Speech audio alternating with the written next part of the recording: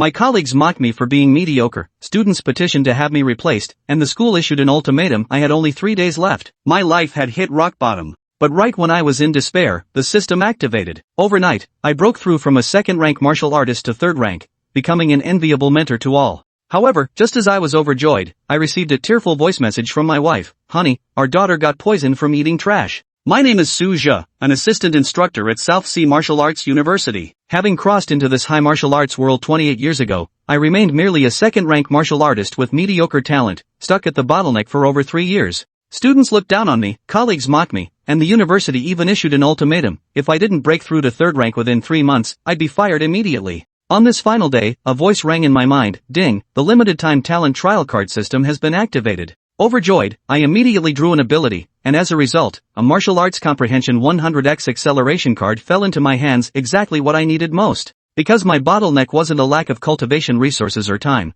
but rather limitations in talent and comprehension, I used it without hesitation. A flood of martial insights instantly surged into my mind, clearing up all the obscure complexities. I immediately circulated my chi and blood to strengthen my meridians and bones, while the chi condensed into a powerful vortex in my dantian. Suddenly, I successfully broke through to the third rank in martial arts, and my cultivation steadily stabilized at the mid-third rank before coming to a halt. Now, not only have I secured my job, but I also have the chance to be promoted to a mentor. Excitedly, I rushed to the dean's office, registered as a third-grade martial artist, and received my promotion subsidy, 5 chi and blood pills and 100 spirit stones. With the subsidy in hand, I faced a dilemma. Should I exchange it for money to support the household, or use it for cultivation? While I was still hesitating, my phone received a mass message. Congratulations to our Alchemy College teaching assistant Su Zhe for advancing to Tier 3 warrior and officially becoming a faculty member at our university. What followed was a drastic change in the attitudes of my colleagues and students, and this harsh reality forced me to make a decision. I must cultivate to become stronger. I returned to my dorm and entered a cultivation state. 15 hours later, after consuming 2 chi and blood pills, my cultivation stabilized at the mid-stage of the third rank. This speed would have taken months and dozens of times more pills in the past. Just as I was about to continue cultivating, a voice message from my wife, Shen Qingyan, came through. Her tearful voice struck me like a bolt from the blue. Honey, when are you coming back? Xiao Jin, she's been poisoned. She picked up trash to eat and got food poisoning. I frantically called to inquire and found out that my daughter, Su Xiaojin, had fallen seriously ill 2 months ago, which had drained all the family savings. To avoid affecting my cultivation, Xingyan had kept it hidden from me. To save money, she even let our daughter go hungry, which eventually led to Xiaojin searching for food in the trash, resulting in severe food poisoning and admission to the intensive care unit. On the phone, Xingyan sobbed with guilt, and my heart ached as if cut by a knife. I immediately converted all my subsidies into cash and sent them to her, then went to request leave from the dean. However, the earliest dedicated train back to the base would take a month. Anxious and desperate, the only solution was to cultivate frantically and elevate my cultivation level. For this, I even borrowed a sum of money from the dean. I firmly believed that as long as I broke through to the 4th rank, my family would never have to worry about money again. 2 days later, at Manhwa No. 3 High School, my wife Shen Qingyan went to collect my monthly martial artist subsidy on my behalf. When the staff verified the information, their attitude became extremely respectful. Ms. Shen, your total subsidy amounts to 25 spirit stones and 100 kilograms of spirit rice. Upon hearing this astonishing figure, Shen Qingyan and everyone around her were stunned. The staff explained, your husband, Mr. Su Zhe, is being subsidized according to the standard for third-rank martial artists. Additionally, as a mentor at Nanhai Martial Arts University, he receives extra subsidies, plus your own subsidy as a first-rank martial artist. That's how the total amount is calculated. Shen Qingyan only then realized that I had broken through to the 3rd rank and become a mentor, which to ordinary people was already like being a big shot. There were less than 20 third-rank martial artists in the entire Nanhai base, and even the deputy governor was only at the peak of the 3rd rank. She silently thought to herself, so that was what he meant last time when he said the subsidy was enough for living expenses. Her heart was filled with joy, and the longing from 3 years apart rushed over her.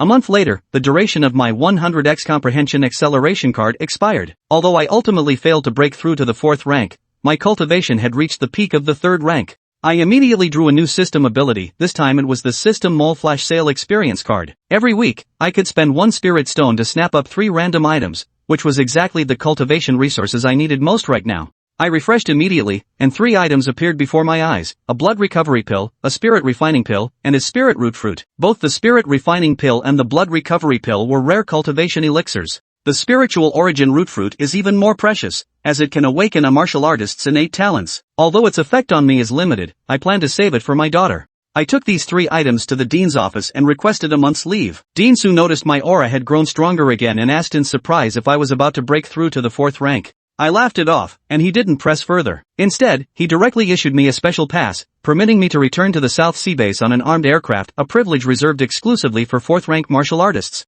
He made an exception for me, and after promising the dean that I would strive to earn this privilege for myself soon, I took my leave. At Nanhai 3rd High School, Shin Xinyan received my message. I'm starting my journey back today. A flutter stirred in her heart, and her pulse quickened involuntarily. Just then, her colleague's sister Wang noticed her expression. Upon learning of my return, she immediately made a request, hoping I could return to our alma mater to conduct special training for the senior 3 students. Xinyan and I hadn't seen each other in 3 years. To bring up such a selfish request right upon meeting, especially with my limited time for visiting home, made her hesitate. She understood Sister Wang's distress. After all, that was also her student. Xinyan didn't refuse outright, only saying she would think about it. With mixed emotions, she finished work early and returned home to wait. 04, home, a precious gift for my daughter. Nanhai Base, a martial arts residential complex. The moment Shin Xinyan stepped through the door, a tiny, adorable figure threw herself into her arms. Mommy! Her daughter, Su Xiaojin, enthusiastically helped Shin Xinyan hang up her bag, showing remarkable maturity. She was, after all, born into a martial artist's family. Though Suja might not have been as present as a father, he never neglected Su Xiaojin's martial arts initiation and education. From a young age, Su Xiaojin displayed martial arts talent surpassing even her parents. At just 9 years old, her chi and blood energy approached 100 units, far surpassing Suja's own level at that age. Xiaojin, Daddy's coming home. Shin Xinyan shared the good news with her daughter immediately.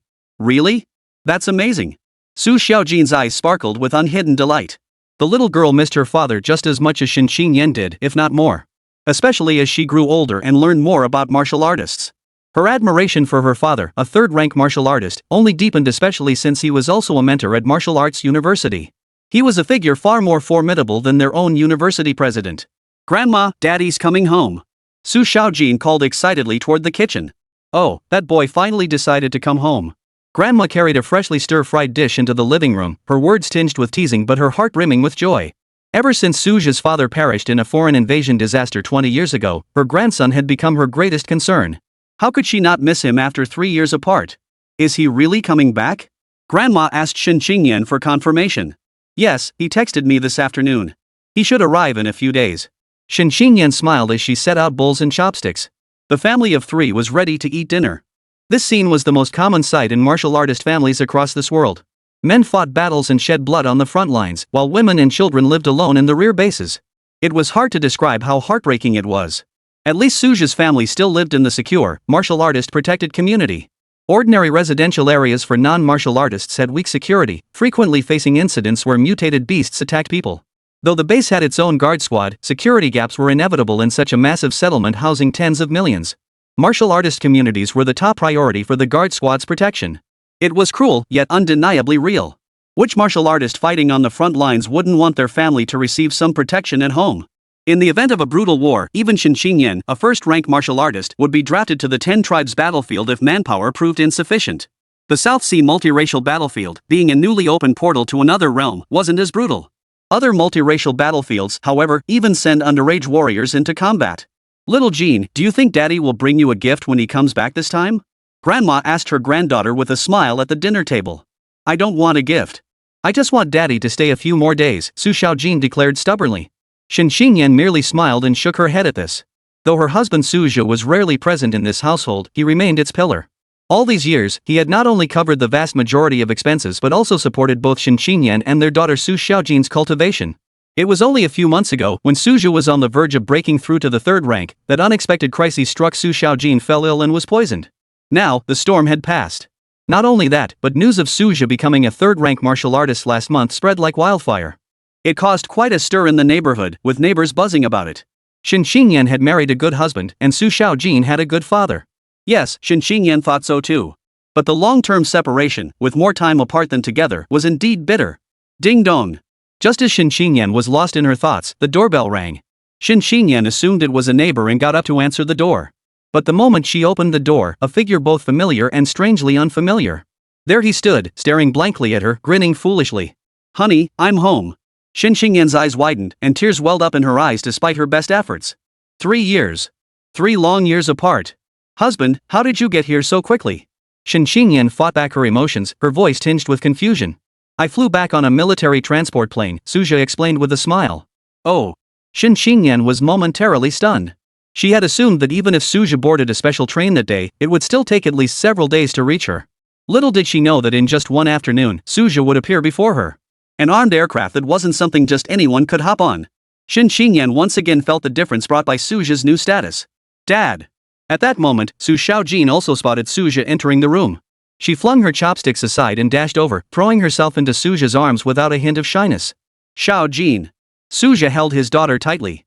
He noticed she was taller than when she was 6, her face fuller, and she had grown even prettier. Xiaojia. Grandma rose and walked over. Mom. For parents, seeing their children safe and sound was their greatest comfort. Though Suja's primary role was as a teaching assistant, he had seen his share of combat. The entire South Sea Martial Arts University was essentially a vast battlefield. Any martial artist faced the risk of death. Seeing her son unharmed and his strength enhanced, her heart felt much lighter. Come, let's eat. This is the spirit rice Xingyan brought back last time. Su's mother beckoned her son to the table. Shin Xingyan had already set out bowls and chopsticks, dished out the rice, and placed it before Suja. Now, not only could their family use spirit rice as their daily staple, but there was even some surplus for Shin Xingyan to take back to her parents' home. Shin Xingyan's father was also a first-rank martial artist, and the spirit rice was beneficial for him. Otherwise, Shin Xingyan wouldn't have shared it with the Shin family. She had several brothers who were good-for-nothings. She certainly didn't want to waste precious spirit rice on them. Spirit rice was a relatively precious resource. While it didn't enhance cultivation, it did strengthen the body and improve health. Ordinary people could scarcely afford more than a few meals of it throughout the entire year. Not only was spirit rice expensive, it was also strictly rationed. Only martial artist families received monthly subsidies. The rationale behind this policy was straightforward: martial artist families had a higher probability of producing martial artists. Everything was geared toward combat strength. Shin Xingyan reserved most of the spirit rice for her daughter, Su Xiaojin. At her age, excessive use of qi blood pills for cultivation was inadvisable. Spirit rice proved the optimal nourishing resource. At the dinner table, the atmosphere among the family of 4 felt somewhat awkward. The main reason was that Su Zhu and Shin Xingyan hadn't seen each other in a long time, and their relationship had never been particularly close. For a moment, the air felt awkward. Noticing this, Su's mother broke the silence first. Xiaojia, how long will you be staying this time? I took a month off, so I'll be able to stay longer this time. Suja glanced at his wife and daughter and smiled. Since leaving for Nanhai Martial Arts University at 18, he'd never spent this much time at home. Truth be told, he was genuinely delighted. Hearing this, joyful smiles spread across the faces of his family. Shin Xingyan, especially, felt a pang of regret as she recalled Sister Wang's suggestion earlier that day. She hadn't agreed to Sister Wang's suggestion earlier mainly because she feared Suja wouldn't have enough time. But now it seemed he might have the time after all. However, Shin Xingyan didn't bring it up right away. Instead, she happily finished the reunion dinner. During the meal, Suja learned a great deal about family matters. Overall, there were no major troubles or issues, which greatly relieved Suja. I brought gifts for everyone this time. As soon as they finished eating, Suja turned to his daughter with a cheerful smile. Xiaojin, guess what present Daddy brought you? What kind of gift? Su Xiaojin's eyes widened, sparkling with excitement. Her wish for Dad to stay longer had come true, and now there were presents too. How could that not make her even happier? Suja affectionately ruffled his daughter's hair, not keeping her in suspense. He pulled out the most precious item in his entire bag. The spirit root fruit. 05, Martial Arts Exam Training, a request from her alma mater. It was a pea-sized fruit, pale red with a hint of dark green. Unlike ordinary fruits, its appearance was rare and unusual. Su Xiaojin stared at it in confusion. Is this thing even edible? It's so tiny, barely enough for a single bite. Su's mother also looked puzzled. Is this some kind of treasure? Only Shin Xingyan examined it closely before exclaiming in shock, could this be a Lingyuan root fruit? As a martial artist, though she'd never seen such a precious thing, she'd heard of it and recognized it. But could her husband really have obtained a spirit root fruit? Yes, it is a Lingyuan root fruit. It's to help develop Xiaojin's martial potential. Suju affirmed to Shin Xingyan. After consuming this Lingyuan root fruit, their daughter would at the very least become a martial artist. And she'd have a good chance of getting into a decent martial arts university later on. Shin Xingyan took a deep breath, then immediately grabbed the Lingyuan root fruit and held it to her daughter's lips. Xiaojin, eat it. It'll make you stronger. Really? I like that. The moment Su Xiaojin heard it would make her stronger, she swallowed the spirit root fruit without a second thought. Besides, fruit was a rare luxury in this world. Even though their family was fairly well off, Su Xiaojin could only eat it a few times a year, and even then, it was pitifully scarce. So delicious. Do we have any more, Daddy? The taste was so exquisite she couldn't get enough. Xinxingyan tapped Su Xiaojin on the head. Selling you wouldn't even buy a second one. Just be grateful. Su Xiaojin quickly hid behind Su Jia and stuck her tongue out at Xinxingyan. You like it, huh? Then dad will find a way to buy you more in the future. Su Jia smiled affectionately. The Lingyuan root fruit, the more you ate, the better the effects. With a bit of luck, the next time the system shop refreshed, another one might just appear. Seeing this, Xinxingyan couldn't help but roll her eyes at Su Jia. So you get to be the good dad, and I'm just the evil stepmother, huh? She promptly pulled Su Jia aside and asked earnestly, Husband, where did you get this Lingyuan root fruit? Just got lucky. Found it by chance on the battlefield. Unable to reveal the truth about the system, Su Jia resorted to the excuse he'd prepared long ago. Spirit root fruits only existed on the battlefield of 10,000 tribes, and their growth patterns were unpredictable. Most were indeed only obtained by chance. But to Xinxingyan's ears, Su Jia's explanation didn't sound nearly as effortless as he made it out to be. She knew that plants with strong spiritual energy were invariably guarded by powerful beasts. Su Jia must have endured great hardship to obtain it. Su Jia didn't want to elaborate, likely to spare her worry. Regardless, Xinxingyan said with concern, safety comes first. Yeah, I know. Su Jia smiled and pulled out other items. These are gifts for the two of you. For his mother, Su Jia had prepared a bottle of blood-nourishing pills. For ordinary people, it could heal injuries or improve physical constitution, essentially a high-grade health supplement. For Xinxingyan, however, he had cultivation resources. The spirit-tempering pill generated by the system seemed tailor-made for Xinxing. Beyond that, Su Jia had purchased several additional bottles at the internal pricing of South Sea Martial Arts University. With good luck, it might even help Xinxingyan advance to a second-rank martial artist. Su Jia knew Xinxingyan had always harbored the heart of a martial artist. Otherwise, she wouldn't have sought out martial arts training at the academy after failing the martial arts exam, enduring hardships to eventually become a martial artist herself. It was just that Xinxingyan's aptitude and natural talent were slightly lacking. Su Jia had also been fortunate back then. His martial arts exam results weren't much better than Xinxingyan's. But he'd managed to scrape into South Sea Martial Arts University, and from then on, the gap between them only widened. Thank you, husband. Xinxingyan happily accepted the gifts. She knew these items were valuable, but since they came from her husband, she felt no burden about accepting them. Besides, her husband was now a third-rank martial artist, a whole new level. Afterward, the family chatted happily for quite some time, and before they knew it, it was time to rest. Their daughter, Su Xiaojin, slept in the same room as her grandmother, while Su Jia retired to his own bedroom. Seeing their wedding photos still resting on the familiar bedside table, Su Jia couldn't help but feel a pang of emotion. 10 years of marriage, yet the time they'd actually spent together was scarce. However, after sharing some private whispers, that intimate feeling returned. Just then, Xinxingyan suddenly embraced Su Jia from behind, her voice soft and sweet as she murmured, Husband. I want. Su Jia wasted no time, mounting her with eager passion. The next morning. Though his legs felt slightly weak, Su Jia rose early and entered the cultivation room to sit cross-legged in meditation. This was a habit he'd cultivated over many years. What could he do? Lacking natural talent, he had to compensate with sheer effort. Xinxingyan was still fast asleep after her rough night, and Su Jia naturally wouldn't disturb her. But if every night were like this, he feared he wouldn't be able to sustain it for a whole month. Now, Su Jia's martial cultivation had reached the peak of the 3rd grade. He had enough breakthrough insights. What remained was gradual accumulation. Upon returning, he'd even taken out a spirit stone loan from the academy to purchase ample cultivation resources. Until the system shop refreshed, he could only stick to his routine cultivation. Xinxingyan finally awoke near noon. Seeing Su Jia, she couldn't help but blush with embarrassment.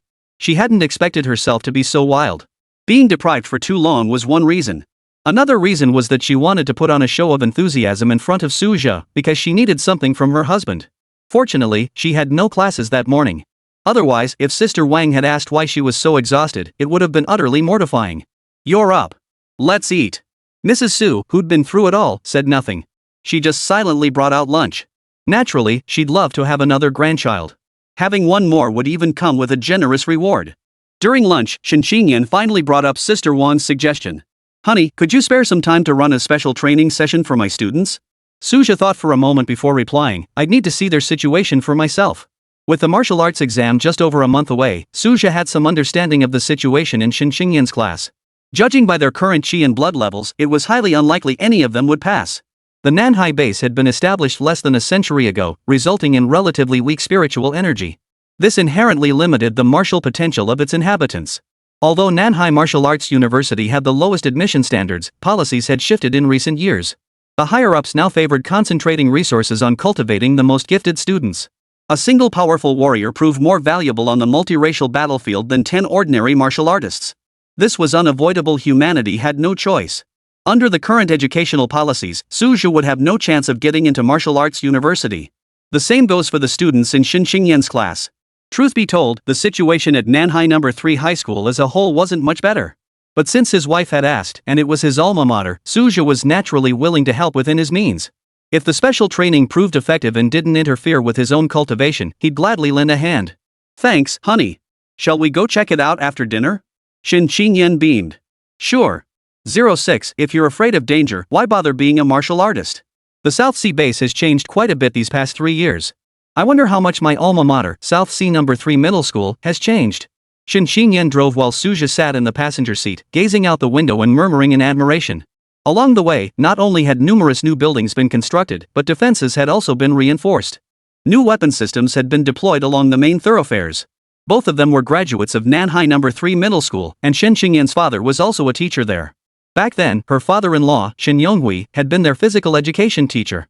Shin Yonghui recognized Suja's diligence, steadiness, and potential, which is why he overruled objections and married his daughter, the school beauty Shin Xingyan, to Suja. It must be noted that Shin Xingyan had been a great beauty since childhood, with countless admirers. Yet she had never felt any attraction toward boys, including Suja, as her sole focus was pursuing martial arts. When her father told her to marry, she married. 10 years passed in the blink of an eye. The school hasn't changed much, it's remained quite ordinary all these years. The martial arts exam results just keep getting worse every year. All the top students are flocking to the higher-ranked schools. Also, the old principal retired last year. The new one is a veteran from the South Sea battlefield. He sustained some injuries and isn't very old, under 50, but he's determined to turn the school around. Unfortunately, the results haven't been what he hoped. Shin Xingyan shared her reflections with Suja, her voice filled with emotion. Soon, the car entered the campus of Nanhai No. 3 High School. The sight of Suja and Shin Xingyan stepping out of the car together immediately drew many curious glances. At 27, Shin Xingyan was at the peak of her beauty. Combined with her status as a martial artist, she was the absolute goddess in the eyes of many students. They'd long heard rumors that Shin Xingyan was married and had a daughter. Today, they were determined to see for themselves what kind of man had stolen their goddess away. He looks pretty ordinary. Not as handsome as me. Keep your voice down. I heard Ms. Shin's husband is a third-rank martial artist. He could crush you with one finger. Wow, he's so handsome. Is this what a third-rank martial artist looks like? He really does have an imposing presence. I want to marry a husband like that someday. Faced with this crowd of gawkers and their chatter, Suja was utterly speechless. Shin Xingyan, however, seemed completely unfazed, even a little pleased. She lifted her head high, chest out, and confidently led Suja into the office. Suja recognized the office. It had belonged to his father-in-law, Shin Yonghui. Shin Xingyan proudly introduced Suja to her colleagues. Her colleagues were both curious and enthusiastic. After all, word of Suja's third-rank martial artist status had already spread far and wide. Sister Wang, this is my husband, Suja. Honey, this is Sister Wang Chifeng. She's my partner teacher who always looks out for me. Finally, Shin Xingyan introduced Sister Wang with particular emphasis. Hello, Mr. Su. Sister Wang shook Suja's hand with both excitement and respect. Respect was unavoidable. The newly appointed principal was merely a peak first-rank martial artist.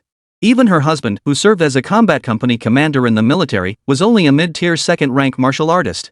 But the man before them was a genuine third-rank martial artist, equivalent in rank to the base's deputy governor. Moreover, Suja's presence here meant that the matter he'd previously discussed with Shin Xingyan was now looking promising. Hello, Sister Wang, Suja greeted her politely. After briefly familiarizing himself with the situation of Class 10, Senior 3, he followed Shin Xingyan to the martial arts classroom where the martial arts lessons were held. Shin Xingyan proceeded with her lesson exactly as planned. Suja sat to the side, carefully observing the students' conditions. As Shin Xingyan had mentioned, most students' chi and blood levels ranged between 420 and 480 units. There were no standouts, nor any particularly weak students, just mediocre. Last year, even the lowest-ranked Nanhai Martial Arts University required a minimum chi blood level of 500 units for admission. This year, the standards might even be raised. As for other prestigious martial arts universities? Forget about it. Out of dozens of universities across the entire Nanhai base, only a handful might get in. Don't underestimate the difference of just 20 or 30 points. Boosting that much in a little over a month is incredibly difficult. Fortunately, Suja possessed a solid foundation in martial arts knowledge and extensive teaching experience. He quickly identified the unique traits of some students and noted down those with potential. After class, in the office, Shin Xingyan and Wang Chifeng both looked at Suja eagerly, asking for his thoughts. Time is extremely tight. Based on the current situation, none of them will pass the exam. Suja bluntly delivered his initial assessment. Hearing this, Shen Xingyan and Wang Qifang both lowered their heads in disappointment. They had anticipated this outcome. They had clung to a sliver of hope before, but now that Suja had spoken, it felt like a death sentence for the class. But hadn't they invited Suja precisely to solve this problem? Honey, you have a solution, right? Shen Xingyan suddenly looked at Suja with a coy gaze, her voice dripping with sweetness. Suja jolted awake, remembering the wild night he'd spent with Shen Xingyan. Oh, this is going to be rough. As fate would have it, Suja happened to have a month-long vacation and wasn't in a rush to cultivate. It's not entirely impossible. Suja paused before continuing. Admission to South Sea Martial Arts University might be a stretch, but a new portal to the foreign lands will open in the southern frontier this year. They're building a new martial arts university. Preparations have been underway for some time now, and they'll definitely be accepting students this year. The admission standards for the new university will likely be relatively lower. It's a good opportunity. This inside information wasn't easily accessible to ordinary people. But for Suja, a third-rank martial artist and instructor at the martial arts university, it fell squarely within his purview. The inaugural enrollment for the new university would be limited, operating as a pilot program. Many students might not even know about it, and even if they did, they might not apply. But Suja knew this new martial arts university would eventually rival Nanhai Martial Arts University. Really? Is this new university reliable? Shen Xingyan and Wang Qifang's eyes lit up as they pressed for answers. Absolutely. Suja nodded firmly, then added. But even if the admission standards are lower, those with less than 500 chi blood points still have little hope. Don't count on getting in on a fluke. To boost their chi blood quickly, they can't just follow a routine of classes in cultivation. The only way is to step outside the base, face danger, and rely on the stimulation of real combat. Beyond the basic chi blood threshold, the martial arts exam inherently includes combat performance scores. Suja believed this class had no chance. Beyond their chi blood levels, their most critical weakness was their lack of combat experience. Combat talent can be cultivated later, but strength improvement is inseparable from real combat. The two are mutually reinforcing. Suja could only say so much. He knew that getting students to leave the base was no easy feat. If anything went wrong, no one could bear the responsibility. Shen Xingyan and Wang Qifang exchanged a glance, their newly kindled hope quickly drowning in hesitation. They cared deeply for their students, but they also didn't want to jeopardize their own futures by taking on a thankless task. Well, we need to discuss this with the principal, Shen Xingyan said, clearly conflicted. Unable to make the decision for her, Suja ultimately offered his own opinion. Regarding the school's stance, you two should decide for yourselves. I just think the students themselves should have the right to choose. If you're afraid of danger and lack the resolve to face death, just live as an ordinary person. What business do you have being a martial artist? In this world, everyone must take responsibility for themselves. Hearing these words, Shen Xingyan and Wang Qifang both experienced a moment of clarity. Indeed, the martial arts exam could alter one's fate, but ultimately, each person held their destiny in their own hands. They had no obligation to make decisions for every student, dragging them outside the base to face the dangers of the beasts. Some students were simply not destined to become martial artists. Forcing them along, though well-intentioned, might not be how they perceived it. Moreover, venturing beyond the base was fraught with peril. Even professional hunting groups frequently encountered accidents. Their only confidence lay in Suja, a third-rank warrior leading the team that would significantly reduce the risks. For some students, this truly was a once-in-a-lifetime opportunity. It all comes down to their own choices. Alright, thanks, honey. 07, Extreme Training, what a character. After discussing briefly, Shen Xingyan and Wang Qifang sought out the students for individual talks. They hoped the students wouldn't miss this chance, but the reality fell short of expectations. Out of over 60 students in the class, only 9 expressed willingness to join the training. More than half refused outright, while the rest said they needed to discuss it with their families before deciding. Facing the threat of beasts outside the base, few high schoolers had the guts. It's only natural. Fewer people are better, too many would be harder to manage. Suja offered a different perspective on this expected outcome. He was only at the peak of martial arts third grade himself, and even in the wilderness, absolute safety couldn't be guaranteed. Managing more than 10 students would double the difficulty. Moreover, special training differed from mere travel. He must tailor instruction to each student's unique traits. If not for his wife's earnest pleas, he'd have no desire to take on such a laborious task. At South Sea Martial Arts University, Suja frequently took students on wilderness training expeditions. But those were college students, mostly first-rank martial artists who could at least defend themselves. The next day, Suja accompanied Shen Xingyan back to Nanhai No. 3 Middle School. Shen Xingyan decided not to report the matter to the school. If anything went wrong, she would take full responsibility herself, sparing the school any trouble. Suja said nothing. In his view, anything not involving war wasn't a big deal. Only 10 students ultimately agreed to join the special training. Shen Xingyan confirmed the number before sharing the news with Suja, a hint of resignation in her voice. To be honest, she felt a bit dissatisfied. These students were nothing but delicate flowers. They wanted to become martial artists but weren't willing to put in the effort. There was no such thing as a free lunch. Fine. It's their choice, nothing more. All I can do is give these 10 students my best support. Suja reassured Shin Qingyan. Then, he arrived at the training room to meet with the 10 students. Hello. From now until the martial arts exam, I'll be your special training instructor. Suja got straight to the point, channeling his chi and blood to unleash a powerful aura that enveloped the students. No need for empty words, power speaks loudest. So powerful. Is this the aura of a third-rank martial artist? Terrifying. No wonder he's a mentor at Martial Arts University, and no wonder he's teacher Shin's husband. The students were instantly stunned by this display. In this world, strength reigns supreme. They rarely had the chance to encounter a third-rank martial artist, and each of them wore expressions of awe. Some had come for the special training precisely because they'd heard of Suja's reputation. Now, seeing him in action, they realized his reputation was well-deserved. He was truly formidable. An inexplicable hope immediately welled up within them. With this formidable martial artist leading the training, perhaps they could truly gain admission to the Martial Arts University.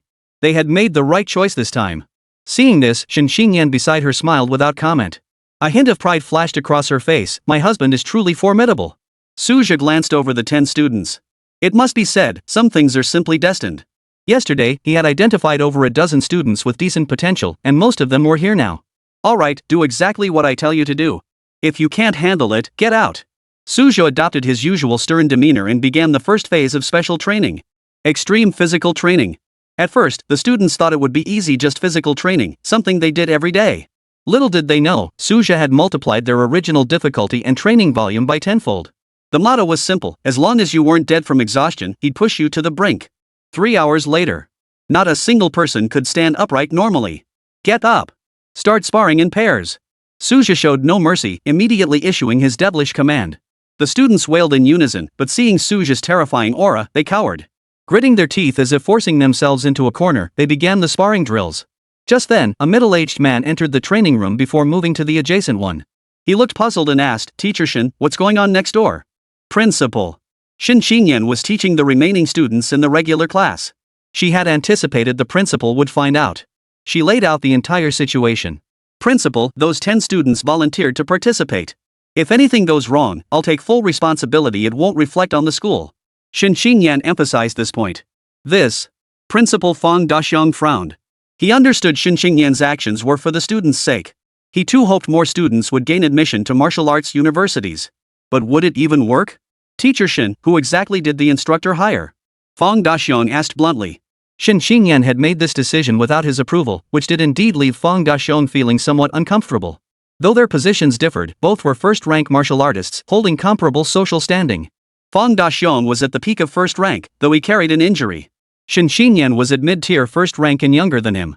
Moreover, whoever Shin Qingyan had invited as a special instructor was likely no ordinary figure. He didn't want to unnecessarily antagonize someone without fully understanding the situation. It's my husband, Suja, Shin Qingyan declared with unwavering certainty. Oh. So it's Instructor Su. Fang Daxiong exclaimed, visibly startled. He'd heard about Shin Qingyan's husband visiting the school yesterday. But how could he have imagined that a third-rank martial artist, a mentor at South Sea Martial Arts University, would actually come to teach high school students as a special instructor? Even the entire leadership of Nanhai Base's top-tier first high school couldn't persuade such a heavyweight to come. And what third-rank martial artist would have that kind of free time anyway? Teacher Shin, you've worked so hard. It's truly commendable that you've considered the school's needs so deeply. Fang Daxiong said with a smile, his tone softening with respect. Then, he took it upon himself to observe and learn. Shin Qingyan couldn't very well stop him, so she followed along to the adjacent training room. Upon seeing Shin Qingyan enter with a middle-aged man, Suja guessed the situation and approached them. Instructor Su, thank you for your hard work. We truly appreciate your support for our school. Fang Daxiong, noticing Suji approaching, stepped forward to express his gratitude. Honey, this is our Principal Fang, Shin Qingyan introduced. Suja greeted him politely, hello, Principal Fang. He instantly assessed Fang Daxiong's martial arts cultivation and recognized his injuries. A warrior who could still fight on the battlefield wasn't a coward. Fang Daxiong's injuries weren't severe, yet he chose to retire at such a young age. It did suggest a certain fear of combat, but Suja held no prejudice against him for it. I hear Instructor Su was also an outstanding alumnus who graduated from our third middle school. Fang Daxiong asked warmly, striking up a conversation with ease. That's correct. I was in the same class as Qingyan.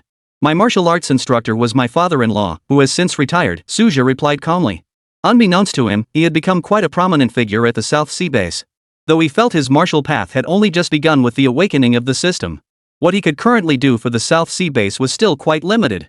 Fang Daxian wanted to build rapport, but Suja could do little to help. After a few more words, he made it clear to Fang Daxian that this special training was solely due to his wife's influence and his own availability.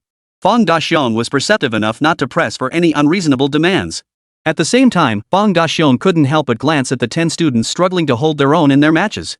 You guys are incredibly lucky.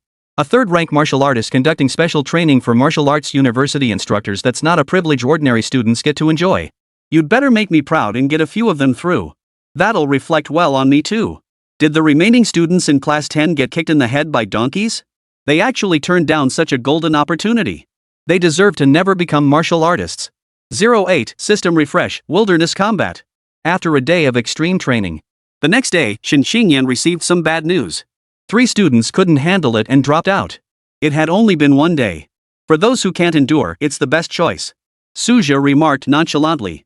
With 3 fewer people, the field trip would be much easier.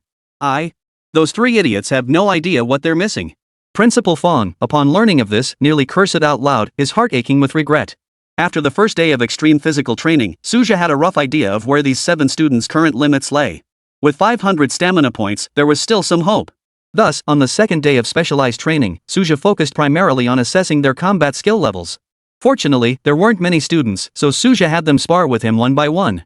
Too many unnecessary moves, all flash and no substance.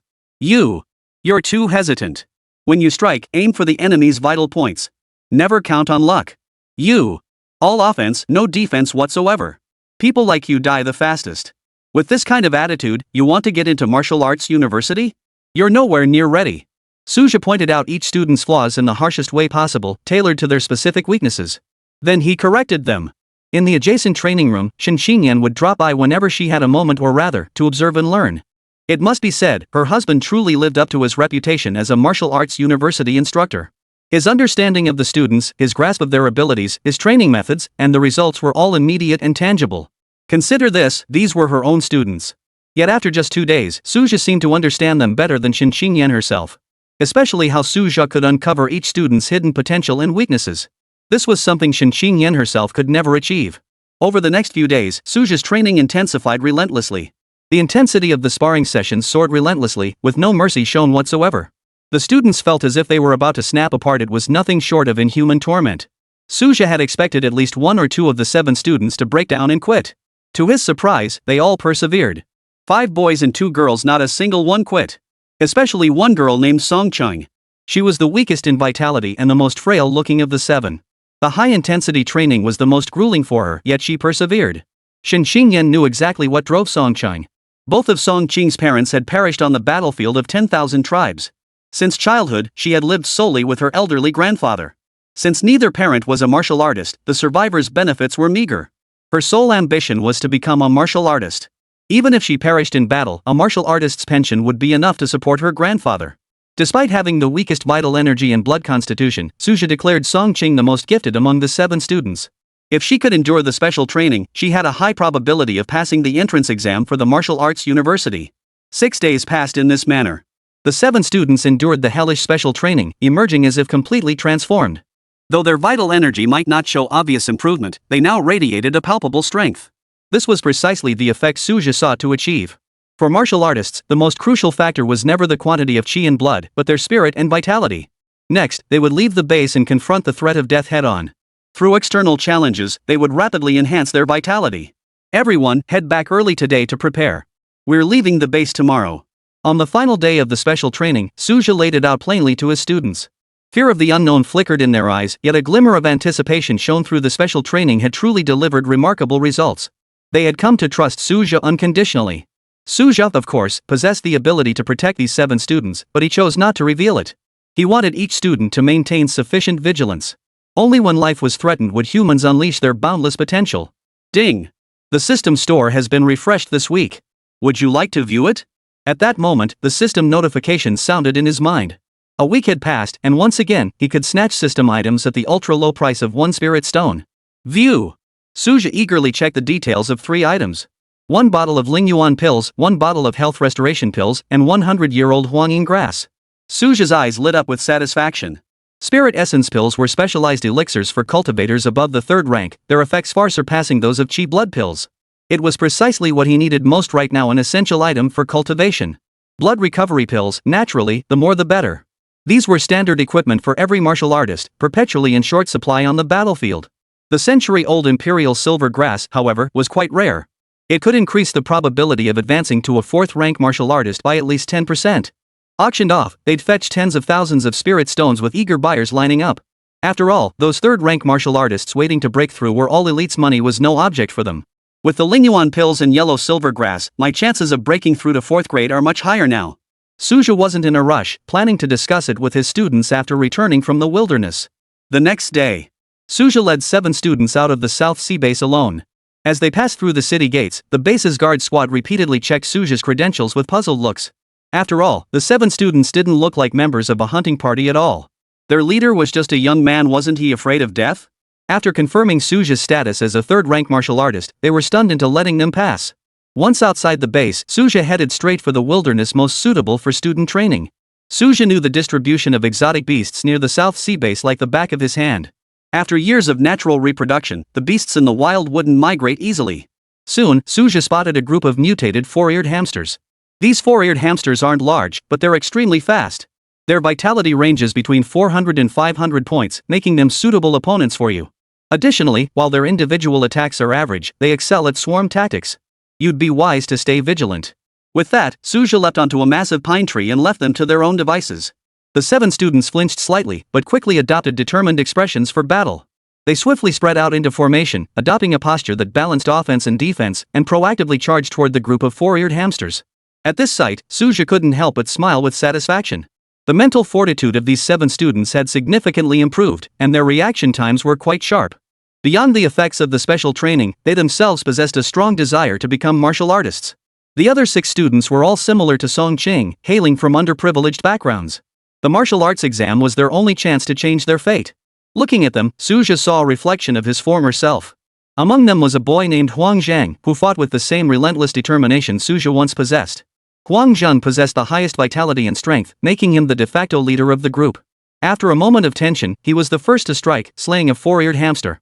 Facing the 4-eared hamster's frenzied counterattack, each student fought with bloodshot eyes, throwing caution to the wind. In the end, despite 3 sustaining injuries, they managed to eliminate the group of 4-eared hamsters. Fortunately, the injuries were not severe, and Suja paid out of his own pocket for the healing pills to treat them. Seeing how ruthless this group of humans was, the remaining 4-eared hamsters fled in panic. We won! We won! Huang Zhang, Song Qing, and the other 5, their disheveled faces lit up with unprecedented excitement. Suja gave them no time to rest, briefly summarizing the battle experience. Soon, he ramped up the intensity.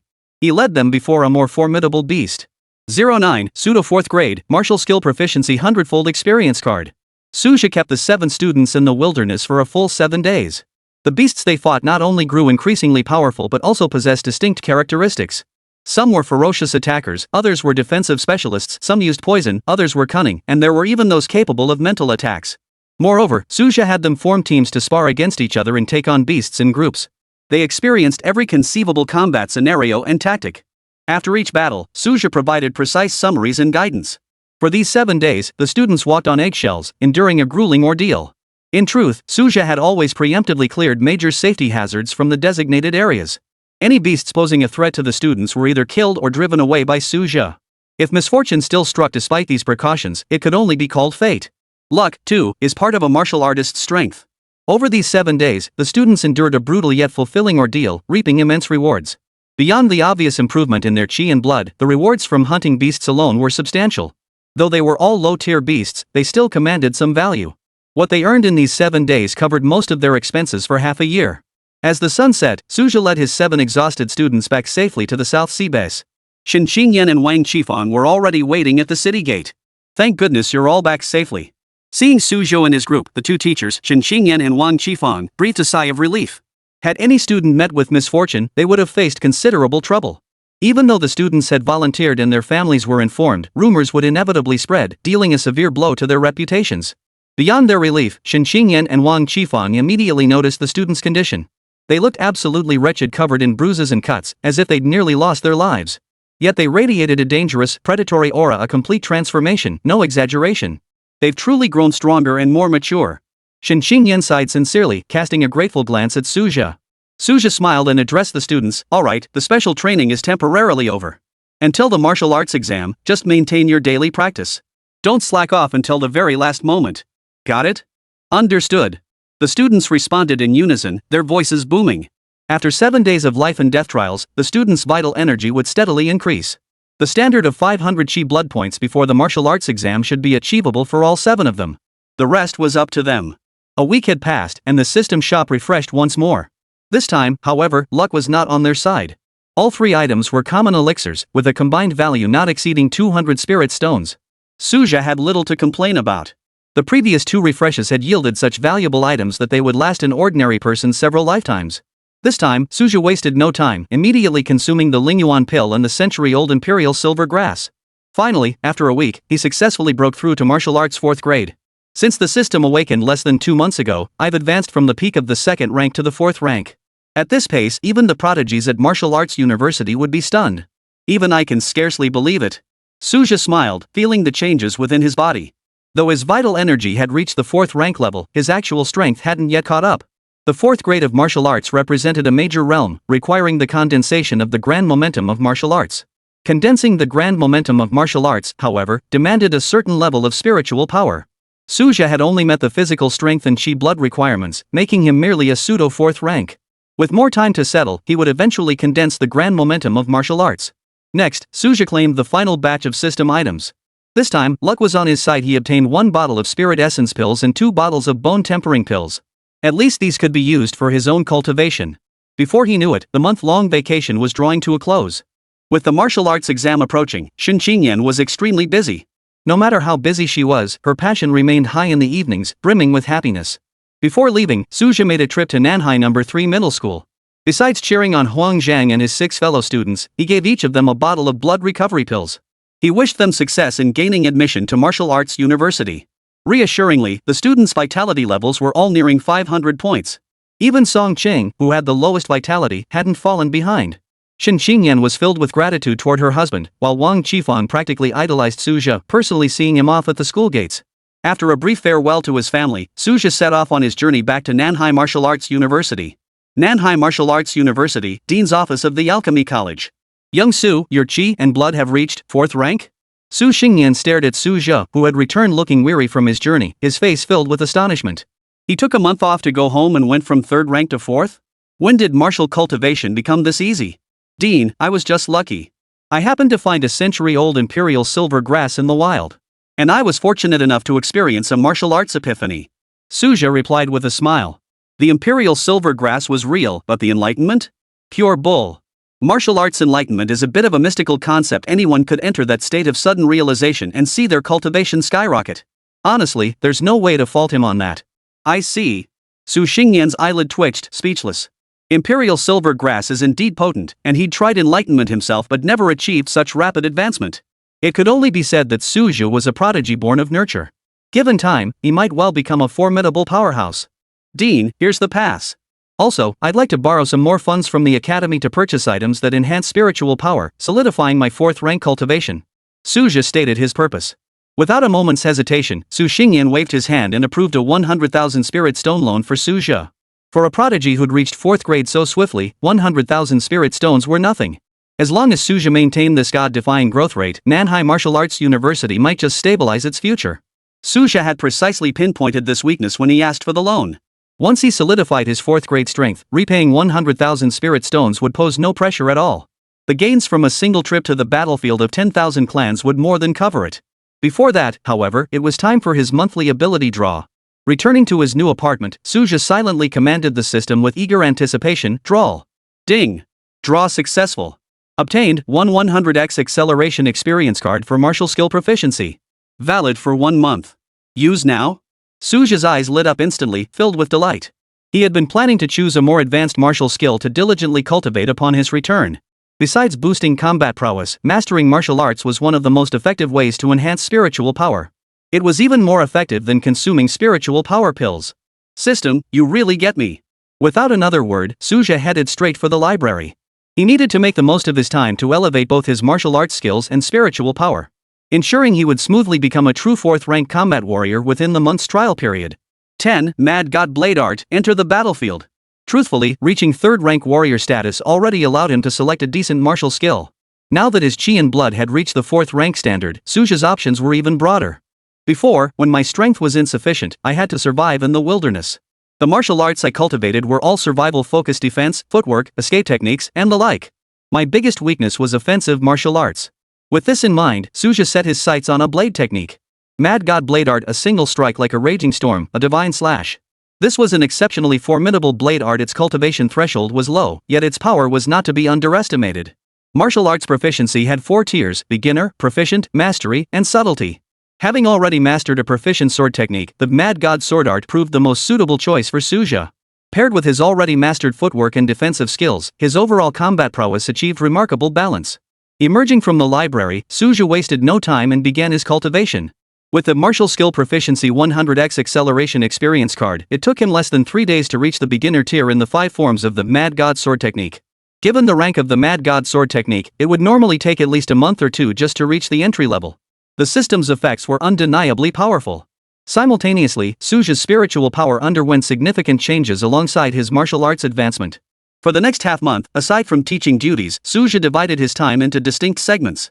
He cultivated his cultivation base, practiced sword techniques, studied the insights of past martial masters on the grand trends of martial arts, and attempted to condense his own grand trend of martial arts. This cycle repeated, monotonous yet fulfilling. By the time he mastered the Mad God Sword technique, his spiritual power doubled, his chi and blood reached the early stable stage of the 4th rank, and he began to faintly grasp the essence of martial arts. Suja made a bold decision to forge his breakthrough on the battlefield of 10,000 tribes in the South Sea. The ultimate environment for forging martial momentum was the crucible of battle. The blade is a weapon of slaughter. Martial arts are the way of slaughter. Suja understood that his innate talent and aptitude were insufficient. Only through killing could he compensate. And slaughter was the path of martial arts most suited to him. Having made up his mind, Suja first went to the Internal Affairs Department and spent a fortune to purchase a long sword worth 20,000 spirit stones. He also acquired a set of battle armor with superior defensive capabilities, costing 30,000 spirit stones. Beyond that, he fully stocked up on the necessary pills and supplies. After applying the internal discount, the total cost came to nearly 70,000 spirit stones. Thankfully, after advancing to 4th grade, there's another subsidy to claim. Otherwise, no amount of money would have been enough. Suja gave a wry smile and left the Internal Affairs Department. Truth be told, only Suja had grown accustomed to such meticulous preparation. Others heading into battle wouldn't bother with such thoroughness. Hopefully this breakthrough succeeds, and I can earn back some of the costs. With his gear fully assembled, Suja stepped onto the battlefield of the South Sea. The gateway to the South Sea multiracial battlefield lay just 5 kilometers from South Sea Martial Arts University. Constructed as a massive military base, it served as the final defensive line for the South Sea multiracial battlefield. Not only was it heavily guarded, but it also housed numerous human-made heavy weapons. Beyond that, the entire entrance to the passageway was imbued with a powerful formation. The gateway itself is forged from materials of 9th grade or higher, boasting an unimaginable level of hardness. Humanity has fortified every passageway to the utmost extent. Should the myriad races breach it, each base would face utter annihilation. Of course, human martial artists are no pushovers either. 5 centuries of resistance have forged humanity's formidable combat prowess. No single race could defeat humanity alone. Suja, instructor at South Sea Martial Arts University, registered 3rd rank martial artist. Identity verification successful. Suja smoothly passed the identity check and entered the passageway. This wasn't his first time at the multiracial battlefield. He was well acquainted with the procedures and key precautions. After traversing a heavily guarded main thoroughfare, Suja arrived at the critical outpost of the battlefield. The South Sea Stronghold. Though called an outpost, it resembled more of a fortified city on the battlefield. The South Sea outpost primarily faced the Wasteland clan among the myriad races. This race bore a striking resemblance to humans, yet possessed a more towering and formidable stature, renowned for their savage ferocity. 30 years ago, a foreign dimension descended upon this world, forming a portal in the southern borderlands that evolved into the present-day multiracial battlefield. Today, the South Sea multiracial battlefield stands as an independent and fully integrated fusion world. Mountains, rivers, and diverse terrains all exist within it. 2 main factions control the territory, the Wasteland clan and the Human clan, with other races active in the lawless borderlands. The Wasteland clan and the Human race have waged relentless warfare across the South Sea battlefield year after year. Beyond guarding against annihilation by the opposing side, primarily vying for the precious resources scattered across the battlefield. The Wasteland clan is inherently warlike. They are never satisfied with merely occupying more resources, they seek to monopolize the entire space. They even seek to breach the passageway and invade the human race's stronghold, Blue Star. Over the past 30 years, the Wastelanders have launched countless assaults. The most severe assault destroyed the South Sea stronghold, nearly breaching the gateway and surging into the southern borders of the Great Xia Kingdom. Following that incident, defenses at the South Sea outpost were significantly reinforced. It was said that a powerhouse above the 9th rank had been dispatched to command the outpost. Suja had never seen him. Even if he had seen him face to face, Suja doubted he would recognize him. Such an existence, if intent on concealing their aura, would be beyond Suja's ability to discern. Soon, Suja left the outpost. He journeyed alone to a desolate mountain range known as the Haunted Wilderness. Suja had chosen this place for a specific purpose. Beyond its complex and treacherous terrain, saturated with toxic miasma, it also yielded a fruit called the Cold Condensing Fruit, which offered some benefit in enhancing spiritual power. Many martial artists seeking to advance from 3rd grade to 4th grade came here to gather them. Consequently, the most common visitors were 3rd-rank martial artists, both human and wasteland tribes. Those too weak to venture here, and those too powerful to bother. Suja had visited once at the peak of his 2nd-rank cultivation, reaping little benefit and nearly succumbing to the toxic fumes. Back then, he mainly lurked on the outskirts, scavenging leftovers and casually eliminating enemies. This time, however, he chose to stride in boldly. His goal was to lure the Wasteland clan into surrounding and attacking him, using the slaughter to consolidate his martial momentum. A 3rd-rank human? And alone? Not long after venturing deep into the eerie wilderness lair, a squad of Wastelanders spotted Suja. There were 6 of them, 3 at the 3rd rank and 3 at the peak of the 2nd rank. Suja's eyes lit up. Before they could close in, he accelerated toward them instead. Die! Suja instantly unleashed 4th rank vitality, materializing among the 6 in an instant. With a single swing of his blade, he cut down 3 peak 2nd rank cultivators. Not only did Suja's cultivation far surpass theirs, but his weapon and martial arts techniques also held clear advantages. Slaying 2nd rank opponents was as easy as slicing through cucumbers. The remaining 3 3rd rank cultivators panicked instantly. Damned humans! A 4th rank chi blood? This is outrageous! The leader of the 3rd rank Wasteland clan, seething with rage, charged forward. He intended to rely on his physical prowess to overwhelm Suja, then outnumber him 3-1 to wear him down. Alas, his calculations were off. Suja didn't even bother dodging, choosing instead to meet the attack head-on. A lightning-fast slash parried the attack, followed by a swift counterstrike. Crack! The leader's head rolled to the ground dead as a doornail. 11. Martial prowess solidified, registered as a 4th rank martial artist. Suja's current vitality and blood energy had reached the standard level of a 4th rank martial artist. Combined with his martial skills and combat experience, he was far ahead of the rest. Defeating these 3rd rank Wasteland clan warriors in the Haunted Wilderness was no great challenge.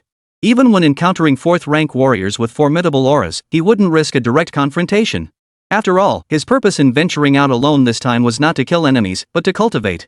With each kill, his martial momentum gradually solidified. His haul of materials was also substantial. Unfortunately, lacking any spatial treasures, he could only take the relatively valuable pieces. This continued for nearly 7 days, and the aura of slaughter surrounding Suja grew increasingly heavy. Thanks to the Martial Skill Mastery 100x Acceleration Experience card, each use of his sword technique allowed him to condense a bit more spiritual energy. The speed was astonishing, and he sensed that mastery was within reach. I need to pick up the pace, Suja thought, his gaze hardening. He had to become a true 4th rank before the experience card expired. Kill! Suja charged forward with renewed vigor, swinging his blade to accelerate the slaughter of the Wasteland clan. 2 days later, he sensed his killing intent had reached its peak. Hum! In the next instant, the aura emanating from Suja began to surge violently. Then, as anticipated, a mysterious force surged forth within his sea of consciousness. A colossal spiritual force. This pure spiritual force formed the martial arts momentum that was the true hallmark of a 4th grade martial artist. It was also the dividing line between mid-tier and low-tier martial artists. The martial momentum is complete. Suja felt the transformation within himself, a look of excitement spreading across his face. In this moment, he officially stepped into the ranks of mid-tier martial artists. However, Suja did not let this success go to his head. Instead, he swiftly retreated from the vicinity of the ghostly wilderness nest. Cultivating martial momentum on the battlefield was unpredictable and could easily invite unforeseen dangers. Besides, his objective was achieved, there was no reason to linger. Shortly after Suja vanished from the spot, a squad of Wasteland tribe members arrived as expected. He's gone. That was definitely the aura of a human cultivator channeling martial energy. What a pity. The leader of the Wasteland tribe shook his head regretfully. The first attempt at condensing martial energy often suffers from unstable spiritual power. With their squad strength, they had every chance to bring down a 4th-rank human martial artist right here. Even if they couldn't kill him, they could cause his cultivation to plummet, severing his path to advancement. He sure got away fast. After searching the area for a while without success, the wasteland tribe withdrew. By now, Suja had safely returned to the South Sea stronghold. He immediately exchanged all his gains from the past 10 days for contribution points at the base. He then headed back to the academy, visited the Internal Affairs Department, and exchanged some resources for cultivation materials. Upon seeing the storage ring, Suja gritted his teeth and exchanged for one. Though it offered less than 5 cubic meters of storage space, its price was outrageously high. Purchasing it with spirit stones would cost a staggering 100,000 spirit stones, even at the school's discounted rate equivalent to 1 billion dasha coins. Had he not slain enough wasteland tribe members this time, Suja would never have been able to afford it. But with such a treasure as the storage ring, he wouldn't waste resources on the battlefield anymore. The moment he held the storage ring, Suja smiled with satisfaction. He was broke again. Not only had he failed to repay his school loans, but he'd blown through every penny he'd just earned. Martial artists really burn through money. No big deal. Now that I'm a 4th-rank martial artist, I can borrow more. With this thought, Suja returned to his residence. He intended to first familiarize himself with and solidify the great trends of martial arts. Projecting mental energy outward. Suja experienced the true power of a 4th-rank martial artist for the first time, and the results were quite satisfying. Not only could he exert mental suppression, but his strength and speed had also significantly increased. Especially when executing martial techniques, the added boost from the momentum of martial arts made their power and precision incomparable to before. It was said that a high-grade martial artist's mere mental suppression could render a low-grade martial artist unable to lift their head. More terrifyingly, it could even shatter a lower-grade martial artist's psyche, driving them to suicide or self-destruction. High-grade martial artists, huh? With this system, I might just be able to reach that level. A confident gleam lit up Suja's face. In less than 3 months, he had consecutively broken through the 3rd and 4th ranks. Nothing was impossible. 3 days later, Suja's martial momentum had stabilized, and he finally emerged from seclusion. He checked his phone and found nothing urgent. One minor matter, however, caught Suja off guard. It was from Shen Qingyan.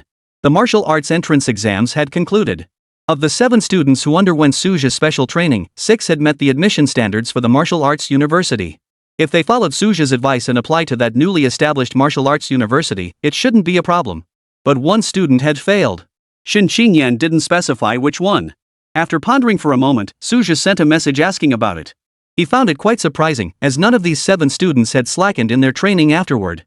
Moreover, with the pills he had personally funded, it made no sense for them to fall short of the admission threshold.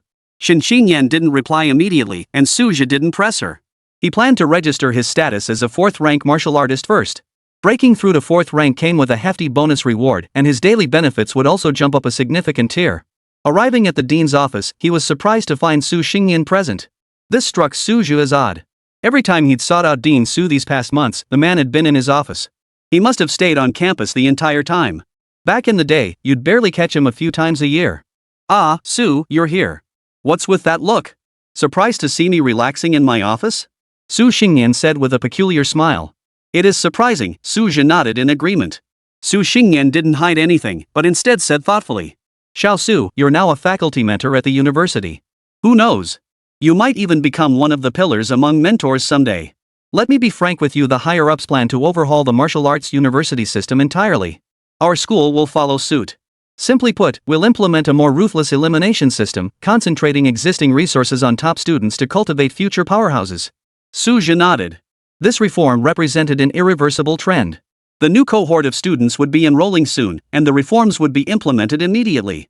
Martial arts universities in this world don't have winter or summer break. Students enroll immediately after the martial arts exams conclude. The battlefield of 10,000 clans always needs fresh blood. Oh, right, did you need something from me? Su Xingyan sighed before asking. I didn't come specifically to see you, Dean. I just needed to register my 4th rank cultivation here at your office. Suji explained his purpose. What? You've reached 4th grade? Su Xingyan froze in surprise. Once a martial artist had their martial momentum, it became difficult to sense their cultivation level if they concealed their aura with mental energy.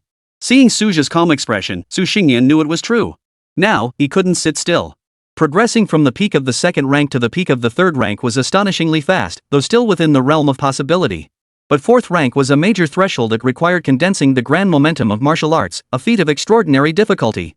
Countless martial artists throughout the Great Xia Empire were stuck at the 3rd rank. Even the most gifted talents took years to even approach it. Su Xingyan had once boldly predicted that with Suja's late awakening talent, he might reach it in a year or two. Now you're telling me you've reached 4th grade in less than a month? 4th rank, no doubt about it. Suja projected a thread of stable spiritual energy outward. Watching Su Xingyan's stunned expression, he found it quite amusing. Truth be told, Suja had given this serious thought. The system was the most direct catalyst for his rapid cultivation of martial momentum. Another reason might be tied to his status as a transmigrator, possessing the soul of 2 lifetimes. For spiritual power is intrinsically linked to the soul. Suja's martial arts aptitude and talent were truly ordinary, but his innate talent for cultivating spiritual power was itself extraordinary. You're something else, kid. Once certain of the outcome, Su Xingyan's face lit up with delight. For any martial arts university, gaining a 4th rank instructor was cause for celebration. Especially for the weaker Nanhai Martial Arts University and its bottom-ranked Alchemy College. Suja was still very young. At this rate, the day he would carry the banner of the Alchemy Academy might come sooner than expected. At this moment, Suja's importance in Su Xingyan's heart had risen even higher. 12. Martial Arts University reforms. Martial arts exams conclude. Alright, your 4th rank martial artist certification is registered. Su Xingyan personally stepped in and swiftly completed the formalities for Suja. Thank you, Dean. Suja expressed his gratitude. Afterward, Su Xingyan pulled Suja aside for a lengthy conversation. He treated Suju as if he were the heir apparent to the Alchemy Academy. Among the reforms, the school's changes weren't limited to new students but applied to the entire institution. Based on enrollment dates, students failing to meet Qi and blood standards each year would be forcibly expelled and recommended for direct entry into non-martial military units. The freed-up resources would be redirected to reward outstanding students, with the most exceptional receiving substantial bonuses. Su Xingyan also revealed that higher authorities were already studying a plan to allocate resources to martial arts universities based on their tiered strength rankings. Superior universities already received preferential resource allocation. Now, they plan to intensify this tilt, allowing the strong to grow stronger while the weak must find their own solutions. Suja had no particular opinion on this matter. The strong getting stronger was a universal law. However, the bottom-ranked Nanhai Martial Arts University would likely face tough times ahead. Martial arts universities form the bedrock of every 10,000 tribes battlefield. Beyond continuously supplying martial artists to the military, they themselves possess formidable resistance against the 10,000 tribes. After all, both the instructors and students at martial arts universities are martial artists themselves. A single hair moves the entire body. This transformation was likely tied to the shifting landscape of the multiverse battlefield. Prior to this, Suja was merely a second-rank assistant instructor, with limited access to high-level intelligence. After reaching 4th grade, he gradually gained access to more classified information. A martial artist's path to growth relies heavily on cultivation resources. These resources encompass not only elixirs, treasures, spirit stones, cultivation techniques, and martial arts, but guaranteed opportunities for real combat prove even more crucial. For those students expelled from the academy, advancing further without military training would be as difficult as climbing to the heavens. Of course, the rear had its own advantages. At the very least, the rear is safer. True strength is forged in blood. Suja didn't know what the future held, but he knew one thing: he had to grow stronger. After a brief conversation with Su Xingyan, Suja hurried straight to the Internal Affairs Department. He collected a substantial advancement subsidy and his 4th rank salary. His monthly salary totaled nearly 1,000 spirit stones, a considerable fortune. Unfortunately, it was quickly depleted. After purchasing a batch of cultivation resources, Suja had little left. This was only possible because he'd used extra resources from last month's system store, otherwise, his expenses would have been even greater. It seems the fastest path to cultivation beyond 4th grade is to head to the battlefield using combat to aid cultivation. Suja was even contemplating whether to resign from his mentor position and join the military. But it didn't seem that urgent. If the system could grant him an earth-shattering ability next month, it would make up for it. As he pondered this, a congratulatory message suddenly arrived from the academy. Congratulations to Suja, instructor of our Alchemy Academy, on advancing to 4th rank martial artist. The scrolling congratulatory message on the school website was also updated simultaneously. When Suja last advanced to 3rd rank, it drew some attention but caused little stir. After all, an assistant instructor who had stagnated at the peak of 2nd rank for years advancing to 3rd rank wasn't particularly noteworthy. But this was different. The entire school faculty and students alike was stunned by the news. What? Suja reached 4th rank? He broke through to 3rd rank less than 3 months ago, right? No way, 4th rank. That's 4th rank. Only those who truly understood how difficult it was to break through to the 4th rank could grasp just how explosive this news was. Especially those who'd been mentors at the academy for years yet remained stuck at the 3rd rank. They all looked at Suja with newfound respect. They knew Suja had now pulled far ahead of them. Guess I'll have to step up my game. Can't just coast through life forever. If Suja can do it, so can I. Little did Suja realize how many people he had inadvertently motivated. Back at his apartment, he received a flood of congratulatory messages. Beyond familiar colleagues and students, there were also many mid-tier mentors, including 4th and 5th tier ones. Even a few highly respected 5th grade mentors sent their congratulations. They weren't condescending, it was Suja's immense potential that had earned their recognition. True strength reigns supreme. Suja replied to each congratulatory message with heartfelt emotion. He wasn't a reclusive person to begin with, why would he have any reason to offend others? Before long, Shin Xingyan also sent a message. Honey, it was Song Chung who failed the exam. 3 days before the martial arts exam, Song Qing's grandfather suddenly fell gravely ill and was hospitalized. She spent day and night caring for him, which disrupted her cultivation practice and hindered her chi and blood cultivation. Sadly, her grandfather didn't make it in the end. I've already contacted a reputable martial arts academy. I plan to take Song Qing as my goddaughter, sponsor her continued training, and prepare her for next year's martial arts exam. Honey, what do you think? Seeing this message, Suja was quite surprised. He remembered Song Qing as the most promising among the 7 students, but never expected things to turn out this way. Supporting Song Qing financially didn't bother Suja, but adopting her as a goddaughter? What was that about? Was his wife, Shin Xingyan, suddenly overcome with maternal instincts? After all, Suja was 28 this year, while Song Qing was 18, only 10 years apart. Suddenly acquiring such a much younger daughter out of nowhere felt a bit. Song Qing has both talent and potential. Sending her to a martial arts academy would waste a whole year. I'll discuss with the academy leadership to see if they can grant me a special admission spot for her to join our school. Don't get your hopes up too high. Even special admission spots require an assessment. Suja replied to Shin Xingyan. He understood Shin Xingyan's feelings. Back then, she had fallen just short of getting into martial arts university. It remained the greatest regret of her life so far. Perhaps she saw her own reflection in Song Qing. Moreover, with Grandpa Song Qing gone, she was now an orphan. Shin Xingyan felt sympathy for her. Honey, you're amazing. Love you. Shin Xingyan replied with joyful excitement. Suja was speechless. While caring for Shin Xingyan's feelings was one reason, he also didn't want to waste such a promising talent. After the new semester began, the school would implement a new policy. Students failing their first-year assessments would be expelled. How far she could go depended entirely on Song Chung herself. Regarding the special admission quota, Suja sent a message to Su Xingyan. No problem. I trust your judgment, Su Xingyan replied smoothly. This arrangement aligned perfectly with the school's policy. Martial arts exams inevitably overlook some hidden gems. The school wouldn't want to miss out on a promising talent. Nanhai No. 3 High School. After securing Suja's approval, Shin Xingyan rushed straight to find Song Qing. She felt personally responsible for Song Qing's failure to pass the exam due to her own oversight. With so much happening before the martial arts exam, Shin Xingyan only learned of Song Qing's situation after the test concluded. Moreover, Class 10 of Senior 3 performed exceptionally well in this martial arts exam, with all 6 students including Huang Zhang passing the admission threshold. This dramatically boosted the school's overall admission rate. This not only put a huge smile on Principal Fang Dashong's face but also made Shin Xingyan's reputation soar. After the martial arts exam concluded, Shin Xingyan was constantly surrounded by various commendations and praise. This only deepened her sense of guilt. Had she noticed Song Qing's situation back then, perhaps she could have passed. Among the 7, Song Qing had the weakest foundation yet the greatest natural talent. She had worked the hardest during this period, yet the outcome. With this weight on her heart, Shin Xingyan spoke sincerely to Song Qing. Song Qing, I genuinely care about you and believe you have a brighter future ahead. I genuinely wish to take you as my own daughter.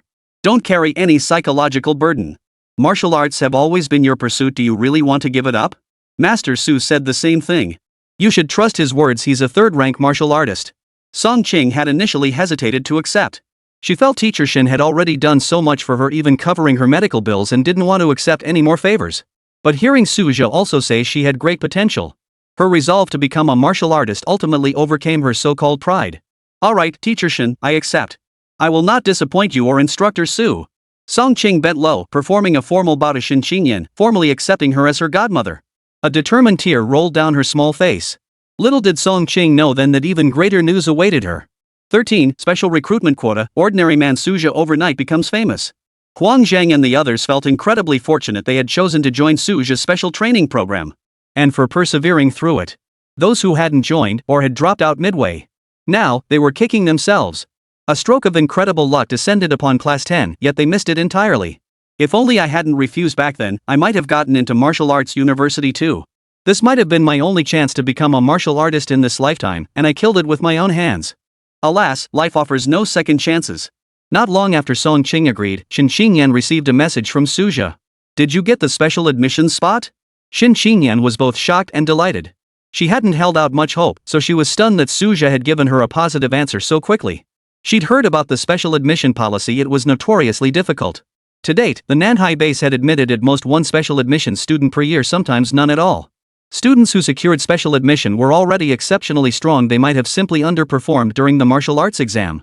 Even then, the spot required a recommendation. Who knew my husband had such clout at Nanhai Martial Arts University? Xingyan, don't get too excited just yet. It's only a special admission spot.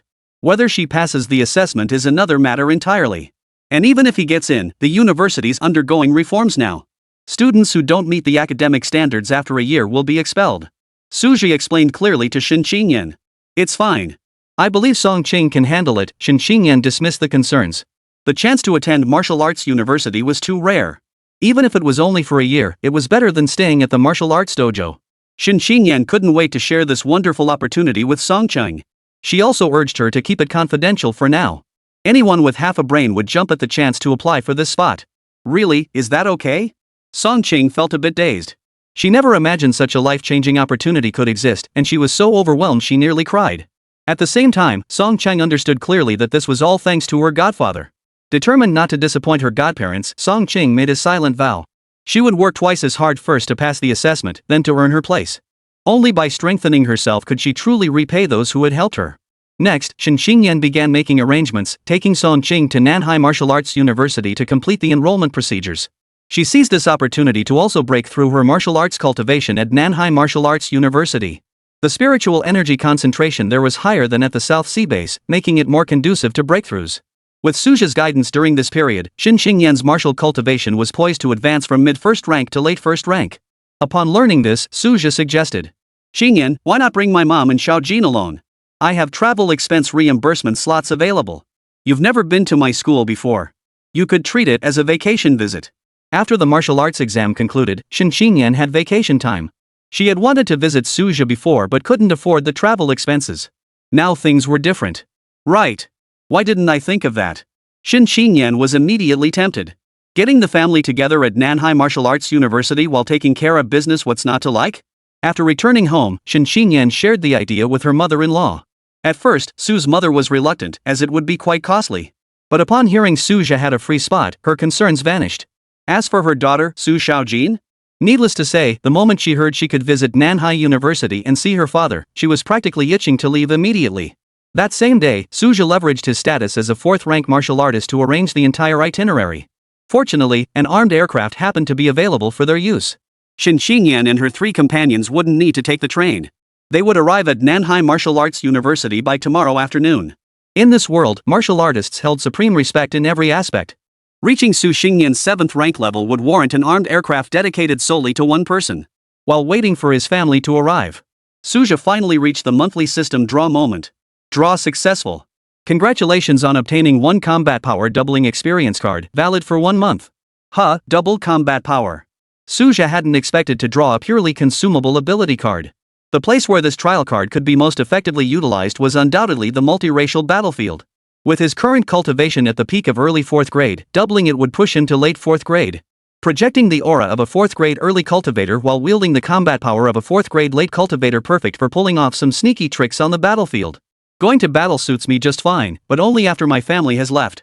With that thought, Suja proceeded as usual, preparing to deliver today's martial arts theory lecture. Master Su, Master Su. As he made his way through campus, numerous colleagues and students enthusiastically greeted him along the way. The news that he had broken through 2 major realms in less than 3 months had caused quite a stir at Nanhai Martial Arts University. No one could have imagined that the unassuming Suja would prove to be such a formidable figure with such immense potential. If only I'd chosen Su as my mentor back when we were selecting instructors. You're really something. Su mentor was just an assistant professor back then, you know. What a stroke of luck. I was annoyed when I got assigned to Su at first, but now it feels like I hit the jackpot. The students murmured in admiration. In the eyes of many advisors and students, Suja was now a massive potential asset. A 4th rank mentor teaching freshmen was an unprecedentedly high-level arrangement. Typically, freshmen are taught by 3rd grade mentors, while 4th grade mentors usually teach sophomores at the earliest. Some seasoned 4th rank mentors even taught juniors and seniors. Across the entire Alchemy College, there were fewer than 20 mentors of 5th rank or higher, each one treated like a treasure within the university. Given Suja's potential, reaching grade 5 was a certainty. Growing into a high-grade martial artist above 7th rank is also a possibility. My former mentor was a 7th rank martial artist. Just saying it sounded impressive. Faced with everyone's enthusiasm, Suja couldn't help but feel a pang of emotion. He'd spent 10 years at South Sea Martial Arts University, always just a nobody. Among his classmates from the same cohort, some were less accomplished than him, while others had perished on the battlefield. Most had fared better than him, now holding influential positions. Only he had finally made the entire university take notice. Many students now held Suja in high regard, not because of his current strength or any great achievements he had none. Rather, it's because Suja, as an ordinary person with ordinary origins, ordinary aptitude, and ordinary talent. He remained ordinary day after day for a decade, yet one day, his accumulated strength erupted, astonishing everyone. This undoubtedly gave immense hope to many with average talents. Many students have even dug out Suja's early lecture notes on martial arts theory from his days as a teaching assistant. They were searching for some hidden insights within. Suja found it rather absurd. Those martial arts theories were the accumulated wisdom of predecessors, not his original creations. He was truly just a teacher. 14. Suja's legacy must be preserved here. Nanhai Martial Arts University is no stranger to those in the southern realm. Yet few ordinary people had actually visited it. Shin Xingyan, naturally, had never been either. She was filled with anticipation for this journey. She had packed her belongings at home early, afraid of forgetting anything. After all, it had once been the place of her dreams. As for Songqing, it goes without saying every student yearned for Martial Arts University, especially since she now had the chance to become one of its students. Su Xiaojin was simply thrilled. She had never left the South Sea base in her entire life, let alone flown on an airplane. Even Su's mother couldn't help but wonder, what would her son's workplace be like? And so, with hearts full of nervous excitement, the next day, the group of 4 arrived at the armed airport of the South Sea base. The flight from the South Sea base back to the South Sea Martial Arts University wasn't crowded, but it wasn't empty either. Most passengers had paid premium prices for their tickets, and those who could afford this flight came from well-off families. At the very least, their families had martial artists. If you weren't a martial artist's family member, you simply didn't have the qualifications to board. Hey, are you heading to South Sea Martial Arts University or the South Sea military camp? No sooner had they settled into their seats than an older woman struck up a conversation with Su's mother. Being the same age, the woman naturally felt more comfortable chatting with Su's mother. Oh, we're heading to Nanhai Martial Arts University. Su's mother didn't reveal much. It was their first time traveling alone, so caution was wise. She adhered to a guiding principle, never burden her son. The woman, however, was a chatterbox, launching into a monologue about her own affairs. She claimed she was visiting her son at the Nanhai military camp, a first-rank martial artist who'd earned military honors and was to be honored at an awards ceremony. Having not seen him for years and with time running short, she gritted her teeth and bought a plane ticket. Beside her, Shin Xingyan listened to the auntie's vivid, detailed account. It didn't sound fabricated, so she didn't say much more. As the only martial artist in her family's first long-distance trip, she naturally had to be cautious. Danger lurked everywhere in this world. Wild beasts roamed the wilderness, while cultists lurked within the bases. Recent news reports had even mentioned a gifted student killed by a cult. Traveling alone with an elderly person and 2 children, she couldn't be too careful. Fortunately, the armed aircraft was relatively safe, and they reached the airport in under an hour. We're already here. As they disembarked, Su's mother and the others couldn't help but marvel. In their minds, Nanhai Martial Arts University was a distant, hard-to-reach place. They never imagined they'd arrive so quickly. Emerging from the airport, the group soon spotted Suja. His tall, straight posture and the Nanhai Martial Arts University instructor uniform he wore made him stand out in the crowd, not in a flashy way, but in a particularly pleasing manner. Dad! Su Xiaojin was the first to rush over. Xiaojin, you've gotten so sturdy. Suja beamed as he lifted his 9-year-old daughter high into the air. Next, Shin Xingyan and the other 2 approached with smiles, greeting Suja. Xiaojia. Husband. Teacher Su. Suja smiled. Come on, get in the car. He gestured toward the nearby 7-seater luxury vehicle, signaling for them to get in. This was a special reception vehicle borrowed from the school using Suja's status as a 4th-rank mentor. Had he been a 2nd-rank teaching assistant before, he would have had to take the school bus? This scene was witnessed by the same middle-aged woman from earlier. Her son, dressed in military uniform, had already taken her luggage and was heading toward the nearby shuttle bus. Son, how come they have a private car? The woman asked her son in confusion. Her son glanced at Suja's attire and replied bluntly, that must be a mid-tier instructor from Martial Arts University. He could be my boss's boss. The woman's face instantly turned red with embarrassment. She hurriedly grabbed her son's hand and left in a rush. Just moments ago, she'd been bragging about her son in front of them, how he distinguished himself and caught his superior's attention. Who could have imagined that her sister's son was so high-ranking? She felt utterly humiliated. To Sue's mother, the woman was nothing more than a talkative passerby. Soon, the car drove from the airport into the grounds of Nanhai Martial Arts University. This is Nanhai Martial Arts University. The entire perimeter wall is constructed from special materials. Not only that, but the campus is also protected by a special defensive formation, exceptionally sturdy. The university serves as the second line of defense for the South Sea multiracial battlefield. If alien races emerge from the passageway and breach this defense, they'll rampage unchecked into the heartland. The consequences would be unimaginable.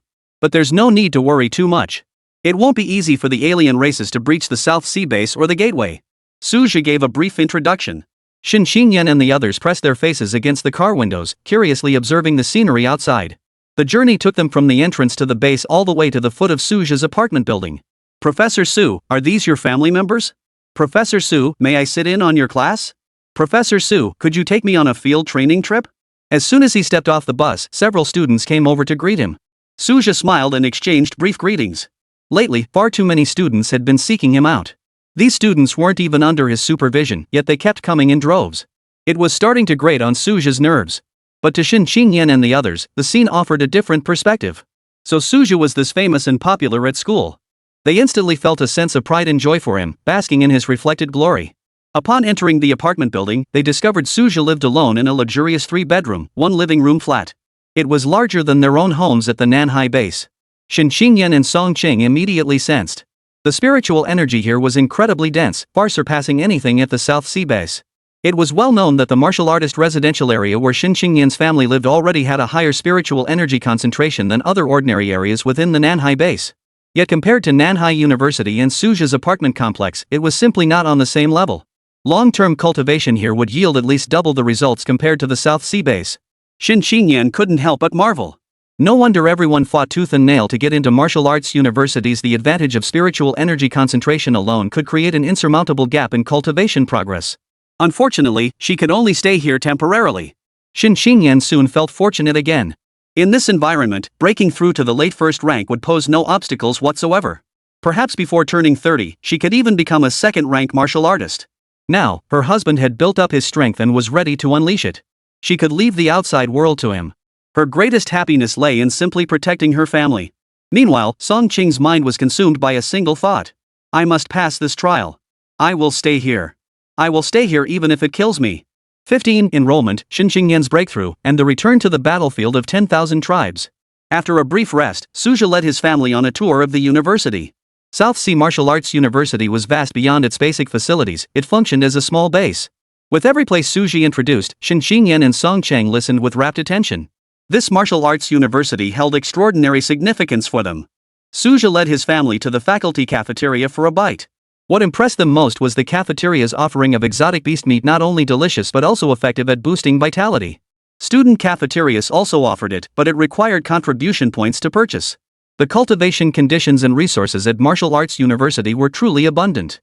Even the most high-end martial arts academies in the South Sea base couldn't compare to 1/10,000th of what was available here. Song Qing, if you wish to stay here, you must improve yourself quickly. With your talent for admission, your chances of passing the elimination assessment after a year are quite high. Seeing the longing in Song Qing's eyes, Suja spoke earnestly. Yes, Teacher Su.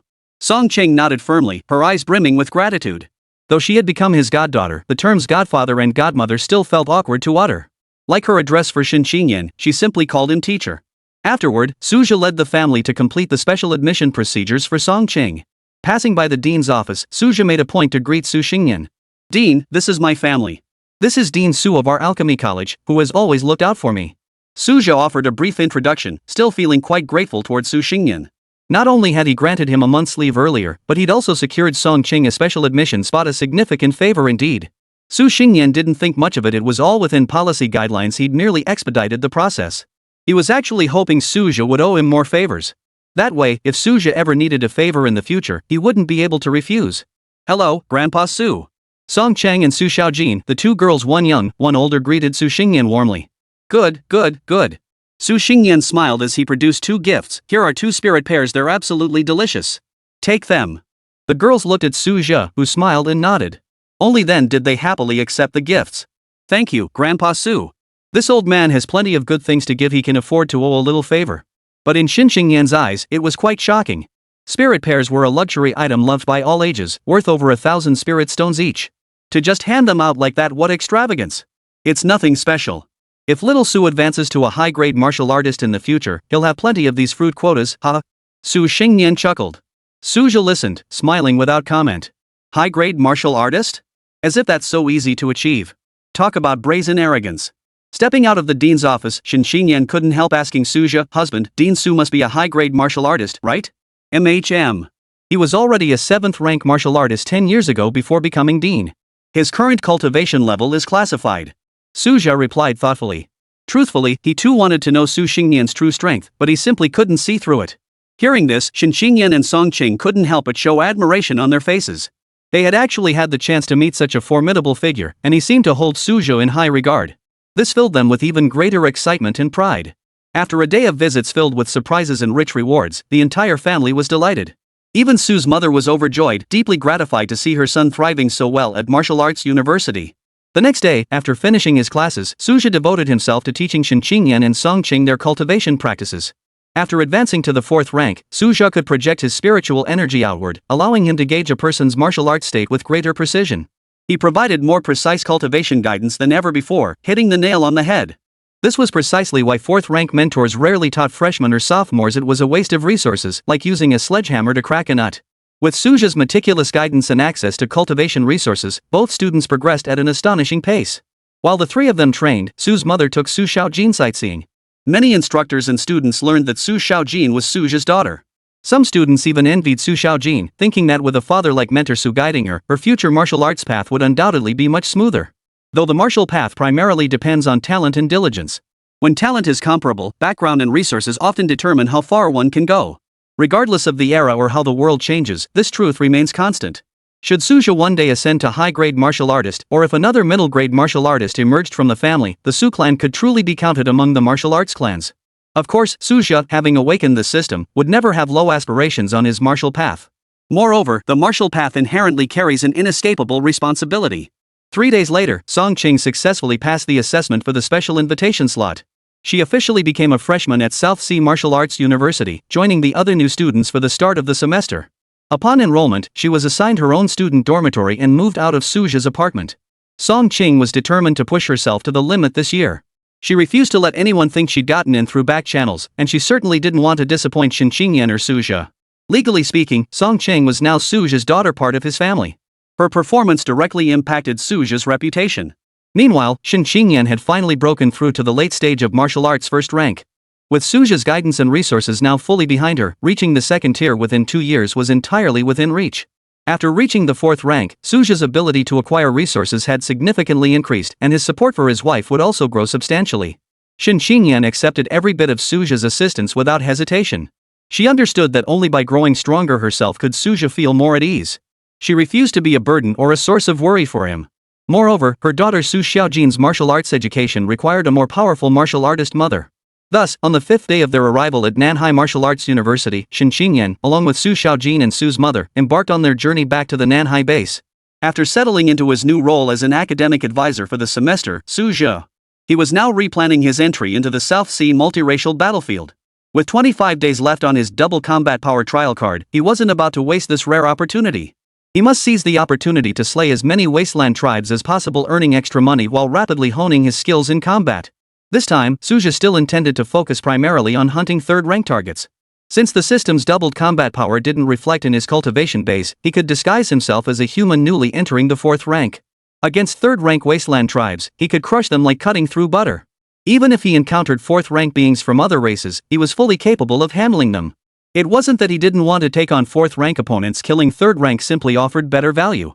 Besides, to avoid exposing the system's capabilities, Suja still planned to go into battle alone, without forming a team. This approach would also maximize his safety. With no large-scale battles erupting on the 10,000 tribes battlefield, there was no need to engage in a head-on confrontation with the enemy. Once ready, Suja re-entered the portal gate, bypassing the South Sea stronghold. He arrived at the multiracial battlefield. 16. Rich rewards. The Wasteland clan assaults the stronghold, battle begins. This time, Suja did not head toward the haunted nest. Instead, he ventured deeper into another, more perilous region where the Wasteland tribe was more concentrated. Few below 4th grade dared venture here, as being surrounded by the Wasteland tribe made escape nearly impossible. Suja, however, showed no concern. His late 4th rank combat prowess was formidable enough. This area also served as a forward defensive outpost for the Wasteland tribe, while simultaneously monitoring the distant strongholds in the South Sea. This alone revealed the human race's defensive disadvantage on the South Sea battlefield. This wasn't due to human weakness, but rather the necessity to divide forces to defend multiple. The Wasteland clan ranked among the weaker races of the myriad tribes. Suja found a concealed spot, held his breath, and waited patiently. Before long, a third-rank member of the Wasteland clan detected Suja's presence. "Ha! Humans have ventured this deep?" The towering figure paused in surprise before striding forward. He sensed this human's aura was at most third rank. What audacity! Just wait until I crush him.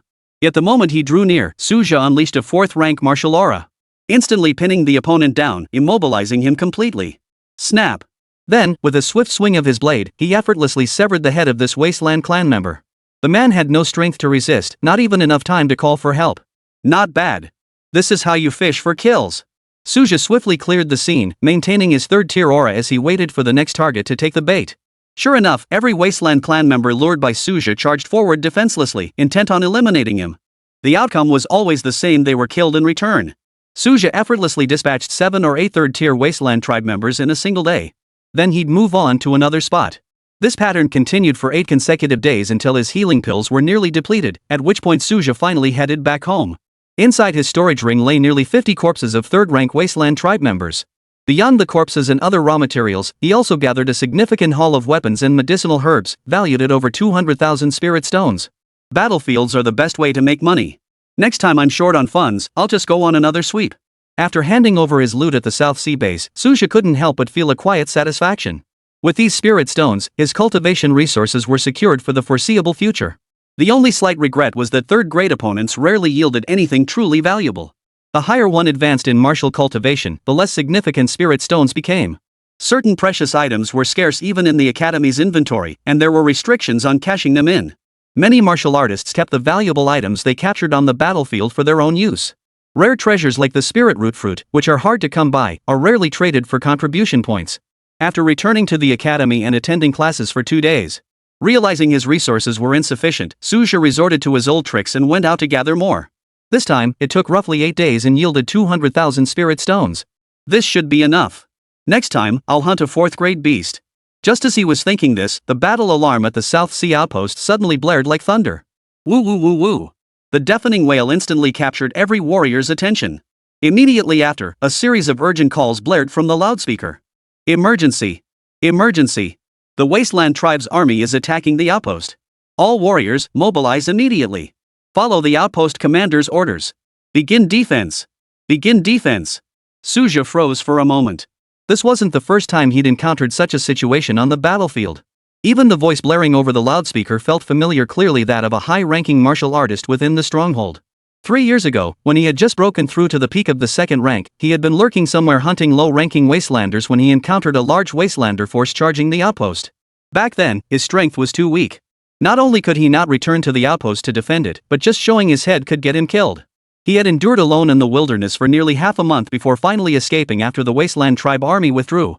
That had been Suja's most perilous moment on the battlefield thus far. But times had changed. With his 4th rank cultivation, he now ranked among the main force of the entire South Sea stronghold. Without hesitation, Suja dashed out of the exchange office, leaped onto the towering city walls, and joined the battle against the Wasteland tribe forces. Many soldiers on the ramparts, seeing a 4th rank martial artist arrive to support them, hastily made room for Suja to take his place and contribute his strength. At this moment, the system's double combat power trial card was still active, meaning Suja was no ordinary early 4th rank martial artist. Especially after the tempering of 2 battles, his martial skills and cultivation had further solidified. Even in a direct confrontation with a peak 4th rank Wasteland tribe warrior, Suja was confident he wouldn't lose. Additionally, he had just purchased numerous pills at the outpost, some for recovery, others for short-term bursts of power. Some of these pills were for survival, he'd usually be reluctant to use them. But in a battle like this? Perfect. Time to slaughter to his heart's content. At that moment, several instructors and students from the South Sea Martial Arts University, also summoned by the emergency signal, recognized Suja. They exchanged nods, instantly becoming comrades in arms. What's going on? What triggered this Wasteland clan assault on the outpost? No clue. 3 years ago, it was supposedly over a 7th-grade spirit plant. Who cares? We can't let them succeed. Let's wipe them out completely. Many martial artists gazed at the swarming Wasteland tribe army, murmuring in confusion. Suja heard for the first time that the great battle 3 years ago had erupted over this very reason. Previously, he had merely been a second-grade assistant instructor at the South Sea Martial Arts University. Military intelligence clearly didn't flow as freely to him as it did to these first and second-grade soldiers before him. 7th-grade spirit plants. The spirit fruits they bore offered significant benefits even to mid-tier martial artists, and they could be harvested long-term. Across the entire Great Xia, only a few dozen high-grade spirit plants existed, and none at all on the South Sea battlefield. Over 500 years had passed since the spiritual energy revival, yet high-grade spirit plants remained this scarce. One can only imagine how precious a 7th-grade spirit plant truly is. No wonder it sparked a major conflict. Whichever faction the Wasteland clan or the human race secures that 7th-grade spirit plant will see its entire clan's foundations greatly strengthened. It is said that some 8th-grade and higher spiritual plants are guarded by 9th-grade martial artists, classified as strategic-level resources. As these thoughts swirled, the dark mass of the Wasteland tribe ahead grew ever closer. Woo woo woo. The battle horns of the Wastelanders blared deafeningly. A wave of massive Wastelanders surged toward the stronghold like a tidal force. Even Suja, with his 4th rank strength, felt uneasy, let alone the other lower-ranked martial artists. The majority of soldiers at the South Sea outpost were low-tier martial artists. For some, witnessing such a staggering spectacle for the first time, their faces paled with tension. Dong dong dong. At that moment, the battle drums of the stronghold began to beat. The rhythmic beats seemed to carry a spirit-lifting force, jolting everyone into alertness. An officer then led the charge, bellowing, "Kill! Charge! Charge!" Instantly, countless battle cries of men ready to die rang out. The vanguard broke through the defensive formation first, confronting the surging enemy masses. Simultaneously, streaks of light soared from the city walls, hovering in midair. These were the high-grade martial artists from the South Sea stronghold, at least 7th grade or above. They met the enemy's elite forces head-on, unleashing a battle clash that shook the heavens and split the earth. Below the walls, the Wasteland clan's army collided head-on with the defensive formation. A life-or-death battle commenced. 17. Peril in the southern frontier. Suja gripped his long sword, standing at a corner of the city, recklessly channeling his chi and blood. Swing. Slash. Swing. Slash. Swing. Slash. Blood-red slashes flashed through the dense throng of Wastelanders. With his combat power doubled, Suja cut down enemies like blades of grass. Yet in this battle, he remained but a minuscule tip of the iceberg. Were it not for the inherent concealment of his early 4th-rank aura, he might well have drawn powerful foes who would have struck him down on the spot. Many 4th-rank human warriors had already fallen. Fortunately, after 30 years of relentless warfare, the stronghold's defenses had become impregnable. They weren't pushovers. The moment Suja's vitality was depleted, other warriors immediately took his place. After catching his breath and swallowing a health-restoring pill, Suja charged back into the fray with his blade.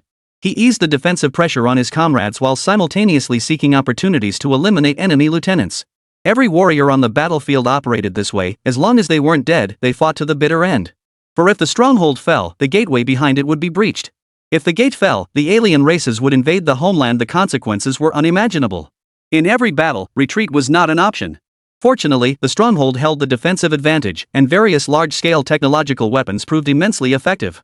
After 4 grueling days of relentless fighting, the Wasteland tribe, unable to breach the defenses, began to show signs of exhaustion. Suja was covered in blood, his eyes exhausted, his body riddled with wounds. He lost count of how many times he swung his blade, how many Wastelanders he felled, or how many times he found himself in mortal peril. He was numb, utterly immersed in the slaughter, because if you didn't kill, you would be the one to die. Every soldier and warrior shared this same state of mind. The Wasteland tribe's elite fighters seemed to have retreated. At that moment, someone gazed at the sounds of battle echoing across the sky and exclaimed in surprise. It turned out the high-level battle in the distant sky had reached a conclusion, with the Wasteland tribe's elite forces defeated. With their defeat, reinforcements from other tribes across the southern frontier battlefields began arriving in waves. Seeing the tide had turned against them, the vast horde of Wasteland tribe warriors retreated in disarray. In this battle, the human clan once again held their stronghold. The cost, however, was tens of thousands of casualties. The vast majority of casualties were ordinary soldiers, with countless low-tier martial artists also falling. A significant number of mid-tier martial artists were lost as well. Remarkably, no high-tier martial artists had perished, only suffered injuries.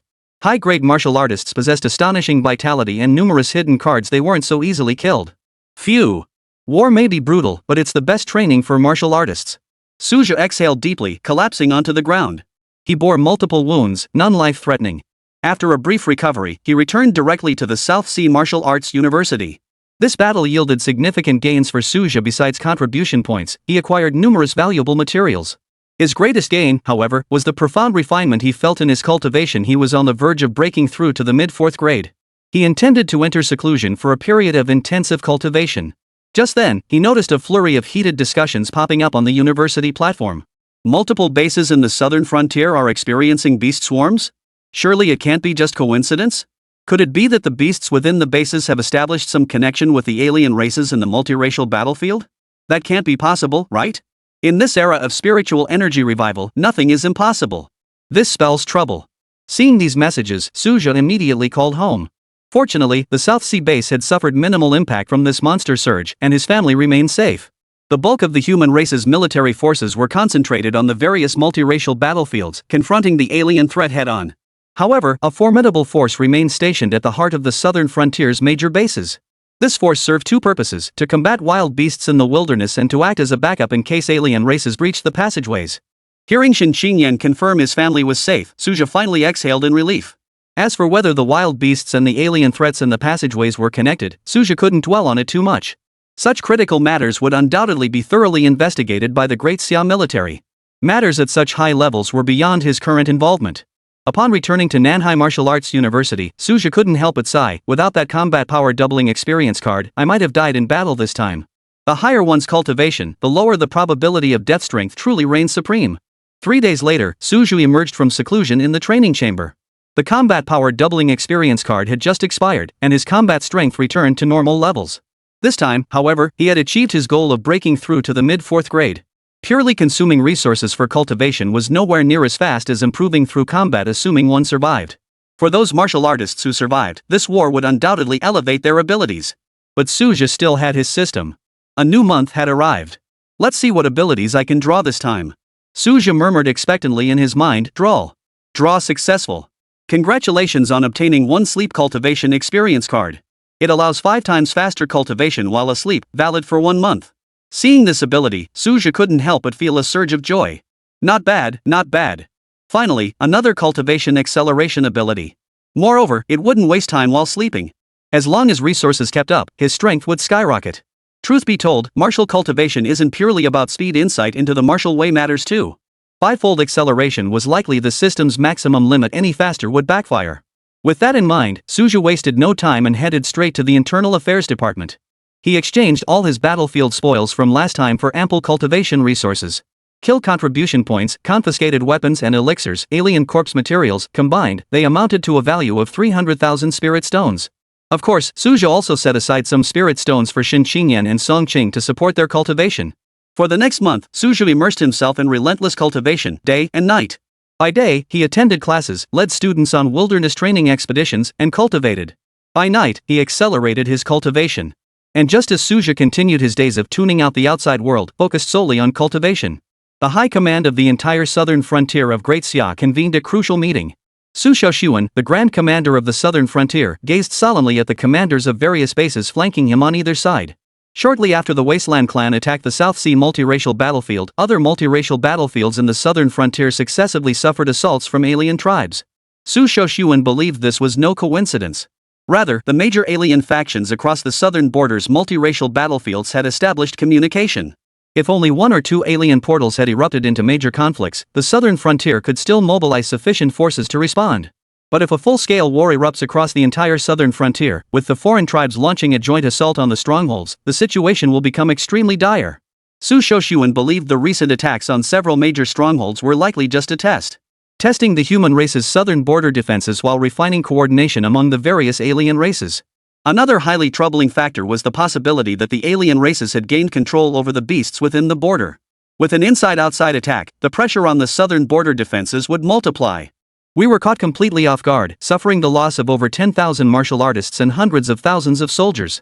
The situation is dire. Su Shaoxuan slammed his fist on the table, his voice thick with rage and sorrow. The southern border hadn't suffered such devastating losses in decades. How to rebuild the defenses, replenish the troops, and prepare for potentially larger battles at any moment. These were the monumental challenges facing all high-ranking officials.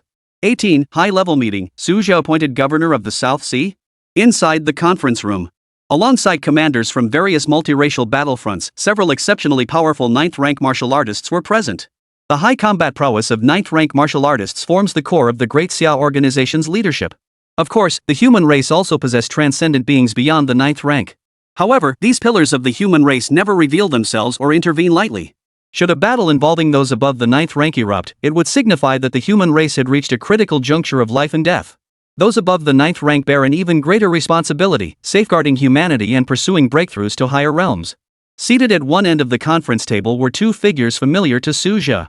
One was the Chancellor of South Sea Martial Arts University, and the other was Su Xingyan, Dean of the Alchemy Academy. Su Xingyan's seat was positioned slightly closer to the front. Facing the grief-stricken and imposing presence of Grand Commander Su Shoshuan, both men sat silently, deep in thought. Old Su, the flames of war first ignited on the South Sea battlefield. Your South Sea territory suffered the heaviest losses. What are your thoughts? At that moment, a fierce-looking 8th-rank Grandmaster who appeared quite familiar with Su Xingyan spoke up first. High-grade martial artists are ranked, 7th grade is Master, 8th grade is Grandmaster, 9th grade is Grandmaster. An 8th rank was more than capable of commanding a stronghold. Su Xingyan glanced at the principal beside him, then at Su Shoshuan seated at the head of the table. First, we must understand how these multiracial battlefields in the southern frontier communicate with each other. In my view, each multiracial battlefield is an independent portal to another realm. They cannot possibly communicate with one another. The only entity capable of linking intelligence across all these battlefields is our own human race. Therefore, it's highly likely that some heretical martial artists and human traitors are behind this. We must root out these heretical martial artists to prevent their collusion. This is our top priority. Su Xingyan voiced his opinion without reservation.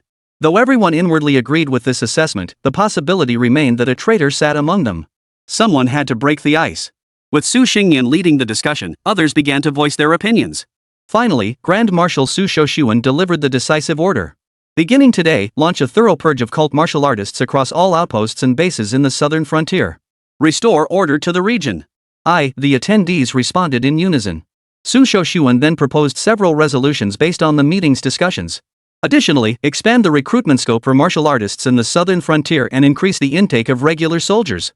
Increase support for all martial arts academies in the southern border region to rapidly enhance student capabilities and cultivate more mid-tier martial artists and above. Detailed implementation plans for these two resolutions were then thoroughly discussed. After all, resolutions of such broad scope involved complex matters concerning personnel, resources, coordination, and more. At the meeting's conclusion, the Grand Marshal specifically mentioned a minor matter. During the recent major battle at the South Sea Stronghold, the governor of the South Sea base went to provide support and was killed in action. Bases form the foundation of every battlefield for the 10,000 clans. They cannot be left without leadership. Is there a suitable candidate? The question hung in the air, and silence fell over the room. The South Sea base was the weakest in the southern frontier. While the position of governor was quite important, it only required a 4th-rank martial artist to hold it. Yet every commander of the multiracial battlefields found this assignment troublesome. Martial artists above 4th rank, unless they had no aspirations in martial arts, would never take this position. It was a thankless task that hindered cultivation. Managing a population of tens of millions carried immense responsibility, yet the resources allocated were mostly low-grade cultivation materials. All eyes in the meeting turned toward the head of the South Sea Outpost and the dean of the South Sea Martial Arts University. The implication was clear: solve your own South Sea issues, we can't help you. This left Su Shoshuan thoroughly exasperated. His original intention was to request support for the South Sea from other districts, but no one was willing to oblige. During the last major battle at the South Sea Outpost, the military lost numerous martial artists, many of them 4th rank or higher. We simply can't find suitable replacements. Old Su, perhaps your South Sea Martial Arts University could come up with a solution? At that moment, the head of the South Sea Outpost preemptively launched into a pitiful plea. Su Xingyan wanted to punch someone after hearing that. The principal was right there. Why was this guy singling me out to solve the problem? Just because I used to be the head of the South Sea Stronghold? Enough. The South Sea Martial Arts University will provide the personnel. Su Shoshuan, with a headache, cut through the chaos and made a decisive call. Overall, the Martial Arts University did have more 4th-rank martial artists available than the military could muster. Losing even one soldier could compromise the defense line. But the Martial Arts University would only need a few instructors to work a bit harder, taking on more students. Just one instructor could be spared. Just moments ago, we were discussing cultivating more martial artists within the university, and now this. Su Xingyan felt a bitter taste in his mouth, but he had no choice but to accept this difficult task. Fortunately, Su Shoshuan wasn't one to be pushed around. By mandating other martial arts academies to allocate resources to Nanhai Martial Arts University as compensation. With that, the matter was settled. Yet for Nanhai Martial Arts University, the matter was far from over. Martial artists above the 4th rank were already scarce at the academy. Across the War Academy, Weaponry Martial Arts Academy, and Alchemy Academy, each college averaged at most a dozen or so such practitioners. Moreover, each of them bore crucial teaching responsibilities for senior students. It was no easy task to spare even one. After returning to the academy, the headmaster and the deans of the three colleges debated for hours without reaching a conclusion. In the end, Su Xingyan gritted his teeth and proposed a solution. After all, he was the most senior, commanding greater prestige than even the principal. With great prestige comes great responsibility. Finally approaching the late 4th grade. After nearly a month of relentless day and night cultivation, Suja's cultivation had advanced at an astonishing pace. Such a cultivation pace would likely leave even the prodigies of other schools in the dust. Just as Suja was feeling a bit pleased with himself, he unexpectedly received a message from the dean summoning him to the office. "What's going on? The dean hasn't been on campus lately. Why call me in the moment he returns?" Suja entered the dean's office with a puzzled look. Upon opening the door, he found Su Xingyan with a furrowed brow, as if grappling with a difficult matter. Seeing this, Suja refrained from asking questions, figuring Su Xingyan would explain himself soon enough. Su Xingyan hesitated for a long time. He truly couldn't bear to send Suja to become some base governor. He genuinely feared it would hold him back. After all, less than a month had passed since the South Sea stronghold battle, and Suja's martial aura had already surpassed the mid-4th rank. How long had it been since he first broke through to the 4th grade? With Suja's late-stage awakened talent, humanity might just have a rising star. Dilemma, pure and simple. Young Su, I'm sure you've heard the governor of the South Sea base was tragically killed in the last battle. This position can't remain vacant for long, or chaos will ensue. Especially with the recent surge in wild beasts activity, it could easily lead to a major incident. After laying the groundwork with a few sentences, Su Xingyan finally steeled himself to say, "After deliberation by the school leadership, we intend to recommend you for the position of governor of the South Sea base. What are your thoughts on this?" "Huh? Governor of the South Sea base?" Suja froze in surprise. He never imagined the dean would bring up this matter. He was completely unprepared. 19. Farewell to Song Cheng, welcome the new governor. Suja hailed from the South Sea base, where his entire family resided. The sole advantage of this governorship was the ability to better care for his family. But the downsides were far greater: insufficient spiritual energy, fewer avenues to obtain better cultivation resources. Even his annual salary couldn't match what he earned from a single trip to the multiracial battlefield. Suja's first instinct was to refuse. But upon second thought, his greatest asset was the system. If the system could extract abilities that would be applicable or even more suitable at the South Sea base, it might be worth considering. Besides, becoming the South Sea base governor didn't mean he couldn't still go to the battlefield.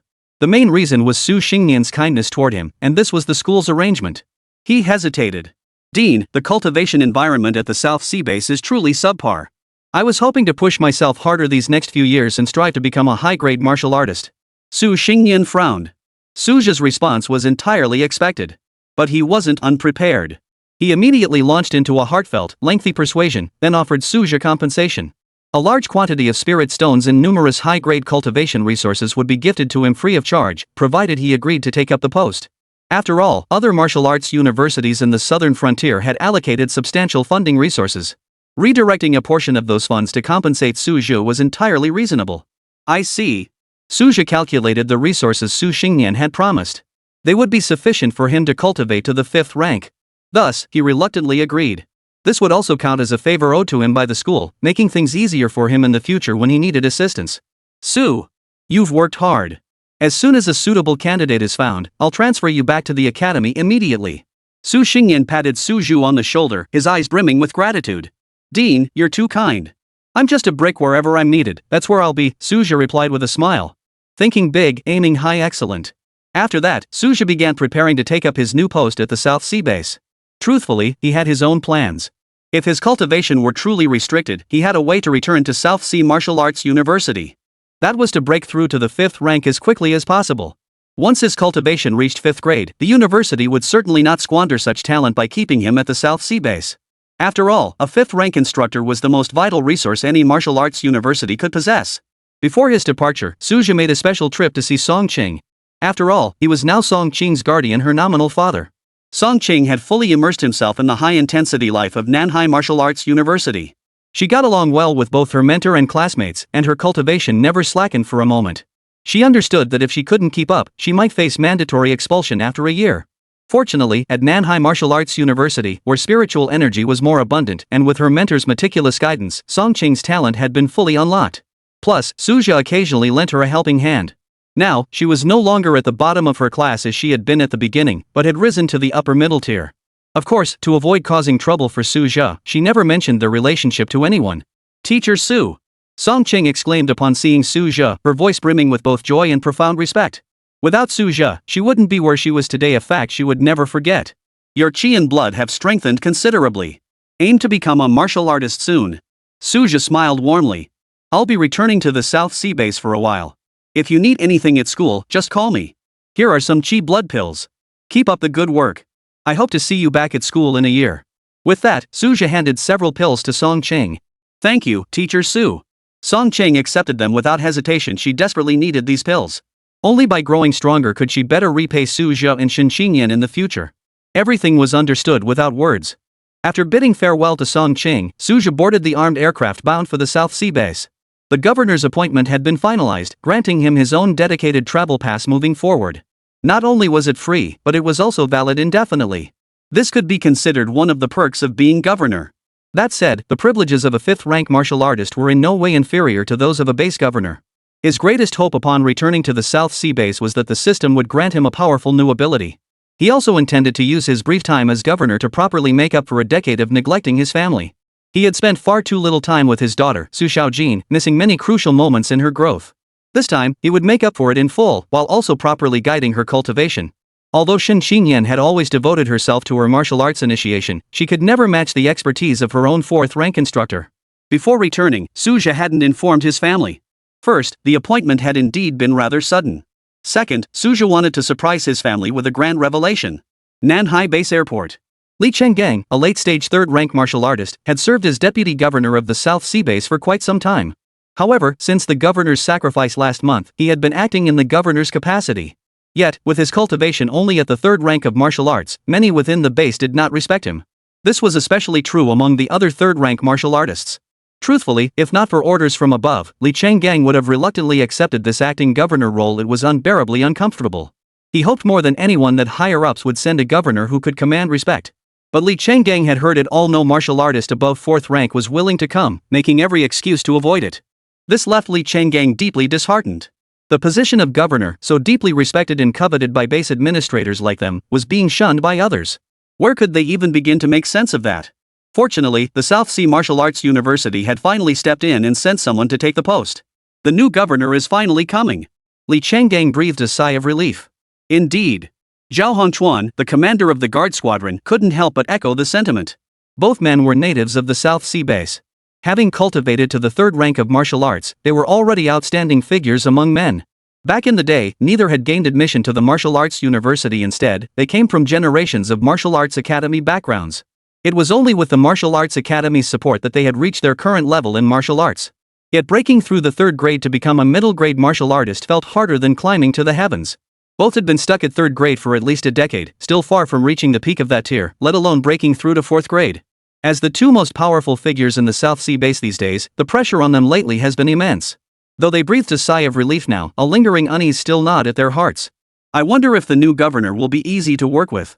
All they knew was that he was a professor at South Sea University named Su Jia. Beyond that, they knew very little. The records of martial artists above the middle rank were always kept confidential. However, coming from South Sea Martial Arts University, he should be more reliable than military martial artists, who tend to be somewhat crude and domineering. Moreover, the probability of university instructors being infiltrated by cult martial artists was lower. At least from this perspective, it was a positive development for the South Sea base. As these thoughts swirled, the special aircraft carrying the new governor touched down. Li Chenggang and Zhao Hongchuan cleared their throats, exchanged a glance. They quickened their pace to greet him. 20. Arrival. Binding the South Sea base's fortune. Su Jia stepped off the plane alone, carrying only a small backpack. Governor Su. Li Chenggang and Zhao Hongchuan spotted Su Jia and greeted him with extraordinary enthusiasm. Though he appeared youthful in photographs, meeting him in person made him seem even younger. He must be under 30, right? A fourth-rank martial artist under 30. This new governor's future prospects are boundless. He probably won't stay long at the South Sea base. The higher-ups couldn't sway those old hands, so they sent a youngster here to gain experience. Welcome, welcome. Li Chenggang and Zhao Hongchuan both offered to carry Su Jia's bags, but he declined. In the martial arts world where strength reigns supreme, both men showed sufficient respect. Only a fool would dare offend such a promising young mid-tier martial artist. No need for formalities, gentlemen. I'm also from the South Sea base. I'll be counting on your assistance going forward. Suja smiled politely. Suja was no stranger to these two. He'd seen them on TV since childhood. Though he didn't know their exact personalities, he held a certain respect for them. After all, they had silently guarded the South Sea base for a long time without any major mishaps in their work. He recalled that 10 years ago, they were already at the 3rd grade cultivation level. He hadn't expected that even in their 50s, they were still at the 3rd grade. But this was actually quite normal for ordinary people. Suja himself had remained at the 1st and 2nd ranks for 10 years. Without an awakening system, he was probably only marginally better than these two. At least these two hadn't even attended martial arts university. Oh, really? That's great. They must be familiar with our South Sea base too. Li Chenggang and Zhao Hongchuan couldn't help but breathe a sigh of relief. The new governor seemed quite amiable, and he was even a fellow countryman. I can only say I'm familiar with the base's basic situation. For work-related matters, I'll still need to rely on the two of you. Let's not delay. We should head back to the governor's mansion first. Suja cut straight to business without further pleasantries. The first priority was to thoroughly understand the base's operational status, particularly its defenses. The previous governor had led a large contingent of guards and warriors to support the battlefield of 10,000 tribes, suffering significant casualties. The current state of the base's defenses and operations was undoubtedly dire. Moreover, with the governor's position vacant for over a month, chaos was likely brewing. Understood. Li Chenggang and the others responded promptly. The new governor, also a native of the South Sea base, did not rush home upon arrival but immediately began his duties. This eased their concerns somewhat. Governor's residence, South Sea base. This was the area with the most abundant spiritual energy in the entire South Sea base. Suja sensed it the moment he entered, far superior to the martial arts residential complex he called home. Still, it couldn't compare to the South Sea Martial Arts University, especially when contrasted with his own mentor's apartment.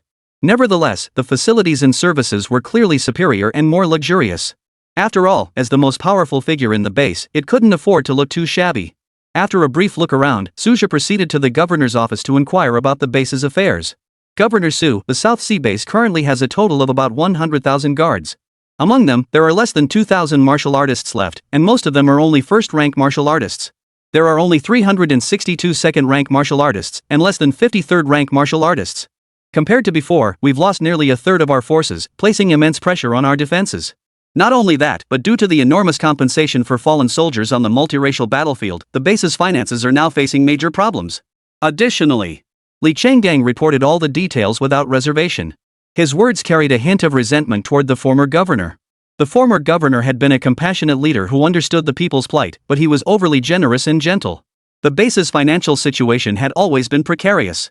During the last Great War of the 10,000 tribes in the South Sea, the former governor had disregarded widespread opposition and insisted on sending reinforcements.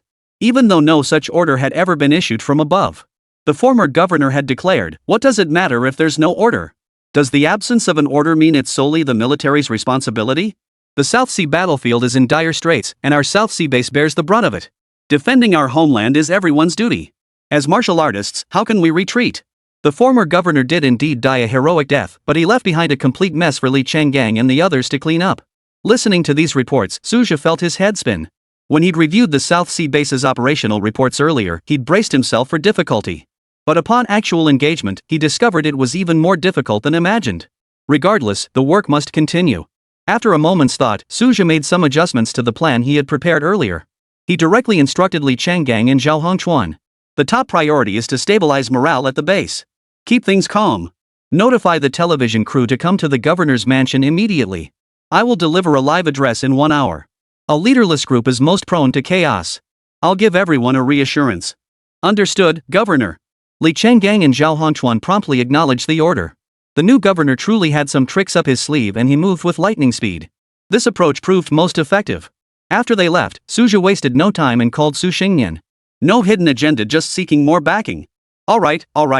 I'll persuade the principal and the military to give you more backing. Su Xingyan couldn't resist Suja's persistent pleading and agreed to put his reputation on the line to secure more resources from higher-ups.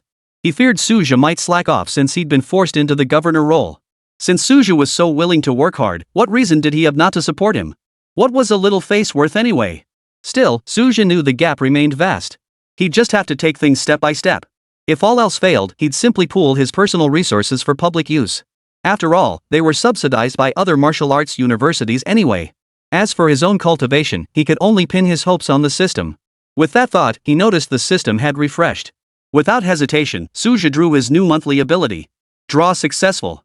Congratulations on obtaining 1 fortune boost binding trial card, bound to Suja's personal reputation points, valid for 1 month. This ability came as something of a surprise to Suja. It actually bound his fortune boost to his personal reputation.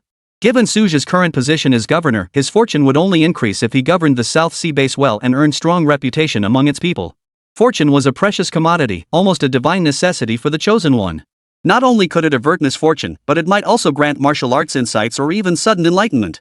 More directly, it could even lead to finding treasures. While it couldn't match the direct benefits of cultivation acceleration, when utilized well, its effects could potentially be even more powerful. Alright then. Looks like they're dead set on me being a good governor. Suja harbored no resentment. He had already intended to contribute to the South Sea base. This ability couldn't have come at a better time. Meanwhile, at the South Sea base television station, however, tension and chaos reigned. The new governor had arrived? They hadn't received any notification whatsoever, yet they were about to head to the governor's mansion for a live interview? To many martial artists, the governor was merely a stronger 4th-rank martial artist, far from the most formidable presence around. But for most ordinary base residents, the governor meant far more than just a powerful martial artist. He was their local official. The TV station dared not delay, swiftly dispatching a team. Led by a seasoned supervisor, they raced urgently toward the governor's mansion. 21. Live address, tough measures in turbulent times. Lu Ying was the most outstanding journalist at Nanhai Base Television. Not yet 30, she had already become the station's pillar. Beyond her formidable professional skills and striking appearance, her background was no less remarkable. Born into a martial arts family, both her parents were martial artists, and her grandfather was a 2nd-rank peak martial artist. She was a well-known figure within the South Sea base. Having her take charge of liaising with a new 4th-rank governor was still somewhat nerve-wracking. Upon arriving at the governor's residence with her team, Lu Ying felt a flutter of unease. Even though this wasn't her first visit to the governor's residence, she'd interviewed the previous governor numerous times. The former governor had been kind and generous in his dealings with others, but the new one was another matter entirely. Rumor had it he was an exceptionally young 4th-rank official. Such a prodigy might well be haughty and difficult to serve. Governorly, Lu Ying and her team greeted Li Chenggang with utmost respect. Having served as deputy governor of the South Sea base for many years and being a 3rd-rank martial artist himself, Li Chenggang commanded great respect. No one dared to act out of line in his presence. Follow me. Li Chenggang wasted no words. He had already briefed them on the essentials. Time was of the essence. This was the first task assigned by the new governor, and he dared not delay. Given the new governor's age and talent, he was bound to rise to great heights in the future. Even if the former governor were to step down, manipulating someone like Li Chenggang would be child's play. Governor Su, the TV crew is here. Li Chenggang knocked on the office door and announced respectfully. Seeing Li Chenggang so deferential and tense, Lu Ying and the others couldn't help but feel nervous too. The new governor must be quite difficult to deal with, requiring such caution. Come in. Suja responded. Pushing open the door, Lu Ying and the others saw a tall figure standing by the window. He turned around, smiling as he looked at them. Greetings, Governor Su. Lu Ying and the others greeted him with bowed heads. Yet Lu Ying felt a twinge of confusion. The new governor was indeed young, but why did he seem vaguely familiar? She quickly dismissed the thought. How could she possibly have met him before? No need for formalities, Suja replied with a smile. Many martial artists might possess an innate sense of superiority, but Suja, having traveled through time and lived as an ordinary person for 28 years, didn't look down on others. He understood the hardships ordinary people faced. Seeing Suja so approachable and smiling, Lu Ying and the others couldn't help but pause in surprise. Hearing Suja's voice up close and studying his features more closely, Lu Ying was far from merely stunned. Her mind was in utter turmoil. That voice, that face, and the surname Su. There was no mistake, this was Suja, her classmate from high school. Lu Ying might not remember all her high school classmates vividly, but Suja was the only one from Nanhai No. 3 High School who got into martial arts university. How could she possibly forget? Moreover, after the martial arts entrance exams, Suja had married Shin Qingyan, the daughter of their martial arts instructor and the school's most beautiful girl. It had caused quite a stir at the school back then. Lu Ying had even attended their wedding. 10 years had passed, and she never imagined their reunion would unfold like this. Who could have imagined that Suja, born into an ordinary family and once rather reserved, would now be a 4th-rank martial artist, the governor overseeing a base with over 20 million people? And Suja was the same age as her, just 28 years old. His future was bound to be bright. It was a pity their relationship back then had been nothing special. Otherwise, perhaps she could have seized a golden opportunity. Old classmate, it's been ages. At that moment, Suja recognized Lu Ying and broke the ice first. You remember me? Lu Ying felt both flattered and a bit overwhelmed, yet she remained respectful. She knew better than to casually try to leverage any old school ties. It was best to say the right thing at the right time. Of course I remember you. Suja smiled, quite satisfied with his old classmate's demeanor. However, he had no time for reminiscing with an old classmate. Instead, he gave a direct order, let's get started. First, we'll run a preview on TV. Yes, Governor Su. Lu Ying snapped back to focus and quickly got to work. Li Chenggang, standing nearby, also directed efforts and issued notifications to public institutions across all bases. Little did he know that Lu Ying and Governor Su were actually classmates. What a coincidence! Soon, South Sea Television broadcast an announcement. The newly appointed governor of Nanhai Base will deliver a public address in 30 minutes. Countdown, XX minutes XX seconds. The moment this announcement appeared, it instantly captured the eager attention of countless people. The new governor has finally arrived. What wonderful news! Yeah, things have been chaotic lately. Prices are skyrocketing, and life's been tough. A new governor brings fresh hope. May the South Sea Base thrive evermore. Many ordinary citizens place their hopes in the newly appointed governor, anticipating meaningful change. This period has been especially hard for ordinary people. Martial artists fare somewhat better. South Sea No. 3 Middle School. Xin Xingyan, who had already started the new semester, was completely swamped with work. In the last martial arts exam, 6 students from Senior 310 were admitted to Martial Arts University, making 7 including Song Cheng. This made Xin Xingyan highly renowned among parents, with many students wanting to transfer into her class. The new governor's speech? Nanhai No. 3 High School, where Xin Xingyan taught, had also received the notice from the governor's office, arranging for a unified viewing of the new governor's speech. No one dared ignore the live broadcast of such an important announcement from the base. One moment of inattention could spell trouble. Especially at this critical juncture, the new governor's inaugural public address. It concerned every resident of the South Sea Base, and Xin Xingyan certainly didn't want to miss it. She too wished this chaotic period would end sooner. It was utterly exhausting. Especially since most of Xin Xingyan's class were ordinary students, they were suffering terribly. Chaos, frustration, and a heavy workload had all combined to prevent her from properly cultivating. Not long after, every television in the base was surrounded by people eagerly awaiting the news. They were all waiting to see what kind of person the new governor would be and what he would say. After the 30-minute countdown ended, a young, determined face appeared on the screen right on time. Hello everyone, I am Suja, 4th governor of the South Sea Base, southern frontier of Great Xia. Rest assured, everyone. Our South Sea Base is about to enter a new chapter. I pledge to swiftly and wholeheartedly accomplish the following priorities. Cracking down on crime, stabilizing prices, providing compensation to the families of fallen personnel. Suja skipped the formalities, instead laying out his post-appointment agenda item by item. As the saying goes, a new official must make a splash. Some base residents remained skeptical, listening merely for the spectacle. But Suja wasn't one to make empty promises. The campaign to purge cult warriors from the southern border was already in full swing, and he would show no mercy here either. Harsh measures in turbulent times, this was wisdom passed down from the ancestors. No matter who was involved or what interests lay behind them, absolute power demanded submission. Suja had no qualms about taking matters into his own hands, killing a chicken to scare the monkeys. After his speech, Suja swiftly gathered all mid to senior level personnel to implement the operation. When everyone learned that Suja had secured substantial subsidies for the South Sea Base, they were delighted, yet murmured among themselves. Seems the new governor has deep connections. All these resources were handed down without a second thought. The previous governor applied for years, yet all he ever got were token gestures. You're right. The new governor's influence is immense. Don't go looking for trouble, just do your job well. At this moment, even those who might have been tempted to slack off or harbored doubts had no choice but to set aside their reservations. They threw themselves into action, following Suja's bold and sweeping plans. And they dared not cut corners in the slightest. 22. The governor is awesome. The pioneer. South Sea No. 3 Middle School. Xin Xingyan gathered with the school teachers in the office to watch the new governor's public address. But when the new governor's face appeared on the screen, they were all stunned. Wait. Isn't that Xin Xingyan's husband? Since Suja began providing special training to students, many had come to recognize him. Everyone was impressed by this instructor from Nanhai Martial Arts University, and they knew Suja was a third-rank martial artist. But how could he have transformed into the governor of Nanhai Base in less than 3 months? Teachers knew full well that governors required at least 4th-rank martial prowess. So, had Xin Xingyan's husband already become a 4th-rank martial artist? The gap between 3rd rank and 4th rank was no small matter. In the office, all the instructors turned their gaze toward Xin Xingyan. Beyond their astonishment and shock, their eyes were filled with admiration. My husband. 4th rank? Base governor? Xin Xingyan herself was still reeling from the news. She had no idea when Suja had been promoted to 4th rank or taken over as governor of the South Sea Base.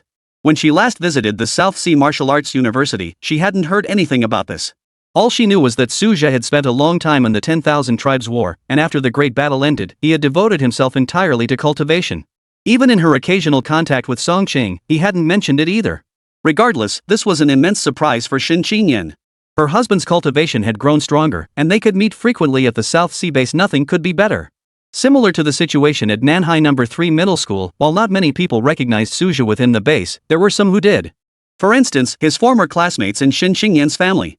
At that moment, Shin Qingyan's father-in-law Suja's martial arts instructor, Shin Yonghui, and his family stared at the television screen, their faces filled with utter disbelief. The last time Suja had returned to the South Sea base to visit family, his father-in-law had been away on business and hadn't seen him. Now, seeing Suja again, it was unexpectedly on television as the base governor delivering a public address. This was simply too unbelievable. At the governor's mansion. Immediately after the live broadcast concluded, Suja personally led an inspection tour of the South Sea base. He conducted swift, surprise inspections at every key facility and zone, showing no mercy where harsh measures were warranted. Though it was merely a brief inspection and rectification campaign, word was already spreading. The new governor really gets things done, no messing around. You bet. Some gangs and merchants were still hoping to get away with it, but word is the new governor wiped them out completely. Looks like he's serious about cracking down, not just paying lip service. Within a short time, Suja had earned the favorable impressions of many, with expectations reaching an all-time high. Especially when people learned he was also from the South Sea base, they naturally felt a sense of kinship. If they're from the South Sea base, how could they harm us? This gathering effect of goodwill quickly fed back to Suja through the system's binding. Though the concept of fortune remained elusive and mysterious, Suja sensed that whatever he undertook now carried a significantly higher chance of success. Even his cultivation insights felt much clearer than before. Excellent. I must redouble my efforts to build up my hometown. After a day of running errands, Suja finally returned home late at night. Surprisingly, Su's mother, Shin Qingyan, and even Su Xiaojin were all still awake, waiting for him to come home. None of them had called to disturb him, knowing he would return home once his work was done. Though they hadn't called Suja, his own phone hadn't stopped ringing. Classmates, friends, relatives, neighbors. Even people he barely knew sent congratulations and well wishes. This forced Shin Qingyan and Su's mother to turn off their phones and stay indoors. At school, Shin Qingyan felt it even more keenly. Her reputation had already risen this semester, and now she was treated with respect everywhere she went. Some newly arrived teachers even spoke to her in a low, deferential tone, afraid of offending her. The title of fourth-rank lady, the governor's wife, this status was far more than just a mere show of authority. Shin Qingyan couldn't help but sigh at the irony. Back when she married Suja, she couldn't say she was unhappy, but she always felt a sense of unease, as if her father had coerced her into it. Though they'd been married 10 years, Suja had been a model husband in every way except for his limited time spent with her. When Suja was promoted to third rank, their relationship had reached a new level of intimacy. Now, Shin Qingyan found herself somewhat relieved that her father's decision back then had been the right one. In this era where strength reigned supreme, everyone harbored a certain admiration for power. Shin Qingyan was no exception. Why haven't you gone to sleep yet? Suja entered the room with a cheerful smile. We've been waiting for you, Xiaojia. What on earth happened to you? Su's mother voiced her mild reproach first. Suja's father had left early, and she had raised him alone. Her greatest pride was that her son had once gained admission to martial arts university. Who could have imagined that one day her son would become a formidable fourth-rank martial artist, the governor of the South Sea base? Such important news, and he hadn't even told them beforehand. This is a bit sudden. Suja sat down, looking at Shin Qingyan and Su's mother. Actually, when you visited South Sea Martial Arts University last time, I was already at fourth-rank cultivation. I just forgot to tell you. As for the governor position, it was unavoidable. Suja patiently explained everything to his family. Shin Qingyan and Su's mother listened in astonishment. The governorship of a base housing 20 million people, no one had been willing to take it, so it had fallen to Suja. Most of the martial artists they encountered were low-tier practitioners at the first or second rank, and they knew little about the 10,000 tribes battlefield. They were largely unaware of the true nature of martial arts in this world. As for Suja, he was only just beginning to understand. The night passed without further discussion. For the next 3 consecutive days, Suja personally oversaw the intensive reorganization of all base operations. In just 4 days, the base underwent visible and encouraging changes. The resources approved for assistance by higher-ups gradually arrived, all of which were the base's most urgently needed supplies. The most valuable were a batch of cultivation resources such as elixirs, weapons, and spirit stones. Su Xingyan's connections proved formidable indeed. The total value, upon calculation, approached 60 million spirit stones. Base executives like Li Changgang were stunned. This much? Fantastic. The governor is amazing. Faced with these resources, Suja focused on maximizing their utility. Stabilizing the base was the immediate priority, but strengthening it and cultivating more martial artists remained the long-term focus. Half of these cultivation resources will go to the guard squad to enhance their overall strength. The other half, I intend to reserve for hosting the South Sea Base High School Martial Arts League and as rewards for the professional martial arts tournament. After much deliberation, Suja resolved to implement some unconventional measures. In truth, authorities across the entire Great Xia realm also sought to institutionalize nationwide martial arts tournaments. However, the scattered distribution of the 10,000 tribes' battlefields and the difficulties in communication made this far from straightforward. Even martial arts competitions between martial arts universities proved difficult to organize. Yet, through discussions with Dean Su Xingyan, it became clear that as the war situation evolved, higher authorities were actively encouraging internal competition within each region. Competition breeds progress. Moreover, it was high time to revitalize the martial arts ethos nationwide. 5 centuries since the revival of spiritual energy, this prolonged period inevitably fostered some stagnant practices within the Great Xia. The South Sea Martial Arts University, being newly established, may not yet show these signs. But at martial arts universities existing for over a century, class rigidity and nepotism have become increasingly severe. This has resulted in exceptionally talented commoners often failing to receive the best possible cultivation. On the contrary, those with connections not only have abundant personal resources but also receive various subsidies from the school. If this continues, it will inevitably lead to major problems. This time, higher-ups seem determined to change the status quo. Nanhai Martial Arts University may be the first to implement the changes. Martial Arts University involves broader interests, whereas the base is easier to manage. Given this, Suja thought, why not seize this opportunity to get things started? He wasted no time. After discussing it with Li Chenggang and the others, he immediately planned to convene a grand assembly of all martial artists ranked 2nd grade or higher within the base. 23. Martial Arts Tournament, Suja's Open Strategy. The new governor's first assembly of martial artists commanded everyone's utmost attention. Except for those tied to official duties, most arrived at the governor's mansion early. The vast conference hall was packed with over 100 martial artists. Second-rank martial artists formed the overwhelming majority, while third-rank practitioners were scarce. Suja faced such a large gathering of martial artists for the first time, yet his gaze remained resolute and commanding. Having experienced the Great War of the 10,000 tribes in the South Sea, this was but a minor gathering. The combined number of second and third-rank alien warriors he had slain last time far exceeded the total present here. If he were truly willing to go all out, Suja now at mid-4th rank and beyond might not even lose if he took them all on at once. The gap between mid-tier and lower tier was that vast. Everyone, as you've likely heard, I've secured a batch of cultivation resources through the South Sea Martial Arts University. Suja's opening words immediately set the tone for the meeting. The implication was clear: these cultivation resources were secured by Suja personally and held no direct connection to those present. Hearing this, every martial artist present wore expressions of eager curiosity. The martial artists at the South Sea base had been struggling lately. The last major battle had depleted a significant amount of resources. All martial artists, whether holding official posts or operating independently, had seen their resource allocations slashed considerably. The cultivation conditions at the South Sea base were already the poorest. Without some life-saving elixirs, they weren't even very enthusiastic about venturing into the wilderness to face the beasts. The new governor acquiring cultivation resources was certainly welcome news, but it all hinged on how he would distribute them. Beyond their own cultivation, the martial artists present were actually more concerned about their own descendants. After all, the next generation held their hopes. I plan to launch a high school martial arts league at the South Sea base starting this year to unlock the potential of our younger generation. A substantial portion of these resources will be allocated to each high school for training and rewards. Since it's a martial arts league, your support is essential. Suja laid out his first proposal directly. Governor, this is excellent. We will give it our full support. Martial artists who served as teachers were the first to voice their approval. Others who had no direct stake in the matter also chimed in. Whether they ran martial arts academies, guard units, or martial arts clans, all stood to benefit. The Martial Arts League was an event everyone had been eagerly anticipating. No one dared voice opposition, and besides, doing so would bring no benefits whatsoever. Suja nodded, thoroughly satisfied with their responses. He then revealed the primary purpose of gathering them. The High School Martial Arts League is actually a decoy. I plan to pursue a two-pronged approach. While the league is underway, I intend to lure out those cult martial artists and wipe them out completely. When the time comes, I'll need everyone here to lend a hand. There will be generous rewards. When Suja announced the rewards, every martial artist present grew envious and excited. This was far more lucrative than hunting beasts in the wild. Exterminating heretical cults is everyone's duty. We support the governor. Their enthusiasm ignited instantly. Most of the seated martial artists were registered practitioners, making them unlikely targets for cult infiltration. Even if cult warriors discovered them, it wouldn't matter. The cult warrior's creed was to eliminate all forces resisting the 10,000 clans and bring them under their banner. They would inevitably target the high school martial arts league. Moreover, with such lavish rewards on offer, cult martial artists, largely self-serving individuals, would find this temptation nearly impossible to resist. This is a blatant scheme. When Suja announced that a base-wide martial arts tournament would be held simultaneously, the martial artists in the conference room erupted in excitement. Long live the governor! Support the governor! The resolution from this meeting was swiftly announced throughout the entire base.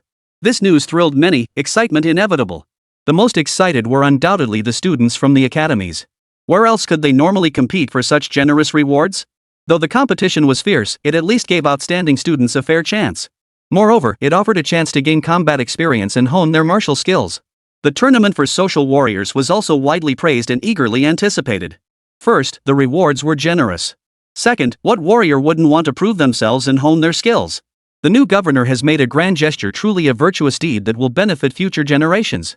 For a time, everyone in the South Sea base connected to martial arts spoke highly of the new governor, Suja.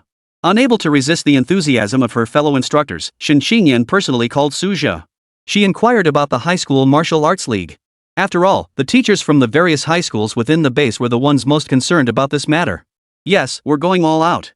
The primary goal is to enhance the combat prowess of high school students, aiming to have more of them pass the martial arts university entrance exam next year. Some of your martial arts teachers can also participate in social martial arts competitions to improve together, Suja affirmed over the phone. Hearing Suja's words, all the teachers felt a surge of determination, both for their students and for themselves.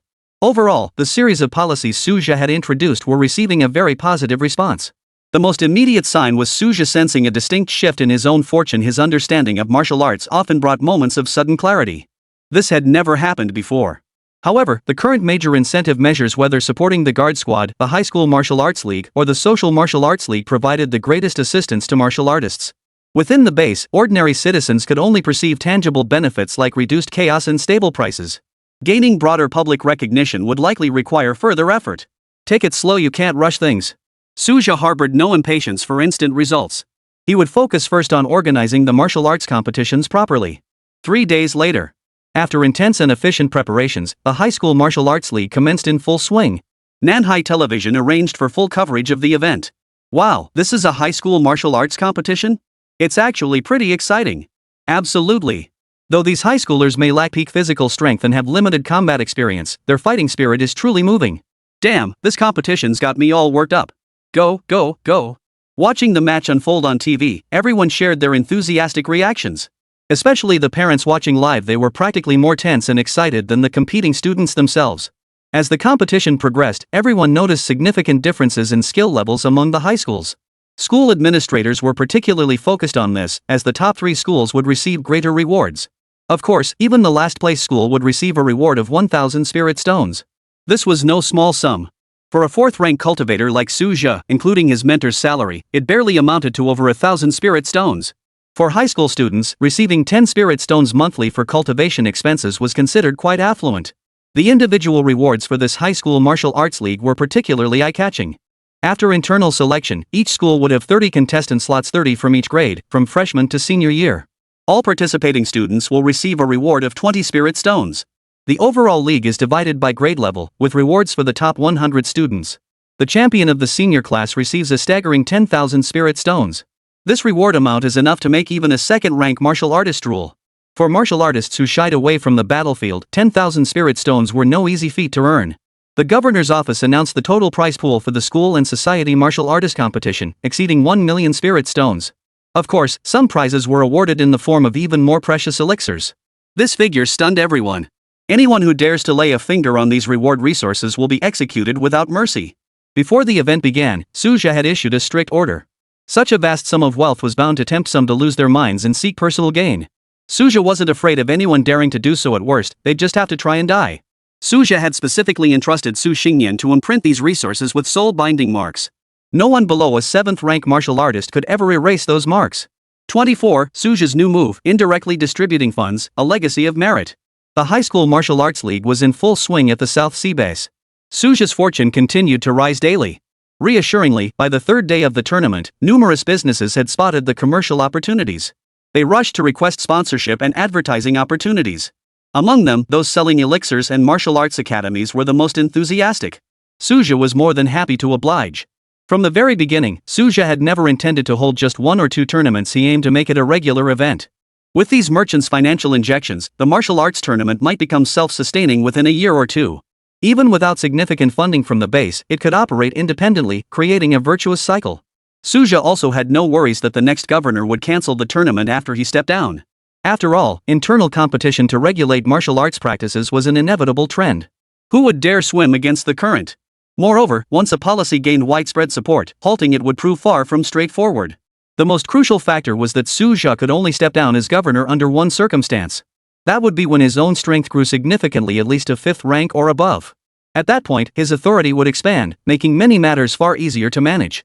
After both the High School Martial Arts League and the Social Martial Arts Tournament had settled into their routines, roughly a fortnight later, Suja once again summoned a group of martial artists, this time primarily members of wilderness hunting guilds and martial arts academies. What's going on? Governor Su summoned all of us. Is there another battle? No clue, but it's gotta be good news. I can't wait. You can say that again. I'd welcome Governor Su summoning us for any reason, big or small. The martial artists buzzed with chatter, trying to sniff out any inside information. Even Li Changgang and Zhao Hongchuan, third-rank martial artists holding important positions, were largely in the dark. Still, they shared the same sentiment as everyone else. Governor Su must have another brilliant idea up his sleeve, and 9 times out of 10, it would benefit the base. Once everyone had gathered early, Suja appeared punctually. Governor Su. The governor has arrived. All eyes turned to Suja, their expressions and words brimming with respect. If there had been a few martial artists who previously murmured about Suja's new arrival and youthful age, now, no one dared entertain such thoughts. His prowess spoke for itself, and Suja truly possessed the capability and genuine concern for the base. Suja swept his gaze across the room, instantly silencing the conference hall. I've gathered everyone here for good reason, Suja began. As his words fell, expectant smiles spread across the faces of all the martial artists present, though a few remained stern. They believed heaven doesn't just hand out free lunches. It's impossible. Suja paid them no mind and continued slowly. Since the last beast uprising, the beasts surrounding the South Sea base have grown restless, posing an increased threat to the facility. In light of this, I plan to launch a monster hunting campaign. For all hunting spoils acquired within the designated timeframe, the base will purchase them at a 20% premium. Additionally, the top 30 hunters will receive extra rewards. At these words, everyone's eyes lit up. A 20% price subsidy was no small matter, and there were also competition ranking bonuses. If this wasn't a good thing, what could be? Crucially, this field hunt was open to non-martial artists as well, a policy benefiting the entire base. Governor, when does it start? Someone eagerly pressed. It starts tomorrow. Initially limited to 1 month. If the base's finances remain sufficient, we'll consider extending it, Suja replied. Awesome. I'm heading out tomorrow to hunt my heart out. We absolutely have to go. I was worried we wouldn't have enough resources to rank well in the martial arts tournament. This time, I'm going all out. With that 20% profit margin, I'm going all out this month. Every martial artist present expressed enthusiastic support, their eyes gleaming with excitement. However, Li Changgang and the other third-rank martial artists looked puzzled. The bulk of a beast's value lies in its meat, not only edible as sustenance but also beneficial for cultivation. What on earth was the governor planning to do with all this exotic beast meat he was buying at such high prices? The guard squad couldn't possibly consume it all, and selling it outright would be a pure loss. Could this truly be a policy designed to benefit the people? Though puzzled, they dared not question it. After all, Suja had secured the bulk of the finances. Besides, this decisive new governor surely had his reasons. Subsequently, Suja briefed Li Changgang and Zhao Hongchuan on specific details. For instance, he instructed the guard units to set up collection points in the wilderness and outlined the specific procedures for review and rewards. That very same day, the incentive program was announced on television. The next day, the Guard Corps acquired a significant amount of exotic beast resources. By the third day, the acquisition volume began to surge dramatically.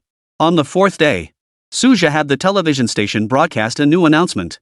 All personnel within the base may purchase 1 caddy of exotic beast meat at a 70% discount per person upon presenting valid ID. Simple in content, yet utterly explosive. It instantly sent shockwaves throughout the entire South Sea base. A 70% discount? £1 per person? For large families, this might as well be free meat distributed by the governor's office. The governor's office is essentially handing out cash. And not just that, even with money, you couldn't buy that much exotic beast meat before. The governor wants every household to eat exotic beast meat, giving everyone a chance to cultivate. Exactly. The governor aims to elevate the base's overall strength, especially for our next generation. The governor is securing our future. This is a monumental achievement for the ages. As expected, everyone sprang into action. Within half a morning, the entire 3-day stockpile of exotic beast meat was snapped up. This development once again spurred the hunters into action. They had been worried that the surplus of monster meat might become too much for the governor's office to handle, fearing the purchase program could be halted at any moment. Turns out they'd been worrying for nothing. There wasn't too much exotic beast meat. There simply wasn't enough. Let's go, let's go. We have to hunt more today. The entire South Sea base buzzed with activity. No one wanted to miss this opportunity. In an instant, Suja's fortune began to skyrocket. After all, with so few martial artists, policies affecting ordinary citizens' interests carried the greatest weight. Too bad we can only keep this up for a month at most. The finances just can't sustain it. And a month is more than enough to clear out the outer perimeter of the base of some beasts, ensuring everyone's safety. If we kill too many, people might take desperate risks and end up getting hurt. Suja listened to the daily reports from Li Changgang and the others, secretly searching within himself. At the same time, he was filled with immense anticipation. Once his destiny energy reached a certain level, it would surely bring him benefits. A breakthrough in cultivation? Or stumbling upon priceless medicinal treasures? This system ability seemed somewhat ordinary at first glance. But Suja knew it was actually the most extraordinary talent imaginable. Because the fortune boost gained within this month would remain permanently with him. In essence, it was like creating an extra chosen one of fortune for him. Anticipation, pure anticipation. 25. God of Sword Techniques Talent. The Kaki Shin Yonghui. In the days that followed, Suja lived each day with intense focus and fulfillment. Beyond his duties, he carved out time to guide Shin Qingyan and his daughter Su Xiaojin in their martial arts cultivation. Occasionally, he would pore over martial arts texts within the governor's mansion. Though they couldn't match the richness and sophistication of those at South Sea Martial Arts University. But thanks to the boost from his destiny, they always offered him unique insights. Naturally, his cultivation never faltered, and both his cultivation base and combat prowess steadily advanced. Soon, Suju would have been in office as governor for nearly a month. The South Sea base underwent earth-shattering changes. Internal issues, external security. The most obvious change was that ordinary people had become stronger and more robust. This was the result of the entire population having access to beast meat. Martial artists and the guard army, bolstered by various subsidies, had also seen their strength increase. Both the High School Martial Arts League and the preliminary rounds of the Social Martial Arts Tournament had concluded successfully. The High School Martial Arts League, in particular, has had a widespread and profound impact. And as time passes, its influence will only grow deeper in people's hearts. Among them, some prodigiously gifted talents have begun to emerge. However, they hadn't displayed overly monstrous abilities, and the hidden cult martial artists hadn't immediately made their move. Suja remained unhurried. He was confident that by the final stage, those individuals would inevitably lose their patience. On the final day of the fortune boost, Suja granted himself a day off. He secluded himself in the library of the governor's mansion. Suja's cultivation had already approached the late 4th rank, yet breaking through this minor realm proved no easy feat. Without any means to accelerate his cultivation, Suja decided to focus on refining his martial techniques instead. The martial arts within the governor's mansion were the finest in the entire South Sea base, though most were only first or second grade techniques. But sheer volume prevailed. Suja still hadn't finished reviewing them all. While immersed in his studies, Suja's powerful spiritual perception detected something unusual about one particular martial arts manual. It was a second-grade fist technique manual, yet Suja sensed a 5th-grade spiritual imprint within it. 5th grade? Truly 5th grade. Suja couldn't help but feel a surge of excitement. Could this be the blessing brought by his enhanced fortune? After so many years of cultivation and the system's awakening, Suja had never encountered such a stroke of luck.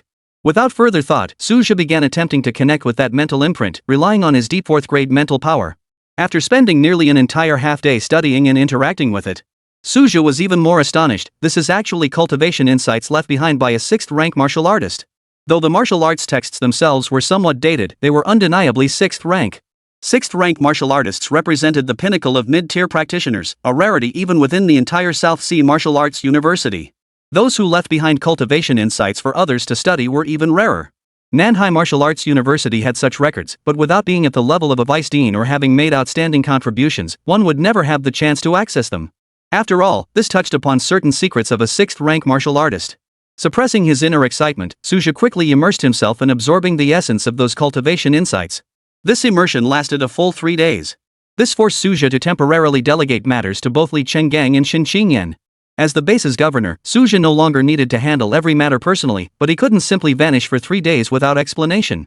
Fortunately, after 3 days, Suja's gains were immense. His cultivation insights were now sufficient, and breaking through to the late stage of the 4th rank was merely a matter of taking that final step. Most crucially, his understanding of martial arts techniques had fundamentally transformed. He felt it necessary to cultivate a powerful martial skill to serve as his greatest reliance. Fortunately, the system's new round of ability draws had just refreshed. Without hesitation, Suju immediately initiated the draw. Draw successful.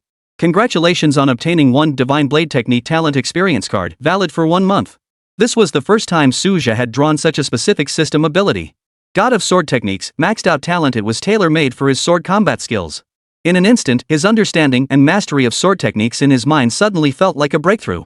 Was this what it felt like to be a genius? What a rush! Without delay, Suja began practicing his Mad God sword art.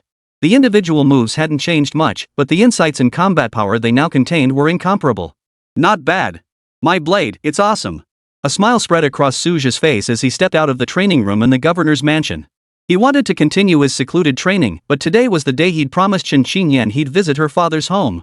His last visit to see them had fallen through, and since becoming governor, he'd been swamped with duties. A whole month had slipped by. It would be unacceptable not to visit now.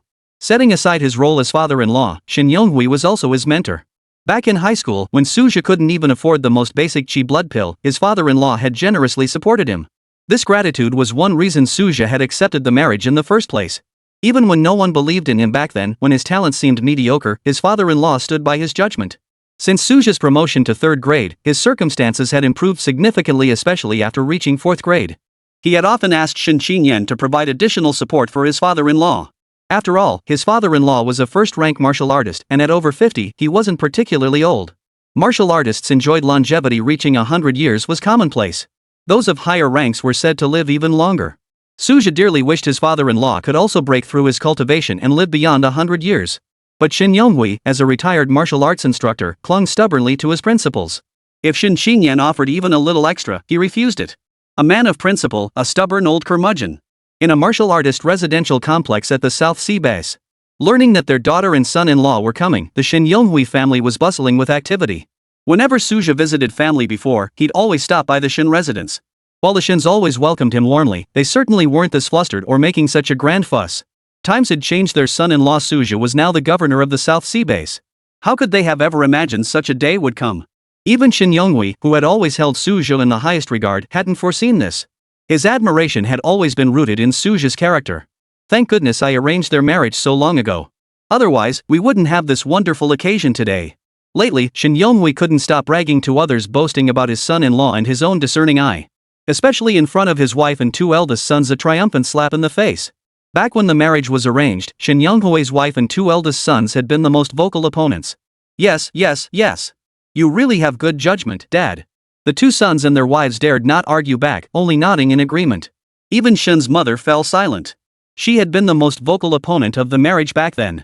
Although Suja had successfully advanced to a 2nd-rank martial artist after graduating from Nanhai Martial Arts University and stayed on as an assistant instructor. Over the years, he had also provided considerable support to the family through Shin Qingyan. Mrs. Shin had long since accepted this marriage. Better than some, worse than others, nothing wrong with that. Who would have thought that after 10 years of marriage, Suja would finally have his moment to shine and bring honor to the family? Grandpa, Grandma. Just as the family was busy, a clear voice called out from the doorway. Shin Yonghui was the first to dash to the door, scooping up the adorable little figure. He cooed affectionately, "Little Jean, come here, let Grandpa hold you."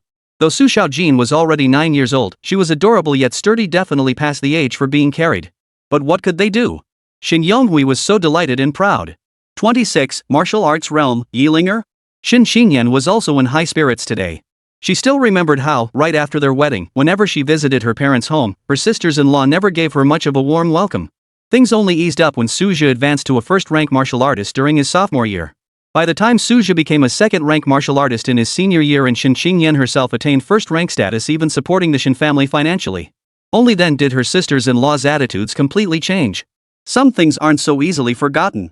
This also meant Shin Xingyan wasn't particularly close to her 2 older brothers, despite how much they had cherished her when they were young. Suja, having grown up without a father or siblings, didn't dwell on such matters. He had visited his father-in-law only a handful of times. In his view, in this perilous world of high martial arts, having more kin could only be a good thing. Xiaojia, Qingyan. Shin Yonghui abandoned his attempt to hug Su Xiaojin, instead turning to nod at Suju and Shin Qingyan with a smile. Especially towards Suja, his smile brimming with pride and satisfaction. Mrs. Shun and the others also stepped forward to warmly welcome the family. "Dad, Mom, it's been a long time," Suja greeted them with a smile. His father-in-law looked much the same, though his mother-in-law, now living an ordinary life, appeared a bit older. His two brothers-in-law and sister-in-law looked much the same, though their expressions were somewhat stiff. It couldn't be helped. Though he was their sister's husband, he was also a formidable fourth-rank martial artist, the governor of the base. They instinctively felt inferior even when facing a first-rank martial artist, let alone someone like Suja. To Suja, this felt slightly unfamiliar, but nothing more. After the family enjoyed a cheerful meal together, Suja noticed that his two brothers-in-law were only a hair's breadth away from reaching the rank of a first-grade martial artist. He proactively offered to provide them with some resources, suggesting they could repay him once they became martial artists themselves. No need, Xiaoxia. Your path to becoming a martial artist wasn't as smooth as theirs. What matters most for a martial artist isn't just strength, but courage and resolve. That's what they lack. Shin Yonghui, his father-in-law, flatly refused without hesitation.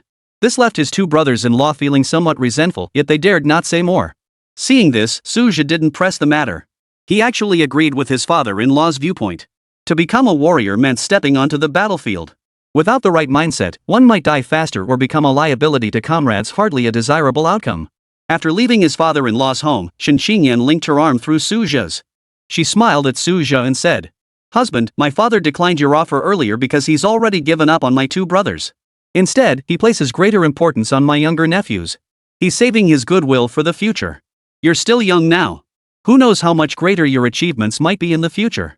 That old fox of a father of mine doesn't want to use up all his goodwill at once." Suja froze, caught off guard by this insight. Still, if Shin Xingyan's nephews showed talent in martial arts, he wouldn't mind lending a hand. After all, that was only human nature. Suja didn't dwell on it, instead shifting the conversation to matters at Nanhai No. 3 High School. Although some outstanding students transferred to our school this semester, our overall strength still falls short. For this high school martial arts league, Principal Fong's goal is to break into the top 20. Honey, you have no idea, ever since you implemented that series of aggressive policies, the competition among schools and students has gotten fiercer and fiercer. But I think it's a good thing. If we don't work hard now, we'll regret it later. Shin Xingyan spoke with a constant smile on her face, eloquent and full of hope for the future.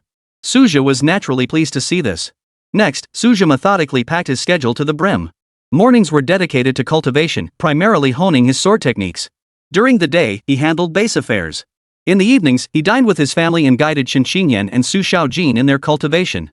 He would then return to the governor's mansion to continue his training. He averaged one night's sleep every 3 days, never exceeding 3 hours per session. After breaking through to the 4th rank, martial artists no longer required as much sleep due to their enhanced spiritual power. Instead, they placed greater emphasis on the relaxation provided by deep sleep. Even so, Suja still found himself perpetually pressed for time, working day and night.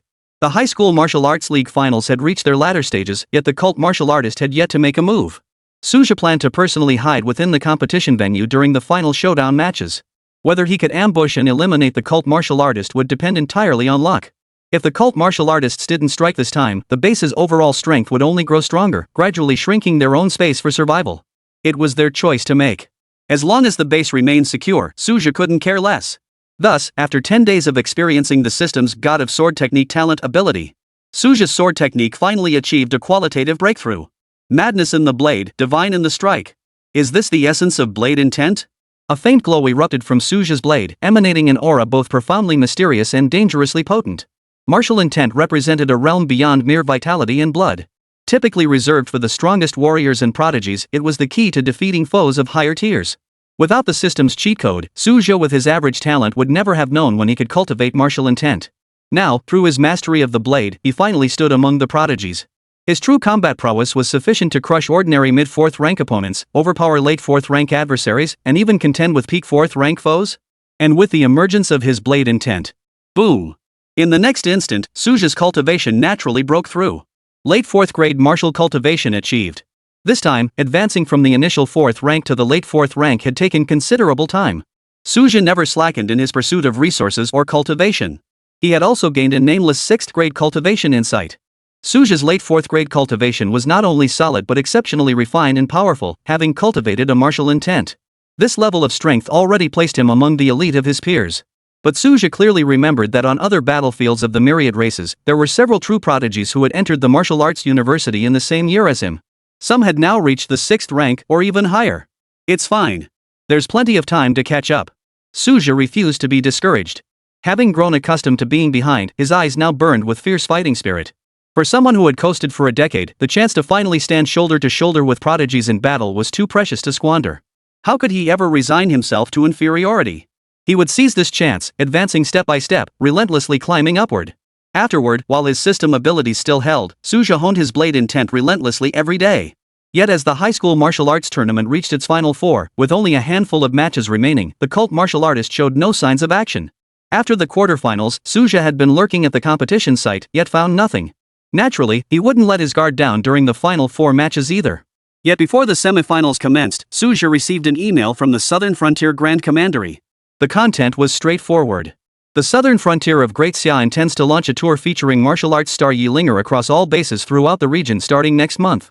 All bases are to prepare accordingly, with particular emphasis on preventing attacks by cult martial artists. Martial arts superstar? Yi Linger? Suja was a bit stunned. 27. The Battle of the Four Strongest, a pseudo-fourth rank cut in half. Martial arts stars in this world were nothing like the so-called entertainment celebrities Suja knew before his transmigration. They were entirely different concepts. Martial arts celebrities must first and foremost be martial artists and exceptional ones at that. They were rarer and more precious than ordinary martial artists. Among them, the most celebrated and sought after are martial arts celebrities possessing unique spiritual talents. Yi Linger was a martial arts celebrity renowned throughout the entire Great Xia. Her spiritual talent lies in her ability to emit martial arts celestial sounds through playing instruments and singing. Hearing these sounds enhances one's martial arts comprehension an astonishing effect. At just 24 years old, Yi Linger has already ascended to the rank of third-grade martial artist, becoming the rising star everyone in Great Xia is chasing. Moreover, hailing from a martial arts family in the divine capital, her background is intimidatingly vast. It's said that Grand Marshal Su Shoshuan went to great lengths to secure her for this southern border tour. It's no exaggeration to say that Yi Linger's visit is worth more than spending tens of billions of spirit stones. The Grand Marshal is certainly sparing no expense to bolster the southern frontier's strength. Suja couldn't help but sigh as he scanned the sparse online information about Yi Linger. However, ensuring her security was indeed crucial. The value of one Yi Linger is no less than that of a 7th-rank martial artist. Moreover, Yi Linger is a martial arts prodigy whose future importance is immeasurable. Imagine a 6th-rank Yi Linger performing her martial heavenly sound. It would benefit all martial artists below 5th rank, and on a massive scale.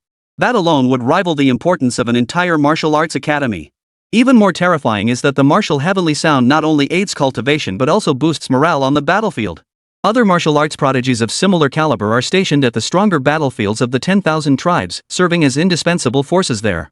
The South Sea multiracial battlefield lacks such a presence, which is why Suja had never witnessed. However, Suja quickly realized that the higher-ups had agreed to Grand Marshal Su Shoshuan's request.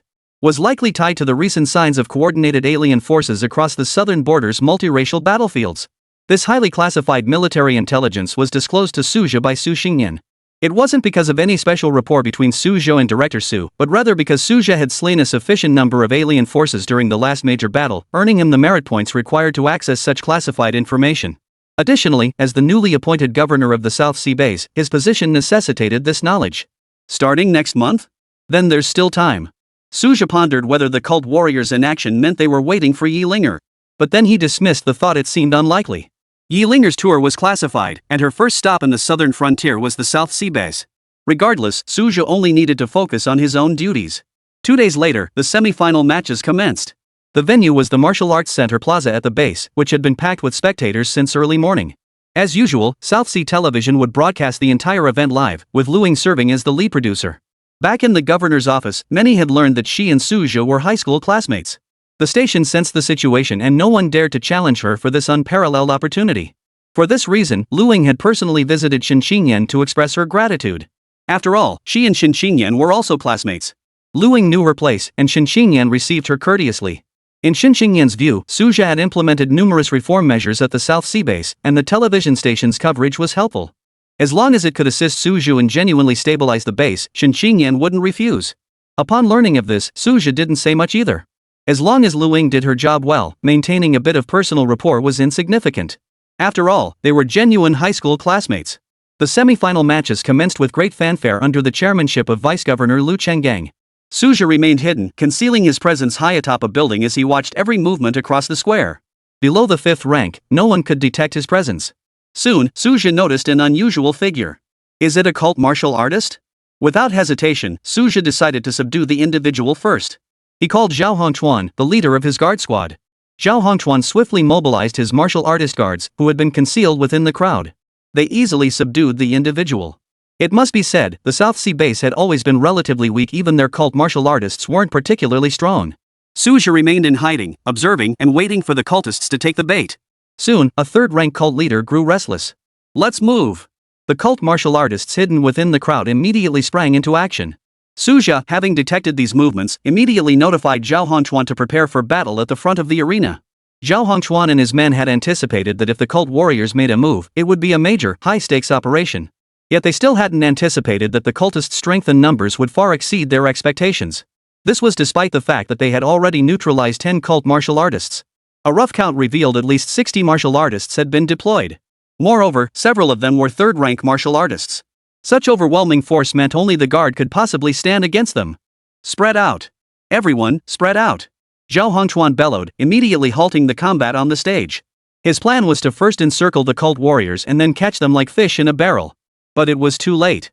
The leading third-rank martial artists had already closed in on the stage. Their targets were the 4 semi-finalists and the 30 or so students watching nearby. Though these high schoolers had competed for over a month, none had ever witnessed such a spectacle. The third-rank martial artists' overwhelming aura crushed them, leaving them unable to even breathe, let alone muster the courage to fight back. Die!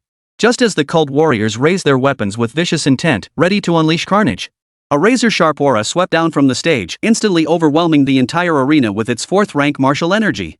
Suja's figure materialized on the stage, a long blade in hand. Like a war god, he coldly locked onto every cult warrior before him. Holy! It's that Su guy. How did he end up here? The cult leader's face twisted in disgust. Suja had never once appeared at the martial arts league throughout the entire tournament. This led the cult warriors to conclude. This new governor might talk a good game, but he'd never actually show up to watch the matches in person. Little did they know, Suja had been lying in wait for them for days on end. Now, facing a large group of cult martial artists below the 3rd rank, Suja merely released a trace of his martial aura. It was enough to suppress them completely, requiring little effort at all. Quickly release the forbidden techniques. A cult leader bellowed the order. He knew they stood no chance against a 4th-rank martial artist. They had to take desperate measures. Instantly, the aura of those 3rd-rank practitioners surged as if stimulated, rapidly escalating. They were nearing the 4th rank level. So that's what this is. Suja looked at the 4 pseudo-4th rank cult warriors with a look of contempt. Forget pseudo-4th rank. Even if 4 genuine 4th rankers stood before him, Suja would still cut them down without hesitation. Mad God Blade Art / Suja gave them no chance, striking with his blade instantly. The lightning-fast blade sliced through the air like cutting through vegetables, cleanly severing the nearest 3rd rank leader at the waist. Splatter. The opponent couldn't react at all, dying a gruesome death on the spot. That's blade intent. The other cult leaders caught a glimpse of the truth, their faces turning ashen. Their first instinct was, run. 28. Governor Su is terrifying. Martial enlightenment doubled. The other 3rd-rank cult martial artists, just as they turned to flee, were met by the flash of blades. Crack! Blade to head, and heads rolled. Seeing their strongest leaders slain in an instant, the remaining cult warriors were utterly terrified. They too wanted to flee, but the square was completely surrounded by the guard army. There was no escape. Suja swiftly dispatched the remaining stronger 2nd-rank practitioners. The rest either surrendered and were captured, or resisted and were executed on the spot. At first, seeing so many powerful cultists, Zhao Hongchuan and his men had been somewhat panicked. When several cult leaders activated secret arts, boosting their power to near 4th rank levels, even Li Chenggang couldn't stand against them. Little did they know they had underestimated Suja. This swift slaughter was nothing short of a massacre. The enemy offered no resistance whatsoever. Governor Su, is his power truly this terrifying? Every martial artist who witnessed Suja's actions was stunned speechless. Even though that long blade wasn't aimed at them, they deeply sensed a chilling aura of death emanating from it. It was terrifying. In that moment, Suja's aura of untouchable authority deepened even further in their minds. Below the stage, Xin Xingyan's beautiful eyes flickered. Witnessing Suja's power for the first time, her admiration for strength reached its peak. This was a true powerhouse. This was her husband. Within 10 minutes, the scene was cleared. Resume the competition. Suja addressed Li Chenggang and Zhao Hongchuan. Despite the scene being a mess, bloodstain everywhere, martial artists are no strangers to bloodshed. If these unexpected incidents caused these high school students to shrink back in fear and fail to show their true strength, then they'd be nothing. In a way, this was also a real-world lesson Suja was imparting to every student present. A lesson in facing life and death, confronting fear head-on. Better this than them panicking and needlessly losing their lives when truly facing monstrous beasts or alien battlefields. Shortly after, footage of Suja wielding his long sword, single-handedly slaying numerous cult warriors, was edited and broadcast by the television station. Everyone in the entire South Sea base witnessed Suja's terrifying prowess and formidable presence. Governor Su, such majesty. Such valor. In the eyes of ordinary base residents, Suja now seemed no different from a god. Unfortunately, the Fortune Boost experience card had expired at this moment, otherwise, it would have undoubtedly granted Suja another surge of formidable fortune. The semi-final matches proceeded as scheduled. The bloody atmosphere on the field not only failed to disrupt the competition but actually added a layer of raw authenticity. The spectacle ignited the crowd's fervor, erupting in thunderous applause. Suja promptly reported the elimination of the cult warriors to the Southern Frontier Grand Commandant's office. The higher-ups acknowledged the achievements of the South Sea base and even sent an additional batch of cultivation resources as a reward. Suja, of course, accepted them all without hesitation. Suja used these cultivation resources to reward the guard squad that had distinguished themselves in eliminating the cult warriors. They deserved it. 3 days later, both the High School Martial Arts League and the Social Martial Artist Tournament came to a close. As the governor, Suja personally attended the grand award ceremony. Congratulations! May you continue to strive for excellence, contributing to the security and development of the South Sea base. May you advance further along the martial path, harnessing your power to defend against the myriad races. Suja's impassioned speech ignited the enthusiasm of every base resident. It also planted a seed of martial fervor in the hearts of many outstanding students. With both major tournaments concluded, preparations now shifted to welcoming martial arts star Yi Linger. Superiors repeatedly emphasized the need to strengthen security measures, leaving no room for error. After the recent purge of cultist martial artists, Suja realized the South Sea base's security force remained somewhat inadequate. News of Yi Linger's visit to the South Sea base would inevitably spread. This could attract powerful cult martial artists from other bases seeking trouble. In light of this, Suja resolved to cultivate an elite unit within the security force. Armed with a batch of premium cultivation resources, he headed straight to the security squad headquarters. Everyone, you are the elite handpicked by Commander Zhao. I will now conduct a special training session for you. What I hold in my hand are the rewards for passing this special selection. Some of these pills would make even third-grade martial artists green with envy. I needn't explain what this signifies. So, give it your all and endure this special training. Survive it, and you'll be transformed. Fail, and you'll remain mediocre for life. Facing over 30 martial artists of the Guard Corps, Suja delivered his opening address with thunderous intensity.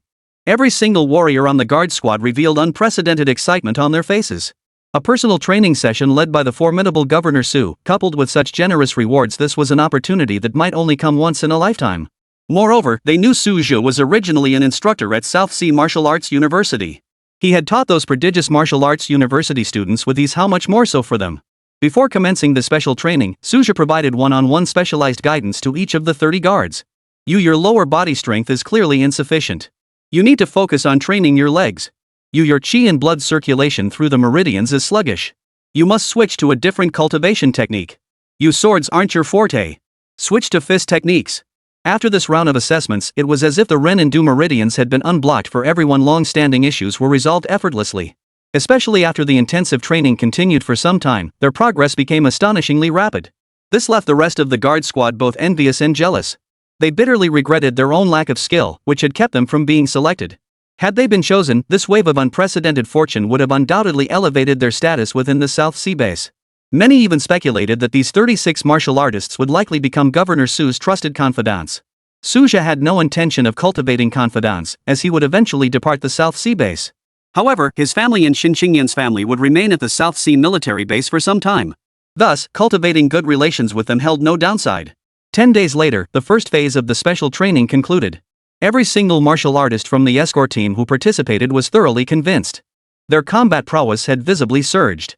Consequently, the entire escort team held Suja in the highest regard, filled with admiration. Meanwhile, it was time to draw new system abilities. With the aid of the God of Sword techniques, Suja's Frenzy God sword art had reached a level of perfection. It had grown significantly more powerful since the time he had slain the cult warrior. This made Suja incredibly eager to see what ability he would draw this time. Draw successful. Congratulations on obtaining 1 Martial Arts Enlightenment Chance Doubling Experience card, valid for 1 month. It was an insight talent. Enlightenment was a special cultivation state martial artists desperately sought. Beyond significantly boosting cultivation, its most precious value lay in breaking through various bottlenecks in training. Some martial artists never experience it even once in their entire lives. Typically, only prodigies standing at the pinnacle of the talent pyramid can achieve 1 or 2 enlightenments with the aid of fortune. Suja had never experienced a single enlightenment. Amidst his excitement, Suja suddenly recalled that martial arts star Yi Linger would soon arrive at South Sea Base. Her martial divine sound was effective for all base residents, including Suja. Could he trigger an epiphany by combining the power of the martial arts divine sound with his system's ability to double epiphany chances? At this thought, Suja found himself looking forward to Yi Linger's arrival. Superstar, you better hurry up and come. 29. A fierce father means his daughter's a bit violent, totally normal. This newly drawn system ability was rather unique, so there was no need to rush into cultivation. With base operations now running smoothly, Suja found himself much more at ease than when he first arrived, except during his special training sessions. This also gives him more time to spend with his family. Oh, by the way, honey, the teacher is coming over for a home visit tonight? Shin Xinyan suddenly mentioned it over dinner. Suja paused, then joked, did Xiao Jin get into trouble at school? Yep. To his surprise, Shin Xinyan nodded. Xiao Jin beat up a boy in her class. I heard it was pretty bad. Ah. Suja was taken aback, glancing at his daughter Su Xiaojin with confusion. Despite her innocent and adorable appearance, Su Xiaojin was actually well trained in muscle and blood circulation, making her quite skilled at fighting. But she wasn't the type to resort to violence without reason.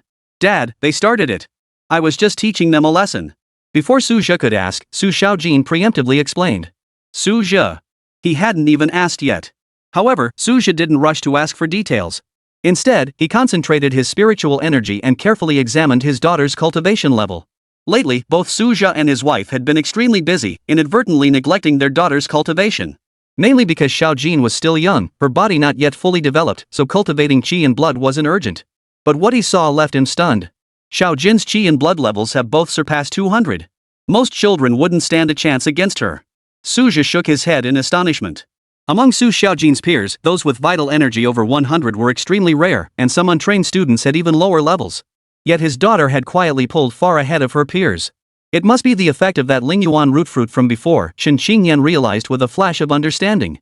The Lingyuan root fruit greatly aided in unlocking martial potential, with earlier consumption yielding better results. Combined with the top-tier resources Su Xiaojin now enjoyed thanks to their improved financial situation. Primarily, her innate cultivation aptitude and talent far surpassed those of her parents. The convergence of these factors had propelled Su Xiaojin's growth to astonishing heights. Suja pondered for a moment before saying, we need to focus more on strengthening her qi and blood control training from now on. Otherwise, with Xiaojin's vast reserves, she'll just want to punch people. The martial arts education at school clearly can't keep up with her pace of improvement. Understood, husband, Shin Xingyan replied. Shin Xingyan understood Suja wouldn't have much time to teach their daughter, so this responsibility naturally fell to her. At this moment, Shin Xingyan felt fortunate to be a high school martial arts instructor. Otherwise, she wouldn't have known how to handle this situation. Suja then asked Xiaojin a few questions, nothing particularly noteworthy. It was just a normal scuffle between elementary school kids. Xiaojin had simply lost control and hit a bit too hard. At her current pace, Xiaojin might become a martial artist before the martial arts exam. Suja gazed at his daughter, his voice tinged with emotion. Who would have thought that he and his wife, both of average talent, would give birth to such a prodigious daughter? Hee, honey, my Xiaojin is way better than you. Shin Xingyan beamed with pride upon hearing this. Su's mother beamed with joy.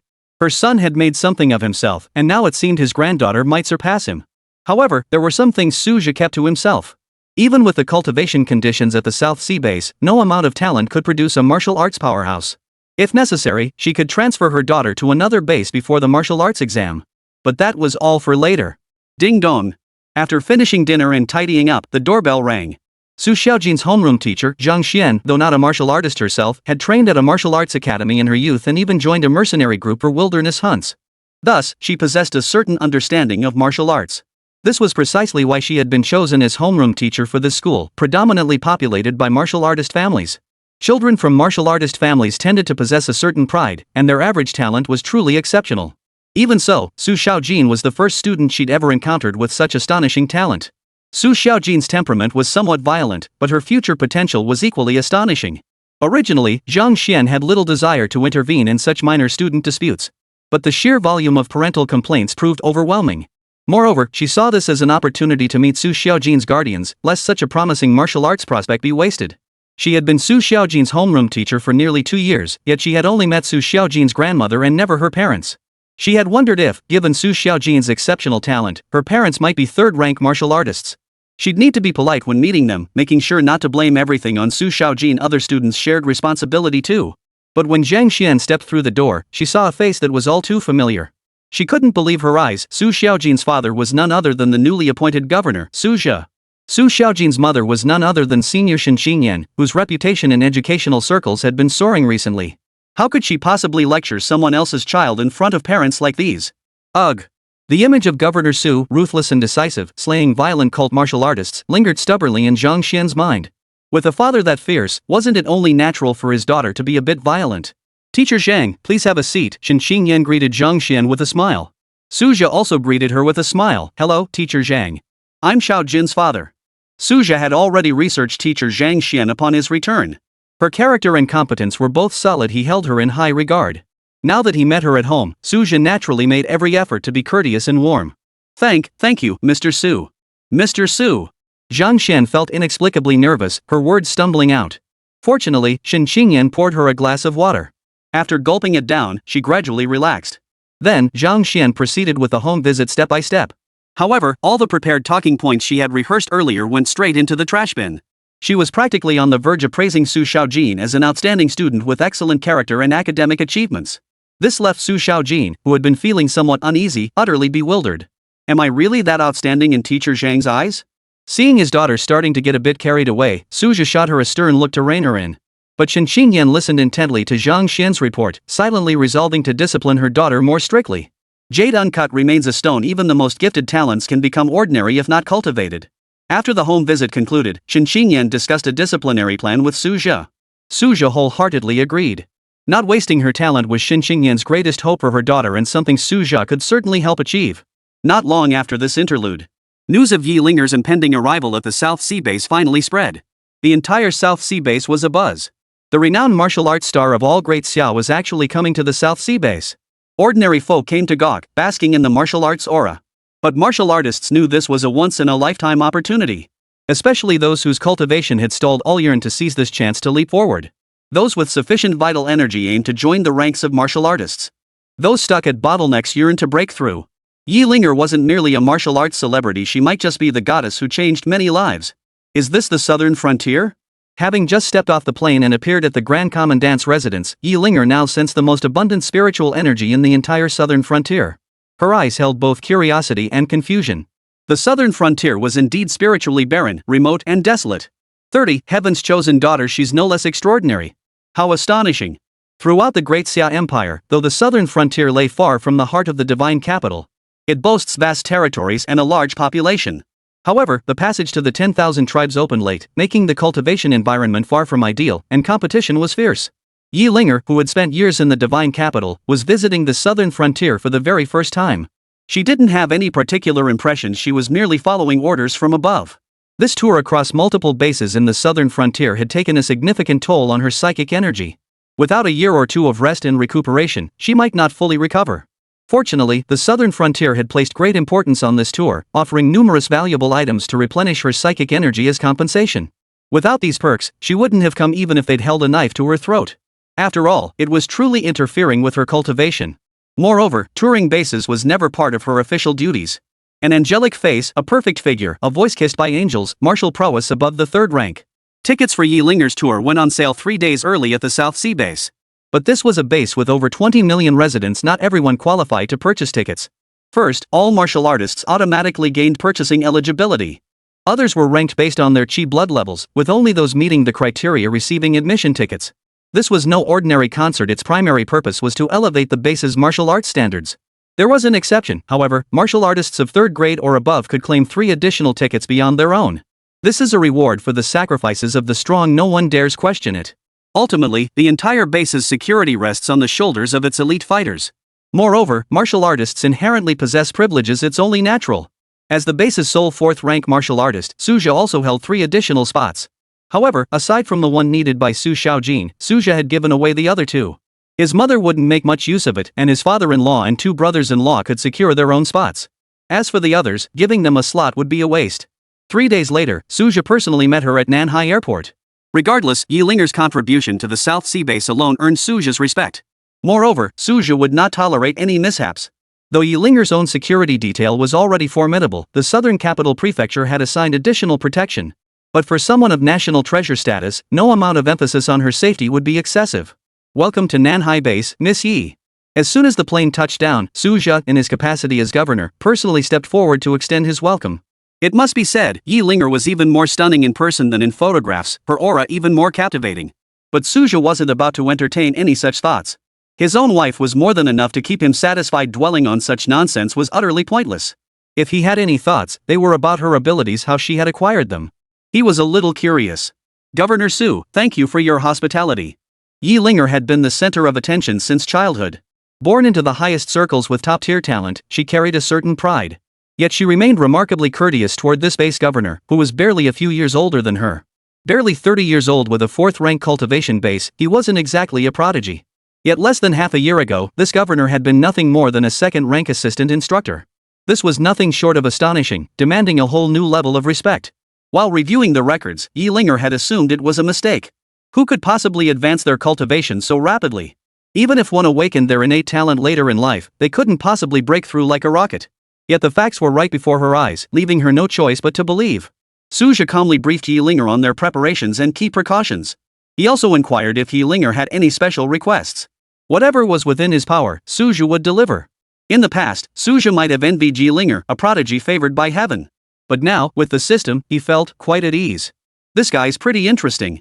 Yi Linger listened quietly to Suja's explanation throughout the journey, silently forming this assessment in her mind. She knew many powerful individuals and high-ranking figures, yet she had never met one who only discussed work with her, not even cracking a single light-hearted joke. Was he so overconfident he looked down on her? Now that was intriguing. Still, she didn't think she was any less capable than this rising star. Perhaps this young governor simply hadn't encountered higher-level matters yet, suffering from a narrow perspective. No big deal. Soon, Suja led Yi Linger and her group to the base plaza. Seeing Yi Linger had no further needs, Suja didn't linger, letting her prepare on her own. The tour venue was already teeming with people, buzzing with excitement. Everyone gazed expectantly, eyes sparkling with anticipation, eager to catch a glimpse of Yi Linger as soon as possible. They were even more eager to soak up the divine aura of martial arts and sky-shaking melodies, hoping to enhance their own strength. Honey, is Yi Linger pretty? After checking all the arrangements, Suja sat in the VIP section when Shin Qingyan asked him with a smile. She too was curious about what this martial arts superstar looked like. If not for fear of causing a scene, she would have loved to meet her herself. Beautiful. A true heavenly beauty, her reputation is well deserved. Suja replied honestly. Truthfully, he knew Shin Qingyan was more envious of Yi Linger's martial arts talent. When it came to beauty, Shin Qingyan certainly held her own. Plus, she was passionate and skilled. What was there to compare? Oomph. Shin Qingyan feigned anger before laughing again. But my husband isn't any less impressive than her. Amidst the banter, Yi Linger had already stepped onto the stage. Instantly, all eyes turned toward Yi Linger, erupting in waves of thunderous cheers. Suja couldn't help but whistle in awe. This popularity was simply unbelievable. Dressed in elegant attire, Yi Linger smiled and greeted the crowd. Hello everyone, I'm Yi Linger. That smile captivated countless hearts. It wasn't merely about her beauty, it seemed as though her smile held some kind of irresistible magic. Suja knew it was spiritual infectiousness, truly mysterious. Wow, she's so beautiful. Beside her, Shin Qingyan was utterly transfixed. Unconsciously, she felt a pang of self-consciousness. Silly wife, you've been defeated by someone else's charisma, Suja chuckled helplessly. In truth, this was merely a preparatory step before Yi Linger's performance. By channeling their focus through her, the subsequent martial heavenly sound would achieve maximum effect. Yet, among the crowd of over 300,000, one person remained utterly unmoved. Whether it was due to the inherent mental power of a 4th-rank cultivator or some other reason, it remained unknown. Yi Linger glanced briefly in Suja's direction before dismissing the thought and formally beginning her performance. Her slender hands, guided by a unique spiritual force, instantly produced a melody of ethereal notes, like heavenly music. The soul-stirring notes instantly silenced the entire venue. Every soul was immersed in the melody, their very breaths shifting in harmony. This was the astonishing effect of the martial heavenly sound. Even Suja was jolted awake, as if a switch had been flipped, flooding his mind with countless martial insights. His spiritual energy seemed to resonate with it in some wondrous way. Truly magical. Suja's cultivation, stagnant at the late 4th grade for so long, instantly surged to the peak of the 4th grade. Of course, this was also due to his cultivation being sufficiently solid, nearly on the verge of breaking through. Merely listening for a moment had yielded such results. This filled Suja with immense anticipation. Perhaps the end of the melody would trigger a sudden enlightenment. Perhaps after that enlightenment, he could leap straight into the 5th rank. Or even advance a step beyond the 5th rank, who could say? After all, enlightenment was truly rare. Who knew what effects it might bring? 31. Epiphany. Seclusion. Officially entering 5th grade. The martial heavenly sound performance lasted an hour. Amidst the lingering echoes of unfulfilled longing from the 30,000 spectators, the curtain finally fell. Many, awakening from their profound insights as the final notes faded, immediately chose to depart for seclusion. Having gained profound insights, they must seize this opportunity to advance. Even Suja, the governor, after giving his subordinates a few instructions, returned alone to the governor's residence.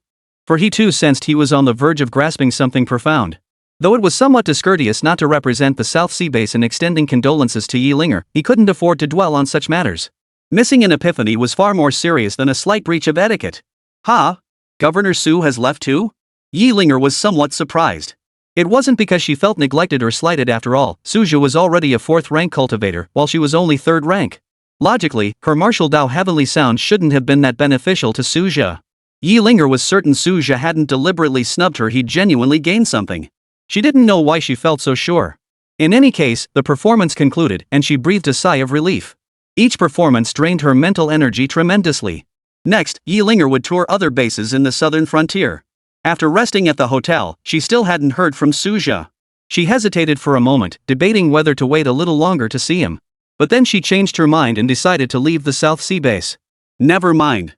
If he can scale the heights of martial arts, we'll meet again someday. Yi-Linger glanced in the direction of the governor's mansion, a meaningful smile playing on her lips. Inside the cultivation chamber of the governor's mansion, Suja consumed all the high-quality elixirs he had stockpiled recently in one go. As he slowly digested the insights gained, immersed in his cultivation. Sudden enlightenment. Suddenly, an unprecedented clarity rose within his mind. He then entered an extraordinarily unique state, as if he had merged with the world around him. The dense spiritual energy surrounding the governor's mansion surged into his body at an astonishingly rapid pace. Advancing from the 4th rank to the 5th required solidifying his spiritual energy into tangible substance. Simultaneously, his physical form underwent further metamorphosis and strengthening. As a transmigrator, Suja possessed exceptionally potent soul power, meaning he had never faced bottlenecks in cultivating his spiritual energy. As his enlightenment deepened, Suja's spiritual power gradually underwent a transformation.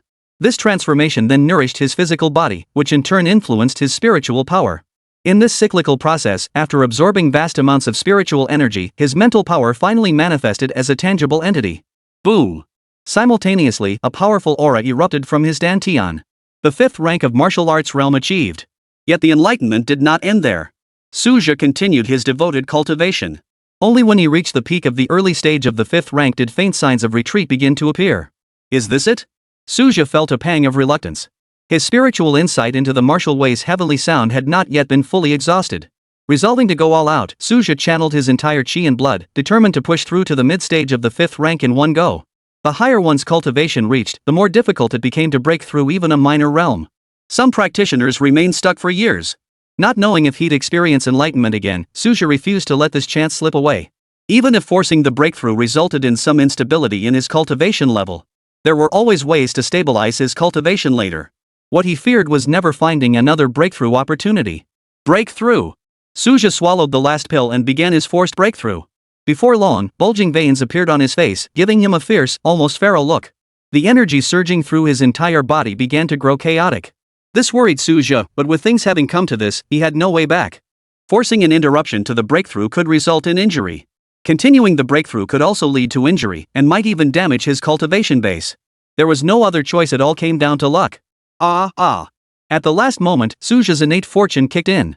He forced himself to break through to mid-5th grade, coughing up a mouthful of blood. Success! Feeling the surging vitality within him, Suja's face broke into a satisfied smile. He'd sustained some minor injuries and would need at least half a month to recover. But the crucial point was he had finally succeeded. It was all worth it. Mid-stage 5th rank martial arts, a level of power likely possessed only by the governors of major bases in the divine capital. After today, Suja could walk tall in any base he visited. Even at South Sea Martial Arts University, he could apply for an associate professor position.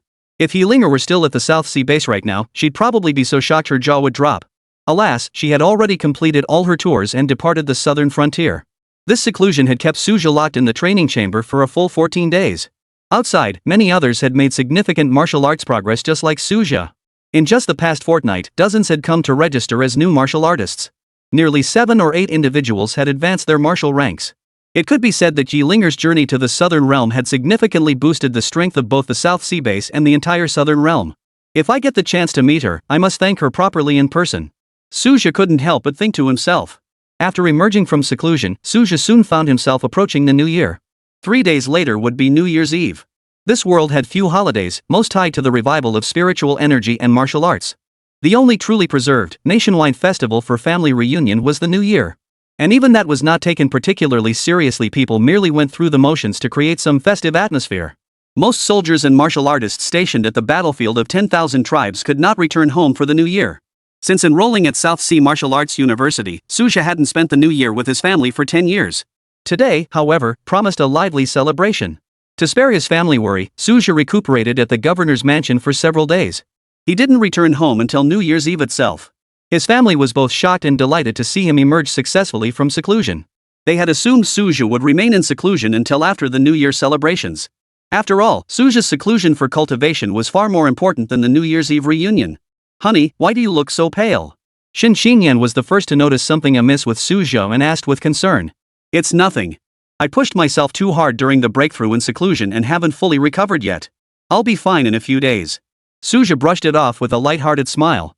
Injuries were commonplace for martial artists. Every trip to the multiracial battlefield inevitably resulted in wounds. Even within the base, injured martial artists were a common sight. Seeing Suja in good spirits, Su's mother and Shin Xingyan decided there was no need for concern, especially since he had dismissed it so readily. Still, they couldn't help but feel a pang of worry for him. The path of martial cultivation was always arduous and painful. "By the way, honey, did you gain much this time?" Suja changed the subject, for he could clearly sense that Shin Xingyan's aura had grown significantly stronger. He simply hadn't extended his spiritual sense to probe and sense it thoroughly. "Yes. I made great progress.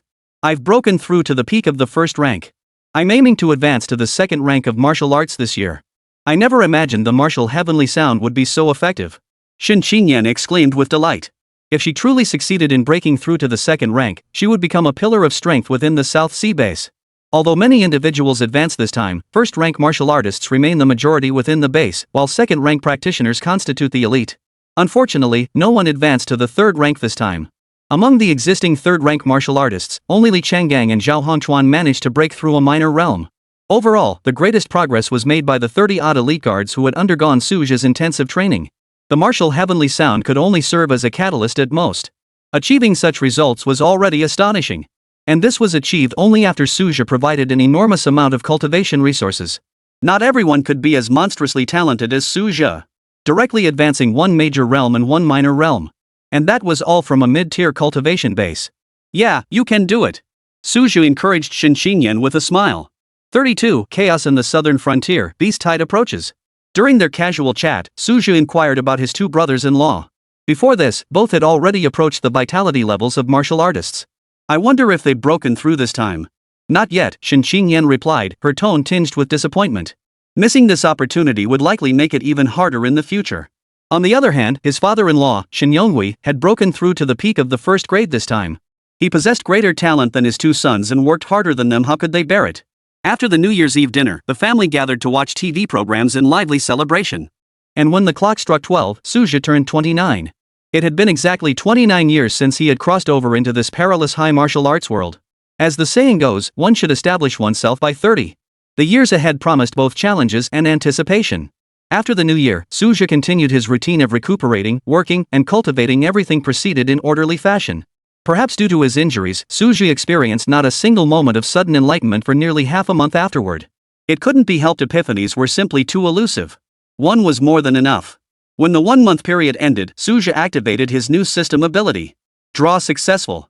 Congratulations on obtaining one triple-speed mental cultivation experience card, valid for 1 month. Suja was quite satisfied with this ability. After reaching the 5th rank, tangible spiritual power could be cultivated. This was precisely why 5th rank practitioners could overwhelm 4th rank opponents. Powerful spiritual force not only intimidated and pressured adversaries but also granted the upper hand in combat.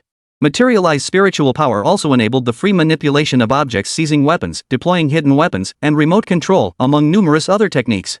Moreover, materialized spiritual power could be directly used as an offensive weapon to inflict damage. At least for now, when facing practitioners of the 1st or 2nd rank, Suja could neutralize their combat effectiveness without even lifting a finger. However, facing 3rd-grade martial artists still proved somewhat challenging. Yet, by inducing even a split-second mental disruption, he could then easily subdue them with physical force. Suja had consistently cultivated his mental power, as formidable mental strength was also a prerequisite for advancing to the 6th rank. One must guide chi through mental power to achieve the unity of chi and blood. Before reaching the 6th rank, chi and blood always surpassed mental power. After the 6th rank, mental power surpasses chi and blood. This is the inevitable path for martial artists aspiring to higher ranks. Mental power remains profoundly mysterious and elusive. Some warriors who have reached the 4th rank know nothing of methods to cultivate it. They can only rely on its natural growth during chi and blood cultivation. Across the entire martial world, there are no reliable methods for cultivating spiritual power. At best, there are some potentially effective approaches, but they don't work for everyone. Suja's cultivation method was also quite primitive, achieved solely through the condensation of spiritual power. Though slow, it was at least effective. Now, with triple acceleration, his spiritual power cultivation showed significantly better results. For over 10 days, Suja had doubted whether his spiritual power had grown at all. But now it's proven it has. The days that followed passed relatively peacefully. But Suja knew that the brief calm within the base wasn't the true nature of this world, the cruelty outside was. Just as Suja was contemplating whether to resign as governor and leave the South Sea base, the entire southern frontier was plunged into a massive upheaval. Ever since the suspected internal cultist traitor orchestrated large-scale assaults on multiple outposts across the southern border's multiracial battlefields, the multiracial battlefields had never known peace. Although many cult martial artists were purged during the sweeping operations, several large-scale conflicts still erupted across the battlefields. One incident even saw 3 multiracial battlefields erupt simultaneously. Now the entire southern frontier was overwhelmed. Grand Marshal Su Shoshuan spent his days either venting his rage or brewing it up. The likelihood of a full-scale war across the multiracial battlefields grows ever higher. Beyond the battlefields, chaos and unrest also reigned. The South Sea base, defended by Suja, had purged the vast majority of heretical martial artists in one fell swoop and felt little impact. Moreover, since the South Sea base was the weakest, the cult martial artists organization did not send reinforcements afterward. Other bases weren't so fortunate, however. They were thrown into utter chaos by the cultist warriors, with everyone living in constant fear. Particularly during Yi Linger's tour, several bases experienced large-scale violent incidents. Though ultimately suppressed, the situation had been truly dire. Before Suja could even broach the subject of resigning as governor with Su Xingyan, the latter spoke earnestly. Young Su, securing the rear is crucial. The South Sea base relies on you, don't let your guard down. What else could Suja do? He had no choice but to continuously strengthen defenses and enhance the capabilities of the guard squadron. Fortunately, the South Sea base's finances were now barely self-sustaining. As the number of martial artists within the base grew, the guard squadron was fully replenished and organized, its overall strength even surpassing that during the previous governor's tenure. The only weakness remained the scarcity of high-tier martial artists above the 3rd rank. Given the South Sea base's conditions, cultivating even a single 3rd-rank martial artist was as difficult as climbing to the heavens. Thus, Suja's presence as a 4th-rank martial artist became crucial. Since most resources were channeled into the base, Suja didn't bother registering 5th-rank martial artists. The standard subsidies wouldn't make much difference anyway. And so, another month slipped by unnoticed. Suja's injuries had long since healed, and his spiritual power cultivation had made remarkable progress. It was evident that his psychic attacks alone could now threaten ordinary 3rd-grade martial artists. Even a 4th-rank warrior with weaker mental fortitude could easily be defeated by him if they weren't careful. All this was thanks to the triple acceleration bonus from the system. Therefore, Suja couldn't wait to begin extracting new system abilities. Extraction successful. Congratulations on obtaining one 80% combat power boost trial card, valid for 1 month. Another combat power boosting ability. This was the first time Suja had drawn a duplicate ability. But last time it doubled combat power, why had it shrunk to 80% this time? Perhaps because Suja was now at mid-tier 5th grade, doubling combat power would be too terrifying. Suja didn't dwell on it. An 80% boost was more than enough to handle peak 5th rank opponents, posing virtually no threat within the base. But not using this ability on the battlefield would be a complete waste. No way. I need to request time off tomorrow to head to the multiracial battlefield. With that thought in mind, Suja returned home and went to sleep that night. He shared his plan with Shin Qingyan, who expressed support provided higher-ups approved. Suja smiled, holding his wife close as he drifted off to sleep. Buzz buzz buzz. In the dead of night, a piercing alarm suddenly blared throughout the base, jolting everyone awake. It was the emergency alert familiar to every resident, though it hadn't sounded in quite some time. Slightly asleep, Suja reacted swiftly. Shin Qingyan also sprang up and rushed to their daughter Su Xiaojin's room, preparing for any possible situation. In less than half a minute, Suja's phone rang. It was Zhao Hongchuan, the commander of the guard squadron. Governor, we've received an urgent report from the Southern Command headquarters. They say there's a beast uprising across the entire southern mountain range. The uprising has formed a beast tide. It's estimated to reach our South Sea base in about 2 hours.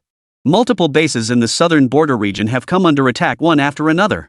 Higher-ups are too busy to spare any attention elsewhere and have ordered us to hold the South Sea base at all costs. Zhao Hongchuan's urgent voice carried a hint of panic. Beast tides had occurred before, each time resulting in heavy casualties and widespread panic. But the military had always sent reinforcements to assist in defense. This time, they were left to handle it alone. This signaled that this beast tide was no ordinary occurrence. The military was tied up elsewhere. They simply had no spare capacity to manage them. It was also possible that higher-ups had made a calculated choice, leaving the South Sea base to fend for itself. Understood.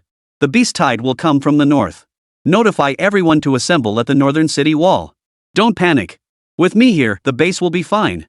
Suja first calmed Zhao Hongchuan, then exchanged a knowing glance with Shen Qingyan. Without another word, he burst through the door. In the darkness, Suja became a blur, streaking toward the city walls. 33. Defense deployment, a difficult decision. The last time Suja had experienced a monster surge at the base was back in his sophomore year of high school. Back then, he was just an ordinary student struggling to survive, yet the horrific scenes remained vivid in his memory. This time, however, he would be the highest-ranking official at the South Sea base, tasked with protecting over 20 million residents. Thanks to the emergency response system, everyone sprang into action the moment the alarm sounded. The guard units, in particular, swiftly took their designated positions according to their respective duties. Resisting a large-scale alien beast tide with manpower alone was nearly impossible. The base's advanced technological weapons were the true pillars of defense. Governor! The governor has arrived. Those on the city walls hailed Suju as soon as they spotted him. As if they had suddenly found their anchor, the panic subsided. All key personnel from the base were present. Li Chenggang and Zhao Hongchuan looked at Suju with expectant eyes. Without a moment's delay, they began their reports. Zhao Hongchuan stated, "Governor, the guard squad has deployed all personnel according to the Beast Tide Defense Manual." Li Chenggang added, "Governor, the base's Martial Artists Alliance has mobilized all available fighters. Major factions and security teams are executing their protocols, and emergency evacuation procedures for civilians are underway." Good. Excellent work. Suja nodded. These two had worked together for a long time on the groundwork, so there shouldn't be any major issues. The only concerns were the scale and strength of this beast tide, as well as its predicted path. I've reviewed the alert from the Grand Commander. This beast tide is no ordinary threat. Reports indicate it contains a significant number of mid-tier beasts. We will strictly adhere to the diversion strategy. Do not engage the beast tide head-on. If you encounter mid-tier beasts, don't make any rash moves. Leave them to me. Additionally, be especially vigilant against beasts of 3rd grade or higher. Under no circumstances must they breach our defenses. Suja emphasized the defensive strategy with concise clarity. Truthfully, the vast majority of these beasts possess strength inferior to that of martial artists, but their sheer numbers are overwhelming. Though all mutated beasts are transformed wildlife, some have developed rudimentary intelligence. They were far more obedient to powerful leaders than humans were. The beast leaders were the real key. Fortunately, high-grade beasts possessed intelligence comparable to ordinary humans. They recognized human strength and avoided provocation. It was the mid-tier beasts, however, that frequently launched attacks on human bases in their struggle for territory and dominance. But when a beast tide forms, there's always a reason behind it. On the way here, Suja made an urgent call to Su Xingyan. "Su, it seems cult martial artists have once again penetrated deep into the southern frontier's beast mountains. They've provoked numerous high-grade beasts by sacrificing themselves in explosions. We have very few leads right now. This is just speculation. The military has deployed most of its forces to intercept those high-grade beasts. The remaining units are powerless to do anything." Suja relayed Su Xingyan's intelligence to the others. The implication was clear: there was no need to worry about the high-grade beasts. If the base could withstand this wave of beasts, the matter would be resolved. But everyone knew it wouldn't be that simple. If the beast tide breached the walls and entered the base, it would be a catastrophe beyond imagination. Treat every crisis as your final life or death battle. Don't hold back on any weapons or ammunition. Don't cling to any false hopes. Behind us stand our loved ones and millions of ordinary people. We have no room for retreat. Got it. Suja delivered his pre-battle rallying cry. Understood. The entire unit responded in unison, their eyes gleaming with a resolute determination to face death head-on. They were all from the South Sea base. No one cared more about its survival than they did. Several kilometers outside the base walls, the Guardians were busily laying landmines. This was the first line of defense against the beast tide. With luck, the explosions might scatter them. It might not disperse the entire tide, but weakening it or forcing a change in direction would be a significant achievement. However, minefields are only truly effective against small alien beast swarms. Against large hordes, especially those commanded by mid-tier beasts, they could barely delay them for a moment. The situation had arisen suddenly, leaving the guard squad little time to prepare. As time passed, more and more fully armed warriors gathered outside the city walls. They integrated with the guard squadron, forming various defensive formations under the squadron's command. The Great Xia Empire granted martial artists extraordinary treatment and privileges precisely for moments like this. All martial artists without special assignments were forcibly required to step forward. Initially, many warriors refused the call to duty, but they were subsequently brought before the courts. Those deemed most severe were executed outright. This iron-fisted approach forged the Great Xia's martial system as it stands today. For school teachers like Shen Xingyan, their primary duty was to protect the students. Shen Xingyan immediately appeared at Nanhai No. 3 Middle School, where most students were boarders. As for Su Xiaojin, she followed Su Mama to the centralized shelter. The base contained numerous shelters. Unless the beasts launched a concentrated assault, breaching the defenses would be difficult in the short term. Shelters were undoubtedly safer than staying at home. Established only over 30 years ago, the Nanhai base had never been breached by a monster tide. But just because it hadn't happened before didn't mean it couldn't happen this time. The sound of broadcasts echoed throughout the entire base, chaotic and tense. A heavy sense of impending danger hung over everyone's hearts. Inside the makeshift command center atop the city walls, Su Zhe and his team received the latest intelligence on the beast tide. Satellite imagery reveals the scale of this beast tide is unprecedented, a once-in-a-century event. Even with the military blocking most of the elite forces at the Beast Mountains, they can't contain the beast's fury. Most of the bases ahead have been partially breached. By the time they reach our South Sea base, the beasts have coalesced into an even larger horde. This time, the odds are stacked against us. Li Chenggang analyzed the current situation, his face heavy with gravity, even despair. Governor, with a swarm of this magnitude, we simply lack the capacity to disperse them. Even if they were dispersed, they'd regroup and assault the next base. I recommend abandoning the defenses of some bases, evacuating personnel as much as possible to buy us some time. Hopefully, this will temporarily slow the beast tide's advance. Zhao Hongchuan frowned deeply as he made his suggestion to Su Zhe. This situation was unprecedented since he became the guard captain, forcing him to rely on experience to offer what he believed was the most reasonable advice. The final decision, however, rested with Su Zhe. At that moment, Su Zhe felt an unprecedented weight of pressure. One wrong decision could cost the lives of millions. An even worse decision could spell utter disaster. Abandon the western base. Concentrate our forces to defend the east. Quick! Get moving, time is running out. After a moment's deliberation, Su Zhe made a difficult decision. The western sector was primarily industrial, sparsely populated, and had few shelters. Now every second counted to evacuate the western residents. Of course, Su Zhe still hoped to defend against all of them. The only chance lay in identifying the mid-tier leaders within the beast tide. As the saying goes, to catch the thief, first catch the king. 34, leading the vanguard, facing the beast tide head-on. With the beast tide just an hour away from the city gates, the evacuation in the western part of the city was proceeding in a tense and chaotic manner. Hunting guilds and martial arts academy practitioners coordinated with the guard units to direct the crowds. Though murmurs of discontent filled the air, cooperation remained strong. Life comes first. In this era, ordinary people have little choice. All they could do was pray the beast tide would pass swiftly, leaving their families safe and sound. Though they didn't know if their homes would even remain standing after the beast tide passed. Evacuating so many people in such a short time was no easy task. Some would inevitably cling to their original shelters, convinced the beasts didn't discriminate in their attacks, that staying put might even be safer. For the few stubborn holdouts who fiercely resisted, the guards could only wish them luck. Each person must take responsibility for their own survival. All they could do was do their utmost and leave the rest to fate. Su Zhe stood atop the towering city walls, gazing out at the distant mountain range. His gaze swept over the scene within the city walls, and a wave of emotion washed over him. Even if they survived this wave, the base would likely be left in ruins, and the task of rebuilding would be immense. The already underdeveloped and struggling South Sea base would be set back at least a decade. Counting on aid from the Southern Command for reconstruction was virtually impossible. Other bases would likely suffer losses no less severe than the South Sea base. With the entire southern frontier now engulfed in war, all resources would undoubtedly be prioritized for the multiracial battlefield. After all, if the multiracial battlefield were breached by any single force, it could spell the end of our entire race. Ah! Su Zhe sighed, pulling his thoughts back and focusing on the task at hand. After laying the minefield, Su Zhe proposed another tactic. While the first wave of beasts is crippled by the mines, we can lead an elite force to eliminate them in one fell swoop. Then we'll use those beasts' corpses as fuel to build the first defensive line. What do you think? This tactic carried some risk, but executed well, it could buy significant time for the evacuation within the base. Moreover, this beast tide was unusually massive. Relying primarily on tech-enhanced martial arts for defense on the city walls, as in the past, might not be the best option if the beasts concentrated their forces to breach the defenses. If the first line of defense is breached, we can launch a second wave of resistance with long-range missiles.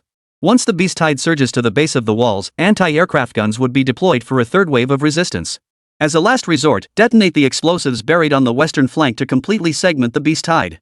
Suja believed that in extraordinary times, one must take bold risks and employ unconventional methods. I endorse the governor's strategy. Without proactive engagement, we risk undoing all our efforts. Li Changgang was the first to voice his approval. Everyone else knew this was a dangerous decision, especially for those who charged forward they might never return. Yet it might yield extraordinary results, especially if the initial wave happened to consist of creatures vulnerable to fire. I concur. Approved.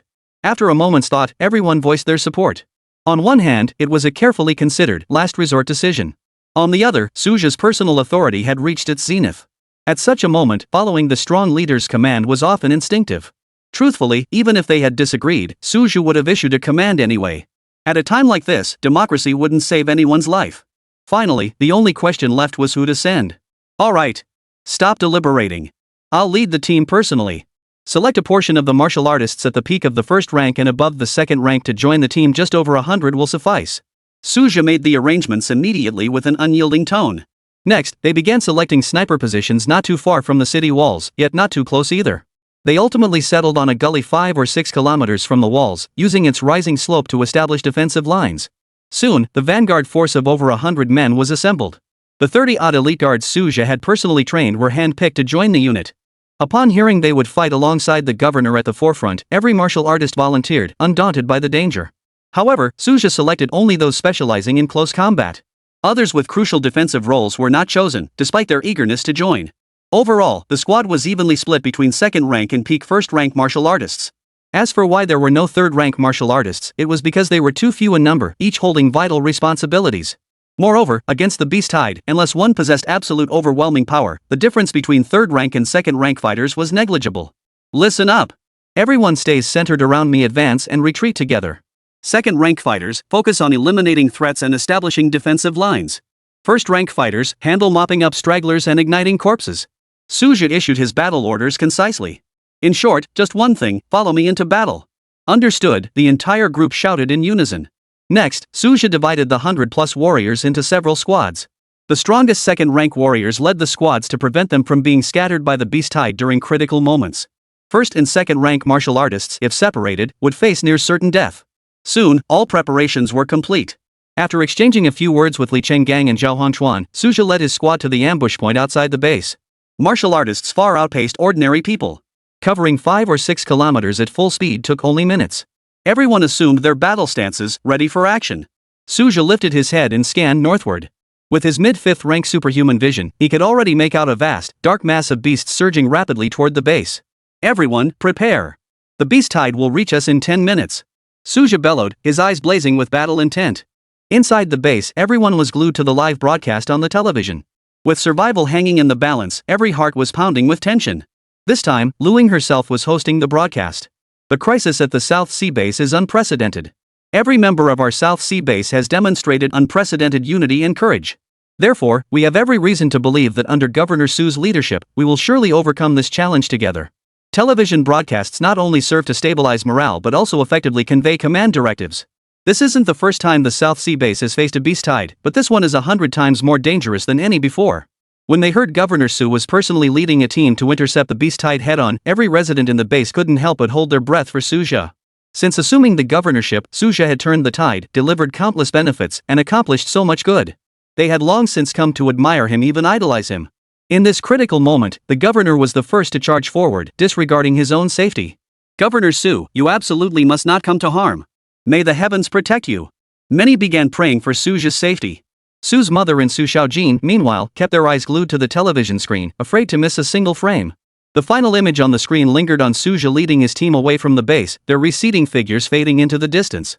Amidst the solemn music, it carried an air of tragic resolve, as if facing death with unwavering courage. Yet at the ambush site, Suja felt nothing of the sort. Only one thought consumed him: stop them. Boom rumble boom rumble. Suja stared intently ahead as the deafening roar filled his ears. As the sun began to whiten, every member of the assault squad saw a dark, oppressive mass approaching from ahead. Rolling clouds of dust swept in. Without the protection of the city walls, facing this scene required immense courage. Suja could clearly sense everyone's breathing becoming erratic. They were panicking. Attention, everyone. Maintain formation. At that moment, Suja's loud and passionate voice suddenly rang out, striking deep into everyone's hearts. Instantly, the group steadied considerably. Here it comes, it's coming.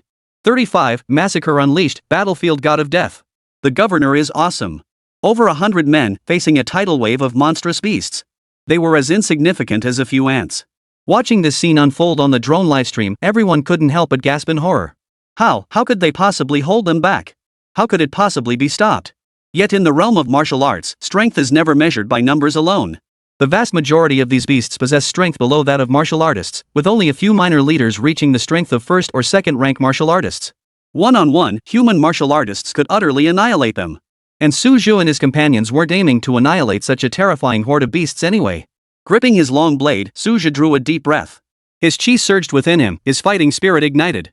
Outside the base, there was no need to worry about accidentally harming others.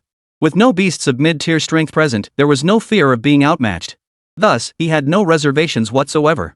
He could unleash his full power and slaughter them all. Boom! In an instant, Suja's mid-tier 5th grade aura spread outward relentlessly. Boosted by an 80% combat power increase, this terrifying aura rivaled that of a peak 5th grade powerhouse. The beasts in the front ranks were the first to feel the crushing pressure of his aura. Their brains buzzed with disorientation as the aura of a powerful opponent forced them to slow their pace. A few terrified beasts froze in their tracks, too frightened to advance further. The sudden deceleration and halt caused the beasts behind to crash into each other en masse. Rear beasts collided with those ahead, who in turn were struck by those behind, instantly toppling a vast swath. This was Suja's mid-stage psychic force attack. Wave after wave of beasts were struck down by the psychic force, rolling on the ground in agony, some even collapsing unconscious. Unfortunately, Suja's psychic energy couldn't be unleashed indefinitely. After a short while, it began to wane. Yet the wave of beasts behind them surged forward relentlessly. This is a psychic attack. It's too powerful. Li Chenggang and Zhao Hongchuan on the city walls couldn't help but exclaim in shock at the sight. The 100+ martial artists behind Suja, though unaware of the cause, wore expressions of wild elation. Governor Su is awesome. Absolutely awesome. Only then did everyone realize that Governor Su might not be an ordinary 4th-rank martial artist. They had completely underestimated Suja's strength. A mental attack of such range and destructive power was far beyond the capabilities of even a typical 5th-rank martial artist. Governor Su had concealed his power too deeply. He was actually a powerful 5th-rank martial artist. Any 5th-rank martial artist would be a towering figure anywhere. Even serving as an instructor at the top martial arts universities in the Divine Capital would be more than sufficient. Yet this was the governor of their South Sea base. Instantly, immense confidence surged within everyone. With Governor Su leading us, we can do this. Kill them. At that moment, Suja unleashed a powerful killing intent, roaring as he raised his arm. The overwhelming aura of slaughter caused the beasts charging once more to pause in shock. In the next instant, a crimson blade flash erupted. Countless beast heads rolled to the ground, blood spurting relentlessly. With a single strike of the mad god blade art, he tore open a gap over 100 meters wide, forcibly halting the beasts' charging assault. Suja's blade never paused, instead darting relentlessly around the defensive line, mercilessly reaping the lives of the beasts. In mere moments, the corpses of beasts piled up before him like a small mountain. Charge! Follow the governor! Kill! At that moment, the warriors tasked with blocking the charge finally reacted. They raised their weapons and charged headlong into the tide of beasts. With Suja clearing the path ahead, they found it considerably easier to dispatch the frightened beasts. Soon, the assault squad led by a 2nd-rank warrior successfully held back a wave of beasts. The 1st-rank warriors swiftly sprang into action, piling the corpses of the beasts that blanketed the sky atop the ravines. They then poured flammable oil over the piles and set them ablaze. Instantly, the raging flames formed a fiery barrier, standing firm against the massive wave of beasts. Before the main wave of beasts could arrive, the blinding light instantly ignited hope in everyone.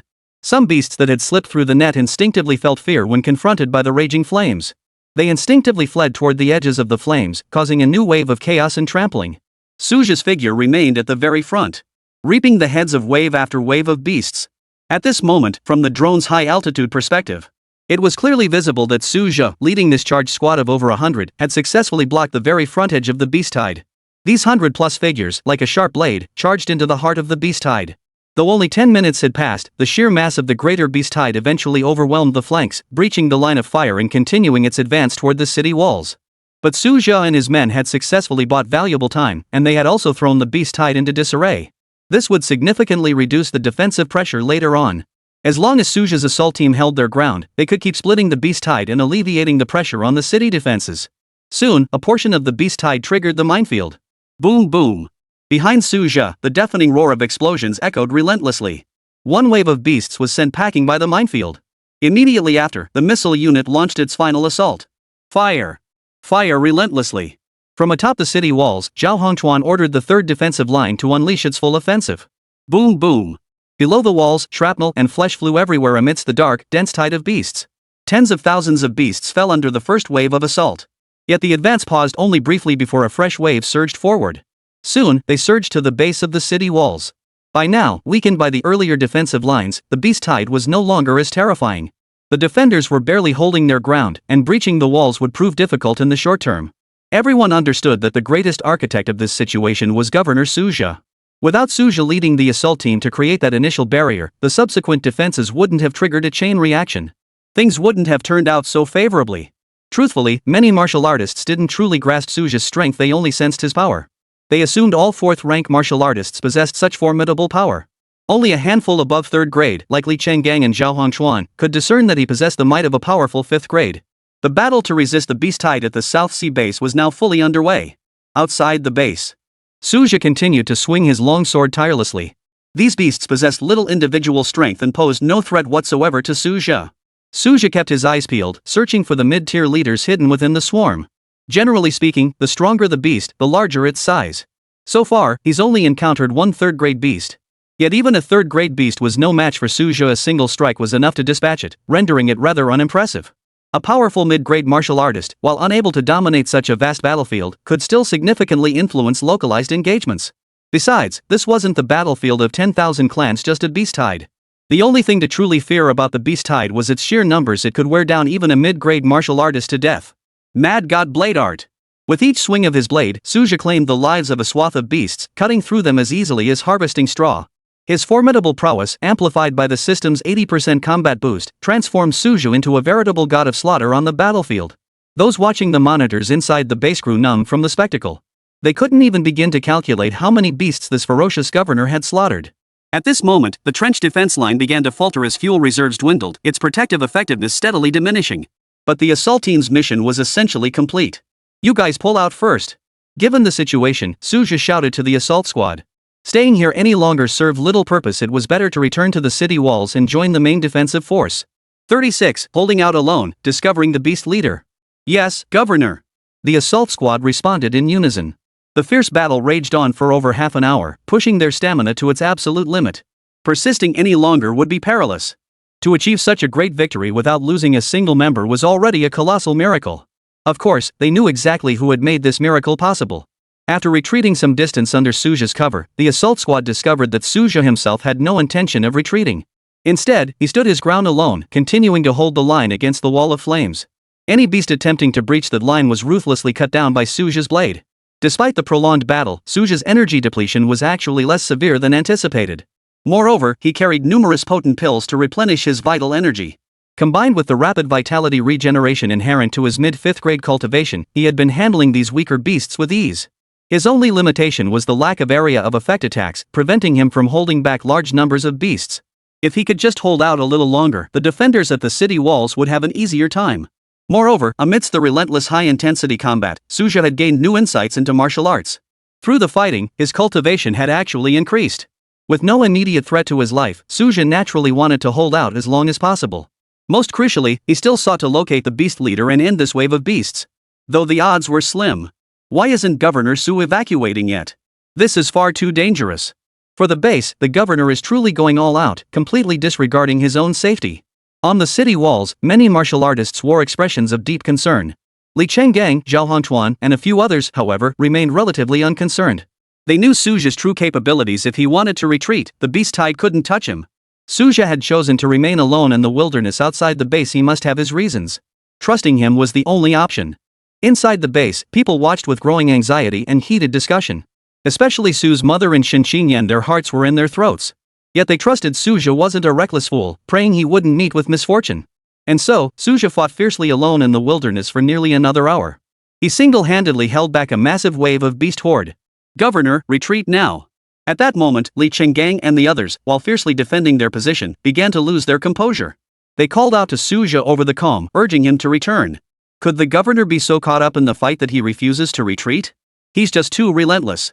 But the longer he stayed, the more dangerous it became as his vitality drained away. Suja had become the backbone of the entire South Sea base. No one wanted anything to happen to him. Fortunately, after a while, Suja's figure finally retreated. It wasn't that Suja couldn't hold on any longer. He'd only expended some vitality and hadn't even unleashed half his power. It was his mental energy that had suffered severe depletion, and mental energy recovery was no simple matter. Compounded by the prolonged absence of the beast leader, Suja couldn't help but wonder. Could it be that the beast leader was deliberately avoiding him, refusing to show itself? Rather than wasting time in the wilderness, it would be wiser to retreat strategically and lure the beast leader out.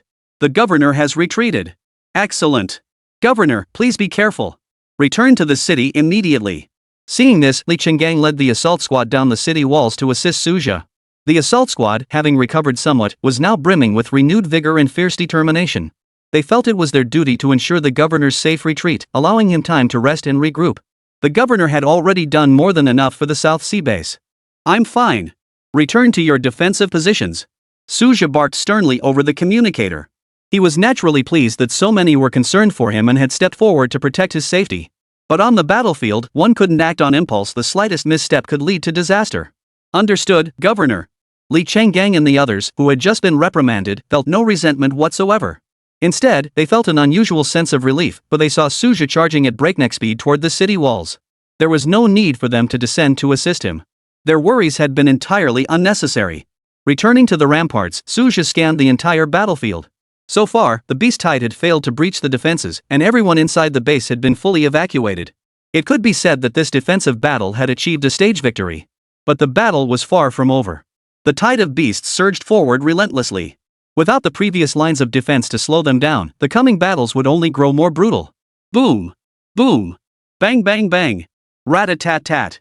At that moment, the siege engines atop the city walls unleashed their full firepower, pouring a torrent of fire upon the dense horde of beasts as if money were no object. Over the 5 centuries since the revival of spiritual energy, humanity had developed numerous new weapons that consumed spiritual energy. These were humanity's most formidable weapons against alien races and beasts. Not only could they suppress low-grade beasts, but they also dealt significant damage to mid-grade ones. Unfortunately, they were utterly useless against high-grade beasts. Given the speed of high-grade beasts, the weapons simply couldn't connect. Even if they did land a hit, the high-grade's defenses would make it feel like a mere tickle. After a brief rest, Suja picked up a large sniper rifle and joined the defensive line. First, the sniper rifle's scope allowed him to observe the entire battlefield.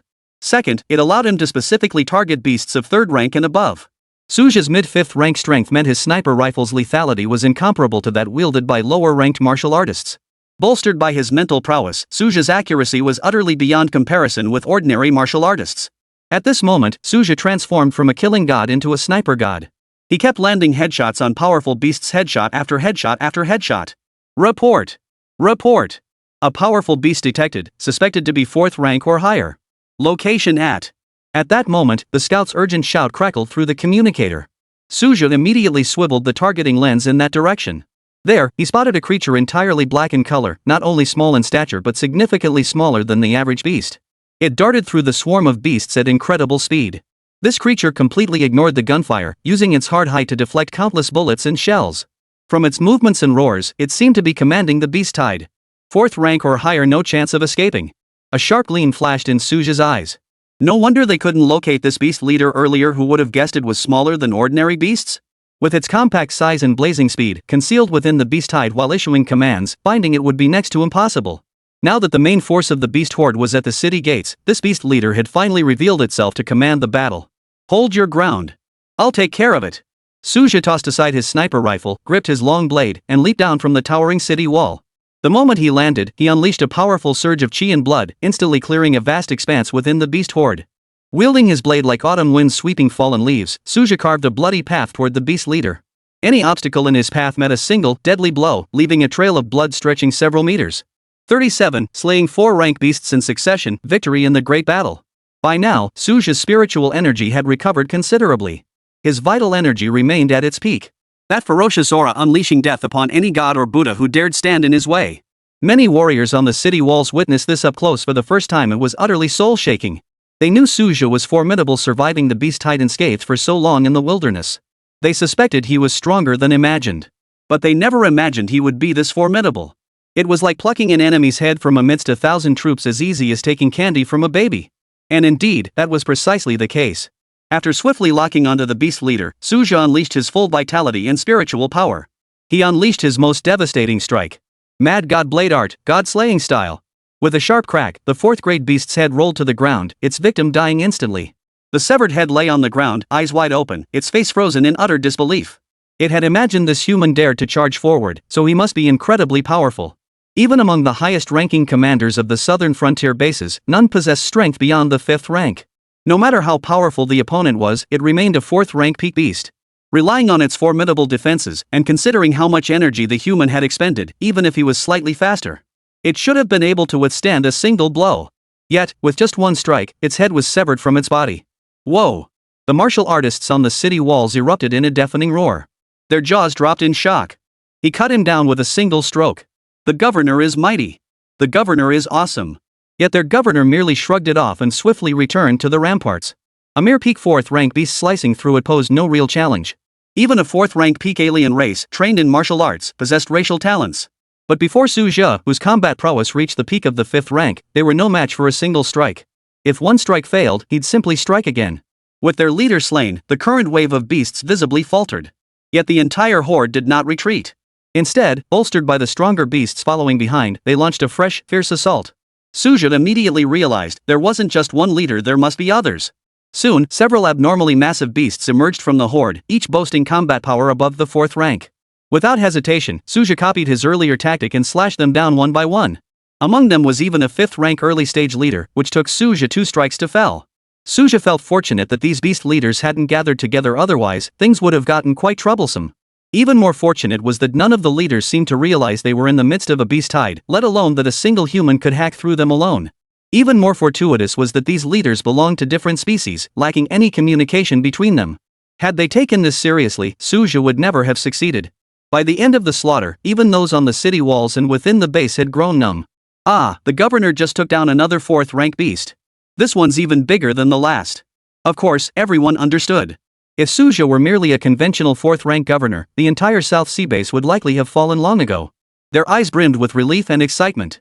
Thankfully, the governor was absurdly powerful.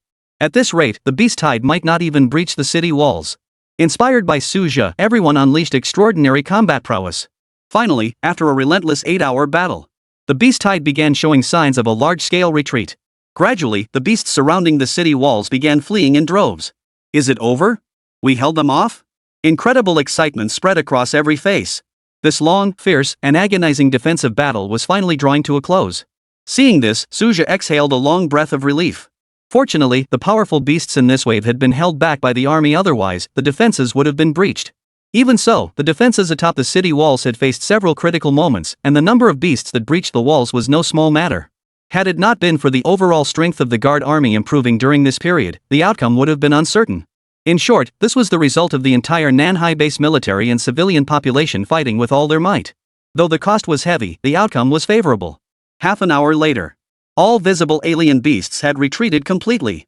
1 hour later, satellite imagery clearly showed the alien beast tide had dispersed, retreating into the alien beast mountains. The great battle had ended. As the announcement came over the broadcast, everyone erupted in excited cheers. We won! We won! It wasn't easy, but we held the line. We held it.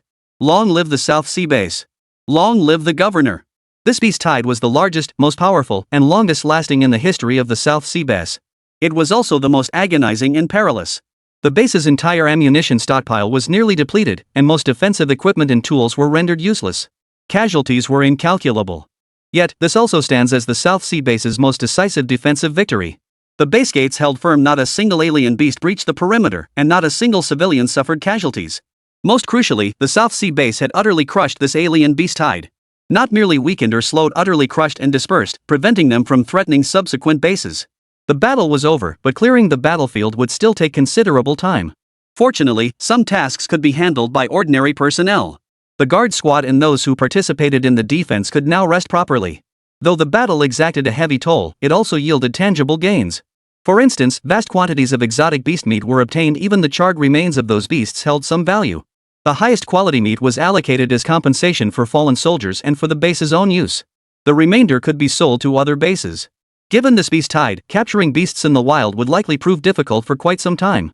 These exotic beast resources are the capital for the South Sea Base's reconstruction and rise. Of course, this was not solely within the South Sea Base's purview, it required coordination from the Grand Capital. Standing atop the city walls, Suja surveyed the devastation spread before him and found himself contemplating the post-war reconstruction. Just as his thoughts were racing, Deputy Governor Li Chenggang approached to report. Governor, the preliminary casualty figures are in. 1 3rd-rank martial artist was lost, 12 2nd-rank martial artists, and over 121st-rank martial artists. Over 3,000 non-martial combat personnel were killed. No casualties among ordinary civilians. These losses were actually remarkably low compared to previous Beast Tide incidents. In the age of high martial arts, death was a daily occurrence. Often, people could accept casualties, only the unnecessary ones were unacceptable. Understood. Prioritize the compensation for casualties above all else. There must be absolutely no mistakes. Suja nodded and gave the order. Once upon a time, his father had also perished as an ordinary man on the battlefield of 10,000 tribes. Overall, the casualty rate on the battlefield of 10,000 tribes was far more devastating than here. Sometimes a single battle could drag on for months, wiping out entire armies. Even mid-tier martial artists perished in droves, let alone ordinary soldiers. This world was just that cruel. There was no way around it. 38. The tragedy of the southern frontier. Outstanding performance from the South Sea Base. The South Sea Base's martial artist casualties were lower than anticipated. That is certainly a positive outcome. Yes, Governor. Li Chenggang acknowledged the order with a solemn expression. Though he had long since grown indifferent to life and death, no one could remain unmoved in the face of such heavy sacrifice. This marked the second major casualty crisis Li Chenggang had endured in a short span. The previous incident involved the former Grand Marshal leading a large contingent of warriors to reinforce the battlefields of the 10,000 tribes in the South Sea, where over 3/4 of the force had perished. Compared to that, more lives were lost this time, yet the weight of grief felt lighter. He merely felt a sense of regret. Every battlefield was fraught with unexpected perils, where death could strike at any moment. Yet those of greater strength always managed to survive longer. Regarding compensation for casualties this time, Li Chenggang already had a plan in mind. Moreover, throughout the entire Great Xia Empire, compensation for casualties has always been strictly enforced. No matter how high one's position, few dare to falsify records in this matter. The consequences would be severe. It was said that 200 years ago, a 9th-rank powerhouse in the Great Xia had participated in skimming compensation funds for personal gain. This resulted in extremely grave and detrimental consequences. In the end, the authorities reluctantly made an example of him to set a precedent. A 9th-rank powerhouse among the very elite of Great Xia ended up being dealt with in such a manner. Since then, few have dared to scheme against the authorities. The slightest trace of wrongdoing would be met with absolute ruthlessness. Following the conclusion of the South Sea Base conflict, other bases in the southern frontier were similarly shaken. But other bases weren't as fortunate as the South Sea Base. They were forced to abandon some bases to reduce defensive pressure. This resulted in devastating losses for many bases. For instance, the Beast Tide erupted so suddenly that numerous supplies couldn't be evacuated in time, resulting in their utter destruction. Within the Grand Commandant's office of the southern frontier, several martial artists holding command over the southern frontier gathered together. Among them, Su Shoushuan, the 9th-rank Grand Commander, naturally occupied the seat of honor. He had just subdued a 9th-rank beast in the mountains. Upon returning to the Grand Commandery, his first act was to inquire about the situation across the entire southern frontier. What are the losses at each base? This time, the battlefield of 10,000 tribes had consumed the vast majority of the southern frontier's resources. This left no capacity to reinforce the bases they had to fend for themselves. The suddenness of the incident meant that even if other regions wanted to assist, it was not so easy. Moreover, though the Great Xia was unified, fierce competition existed between regions for survival. Initially, it was a competition for resources, but later expanded to encompass resources, talent, and policies. Even when orders to assist were issued from above, delays were sometimes unavoidable. In critical moments, one truly cannot rely too heavily on rescue. Fortunately, after the Beast Tide passed, no further incidents occurred at the bases. Now it was time to assess the damage. Soon, reports began pouring in from each base. Xianan base lost 4,000 martial artists and 30,000 guards, but fortunately, the base itself remained intact. Furong base lost 1,000 martial artists and 20,000 guards, and abandoned part of the base. As reports trickled in from one base after another, Su Shoushuan's expression grew increasingly grim. The losses were devastating, far exceeding expectations. Among them, the Xianan base was the most central base in the southern frontier, with the southern frontier's grand capital prefecture situated within it. It was established specifically to counter the largest multiracial battlefield in the southern frontier. It could be said that during every Beast Tide, Xianan base was always the first to bear the brunt of the onslaught. Naturally, XANN base also gathered the strongest forces in the southern frontier, boasting numerous powerful individuals. The Southern Realm's most distinguished martial arts university, Sinan Martial Arts University, stands adjacent to the base, its strength undeniable. Yet this time, under the dual pressures of the multiracial battlefield and the beast tide, the base suffered catastrophic losses unseen in decades. Martial artists, guards, and civilians alike suffered devastating casualties. This outcome was truly hard to accept. The loss of just 4,000 martial artists alone exceeded the total martial artist population of an average base. Tongan base lost 800 martial artists and 18,000 guards, abandoning part of the base. South Sea base suffered 133 martial artists and 3,000 guards lost, but never abandoned their base. Upon hearing this, Su Shoushuan, his face heavy with sorrow, froze momentarily before urgently interjecting. Wait. What's the situation at the South Sea base? Did the beast tide bypass the South Sea base?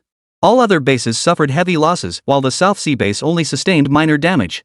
And they managed to hold the entire base without abandoning a single section? How on earth did they manage that? Is this really the weakest base in the southern frontier? Unbelievable. The specifics remain unclear at this time and require further verification. The person reporting below was also a bit bewildered. They hadn't had time to scrutinize the data either. Could it be falsified? Contact the South Sea base immediately for on-site verification. Su Shoushuan was too curious to wait. He wanted answers now and gave the order directly. If the reports were true, he wanted to see how the South Sea base had managed to hold its ground. Was there more to the story, or had their defensive strategy been exceptionally effective? Soon, the satellite phone connected to the South Sea base, and someone gave a brief report of the situation. After listening, everyone present widened their eyes in utter shock. This Suja sure is bold. He actually dared to lead over 100 martial artists to actively block the beast tide and succeeded. He must be incredibly confident in his own strength and strategy. Su Shoushuan's face finally showed some relief. He recalled that Suja, the newly appointed governor of the South Sea base, hailed from the South Sea Martial Arts University. From the weakest base and the poorest martial arts university, yet he managed to cultivate to a 5th rank strength. Impressive. He immediately had someone fetch Suja's records. This Suja had consistently been at the 2nd grade level until last year when he suddenly made a breakthrough. Within a short span, he consecutively broke through several major realms. As Su Shoushuan reviewed Suja's records, his interest grew increasingly intense. Breaking through from 2nd rank to 3rd was still within the realm of possibility, even 4th rank was plausible. After accumulating vital energy for so many years, a smooth progression to 3rd rank was indeed possible. But reaching 5th rank in such a short time? That was unexpected. He must have had quite a few extraordinary encounters. Su Shoushuan closed the file, offering his assessment. In martial cultivation and the battlefield of 10,000 clans, extraordinary encounters were commonplace. Every martial artist harbors secrets to some degree, and that's perfectly normal. The Great Xia Empire cared little for such matters as long as one grew stronger and became a combat asset for the empire. Once strength was attained, the rewards would follow. Su Shoushuan was naturally pleased to see Suju emerge as this new powerhouse. Moreover, judging by current trends, Suja has a high probability of becoming a high-grade martial artist. All things considered, he certainly qualifies as a prodigy. After all these years, Nanhai Martial Arts University has only just produced a single prodigy like Suja. It was rather lamentable. For a moment, Su Shoushuan, eager to nurture talent, pondered many possibilities. For instance, transferring Suja to Sinan Martial Arts University for cultivation. Or assigning him a military post to gain battle experience in the 10,000 Tribes War. But as the Grand Marshal of the Southern Frontier, he must consider the broader picture. The South Sea Martial Arts University also needed fresh blood. Perhaps cultivating Suju into its successor would be a good move. That was, of course, assuming Suja could successfully break through to the high-grade realm. In this world, fallen geniuses are a common sight. Regardless, Suja's performance this time was exceptionally brilliant. He must be rewarded. Even if it's just to set an example for other bases, we must demonstrate our commitment. After the meeting concluded, Su Shoushuan instructed the Grand Commandant's office to issue a commendation for Suja that was broadcast throughout the entire southern frontier. This commendation instantly sent shockwaves throughout the entire southern frontier. 39. Rewarding merit. A 20 million spirit stone commendation. What? The South Sea base suffered such minimal losses during this beast tide? The Grand Marshal personally rewarding the South Sea base? How is that possible? Many southern frontier residents found it hard to believe at first. After all, the South Sea base was notorious as the worst performer in the entire southern frontier. Suddenly achieving an excessively outstanding result. It was hard not to be skeptical. But when the South Sea base's defense footage was released, people from other bases fell silent. Holy crap! The South Sea base actually defended the entire facility with only minor casualties. The entire southern frontier was shaken. Historically, the South Sea base had been virtually invisible in the southern frontier. Yet this time, it had made a name for itself, leaving everyone feeling unfamiliar with its newfound prominence. Fortunately, after the initial shock, all parties quickly began analyzing the reasons behind the South Sea base's successful defense against the Beast Tide. The primary credit goes to the commander of the South Sea base. Besides, the Beast Tide they faced was clearly smaller in scale. Even so, the South Sea base's overall strength remains far from formidable. The entire southern frontier was abuzz with discussions about the South Sea base. Some of the discussions carried a distinct note of sourness. As the saying goes, who doesn't eat dumplings during the new year? The South Sea base personnel were startled to find themselves the focal point of discussion across the southern frontier. This unprecedented recognition thrilled everyone at the base. Not to mention the commendation issued by the Grand Marshal of the southern frontier. Who would have thought we'd catch the Grand Marshal's attention? Even Suja murmured in surprise. When they had held the base, he hadn't considered these extra factors. His sole focus had been to hold the final line of defense for the South Sea. He sought only to act without shame. After all, born and raised here, how could he stand idly by while his homeland suffered? The lackluster performance of other southern bases only served to highlight the South Sea base's exceptional efforts. Yet this impressive performance could not mask the underlying issue. The base's overall strength remains inadequate. This reality won't change at best, it might garner a little attention. Much like a struggling student making occasional progress, it ultimately does little to alter the overall assessment. What truly delighted Suja was the Grand Admiral's reward of 20 million spirit stones. For the XINN base, this sum might not be considered substantial. But for this remote outpost in the South Sea, it was a godsend. Recalling the numerous constructions previously sustained by 50 million spirit stones. Now, with these 20 million spirit stones and the harvest of beast meat from this campaign, the South Sea base had finally accumulated a substantial reserve of resources. At least this year will be more comfortable. As for next year, hopes rest on increased tax revenues driven by the martial artists' growing strength. Moreover, Suja keenly sensed. The Grand Admiral clearly harbors significant dissatisfaction with the losses incurred by other bases. This was hardly surprising, given that other bases could have performed better. Before Suja could delve deeper, the ringing of his communicator interrupted his thoughts. Xiaojia, congratulations on the South Sea base's outstanding performance this time. Su Xingyan's congratulatory voice came through. The dean of the Alchemy College at South Sea Martial Arts University had never imagined that his former student would lead the base to such prominence. Even more astonishing was his martial cultivation. In just 1 year, he had leaped from the peak of the 2nd grade to the 5th grade realm. Even someone as well-traveled and knowledgeable as Su Xingyan couldn't help but be astonished. He speculated inwardly, could it be the awakening of some latent, unique physical constitution? Throughout the history of the Great Xia, there have been no shortage of examples of late bloomers, and related research is ongoing. Academic circles speculate that certain latent talents may gradually awaken during cultivation. And it was reported that the Great Xia Empire was accelerating the development of related detection instruments. If latent talents and constitutions could be accurately detected, a steady stream of potential prodigies could be uncovered. Yet no breakthrough progress has been made thus far. The revival of spiritual energy has spanned merely 5 centuries. The concept of latent talents and physical constitutions has only been proposed for a few decades. This is primarily because examples of late bloomers remain scarce. Moreover, the talents and physical constitutions of most prodigies manifest directly. In the initial stages, people did not delve deeply into this direction. The more Su Xingyan pondered it, the more he felt this possibility existed for Suja. He immediately conceived the idea of transferring Suja back to Nanhai Martial Arts University. Su Xingyan wasn't alone in this consideration. But the entire upper echelon of Nanhai Martial Arts University shared this view. After all, Suja was in the prime of his career, with boundless potential ahead. The university was already planning for generational succession. Although the university's college entrance exam cutoff scores had risen year after year in recent times, the caliber of students admitted remained mostly upper-middle level. They fall short of being considered geniuses, let alone prodigies.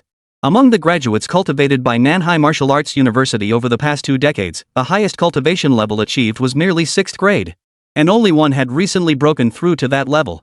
After graduation, this student chose to join the Dacia military, making it impossible for them to return as faculty. While the number of 5th-rank martial artists is considerable, most are nearing middle age. While they still possess untapped potential, their future achievements will ultimately be limited. The university had planned to invest substantial resources next year to recruit at least 1 or 2 true prodigies for long-term development. After all, the founding elders of Nanhai Martial Arts University were advancing in age. And though they had advanced to higher martial ranks to extend their lifespans, they could still hold their ground for decades without major issues. Yet foresight is the true path to sound governance. Failing to plan ahead invites immediate troubles. Unexpectedly, Suju emerged from nowhere, bringing clarity to the vision of Nanhai Martial Arts University's elite. This graduate of their own institution had steadfastly remained at the South Sea base for years without leaving. He was a true blue-blooded heir to the school's legacy. Facing the dean's call, Suju showed little surprise. Ever since his 5th rank cultivation was revealed, he had anticipated the university would make a move. Though assigned to the Nanhai base, the university had never truly abandoned him. The resources previously approved stood as the clearest proof. Not to mention the dean's unwavering support over the years. "Dean, it's been quite some time since I've received your guidance. I must admit, it feels a bit unfamiliar." Suju replied with a hint of teasing in his voice. 40. The generous Dean Su. Suju's decision. Facing this dean he'd known for years, Suju felt increasingly at ease. Of course, this was also tied to his own cultivation progress. Strength brought greater confidence. "You little rascal. Alright, when do you plan to return to school?" Su Xingyan didn't mind the teasing at all. Instead, he cut straight to the point. Now that Suju had reached the 5th grade realm, he had to respect the young man's opinion. After all, Nanhai Martial Arts University existed to cultivate talent, not to restrict Suju's growth. Faced with the dean's inquiry, Suju couldn't help but fall into deep thought. He had indeed contemplated the timing of his return. Since advancing to the 5th rank, the cultivation conditions at the Nanhai base governor's office had gradually become insufficient. To continue advancing, returning to the academy was the only path. Yet he still felt a deep reluctance to leave the South Sea base. "I'll step down after the college entrance exams conclude in June." Suju finally gave his answer. With only a few months left until the New Year's martial arts college entrance exams, he also planned to organize a joint intensive training camp for all high schools across the base, selecting top students from each school for intensive training. Though this might seem unfair to ordinary students, in an era of spiritual energy revival, aspiring martial artists seeking admission to elite martial arts academies must ultimately rely on their own efforts. It was precisely these unfinished matters that delayed his return to campus. Agreed. However, the school will allocate resources for you. Additionally, have you considered taking on a position at the academy? After a moment's consideration, Su Xingyan agreed. Suju's steadfastness actually brought him comfort, especially compared to those who would stop at nothing for martial arts. This young man clearly had his own principles. "I'll leave the school resources to the dean's discretion. As for the position, is there anything less demanding? Something where I can enjoy the perks without having to do any work?" Suju paused briefly before responding. He understood the university's intentions and didn't resist them. Having forged a deep bond with Nanhai Martial Arts University, accepting resources was only natural. Where would we find so many cushy positions? The specific arrangements will depend on the university's decision. This isn't solely our college's matter. But it shouldn't be too burdensome. There is some good news, though you are no longer bound by the mentor-apprentice recruitment restrictions. Oh, and the loan you owed the university has been fully forgiven. Consider it a reward for you. Su Xingyan said with a laugh.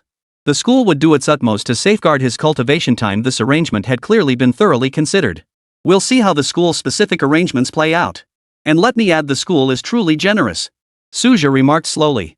Handing over millions of spirit stones without hesitation, this wasn't the Nanhai Martial Arts University he knew.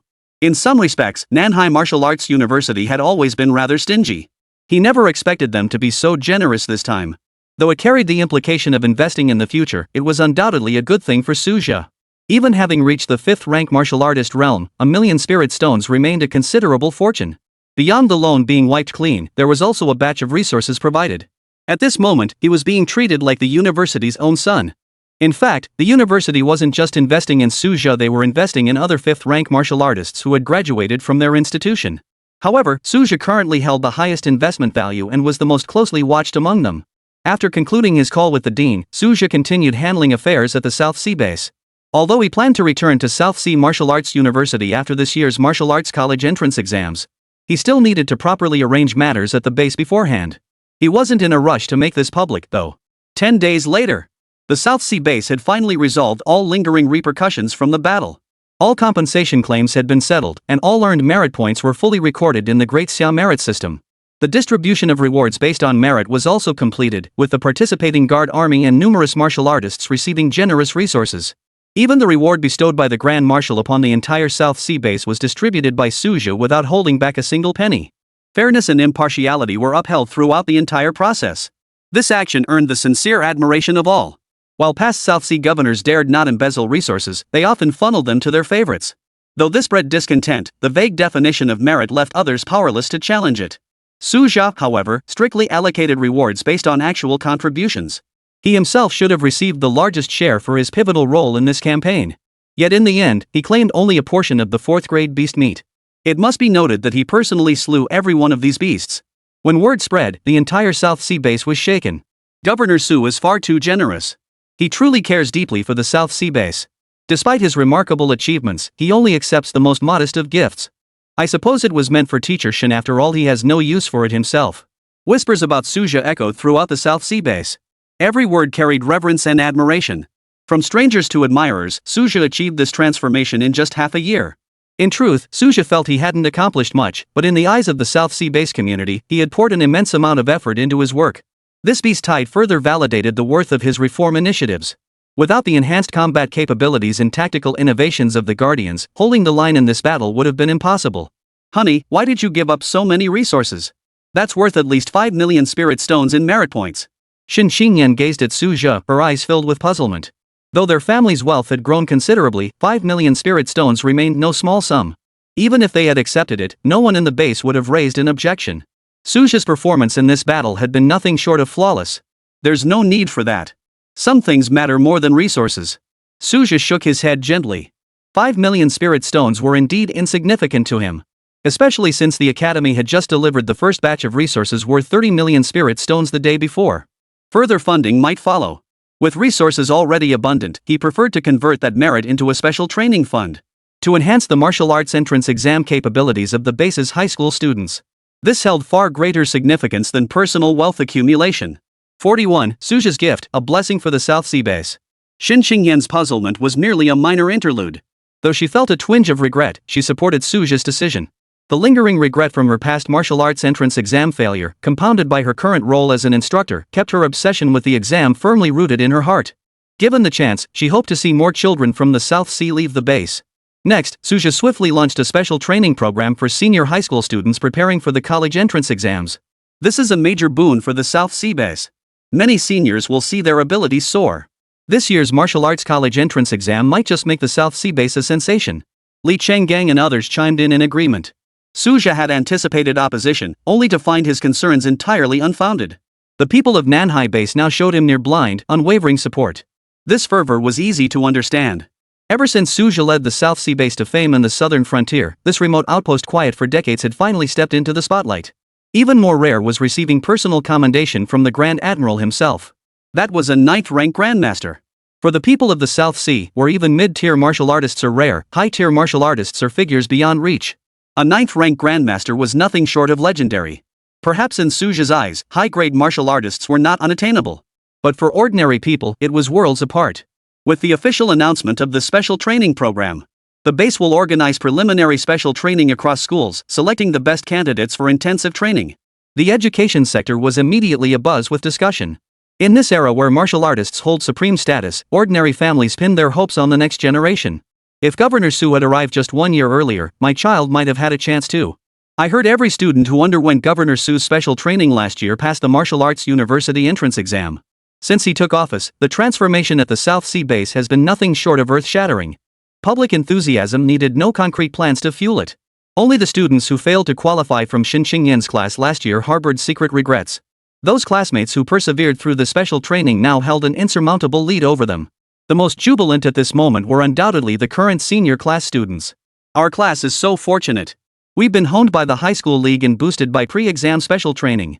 The top students were especially eager. Originally aiming for prestigious universities like Wuhan University, now set their sights on prestigious institutions with deep academic traditions. After all, the resources for advancing mid to high-tier martial artists vary vastly between institutions. Take Nanhai Martial Arts University as an example, its mid-tier and high-tier resources are limited. They can only support dozens of students, while some top martial arts universities offer resources hundreds of times greater. The disparity speaks for itself. However, Nanhai Martial Arts University currently has relatively few mid-tier and high-tier martial artists. The existing resources are sufficient for their needs. Moreover, many resources become ineffective after being used by mid to high-grade martial artists. Take, for instance, the cultivation essence fruit the South Sea Martial Arts University provided to Suja this time. Its efficacy lies in accelerating cultivation growth. Each person can only consume it once in their lifetime. A second dose would induce resistance, rendering it largely ineffective. The optimal time to consume it is when a 4th-rank martial artist is on the verge of breaking through to 5th rank. Most martial artists choose to use it just before breaking through from 4th grade to 5th grade. This allows them to force their way through the threshold of the major realm. The key advantage lies in Suja having already solidified his 5th rank cultivation base, allowing him to use it without reservation. Additionally, he had rarely relied on external aids for cultivation before. Thus, the absorption effect was remarkably pronounced, bringing him within striking distance of the peak of the mid-5th rank. As the high school student intensive training program was in full swing, Suja simultaneously began extracting new talents. Although he planned to return to Nanhai Martial Arts University for the martial arts college entrance exam, this did not mean halting his cultivation. If he could acquire new abilities, reaching higher realms would no longer be a pipe dream. Extraction successful. Congratulations on obtaining the Intermittent Cultivation Harvest Experience card. Guaranteed gains every 2 days of cultivation, valid for 1 month. Upon seeing this ability, even Suja couldn't help but furrow his brow slightly. Gains every 2 days of cultivation? This cultivation should encompass all domains: vital energy, spiritual power, and martial arts techniques. After a moment's thought, he made his decision. Prioritize refining spiritual power. Postpone the enhancement of chi and blood, as well as martial skills. The reason was clear. Breaking through cultivation barriers requires equal emphasis on vital energy and spiritual power. But spiritual energy resources were particularly scarce. The academy primarily supplies chi and blood resources. Such resources never directly enhance spiritual power. Suja sought to verify the effectiveness of his Heaven Rewards Diligence talent in amplifying spiritual energy. After 2 days of focused spiritual cultivation, Suja distinctly sensed his spiritual awareness had solidified slightly. It must be noted that tempering spiritual power is the greatest challenge in martial cultivation. Even prodigies struggle to bypass this bottleneck. This very obstacle caused many mid-tier martial artists to stagnate in their cultivation. Seizing this opportunity, Suja resolutely chose to retreat into seclusion for intensive cultivation. However, before entering seclusion, arrangements must still be made for the affairs of the South Sea base. Daily management duties were entrusted to Deputy Governor Li Changgang. Half a year of observation revealed this man to be steady and reliable. Though his innate talent limits him from breaking through the 4th rank, he is absolutely reliable in handling routine affairs. 42. Forging talent. Cultivating the next generation. Though Suja felt reassured, Li Changgang harbored unease. He acutely felt his own lack of strength. Should any unexpected incidents arise again, he truly feared he might not be able to handle them. Especially lately, with the southern border demanding constant attention. Oldly, you must believe in your own capabilities. Didn't I also handle things for a while before I took office? And if anything unexpected happens, you can notify me immediately. After Suja's persuasion, the deputy governor reluctantly accepted the arrangement. After all, the governor's cultivation couldn't be delayed. This young governor possessed immense potential. Who knew how high he might rise in the future? Li Changgang sensed vaguely that this individual would not remain long at the South Sea base. Neither the situation in the southern border regions nor the South Sea Martial Arts University behind him. Neither the southern border situation nor the South Sea Martial Arts University behind it. While Suja was immersed in cultivation, the senior year intensive training program at the South Sea base was in full swing. Even seasoned martial artists from the Guard Army were mobilized to serve as elite instructors for the students. Even students with insufficient chi blood potential pushed themselves exceptionally hard under the instructor's supervision. After all, cultivation was for oneself, not others. Nowadays, even ordinary jobs had chi and blood requirements. A month passed in the blink of an eye. During this period, Suja focused on honing his spiritual power. Heaven rewards diligence. The talent experience card was not truly effort equals reward. Yet tangible progress still emerged every other day. One couldn't ask for more from this scaled-down version of innate talent. Even so, it brought Suja significant benefits. While spiritual power talent surpassed physical cultivation, it still fell short of true martial arts prodigies. Those specializing in spiritual power indeed possessed unique strengths, yet exceptional spiritual prowess did not necessarily equate to profound cultivation. Over the 5 centuries since the spirit energy awakening, those born with martial arts stardom rarely surpassed the 9th rank. Suja speculated some constraint might exist. However, having never encountered the relevant training systems, the exact cause remained unclear. After a month of seclusion, Suja formally emerged. Thanks to his enhanced psychic power and the resources provided by the academy, his cultivation finally broke through again. Late 5th grade martial arts. Though his cultivation advanced, the precious yuan cultivation fruit limited to 1 per person had been entirely depleted. The value of resources truly lies in their application. Too bad my luck was a bit off. Suja sighed softly, stroking his chin. During his previous seclusion, he had already drawn a new talent. Yet the talent he obtained this time was precisely Artisan's Insight. Congratulations on obtaining the Master Craftsman's Insight trial card. Grants extraordinary talent in the forging domain for 30 days. The description alone was undeniably enticing. The Great Xia Empire boasted numerous mastersmiths capable of forging genuine 7th-grade divine weapons. Despite the technological advancements of this era, the ancient forging techniques remained irreproducible. Traditional craftsmanship thus found new vitality. The problem was that Suja had never set foot in the realm of forging. If this talent could be permanently retained, he wouldn't mind studying the craft. But the 30-day time limit made this talent feel particularly useless. After weighing his options, Suja decided against pursuing it. Rather than squander a month mastering a short-term skill, he would focus his efforts on martial cultivation. After all, every moment of cultivation translated into tangible growth in his martial prowess. Fortunately, he didn't dwell on it. Everyone has periods of bad luck. Wasn't that perfectly normal? Upon emerging from seclusion, Suja immediately set about handling affairs at the South Sea base. During the month he'd been delayed. Although Li Changgang had handled matters appropriately, as governor, Suja still needed to personally review everything. Additionally, he paid particular attention to the progress of the senior high students' special training. The special training has yielded remarkable results. The students' cultivation speed has increased 2 to 3 times compared to normal. And their combat capabilities have also improved markedly. Zhao Hongchuan reported excitedly.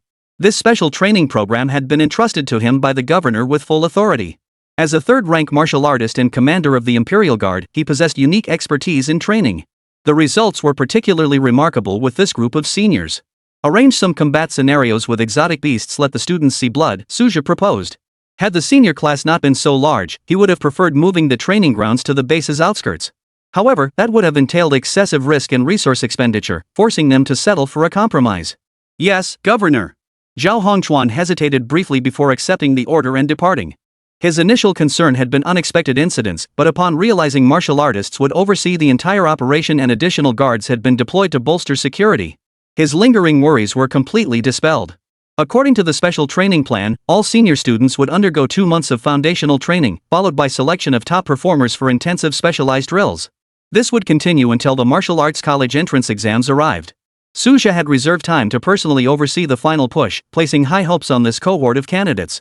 Time flew by, and another month passed in the blink of an eye. The special training entered a new phase, with promising candidates gradually emerging and collectively moving into the Guard Corps camp. Gazing at the mysterious and imposing military facilities, the young students couldn't hide their excitement. Are these facilities for tempering chi and blood? Within the governor's mansion, Suja meticulously observed each trainee's performance through the holographic monitoring system. He meticulously documented each student's strengths and weaknesses, leveraging the intelligence system to generate personalized recommendations. These recommendations were transmitted in real time to the instructor's terminals to adjust training protocols. The students, grouped by category, began targeted intensive training. May this special training truly transform them. Suja gazed at the youthful faces on the light screen. A ripple of memory fluttering in his eyes. That version of himself, racing against the clock to train relentlessly, seemed like only yesterday. 43. The rapidly developing South Sea base. Governor Su stepping down? Many senior high students were unaware that Suja had participated in the special training. Yet they could distinctly feel their own progress and transformation. Yang Lei was one such senior student.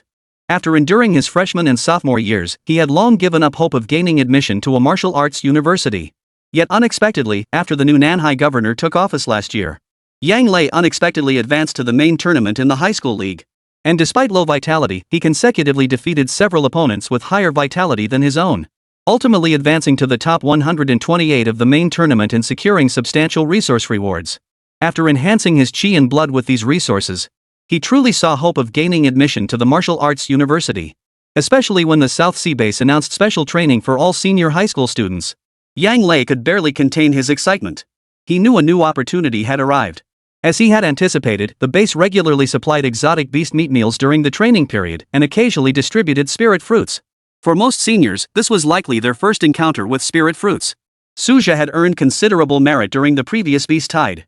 Converted into resources for martial artists and below, it was still more than sufficient to fully support the special training. It must be said that this senior class was exceptionally fortunate. Suja intended to make them a benchmark. If the martial arts college entrance exam results were outstanding, the South Sea base could secure more resources allocated from the southern border. A plentiful supply of resources would enable sustained investment in the cultivation of senior high school students. This would create a virtuous cycle. Once this cohort matures, they may eventually give back to the South Sea base. Moreover, enhancing the capabilities of the senior students themselves contributes to strengthening the base's combat effectiveness. After all, most unsuccessful examinees will remain within the South Sea base. Whether they join the Guard, the Hunting Corps, or the Martial Arts Academy, it ultimately amounts to keeping the benefits within the family. Before they knew it, the Martial Arts College entrance exam was approaching. A test fully supervised by the Great Siam military to ensure the authenticity of results. The intensive training for senior students concluded half a month ago, leaving their performance entirely up to individual effort. To prepare for the Martial Arts College entrance exam, the South Sea base convened a special working meeting. Governor. The head of education couldn't hide his delight as he offered praise. This year's examination results are certain to show significant improvement. As the head of education at the Nanhai base, he had endured immense pressure every year during the martial arts entrance exam season. In fact, this position had been rotated annually. Yet this year, he could finally hold his head high, his position secured. Yet he knew full well that this achievement was not his doing, but entirely due to the governor's efforts. Indeed, this year we have every reason to anticipate outstanding results from the South Sea base. In previous years, we didn't even have the right to expect anything. The entire base is awaiting the results of this martial arts entrance exam. After all, the entire base witnessed the special training sessions. As the first speaker broached the topic, attendees chimed in agreement. Suja was among those anticipating the results. He could only roughly estimate that this year's seniors shouldn't perform too poorly, but specifics would depend on their on-the-spot performance. Martial arts college entrance exams heavily emphasized state of mind, especially for students with similar vitality levels. Just as everyone was buzzing about which prodigy from each school might claim the top spot at the base, Suja's voice abruptly cut through the air. Silence, everyone. Suja now commanded such authority that the conference room instantly fell silent. I now announce a matter of relative importance. Following this year's martial arts college entrance examination, I will be stepping down from my position as governor of Nanhai. Suja calmly announced the arrival of his farewell moment. Training at the South Sea base ultimately had its limitations. In terms of spiritual energy concentration alone, the environment at South Sea Martial Arts University was twice as favorable as that of the governor's mansion. Especially after his promotion to 5th rank, the academy had prepared to grant him a specially approved detached villa, whose environment far surpassed his previous apartment. A martial artist's strength determines their privileges. This is an ironclad rule. This declaration left the senior base officials present stunned. Governor, the base cannot function without you. The development of the South Sea base relies entirely on your leadership. Most spoke urgently to dissuade him. Though they held high positions within the base, they were well aware of the governor's stature. Even though the governor occasionally acted with an iron fist, his decisions ultimately proved wise. Only a few, like Li Changgang, remained silent. They had long foreseen this parting. The South Sea base was too small a stage. The governor's prolonged tenure here had been unexpected. This matter is settled. Suja raised his voice slightly, dousing everyone's hopes like a bucket of cold water. A heavy silence fell over the conference room. This early notice is to give you time to prepare.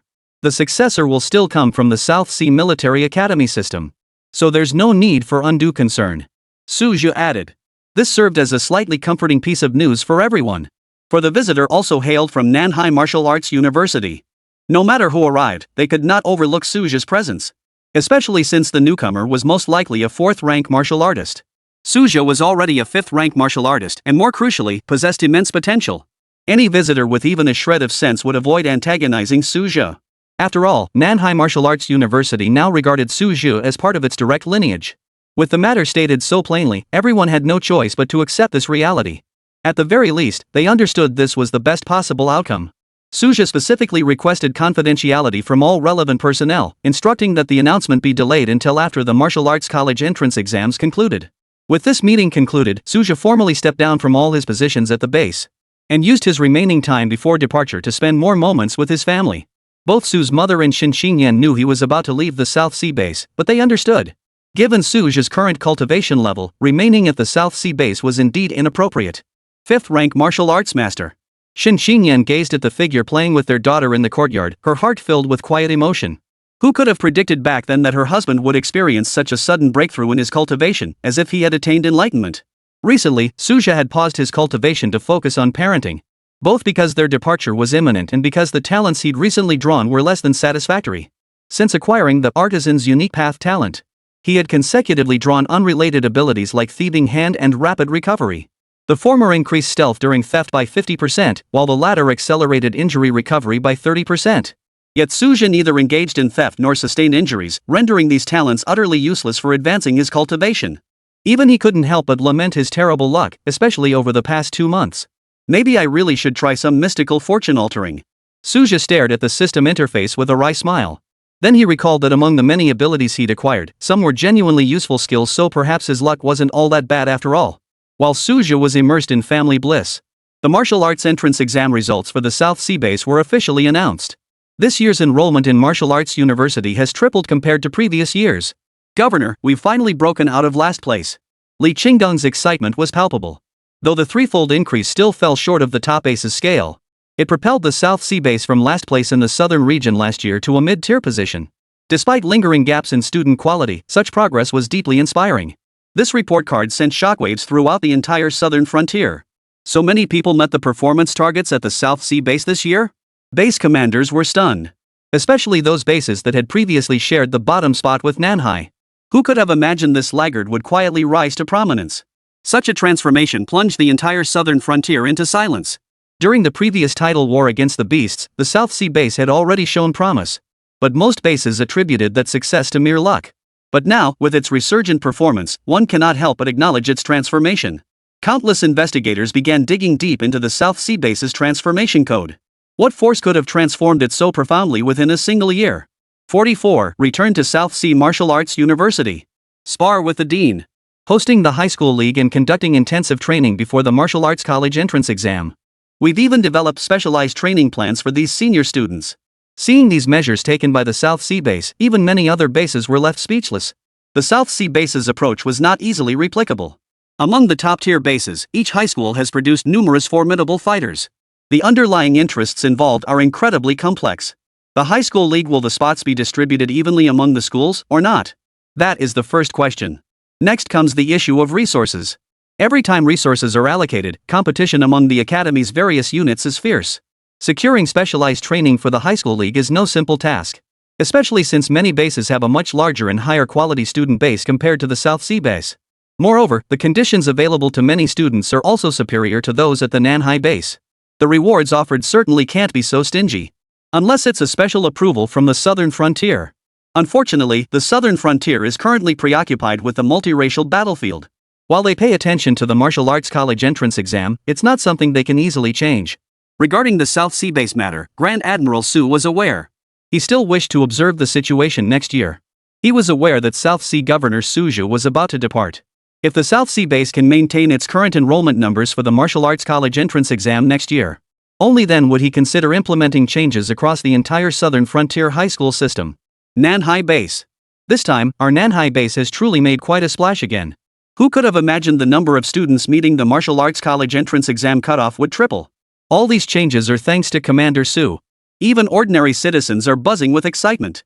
When it comes to a sense of honor, ordinary people still have it. Unfortunately, the South Sea base's past performance left some people unable to muster any sense of pride. But this year, they've made a complete turnaround. This has left many ordinary people feeling quite excited. Especially those students who had met the admission threshold for the martial arts college entrance exam. They are especially grateful to Suja. Without this new governor, it would have been far more difficult for their children to achieve their goals or even surpass them. But then, news broke. It concerned Suja stepping down from his position as governor of the South Sea. What? Grand Governor Su is stepping down? This news sent shockwaves through the South Sea base. The transformation of the South Sea base was entirely due to him. If he were to leave, things might revert to how they were before. No! Grand Admiral Su must not step down. In no time, the South Sea base forums were flooded with appeals, and the governor's office hotline was nearly overwhelmed with calls. This was the first time a South Sea base leader facing resignation had been so fervently petitioned to stay. And crucially, Suja had been in office for less than a year. Arrange a televised broadcast. You explain it yourselves. I won't be appearing. Suja immediately called Li Chang on his phone and spoke up. He was well aware of the South Sea base personnel's attempts to retain him. Though some were genuinely sincere, others were motivated by self-interest. But from another perspective, it also served as recognition of Suja's contributions at the South Sea base. That alone was sufficient. Still, Suja wouldn't confine himself to the South Sea base. On the South Sea base's dedicated channel, Li Chenggang and others pledged to uphold the policies established by Governor Suja. Additionally, it was clarified that the next person to assume the role of South Sea governor would also be affiliated with the South Sea Martial Arts University. Beyond that, it was made clear that the South Sea base must not repay kindness with ingratitude, obstructing Governor Suja's future. With these assurances, the public outcry finally subsided. With the public discourse settled, Suja prepared to return to the South Sea Martial Arts University. His departure was remarkably quiet, with only his family notified. As for others, he informed no one. Otherwise, Li Changgang and the others would surely have come to see him off. Although Suja had stepped down, Nanhai Martial Arts University had yet to decide on his successor.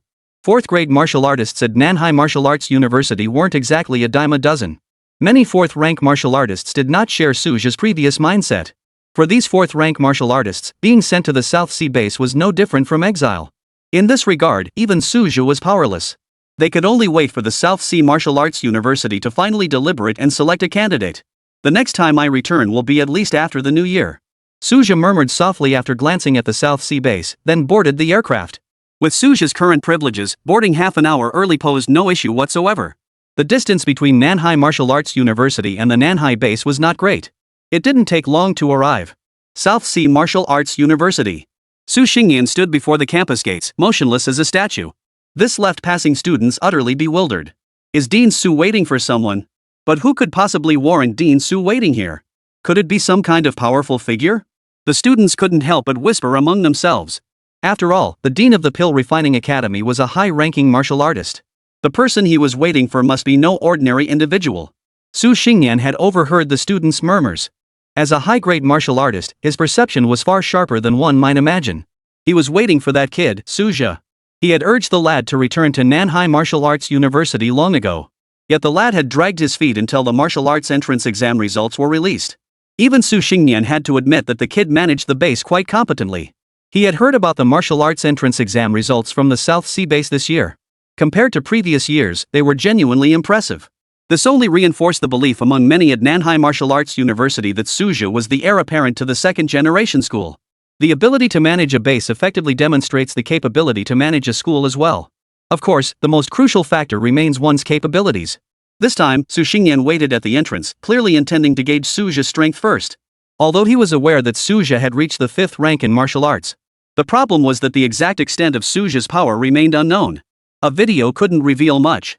After all, a 5th rank overwhelming a 4th rank beast was perfectly normal. For any 5th rank beast, effortlessly defeating a 4th rank one was expected. Naturally, Su Xingyan needed to confirm Suja's situation. Of course, the primary goal was to assist Suja in advancing his cultivation. Soon, Suja's figure appeared before the school gates. "Dean, it's been a while." Suja greeted the waiting dean with a broad smile. After all, in a way, this was a sign of the university's regard for him. Moreover, since returning to Nanhai Martial Arts University, he felt an even greater sense of familiarity.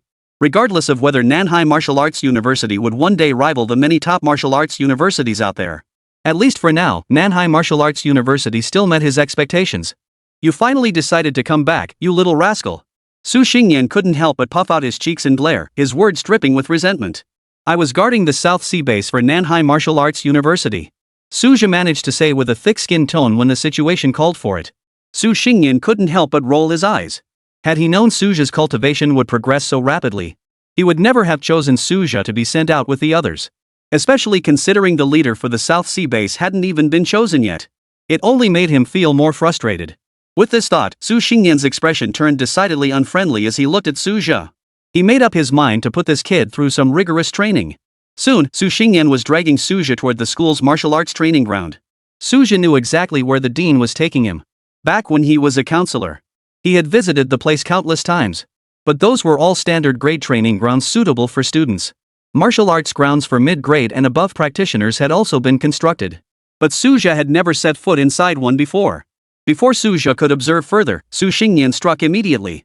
Of course, his power remained restrained at the 5th grade level. Facing the elderly man's sneak attack, Suja's expression betrayed no surprise. He sidestepped the attack and grabbed a wooden sword from the nearby rack. After all, his strength lay primarily in his sword techniques. Since the headmaster intended to test his abilities, Suja saw no reason to hold back. The stronger he demonstrated himself to be, the more recognition he would gain. Since concealment was futile, Suja treated Dean Su Xingyan as a sparring partner. Feed me moves.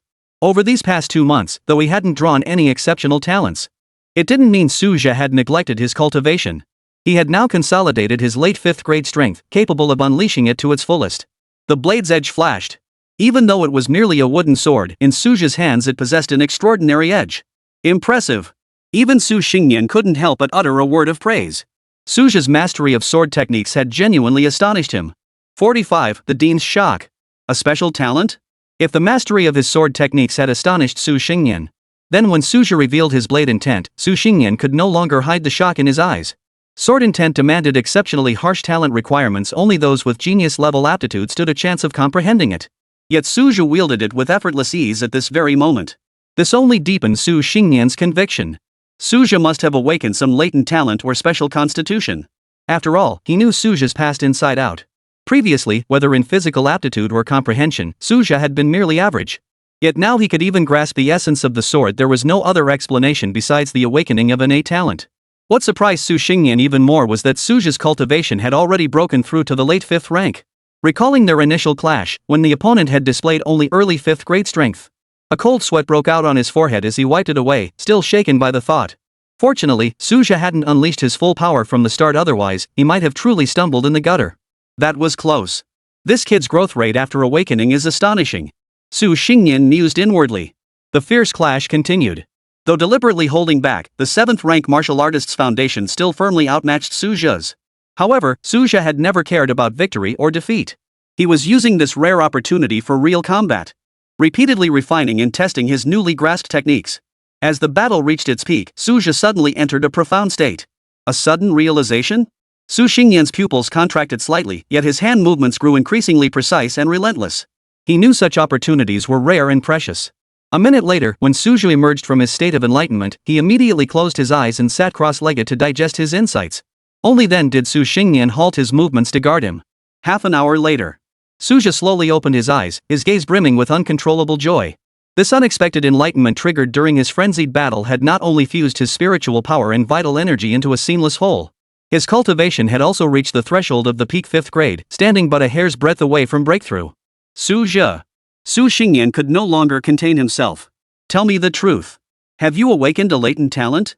His gaze burned with intensity, as if he could see right through the young man before him. Faced with the dean's words, even Suja couldn't help but pause in surprise. But then he recalled the talent ability he'd awakened, the experience card system. Wasn't that a unique talent in itself? Su Xingyan's interpretation wasn't entirely wrong. Indeed it is. Suja responded candidly. He had no need to elaborate on the specifics of his ability. Besides, excuses like serendipitous encounters were ultimately less reliable than the justification of a latent talent. Though his cultivation was steadily approaching the ranks of prodigies, Suja showed no inclination to flaunt it. After all, he understood all too well that tall trees catch the wind. Rather than bask in the spotlight, he preferred to remain in the shadows and steadily improve. After the tidal war against the beasts, he had indeed drawn some attention in the southern frontier. Few outside the South Sea base knew his true appearance. In those blurry battle footage clips, most imagined the base's leader as a middle-aged cultivator in his 40s. Little did they know that Suja was still far from middle age. As for the territories beyond the southern frontier, no one paid any attention to this newly emerged powerhouse. After all, the threat of the beast tied thousands of miles away was merely a topic for casual conversation over meals. Even though Suja's performance was dazzling, to the outside world it was but a meteor streaking across the night sky. At this moment, however, Su Xingyan could not conceal his excitement. The usually composed dean of the Alchemy Academy now smiled so broadly that the wrinkles at the corners of his eyes deepened. Suja understood this delight. South Sea Martial Arts Academy was currently facing a generational gap. His own living example undoubtedly injected a powerful shot in the arm for the academy. Where are the seclusion chambers located? Suja cut straight to the point. The insights accumulated during the battle demanded immediate digestion. His original plan to accumulate spirit stones for a breakthrough had been accelerated by this unexpected epiphany. Su Xingyan immediately understood. The school has already made preparations. As he spoke, he led Suja toward the villa district. Morning light pierced through the clouds, bathing the glazed tiles and casting a faint golden outline over the detached cultivation chambers. Only the core figures of Nanhai Martial Arts University resided here. The villa assigned to Suja was positioned with considerable thought. It was well known that the layout of this villa district held hidden significance. The closer to the central area, the more prestigious the status it symbolized. Suja keenly sensed the entire villa district was enveloped within a spirit-gathering array, its spiritual energy concentration 3 times that of the Nanhai base governor's mansion. The benefits of cultivating here year-round were immeasurable. Without exchanging many pleasantries with Su Xingyan, he immediately entered seclusion. Meanwhile, Su Xingyan had already set out to summon the high-ranking martial artists of South Sea Martial Arts University. This test of strength was not a personal initiative, but rather a potential assessment authorized by the university's higher-ups. Now that Suja's extraordinary talent had been confirmed, The dean of the Alchemy Academy naturally sought to secure top-tier resources for this rising star. Clutching the assessment report, he was now rushing toward the council chamber. 46, 5th rank peak. Song Chang has stayed. Half a month later. Suja formally emerged from seclusion, his cultivation having reached the peak of 5th grade. He hadn't anticipated such a rapid breakthrough. But that previous battle had been so utterly exhilarating. It had briefly propelled Suju into a state of profound enlightenment. Of course, Suja sensed that fortune must have played a role. Without such fortune, achieving such a profound state of enlightenment would have been exceedingly difficult. Upon careful reflection, he realized that most of the abilities he had acquired were fleeting as clouds passing by. Only fortune remained ever present. Even as the buff effects faded, the very essence of fortune remained undiminished. Now, I stand but a single step away from the 6th grade realm. Suja murmured to himself after emerging from seclusion. The next challenge lies in overcoming the fusion of spirit and vital energy. Such cultivation felt like crossing an unbridgeable chasm. Each tier of the 9 realms of martial arts was as different as heaven and earth. Upon emerging from seclusion, Suja's foremost task was to seek out Su Xingyan. Several crucial matters demanded his personal consultation. Upon entering the dean's office, Suja felt no need to observe formalities. Encountering several former mentors along the way stirred a wave of emotion within him. Master Su, you're back. Director Wang, it's been a while. Suja felt a sense of triumphant homecoming. Now, every mentor in the entire school recognized him. His initial breakthrough to the 4th rank had already astonished the faculty. This time, his direct ascent to the 5th rank was nothing short of astonishing. Countless mentors were stuck at the threshold between the 4th and 5th ranks. Though Suja's cultivation breakthrough speed was nothing short of extraordinary. His cultivation cannot be faked. Across the entire South Sea Martial Arts University, 5th rank masters could be counted on one hand. It was only natural that he earned everyone's respect. You've broken through again, kid? Su Xingyan stared at the young man before him, surprise evident in his eyes. Suja had just broken through the realm, his aura not yet fully contained. This fluctuation was immediately detected by the dean's keen senses. When he had previously heard of Suja displaying late-stage 5th grade cultivation, he had already been secretly alarmed. Yet now, he had surpassed expectations. A slight advancement. Suja replied with a calm and composed tone. Since returning to South Sea Martial Arts University, his state of mind had grown increasingly composed. No longer did he feel as if walking on thin ice, as he had when commanding the South Sea base. Now he even had the leisure to exchange pleasantries with the dean. Had he been at the South Sea base, such casualness would have been unthinkable. Is this some kind of show-off? Su Xingyan rolled his eyes in exasperation. After all, advancing even a single tier within the 5th rank realm was no easy feat. When an ordinary instructor achieved a breakthrough, a celebratory banquet was inevitable. The academy also welcomed such joyous occasions. Suja didn't dwell on the matter, instead turning serious as he broached the main topic. Was the elimination mechanism for last year's freshman cohort particularly stringent? He remained deeply concerned about his adopted daughter, Song Chang. Before her departure, Shin Xingyan had specifically entrusted him with this matter multiple times. Now, naturally, he needed to inquire thoroughly. Though Song Chang hadn't returned to the South Sea base all year, her communications with Shin Xingyan never ceased. The New Year's Eve call alone had lasted a full 3 hours. At the time, Suja happened to be by Shin Xingyan's side, and thus held a favorable impression of Song Chang. You're asking about that Song Chang, right? Su Xingyan recalled the special admissions candidate from a year ago and smiled knowingly. Suja remained non-committal. The results just came out these past couple days. That girl really trained like a beast. In the end, she barely scraped by the elimination cutoff. Su Xingyan's narrative gradually unfolded. He remembered this student for a reason. Since her enrollment, Song Chang had been renowned among the freshmen for her relentless, all-out approach. Whether in cultivation studies, combat missions, or even daily practice. Who would have thought such a seemingly delicate and charming young woman possessed such relentless determination? Such a stark contrast naturally drew attention. Though her cultivation base lagged slightly behind others, her combat performance repeatedly turned the tide of battle. In the monthly evaluations, she consistently hovered just above the elimination line by the narrowest of margins. The school's assessment system has always been open and transparent. Its purpose is to spur new students onward and upward. The results have indeed been remarkable. Now, top performers can challenge second-year students. Yet the inaugural year of elimination must establish authority. Regret or not, the rules must be followed. Fortunately, the school has prepared an alternative path for those eliminated. They may return to their original bases as squad leaders of the Guard Army, or join the Great Xia military as priority recruits. Though these students departed with heavy hearts, their innate talent and comprehension surpassed that of ordinary martial artists. Embarking on a military career proved a sound path. The Great Xia military has always valued such promising talents. After all, the ranks are mostly filled with mediocre individuals driven by necessity. Those with truly exceptional aptitude are as rare as a phoenix feather or a Qilin horn. He actually stayed? Suja couldn't hide his surprise. The South Sea Martial Arts University had been established for 20 years. This year's freshmen had their physical fitness requirements raised by 30% compared to previous years. Song Qing's aptitude had hovered just above the passing threshold. Thus, he and Shin Xingyan had long reached an understanding. They had thought that completing a full academic year would be worth the investment. Unexpectedly, the young woman fought her way to the heavens. That girl has sparked a wave of intense training among the entire freshman class. Su Xingmu's eyes gleamed with approval. It had nothing to do with innate talent. This very passion for martial arts alone was priceless. This was precisely why he had treated Suja differently from the start. Back then, Suja had carried the same fierce determination. He's a promising prospect. Suja nodded in agreement. Yet inwardly, he was secretly astonished by Su Xingyan's praise. After all, few ever earned the dean's personal attention. It was only after he was promoted to counselor that he gradually became acquainted with the dean. Then he recalled that this year's freshmen truly possessed something special.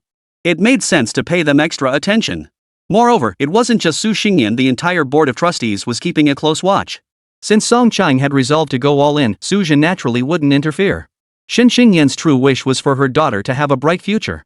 Though not of blood. By the way, have you considered taking on a few disciples? Su Xingyan suddenly changed the subject. By normal standards, you should select a few from this year's freshmen.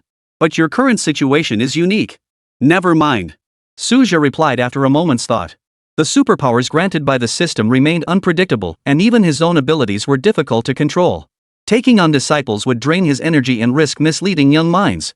Even Song Qing had no intention of personally instructing anyone, much less other students. Su Xingyan, however, did not seem to mind. He now hoped Suja would focus solely on refining his cultivation. Reaching the 6th rank would be ideal. However, in Su Xingyan's view, this would be no easy feat. The gap between the 6th and 5th ranks was like heaven and earth, requiring an oceanic amount of spiritual energy. Natural treasures capable of nourishing spiritual power were scarce in the present age. Even high-grade martial artists require such resources. While the academy has intentions to cultivate talent, the support they could provide in this regard was ultimately limited. They provide only one spiritual resource per year. The rest depends entirely on your own destiny. How does the school plan to accommodate me? Suja cut to the chase at the right moment. He hadn't forgotten the position the school had promised him. 47. Reading makes you stronger. What a talent! Deputy Director of Logistics assisting Old Zhang. Su Xingyan announced, stating this was the outcome of high-level discussions at Nanhai Martial Arts University. On one hand, they couldn't assign Suja overly complex tasks. Second, it would allow Suja to gain a deeper understanding of Nanhai Martial Arts University. For a martial arts university, beyond the strength of its fighters, resources were undoubtedly paramount. Strength determines the present, but resources determine the future. Nanhai Martial Arts University has always faced resource constraints. Even with its commanding position in the underground caverns, its income remains limited. This is precisely why Nanhai Martial Arts University initiated reforms to its elimination system. What remains to be seen is whether the Great Xia Empire can introduce new policies, altering resource allocation to secure more for the university. Excellent. Suja's eyes lit up, convinced this position suited him perfectly. Besides, Old Zhang's sword technique is truly formidable. Su Xingyan added, his words carrying a hint of deeper meaning. Suja naturally understood the unspoken meaning. He was already acquainted with Old Zhang, and now he was even more certain that this logistics manager was no ordinary man. He must be a hidden powerhouse. After completing the paperwork, Suja headed straight to the logistics department to report to Old Zhang. Old Zhang. The organization has assigned me to serve as your deputy. Even knowing the man might be a master, Suja maintained his usual demeanor. The two had always shared a deep bond. Strangely enough, Suja rarely had friends his own age, yet he connected more easily with those older than him. Perhaps it was due to the combined experience of 2 lifetimes he could no longer be regarded as an ordinary youth. Su, go handle your own business. There's not much to do here. Just drop by when you have time. Old Zhang waved him off decisively. Suja froze in place. Alright, I'm really leaving then, Old Zhang. Though he guessed the school's intentions, Suja didn't take it to heart. After all, improving his strength was the real priority. Hurry up! Old Zhang snapped, glaring at him. Suja cut to the chase and turned to leave. Though he held the title of deputy director, he didn't actually have to perform any duties. This arrangement was quite advantageous. Back at the villa, Suja prepared to draw a new ability. After months of bad luck, and he hoped his luck would turn around upon returning to Nanhai Martial Arts University. Extract. A dazzling burst of multicolored light erupted. Suja's pupils contracted slightly. Such brilliance signaled that this ability was far from ordinary. Yet its true effect ultimately depended on fate. Extraction successful. Congratulations on obtaining one Reading to Sainthood experience card. Reading comprehension plus 100% focused reading. Valid for 1 month. Suja stared at the talent description, his astonishment evident. Though he had only drawn one ability this time, it came with a dual effect. After carefully reading the details, his eyes lit up with delight. First, his reading comprehension ability had doubled. This meant he could grasp the essence of ancient martial arts texts with unprecedented precision. While reading concentration would enhance his spiritual power through reading. Abilities that enhance spiritual power were invaluable. If the effect proved sufficiently potent, he might even break through to the 6th rank within the month. Considering all the abilities Suja has acquired thus far, this experience card is nothing short of divine. It would prove immensely beneficial even when advancing beyond the 9th rank in the future.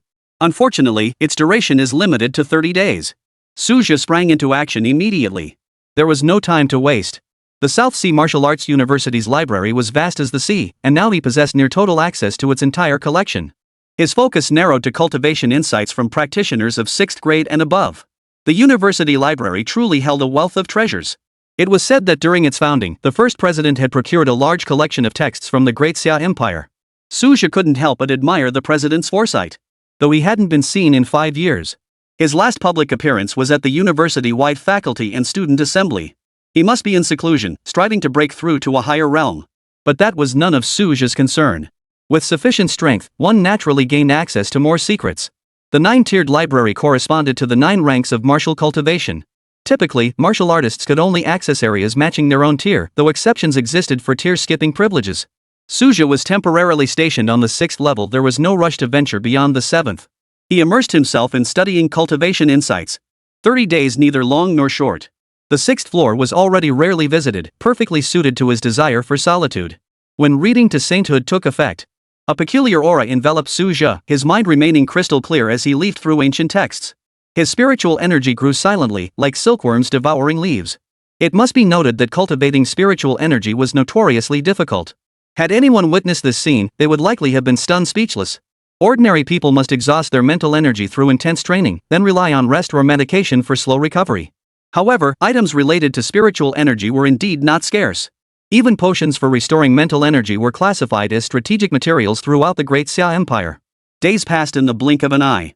On this particular day, Suja made an exception and skipped the library, instead heading to the martial arts plaza with a book in hand. Today was the day instructors at Nanhai Martial Arts University selected their disciples. For most students, this was undoubtedly a pivotal moment that could alter their destiny. After all, only a select few would catch the eye of a master instructor. Once chosen, their future would undoubtedly be bright. With guidance from a master, the path of cultivation would yield twice the results with half the effort. Suja leaned against the rooftop of the teaching building beside the plaza.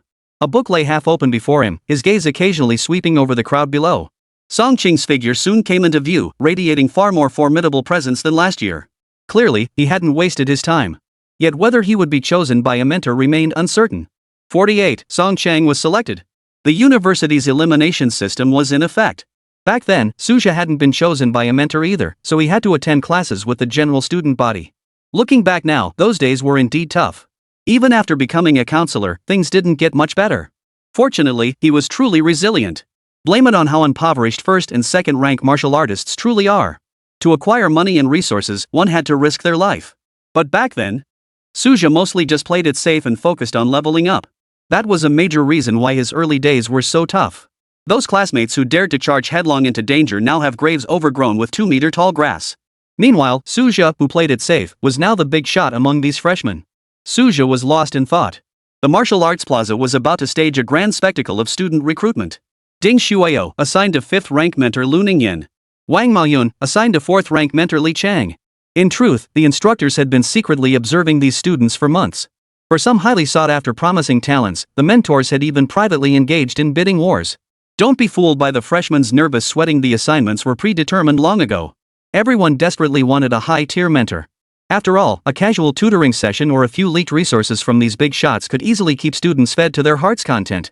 Previously, Suja was the top choice among the freshmen. Young, full of potential, and already incredibly powerful. In a few years, he might even become a high-tier martial artist. Add to that his leveling speed, which seemed like cheating. He'd awaken and then coast to the top. Unfortunately, the school had already issued a notice. Suja would not take any disciples. Unless he changes his mind or fails to break through by age 40, the school won't consider allowing him to take disciples. Now that he's nearly reaching the 6th rank, the freshmen can only sigh collectively. Many had once dreamed of becoming his disciples. But everyone understood. At his age and with his talent, Suja must focus entirely on advancing his cultivation. Who has time to mentor rookies? Whenever classmates discussed Suja, Song Qing was invariably the proudest. It wasn't until some time after enrollment that she learned of Suja's true strength and standing. Later, when she heard Suja had broken through to 5th grade, Song Qing was completely stunned. How long had it been since his awakening?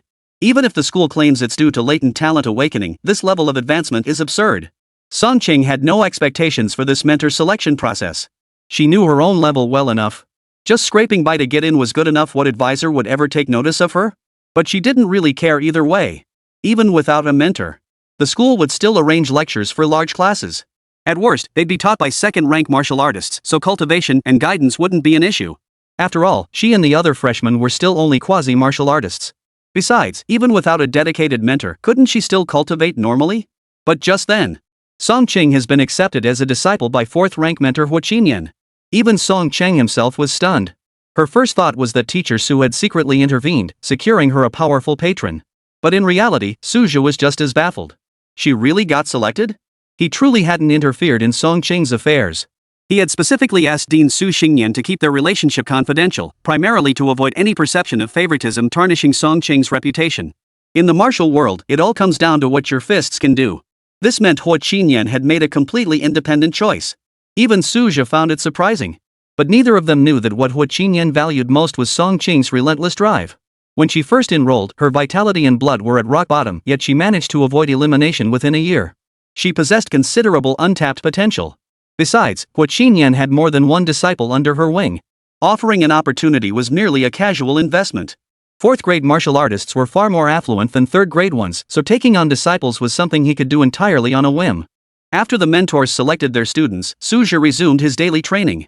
These martial arts experiences proved immensely beneficial, with his spiritual power visibly surging. Meanwhile, news of the South Sea Martial Arts University's freshman elimination system spread nationwide. You get accepted into the martial arts university only to get expelled? Being a martial artist is just too competitive these days. This reform is long overdue. Resources should go to those with genuine potential. But this is too harsh on ordinary students. Martial arts forums across the country erupted in heated debate. Some applauded the move, while others hurled insults. After all, who wants to be suddenly expelled after years of grueling study to get into the martial arts university? Ultimately, expulsion might still be inevitable. Others voiced support, arguing that martial arts universities prioritize quality. More often than not, it's a place for cultivating the strong. Eliminating students with insufficient potential early on is actually beneficial. This frees up resources to be allocated to those with greater potential. It could be said that during this period, the entire populace of Daxia had divided into 2 factions online. The conservative faction even held the upper hand. It's no surprise, given that the martial arts universities system has been in place for 500 years. Many have grown accustomed to the old ways and naturally resist change. Nanhai Martial Arts University now stood at the center of the storm. Fortunately, they have formed alliances with several relatively underdeveloped sister institutions. Thus, despite the uproar caused by the reforms, multiple institutions shared the burden. Moreover, Nanhai Martial Arts University is not without powerful backers. It is said that numerous powerhouses above the 9th rank have long supported the reform efforts of emerging martial arts institutions. Compared to the turbulent events unfolding externally, Su Jia, who bore immense pressure, actually spent this past month in relative leisure. He spent the vast majority of his time immersed in the library, even compressing his rest periods to the absolute minimum. After all, this special ability had a time limit. If he didn't seize the opportunity to enhance his martial arts comprehension and spiritual power, he would likely have to expend several times the effort later to make up for it. 49. Luck or talent? Back to the South Sea multiracial battlefield. Even Su Jia hadn't noticed the passage of time. Before he knew it, a full month had passed. This month flew by much faster than I imagined. I had planned to find time to study martial techniques, but I've only managed to finish half of the martial arts insights and reflections. Su Jia discovered that the South Sea Martial University's library holdings far exceeded his expectations. However, as he absorbed a vast amount of 6th-grade cultivation insights, he began to sense the threshold for a breakthrough. The fusion of spirit and vital energy required sufficient spiritual power. After several instances of cheating-like growth, his spiritual power had indeed reached the required level. At the very least, he could barely guide his chi and blood to circulate. Yet true integration still required a catalyst, and the most accessible breakthrough point was the battlefield of 10,000 clans. According to the insights of many predecessors, most had broken through the 6th rank amidst fierce combat. The simultaneous eruption of spirit and vital energy during combat proves remarkably effective for fusion. But Suja wasn't in a hurry. Though currently stuck at the peak of the 5th rank, there was still room for improvement. Even if he sought a breakthrough opportunity on the battlefield, he needed to solidify his current strength first. Besides, he could wait for the new month's talent refresh. Extraction successful. Acquired everything goes smoothly trial card, all actions this month have double success rate. Suja stared blankly at the new ability for a long moment. This was essentially stacking the luck buff to its maximum. This talent is practically tailor-made for the battlefield. After all, unexpected situations are the worst on the battlefield. Like unexpectedly encountering a high-tier powerhouse. But with this ability, all misfortune should theoretically steer clear. It might even help you break through your limits. Originally planned to consolidate for another 2 or 3 months, but now the schedule is being revised immediately. Spend half a month honing my strength. And spend the remaining half-month charging straight to the battlefield of 10,000 races. Suja made the decision faster than snatching up a bargain. He'd braced himself for drawing a crappy talent, but his luck turned out to be off the charts this time. Though he hadn't felt any immediate changes yet, once he'd decided to push forward, he had to get serious. Half a month was ample time to elevate his strength to the next tier. Though there was still room for improvement, Suja simply couldn't wait any longer. He dialed the dean's number directly to report his decision. Su Xingyan didn't stop him from entering the multiracial battlefield. After all, martial arts couldn't be cultivated behind closed doors. Besides, old Su had no idea Suja was aiming for a breakthrough. He assumed the kid was just going to hunt the wilderness clan for merit points. Most crucially, Su Xingyan understood. Suja was never a reckless fool. Back when he was low tier, he mastered the art of survival to perfection. There was no reason for him to become reckless now that he was stronger. This reaction actually made Suja wonder. Does the dean really trust me that much? But before he could ponder further, he stepped into the South Sea war zone. Though the battlefields of the 10,000 clans were fiercely contested last year, the South Sea theater naturally saw its share of turmoil. But both sides had recently called it quits. Both the Great Xia military and the alien races had suffered crippling losses, a fact Suja understood perfectly well with his current access. Now that he was actually in the theater, he felt lost. Where should I even go? The entire South Sea theater lacks any exclusive hunting grounds for 5th rank cultivators. The Yao mountains he once roamed were merely a training ground for novices. At the mid-tier realm, war could erupt anywhere you went. But the last major conflict had leveled many minor battlefields. Follow the mystical path. Suja finally made his decision. Since the ability he'd drawn was reliable, he might as well let his intuition guide him. Who knows, he might just stumble upon a windfall. With half a month to spare, he strolled about as casually as if browsing a market. Compared to the other hunting squads on edge, they looked like they were on a spring outing in the war zone. This unconventional approach baffled the observers lurking in the shadows. Either this guy's got no brain, or he's a big shot playing dumb. On the battlefield of 10,000 tribes, a 5th rank expert truly counted as a formidable force.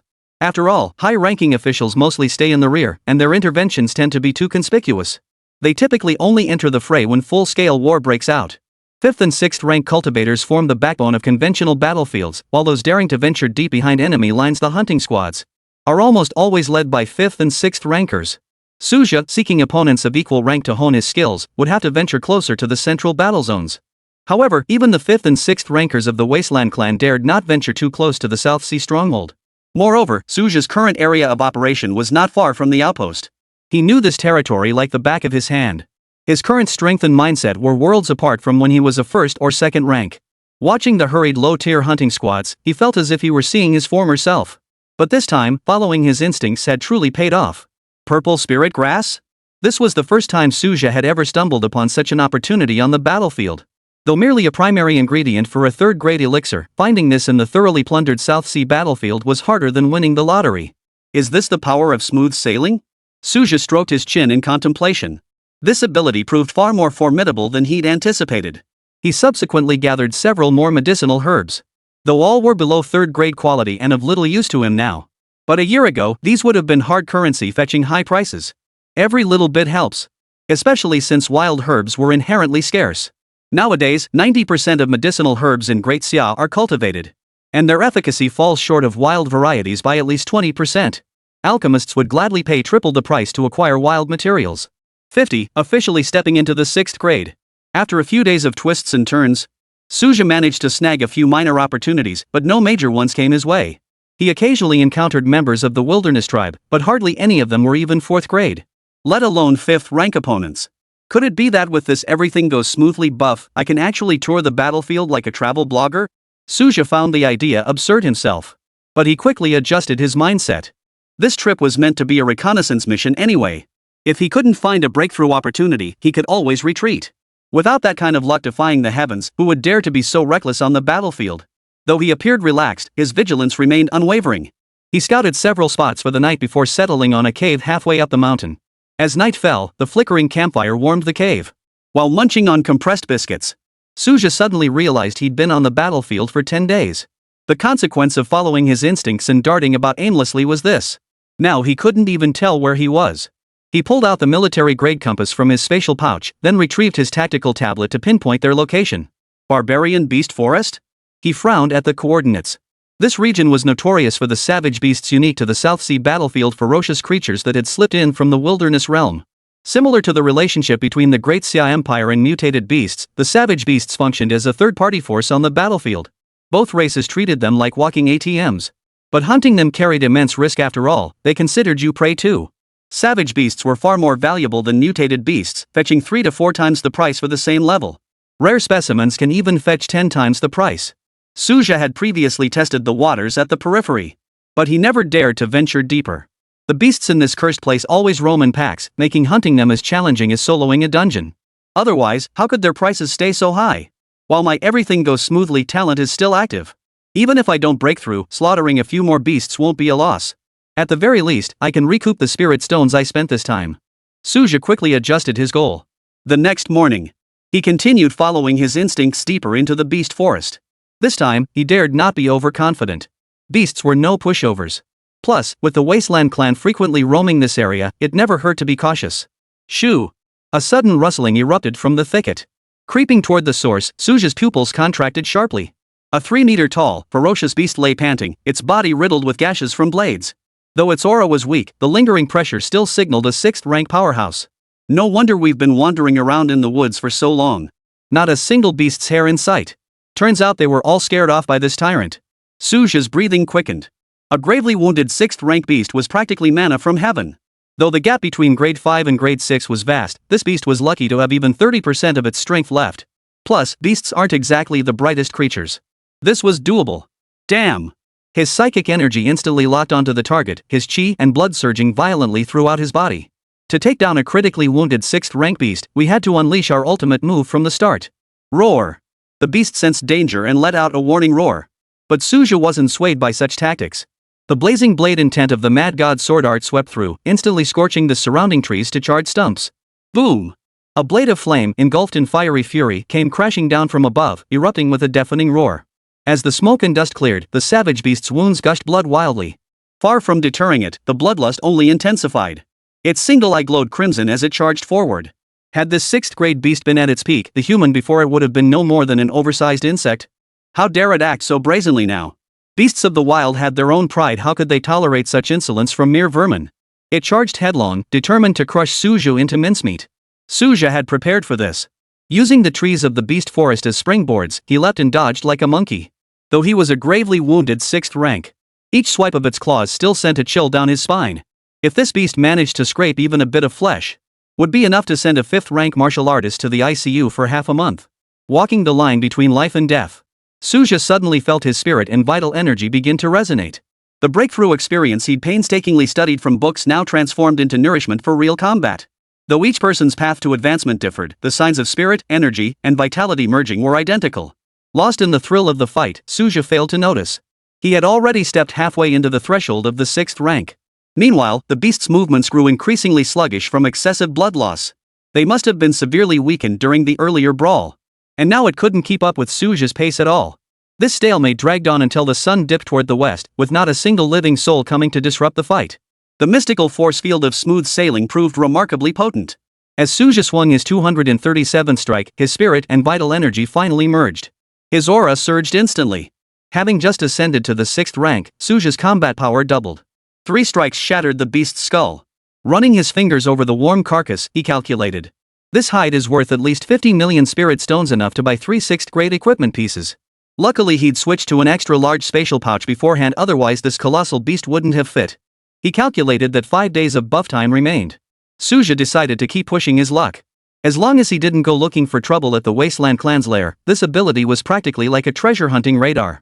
Though the cultivation boost was limited, snagging loot on the side was seriously sweet. 51, only 6th rank? Su Xingnian's agony. Before his talent period ended, Suja returned to the South Sea stronghold. He managed to snag quite a few minor opportunities during the final days of his talent period. Rough estimates put his earnings at hundreds of thousands of spirit stones, no small sum. Though the battlefield of 10,000 tribes lasted over half a month, Suja actually encountered few members of the wilderness tribe. Not only were the Wasteland clan scarce, but even fellow clansmen from the South Sea stronghold were rarely seen. Though he had slain some Wasteland clan members, the spoils were truly limited. Later on, to make room in his storage space for the 6th grade savage beast, he disposed of all the spoils of war. After all, this 6th grade savage beast was massive in size, and its value was self-evident. Compared to the scattered materials from the Wasteland clan, the value of a 6th grade savage beast was more than doubled. Prey of this caliber naturally had to be traded to the academy. It must be noted that on the South Sea battlefield, only a little over 100 grade 6 beasts appear each year. Higher grade beasts rarely appear, making grade 6 the dominant force in ordinary times. Compounded by the fact that beasts typically hunt in packs, even 6th grade specimens are no exception. The difficulty of hunting them is self-evident. Even when successful, the spoils were mostly confiscated by the Great Xia military. Upon returning to the South Sea Martial Arts University, Suja had already attained 6th rank martial prowess. Such cultivation placed him among the elite warriors of the entire Great Xia. Below the high-rank tier, he was already at the pinnacle. It would not be an exaggeration to call him a high-grade reserve. There was a time when Suja believed reaching 5th rank would be enough for his life. 6th rank seemed like a mirage. Yet in such a short span, he had truly stepped into this realm. Half a month later, he entered the headmaster's study once more. Su Xingnian had not secluded himself during this period. Upon seeing Suja's arrival, the dean didn't even lift his head, remaining engrossed in his paperwork. Such casualness, paradoxically, revealed the depth of their friendship. "Dean, does the academy accept beast meat?" Suja got straight to the point. "Beast meat is hard currency. It seems your expedition has been quite fruitful." Su Xingnian set down his documents, a sharp gleam flashing in his eyes. It must be noted that beast meat is not merely a foodstuff. After years of research at the Alchemy Academy, it can now be refined into a unique secret elixir, the Beast Pill. This elixir has become a specialty of South Sea Martial University. Unfortunately, its production remains constrained by the difficulty in obtaining beast meat. Thus, the barbarian beast pill became a scarce resource. Its price remains high, affordable only to those with considerable wealth. It is typically reserved for martial prodigies or the second generation of martial artists. Even Suja, a direct descendant of the South Sea Martial University, had never tasted it. Upon hearing the dean's words, Suja immediately produced a piece of 6th grade savage beast meat. To maximize preservation, he had already dissected and processed the entire beast. Having been slain only recently, the flesh still exuded a potent, pungent aroma as soon as it was removed. 6th grade? Su Xingnian couldn't help but lose his composure. 6th grade beast meat was no ordinary commodity. Even if he ventured into the beast forest himself, bringing out intact spoils would be no easy feat. After all, high-grade beasts ruled the forest. "Where did you get it?" Even as he asked, he hadn't considered that this might be Suja's doing. After all, in his understanding, Suja was still only a 5th grade martial artist. How could he possibly slay a 6th-rank savage beast? "Couldn't it be that I killed it?" Suja's words carried a hint of mockery as a 6th-rank aura suddenly surged around him. The fluctuations from the initial fusion of his spiritual power and vital energy surpassed those of an ordinary 6th rank by a full threefold. Su Xingnian's pupils contracted sharply, and the teacup on the table trembled, sending ripples across its surface. He's already at 6th grade? According to Su Xingnian's original estimation, Suja would need at least another 2 or 3 years to break through to 6th grade. The hurdle of refining spiritual power alone had trapped countless prodigies. And yet, the man before him had crossed it with such apparent ease? This wasn't merely advancing years ahead, it defied the very principles of martial cultivation. Could this youth truly possess the potential to challenge the realm beyond the 9th rank? Recalling Suja's previously mediocre performance, it seemed hard to believe. "Genuine 6th grade." Suja replied calmly. Seeing the dean lose his composure so rarely, he found it rather amusing. After all, it was no small feat to move this seasoned master who had seen it all. Even at 6th rank, slaying a beast of equal tier is no simple feat. Su Xingnian composed himself and spoke solemnly. "One must understand that the scales of a 6th-rank beast are as hard as black iron armor. It was mostly luck. I just happened to encounter a 6th-rank beast that was already gravely wounded. Suja made no attempt to conceal the truth, stating it plainly. He recounted the entire sequence of events, including his own deductions. Even Su Xingyan couldn't help but express his admiration. This time, Suja had not only been exceptionally lucky but also incredibly bold. A typical 5th rank peak beast would never dare provoke a 6th rank. Even if that 6th rank beast was already gravely wounded. Though Suja made it sound effortless, Su Xingyan knew the battle had been anything but easy. What was even more remarkable was that this fierce battle hadn't alerted any other beasts or powerful beings. It was nothing short of a miracle. By comparison, breaking through to the 6th rank seemed almost inevitable. Su Xingyan immediately fell into new distress. The original plan had been to wait 2 years for Suja to break through to the 6th rank before making any arrangements. After all, advancing from the 6th rank of the middle tier to the 7th rank of the high tier required crossing a formidable chasm. Unexpectedly, Suja had broken through ahead of schedule. What was most astonishing was the speed of his breakthrough. Su Xingyan felt he must reassess the situation. It's clear that Suja's potential was severely underestimated before. Yet Nanhai Martial Arts University truly lacked experience in cultivating prodigies. Today, Suja has already joined the ranks of prodigies. Most prodigies his age are at the 6th rank level. Suja has finally caught up to their cultivation levels. Take the beast meat directly to old Zhang for processing. Su Xingyan waved his hand dismissively after speaking. Suja immediately set off, intending to exchange the spoils for cultivation resources. Then he would enter seclusion to solidify his 6th grade cultivation. After all, breaking through from the 6th rank to the 7th rank wouldn't be as easy as before. 52. The Battle for Martial Arts University. Speaking of the logistics department, Suja did feel somewhat embarrassed. After all, he was technically the nominal deputy director of the logistics department, though the position was largely ceremonial. But counting on his fingers, he hadn't shown his face since his initial registration. The dean had warned him earlier that old Zhang from logistics was a master with a knife. The problem was, Suja simply couldn't find the time. First, he awakened the reading to sainthood talent, spending all his days immersed in the library. What little free time he had was spent observing Song Qing's initiation ceremony. At the time, he still clutched an unfinished martial arts treatise in his hands. Then he acquired the everything goes smoothly ability. Just balancing his cultivation with practical combat skills was challenging enough. Then he was rushed off to the South Sea battlefield. Where would he find the time to seek out old Zhang in the logistics department to learn sword techniques?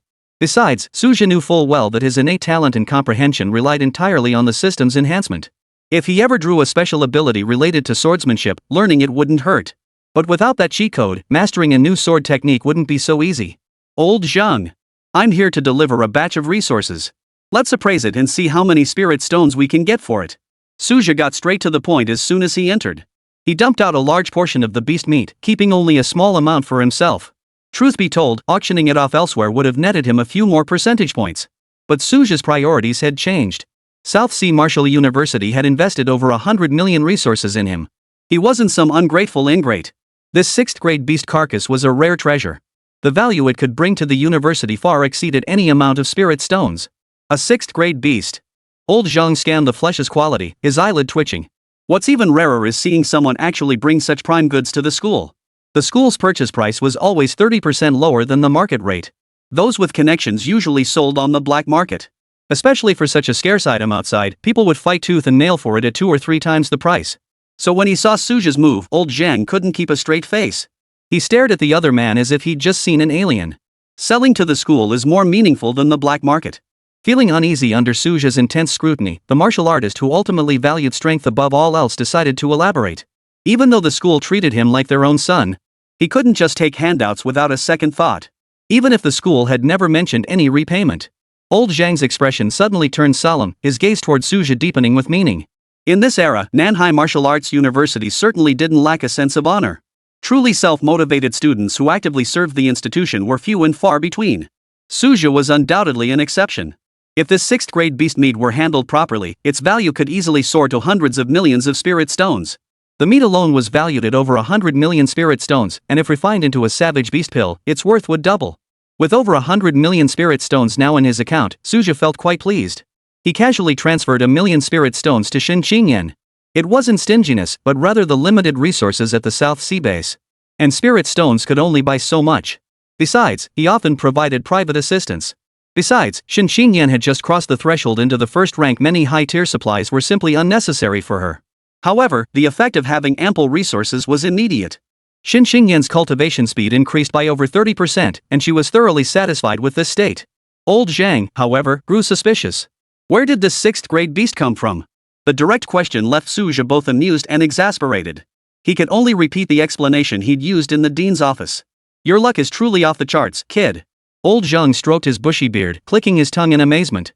Stumbling upon a critically wounded 6th grade beast by sheer luck, then breaking through in battle and dragging back its corpse intact, this plot would be too far-fetched even for a novel. But in the 500 years since the Great Xia's spiritual energy revival, what 9th-rank powerhouse hadn't had their share of extraordinary encounters? Compared to those overpowered bastards who dug up ancient legacies, Suja's moves weren't that outlandish. Old Zhang, I'm going into seclusion. Suja dropped the line and vanished. The South Sea battlefield was rife with danger, making quiet cultivation impossible. Now that he'd returned, he needed to focus on solidifying his newly attained realm.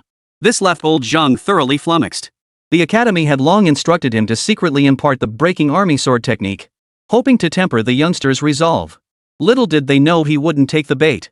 After finally gaining his approval through the matter of the beast meat, only for the main man to bolt faster than a rabbit. Well, the time just wasn't right. Old Zhang shook his head as he watched the disappearing figure. Who could have imagined that Su Zhe, once the bottom of the class, would awaken and catch up to the prodigies of his generation? At this moment, Su Zhe was immersed in the cultivation chamber, completely unaware that he had missed out on inheriting a top-tier sword technique. Compared to flashy techniques, he believed raw power was the true path. After all, while fighting above one's level sounded glorious, hadn't every such battle been paid for with life or death struggles? While Su Zhe was in seclusion, the entire Great Xia was in an uproar. South Sea Martial Arts University was swept into a resource allocation storm. The Great Xia's High Command officially implemented a new martial arts resource allocation policy. Each school's allocation of resources would be directly tied to the number of high-tier martial artists it possessed. Under this blunt and straightforward rule, the school with the most high-tier combat power would reap the greatest rewards. While established powerhouses held the initial advantage, ordinary institutions were still given a lifeline. After all, with relentless cultivation of high-tier fighters, even the most ordinary institutions could transform into phoenixes. The newly launched Genius rankings further stir the winds of change. Divided into tiers below the 9th rank, each list admits only 1,000 entrants within a specific age bracket. The higher the ranking, the more substantial the resources allocated to the institution. The intent behind this combination of measures is clear. It forces all martial arts universities to transition toward elite education. Take Nanhai Martial Arts University as an example. Concentrating resources to cultivate a few top performers who break into the top 1,000 is far more cost-effective than casting a wide net. In contrast, top-tier institutions face the dual pressure of maintaining their elite status while competing for rankings, leaving their resource allocation stretched thin. The new policy also carries a hidden catfish effect. If ordinary universities like Wuhan University are willing to invest heavily, they may well compete for top-tier students. After all, even elite institutions' top talents face the dilemma of too many wolves and too little meat. Of course, the established powerhouses retain their legacy. Their core pool of high-quality students remains largely unshaken for now. But it's clear to anyone with insight that these rules are loosening the rigid class structure. South China Wuhan University had already prepared for the future before the new policy was announced. They implemented a bottom-tier elimination system to create elite classes and invested heavily in recruiting promising prospects. Though these prospects may not meet the highest standards, they still hold decent chances of securing a spot near the bottom of the rankings. Public opinion has long been in an uproar. It's about time. One master is worth 10 mediocrities. The Genius rankings are intriguing. Wonder how high the dark horse will climb? Opposition existed, but the decision made by the Supreme Council. Ultimately, it silenced all dissent. 53. The Celestial Prodigy rankings. Sweeping dominance. Half a month later, Suzhu emerged from his cultivation retreat, having solidified his realm. Resource allocation reform? The Celestial Prodigy rankings. In just half a month, Suzhu felt as though he had missed countless changes. The change in resource allocation was somewhat expected. While the current system wasn't entirely unfair, it certainly had its flaws. However, this also presented an opportunity for ordinary martial arts universities. The number of powerful individuals was never a fixed quantity. Factors like the toll of major wars and the inevitable exhaustion of lifespans constantly constrained their numbers. Even the most prestigious martial arts universities cannot sustain a large pool of elite fighters indefinitely. As for the Celestial Genius rankings, while established institutions dominate most spots, other martial arts universities are not entirely without chance. Each tier of the rankings features thousands of spots, leaving ample room for newcomers. Of course, drawbacks exist as well. Some institutions may choose to avoid combat on the multiracial battlefield to preserve their numbers of high-tier martial artists. But those above the 9th rank have surely considered this. All eyes will inevitably turn to the battlefield. Should any powerful figure dare to slack off, a warning example might well be made. Suja speculated that the top-tier masters of Great Xia might indeed have this in mind. From another perspective, this move could also spur the emergence of more powerful warriors. The pressure on the battlefield of 10,000 clans was clearly immense. As time passed, spatial passages multiplied. This signaled the imminent emergence of more multiracial battlefields. If the Great Xia Empire lacked sufficient strength, it would inevitably be dragged down by these battlefields. Compared to the sheer number of powerful individuals, Suja paid greater attention to the design of the Celestial Genius rankings. The rankings were divided into 6 tiers, corresponding to martial arts grades 1 through 6. Take the 6th grade list as an example. Only martial artists under 40 years of age are eligible for inclusion. This meant Suja himself was also eligible to compete. Beyond martial arts university students, the rankings also include a special category. Specifically, martial artists who have not trained at any martial arts university. Such martial artists often originate from family traditions or martial arts academies. Though their numbers are small, they are a genuine presence. The Great Xia Empire does not exclude such martial artists from the rankings. However, the reward system differs from that of the university system. Academy martial artists are categorized into 3 groups. The first category comprises current students, whose accomplishments are directly attributed to their respective institutions. The second category comprises graduates who remain employed at their institutions. Suja falls into this group, with his accomplishments still credited to his academy. The third category comprises graduates who did not remain at their alma mater. These martial artists may freely choose either to add resource quotas for their alma mater, or to exchange for personal rewards. The details of the Celestial Pride rankings are clearly and thoroughly defined. As this is a trial phase for the new policy, special note is made. Subsequent adjustments to the rules may be made based on actual circumstances. For now, we shall observe its effectiveness. The outcome may become clear within several years. The Great Xia Empire will first release the initial version of the rankings. Those aspiring to rank need only defeat warriors already on the list. Thereafter, July of each year shall be designated as the resource settlement period. All martial arts universities are going to go crazy now. Suja couldn't help but sigh. Whether it's to cultivate high-tier martial artists or vie for spots on the genius rankings. If a martial arts university can secure enough spots on the rankings, the resources allocated to it would be no small matter. The outcome unfolded exactly as Suja had predicted. Just as he emerged from seclusion, the inaugural rankings were freshly released. As expected, his name was nowhere to be found. Presumably, Nanhai Martial Arts University had yet to submit his records. Typically, the initial rankings were based on the data submitted by each school.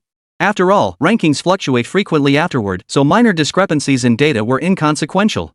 Besides, every martial arts university must preserve its reputation. If they exaggerate the strength of their prodigies, they would become laughingstocks when challenged and defeated. Suja skimmed through the rankings of each tier. Several individuals from Nanhai Martial Arts University still appeared on the rankings. Among them were both current students and alumni. Those ranked 4th and 5th grade were particularly numerous, exceeding double digits. 6th rank martial artists were notably scarce, with only 3 from the entire university making the list. This scarcity was not due to a lack of 6th rank practitioners at Nanhai Martial Arts University, but rather due to the age restrictions imposed. Several familiar instructors have actually advanced to the 6th rank. Suja recognized many familiar faces. Among them were deans of various departments as well as ordinary faculty members. Unexpectedly, their cultivation levels had all reached 5th rank or even 6th rank. Evidently, the university had deliberately concealed some of its capabilities beforehand. As for the prodigies from other schools, Suja recognized few. But seeing the densely packed list of names, even he couldn't help but marvel. How many brilliant talents the Great Xia possesses. Beyond the rankings themselves, Suja also noticed the related news. The top trending story was particularly intriguing. Shenzhou Martial Arts University prodigy Pei Qingyu aims to dominate the competition, vowing to sweep all schools and claim the top rank of 6th grade. Suja murmured the headlines softly. The name seemed familiar to him. Even before the prodigy rankings were established, this individual was already hailed as the foremost under the grandmasters. The truth behind this claim remains uncertain. After all, the background of the Divine Capital Martial Arts University was already formidable. But those who forge a name for themselves must possess genuine skill. Such a declaration is tantamount to treating the prodigies of other schools as nothing. While the Divine Capital Martial Arts University is indeed formidable, there are many others that stand shoulder to shoulder with it. Other top martial arts universities are equally rich in prodigies. Whether Pei Qingyu could sweep aside all challengers was truly questionable. Of course, this matter has little to do with Nanhai Martial Arts University or Suja. After all, Nanhai Martial Arts University was never even on his radar. Throughout the entire southern realm, the only worthy rival is the prodigy of Xian Martial Arts University. If I truly intend to sweep through all schools, He will certainly make a stop at Nanhai Martial Arts University. Wouldn't the university lose all face then? A peculiar expression flickered across Suja's face as he murmured to himself. He felt helpless at the thought, for even now he was no match for them. Fortunately, Suja didn't dwell on it long, heading straight for the dean's office. He sought to inquire whether the university had any countermeasures in response to the resource allocation reforms. Suja always held a special affection for Nanhai Martial Arts University. Had it not been for the university's exceptional admission offer back then, he would never have had the opportunity to attend a martial arts academy. Now, he and Nanhai Martial Arts University were bound by a shared destiny. The university's prosperity naturally benefited him personally. He naturally wished to understand the school's future plans. Having now reached the 6th rank realm, he finally possessed the standing to voice his opinions. Though he had no intention of meddling in school affairs, his concern was impossible to conceal. 54, alchemy talent? That's promising. Upon arriving at the dean's office, he was surprised to find the dean absent. Suja was slightly taken aback, but then recalled the dean must be busy with recent events. He sent the dean a message, expecting a delayed reply, but received a prompt response. Come to the alchemy laboratory area. Without hesitation, Suja headed there immediately. The Alchemy Academy naturally had a dedicated alchemy lab area.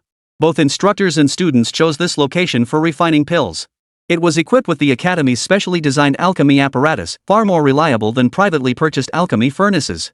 It also housed instruments for analyzing pill ingredients and other facilities designed to effectively prevent alchemical accidents. Back when Suja was still a second-rank martial artist, he had frequented this area quite often. Taking on alchemy commissions allowed him to earn some spirit stones. Though the pay was modest, alchemists above the second rank could easily earn tens of thousands of spirit stones or more by stepping onto the battlefield. Naturally, they wouldn't waste time for a mere 100 or so spirit stones. But back then, Suja persisted with the mindset of every little bit helps. Is the dean alchemizing? Suja speculated as he made his way deeper into the alchemy chamber. The alchemy rooms were tiered by rank, with the innermost areas reserved exclusively for high-grade alchemists. It must be noted that high-grade martial artists were not necessarily high-grade alchemists. Across the entire Great Xia, only a little over 200 high-grade alchemists were officially registered. Their scarcity became even more apparent when dispersed across the land, with the majority serving the military. For a martial arts university to possess a high-grade alchemist was truly rare. And their dean was precisely such a deeply concealed high-grade alchemist. This was a secret Suja only learned after his cultivation breakthrough, granted through newly acquired privileges. After passing through 3 protective barriers, Suja halted before Alchemy Chamber 7. Through the half-open door, he saw the dean bent over, adjusting the earthfire array patterns beneath the purple-gold alchemy cauldron. Besides the dean, several instructors were also present. Dean. Greetings, esteemed seniors. Suja proactively greeted the group. The instructors treated him with particular courtesy. The school had yet to announce Suja's promotion to 6th rank. Primarily because his breakthrough speed was too astonishing. To prevent cult forces from tailing him, the school chose to keep it private for now.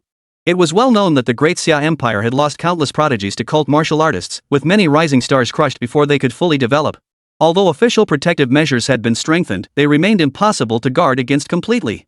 Having painstakingly cultivated Su Zhu as a promising talent, Nanhai Martial Arts University naturally sought to delay his exposure for as long as possible.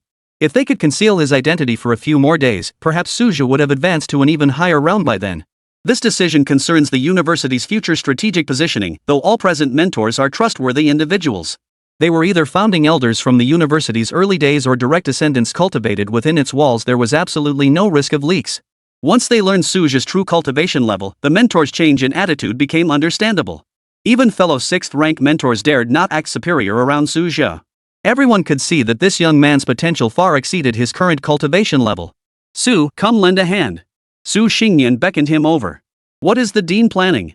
Suja voiced his inner question. Teaching these blockheads to open their minds. Su Xingyan tapped the alchemy furnace impatiently. Is it that hard to advance to mid-tier alchemist?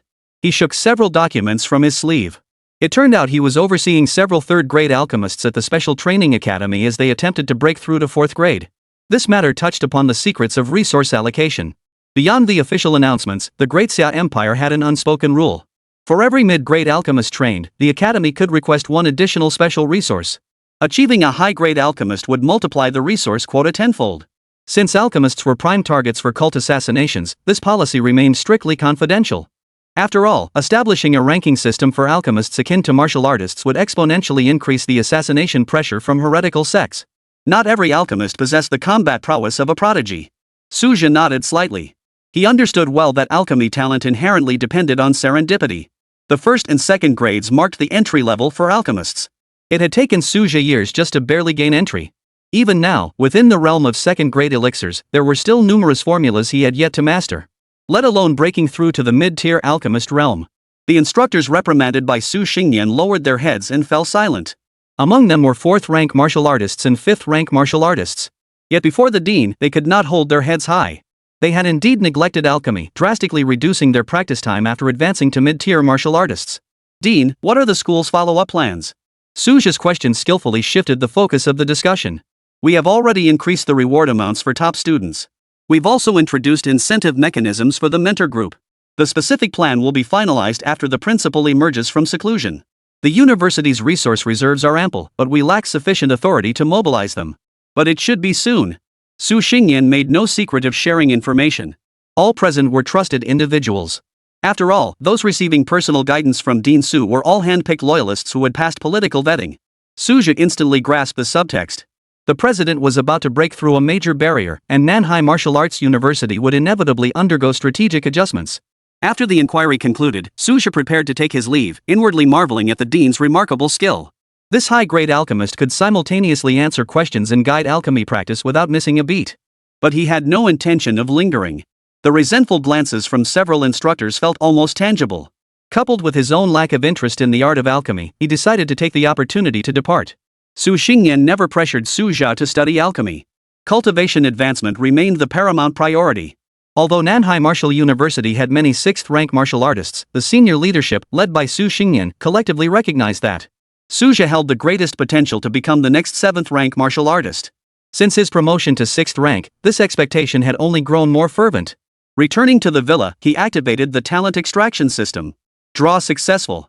Acquired alchemy rewards diligence trial card, accumulate proficiency through alchemy refinement. Valid for 1 month. Suja hadn't expected this talent to be related to alchemy. Could it be influenced by Dean Su's aura? To be fair, this talent was remarkably practical. Theoretically, simply repeating alchemy could improve his skills, far surpassing the efficiency of master-apprentice instruction. He genuinely began considering returning to the path of alchemy. 55. Suja's boldness. Precious ingredients all in one pot. Should I go back to the alchemy chamber area and take another look? Suja couldn't help but entertain this thought, especially since he had just broken through to the 6th rank.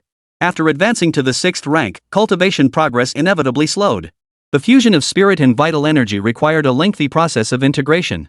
Even prodigies were no exception. This critical phase allowed for no margin of error. The slightest carelessness could trigger chaos in one's spirit and vital energy. Minor errors may cause regression in cultivation, while severe ones could damage one's foundational base. Many 6th-rank martial artists remain trapped at this bottleneck for their entire lives. It was precisely for this reason that his gaze turned toward the path of alchemy. Coincidentally, he also awakened a talent for alchemy. Otherwise, Suja might not have diverted his focus to this path. Consider that with his previous aptitude, even a month of grueling practice would yield little progress. But now, things were different. He needn't aspire to become a mid-tier alchemist, even mastering 3rd-tier alchemy would be more than sufficient. Nevertheless, Suja decided to visit the alchemy chamber the following day. Returning immediately after leaving would seem odd. Besides, he truly didn't care much about mastering the art of alchemy. After all, he was already a mid-tier martial artist. The appeal of an auxiliary profession like alchemy had significantly diminished. More often than not, it was merely icing on the cake. The next morning, Suja performed his routine practice of the Zhou-Tian cultivation technique, drilling basic sword stances. The number of martial arts techniques he had mastered was indeed limited. It wasn't that he was unwilling to learn more. After all, exquisite martial arts techniques offered the most immediate boost to combat prowess. But comprehending martial arts demanded immense time investment. Without exceptional innate talent, his natural aptitude alone would likely yield little progress. After morning classes, Suja headed straight for the alchemy area with his materials. Upon reflection, it had indeed been quite some time since he last fired up his furnace for alchemy. Su Xingyan was still teaching, and the number of students had clearly increased. It seemed the dean was determined to cultivate mid-tier alchemists. After all, it concerned the academy's resource allocation for the coming year. The Alchemy Academy would also benefit from this. Within the current academy system, the Alchemy College consistently ranks last. Who with any talent would willingly choose the path of alchemy? Year after year, the Alchemy Academy student body consists solely of those left behind after other academies have made their selections. Back then, Suja had entered this field out of sheer necessity. If a mid-tier alchemist were to take up residence here, the Academy's resource allocation could double. This would undoubtedly be a golden opportunity for the Alchemy Academy to finally gain recognition. After all, someone who is both a martial artist and a mid-grade alchemist could secure double the resource allocation for the Academy. Old Su has truly gone all out. Suja marveled inwardly. He did not interrupt Su Xingnian's lecture. After all, having a few more mid-tier alchemists in the Alchemy Academy was ultimately a good thing. Large-scale campaigns never relied solely on the number of martial artists. Pill reserves were paramount. Mid-grade elixirs were perpetually in short supply. The military's long-standing procurement quotas consistently hovered in the red. This clearly demonstrates how scarce mid-grade alchemists truly are. No wonder the imperial court grants extra resources to academies that cultivate mid-grade alchemists. As a high-grade martial artist, Su Xingnian had sensed Suja's arrival long ago. Seeing the young man had no intention of joining the commotion, he let it be. As for Suja's alchemy endeavors, Su Xingnian paid them little mind. After all, Suja was a pill master by trade, though currently only a second-grade one. It was perfectly normal for him to refine pills in his daily life. Perhaps he was sending them home. Though Suja himself had no use for low-grade pills now, his family surely did. Suja, of course, remained unaware of the dean's thoughts. At this moment, he was focused on preparing the elixir he intended to refine. Third-grade elixir body strengthening pill. Such pills could even be consumed by first-rank martial artists. As an elixir that enhances physical strength. Yet its price was exceptionally high. The primary reason is the inherent rarity of the required ingredients.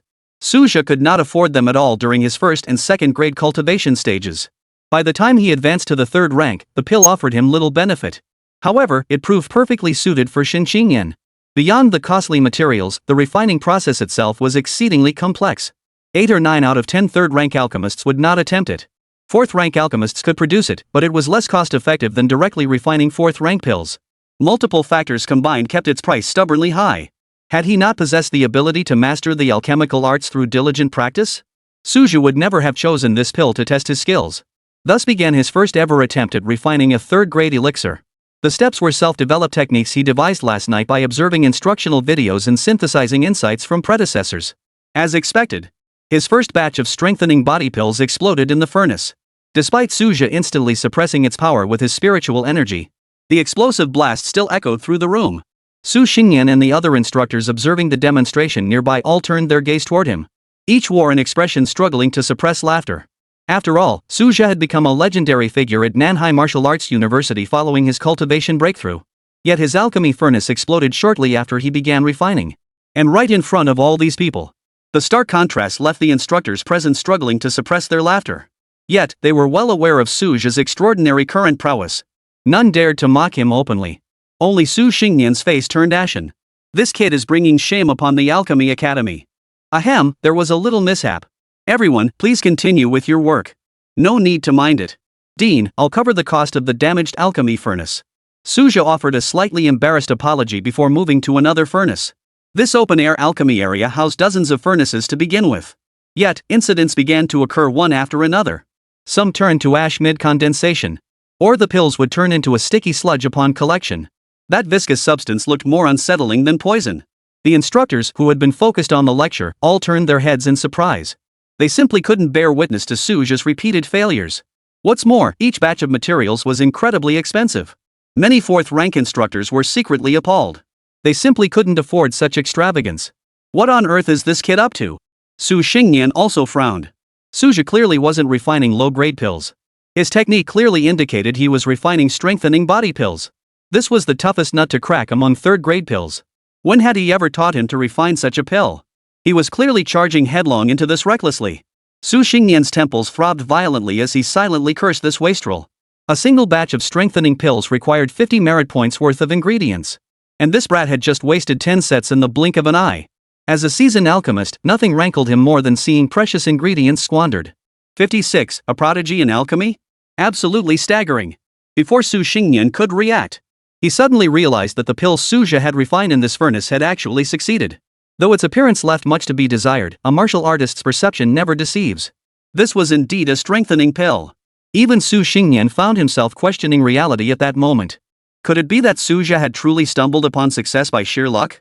Fortunately, Suja began another furnace of alchemy. This time, Su Xingnian's attention was entirely focused on Suja. He even unconsciously slowed down his teaching pace. What Su Xingyan didn't realize was that, with each failure, Suja gained new insights. Through persistent trial and error, he gradually grasped certain crucial principles. Truthfully, Suja approached it more as an experiment. After all, the ability description for Alchemy Rewards Diligence stated that refining pills alone would increase proficiency, and did not specify that success was required to gain experience. This subtle difference proved crucial. Thus, choosing to refine the strengthening pill was both a sudden whim and an experiment to test his abilities. The outcome unfolded exactly as Suja had anticipated. So that means I could attempt refining a 6th grade pill right now? With each deepening insight, Suja conceived bolder possibilities. Conventionally, refining a 6th grade pill requires the cultivation level of a 6th grade martial artist. This is because it demands immense mental energy to execute. Higher grade elixirs often involved intricate steps and demanded stringent mental strength. However, Suja wasn't rushing to achieve results. For now, he remained focused on perfecting the refinement of the strengthening body pill. The potential of this innate talent far exceeded expectations. The second batch of strengthening pills showed a significant improvement in quality, with the yield increasing to 2 pills. This was already substantial progress. Su Xingyan, who had been closely monitoring the progress, was utterly stunned. He couldn't believe Suja had actually succeeded. Could it be that Suja's awakened talent also enhances his alchemy skills? Even someone as experienced as Su Xingyan couldn't help but let his imagination run wild. After all, the scene before his eyes was truly awe-inspiring. This meant Suja had already become a 3rd-grade alchemist, though he currently possessed only one 3rd-grade formula. The current standards for classification were inherently lenient. 500 years had passed since the revival of spiritual energy, yet the alchemy arts had flourished for barely 2 centuries. Alchemists remained scarce, driving pill prices sky-high. Certification standards were naturally much more lenient. Su Xingyan could no longer contain himself. "Su, you brat, has your alchemy skill already reached the 3rd rank?" After all, none of the instructors present could refine strengthening pills, yet freshman Suja had succeeded. "Dean, perhaps I possess a special aptitude for strengthening pills?" Suja responded calmly. He had no intention of pretending to be a pill refining prodigy. After all, the Alchemy Rewards Diligence effect would expire in just 1 month. And the truth would reveal itself then. Su Xingyan promptly assessed his 3rd-grade standard alchemy techniques. But Suja answered questions unrelated to the task. This contradictory situation puzzled the dean. If he were a 3rd-grade alchemist, Suja lacked even the most fundamental techniques. Yet for an outsider, he possessed the ability to refine the strengthening body pill, a feat beyond the reach of most 3rd-grade alchemists. Su Xingyan now found himself in an unprecedented cognitive dilemma. A prodigy of alchemy? In the end, Su Xingyan could only define him thus. The martial arts cultivation world had always been full of oddities, so a freak of nature emerging in the alchemy realm wasn't exactly surprising. After a moment's hesitation, he decided to let Suja explore on his own for now. The immediate priority was guiding those instructors toward achieving mid-tier alchemist status. As for Suja, at least the kid hadn't wasted any materials. He'd actually managed to concoct the strengthening pill, so let him tinker away. With Su Xingyan returning to his teaching duties, Suja fired up several more furnaces to refine more strengthening pills, intending to deliver them directly to Shin Xingyan once complete. But right now, he was contemplating a more crucial plan. Should he leverage the remaining potency window to attempt crafting a 6th-grade elixir? Unlike 3rd-grade pills, refining 6th-grade pills was akin to a systematic engineering project. A single furnace took at least half a day to complete. Factoring in the recovery period for his spiritual energy, he could only complete 1 furnace per day. This meant that if success wasn't achieved before the abilities faded, not only would over a month's investment be lost, but he would also suffer a cost loss of 1 million spirit stones per furnace.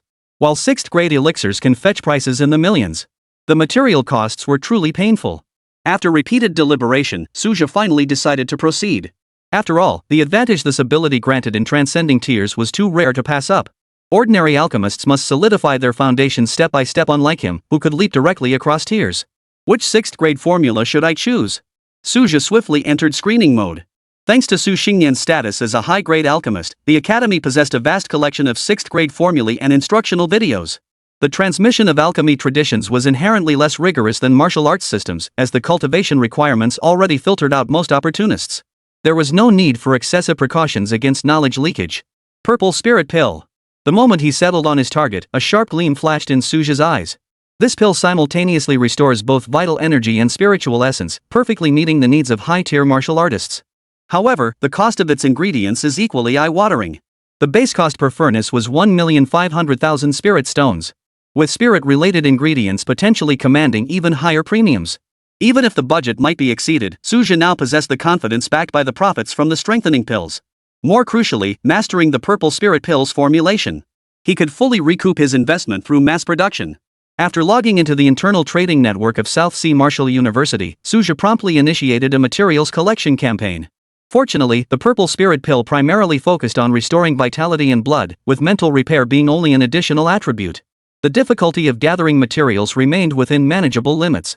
This might be a trial opportunity sent from heaven. 57. Purple spirit pills. Proving everyone wrong. Simply procuring the materials for 30 purple spirit pills cost Suja nearly 70 million spirit stones. Due to premium pricing and urgent demand, some materials required cross-regional transportation. Shipping costs were substantial. Suja poured nearly all the spirit stones he'd converted from selling beast meat into this endeavor. This was no small sum. Even for a high-tier martial artist, this represented a colossal expenditure. Once all materials were gathered, Suja began refining purple spirit pills daily. The initial stages mirrored his earlier attempts at refining strengthening pills, with several consecutive furnaces ending in explosions. The refining process for the purple spirit pill was exceedingly intricate. Even with Suja's flawless recollection of the process, the slightest misstep in the intricate steps could ruin everything. Not to mention the extremely high demands for precise control of spiritual energy. This situation caused Su Xingyan to harbor some dissatisfaction toward Suja. Each failed furnace meant 2 million spirit stones worth of materials went up in smoke, along with the need to replace the furnace itself. The instructors studying under the dean watched with hearts in their throats. If those spirit stones were used for their daily cultivation, would have sustained them for a considerable time. What on earth is he trying to accomplish? Many instructors murmured among themselves. To them, his relentless alchemy practice continuing despite repeated furnace explosions was utterly incomprehensible. Though they refrained from speaking openly due to Suja's special status, the label prodigal son had already spread quietly among them. Fortunately, everyone knew these spirit stones were all earned by Suja himself. Thus, no one dared to criticize him openly. Su Xingyan once tried to dissuade him, success with the strengthening pill doesn't mean you can aim too high. As an expert, he could clearly see Suja was attempting to refine purple spirit pills. Across the entire Great Xia, only a handful could successfully refine such a pill. Moreover, Suja was employing non-orthodox alchemical techniques. Facing the Dean's Council, Suja remained outwardly respectful yet stubbornly pursued his own path. In truth, each furnace explosion deepened his understanding of the purple spirit pill. Though limited to this specific elixir, it significantly enhanced his mastery of power and spiritual energy. The repeated cycle of exhausting and replenishing his spiritual energy unexpectedly became an exceptional method of cultivation. After more than half a month had passed, Suja could now persist until the final step before the pill's formation. Despite never producing a single successful pill, to others this was nothing short of utter failure. The instructors at South Sea Martial Arts University murmured among themselves. Isn't he being too stubborn? Had it not been for Suja previously distributing 6th grade beast meat to benefit everyone? And his unique standing within the academy, open criticism would likely have erupted long ago. Though everyone now grieved the spirit stones that had vanished into thin air, they ultimately maintained a surface-level silence. Forget it. It'll be over once he uses up all his materials. Su Xingyan finally settled the matter. He knew better than anyone the exact quantity of materials Suja had procured. After all, the procurement channels were routed through South Sea Martial Arts University. Over the past few days, many had subtly inquired whether he intended to mass-produce purple spirit pills. In a way, the dean had taken the fall for Suja. Su Xingyan had played a significant role in gathering the materials so swiftly. Though he found Suja's impulsive actions rather troublesome, considering the young man was from the Pill Refining Academy. And indeed the future of the entire Nanhai Martial Arts University, he ultimately chose to indulge him. Over 20 days passed in the blink of an eye. Suja gradually grasped the essence of refining the purple spirit pill. He completely shut out all external distractions, immersing himself entirely in the world of alchemy. Success or failure hinges on this very furnace. He held his breath and focused intently, executing each step with pinpoint precision this time. When the furnace opened, though the pills appeared slightly distorted, the testing device still delivered its verdict, substandard purple spirit pills. Suja felt a wave of relief wash over him. Even if the quality was poor, it was still a success. Though this pill's efficacy was only half that of a standard one, it was already invaluable. Gazing at the expiring timer for his special ability, he couldn't help but feel regret. If only I had another half-month, I might have refined a top-grade one. After all, ordinary alchemists require years of arduous practice to master the purple spirit pill. They must build their foundation step by step, starting with 4th and 5th grade pills. Suja's unconventional shortcut approach was truly exceptional. Even now, with the special ability gone, he could still reliably produce ordinary grade purple spirit pills. This proved immensely beneficial for his current stage of cultivation. Thus, Suja placed additional orders for several more sets of materials. This finally pushed Su Xingyan over the edge. He rushed over in a panic to try and stop him. Since Suja had already moved his alchemy operations to his private alchemy chamber, the dean remained unaware of the latest developments, still believing Suja was engaged in futile experimentation. Su, stop obsessing over alchemy. Su Xingyan rushed over and blurted out these words. A peculiar expression immediately flashed across Suja's face. Coming from the mouth of the Alchemy Academy dean, a high-ranking alchemist himself, the remark sounded utterly absurd. Had outsiders overheard it, it would surely have caused an uproar on the school forums. In an instant, Suja understood the dean's true intentions. The man clearly hadn't expected him to actually succeed in refining the purple spirit pill. Dean, take a look at this first. Without another word, Suja tossed the porcelain bottle across the room. This purple spirit pill? The moment Su Xingyan pulled the stopper, his pupils contracted sharply. His voice shot up. You succeeded? Watching the shock flash across the dean's face like a carousel of emotions, Suja found it rather amusing. This once austere mentor now resembled an old chess master whose board had been overturned. 58. The feedback from an 8th grade alchemist is no small matter. Dean, you know this well. I do have a knack for special grade elixirs. I felt an instant connection with this purple spirit pill. Suja said solemnly to Su Xingyan. Even the usually composed Dean Su was taken aback. If the previous strengthening pills were still within the realm of the ordinary, how could this 6th grade purple spirit pill be explained? Su Xingyan opened his mouth but ultimately found no words. By the rules, I should be considered a mid-tier alchemist now, right? Suja spoke again. Though he couldn't master 4th or 5th grade formulas, his ability to refine the 6th grade purple spirit pill was sufficient. Sure enough, these words made Su Xingyan's eyes light up. By current evaluation standards, Suja indeed qualified. More importantly, this could secure additional resource quotas for Nanhai Martial Arts University. After teaching students for over a decade without producing a single mid-grade talent, it's you, an outsider, who's succeeded. Su Xingyan shook his head with a bitter smile, yet he had no intention of delving into the secrets behind it. To him, the more enigmas Suja held, the more advantageous it was for the university. Taking a shortcut now and then in life isn't such a bad thing. Suja shrugged indifferently. This time, when procuring materials for the purple spirit pill, Su Xingyan not only didn't stop him, he even leveraged his connections to help Suja negotiate a lower price. 3 days later, staring at the 12 purple glowing pills in the jade bottle, Suja grimaced in pain. 8 million spirit stones down the drain, and the success rate was less than 20%. The talent is good, but it sure burns through money. He sighed softly, running his fingers over his increasingly hollow storage ring. If 6th grade pills were this costly, what about the legendary 7th grade pills rumored to require hundreds of millions worth of materials? Unless he stumbled upon another stroke of luck and found a 6th tier beast carcass, he wouldn't be able to attempt them anytime soon. Time to draw a new ability. Suja timed it precisely to the monthly deadline, opening the draw without fail. Now, whatever ability he drew, he could accept it with composure. Perhaps there would be an unexpected surprise. After all, not every talent is useless. 3 colored halos intertwined and swirled in the void. The number of layers indicated the ability's tier. Though not as splendid as the previous 5-color aura, the 3-color aura was still top tier. Extraction successful. Acquired friend binding trial card, designate a close companion to synchronize their cultivation insights for 30 days. Note, bound partner must meet affection requirement. This unexpected outcome made Suja raise an eyebrow. It was an extraordinary ability to share another's cultivation insights. Theoretically, binding to a 9th rank powerhouse would mean freeloading 30 days of peak martial artist cultivation insights. Su Xingyan's name immediately sprang to Suja's mind. Within his social circle, only this dean and mentor qualified. He met the intimacy requirement and was also the strongest individual Suja knew. Bound target, Su Xingyan, early 8th grade. The moment the prompt appeared, Suja's pupils contracted slightly. Everyone assumed the dean was at the peak of 7th rank, but who knew this old fox had been holding back his trump card? He pressed the confirmation button without hesitation. Hesitating even a second would be disrespectful to the dean's cultivation. Su Xingyan, sipping tea in his office, suddenly felt a chill run down his neck. His divine sense swept across the entire floor but detected nothing unusual. He ultimately blamed the air conditioner's temperature. The moment the binding took effect, Suja's chi surged violently. The bottleneck of his 6th grade cultivation began to crack, as insights from an 8th grade powerhouse surged back like a river flowing in reverse. The gift of an 8th rank truly is extraordinary. Feeling the surging true energy coursing through his meridians, Suja's lips curled into a sly, fox-like grin. If he capitalized on this feedback period, he might even break through to the mid-6th rank by month's end. Suja calculated that this was merely the benefit from Su Xingyan's routine cultivation. If the dean were to retreat for intensive cultivation, the results could likely double. But he knew well that the cultivation rhythm of an 8th rank powerhouse was not something for outsiders to meddle in. Within the seclusion chamber, Suja's true chi surged around him like a tidal wave. South Sea Base. The shockwaves caused by his resignation still fueled after-dinner conversations. His successor, Yen Zhengxing, that nearly 50-year-old fourth-rank instructor from South Sea Martial University. He now stared at the documents with a wry smile. After 6 months of deliberation, the university had settled on a candidate who ultimately represented a strategy of playing it safe.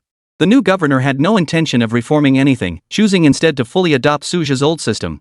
It wasn't that Yen Zhengxing lacked ambition, it was simply that Suja's shadow loomed too large. Stuck at the peak of 4th rank at 50, landing this hot potato was already a stroke of luck. He ran his fingers over the performance report, his tone tinged with self-mockery. Compared to governing the base, he was far more preoccupied with maintaining his relationship with that legendary figure. Outside the window, the sea breeze swept past the flagpole of the governor's mansion. Yen Zhengxing recalled first hearing Suja's name 3 years prior. Back then, the youth had just broken through to the 3rd rank, and he himself had adopted the airs of a senior when they first exchanged greetings. Who could have imagined that in the blink of an eye, the other had risen to a height that demanded admiration? At this moment, the governor's wife arrived bearing gifts. From Xinxingyan's tea room, the laughter of the South Sea's noble women could faintly be heard. Ever since Suja took command of the South Sea, her identity was no longer a secret. She regarded the attentions of these officials' wives as merely a novel experience. Just go along with them. Suja's message was as concise as ever, yet Xinxingyan understood its deeper meaning. Certain social networks always require someone to maintain them. 59. Xinxingyan has attained 2nd rank. She doesn't hold the celestial pride in high regard. The main reason was that Xinxingyan's social circle wasn't particularly extensive. With Suja's current power and standing, commanding the South Sea base was a piece of cake. More importantly, during his tenure as South Sea governor, the people under his command were truly capable and reliable. Now that Xinxingyan and her team are permanently stationed at the South Sea base, handling affairs has become considerably more convenient. For instance, when procuring elixirs, leveraging these connections always secured them internal discount prices. Though Xinxingyan no longer cares about such minor price differences. What truly matters is the intricate network of resource exchanges behind it all. Don't be fooled by the fact that low-tier martial artists form the majority at the South Sea base. Among the new talents who leap through the Dragon Gate each year via the college entrance exam, many hail from families with deep roots within these martial artist communities. Over the years, these seemingly ordinary martial artists have accumulated quite a few rare resources. Take the strengthening pills Suja had someone deliver this time. As a highly sought-after 3rd-grade pill, it was nowhere to be found on the South Sea base market. In contrast, Xinxingyan had 7 or 8 neatly stacked Celadon medicine bottles in her possession. Beyond her own cultivation, she could even spare some to do favors for others. 2nd-tier realm achieved. With resources pouring in from all sides, Xinxingyan's breakthrough progressed 3-fold faster than anticipated. Beyond the potent boost from the pills, Suja's specially preserved martial arts notes proved invaluable. Having crossed the threshold into the 2nd grade, her gaze naturally fixed upon the formidable barrier of the 3rd grade.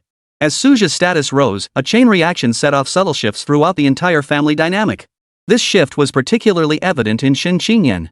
Her once dormant martial spirit reignited with fiery passion, lending her demeanor a newfound sharpness. Suja was well aware of his wife's transformation. During their weekly video calls with his mother and daughter, the topic inevitably turned to these changes. He welcomed this development. The South Sea base was, after all, merely a small pond in a remote corner. Even if Xinxingyan stirred up the winds and clouds, she couldn't make much of a splash on the map of Great Xia. As for the newly appointed South Sea governor, Yen Zhengxing, Suja had already thoroughly investigated his background. Through Mrs. Yan's connections, the two had even added each other as contacts. But for now, he had no intention of deepening their relationship. Yen Zhengxing was now eagerly awaiting his assistance. Given his current standing within the military headquarters, replacing a base governor was no more than a simple gesture. But personnel appointments were ultimately a chain reaction. Putting South Sea affairs on hold for now, Suja began focusing all his energy on breaking through his martial arts bottleneck. Benefiting from last month's intensive alchemy practice, which tempered his spiritual power, combined with newly gained insights into cultivation. Breaking through to the mid-stage of the 6th rank was now a natural progression. Reality soon validated his assessment. Within a mere 20 days and nights, the familiar sensation of his cultivation realm shifting emerged from the depths of his chi. As the morning light pierced the clouds, the aura of the mid-6th grade level now steadily enveloped his entire being. I suppose I should thank the dean for his brief seclusion this time. Even Suja couldn't help but express his sincere gratitude. It seemed the dean had taken advantage of this month's relative leisure. After all, last month's continuous lectures required some time for the students to digest and absorb the material. With the headmaster still in seclusion, suspending classes for a few days made perfect sense. It was precisely this brief window of opportunity that allowed Suja to process more feedback, successfully breaking through to the mid-stage of the 6th rank. It's a pity the dean only secluded himself for 7 or 8 days this time. Suja ran his fingers lightly over the intricate patterns on the cuffs of his martial arts uniform, his tone tinged with regret. The insights of an 8th rank powerhouse were nothing short of a dimensional blow to someone still at the 6th rank realm. Especially the special ability known as friend binding. It allowed him to directly infuse the cultivation insights and combat experience into himself. These infused insights came with a complete, systematic understanding, meaning Suja's gains went far beyond just a breakthrough in cultivation. It would prove immensely beneficial for his future pursuit of higher cultivation realms. After the breakthrough, though the feedback volume decreased, the sustained benefits continued to unfold. However, Suja no longer needed to remain in seclusion. His attention naturally turned to the recent hot topics within the Great Xia realm. The martial arts world was indeed abuzz with excitement. With the update of the Genius rankings, all eyes across Great Xia were fixed upon it, especially the top-ranked prodigies. Jiangnan Martial Arts University's Su Zhili tops 3rd grade rankings. Lu Xiaotian of Northern Frontier Martial Arts University enters top 10 of 4th rank list. Shenzhou Martial Arts University's Pei Qingyu sweeps the 6th rank realm across Central Plains. Suja approached it more with an observational mindset. He meticulously studied the combat footage of these prodigies, seeking to extract valuable insights. As for Nanhai Martial Arts University, it failed to make any waves on the rankings. This was hardly surprising. In the competitive realm of martial arts universities, Nanhai Martial Arts University had always been obscure. Even when its students occasionally made the rankings, their positions were usually beyond the 100th spot. Only the top 100 contenders on the current Genius rankings garnered any attention. Once the rankings stabilize, mid-tier contenders might finally draw attention. Overall, the rankings hold about 80% credibility. The strength of the top-tier prodigies generally holds up to scrutiny, though some prodigies' actual combat performance deviates from expectations. This discrepancy prevents them from reaching their projected rankings. But those who remain firmly within the top 100 all possess genuine talent. This Pei Qingyu deserves special attention. Suja's gaze lingered on the prodigy profile page of the Divine Capital Martial Arts University. Technically, they were contemporaries who entered the university in the same year. Of course, the other was a prodigy renowned throughout the Great Xia. Meanwhile, Suja remained virtually unknown within the Great Xia, possessing at best a faint reputation in the southern borderlands. Back when Suja was merely a 5th-rank cultivator. Across the entire southern frontier, 5th-rank martial artists weren't exactly rare, but they certainly couldn't stir up much of a storm. However, Suja harbored no feelings of comparison. After all, he had broken through to the 6th rank in just a few short months. At this rate, he might even challenge the higher ranks sooner than that prodigy. In truth, he did not regard this peer prodigy as a rival.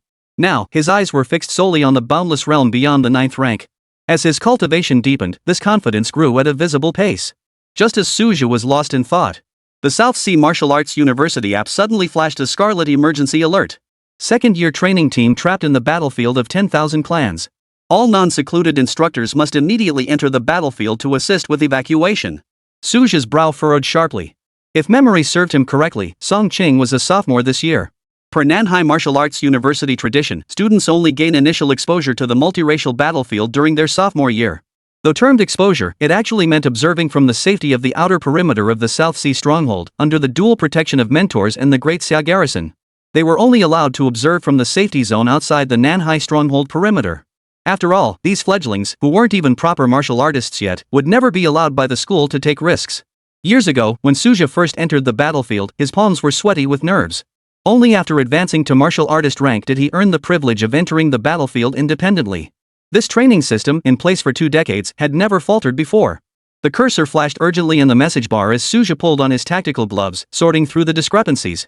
How could routine training have escalated into a crisis? But now was not the time for deep inquiry. Due to wartime regulations restricting high-grade martial artists, the main rescue force consisted mostly of combatants below high grade. As a mid-6th rank warrior, he was now effectively the mobile unit's top combat asset. And besides, that girl Song Qing was still on the list of trapped personnel. 60. Suja's arrival. He did not disappoint. South Sea Battlefield.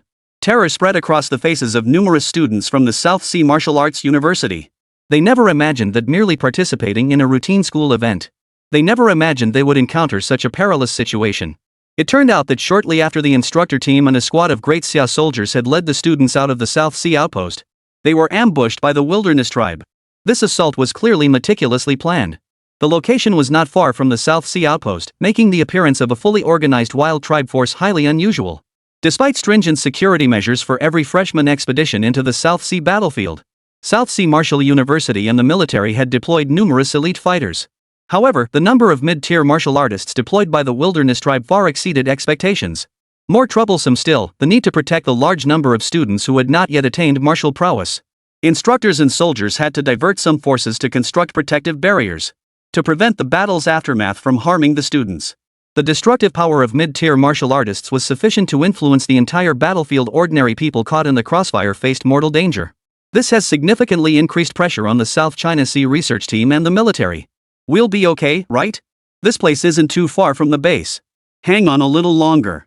Reinforcements should be arriving soon. The murmurs among the students carried distinct tremors. Some even spoke with teeth chattering. It was only natural. Most of the students present were facing the brutality of battle for the first time. Even though they'd seen warriors fighting in videos, the impact of witnessing it live was incomparable. Among the thousands of sophomores present, only a handful could maintain their composure. Song Qing clenched his knuckles white, forcing himself to stay composed. Having shouldered family responsibilities since childhood made him more resilient than his peers. Yet his heaving chest betrayed the turmoil within. Though he'd known the brutality of the South Sea battlefield since enrollment, the gap between theoretical knowledge and first-hand experience proved unbridgeable. Oh no! A student suddenly cried out in alarm. A gap had opened in the defensive line. A mid-tier warrior from the Wasteland clan had broken through the blockade and was closing in on the student formation. Though an instructor leapt to intercept, the struggle unfolded mere 20 meters from the students. At this distance, a mid-tier warrior could easily launch a lethal surprise attack. The instructor, forced to divert attention to guarding, found themselves hampered. Despite having superior combat power, the fight felt frustratingly constrained. This bad news spread like toppling dominoes, triggering emergencies across the entire defensive line. Within a mere 10 minutes, a blood-soaked wasteland warrior, despite having a military knife piercing through his body, he charged desperately toward the student formation. As crimson blood surged between his claws, every student saw the calculation in those beastly eyes. These alien beings had mastered the tactic of attacking where the enemy must defend. They deliberately targeted vulnerable points for suicide attacks. Their true target lay in institutions like Nanhai Martial Arts University, the future rising stars. Witnessing this scene, the instructors of Nanhai Martial Arts University and the elite warriors of the Great Xia military paled. Fortunately, the first wave of reinforcements from the South Sea stronghold arrived just in time. Several 6th-rank martial artists acted in unison, successfully intercepting the assault. Upon receiving news of the attack on Nanhai Martial Arts University, they immediately dispatched reinforcements. Their response was even quicker than that of Su Zhe and his group. Theoretically, high-grade martial artists could intervene, but the elite fighters at the South Sea outpost dared not act rashly. After all, no one knew if the Wasteland clan had hidden reserves, so they naturally couldn't commit all their forces. While the students of Nanhai Martial Arts University were undoubtedly important, their value could not be compared to that of the entire Nanhai stronghold. Even the combined strategic significance of this entire group of students couldn't match that of a single 7th-rank martial artist. The frustrating reality was that while over 1,000 students seemed like a large number, in reality, it would take a long time for them to grow into capable fighters. As for how many true masters might emerge from their ranks, based on the track record of past South Sea Martial Arts University students, remains a question mark. However, the military high command at the South Sea base remains unaware. This cohort of students represented a massive investment of effort by Nanhai Martial Arts University. Not only have they recruited numerous prodigies, but the resources invested are several times greater than in previous years. Should this cohort suffer casualties, it would deal a severe blow to Nanhai Martial Arts University. Much less the annihilation of the entire cohort. Should such a tragedy occur, it would send shockwaves throughout the entire Great Xia. To date, no martial arts university has ever suffered such a catastrophe. As a mid-6th-rank martial artist, Su Zhe's reaction was swift. The purple spirit pills he had previously refined were now perfectly suited for restoring stamina. Despite racing at full speed, he arrived only a step behind reinforcements from the South Sea stronghold. After all, the outpost martial artists needed to reserve 50% of their strength for combat. They couldn't afford to expend resources recklessly like Su Zhe. He even consumed purple spirit pills during his journey, each pill worth millions of spirit stones. When Su Zhe appeared on the battlefield, he instantly drew the attention of many. His mid-6th grade cultivation was already formidable. Combined with combat prowess rivaling late 6th grade, even briefly holding his own against peak 6th grade opponents. This meant that as long as no high-grade martial artists appeared, Su Zhe was the top combat force on the battlefield. More crucially, he was sustaining this extraordinary state through feedback from Su Xingyan's cultivation insights. The members of Nanhai Martial Arts University naturally recognized Su Zhe. His early years were nothing short of legendary. Yet, very few had actually witnessed him in action. Even Song Qing, who had witnessed his battles before, now saw a power that was worlds apart from what he had known. Despite the dire situation, countless students still harbored profound expectations for this suddenly arrived powerhouse. Mad God Sword Art. Suja's performance did not disappoint the students. At full power, each blade's glow could mow down large groups of 4th and 5th grade martial artists. Even ordinary 6th rank warriors would suffer severe injuries under Suja's full power execution. This raid by the Wasteland clan clearly carried a death-defying resolve. Though they dispatched a considerable number of 6th rank warriors, they were all of ordinary caliber. After all, the Wasteland clan would never send their elite 6th rank warriors to such a place. This was only logical. This location was too close to the South Sea stronghold, and these 6th rank warriors from the wilderness tribe had weakened auras. They were clearly nearing the end of their natural lifespans. In a sense, these attackers could be called suicide warriors. For the Wasteland clan, if they could eliminate some students and mid-tier warriors in the process, it was a surefire win. 61. Suja's terrifying might. The low-key Song Chung. It seemed they had sensed Suja's status as a prodigy martial artist. These 6th rank warriors of the wilderness clan abandoned their assault on the students, and instead converged entirely on Suja. Clearly, they had accurately assessed Suja's worth. Killing such a prodigy would yield far greater rewards than slaughtering ordinary students. You want to kill me? Suja murmured coldly, his voice laced with scorn. These 6th rank martial artists were sorely overestimating themselves. He was no longer an ordinary 6th rank martial artist. If his opponents were at the peak of their vitality, there might still be a chance. But against this group of decrepit old men, they had absolutely no chance. Boom! A fiery blade intent domain abruptly unfolded, transforming the entire area into a cage. This was the secret blade intent technique Suja had forged after his spiritual power surged, fusing it with the martial insights of Dean Su Xingyan. Before the besieging 6th rank Wasteland clan warriors could react, they were shredded into fragments by the blade's radiance. They didn't even have the chance to trigger their life force explosions. Witnessing this scene, the crowd gasped in horror. Instructor Su is terrifying. Slaughtering a 6th rank opponent with such ease. How is his name missing from the genius rankings? Just how powerful must those ranked prodigies be? Amidst the students' stunned murmurs, the tide of battle had quietly turned. The stalemate was shattered the moment Suja entered the fray. When reinforcements from Nanhai Martial Arts University arrived, even the instructors couldn't hide their astonishment. Suja's strength has reached this level? Less than 2 years had passed since he first stepped onto the martial path, yet he dispatched an ordinary 6th rank opponent as easily as slicing through melon. Some even began to doubt their own cultivation. Such rapid progress could hardly be explained by mere exceptional talent. What was even more intriguing was Suja's latent awakened talent. While the academy announced his awakening, they never disclosed his specific abilities. Even considering the common power surges experienced by awakened individuals, still felt utterly terrifying. As the battle's momentum shifted irrevocably, the mid-tier warriors of the Wasteland clan simultaneously triggered their chi blood explosions. This was always meant to be a suicide attack. Using their own bodies as weapons to deplete the South Sea stronghold's forces, they vowed to inflict devastating losses on their enemies even in defeat. Boom! Boom! Boom! A relentless wave of explosions swept across the battlefield. Despite prior preparations, some warriors were caught off guard and suffered severe injuries. Especially the instructors shielding their students from the blast's aftermath. Suja's robes were torn open in several places by the shockwave. He could have retreated unharmed, yet chose to shield the students and lower-tier warriors behind him from the shockwave. Not every self-detonation could be intercepted. As Suja strained to neutralize the force of a 6th grade self-detonation, some martial artists were still engulfed by the aftershock. Fortunately, as the final explosion faded, the surprise attack finally came to an end. For the sophomore students of South Sea Martial Arts University, this baptism of blood and fire would be etched into their memories forever. They not only witnessed the brutality of the battlefield but also confronted the Wasteland clan warriors' resolute determination to destroy everything in their path. This spirit of facing death without fear left even these martial arts prodigies in awe. Post-battle cleanup fell to the university administration. On the battlefield of 10,000 tribes, usurping military merit was a grave taboo to this day. No one dared cross that line. The tally of merits would be fair and just Suja had no worries on that front. Song Chung hurried through the crowd, her hem still stained with blood. Teacher Su, are you hurt? The title remained unchanged, yet the concern was deeper than ever before. The young woman whose fate Suja had altered multiple times now had faint redness in her eyes. Just a superficial wound. Suja brushed dust from his shoulder. But what about you? Are you holding up? The purple spirit pill was repairing the hidden injuries within his body. Full recovery was expected within 2 days. Ironically, after enduring such a fierce battle, he felt his chi flow growing increasingly harmonious throughout his body. Though he hadn't reached the state of sudden enlightenment experienced during his discussions with Su Xingyan, his mastery over his power had clearly deepened. This conversation was held without concealment. Ever since Song Qing earned her admission to Nanhai Martial Arts University through genuine merit, no one had questioned her relationship with Suja. The surrounding students were startled.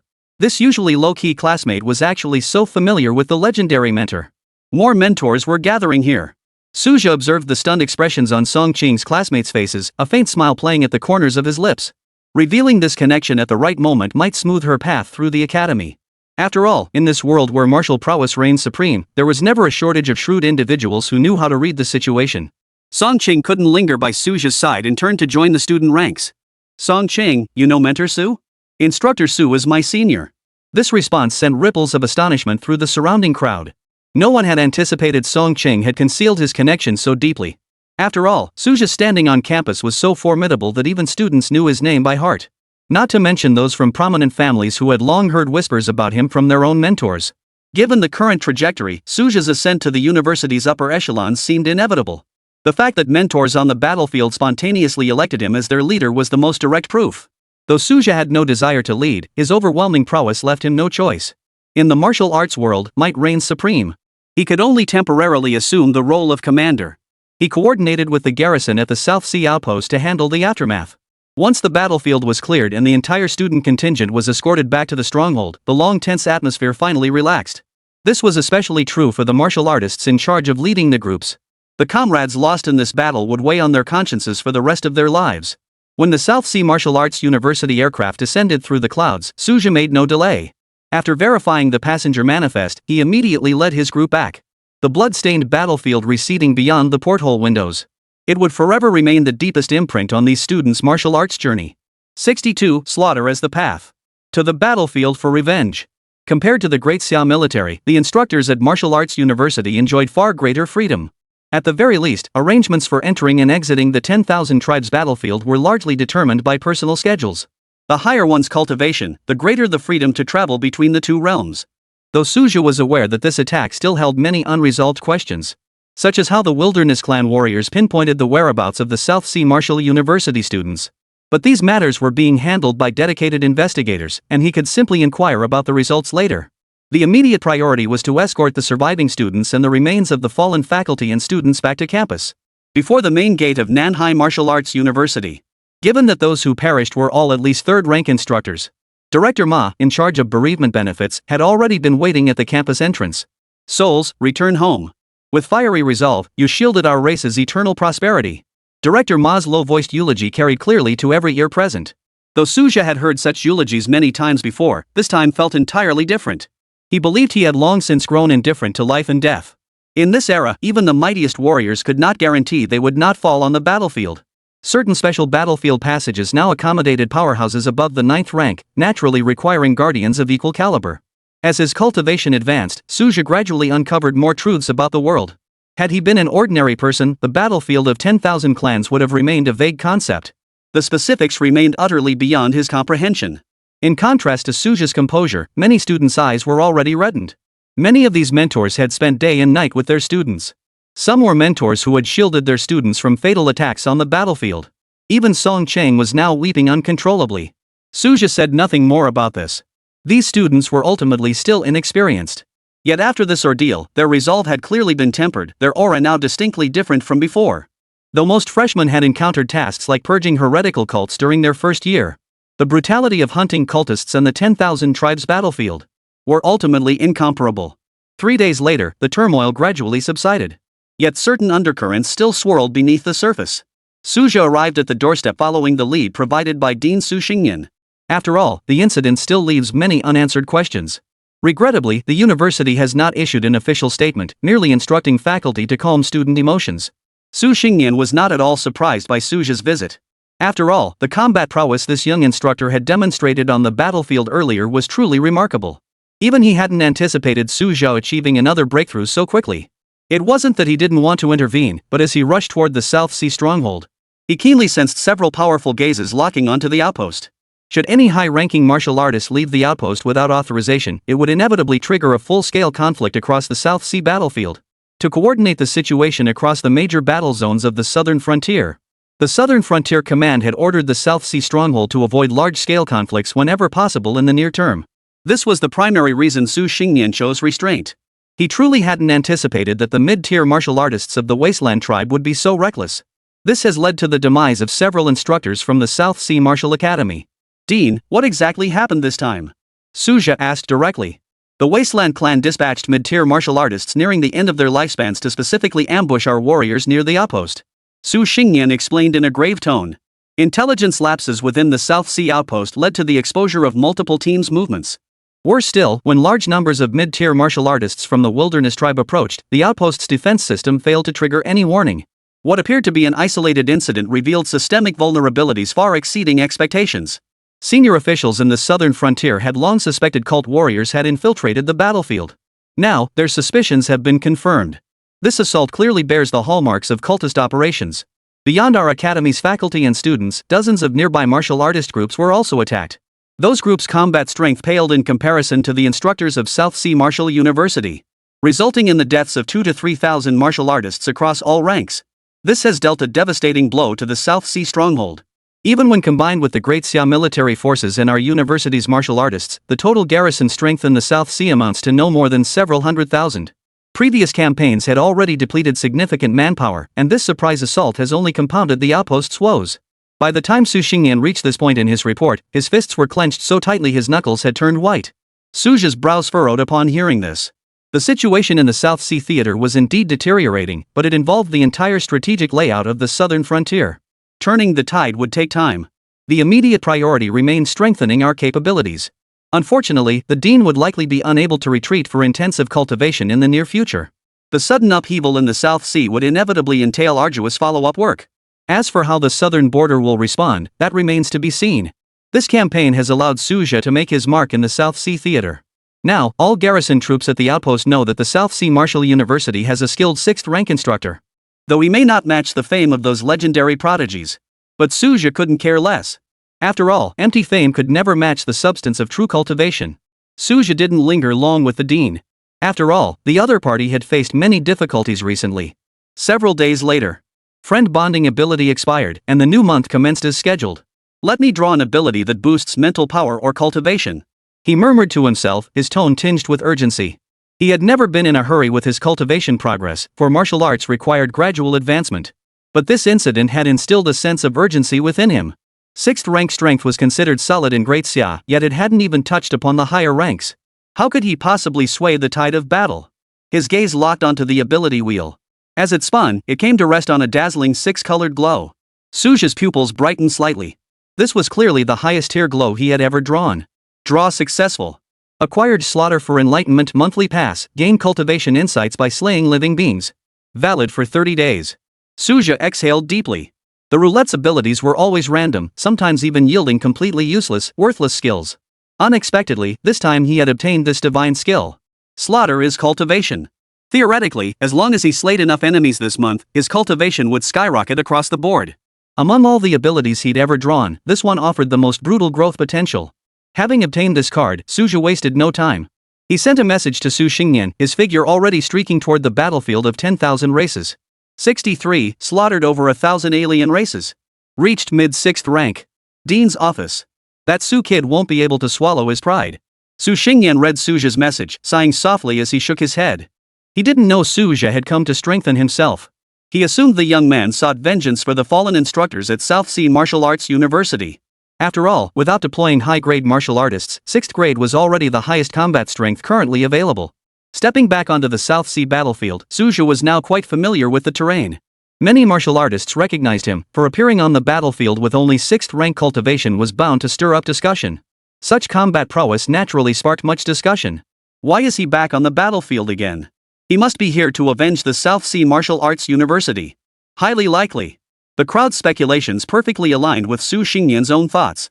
All believed that Instructor Su had come to the battlefield to vent his pent-up anger. The timing of the event caused the news to spread rapidly. It particularly invigorated the students of Nanhai Martial Arts University, who had been bottling up their frustrations for far too long. Unbeknownst to him, Suja had already amassed a large following. His reputation at the South Sea base grew ever more prominent. At this moment, Suja remained unaware of the waves his actions had stirred, and even if he knew, he wouldn't care. He had never cared much for others' opinions. When he first proposed the concept of the way of survival, he faced criticism from many martial artists. After all, traditional martial artists have always championed a fiery, courageous style. Not that the old ways were wrong, but every martial artist must find their own path. Suja never hesitated to kill when necessary as he did now. Following the recent attack on the South Sea stronghold, martial artists have largely been recuperating. Few teams ventured deep into the outskirts of the stronghold. The Wastelanders naturally seized this opportunity to plunder resources. Shortly after leaving the outpost, Suja encountered a small Wasteland tribe squad. Surprisingly, the leader of this group possessed only a second-grade cultivation. 2 grade? Suja's brows furrowed slightly. This location was merely a few miles from the South Sea stronghold. That the Wasteland tribe dared to send low-tier martial artists this close. Clearly, they held the South Sea defenses in utter contempt. A flash of cold steel later, the entire band of Wasteland warriors lay dead. As the blade slid back into its sheath, he could distinctly feel the warmth coursing through his body. His cultivation had indeed increased slightly. Though the increase was slight, it was sufficient for Suja to validate his hypothesis. The enhancement effects from different ranks of Wilderness Clan warriors did indeed vary. The higher the rank, the more pronounced the enhancement. Suja then began clearing out these Wasteland Clan warriors along his path. He struck while the lower-tier Wasteland Clan warriors were still caught off guard. In just a single day, over 200 Wasteland tribe members met their end at Suja's hands. The gains from this slaughter propelled Suja's cultivation forward by leaps and bounds. Advancing to the late 6th rank should be no problem.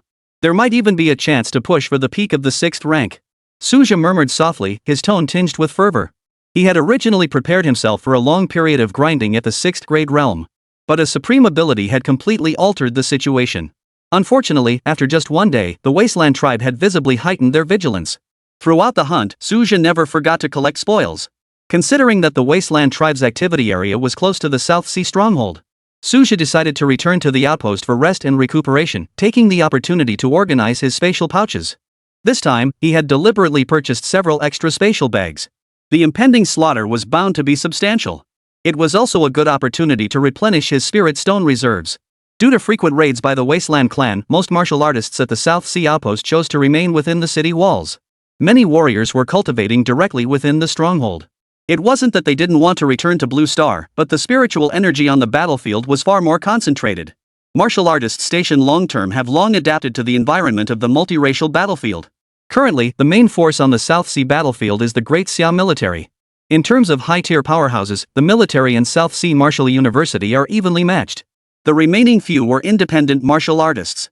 These warriors hail from various organizations like hunting guilds and martial arts academies. All have come to the battlefield seeking cultivation resources. Among them are younger free martial artists eager to break through their limits. Those who survive the battlefield naturally possess their own survival strategies.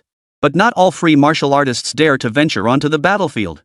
Take Suja's father-in-law, for instance, facing mutated beasts was already pushing his limits. This is understandable. Not everyone possesses the courage to face the multiracial battlefield. For low-tier martial artists, this place is a veritable meat grinder. During large-scale battles, low-tier martial artists face near certain death. Yet, each person has their own aspirations. The martial path offers myriad choices. As numerous martial artists gazed upon the supplies Suja exchanged for his merits, murmurs of discussion rose and fell. How many Wasteland tribesmen must he have slain? Truly formidable even with a 6th rank cultivation. Those daring to operate near the South Sea outpost these days are no ordinary figures. I heard Suja was extremely cautious back when he was still a martial artist. If he hadn't hidden his light and bided his time, how could he have attained his current cultivation? The martial artists whispered among themselves, naturally waiting until Suja had departed before daring to speak. They dared not speak in front of a 6th rank martial artist. A certain level of respect must be maintained. Of course, the discussions mostly revolved around admiration for Suja. Past remarks were being reversed as well. It could only be said that people's impressions often shifted in the blink of an eye. Back when Suja was still relatively weak, many acquaintances found him overly cautious. Now, his proactive stance has changed everyone's perspective. What they didn't know was this. Though he possesses the ability to kill his way to enlightenment, Suja is not reckless. The South Sea stronghold has indeed been acting strangely lately. But it was unrealistic for the Wasteland clan to launch a major offensive just yet. Suja understood the Wasteland clan might be coordinating with other battlefronts. Yet the Wasteland clan also had its own agenda and naturally wouldn't want to suffer excessive losses. They were more inclined to observe the reactions of other races on the battlefields. Moreover, the South Sea Theater currently cannot accommodate entities above the 9th rank to intervene. The true Great War has yet to fully commence. The current phase was primarily one of mutual attrition. High-tier members of the Wasteland clan would not lightly break the tacit agreement to attack mid-tier opponents. Moreover, the high-ranking members at the South Sea Stronghold remain vigilant toward him. The South Sea Martial Academy maintains multiple high-tier cultivators stationed within the stronghold. As Suja's cultivation advanced, the eyes watching him naturally grew more numerous. It was precisely because of these factors that Suja dared to act freely. Moreover, his targets were all below 6th rank. The Wasteland clan would be unlikely to dispatch high-ranking pursuers. If it ever came to that, Suja would have no choice but to flee. Though he still lagged behind higher-ranked opponents, he would never sit idly by and await his doom. His current activities remained tightly confined to the vicinity of the South Sea Stronghold. Should any high-rank Wasteland clan members attack, the outpost would detect them immediately. The surveillance capabilities of technological means proved remarkably reliable. On the South Sea battlefield, Suja focused solely on 2 tasks: hunting Wastelanders and returning to the outpost to clear his spatial pouch. This cycle repeats endlessly. Even the warriors within the outpost grew somewhat numb to it. Suja has slain at least 1,000 Wastelanders. Over 200 of them were mid-tier martial artists. He's only been in the South Sea battlefield for 10 days, right? When the warriors tallied Suja's kill count, they were all stunned. 64, rapid advancement. The strong return. Suja remained oblivious to the thoughts swirling around him. After 10 days of relentless combat, his cultivation had finally surged to the peak of the mid-6th rank. He was but a hair's breadth away from the late 6th rank. However, he clearly sensed a sharp decline in the number of Wasteland clan warriors. Evidently, these warriors had learned that a 6th grade expert was hunting them down. It seems breaking through to the peak of the 6th rank is no longer likely. Even Suja couldn't help but feel regret. If he strayed too far from the base, he wouldn't be able to act freely. Fortunately, as time passed, numerous martial artist teams from the South Sea Stronghold began venturing out to search for resources. It wasn't necessarily required to kill the Wasteland tribe, the battlefield itself held resources. The entire battlefield proved far more expansive than imagined, demanding thorough exploration. The large-scale movements of martial artists provided cover for Suja. He no longer pursued quantity in kills, instead focusing on the quality of his targets. Another 10 days passed in this manner.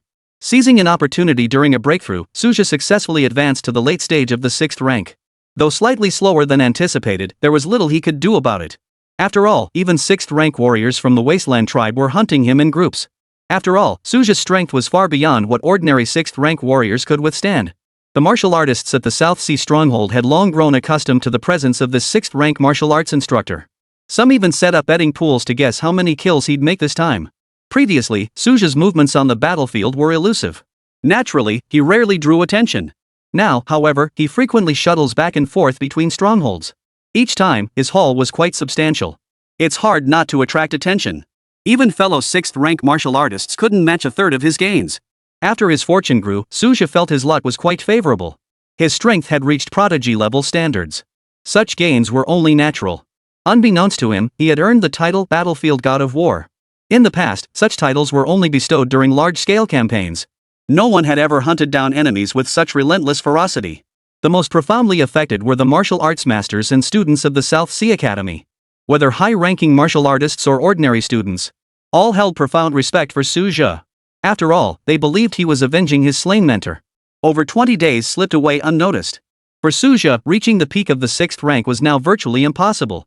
Unless rows of 5th and 6th rank martial artists willingly offered their necks to be slaughtered. Such an absurd scenario was naturally impossible. If a major battle could erupt, this ability would be utilized to its absolute limit. Suja occasionally entertained such dangerous thoughts. Fortunately, he managed to restrain himself. After all, when a major battle erupts on the battlefield is not something he could decide.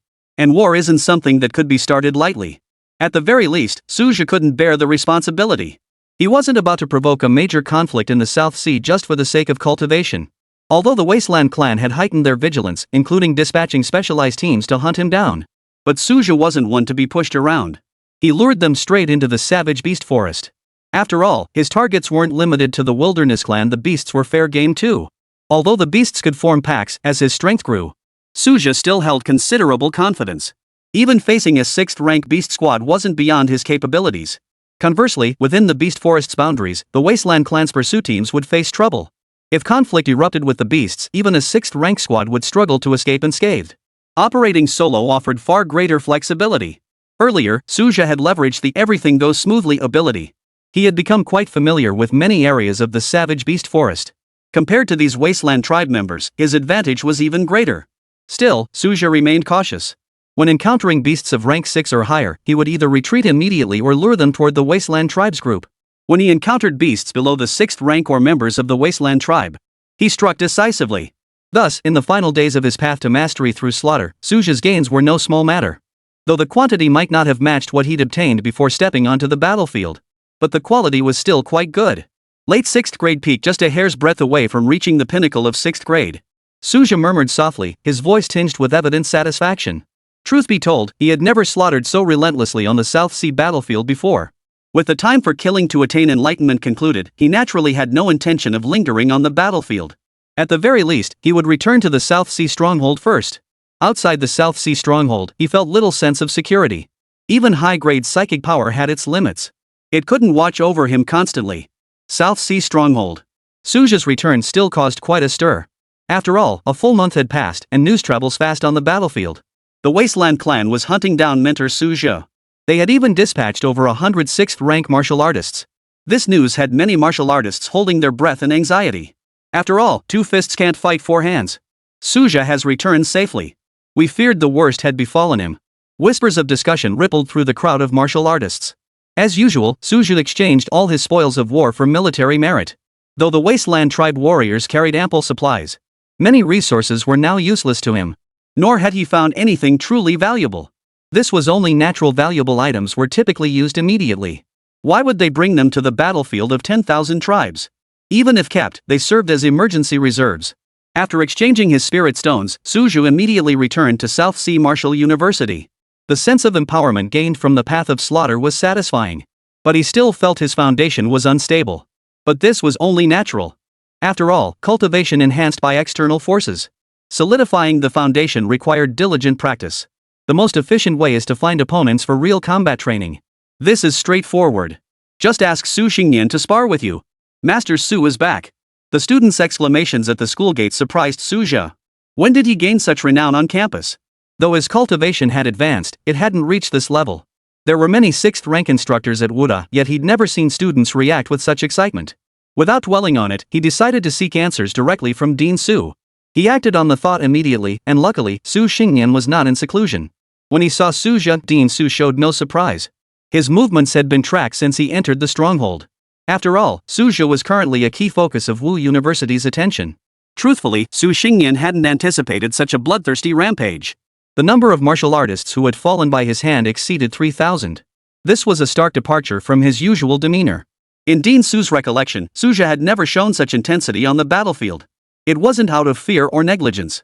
It was simply that this man had always prioritized refining his cultivation above all else.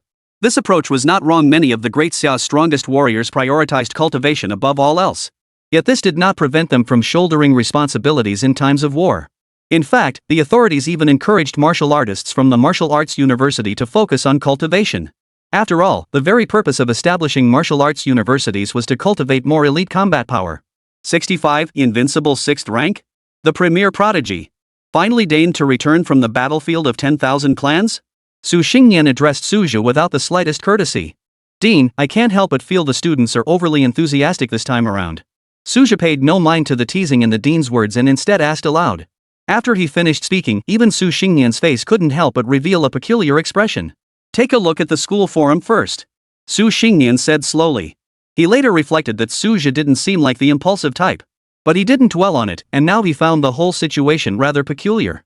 Suja pulled out his phone and began browsing the forum. Suja returns from battle. Avenging the fallen mentor, Mentor Suja enters the South China Sea battlefield in a rage. Frontline report, Mentor Suja wages a bloody rampage on the South Sea battlefield. This was the first time Suja had seen so many posts about himself on the forums. He knew full well that South Sea Martial Arts University rarely discussed any single individual to such an extent.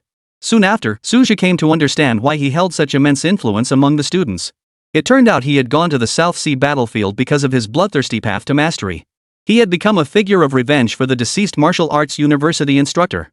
This had elevated him to a lofty image in the eyes of many students. Even Suja couldn't help but feel a bit embarrassed. He knew his true motivation lay in pursuing greater strength. But he wouldn't voice that now. After all, people do have a touch of vanity, and Suja was no exception. Fortunately, Suja didn't dwell on the matter. Dean, I'd like to ask for your help. I've just made a breakthrough in my cultivation. Suja quickly got down to business. Even Su Xingyan was taken aback by his words. A breakthrough so soon? He recalled that Suja had only recently stepped into the 6th grade. Yet he'd achieved a breakthrough so swiftly. This was nothing short of astonishing. Typically, even prodigies would spend several years at the 6th rank. Breaking through each minor realm takes at least a year, if not more. At this moment, Su Xingyan merely assumed Suja had advanced from early to mid-stage 6th rank. He didn't even know Suja had reached the mid-stage of the 6th rank. Though Suja had previously rescued students from Nanhai Martial Arts University and others. And his displayed prowess was quite astonishing. But Suja himself was already considered among the prodigies. Su Xingyan found nothing unusual about this since he hadn't personally witnessed the front lines of battle. Naturally, he remained unaware of Suja's exact cultivation level. Excellent. Though surprised, Su Xingyan quickly responded with delight. If Suja's strength could grow even stronger, it would naturally be of great benefit to Su Xingyan. He understood that what Suja needed was real combat experience to hone his skills. Among the 6th rank martial artists at the university, few could match Suja. Even those with slightly higher cultivation struggled to suppress him. If they truly fought at full strength, it would be difficult to control the intensity. To find sparring partners, Suja could only seek out high-grade masters. And that's how he ended up seeking him out. The two immediately headed to the martial arts arena, where Suja unleashed his aura without reservation. His late-stage 6th grade cultivation was laid bare. He's already reached the peak of the 6th rank. That cultivation speed. Su Xingyan couldn't hide his astonishment. Suja had traversed the greater part of the 6th grade realm in such a short time. Talent provides a special bonus to cultivation. Suja offered a rare explanation. Supernatural abilities being a special talent. That explanation made perfect sense. Envy flickered in Su Xingyan's eyes. A physique endowed with cultivation enhancement. It's always been the most coveted. I should have realized Suja belonged to this category. After all, his advancement speed was truly abnormal. With innate talent to bolster him, it made perfect sense. During combat, Suja distinctly felt his foundation growing steadily more solid. Thereafter, he sought out Su Xingyan for sparring sessions every other day, rapidly solidifying his surging cultivation. Su Xingyan, however, grew increasingly astonished with each encounter. Suja's combat prowess was truly remarkable. Among all 6th rank martial artists in the academy, he likely had no equal. He could easily rank among the top 100 on the genius list. Why not compete for a spot on the genius rankings? To secure resources for the school. And verify your status as a mid-tier alchemist. Su Xingyan suddenly proposed. He suddenly recalled that Suja possessed dual resources. His combat prowess goes without saying. Though his alchemist status only allowed him to refine purple spirit pills. But since the outside world was unaware, the assessment only required crafting one type of pill. Obtaining certification would be a piece of cake. At this thought, Su Xingyan's eyes burned with intensity. The dual resource boost was no small matter. The Great Xia Empire allocated resources based on both the Heavenly Prodigy rankings and alchemist tiers. The top 100 rankings combined with the status of a 6th grade alchemist. The total resources may even surpass those of ordinary high-grade alchemists. For the South Sea Martial University, this was no small sum. This matter is not urgent. We still have several months. Seeing the dean's expression, Suja could only respond with resignation. Since returning to Wuda after the martial arts entrance exams concluded, it was nearly year's end again. Half a year had slipped away unnoticed. There was no need to rush with identity verification after all, ample time remained. By the way, that prodigy from the divine capital Martial University, Pei Qingyu, is about to visit the southern frontier. Su Xingyan suddenly recalled this matter due to the prodigy rankings. Suja had previously swept through all 6th rank prodigies at the Northern Martial University. Even the elite cadets of the Great Xia Military Academy were not spared. His momentum was unmatched. The undisputed top 6th rank talent. Unrivaled among those below the highest ranks. Countless titles were bestowed upon him. Countless people across the Great Xia Empire now hailed Pei Qingyu as their champion. Naturally, there were also those who refused to accept it. Numerous martial arts academies have become stepping stones for him. This is unacceptable to many institutions. No prestigious university would willingly play second fiddle. Pei Qingyu? Suja murmured softly. This time, Nanhai Martial Arts University is bound to lose all face. At least many other institutions share the same predicament, so it's not entirely embarrassing. Su Xingyan's tone carried a hint of resignation. The gap in strength was simply too vast to bridge. Even with Suja's recent rapid progress, he still couldn't match them. Fortunately, Su Xingyan didn't hold it against him. He firmly believed that given time, Suja would surpass this prodigy. At the very least, he had unwavering faith in Suja. 66. Sweeping the southern frontier. The arrogant prodigy. Pei Qingyu, the prodigy of the divine capital Martial Arts University. Always supremely confident. He had already planned every detail of his schedule. The intent behind this arrangement was plain to see. He was utterly certain he would never fail. No prodigy from any martial arts university possessed the strength to obstruct his path. His previous record of sweeping through all martial arts universities in the north had already proven the formidable strength of this prodigy. Earlier, Dai Qing, the 6th-rank prodigy from Xian Martial Arts University, had publicly declared he feared Pei Qingyu not. Dai Qing was no ordinary talent either, ranking 5th on the 6th-rank prodigy list.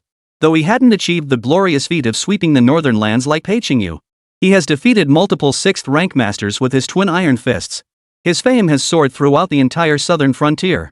Since the prodigy rankings began, he has faced numerous challengers. To this day, none have shaken his position. This has earned Dai Qing great renown throughout the Great Xia Kingdom. It must be noted that among the 6 genius rankings, the 6th rank list consistently commands the highest attention. For a 6th rank martial artist to advance further would signify true high rank status. Any warrior who ascends the celestial prodigy rankings is regarded as a promising prospect for high rank status. Each high-grade martial artist can command a region. These prodigies hold immense potential to become the future pinnacle warriors who will shake the very foundations of Great Xia. This clash of prodigies has drawn the gaze of countless observers. After all, Dai Qing is currently the most promising contender in the southern frontier to challenge Pei Qingyu. To build momentum for Pei Qingyu, the Divine Capital Martial Arts University has specially set up a dedicated livestream on its official website. All citizens of Great Xia can watch his combat performance in real time. Archived footage of past prodigy battles was also made available for replay. This move was tantamount to repeatedly rubbing salt in the wounds of other martial arts universities. Time passed swiftly. It had been over half a month since Suja left the South Sea battlefield. During this time, he had continuously refined his cultivation, now standing but a hair's breadth away from the peak of the 6th grade. Naturally, there was no reason to stagnate. Breaking through to the 7th rank had become his foremost goal. Should he ascend to the 7th rank, he would formally join the ranks of high-tier martial artists. Then, even the heavens themselves would be unable to restrict his progress. However, the threshold between the 6th and 7th ranks is no easy feat. Countless prodigies have fallen short here. Though 6th rank prodigies on the rankings are generally regarded as high-rank reserves. But nothing in this world is absolute. Suja understood the key to advancing to the 7th rank. It lay in the qualitative transformation of spiritual power and achieving resonance with the heavens and earth. Compared to physical cultivation, the importance of spiritual power becomes particularly evident at this stage. Unfortunately, enhancing spiritual power has always been arduous. Suja did not dwell on this excessively. His immediate priority was to solidify his peak 6th rank cultivation. He would pursue further breakthroughs only after perfecting his current realm. Time to extract new abilities. Suja prepared to begin the extraction process. Even without relying on system abilities, drawing upon his 8th rank feedback and the foundation of his reading to sainthood cultivation, he could reach the peak of the 6th rank within 3 months at most. Thus, he harbored little expectation for this extraction. Of course, if he could draw abilities that enhanced his combat prowess, that would be a welcome bonus. That said, he had already drawn 2 cultivation-enhancing abilities consecutively. He dared not harbor hopes for this draw. Ultimately, he chose to observe cautiously. After all, a breakthrough moment demands high-quality abilities. Having steeled himself mentally, he could now face the outcome with equanimity. Sure enough, the ability obtained this time didn't affect cultivation. It merely glowed with a diamond-like luster, clearly not a high-tier ability. Draw successful. Acquired all attribute enhancement trial card doubles all attributes for 30 days. Even Suja hadn't anticipated this ability would directly enhance his own stats. Though temporary, this ability was fundamentally different from previous ones that merely boosted combat power. This augmentation encompassed both physical toughness and mental fortitude. The combat power surge from doubled attributes was far from a simple stacking effect. It was like a 500 gene force colliding with a 1500 gene force, a true dimensional strike. Conservative estimates put the combat power increase at a minimum of 5-fold. Though time limited, it helped Suja adapt to the physical changes brought by his sudden surge in power. It was a gain he could barely accept. Having prepared himself mentally, he felt no disappointment. Even without the system's support, he could still reach the peak of the 6th rank through steady cultivation in no time. While Suja was immersed in cultivation and had yet to seek out Dean Su Xingnian for sparring practice, shocking news suddenly broke from the outside world. Dai Qing of Sinan Martial Arts University defeated. Pei Qingyu swept through all 6th rank prodigies at that university. Next target, Nanhai Martial Arts University. Pei Qingyu issued a challenge, demanding all 6th rank martial artists from Nanhai University to fight collectively. Such a declaration was nothing short of brazen arrogance. Yet even Sinan Martial Arts University, the strongest institution in the southern frontier, had already fallen. The slightly weaker Nanhai Martial Arts University was indeed not taken seriously. His arrogance was backed by genuine power. Pei Qingyu truly possessed the strength to back it up. At that moment, the high-ranking officials of Nanhai Martial Arts University were ashen-faced. A conventional challenge one-on-one might have been tolerable. But this demand for a group challenge was clearly meant to humiliate them. In response, the university convened an emergency meeting, summoning all 6th-rank martial artists to discuss countermeasures. The meeting was chaired by Vice President Tang Guangtu. The 8th-rank martial artist stationed at the academy wore a solemn expression. As for whether Dean Su Xingnian was concealing his cultivation level, Tang Guangtu was equally uncertain. After all, even he himself might not have revealed his full strength. Except for the vice principal. Deans, vice-deans, and other high-ranking officials from every college were present. This did not include the high-grade martial artists stationed at the South Sea Stronghold. When counted, the number of high-ranking martial artists at South Sea Martial Arts University was indeed considerable. However, these masters were all founding members who had joined during the university's early days. To date, the university has yet to cultivate its own high-level martial artists. Currently, Suja stands as the most promising prospect. Therefore, even though Suja has had little interaction with the many seniors on campus, people still greet him with friendly smiles. Though Suja was unfamiliar with these individuals, the school's leadership had long designated him as a key cultivation target. After all, he is Dean Su Xingnian's favorite. However, the strength and potential Suja has demonstrated truly justified such high expectations. 67. Suja, I'm here to suppress the geniuses of the divine capital. The Hidden Dragon. This was the unanimous assessment of Suja among the faculty and students of South Sea Martial Arts University. For to this day, Suja's cultivation progress has never stagnated. Since awakening his latent innate physique, his martial progress has surged forward at an astonishing pace.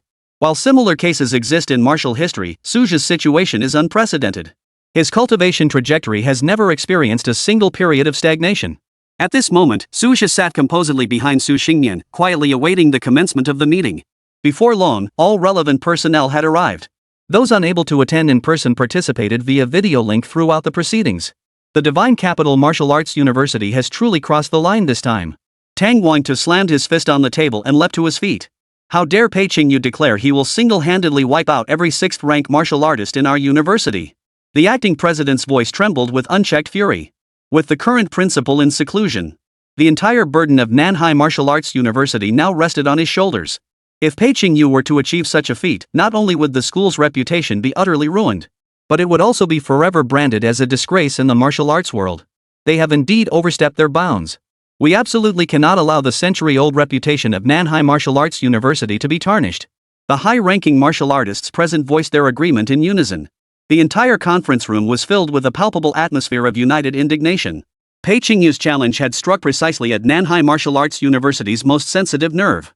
For founding members like Tang Guangtu and Su Xingnian, this institution, which embodied their life's work, held significance far beyond that of established martial arts schools built on generations of heritage.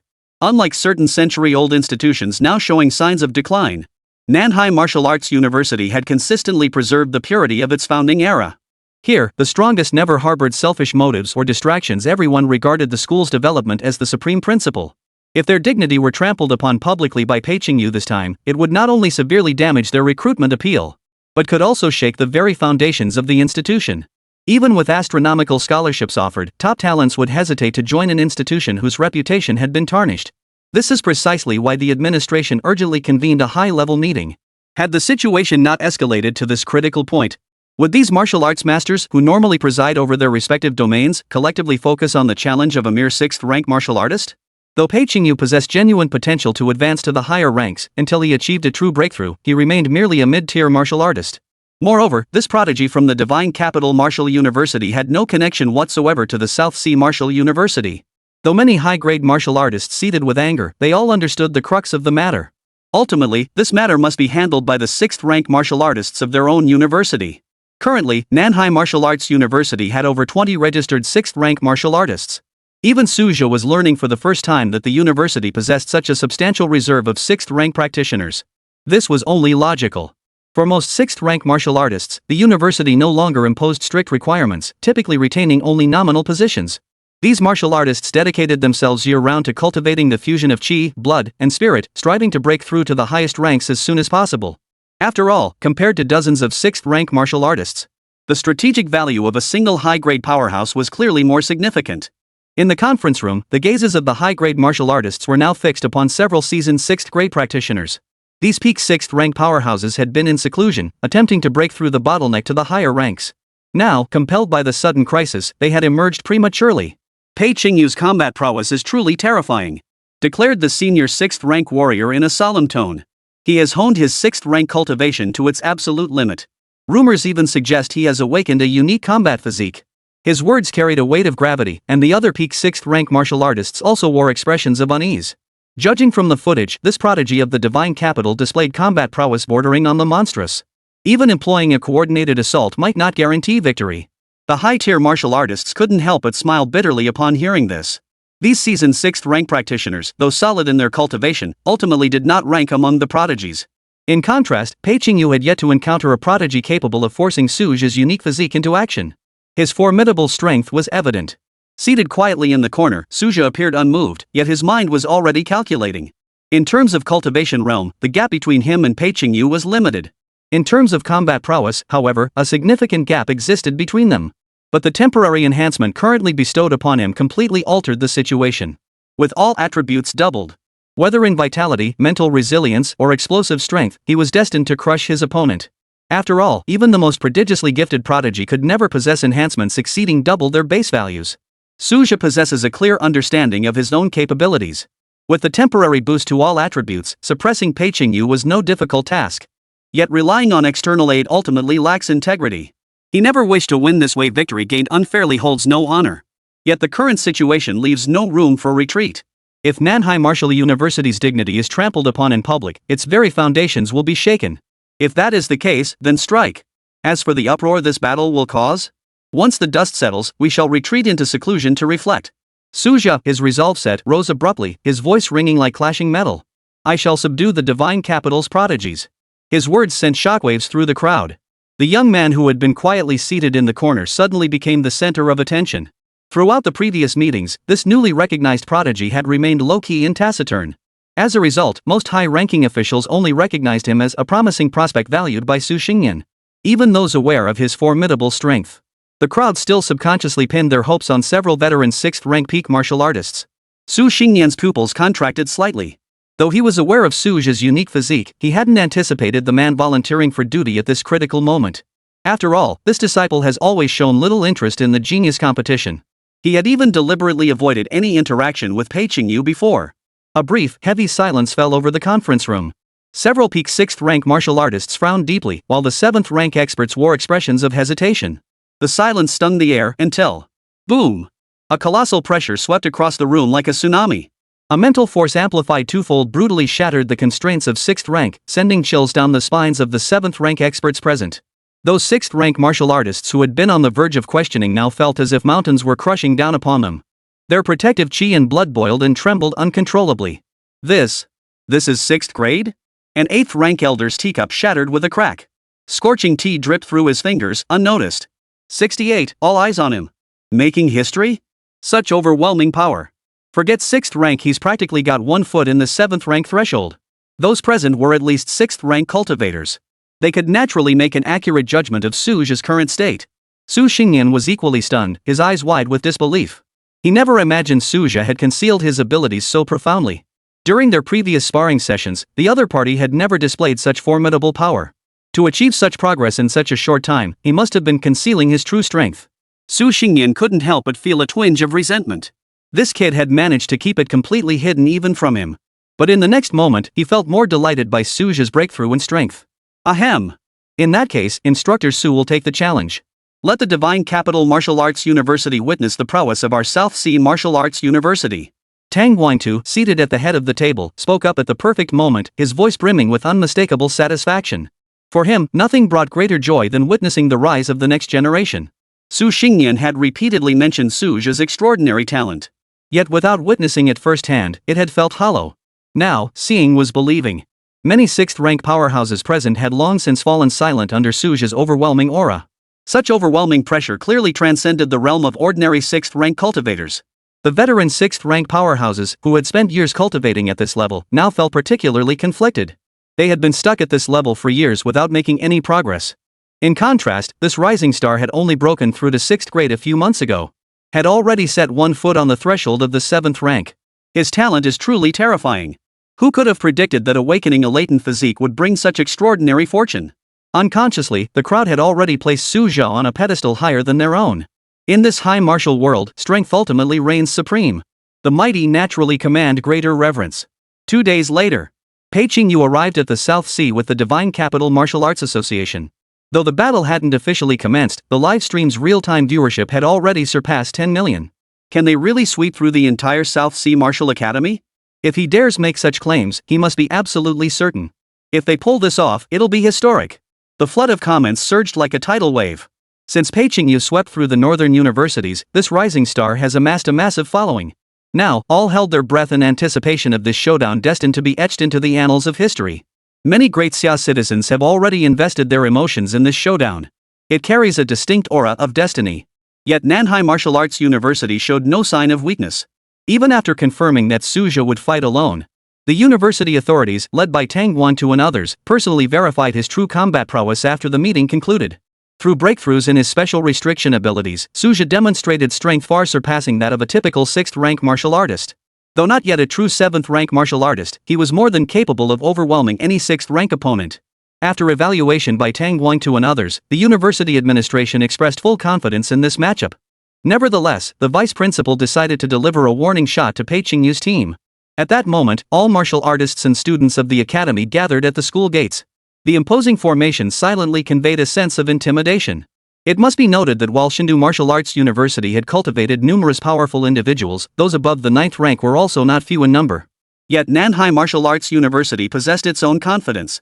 Over the years, Shindu Martial Arts University had made numerous enemies, and the number of top-tier martial artists hailing from other martial arts universities was even greater.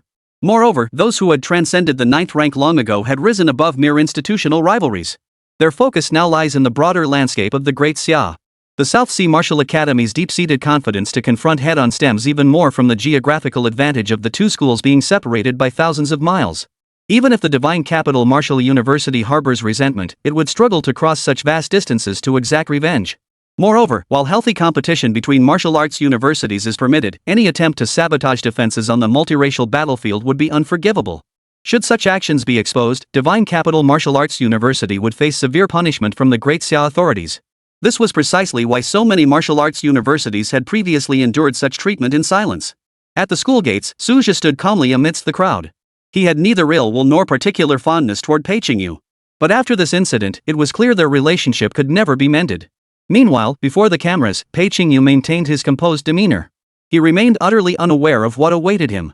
In his eyes, this newly established martial arts university, barely 20 years old, could never possibly cultivate a decent 6th-rank martial artist. Having declared his bold ambition to sweep through the South Sea Martial University, he was utterly confident. He even previewed his next move during the live stream. After concluding my final stop in the southern border region, I will shift my focus to the Yunchi area. He spoke eloquently to the camera. The newly established martial arts foundation there is still shallow. I'll continue challenging the entire school's 6th-rank practitioners. This preemptive hype stemmed not only from Nanhai Martial Arts University being the easiest stop on his southern campaign, but also stemmed from absolute confidence in his intelligence. It had been confirmed long ago that the academy held no 6th-rank prodigies worthy of concern. When Pei Qingyu's team arrived at the school gates, they were met by the entire Nanhai Martial Academy contingent, led by Tang Wantu. The vice-chancellor openly projected his spiritual pressure. The vast aura of an 8th-rank powerhouse pressed down upon the visitors. Although the Divine Capital Martial Arts University had dispatched 8th-rank martial artists to escort and protect them, after all, Pei Qingyu was the university's face, and the live broadcast of the entire event was of paramount importance. Yet before such an imposing display, the so-called aura of a prodigy instantly dimmed by threefold. While 6th-rank power was formidable, it wasn't impossible for the cult to dispatch higher-ranked warriors to ambush him. After all, hunting down prodigies had always been their specialty. Though Pei Qingyu possessed 6th-rank cultivation, he had yet to truly mature. The accompanying 8th-rank martial artist effortlessly deflected most of the pressure, a scenario Pei Qingyu had anticipated. Given that the Divine Capital Martial University had boasted of sweeping across the South Sea, it would be unusual for the opposition to respond with courtesy. The dark, imposing crowd gathered before the school gates was the expected reaction. As the livestream camera swept across the crowd standing in readiness, the chat exploded with chatter and analysis. South Sea Martial University is clearly holding back something big. Clearly, they don't want to be single-handedly dominated by the entire school's 6th rankers. But I'm still betting on Pei Tianjia to win. He didn't even go all out when he swept through Northern Martial University earlier. Besides, Nanhai Martial Academy can't even crack the top 500 on the Tenjiao rankings. Even if Nanhai Martial Academy might hold an advantage in the number of 6th rank practitioners, facing Pei Qingyu's overwhelming momentum, that numerical advantage instantly became meaningless.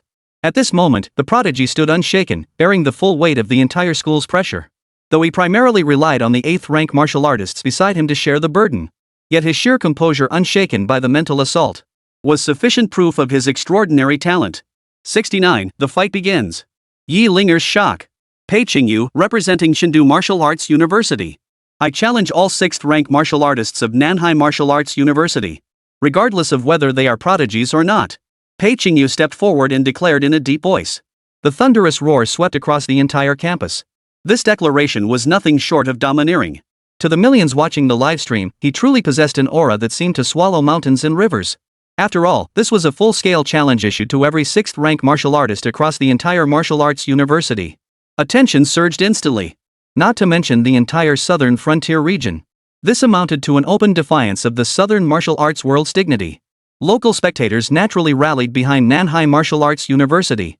At that moment, Su Jia, who had been concealed behind the ranks of high-grade martial artists, finally moved. South Sea Martial Arts University, Su Jia. Challenging our university's 6th rank martial artist. Get past me first. Su Jia's icy voice cut through the air. Facing a challenger, there was no need for courtesy. The moment he stepped forward, the live stream chat exploded with waves of comments. Who is Su Jia? Never heard of him, and he dares to go first? He's not even on the genius rankings. Must be some overconfident fool. The vast majority of Great Xia spectators were indeed unfamiliar with this name. Even when occasional viewers from the southern regions attempted explanations in the comment stream, they were instantly drowned out by the flood of comments from the millions of martial artists watching live. Notably, the core audience in the livestream at this moment was precisely the martial artist community. Ordinary citizens were either preoccupied with their livelihoods or felt the rivalry between martial arts prodigies was too distant. Martial artists, however, possessed both the leisure and the fervor to fix their gaze upon this pinnacle clash, a contest that held the honor of the martial world in the balance. South Sea Base. Xin Qingyan was well aware of this prodigy from the Divine Capital Martial Arts University. After all, it was widely regarded as the foremost martial arts academy in Great Xia. She had previously watched combat footage of Pei Qingyu. Moreover, this battle involving the 6th rank contestants from Nanhai Martial Arts University was one she absolutely could not miss. As a family member of the university, her pupils suddenly contracted. Before the camera, none other than her husband, Su Jia, had appeared. He was clearly preparing to accept the challenge. Xin Qingyan froze. Her understanding of her husband's strength was still stuck at the 5th rank level. It wasn't that Su Jia deliberately concealed his cultivation progress. Rather, his cultivation level made leaps and bounds every 2 or 3 months. Additionally, he didn't want to burden his wife with excessive pressure. In truth, as Su Jia's power and status rose, Xin Qingyan's anxiety grew by the day. This was evident in the near-frenetic intensity of her cultivation practice. In the past, she would never have pushed herself so relentlessly. Now, witnessing her husband appear on the arena stage, her shock was beyond measure. 6th rank already? The thought flashed through her mind before being replaced by worry. Even if her husband had advanced to 6th rank, what chance did he stand? Many within the South Sea base recognized Su Jia. Isn't that the former governor? I almost forgot the governor himself graduated from the South Sea Martial Academy. But can he stand against Pei Qingyu? The murmurs echoed Xin Qingyan's own apprehensions. After all, this governor had only been a 5th rank cultivator a few months ago, and his promotion to 6th rank was still quite recent. In contrast, Pei Qingyu had long ascended to the pinnacle by trampling countless 6th rank prodigies underfoot. Thousands of miles away in the divine capital, another pair of eyes watched this confrontation. Yi Linger, the martial arts rising star who had toured the southern frontier, emerged from seclusion and casually opened the live stream page. The resources she had accumulated in the southern frontier had greatly enhanced her cultivation. Though she had yet to enter the genius rankings, she held great confidence in her own potential. The figure of Pei Qingyu on the screen was no stranger to her. During their studies in the Divine Capital, her academy frequently exchanged with the Divine Capital Martial University. She was well aware of the stature of this capital's premier prodigy. After witnessing Pei Qingyu sweep through the northern academies, she even believed he would become the strongest prodigy beneath the high-ranked in the Great Xia. Yet the figure of the South Sea Martial University's challenger made her fingers freeze. Su Jia? Memories from her southern tour surged back. That man who had briefly piqued her interest, she had ceased paying him any mind after returning to the Divine Capital. In her eyes, martial artists confined to the remote South Sea ultimately possessed limited vision. Even if he held a temporary lead, he was destined to be surpassed. Now, this name that should have faded from memory. had surfaced in a duel capable of shaking the entire martial world of Great Xia. He's advanced to the 6th rank? Yi Linger murmured, her fingertips trembling slightly. She distinctly remembered that during the southern tour, his cultivation had only reached the 4th rank. Yet now he had reached the 6th rank. She had spent the past year in seclusion, diligently cultivating, and felt her progress had been remarkable. But compared to this man's breakthrough speed.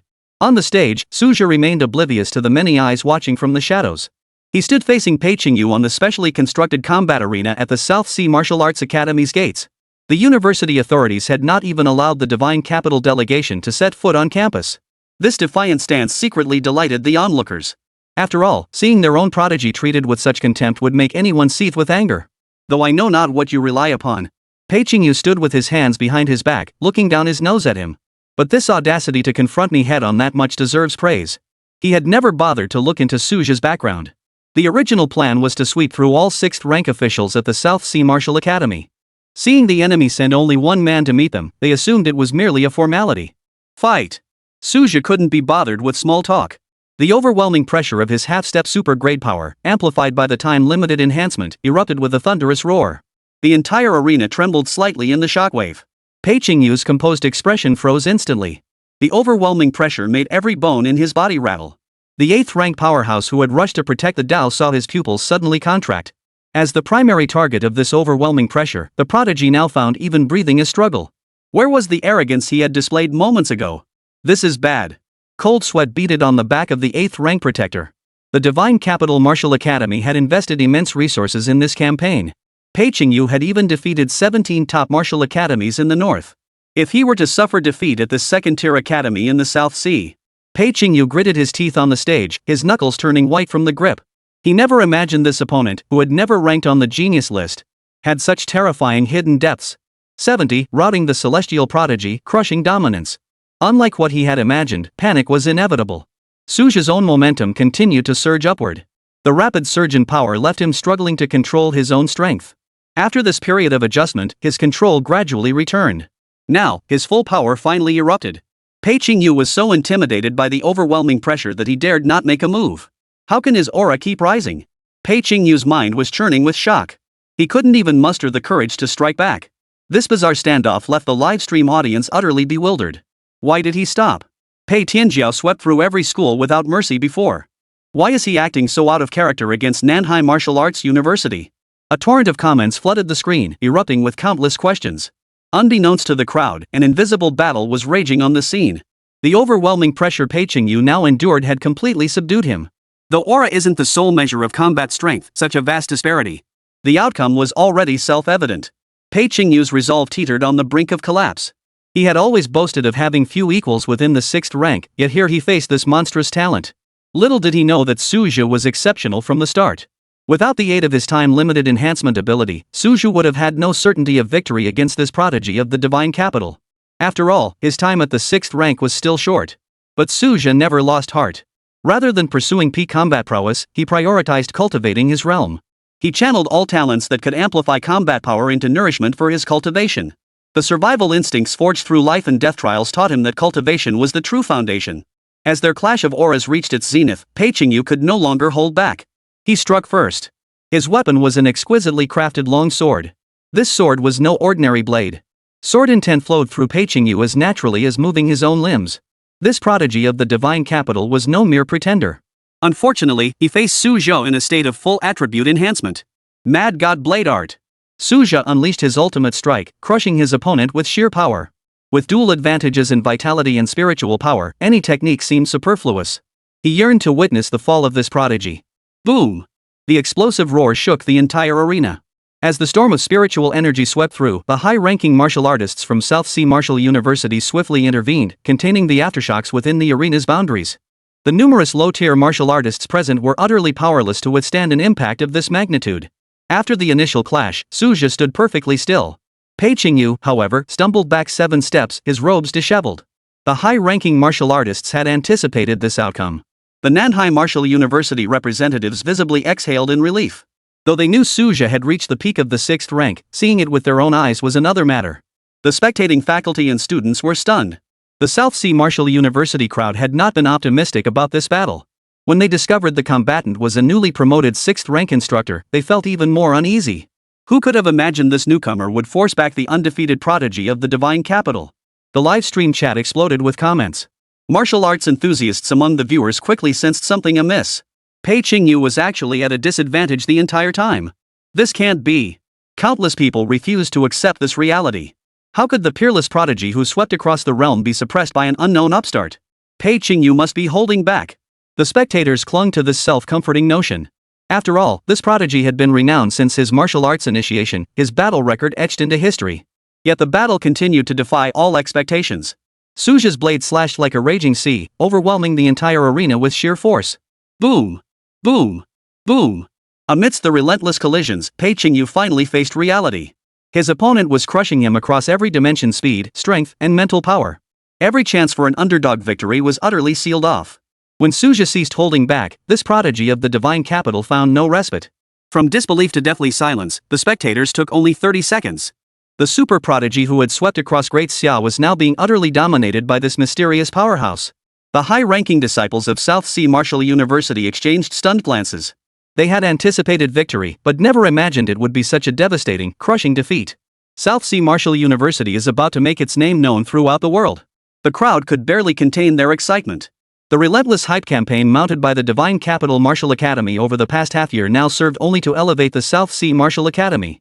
Pei Qingyu, the 8th-rank martial artist among the escort guards, wore a grim expression. He understood what this crushing defeat signified. Yet he had not even the chance to intervene covertly.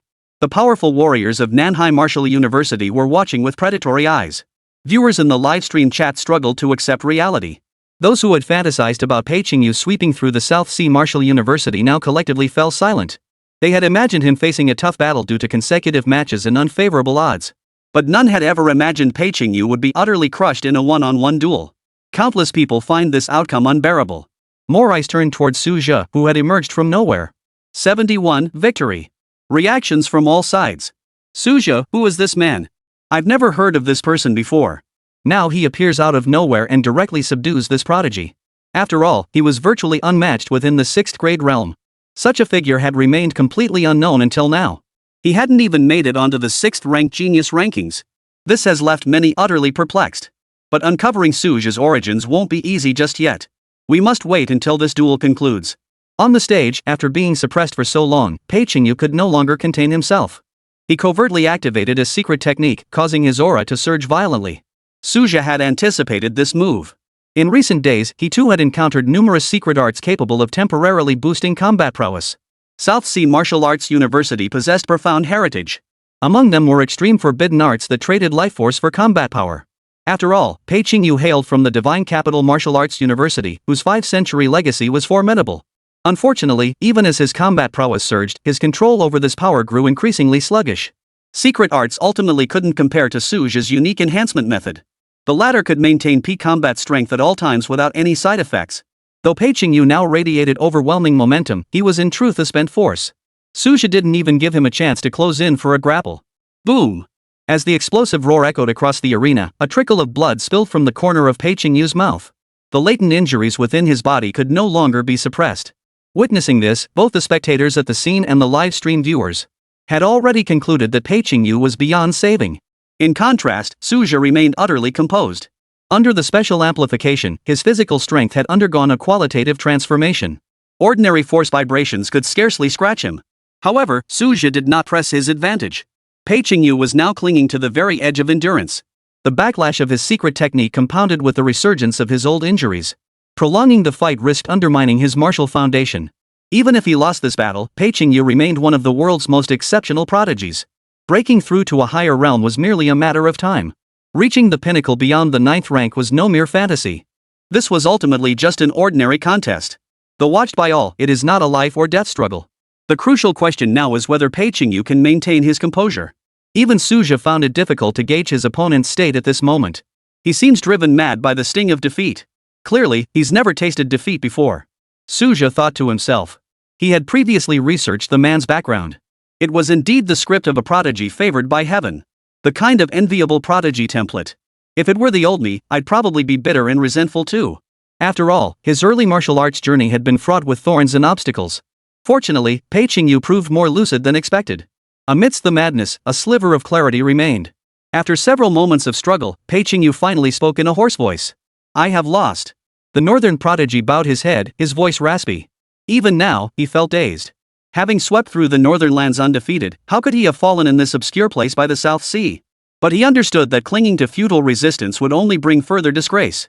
Suja's strength had reached the pinnacle of the 6th grade. Having conceded defeat, Pei Qingyu wished not to linger a moment longer. As he turned to leave, he stumbled half a step but forced his back rigidly straight.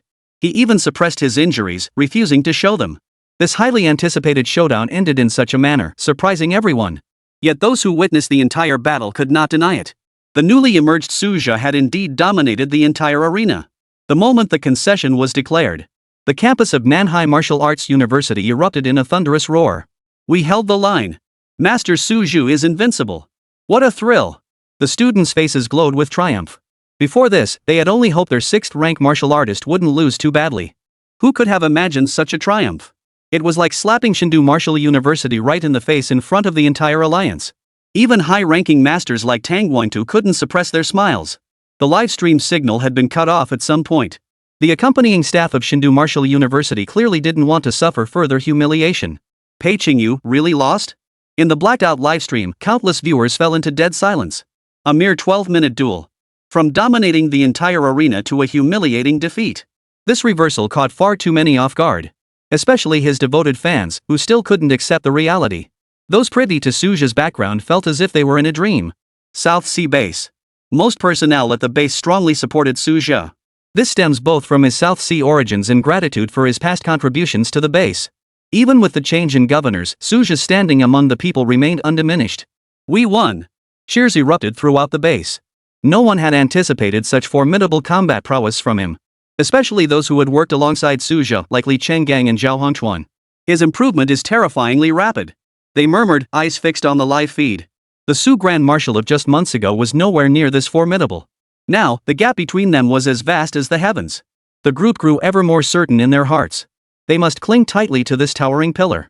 After all, Suja's closest kin remained within the base. This bond presented an unparalleled opportunity. As for the relocation rumors? At least for now, there was no sign of it. The South China Sea may be fraught with perils. But Suja harbors a desire to temper his daughter. He would rather she mature slowly than rush her progress. Shen Xinyan was still unaware of the wave of flattery about to wash over her. At this moment, she remained immersed in the duel that had just concluded. Her own husband had completely dominated the rising star throughout the entire match. Had someone claimed Suja could defeat Pei Qingyu in the past, she would have dismissed it as a fool's fantasy. Yet now, the man beside her seemed imbued with a newfound air of mystery. Divine capital. He actually won? Yi Linger stared blankly at the battle report. Pei Qingyu's disheveled appearance was unlike anything she'd ever seen before. She couldn't find the right words to describe him. Yet the blurry figure in her memory grew increasingly clear. At this very moment, the battle report was spreading like wildfire. Every person who saw the news couldn't help but feel their pupils tremble. 72, no longer hidden. Renowned throughout Great Xia. Shenzhou Martial Arts University. Tao Wei is a third-year martial arts student at this university. He entered the university as the top student from an ordinary training base. But it wasn't until he stepped through the campus gates that he truly understood. Though he was considered a prodigy, he still paled in comparison to those extraordinary talents. During his time at the university, he acutely felt the gap. Every peer around him was his equal. Only by training relentlessly could he barely keep pace with the elite. His greatest admiration was reserved for the legendary senior, Pei Qingyu. This prodigy had displayed overwhelming dominance from the moment he enrolled. The top talents of his cohort paled in comparison. He followed every step of the senior's journey, challenging 6th-rank prodigies from other schools. Though his coursework prevented him from watching every live stream, he held unwavering confidence in his senior. Senior Pei lost? How could this be? His fingers trembled when he received the news. Today wasn't April Fool's Day. Those who lost their composure like Tao Wei were far from rare at the Divine Capital Martial Arts University. The entire campus had firmly believed Pei Qingyu would continue the legend.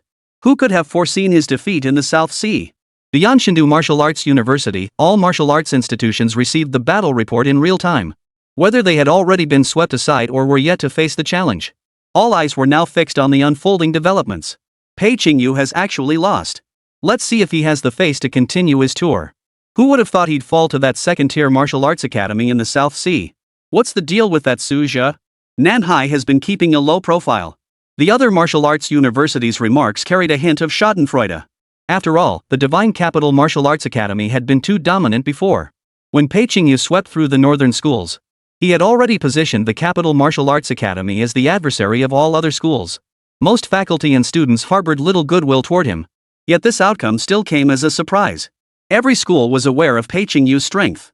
Even if they anticipated he might face setbacks, they believed he would stumble at the top-tier martial arts academies. Yet he unexpectedly fell at the hands of Nanhai. As the intelligence networks of each academy sprang into action, the news spread like wildfire across the Great Xia. The prodigy Pei Qingyu from the Divine Capital Martial Academy has been defeated? And to an obscure martial arts academy at that. He was completely dominated in a head-to-head battle. The people of Daxia were equally stunned by this dark horse. Countless had previously predicted he would create a sweeping legend. As the incident continued to unfold, new questions began to surface. Who is Su Jia? This became the focal point of heated discussion within the Great Xia martial arts community. Previously, information about this individual was virtually non-existent. His emergence felt like a bolt from the blue. The entire Great Xia realm was unfamiliar with this name. Not only ordinary martial artists were curious, but even high-ranking experts were intrigued. The reason was obvious. Even many high-ranking experts acknowledged Pei Qingyu's potential. Now, a Su Jia had emerged who surpassed even him. His innate talent and potential naturally warranted deeper scrutiny. Various factions were digging deep into Su Jia's growth trajectory. In truth, his early background is uncomplicated. Anyone with connections could uncover his basic background.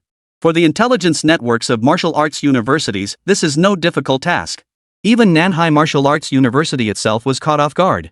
They never anticipated Su Jia's meteoric rise. After all, 3rd and 4th rank martial artists were not uncommon at his age. The university administration naturally took no special measures to keep his progress confidential. By the time Su Jia broke through to 6th rank and they tried to suppress the news, it was already too late. At 28, he was still a 2nd rank martial artist. Broke through 4 realms within 2 years after awakening his talent. And now he's actually suppressing Pei Qingyu with 6th rank cultivation?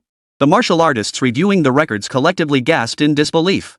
The chasm between 2nd rank and 6th rank is a gulf as vast as the heavens. Countless practitioners spent their entire lives unable to cross it. Yet this man achieved 4 realm breakthroughs within 700 days. Even more terrifying was his combat prowess, which consistently crushed opponents of the same rank. His suppression of Pei Qingyu stands as clear proof. What kind of innate talent is this?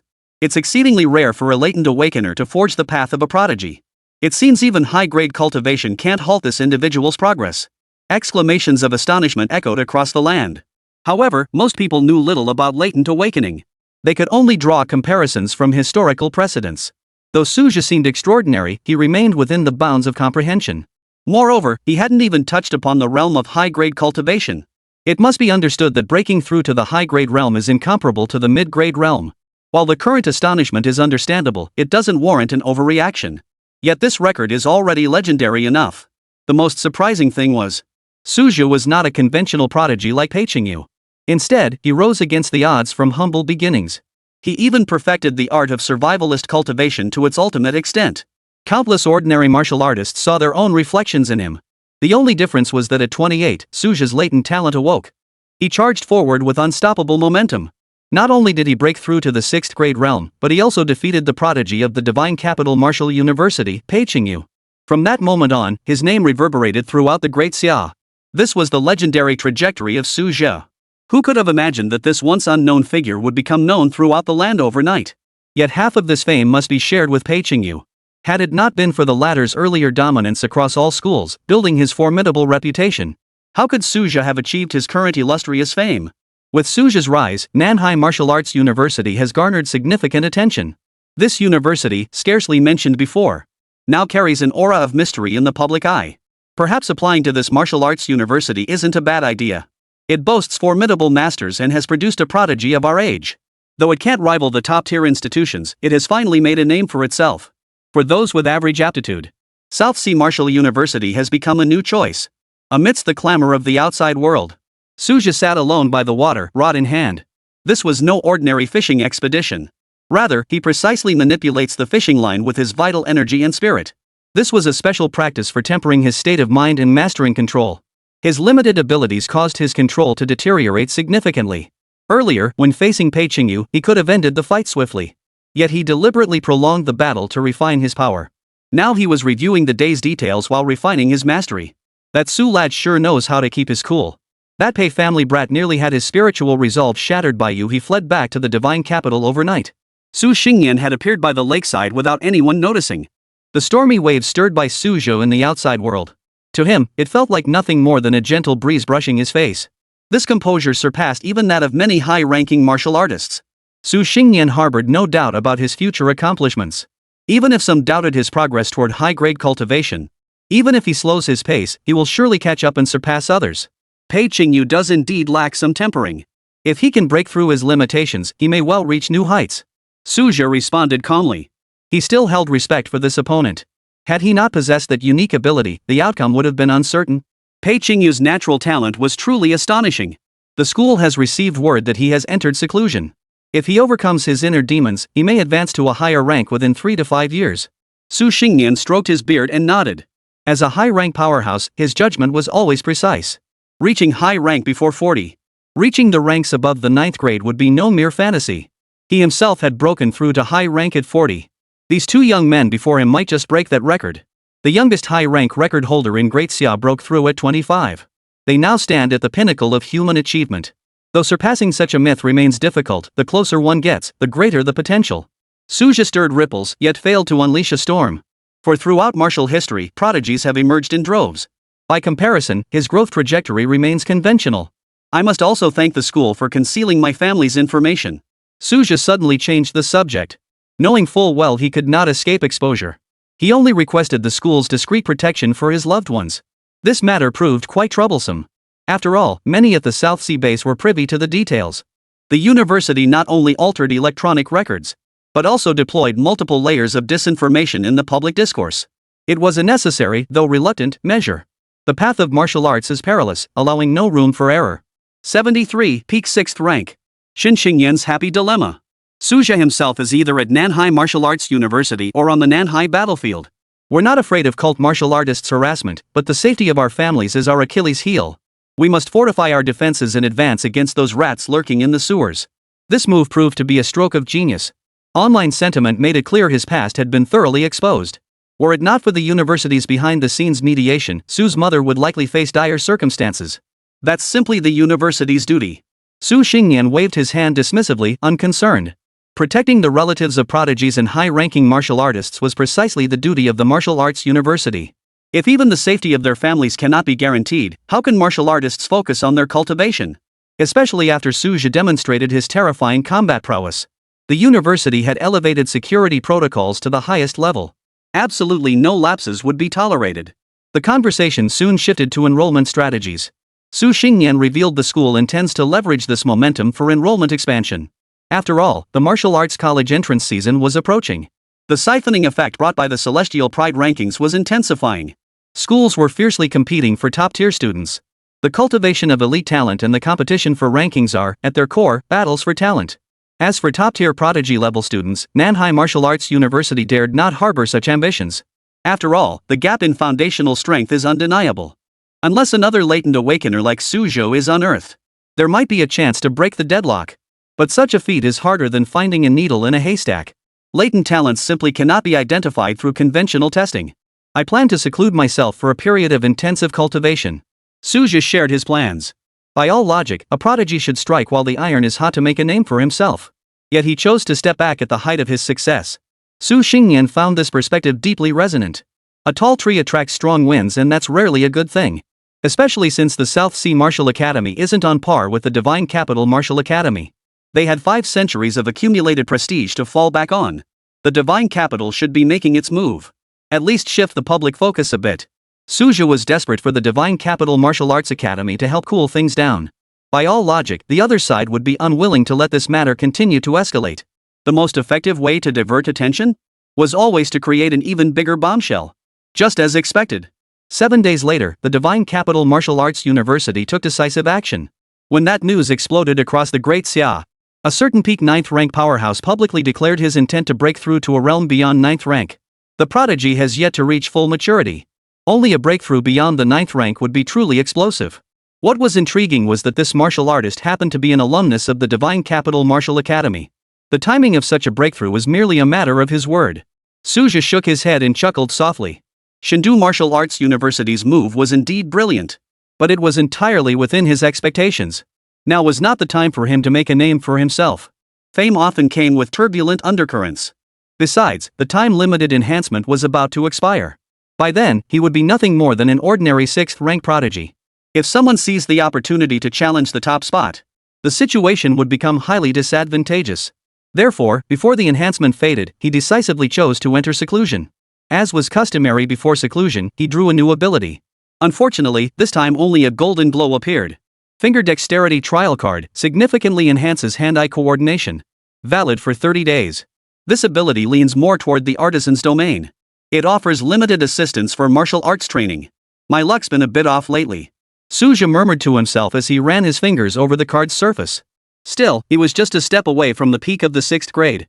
Whatever he drew wouldn't matter much. The more one craves a talent that aligns with martial arts, the more likely you are to draw some strange and unusual things. After news of his seclusion spread, visitors still came in an unending stream. Not all were challengers. Dai Qing of Sinan Martial University came to discuss the way. This prodigy, once defeated by Pei Qingyu, understood better than anyone the terrifying prowess of that divine capital prodigy. He was particularly stunned by Suja's battle record. Unfortunately, the South Sea Martial University's response remained consistent. Suja had entered seclusion. Both Pei Qingyu and this newly crowned champion have entered seclusion. They're likely both pushing the limits of the 7th rank. Dai Qing stared at the Martial Arts Association's announcement, speculating. The terrifying combat prowess both had displayed led him to mistakenly believe they were both at the peak of the 6th rank. This misunderstanding was not unique to him. The entire martial arts world of Great Xia held this belief. Only Suja himself knew the truth. He still had a ways to go before reaching true peak 6th grade. As time passed, under the deliberate suppression of public discourse by the Divine Capital Martial Arts University, the fervor surrounding the battle of the celestial prodigies was finally suppressed to its lowest ebb. Yet the martial arts circles of Great Xia had not forgotten. South Sea Martial Arts University harbors a prodigy of demonic talent. Who could have imagined this second-tier martial arts academy held such a hidden ace up its sleeve? For the following months, the Great Xia remained largely calm. Yet beneath the surface, the South Sea base simmered with hidden currents. Shin Qingyan was experiencing the sweetest of dilemmas. Teacher Shin, my child wishes to transfer into your class. Please accept this token of appreciation. Consider it for purchasing cultivation resources for the children. Anyone with eyes could see through it. Suja's advancement to high-grade cultivation was only a matter of time. Mid-tier martial artists were few and far between across the entire South Sea base. And what of the high-grade powerhouse about to emerge? Establishing connections at this level would yield immeasurable benefits. Parents scrambling for transfer spots nearly wore down the doorstep. Nanhai No. 3 Middle School unexpectedly became a hotspot for school selection. Nanhai Martial Arts University has yet to reap the dividends of nurturing prodigies. This secondary school has already taken the lead in reaping the dividends of the times. However, Shin Qingyan did not accept all applicants indiscriminately. All transfer students must pass a qualification assessment. It's foreseeable that this year's martial arts entrance exam results will be outstanding. 74, 7th grade is just too tough. Before we knew it, a new year had arrived. Meanwhile, as time passed, Suja finally reached the peak of 6th grade. A full month ahead of the originally planned 3-month deadline. He surmised this was due to the boost from his fortune. His recent fame throughout the Great Xia Empire caused his fortune to surge dramatically. With his fortune on the rise, cultivation became increasingly smooth. Though he had broken through, Suja had no intention of emerging from seclusion. He had already honed his mastery of his powers to perfection. His peak 6th grade combat prowess paled in comparison to the all-attribute enhancement phase. Thus, the realm he had just attained felt effortless to him. He even skipped the step of stabilizing his new realm. Time to consider pushing for 7th grade. Suja mused inwardly. Though he had contemplated it before, his insufficient cultivation had always prevented him from acting. His primary focus had been studying the breakthrough manuals for higher ranks. The 7th grade required connecting one's spiritual energy with the heavens and earth. According to ancient texts, one must harmonize their spiritual fluctuations with the rhythms of heaven and earth. Some grasped this truth in an instant, while others spent their entire lives searching in vain. It all depended on one's innate talent. Beyond personal cultivation, the academy also provides substantial resources. This serves both as recognition for enhancing the university's prestige. It also stems from the senior leadership at South Sea Martial Arts University recognizing its potential. The investment far surpasses what it was before. His wealth has now swelled once more. The total valuation of his various spirit stone resources exceeds 200 million. 2 years ago, his entire savings amounted to no more than 100,000 spirit stones. Back then, he had to scrimp and save. Now, however, he ranks among the affluent tier even among 6th-rank martial artists. Yet the pursuit of martial cultivation knows no bounds. Draw ability. The ability wheel spun rapidly. Suja held his breath, his mind focused. He was prepared for any outcome. As the wheel abruptly halted, four-colored rays of light burst forth.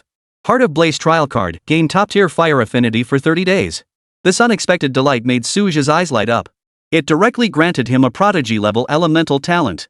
Most martial artists cultivate with a preference for one of the 5 elements. If one elemental affinity stands out, cultivating the corresponding techniques yields twice the results with half the effort.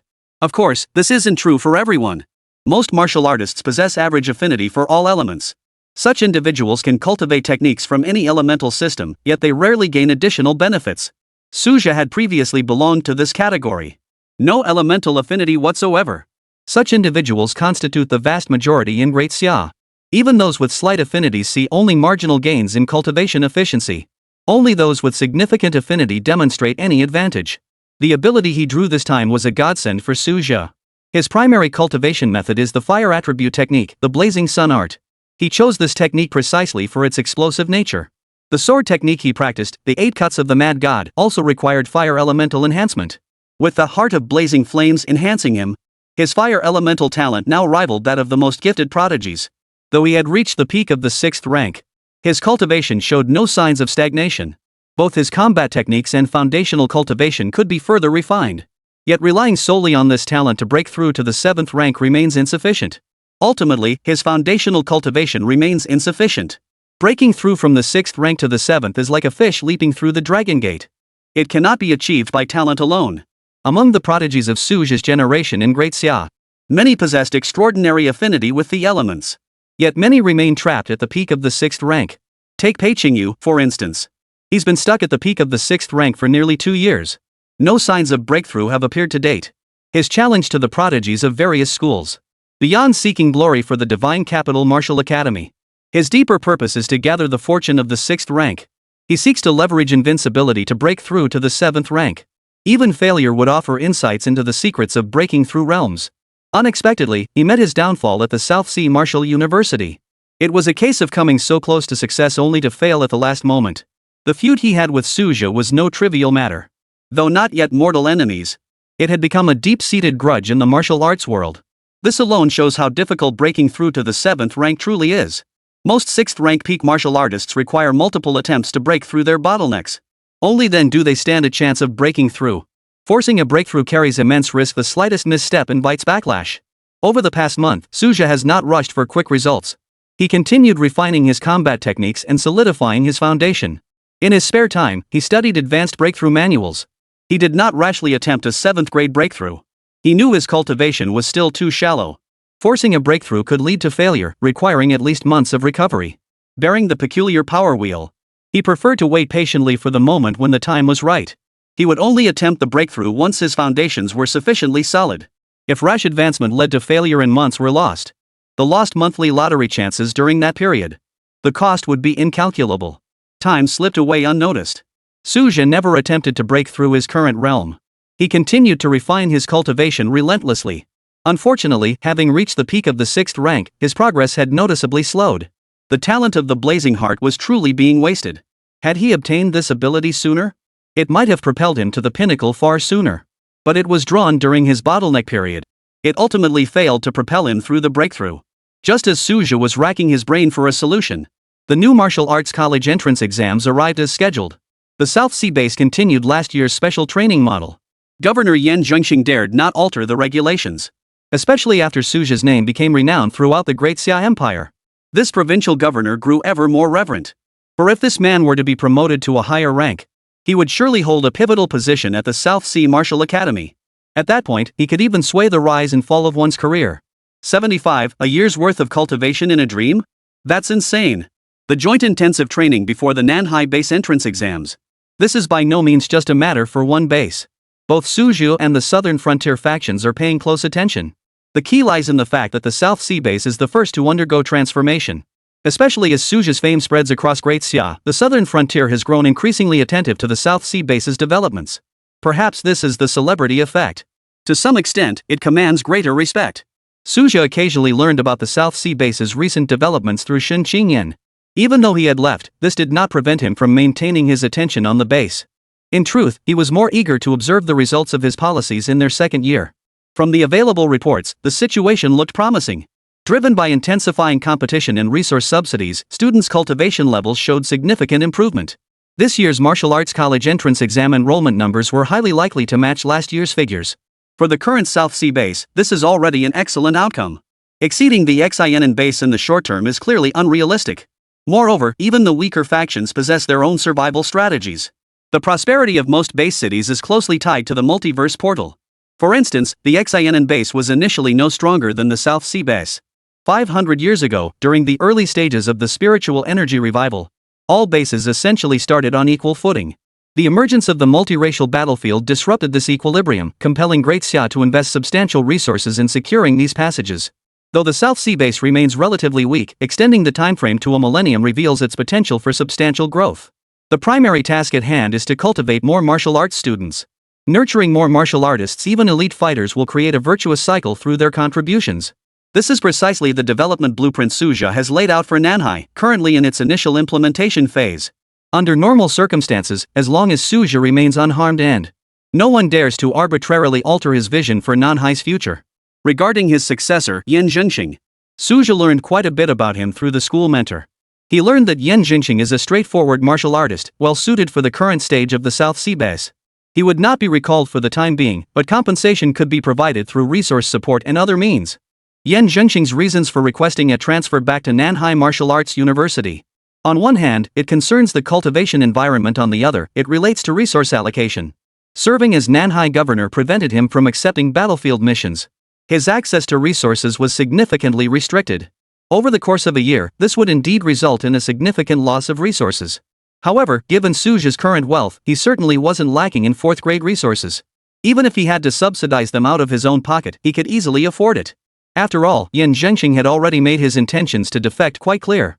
Suja naturally had no qualms about demonstrating generosity. While Nanhai Martial Arts University remained largely united, with factions primarily organized by academy. Certain situations require a spokesperson like Yen Zhengxing to handle matters. A fourth-rank cultivator was more than sufficient to serve as a messenger. Of course, at this stage, the primary purpose was to entrust him with looking after Su's mother and other relatives. In a sense, Suja did harbor ambitions to control the South Sea base. But this hardly qualifies as ambition. After all, the martial artists in the South Sea region were minor players, and history had never produced any truly formidable masters there. If he were to take over, the local martial artists might even line the streets to welcome him. After all, a base with a powerful figure in command. Whether it be resource allocation or crisis response, they could gain the upper hand. The current South Sea base holds no strategic value whatsoever. Utterly unremarkable is the most fitting description. Regarding South Sea affairs, Suja hasn't invested much effort. At this moment, he was focused on extracting the power of the new moon. Let's hope for something that aids the breakthrough. He stared at the spinning wheel in the void, silently praying.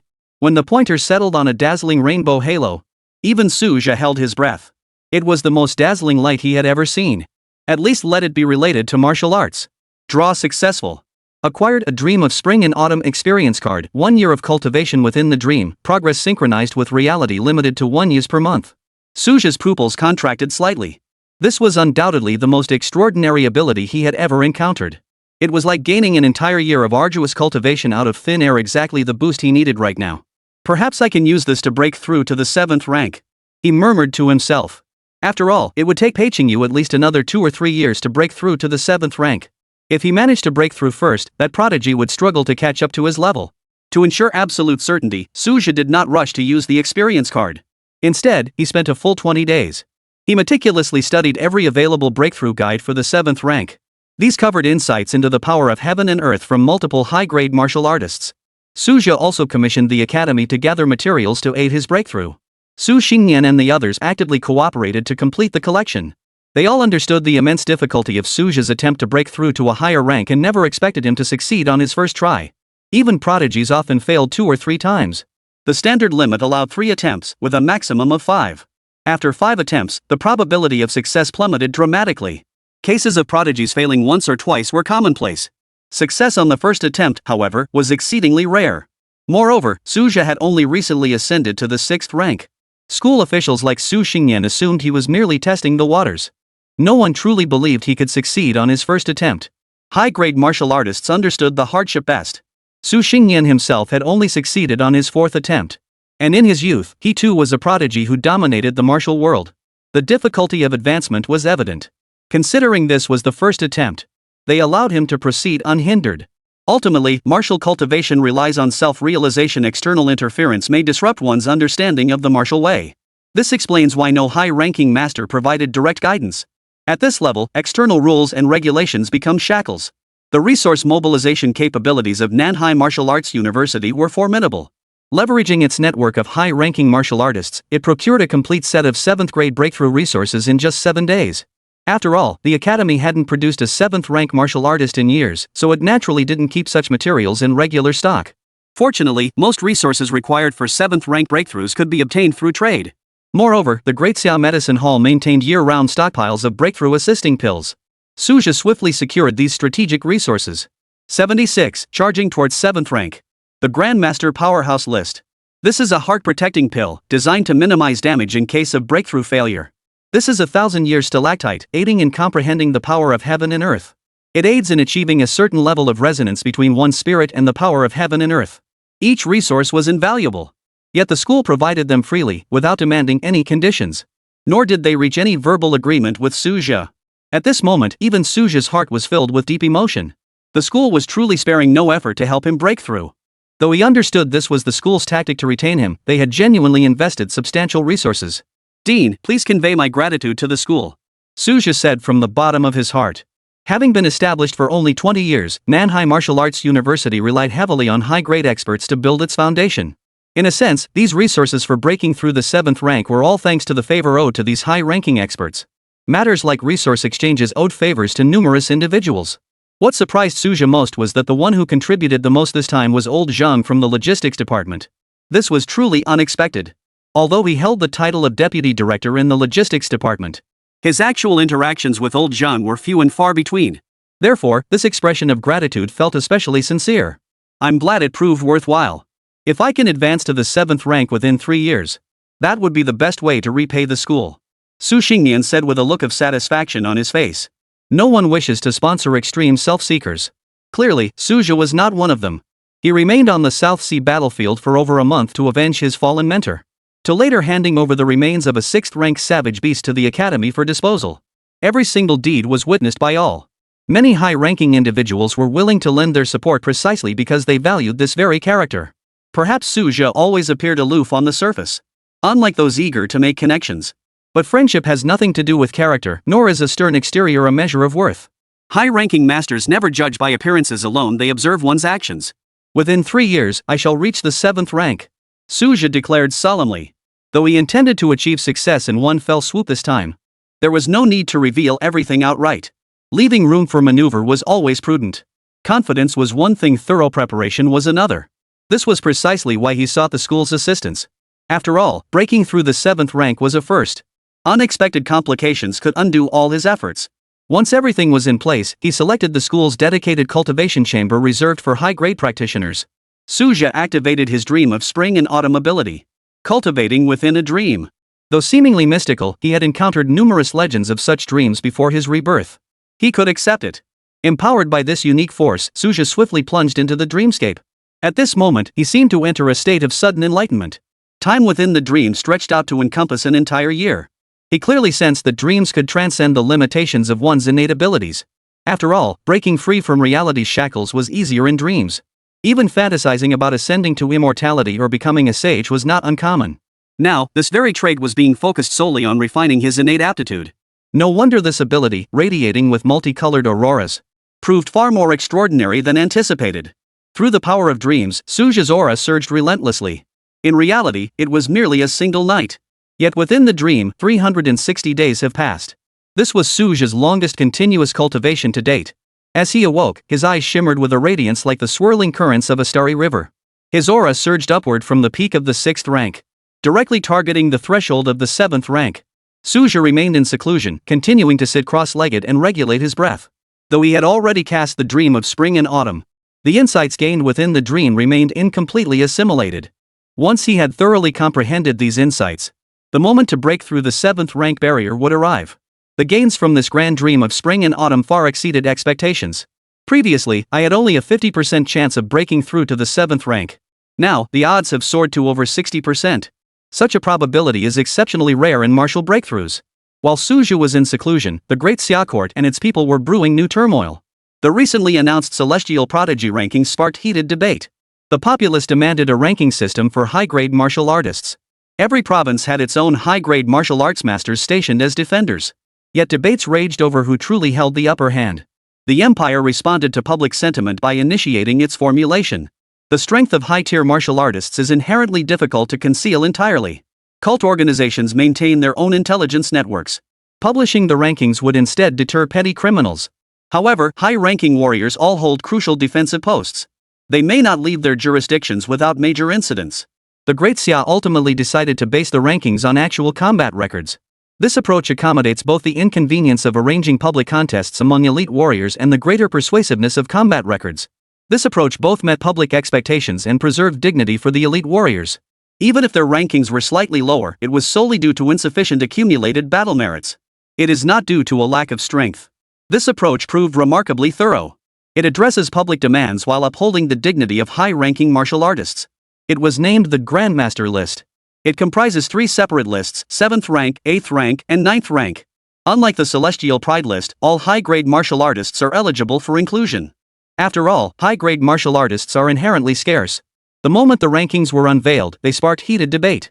Compared to the Genius rankings, the Grandmaster rankings represent the true elite. Even a 7th rank martial artist seemed legendary to ordinary people. In frontier strongholds like the South Sea Base, even 5th and 6th rank martial artists are rarely seen, let alone high rankers.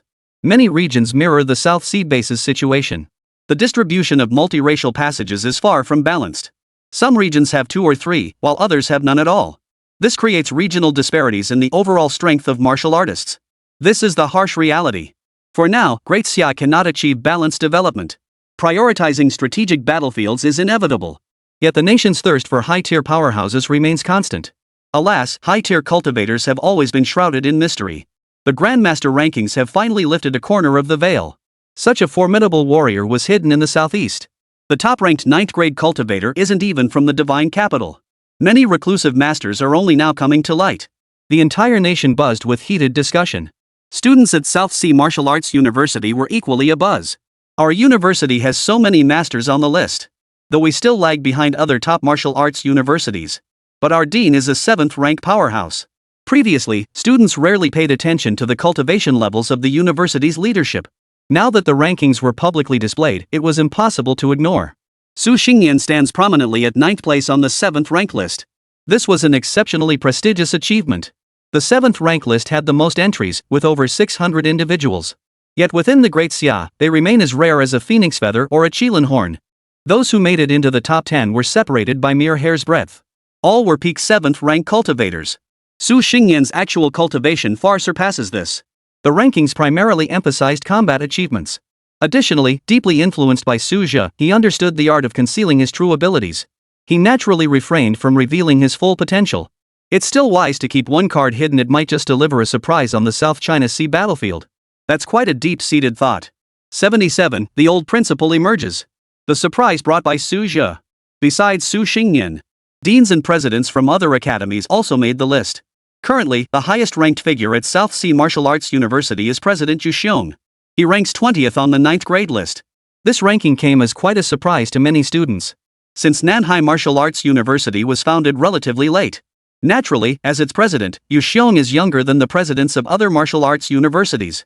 Yet no one could have anticipated his current ranking would be so high. He even surpassed the presidents of many established martial arts universities. According to Great Xia regulations, only those who have attained the 9th rank cultivation level are eligible to serve as university presidents. This strict requirement effectively eliminates the presence of those who rely on connections. To a certain extent, it ensures the fairness of the educational system. Following the release of the Grandmaster rankings, fierce battles erupted across the battlefield of 10,000 clans. Many high-grade martial artists were dissatisfied with their rankings, as martial practitioners have always placed great importance on reputation. It is only natural for them to engage in combat, adhering to the principle that martial arts must be contested. The Great Xia authorities had prepared contingency plans for such scenarios. Amidst the ongoing turmoil surrounding the Grandmaster rankings, a major incident unfolded within the South Sea Martial Arts University. After years of seclusion, Chancellor Yu Xiong finally emerged. Though the university boasts many high-ranking martial artists, Yu Xiong remains the sole individual to have truly reached the 9th rank. Since the university's founding, the chancellor had poured his entire heart and soul into its development. In the early days, he personally oversaw every detail. Upon emerging from seclusion, Yu Xiong immediately convened a meeting of all martial artists ranked at the intermediate level and above. However, this gathering was not to announce any major decisions. Its primary purpose was to understand the school's development during his seclusion. As numerous martial artists of 3rd grade and above gathered in the conference room, they saw the old principal seated at the head of the table as soon as they entered. Even a senior professor like Su Xingyan could only be considered a junior in Yu Xiong's presence. Principal. Principal. Amidst the waves of greetings, the old principal responded to everyone with gentle kindness. He even engaged in friendly conversation with some teachers, inquiring about their cultivation progress. Seeing the many newly added mid-tier martial artists in the conference room, a satisfied smile spread across Yu Xiong's face. Guangtu, you tell us what's happened during this period. Yu Xiong directly called on Vice Principal Tang Guangtu to speak. Since his seclusion, Tang Guangtu had largely overseen the affairs of Nanhai Martial Arts University. Tang Guangtu swiftly provided a concise overview of the major events that had unfolded over the years. He focused on reporting the most significant events, leaving out the minor details. When he mentioned the upheaval at the multiracial battlefield, Yu Xiong's brow furrowed slightly. These developments bode ill not only for the South Sea battlefield but for the entire southern frontier. When the conversation turned to the incident involving the prodigy from the Divine Capital Martial Arts University, Yu Xiong's frown deepened.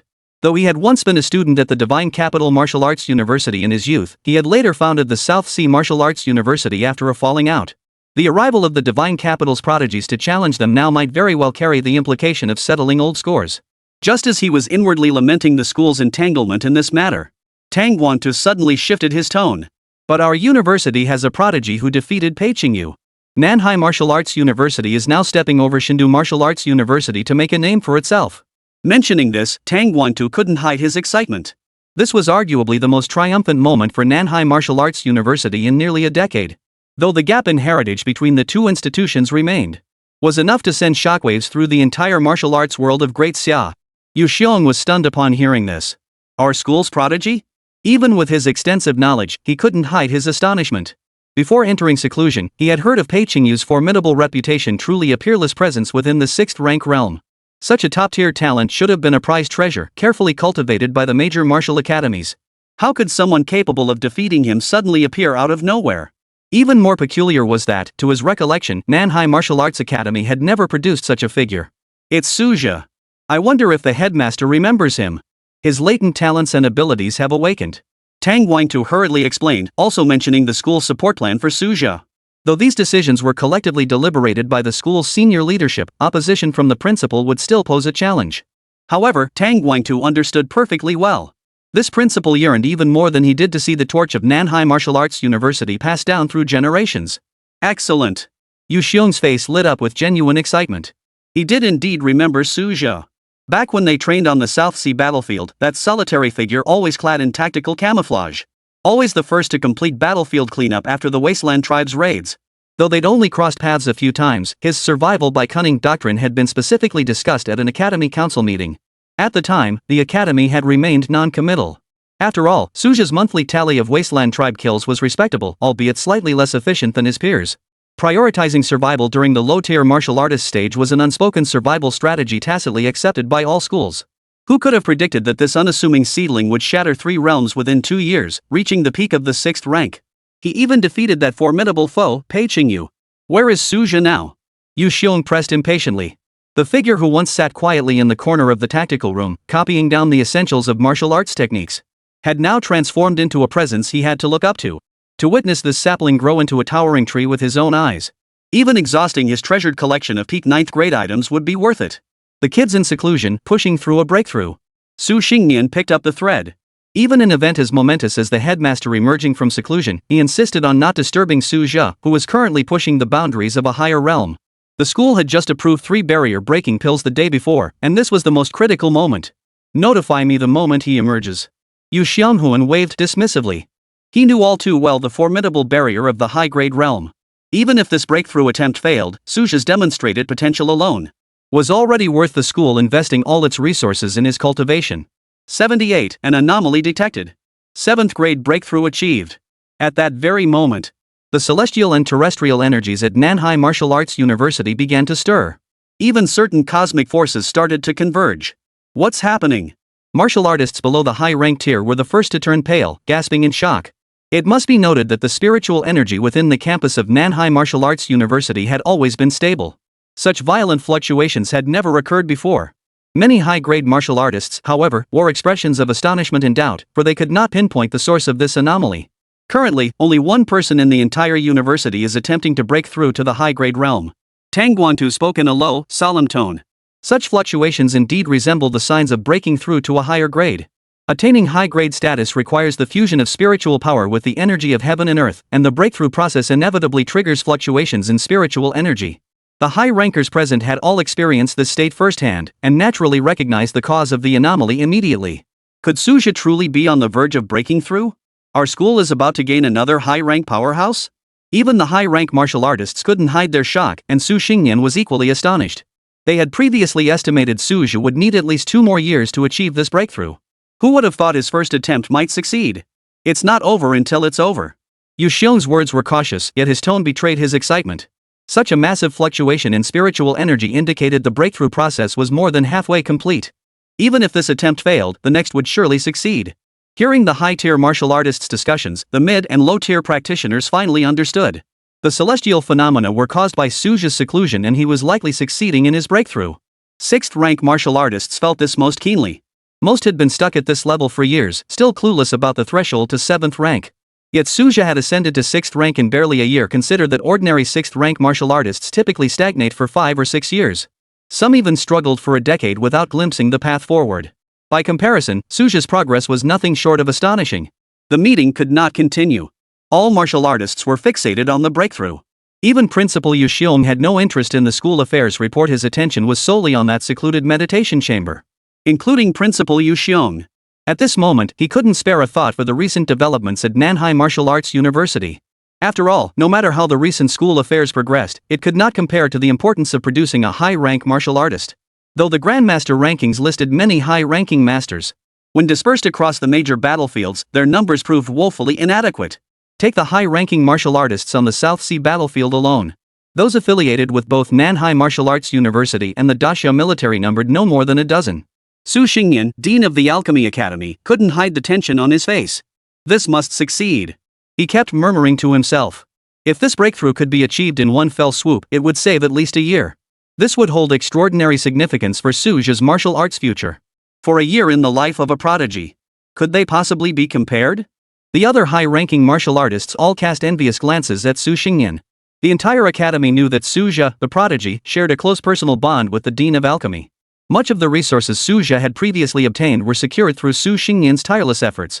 Combined with his past patronage, Suja had always held the Dean in the highest regard. Could you elaborate on this prodigy's background? Principal Yu Xiong inquired again. Tang Guangtu's earlier report had been vague. Details regarding his family background and past achievements remained largely unexplored. Yu Xiong wanted to use this opportunity to understand Suja's character and conduct. Suja is a rare talent. Born into poverty yet self-motivated. He forged his own path as a martial artist through sheer determination. The senior officials had long committed Suja's dossier to memory, and immediately recounted all the information they possessed. During his tenure as Nanhai governor, he spearheaded base construction reforms.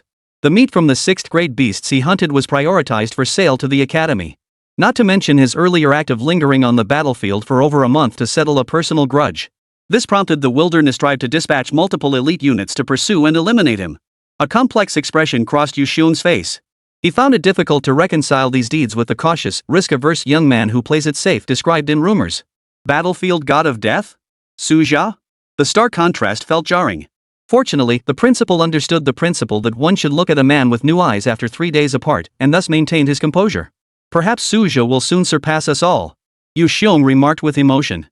If Suja reached the 7th rank, he would be on par with half of the high-ranking martial artists at Nanhai Martial Arts University. Yet this remark stirred quiet skepticism among the high-rank martial artists.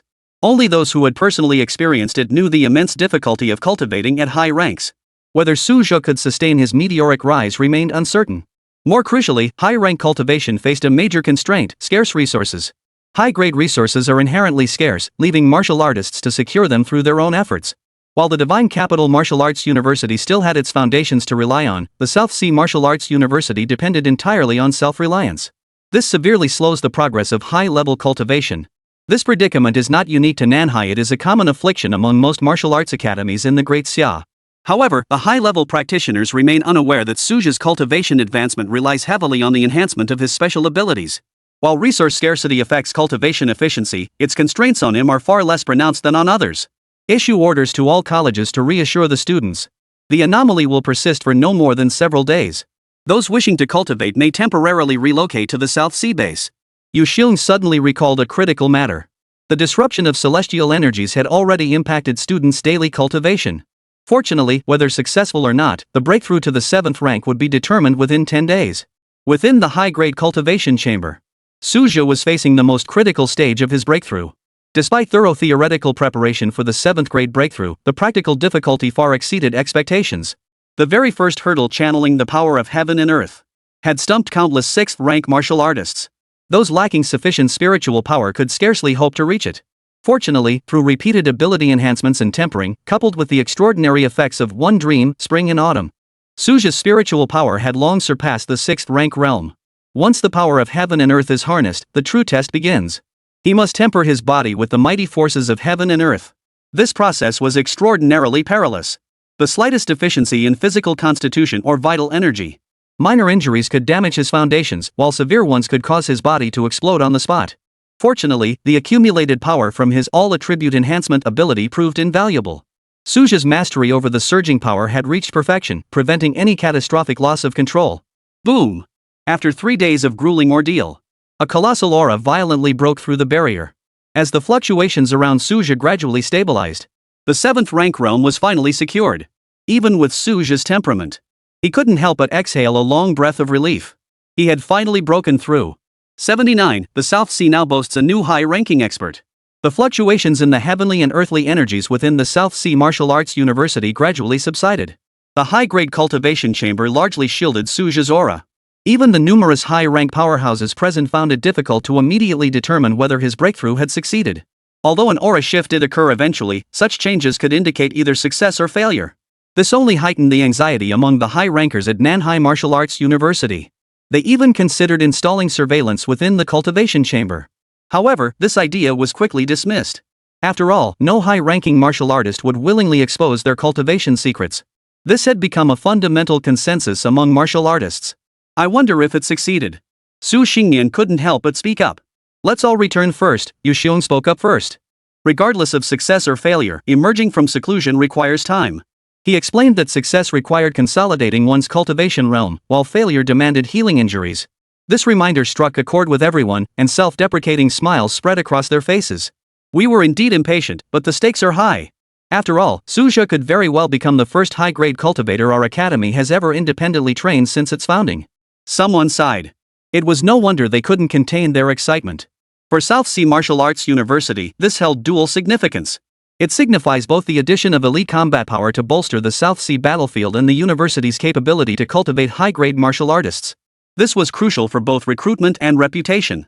As the crowd dispersed, Yu Xiong temporarily put aside inquiries about university affairs. He intended to observe the university's changes over the years through acting President Tang Guangtu while awaiting the final outcome. This president was far from as calm as he appeared. After all, in today's martial arts world, any academy capable of cultivating prodigies of the highest caliber deserved attention.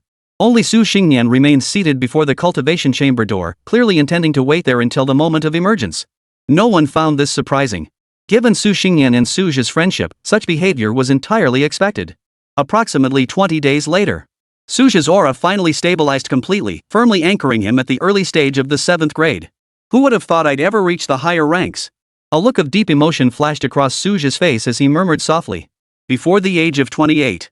Even the mid-tier realm was beyond his wildest dreams, let alone breaking through to the high-tier realm now. Having entered the high-grade realm, Suja would no longer be confined to the ground. Able to soar through the skies with his 7th grade power. Inside the cultivation chamber, he repeatedly attempted to float in midair. His movements were clumsy at first, but as time passed, he gradually mastered the technique. Beyond flight capabilities, High-grade martial artists also possessed exclusive special abilities. Bonding with mutated beasts. When a martial artist's spiritual power reaches a certain level and resonates with the heavens and earth, this spiritual energy carries the power of heaven and earth, sufficient to tame beasts. Of course, the contracted beast's strength must not exceed that of a high-grade martial artist. For most high-grade martial artists, beasts serve as vital combat companions. Many high-grade martial artists keep beasts as guardian deities for their estates. After all, once one reaches this realm, they often find themselves beyond their own control. Take the high-grade martial artists of South Sea Martial Arts University, for instance. Though not originally from the southern frontier, they reside here permanently, and their loved ones may not be in the South Sea. In such circumstances, loyal exotic beasts become especially vital. When Suja emerged from the seclusion chamber, Su Xingyan had been waiting for quite some time. Su, did you break through? The elder couldn't wait to ask. This matter concerns the future development of South Sea Martial University. I've succeeded. Suja replied with a smile. Since the breakthrough was bound to be discovered, it was better to disclose it openly. South Sea Martial Arts University had always been free of scheming and intrigue, so there was no need to worry about internal issues. As for the cult martial artists, unless an 8th rank powerhouse was deployed, Suja feared nothing. Moreover, this was Nanhai Martial Arts University. Cult martial artists wouldn't dare approach. All martial arts universities are equipped with cutting-edge monitoring systems. If an unknown martial artist exceeds a specific power threshold, the early warning system activates. Moreover, high-grade martial artists were already scarce throughout the Great Xia Empire. And cult organizations certainly couldn't possess many high-grade practitioners. Number no more than 3. Whether any of them are 8th rank remains unknown. He truly broke through. Su Xingyan exclaimed with unmasked delight. Only when Suja personally confirmed it did the old man's heart finally settle. It wasn't that he was overly cautious. After all, this was Suja's first breakthrough, and most had not held high hopes beforehand. Across the entire Great Xia Empire, it was exceedingly rare for a first breakthrough to reach such a high grade. The news spread like wildfire across Nanhai Martial Arts University, prompting elite practitioners like Yu Xiong to rush to the scene. The moment their eyes fell upon Suja, their gazes instantly lit up like sparks. He truly broke through. Our university gains another high-grade combat power. This is the first student to reach high grade since the university's founding. None present were fools. Simply observing Suja's composed demeanor and Su Xingyan's unmistakable joy, they knew this was absolutely true. Having attended high-level meetings, Suja recognized most of the high-level martial artists on campus. The white-haired elder standing at the forefront was none other than the principal who had left a deep impression on him. Though they had never interacted before, his newly attained cultivation level allowed Suja to respond with complete composure. You are Suja? Indeed, you are extraordinary. Yu Xiong smiled as he studied the young man before him. A mere glance revealed the unique aura emanating from the youth, resonating in perfect harmony with the heavens and earth. This was the hallmark of a 7th rank martial artist. Yet in the midst of the South Sea Martial Academy's collective excitement, none had taken the time to discern this subtle, profound fluctuation. Principal. Suja responded with respectful deference. For this legendary figure who had personally founded Nanhai Martial University, he harbored deep respect in his heart. 80. Appointed Vice Dean. Vanished from the 6th rank genius rankings. Long before enrollment, Suja had already researched much of the principal's background. Yu Xiong soon engaged Suja in conversation. However, their conversation did not revolve around cultivation matters, but rather trivialities. Clearly, the principal intended to bridge the gap between them through these everyday topics. This scene made many high-ranking martial artists secretly envious. They didn't even have the chance to approach Suja. Rank has its perks. Not to mention the principal's absolute dominance in terms of strength. After the small talk, Yu Xiong finally cut to the chase. Have you concealed your cultivation level? From the school standpoint, revealing the truth could bring numerous benefits. But from a personal perspective, retaining some of his strength was clearly more advantageous for Suja. For this very reason, Yu Xiong did not force Suja to promote the school. The high-ranking martial artists observing the ceremony now wore complex expressions. They suddenly realized they had overlooked the most crucial matter: the will of the person involved. After all, now that Suja had ascended to the high-grade level, many matters were no longer within the school's purview to decide. This was a genuine high-ranking martial artist. Suja paused slightly at the mention, not expecting the principal to bring this up. This display of respect warmed his heart. He was well aware of the benefits publicizing his cultivation level would bring to Nanhai Martial Arts University, and had in fact long accepted this possibility. Now, with considerable confidence in his own abilities and the school's generous treatment of him, disclosing his cultivation level was nothing more than a formality, something he could readily accept. Yet seeing an unspoken understanding suddenly brought into the open was bound to be startling. No need to hide it anymore. Having attained such high cultivation, you'll have to show your hand sooner or later. You couldn't hide it forever. Suja spoke with casual nonchalance, yet everyone present understood his true meaning. This was clearly paving the way for Nanhai Martial Arts University. Yuxiong's eyes brimmed with even greater admiration, his already favorable impression of Suja growing by another threefold. The martial arts entrance exams are approaching. If you want to promote it, you'd better hurry. Suja even offered the reminder proactively. He genuinely hoped Nanhai Martial Arts University would recruit more talented individuals. After all, he alone couldn't carry the entire martial arts academy. That's absolutely right. Promoting it sooner means seizing the initiative. The high-ranking officials of Nanhai Martial Arts University all agreed. It must be noted that Nanhai Martial Arts University is no longer what it once was. It had at least broken free from the ranks of ordinary martial arts academies. Now was the time to press the advantage. That day, the campus broadcast suddenly came on. This is an official announcement. Professor Suja of our academy has officially ascended to the 7th rank realm.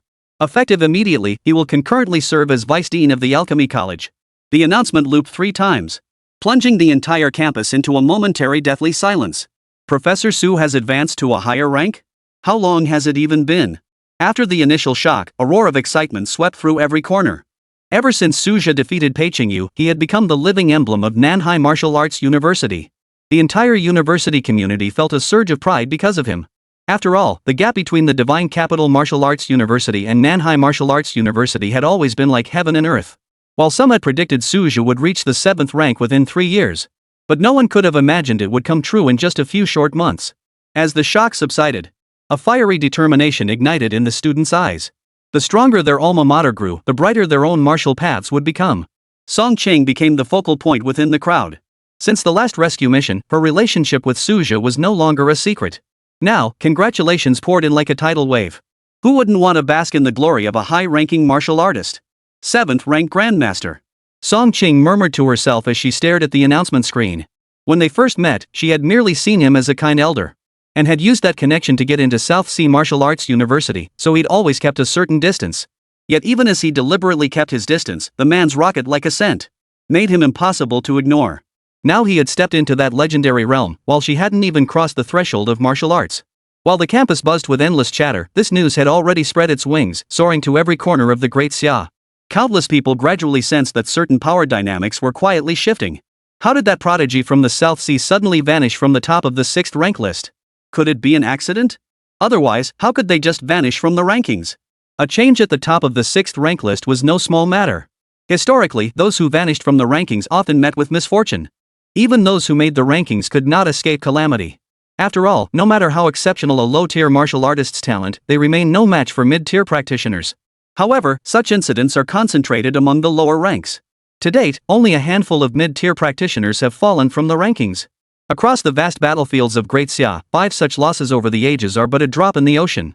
Now, the South Sea's prodigy has suddenly dropped off the rankings. At first, no one gave it much thought. How could the shackles of high-tier cultivation be broken so easily? Until someone noticed the master rankings stirring. That name now stood at the very bottom of the 7th grade list. He advanced to high grade? Wasn't he only ranked 6th grade half a year ago? The entire nation was in an uproar. The difficulty of reaching the high rank threshold was evident from the sparse names on the Grandmaster list. Who could have imagined someone would quietly cross that chasm? The prodigies who once vied for the top spot in the 6th rank now collectively fell silent.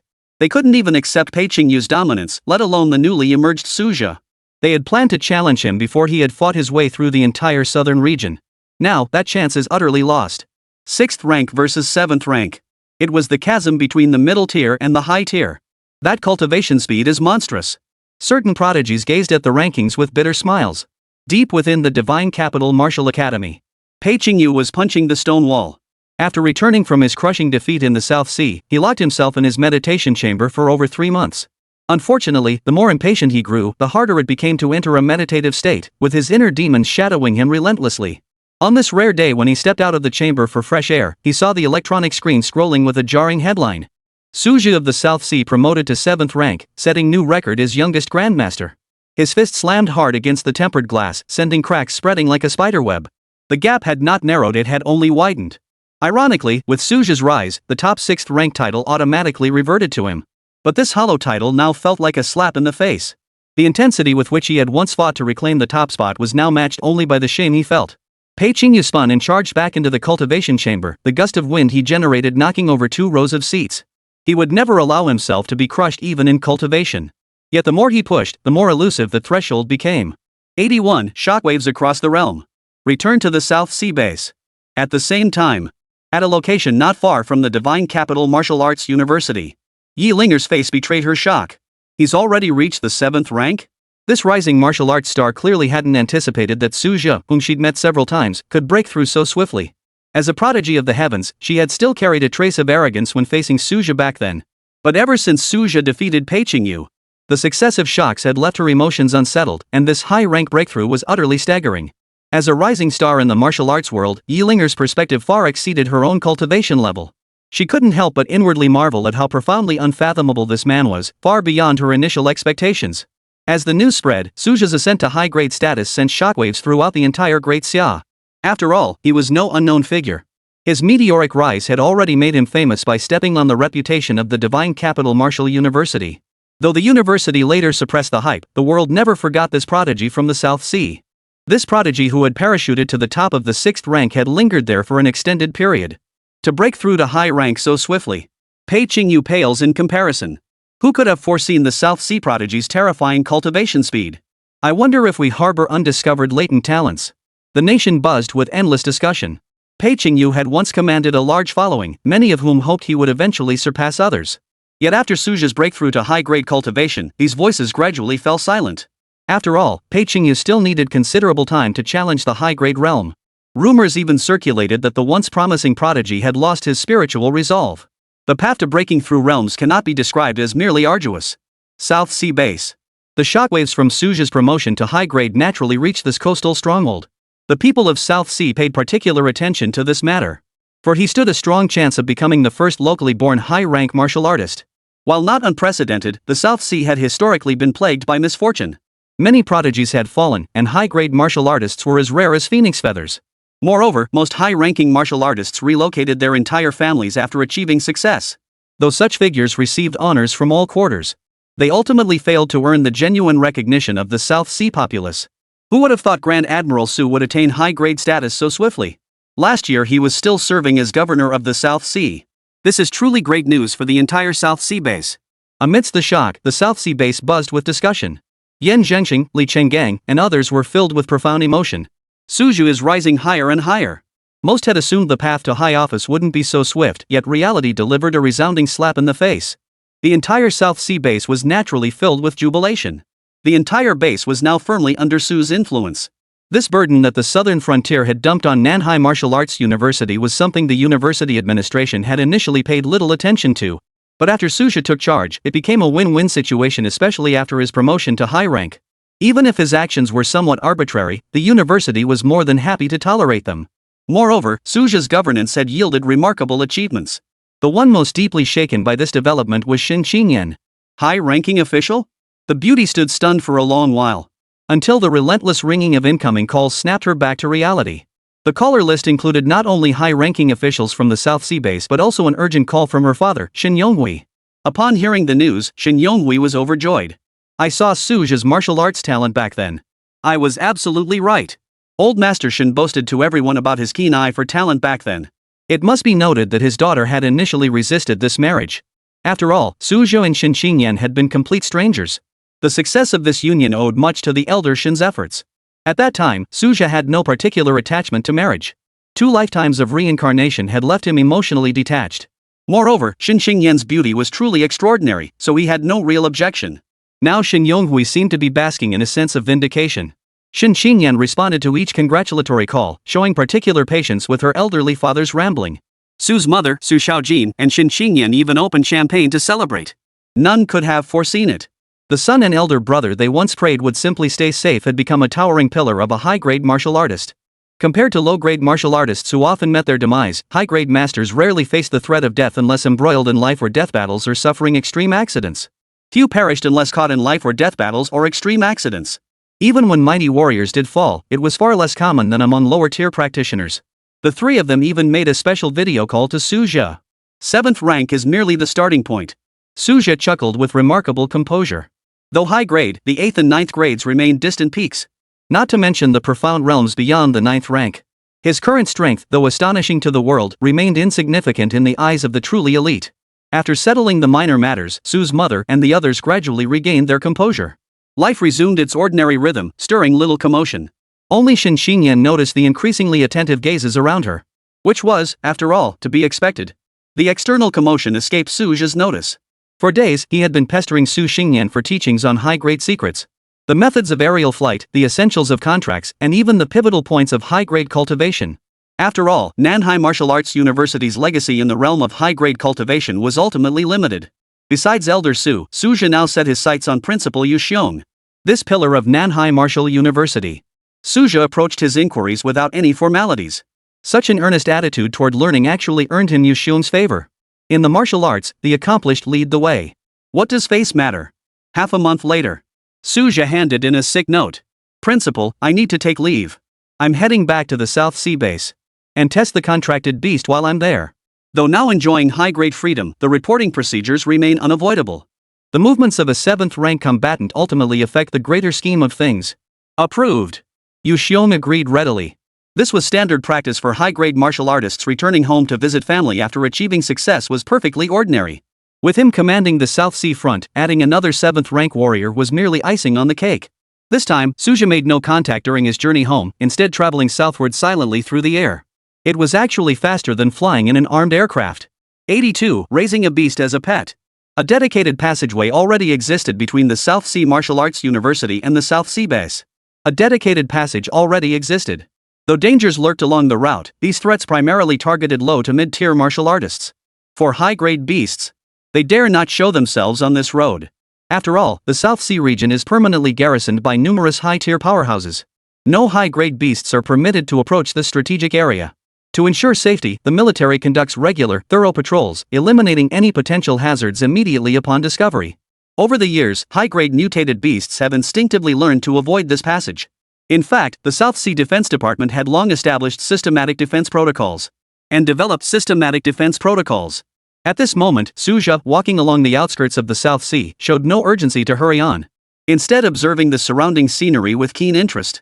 Under the influence of the revived spiritual energy, the once barren wilderness had transformed into a primeval jungle.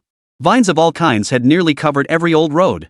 Only this passage remained passable, thanks to the mercenary group's years of adventurous supply runs. Still bore faint traces of human activity. Although he had previously ventured out on missions from the base, Suja had always treaded carefully back then, fearing unforeseen dangers. Now, having ascended to the 7th-rank realm, his perception and spiritual power had undergone a qualitative leap. Life signs within a kilometer radius were now fully within his grasp. At this moment, he sensed a 3rd-rank beast nearby. However, such a low-tier existence no longer stirred his vigilance. Strolling about at leisure, it truly felt like sightseeing. Which beast would be the most suitable to contract?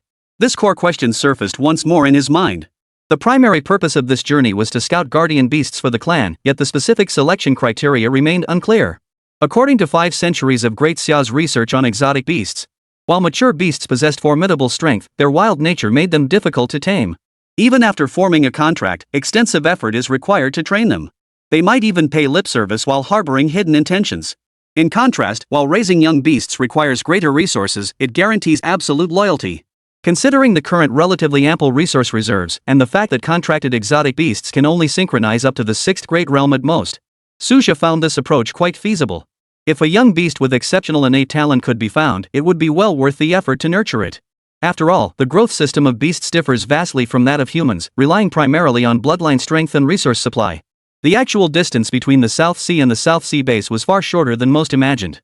Moreover, Suja was now a high-grade martial artist, whose pace of travel was entirely different from that of ordinary people. Within half a day, he had already approached the outskirts of the South Sea base.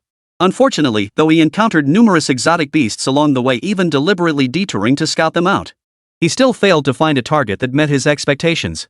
Just then, Suja's spiritual senses suddenly detected a swiftly moving figure. Its energy fluctuations were extremely faint, not even reaching the 1st-rank realm. Yet it unleashed speed comparable to that of a 3rd-rank martial artist.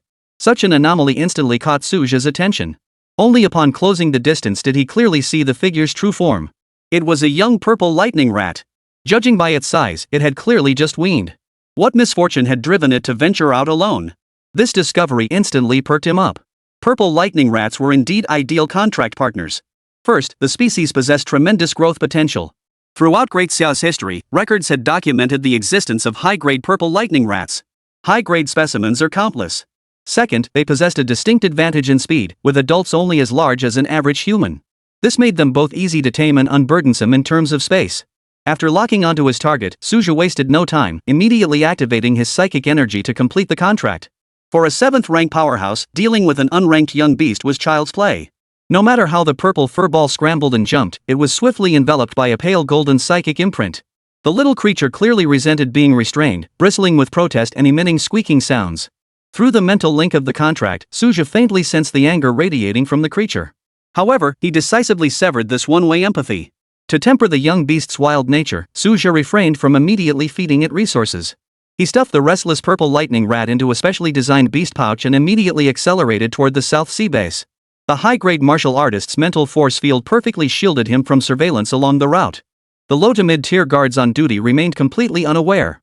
As the last rays of sunset bathed the base's alloy exterior walls, Suja had already silently scaled the 30-meter-high protective barrier. Like a specter merging with the shadows. The Su family. Despite Suja's vastly improved abilities and the family's abundant wealth and resources, Su's mother and Xinqingyan had never considered relocating. Given their current social standing, trading up to a villa would have been entirely appropriate. Even the martial artists at the South Sea base couldn't fathom Xinqingyan's choice. We're used to it here. No need for the hassle. Xinqingyan's response was always concise. Besides, with only 3 people in the household, moving into a spacious villa would only make it feel empty. It was now dinner time. The dining room was filled with the fragrant aroma of spirit rice. The table was set with exotic beast cutlets and spirit-infused vegetables. Though not mutated varieties, they had been cultivated using spiritual elixir. Regular consumption of such ingredients benefited both martial artists' physiques and ordinary people's health. At first, Su's mother felt quite pained by the spiritual stones consumed with each meal. Ultimately, Xinqingyan's persuasion, consider it an investment in Xiaojin's martial foundation, gradually won her over. Knock knock. The sudden knocking startled the 3 diners. Probably just a neighbor dropping by. Xinqingyan set down her chopsticks and turned to signal her daughter, who was shoveling rice into her mouth. Xiaojin, go answer the door. The faint creak of the door hinges followed. Su Xiaojin's excited cry burst through the entranceway, Daddy! Su's mother and Xinqingyan, both mid-chew on the exotic beast's meat, froze simultaneously, their chopsticks suspended mid-air. They had assumed Su Zhe, who had just been promoted to 7th rank, would be gone for at least a month. Unexpectedly, he now stood before their doorstep without warning. Mom, Qingyan. Dust-covered Su Zhe stepped over the threshold, his gaze sweeping over his daughter's increasingly fierce aura. In just a year's time, Su Xiaojin's vitality had already surpassed 300 calories. That level would place her in the middle range even among the martial arts class seniors. And she still had several years before her martial arts college entrance exams. 83, so cute. Daddy wants it. Xiaozhe, have you eaten yet? Why didn't you say something earlier? Su's mother spoke up directly. Though Suja had now reached the high-grade realm, he still dared not act presumptuously before his mother. However, Su's mother was an ordinary person, unaware that Suja could now go years without eating.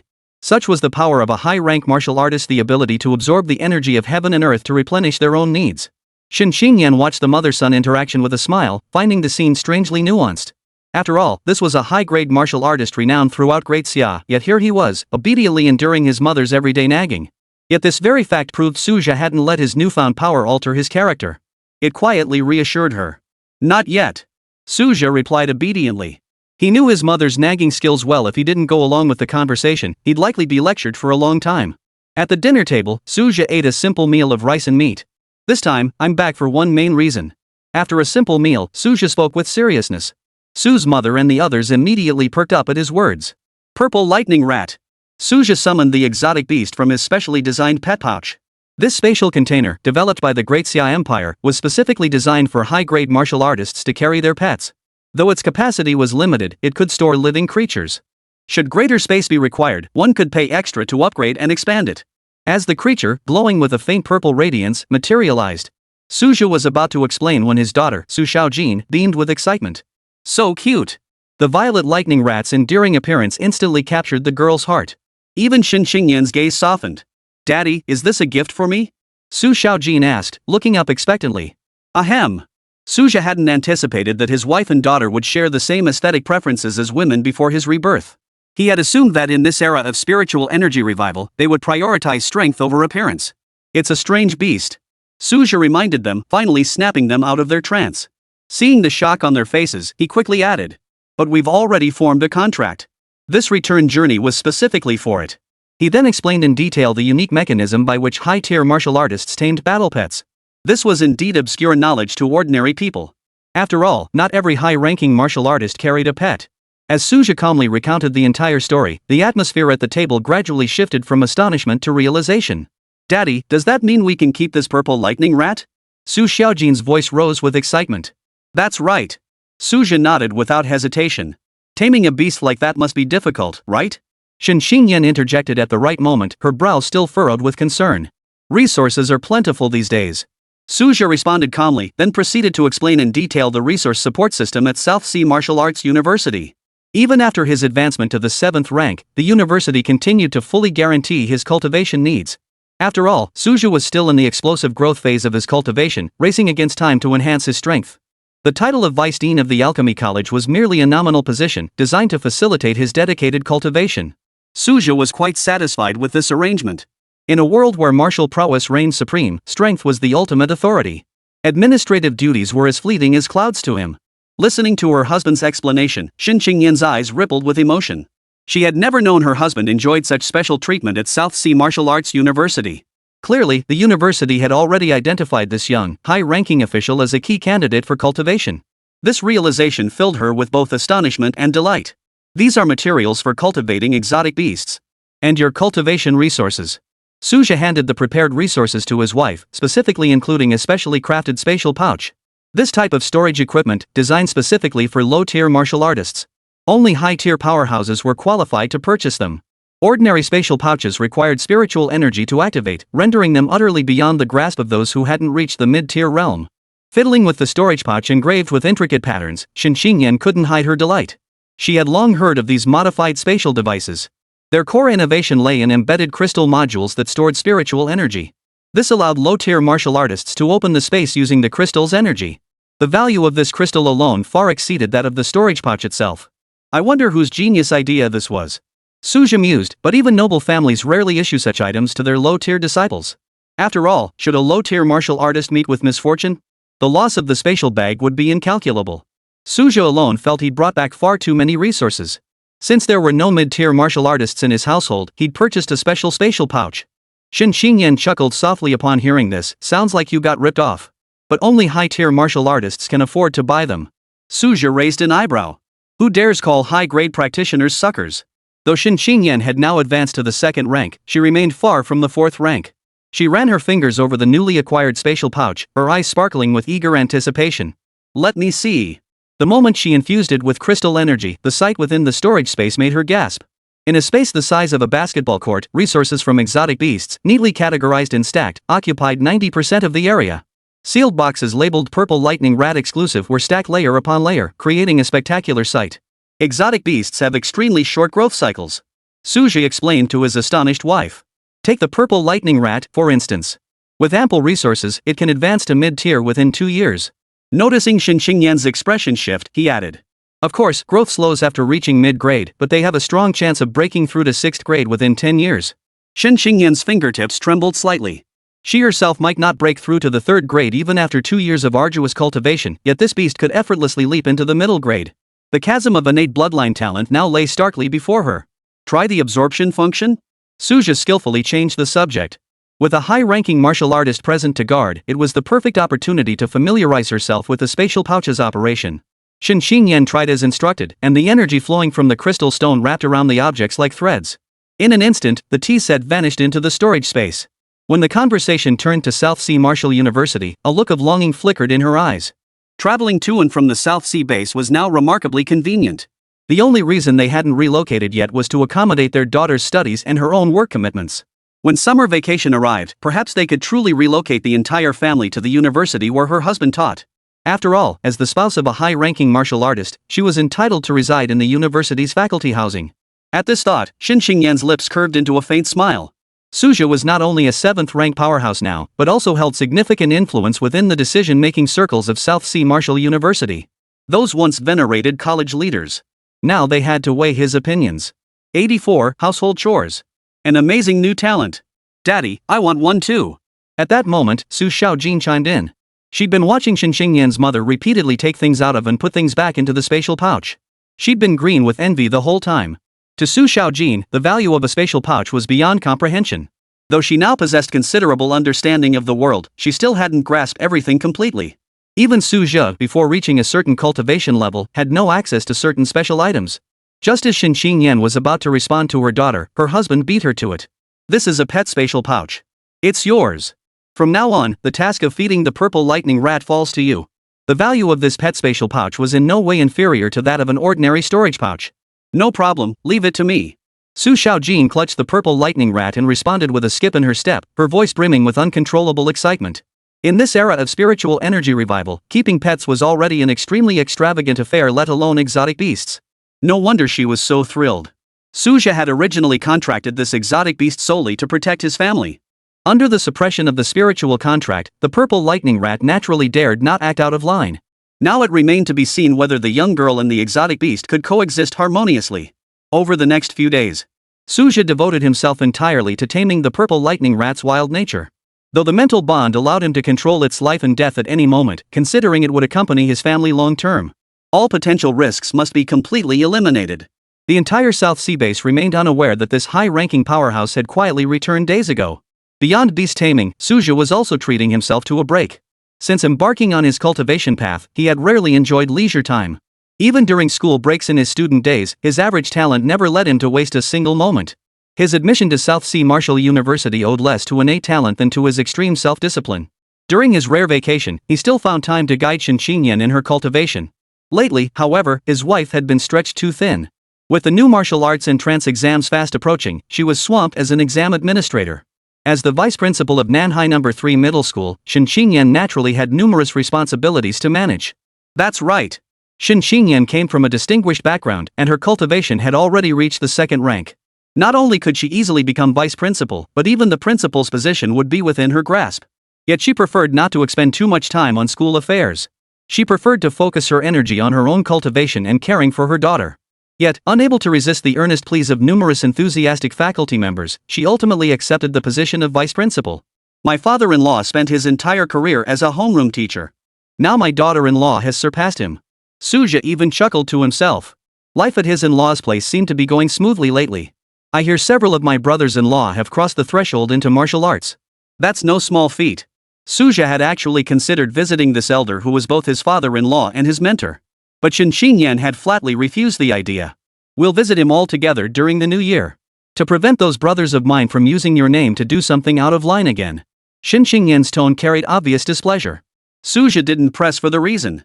It was obvious even a fool could tell his brothers-in-law were unreliable. After years of training, they'd barely scraped their way into the ranks of martial artists. And they were still living off their parents. Even if such mediocre talents manage to become martial artists, don't expect them to fight beasts on the battlefield. But at least after becoming martial artists, their social status and benefits would improve somewhat. At least he wouldn't be a burden to his father-in-law anymore. What Su Zhe didn't know was that his older brothers-in-law had been borrowing resources in his name. In the end, they couldn't repay the debts. The matter reached Shen Xingyan's ears. After all, family scandals shouldn't be aired in public. Shen Xingyan privately resolved the matter without even informing Su Zhe. From then on, her relationship with her brothers became somewhat strained. This was all before Su Zhe's promotion to high-rank martial artist. Now that Su Zhe had ascended to the ranks of a high-grade martial artist, there was no guarantee those brothers wouldn't harbor new ambitions. Therefore, Shen Xingyan firmly refused to let her husband set foot in the Shen family compound. Su Zhe, however, didn't dwell on the matter. Though he hadn't visited the Shen residence, he had explored numerous locations within the South Sea base. He observed the martial arts college entrance exam preparations at various high schools. As Su Zhe enjoyed his vacation, the heated discussions about his promotion to high-grade martial artist finally began to subside. Countless media outlets sought interviews with this newly elevated high-grade martial artist. Unfortunately, Su Zhe was currently stationed at the South Sea base. These reporters couldn't even get past the gates of Nanhai Martial Arts University. Time to draw the next ability. After adjusting his state, Su Zhe's craving for power surged once more. He truly couldn't sit still. The pursuit of power never stagnates just because one has advanced to a higher rank. The ability will spun rapidly, drawing even Su Zhe's own gaze with unguarded anticipation. The will finally came to rest on a beam of multicolored light. This was clearly a promising ability, though it remained unclear whether it was cultivation related. Draw successful. Congratulations on obtaining the Mirror Heart Trial card. The holder can focus their mind and calm their spirit, greatly benefiting mental cultivation. Valid for 30 days. Even Suja hadn't anticipated drawing such a talent. Seemingly unremarkable, but an ability that aids in cultivating one's mental state is absolutely not to be underestimated. If he remembered correctly, someone in the history of Great Xia had possessed a similar talent, though the memory was faint. Fortunately, he could still look up related information through the Star Network. The 50th high-grade martial artist in human history was precisely the bearer of this talent, active during the early stages of the spiritual energy revival. Though records of this talent were scarce, Suja keenly grasped the crucial details. Who among those who rose to prominence during the early stages of the spiritual energy revival wasn't a prodigiously gifted genius? Remember, in that era of martial ignorance, there were no established systems for cultivation. Everyone had to figure it out on their own. Any martial artist who broke through to the high-grade realm was a figure capable of founding their own school. Yet this gifted individual lacks even detailed records, highly likely having transcended to even greater realms. With this realization, Suja began to sense this ability without hesitation. In an instant, his mind became as still as an ancient well. The restlessness born from his pursuit of power quietly dissipated. Even more unexpectedly, the harmony between his spiritual power and the cosmic energy significantly improved. It was no longer like before. Mobilizing the power of heaven and earth no longer consumed vast amounts of spiritual energy. Even his cultivation base was growing slowly.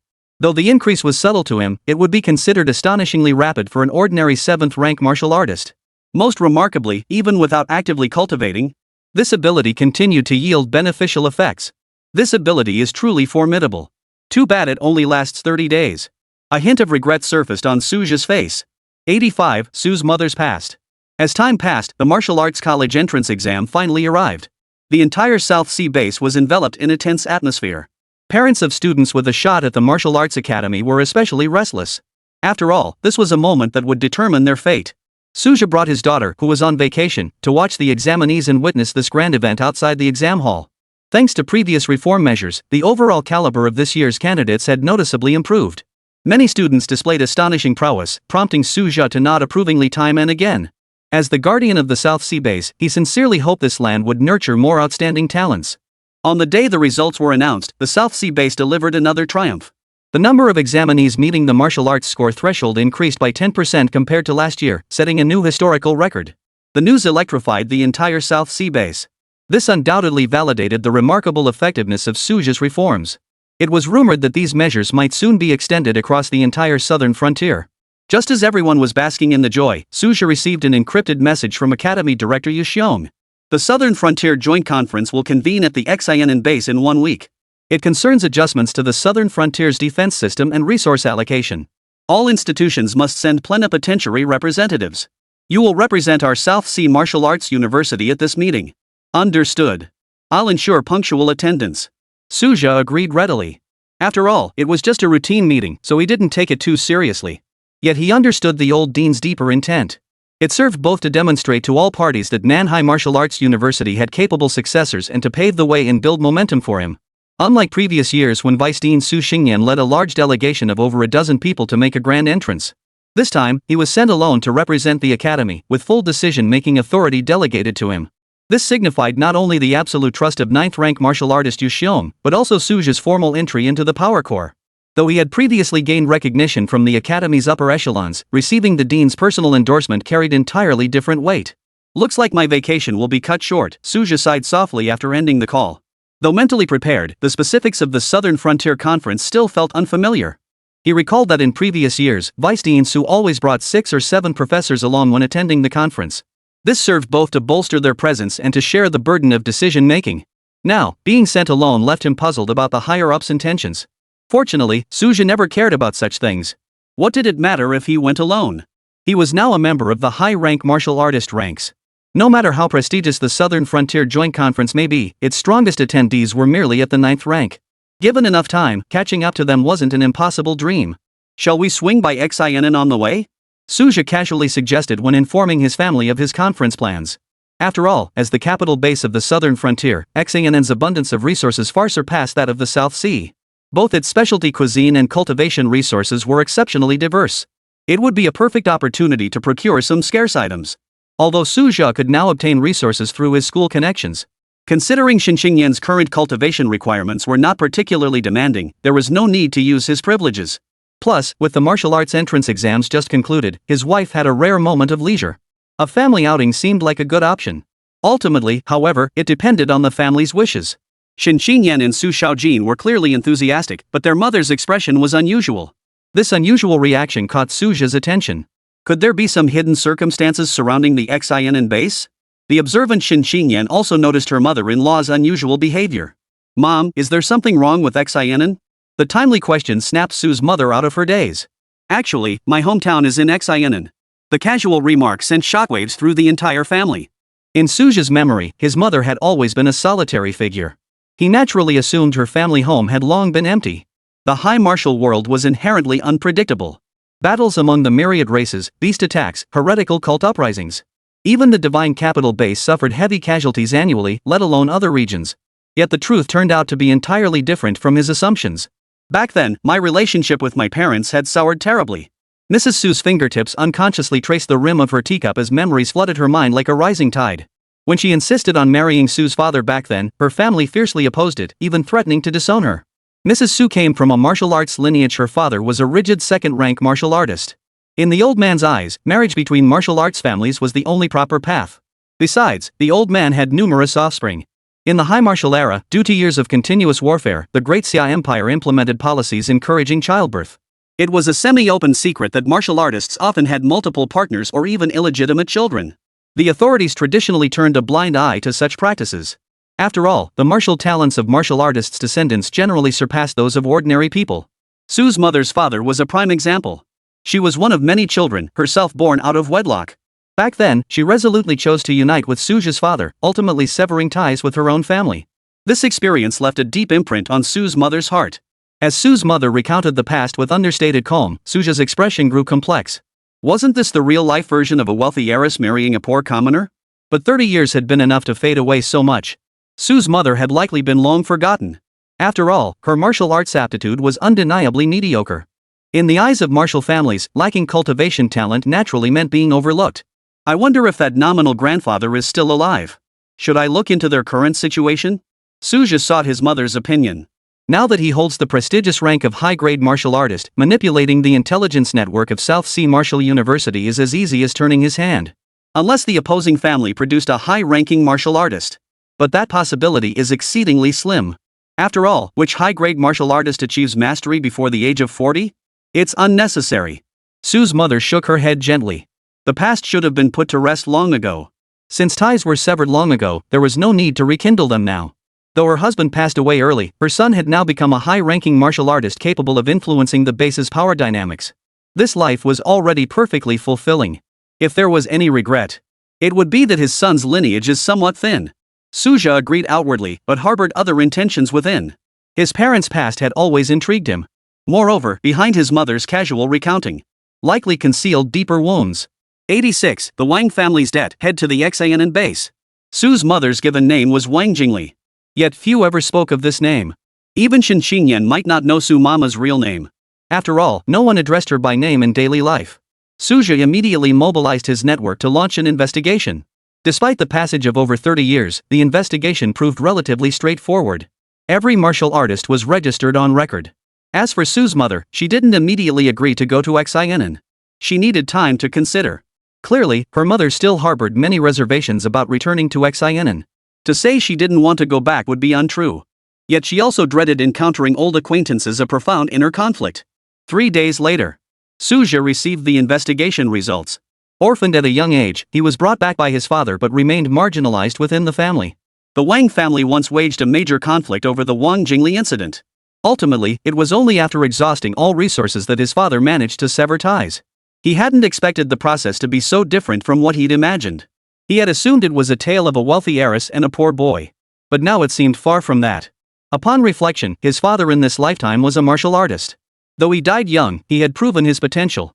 He couldn't be called a poor boy. It was my mother's fate that truly evoked pity.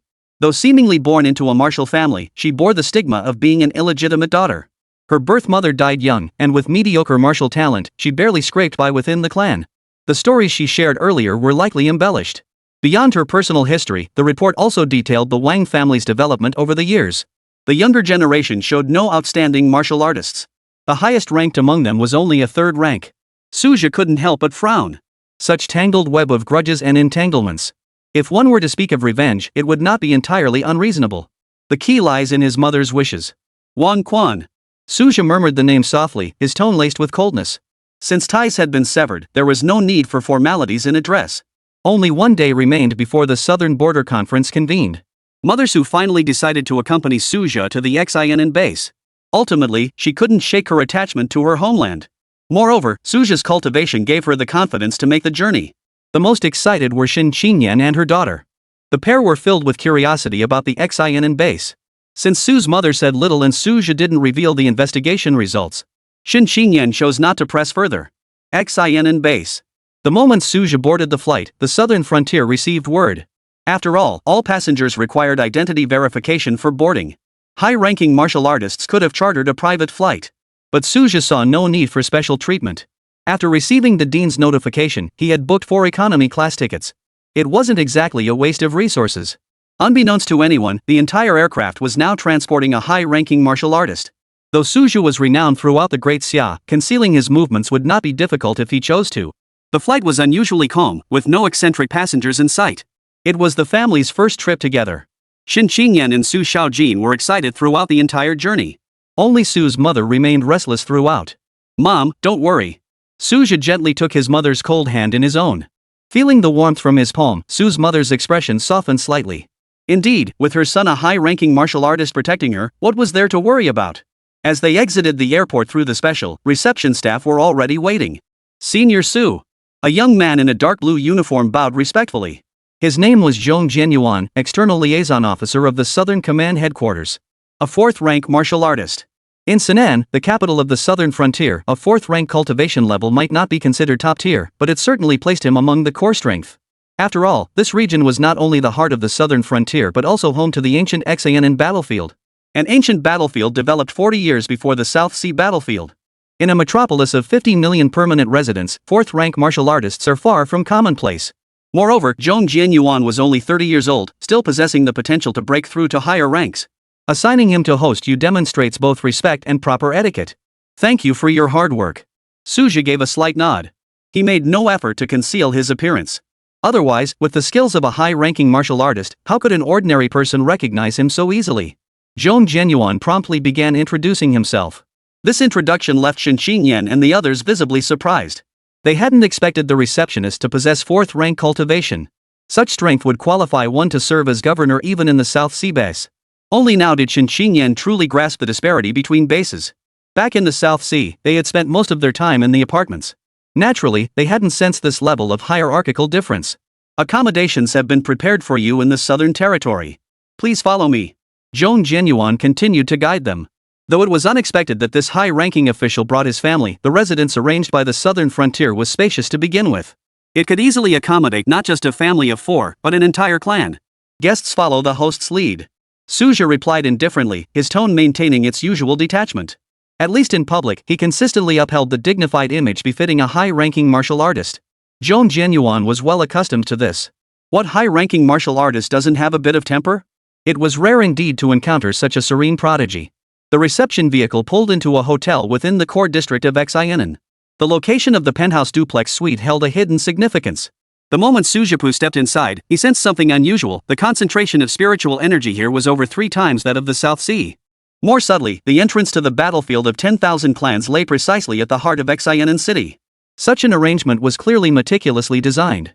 Should the battlefield turn hostile, the entire base could instantly form an encircling formation. The sights along the route from the airport to the hotel were equally staggering. The density of martial artists on the streets was astonishingly high, with the aura of mid-tier practitioners frequently passing by. Xianan truly lives up to its reputation as the capital of the southern frontier. Suja marveled inwardly. Both in quantity and quality, it far surpassed Nanhai. After settling their luggage, the family embarked on their exploration of Xianan. Zhong Jianyuan, a 4th-rank martial artist, served as their guide, leading them through the bustling city streets. What Suja didn't know was that Zhong Jianyuan had actively sought this hosting assignment. That day at the Sinan University Martial Arts Arena, he had witnessed that earth-shattering duel with his own eyes. When the divine capital's prodigy, Pei Qingyu, unleashed his overwhelming aura that engulfed the entire arena, even fellow martial artist Suja felt a suffocating pressure. That overwhelming power was something the screen could never convey. Precisely because of this, when Suju emerged from nowhere to shatter the myth, Zhong Jianyuan's inner shock far surpassed that of ordinary people. Now, accompanying this legendary figure, he willingly served as an attentive commentator. 87. Senior Su, the pillar of the southern frontier. The shockwaves Suja unleashed extended far beyond his defeat of Pei Qingyu. In mere days, he ascended into the ranks of high-grade martial artists. This has made him the focal point of the entire southern frontier. Across the Great Xia, 7th-rank martial artists are not exactly rare as hen's teeth. But within the southern frontier's territory, their numbers were undeniably scarce. Zhong Jianyuan's inner shock was unimaginable. Of course, he also harbored personal motives. Establishing a favorable connection with this prodigy could only be advantageous. He sensed vaguely that the figure before him would never stop at the 7th rank. Upon actually meeting Su Zhou in person, that unique aura became even more pronounced. First came the innate sense of pressure stemming from the gap in cultivation, like facing a drawn blade. Yet this state of sharp, exposed edge was only natural. After all, Suju was still under the blessing of the mirror heart, his entire being shrouded in the lingering resonance of the power of heaven and earth. Zhong Jianyuan led the group to XANN's largest food distribution center. This is the base's most comprehensive food distribution center. You can find traditional snacks from before the spiritual energy revival. He described it with great familiarity, clearly knowing the place inside out. Su Shaojin couldn't tear herself away from the dazzling array of snacks. While the South Sea base had some snacks, the variety here far surpassed theirs. The young girl had long grown tired of the same old options. These prices rivaled those of elixirs. Shen Xingyan frowned at the price tags. Rarity makes things valuable, after all. These are luxury items meant exclusively for the warrior class. Since we're in XINN for a rare visit, why not let the child enjoy herself? Suja smiled as he reasoned with his daughter. With his current financial standing, this expense was but a drop in the bucket. Besides, martial artists' physiques aren't affected by snacks anyway. You just spoil her. Shen Xingyan shot her husband a reproachful glare. Even after advancing to a higher rank, Suja's temperament remained unchanged. This brought Shen Xingyan immense comfort. His enhanced strength hadn't altered his core nature. For the first time ever, Su's mother didn't intervene, letting her granddaughter pile items into the shopping cart until it resembled a small mountain. Upon stepping into the XINN base, layers of nostalgia welled up in Su's mother's eyes. Despite the passage of over 30 years, XINN base had long since changed beyond recognition. Yet those familiar-looking streets and alleys still stirred her emotions. Jing. Li? A hesitant call suddenly rang out. The voice carried a long-lost familiarity. Mrs. Su whirled around, her gaze locking with the weathered face beneath the janitor's uniform. Jean. Yen? Mrs. Su's fingertips trembled slightly as she uttered the old friend's name. It was hard to reconcile the vibrant young girl from her memories with the haggard woman before her. It really is you. I never thought I'd see you again in this lifetime. The woman's eyes instantly filled with tears. The sight of the two old friends embracing tightly left Suju and the others exchanging bewildered glances. Who could have imagined that after 30 long years, they would chance upon an old acquaintance in the vast sea of people at XINN? Zhong Jianyuan sensibly stepped back half a pace. His gaze swept over Suju's profile as he gazed at his mother, adding another layer of admiration for this prodigy in his heart. In an era where martial families often prioritized martial prowess over familial bonds, such heartfelt affection between mother and son was truly rare. Much like the Great Xia's tacit approval of martial artists having multiple wives and children. While this produced more promising cultivation prospects, it also sparked countless disputes over resources. Even the authorities struggled to mediate these familial conflicts. After all, they were the ones who encouraged procreation in the first place, and now they were reaping the bitter consequences. High-caliber martial artists like Suja should be pressured to expand their lineage. Yet judging by this prodigy's demeanor, he seemed more inclined to let nature take its course. 10 minutes later, Su's mother and her old friend Jean Yen finally pulled themselves away from their reunion. To Suju and the others, it seemed they could have kept chatting for days on end. Su's mother now looked slightly flustered. The unexpected reunion with an old friend had nearly made her forget that her son and the others were still waiting nearby. "This is my old classmate Jean Yen," Mrs. Su formally introduced.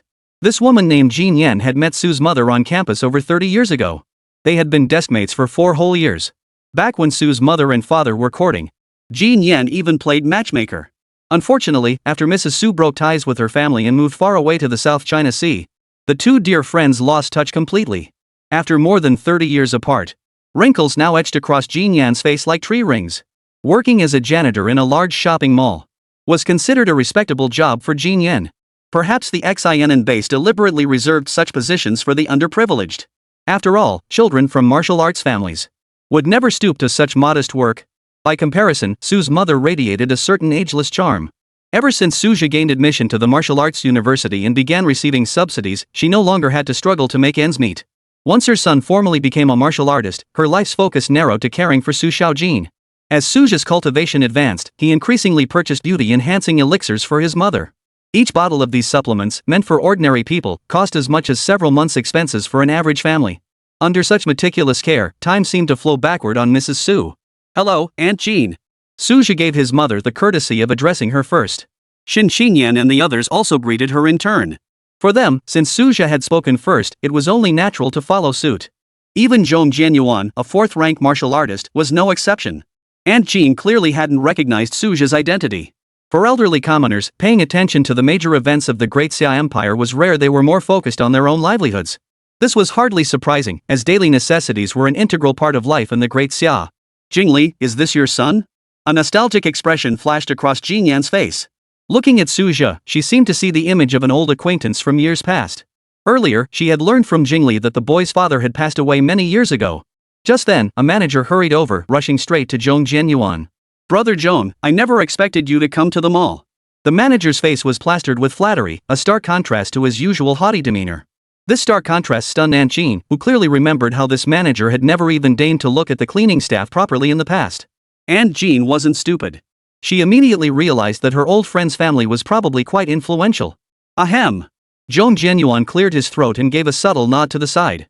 This manager was actually a distant relative of his, having secured the position as mall supervisor through connections. Usually sharp, today he was inexplicably oblivious. Only then did the manager notice Su Zhe and his companions. He hurriedly bowed.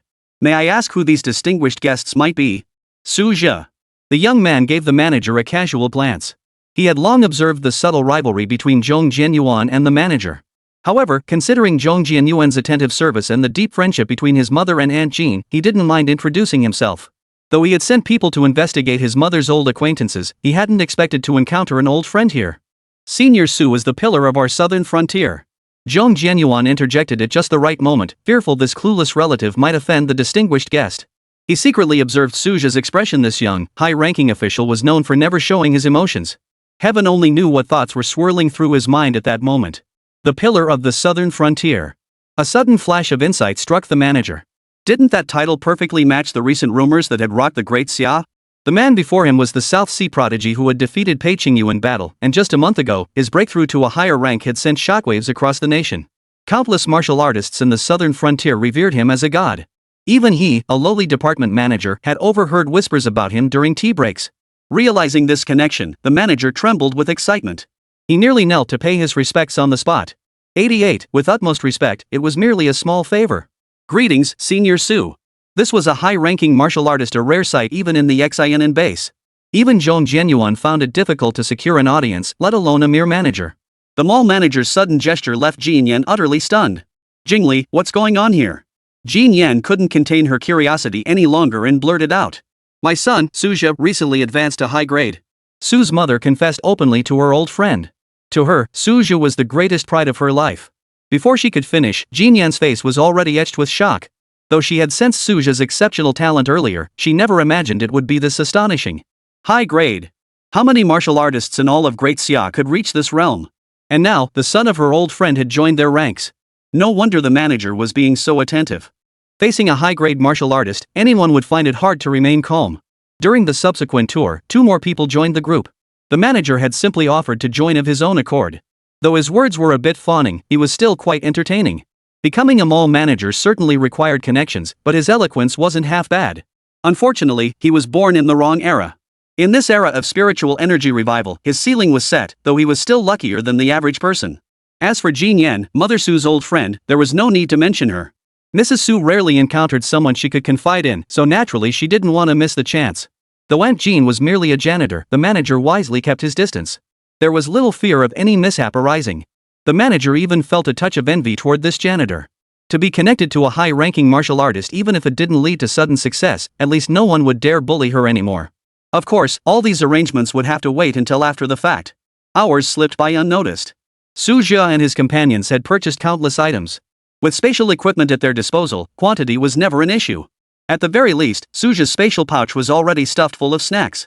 Seeing the smile on Su Xiaojin's face, Su Zhe simply let her be. Truth be told, he'd bought quite a few snacks himself, not because he was greedy, but mainly out of nostalgia. Finally, Sue's mother and Aunt Jean bid each other a tearful farewell, though they had at least exchanged contact information. Aunt Jean seemed to be in a daze, still reeling from the news that Suja was a high-ranking official. "Aunt Jean, you're now the cleaning supervisor," the manager beside her flattered. A mere supervisor position meant little, but connecting with this high-ranking individual was absolutely worth it. This unexpected windfall left Jean Yen even more dazed.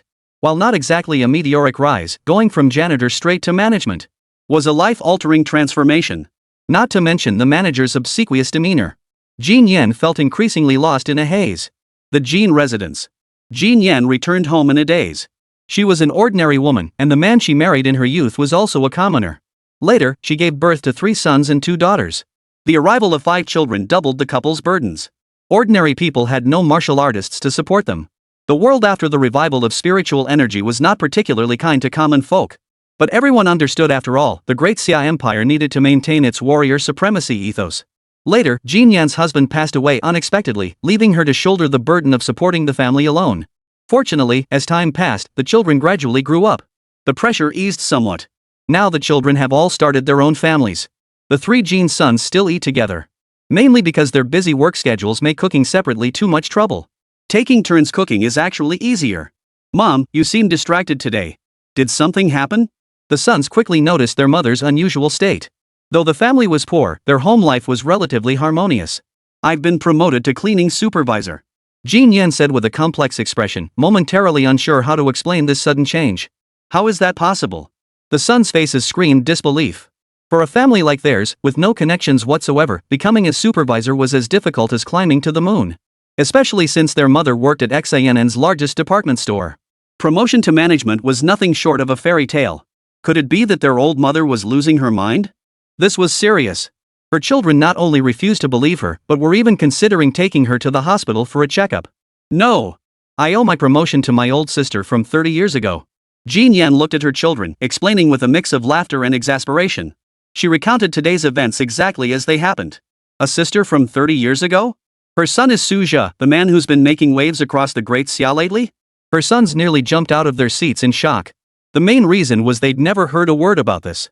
The crucial point was that the Jean family had suddenly stumbled upon such a tremendous opportunity. The entire family was so excited they couldn't sit still. Everyone knew what it meant to be connected to a high-ranking martial artist. "We mustn't get carried away. Mom's friendship with Aunt Sue is one thing. The real question is how that South Sea prodigy will respond." The sons and daughters-in-law chattered away in a flurry of opinions.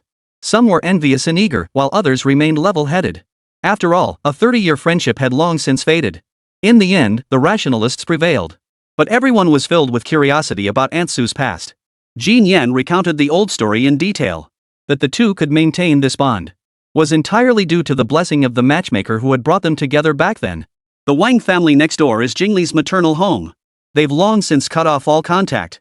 Recalling the past, Jean Yen couldn't help but sigh. Had the Wang family not been so ruthless back then? Riding the wind of a high-ranking martial artist, they could have soared to great heights. Instead, they'd become sworn enemies. If the Su family truly decided to settle scores, the influence of high-level martial artists is undeniable.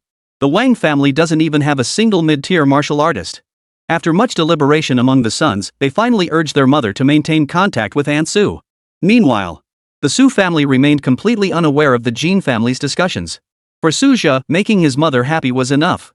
Arranging for Aunt Jean was no trouble at all. "It's been ages since I've seen Auntie this happy," Shin Xingyan whispered softly into Suja's ear. Usually, she spent more time with Su's mother. By comparison, Suja was indeed less attentive. Exhausted from the journey and a full day of activities, he collapsed into bed upon returning to the hotel. Tomorrow he had to attend the Southern Border Conference. 89, the Southern Border Conference, the spotlight event. The next day, Suja didn't bring Zhong Jianyuan alone, only instructing him to continue accompanying Su's mother and the others as they toured the XINN base. He had memorized the location of the Southern Frontier Grand Commandant's office long ago. As the guards at the entrance moved to stop him, Suja suddenly released a high-grade aura of authority. "Where is the Southern Frontier Conference being held?" After this simple inquiry, the guards instantly recognized him as a high-ranking attendee. Anyone permitted into the conference hall was undoubtedly a formidable figure. "It's Suja." One guard suddenly recognized him. This time, Suja wore no disguise. Footage from the 6th-ranked genius battle had already spread far and wide across the southern frontier. That face was familiar to many. Not to mention he was now a high-grade talent. Guided by the guard, Suja entered the conference room. At that moment, only a handful of people were present. The seating chart indicated that South Sea Martial University occupied a position toward the back. Suja didn't mind. After all, the university had sent only him this time. The arrangement had been reported in advance and was perfectly reasonable. After taking his seat, he closed his eyes to rest. Though unaware of the meeting specifics, he suspected it wouldn't be straightforward.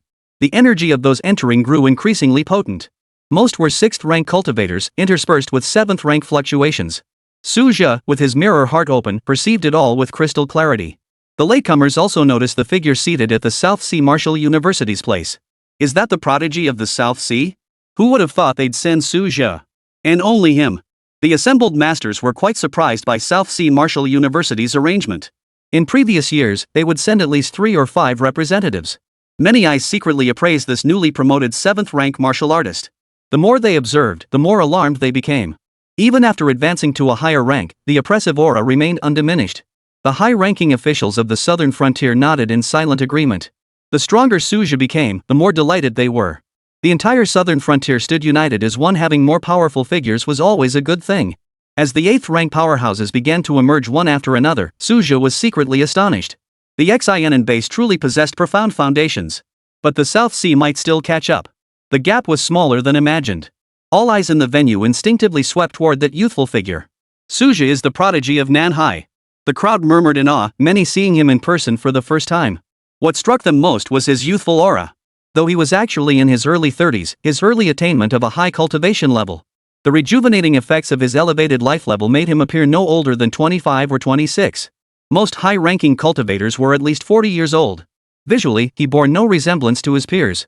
The actual age gap wasn't quite as vast as his appearance suggested. Suja could feel all eyes fixed on him. Fortunately, having endured countless moments of intense scrutiny, he was long accustomed to it. Combined with the profound state of the mirror heart, he remained utterly composed. This composure left a deep impression on many attendees. At that very moment, Su Shoshuan, the Grand Commander of the Southern Frontier, arrived. The imposing aura of a 9th-rank official mingled with the presence of a high-ranking figure.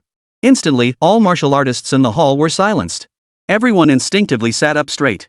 Only Suja remained composed, his expression unchanged under the influence of the mirror heart. Su Shoshuan's gaze immediately locked onto this newly elevated high-rank martial artist. He had heard too many legends about Suja. The first tale he'd heard. The South Sea base was attacked, and a 5th-rank martial artist stood his ground against overwhelming odds. Yet within mere days, he shattered his own limits. First, he defeated the divine capital's prodigy, Pei-Qingyu. Then, he ascended directly to the high-grade realm. Such legendary feats were unparalleled in the southern frontier. Su Shoshuan had seen countless geniuses, but such a prodigy was truly rare. Impressive. Su Shoshuan silently assessed. The opponent's aura surged like tidal waves, constantly rising. He had known this youth possessed a special awakened talent. Now it seemed that the power of his bloodline far exceeded what the intelligence reports had indicated. But the Grand Marshal had no intention of delving deeper. What warrior doesn't have secrets? As long as he remains loyal to Great Xia, that's all that matters.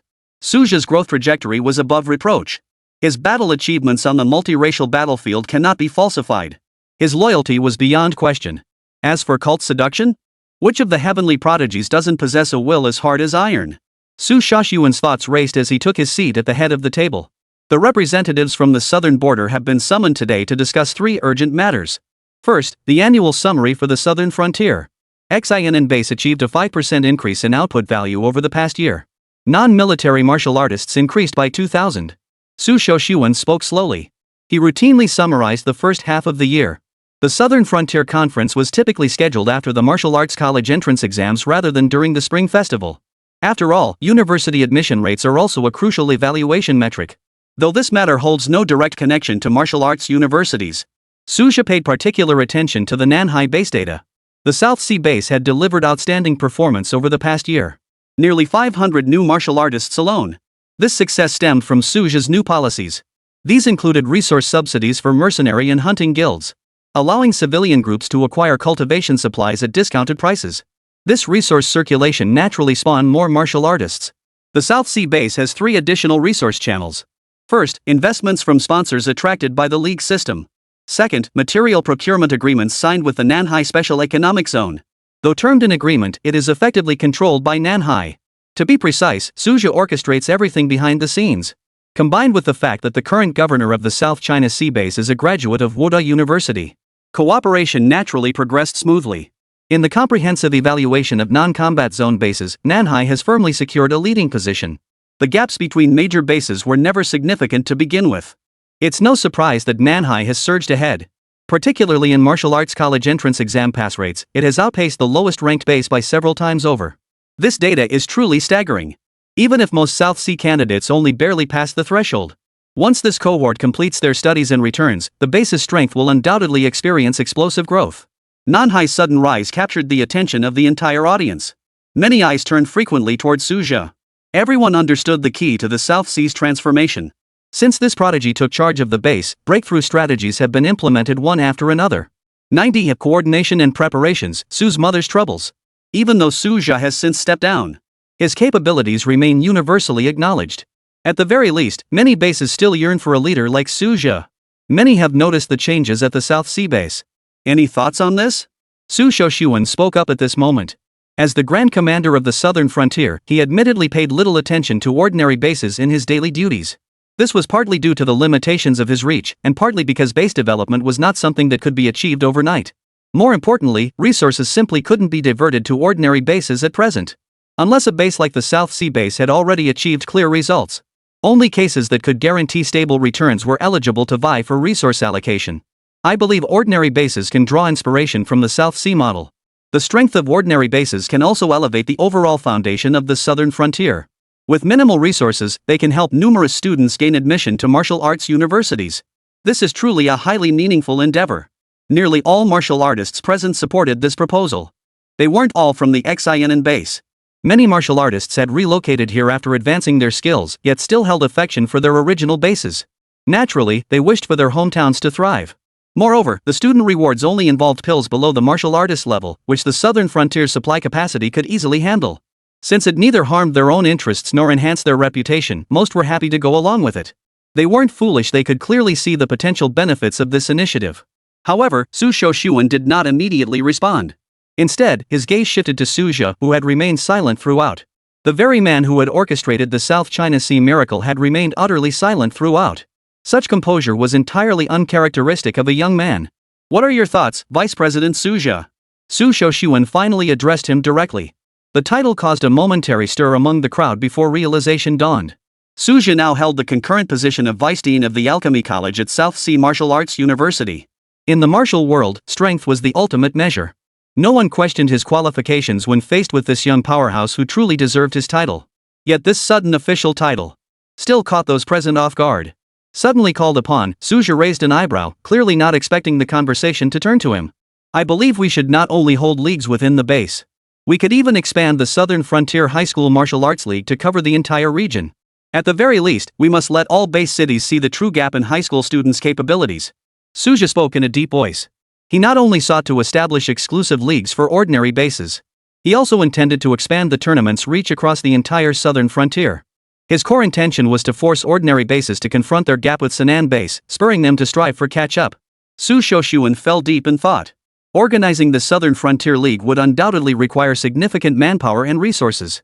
For instance, arranging transportation for high school students across regions to participate in cross-regional competitions. But the results would undoubtedly be significant. Just look at the South Sea base competitive mechanisms can indeed effectively elevate overall capabilities. Many high school students fall short of the martial arts college entrance exam cutoff. Part of the reason is a lack of self-discipline. Training remains a tedious endeavor for young people. If potential could be ignited through stimulation, perhaps they could break through their bottlenecks. Su Shoshuan was genuinely tempted. However, the specific plans still required further discussion. Whispers of discussion began to rise among the martial artists present. They generally found the proposal feasible. After all, most martial artists present had settled in Xianen. If a region-wide tournament were held, Xianen students would undoubtedly shine brightly. Their offspring were likely among the competitors, so naturally, none objected. This matter is postponed for now. Next, we shall discuss the affairs of the battlefield of 10,000 tribes. After multiple requests, the Great Xia will temporarily deploy martial artists to support the southern border.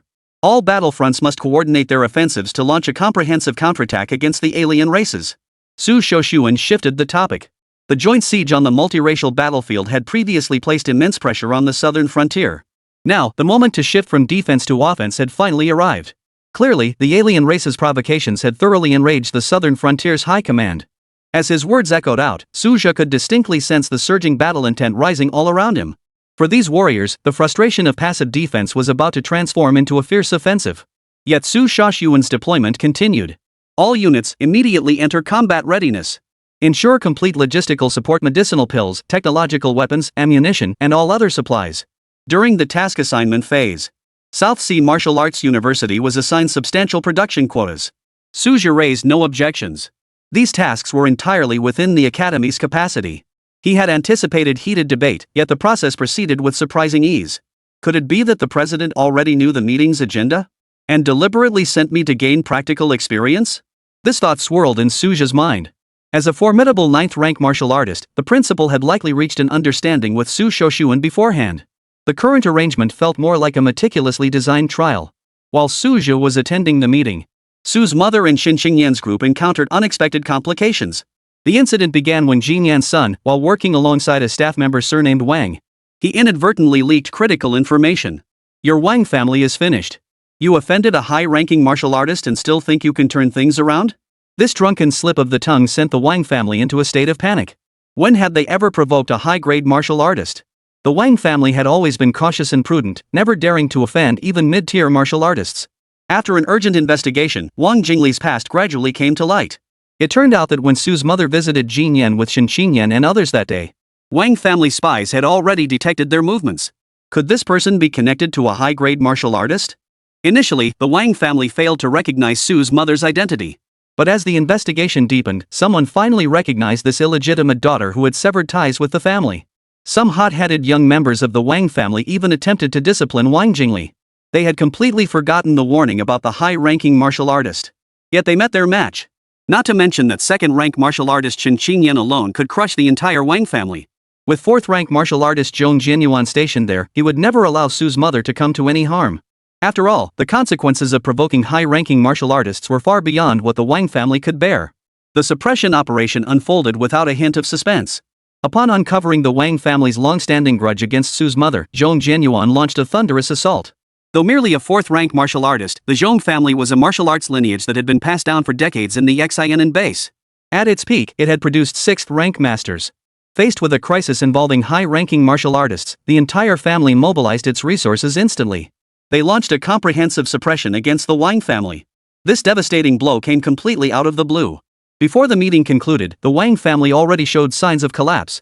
Many clansmen died without ever understanding what kind of entity they had truly angered. 91. The gamble paid off. Targeting the Wang family? The Wang family. Why is the Zhong family relentlessly persecuting us? To the point of no return? Wang Quan, the patriarch of the family, spoke in a voice that betrayed little emotion.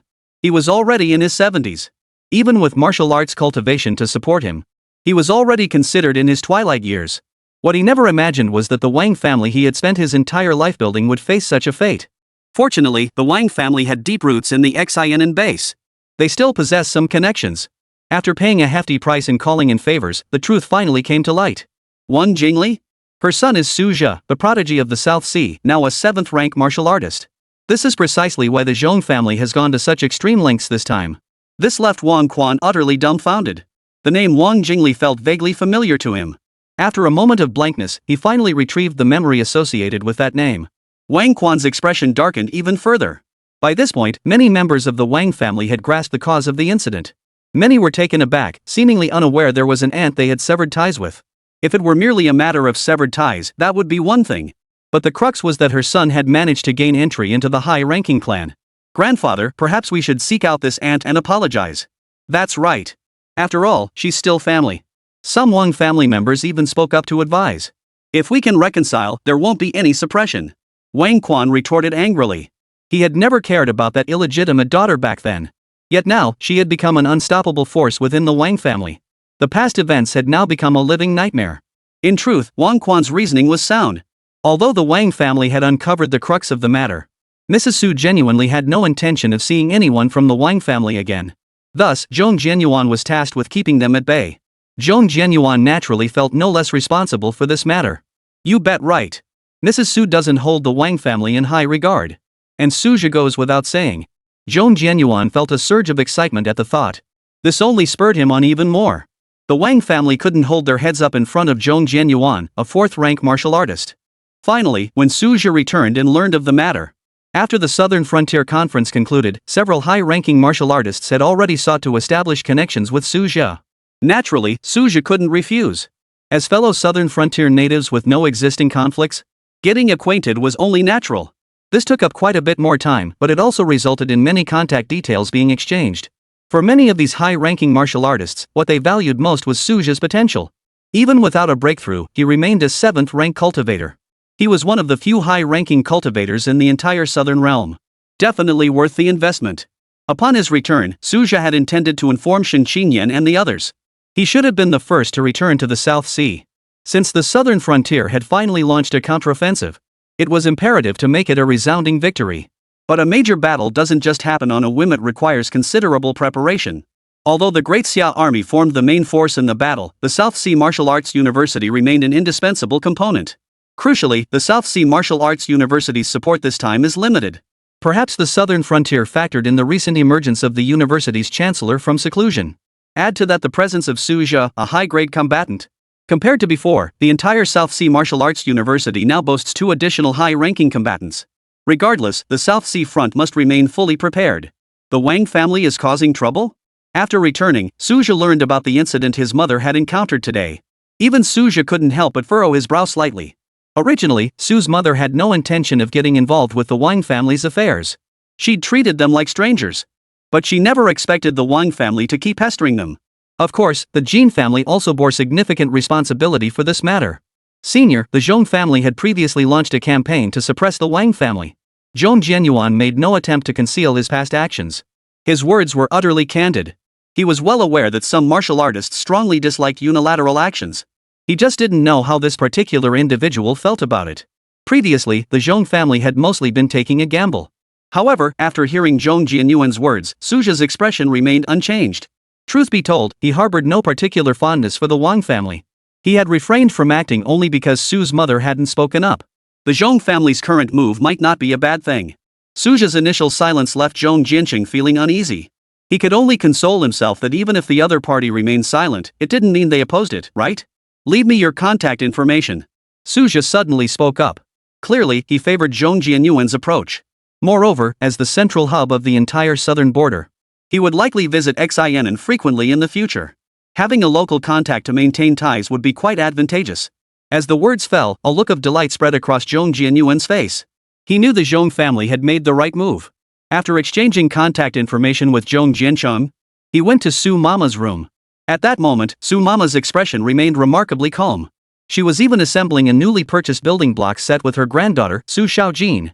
Shen Qinyan stood nearby, handing building blocks to the two of them. Seeing this scene, Suja felt reassured. Clearly, Su's mother and the others hadn't let today's events dampen their spirits. "Mom, I'm not sure how to handle this matter." Suja spoke up without hesitation. After all, they were in the right, and there was a significant gap in status between the two families. The Wang family held no pride in his presence. "Let it be.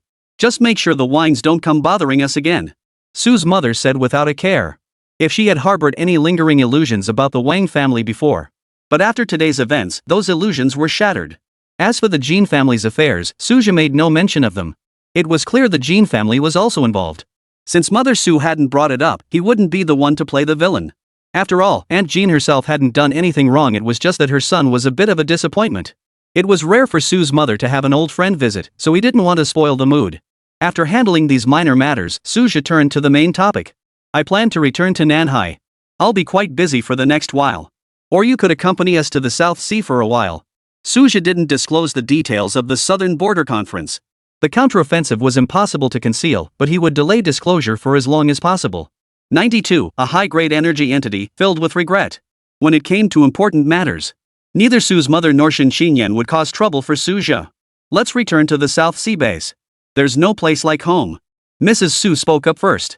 "We just bought a lot of cultivation resources in Xianan, so we'll be retreating to the South Sea base," Shen Qinyan added. Su Xiaojin, though reluctant, ultimately said nothing. Under her mother's piercing gaze, she dared not voice any objections. Shen Qinyan held a double-layered suppression buff over Su Xiaojin. First was the mother-daughter dynamic. Second, the teacher-student dynamic. Su Xiaojin was completely at her mercy. All Su Jia could do was give his daughter a helpless look. Although the cultivation environment at Xian base was superior to that of Nanhai base. However, that was before they had access to spirit stones. Now that resources were plentiful, Shen Qingyan and Su Xiaojin's cultivation remained unaffected. Especially since Su Xiaojin was currently in the foundational stage. A place with overly dense spiritual energy might not necessarily be a good thing. Su Jia didn't have high expectations for his daughter. His only wish was for her to reach the rank of first-grade martial artist before the martial arts college entrance exam. Anyone attaining first-rank warrior status during the martial arts college entrance exam was considered a prodigy. Su Jia believed Su Xiaojin possessed that potential. In terms of both innate talent and available resources, she was on par with anyone. Shen Qingyan's guidance during her martial artist phase was more than sufficient. Su Jia did not return directly to the South Sea. Instead, he took his entire family back to the South Sea base first. His pets and the spirit stones he had purchased earlier were all stored in his spatial pouch. Additionally, the special spatial pouch for Shen Qingyan required replenishing its spiritual energy. Only after making thorough preparations did Su Jia set off on his return journey. This time, due to the urgency of the matter, he directly utilized the high-grade martial artist's privilege, a dedicated aircraft. Meanwhile, as Su Jia and his group were returning, the Wang family at Xian base was on the brink of collapse. Although Su's mother no longer cared about the matter, even instructing the Zhong family to issue only a warning. In truth, Su's mother wasn't entirely being soft-hearted. Rather, she was considering Su Jia's reputation. After all, blood ties still existed. Thus, she chose to spare the Wang family. However, Su Jia hinted to the Zhong family to delay the warning for a while longer. To prevent any lingering ambitions within the Wang family, they couldn't let them off lightly. The Zhong family strictly followed Su Jia's directives and continued applying pressure. News of the Zhong family's crackdown on minor clans had already spread throughout the Xian base. Many factions were curious. Why would a minor family provoke the Zhong family? After all, martial arts factions in the Xian base had always maintained a delicate balance. Moreover, this was the seat of the Grand Commandant's residence. Such blatant and unrestrained suppression clearly defies common sense. The Zhong family's actions seemed utterly reckless. But the investigation results soon surfaced. The Zhong family had no intention of concealing anything. All clues pointed to Su Jia. As a newly risen 7th-rank martial artist, his will alone was enough to make the Zhong family willingly endure public censure. Su Jia's mother was once part of the Wang family? They severed ties over 30 years ago.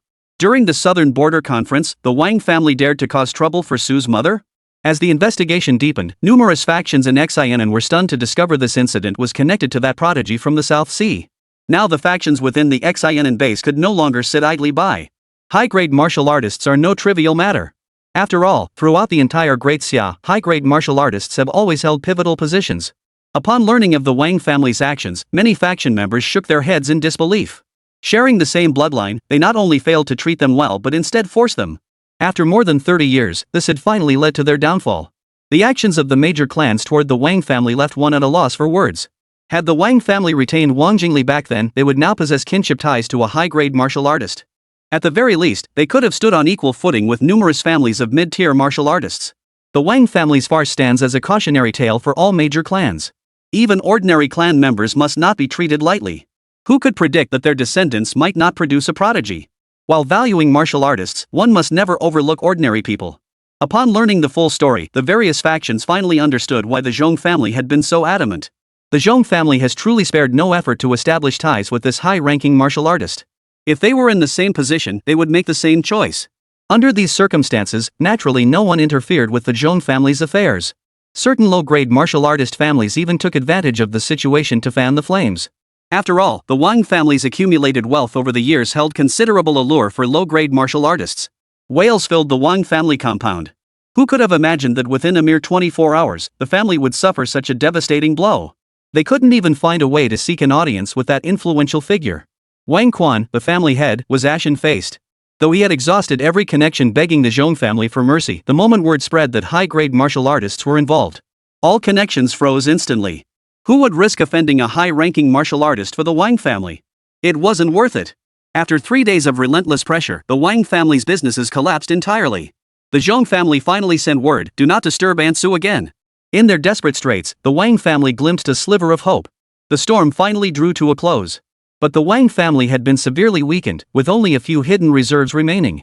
Wang Quan, the nominal grandfather, wore a face etched with regret.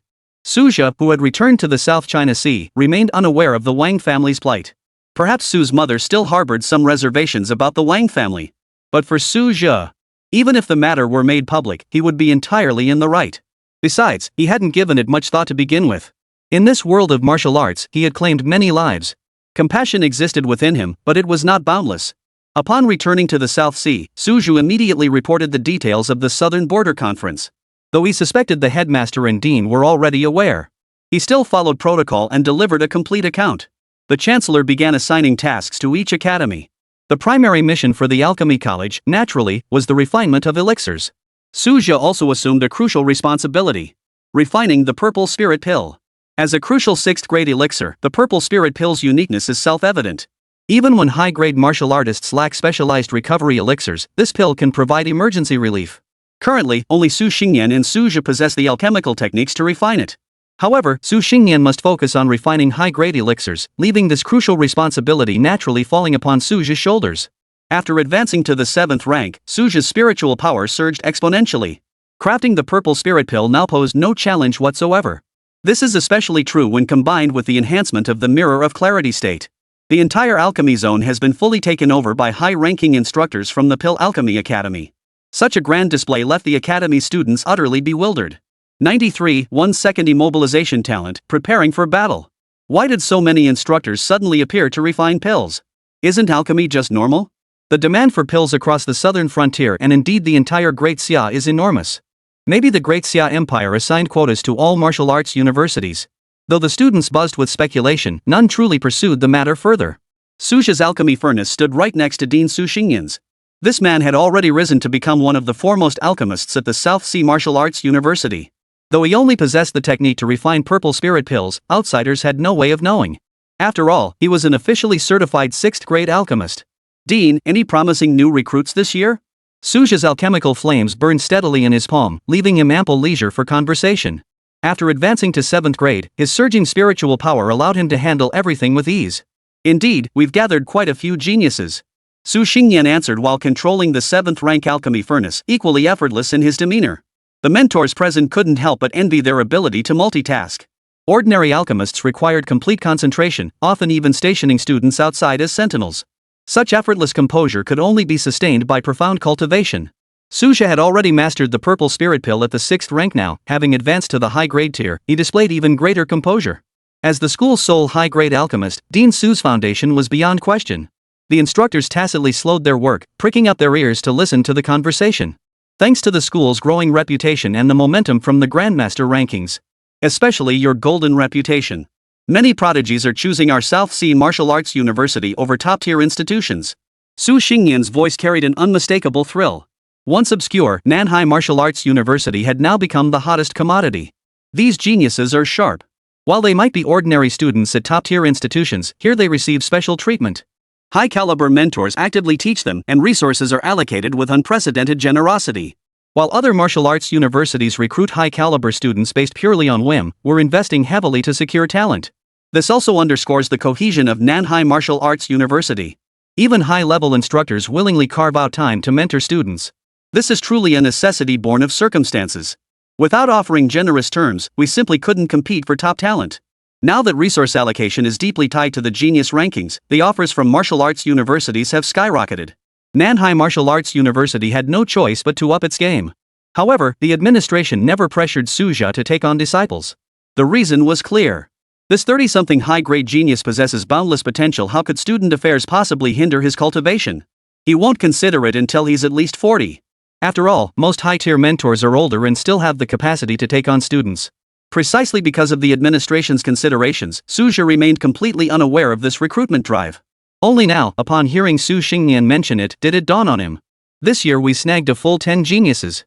In past years, securing 1 or 2 was considered fortunate. Sometimes we came away empty-handed. Su Xingyan's voice carried a triumphant satisfaction. The days of worrying about enrollment until his hair turned white were finally over. Now every school is scrambling to snatch up the top talents. Suja nodded in agreement. He knew all too well the struggles Nanhai Martial Arts University had once endured.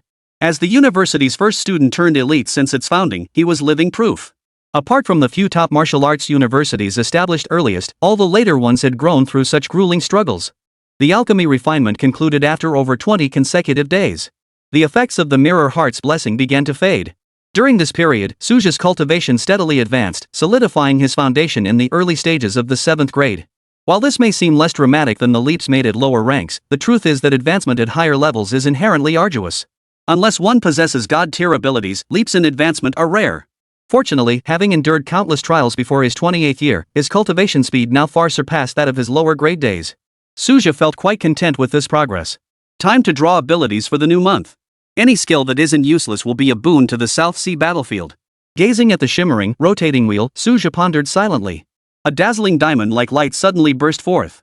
The wheel of fate never veered from its course by personal will, now radiating a mesmerizing brilliance. A wry smile touched Suja's lips. Looks like the ability I drew this time isn't particularly outstanding. He recalled his past experiences. That initial blow that doubled martial talent remained the cornerstone of his cultivation to this day. Silver and gold tier abilities needn't be inferior. Draw successful. Congratulations on obtaining the time trap trial card, causes the target to enter a 1-second time stop state. Restrictions, 10 days use, target must not exceed one major realm above oneself. Suja's pupils suddenly contracted. This ability was nothing short of a game-changing miracle. Though brief, 1 second could turn the tide of life and death in a clash between powerful adversaries. The only drawback is the 10-day cooldown period. Meaning only 3 opportunities per month to rewrite the course of battle. Even more unsettling was that this ability involved the laws of time. Even high-tier martial artists struggle to grasp its secrets. But a system-generated item carries no hidden flaws. Suja ran his fingers over the card, his anticipation for the impending South Sea battlefield growing. The Academy had received word reinforcements would arrive tomorrow. The exact number remains unclear, but it is unlikely to be large. The Southern Frontier Conference had already reached a consensus. The main offensive would be launched from the Xin base, with other fronts acting autonomously as circumstances dictated. Should heavy losses occur, withdrawal from the mountainous theater was authorized at any time. 94 Military Genius, reinforcements from the Southern Frontier. The next day, at the first light of dawn, a formidable force stood at attention before the main gate of Nanhai Martial Arts University. 18 figures stood as straight as javelins, their dark green uniforms still stained with the lingering scent of gunpowder. Their aura of lethality solidified into tangible presence, sending chills down the spines of students 100 meters away. This was a true iron-blooded force, forged in the crucible of battle. Why would military personnel be at the university? Whispers spread through the crowd, yet no one dared step forward to ask. The female officer at the head bore features as exquisite as a painting, yet her gaze carried a bone-chilling coldness, like a war weapon carved from ice and jade. When Principal Yu Xiong hurried out with the elite faculty delegation to greet them, his gaze froze upon catching sight of that figure. Xiao Shui, you're leading this team? 20 years of memories surged through his mind. The image of the little girl in a pink dress clutching a rag doll gradually overlapped with the icy beauty before him, now wearing the insignia of a major on her shoulder. Scorpion Special Forces, South China Sea Theater. All members reporting for duty. Nan Shueching raised her hand in salute, the clang of metal armor ringing out like clashing blades. Her voice, as cold as frost, sent a shiver down the accompanying instructor's spine. Yu Xiong stared at the vicious scar at the corner of her eye, his throat tightening slightly. Ever since her mother fell on the battlefield 12 years ago, this girl had forged herself into a human weapon. Rest for 2 hours first. Afternoon briefing with Garrison Command on operational plans.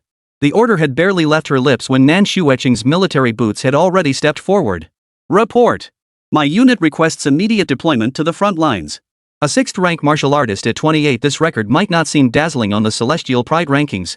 But when the 17 members behind her simultaneously unleashed their auras. 4 5th rank, 13 4th rank. This elite spearhead squad, composed entirely of mid-tier martial artists, was precisely the reinforcement the South Sea battlefield craved most. Yu Xiong scanned the blood-crusted earpieces on the warriors' heads and silently marveled at the military headquarters' meticulous planning. So what if there were no high rankers to command them? These battlefield hyenas excelled at tearing 6th-rank warriors to shreds. I am the commander of the South Sea battlefield. You should follow my orders. Yu Xiong declared with unwavering resolve. He'd long heard of his niece's reckless style. Out of the year's 365 days, she spent at least 364 immersed in the battlefield of 10,000 tribes. The one day she returned was only because urgent matters demanded her presence. At Yu Xiong's command, Nan Shueching immediately fell silent. In truth, the South Sea battlefield also had a 9th-rank early-stage martial artist stationed there by the Great Xia military. But compared to Yu Xiong, he still fell short. This disparity in strength allowed Yu Xiong to firmly hold the position of South Sea commander.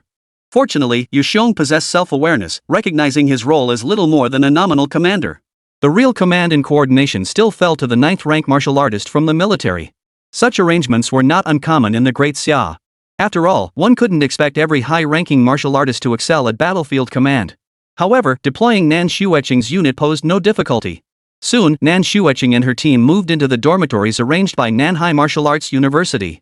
Yu Xiong had deliberately avoided assigning them villas, primarily because he feared these battle-hardened veterans might feel out of place. His consideration proved well-founded. The Scorpion Squad had genuinely gone too long without proper rest. The moment they entered the dorms, everyone immediately relaxed. "Captain, is this really Nanhai Martial Arts University? They've been making quite a splash lately. I'd love to meet that prodigy of Nanhai. Too bad he didn't show up earlier. Having the 9th rank president greet us personally is already a huge honor. Most likely because of the captain's connections." The team members chattered away in a flurry of voices. "Get some rest while you can."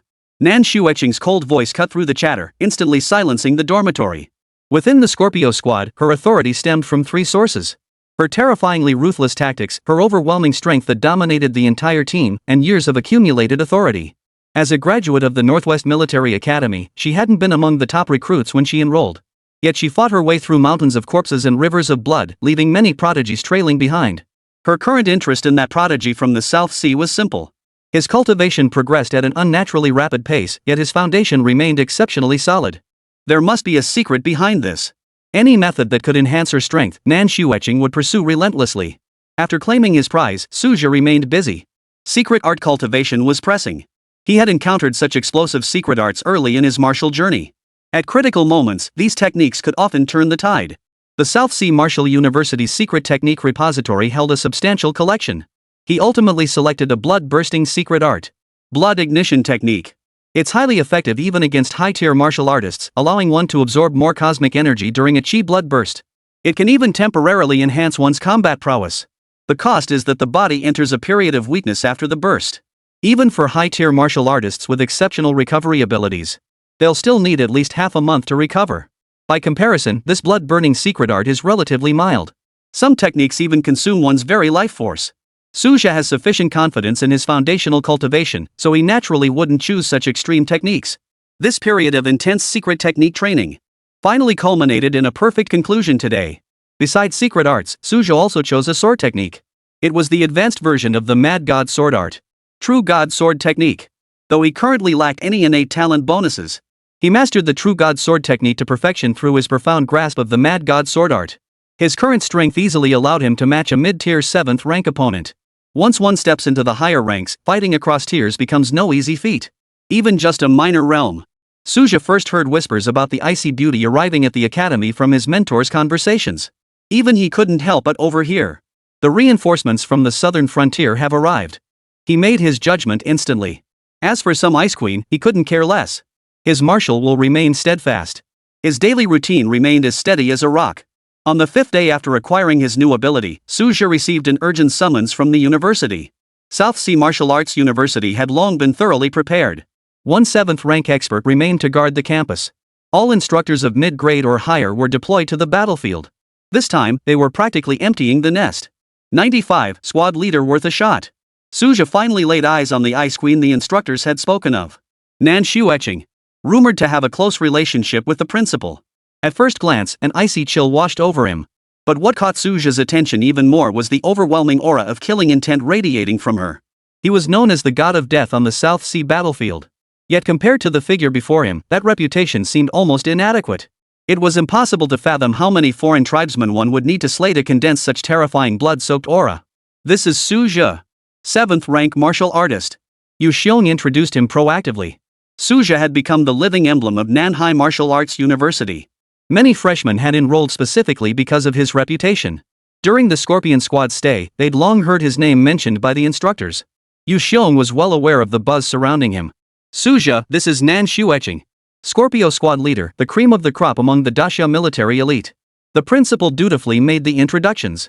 Hello. Hello. After a perfunctory nod of greeting, Suzha stepped aside. He showed no interest in small talk, nor did he spare the Ice Queen a second glance. This attitude left the Scorpion team members murmuring in astonishment. Though their captain was as cold as ice, suitors never ceased to pursue her. Some always clung to unrealistic fantasies. Yet this prodigy before them hadn't even spared her a glance. The team members sighed inwardly. No wonder she'd reached such high standing. This level of composure was truly extraordinary. Nan Xueqing was equally surprised. It wasn't his attitude that surprised her. Rather, it was how vastly different Suja was from her expectations. In her understanding, such a prodigy should be brimming with sharpness and brilliance, especially at the height of his fame. Yet the man before her carried not a trace of arrogance. Were it not for the principal's introduction, one would never guess he was the one stirring up the storm. Perhaps it has to do with those 10 years of seclusion, she mused inwardly. Suja's past had been thoroughly scrutinized. He was unknown until the age of 28. After 28, he was transformed. Such a journey explained his remarkable modesty. Nan Xueqing had intended to ask him about the secret to his rapid cultivation progress. But now clearly wasn't the right time. The group assembled and followed Yu Xiong into the South Sea battlefield. To prevent the cult from relaying intelligence to the multiracial battlefield, the entire war zone had been sealed off. Only exit, no entry. Even if spies infiltrated, they couldn't relay information deep into the battlefield. Suja was already thoroughly familiar with the South Sea stronghold. He quickly adapted to the battlefield environment. Scorpion Squad, however, was new to the area. Initial difficulties were inevitable. Each battlefield possessed its own distinct characteristics. After all, different connected racial worlds formed entirely distinct battlefield ecosystems. Take the South Sea battlefield as an example. The entire region is permeated with a peculiar wasteland aura. Newly arrived warriors often feel repelled by it. Fortunately, all Scorpion members are mid-tier warriors with formidable adaptability. The South Sea stronghold swiftly convened a high-ranking meeting. Nan Xueqing, representing the support forces, barely qualified to attend as an observer. Suja had the least seniority among the high-ranking members and the shortest time since his breakthrough. Seated at the far end, he found himself directly adjacent to Nan Xueqing. Both pairs of eyes were now fixed on the two ninth-rank martial artists. Though termed a meeting, crucial decisions had already been finalized by the two ninth-rank officials. The ninth-rank officer stationed in the South Sea by the military was Yang Licheng. In Suja's memory, when he first arrived at the South Sea stronghold years ago, he had already been commanding the battlefield for many years. Compared to martial arts mentors at the academy, military practitioners had far less freedom. They were permanently stationed on the multiracial battlefield, never able to relax for even a moment. Such steadfast dedication even earned Suja's quiet admiration. This time, we'll catch them off guard. We've already deployed troops in batches to the central battlefield. We've successfully lured out the main force of the Wilderness clan. Yang Licheng explained as he unfolded the battlefield sand table. In truth, the counteroffensive in the southern border had been meticulously planned long before. The gradual buildup of forces, like boiling a frog in lukewarm water, led the wasteland tribe to misjudge the situation. To this day, they remain unaware of the true scale of our forces. But if the mid-tier wastelanders suffer excessive losses, their elite forces will not stand idly by. That's when we'll make our move. Currently, the number of high-tier wasteland clan members has largely stabilized since the headmaster emerged from seclusion. The combat objective is clear: concentrate efforts on eliminating mid to low-tier wastelanders. This is the standard tactic across all battlefields. High-ranking members are difficult to kill, and we lack numerical superiority. When the alien race sees the situation turning against them, they will flee. Yet, inflicting massive casualties among the mid to low-tier forces can still severely weaken the enemy's strength. The true protagonists of this campaign are the mid-tier warriors. High-tier fighters primarily serve to tie up enemy forces. Unnoticed by all, a dangerous gleam flickered in Suja's eyes. Though newly ranked 7th grade, his strength rivaled that of mid-tier practitioners. Combined with his newly mastered spatial trap abilities, he might just set a new kill record. Maybe I should give it a shot. Even if it fails, it's no loss.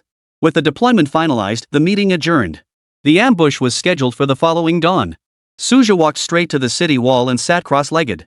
He was indeed carefully adjusting his state. He'd been working non-stop lately. Refining elixirs, cultivating arcane arts, his nerves had been perpetually taut. Now he must push his vitality and spirit to their peak. After all, his hidden intentions were no simple matter. The martial artists patrolling the city walls all recognized him. He was no longer an unknown figure on the South Sea battlefield. His exploits crushing the divine capital's elite and shattering high-tier realms had long echoed across every corner of the battlefield. In a sense, he had become the spiritual totem of the South Sea war zone. Naturally, no one would hinder his quiet meditation atop the city walls. Interestingly, Nan Xueqing had also found a nearby green stone to meditate upon. The pair instantly became the focal point of attention. The pairing of the Ice Queen captain and the South Sea's heavenly pride naturally sparked buzz. Had everyone not known Nan Xueqing had only recently arrived, rumors would surely have begun swirling. Whispers of gossip rippled through the crowd. Fortunately, neither of the two parties cared about the stares. Suja sensed her presence but made no move to speak. He soon immersed himself in his own cultivation rhythm. Even without the system's boost, he maintained his relentless training discipline. Dusk was falling. Only 3 hours remained until the operation. 96. The great battle begins unprecedented and unmatched. Suja had assumed Nanshueching was merely seeking a place to meditate and cultivate. Yet, unnoticed by anyone, a voice suddenly rang out. Senior Su, have you ever encountered a bottleneck during your cultivation? This unexpected inquiry caused Suja to pause slightly. Though Nanshueching appeared to be seeking guidance, she was actually hinting at her own predicament. Faced with this question, Suja could have avoided answering, but considering her relationship with the principal, he felt compelled to show some consideration. Pushing yourself relentlessly isn't advisable, it leads to imbalance. Spiritual cultivation naturally struggles to advance. Suja spoke slowly, drawing from his own experience. He had largely discerned Nanshueching's predicament. After reaching the 6th rank, one inevitably rushes to fuse spirit with vital energy. Yet impatience is the greatest enemy in this process. Had he not possessed the system, such a swift breakthrough to the 6th rank would have been utterly impossible. Clearly, Nanshueching mistakenly believed he possessed some sort of shortcut. Unfortunately, Suja truly possessed no shortcuts. Nevertheless, he shared some cultivation insights tailored to her current state. Before he could finish speaking, Nanshueching had already fallen deep in thought. Seizing this moment, Suja's figure soared into the air. Amid countless envious gazes, he drifted away, flying through the air. This was the lifelong dream of countless martial artists. Whether common folk or low to mid-tier martial artists, only the highest tier practitioners could achieve it. But ascending to the high ranks is no easy feat. To ensure absolute success in this surprise operation, the elite warriors departed ahead of the ordinary fighters. To maintain control over the entire battlefield, streams of light streaked across the South Sea stronghold as mid-tier warriors deployed in waves according to plan. Launching a surprise attack against the Wasteland clan was no simple feat. The strategic layout of the South Sea battlefield had been meticulously planned for years. The Wasteland tribe had erected several fortified cities here. They clearly intended to establish a long-term presence. South Sea warriors had long suspected this. Perhaps the Wasteland clan hailed from a world with harsher conditions, less hospitable than the battlefield of 10,000 tribes. Hence their particular fondness for this place. Of course, this remains conjecture. Regardless, Great Xia would never allow the Wasteland clan to set foot in their realm. Suja should simply follow Su Xingnian's lead. Su Xingnian accepted without hesitation, as the principal had already given explicit instructions. Suja's safety must be guaranteed. The potential Suja has demonstrated makes his advancement to the 9th grade highly promising. Breaking through beyond the 9th rank is not entirely impossible. More importantly, Suja was already considered the designated successor within Nanhai Martial Arts University. Compared to the many high-grade masters within the university, Suja is simply too young. While high ranks can extend one's lifespan, there are limits to that as well. 500 years of experience since the revival of spiritual energy in the Great Xia Empire have shown. Even 9th rank powerhouses can extend their lifespan by a maximum of 100 years. Only by breaking through beyond the 9th rank could one attain a longer lifespan. Rumors circulate that the Great Xia Empire is developing elixirs to replenish vital energy. Specific details remain unknown. This clearly falls under state secrets. If high-grade opponents engage in combat, choose your adversary according to my markings. During the flight, Su Xingnian continued to instruct Suja. He planned to find a high-ranking opponent with a weaker aura for Suja to test his skills against. After all, Suja had never engaged in actual combat with high-ranking opponents before. High-ranking opponents possessed immense destructive power. If they only sparred while holding back, their true capabilities could never be gauged. This also made conducting practical combat drills difficult. Moreover, affairs were complex. The martial arts college entrance exam had just concluded, and the Southern Frontier raid plan was already underway. Where would Suja find the opportunity to familiarize himself with high-level combat tactics? Fortunately, Su Xingnian had considerable faith in Suja. The combat prowess of prodigies defies conventional understanding. Understood, Dean. Suja accepted this favor with composure. He knew his own limitations well. Though he had advanced to the high-grade tier, he still fell short of a true prodigy. Though he possessed extraordinary abilities like manipulating time traps, he remained fixated on verifying the feasibility of a lethal strike. The weaker the opponent, the more advantageous it would be. The central region of the South Sea battlefield featured a unique terrain of vast plains crisscrossed by rift valleys. This area has long been the focal point of contention between the Wasteland clan and the martial artists of the South Sea. Numerous vital routes converge here. Controlling the high ground granted a strategic advantage from above. However, such terrain advantages are limited to mid-tier and lower-tier martial artists. High-tier masters are alone unfettered by geographical constraints. Recently, with the advancement of the South Sea surprise attack plan, large numbers of low to mid-tier troops from the Wasteland tribe have gathered here. Both sides have been locked in fierce combat here for several days. Constant warfare is the norm on the battlefield of 10,000 tribes. This was especially true during the initial 3 years after the passage opened. As both sides probed each other's strengths and weaknesses, the fighting scarcely ceased. Back then, major battles erupted every few days. By comparison, the current hostilities were relatively restrained. Suju and Su Xingyan chose a vantage point to wait quietly. This is a first. Suju mused inwardly. In the past, he had always avoided this place like the plague. Venturing here at a low tier was tantamount to courting death. This place never adhered to the unwritten rule of not attacking lower-ranked players. It was a chaotic slaughterhouse. 6th-rank warriors slaughtering 1st-rank ones was a common sight here. Precisely because of this, it became the nightmare of countless low-tier martial artists. Yet, if one can bide their time amidst the chaos of mid-tier combat, plunder the belongings of the fallen, one might just achieve the dream of sudden wealth. This blood-soaked land has buried countless warriors from the Wilderness Clan and the Great Xia Empire. Crisis and opportunity are always intertwined. Unfortunately, Suju did not linger long at the middle-tier stage. Ordinary prodigies typically spend at least several years in this stage. Those of mediocre talent might well remain trapped here for life. As Suju's thoughts drifted, the South Sea army had already quietly advanced to the border. The Wasteland tribe, utterly unprepared, faced a thunderous assault. Kill. Blood for blood. The warriors of the southern frontier and the Wasteland tribe harbored deep-seated resentment. Countless loved ones and dear friends had fallen at their hands. Their former stronghold in the South Sea had always maintained a defensive posture. The pent-up resentment in their hearts had long been impossible to quell. Now, at last, they found an outlet for their fury. The Wasteland clan never anticipated the sheer numbers of South Sea warriors. They had always dominated the South Sea strongholds. Yet in an instant, they suffered heavy losses. The total scale of the battlefield must number in the hundreds of thousands. Surveying the entire scene, Suju fully understood the weight of numerical superiority. South Sea warriors occupied 3/4 of the battlefield. The Wasteland tribe held only 1/4. This wasn't due to insufficient numbers among the Wasteland tribe, but rather their failure to anticipate that the South Sea would dare to launch a preemptive strike. The Wilderness tribe warriors also required periods of seclusion for cultivation, preventing them from maintaining a constant presence on the battlefield. Compounded by the psychological advantage they had long held. This time, they suffered a significant setback. 97. A high-grade battle, Suju's objective. 100,000 Wastelanders must be buried on the central battlefield. Suju heard the principal's low command from nearby. His words carried an ironclad resolve. Clearly, the school's losses among its martial artists weighed heavily on his mind. South Sea Martial University lacked the vast manpower reserves of the Great Xia Army. Every instructor they trained demanded immense effort. Such losses were simply unbearable. The Chancellor's fury was anything but ordinary. But annihilating the Wilderness tribe was no simple feat. They are no fools, their distress signals have already been sent. High-ranking Wasteland clan warriors arrived in an instant. Reinforcements would arrive in roughly 10 minutes. Victory hinged on how many lives could be claimed within that 10-minute window. Suju caught sight of Nan Shuetching. This Ice Queen's combat prowess was truly astonishing. Her strikes were decisive and precise. She must have been forged through countless battles against alien races. Even more astonishing was how swiftly she adapted to the battlefield environment. Such innate talent was nothing short of monstrous.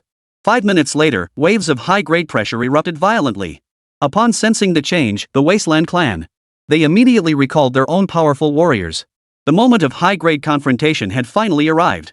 Led by the headmaster, 2 9th-rank powerhouses unleashed their auras first. The other high-ranking figures refused to be outdone, their auras rising like smoke signals. Suju also stirred the energy coursing through his body.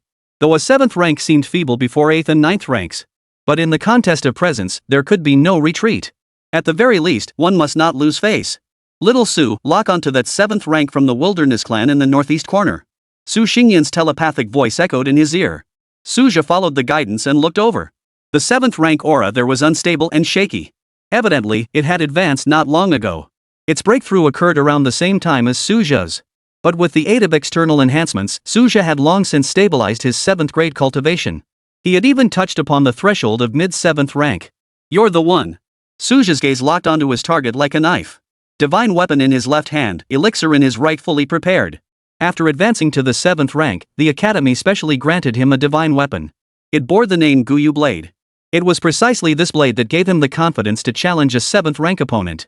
The 7th ranked member of the Wasteland clan seemed to sense something, his eyes blazing with savage intent. Clearly, he too regarded Suju as an easy target. The Wasteland clan's method of discerning strength was blunt and brutal. Suju was indeed a new face among the high-ranking members. The South Sea stronghold frequently clashed with the Wasteland clan's high-ranking members. Both sides knew the number of high-ranking members on the opposing side like the back of their hands. Newcomers must have only recently broken through. Previously, Suja had paid no attention to the movements of the Wasteland clan's high-ranking members. As their auras collided at the peak of tension, the elite warriors locked onto their respective opponents. Fight! Suja charged headlong into battle against the Wasteland clan's 7th rank. Initially, neither fought at full strength. He merely engaged with probing attacks. Though his blade was razor-sharp, drawing the might of heaven and earth with overwhelming force, yet he deliberately revealed a flaw of insufficient control. This drew a look of contempt from the 7th rank of the Wasteland clan. Human, go back and train for another decade. Mental fluctuations carried the sting of mockery.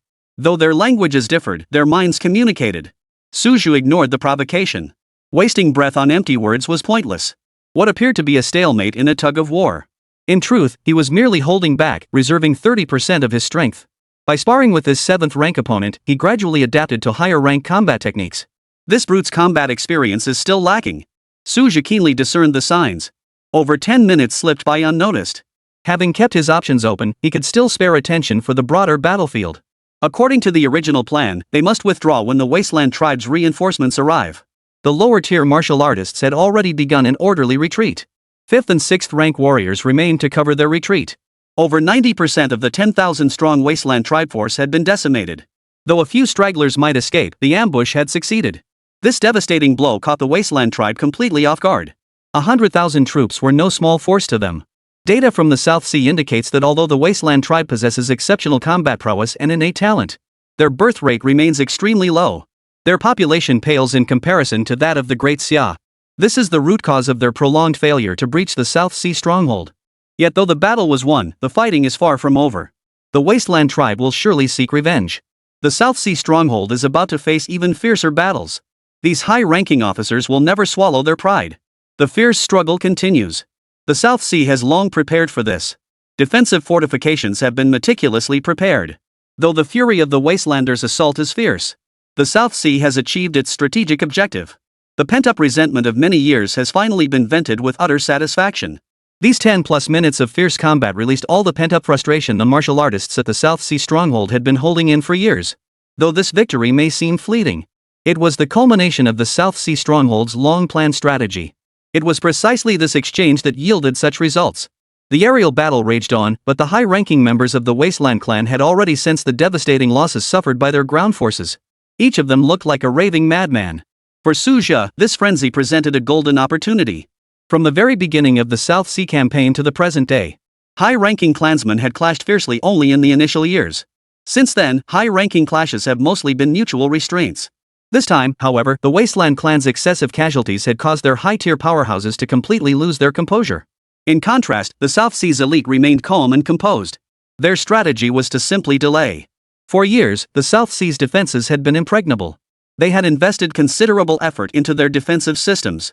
The latest technological weapons imported from Great Xia could even threaten mid-tier martial artists. Unable to deploy additional martial artists for defense, they had to seek breakthroughs in technological armaments. With the Scorpion Special Forces Squadron providing reinforcements, the South Sea defense line was virtually impenetrable. Yet the high-ranking commanders of the South Sea never anticipated that among them lurked a heart unwilling to remain dormant. After discerning the battlefield situation, Suja focused entirely on confronting the 7th-rank Wasteland clan warrior before him. The opponent's frenzied rage exposed frequent vulnerabilities. Amidst the fierce battle, both sides sustained fresh wounds. Both showed signs of exhaustion. This was not unique to Suja's battle. Above the heavens, the auras of all high-rank warriors had lost their former intensity. This was only natural. The clash between these high-ranking combatants had raged continuously for a full day and night. Such intense exertion would exhaust lesser beings within a mere quarter hour. Yet the high-ranking warriors, drawing upon the power of heaven and earth, could cycle and renew their strength. They can still wage war for years on end. Even now, though their aura has weakened, they retain the strength to continue fighting.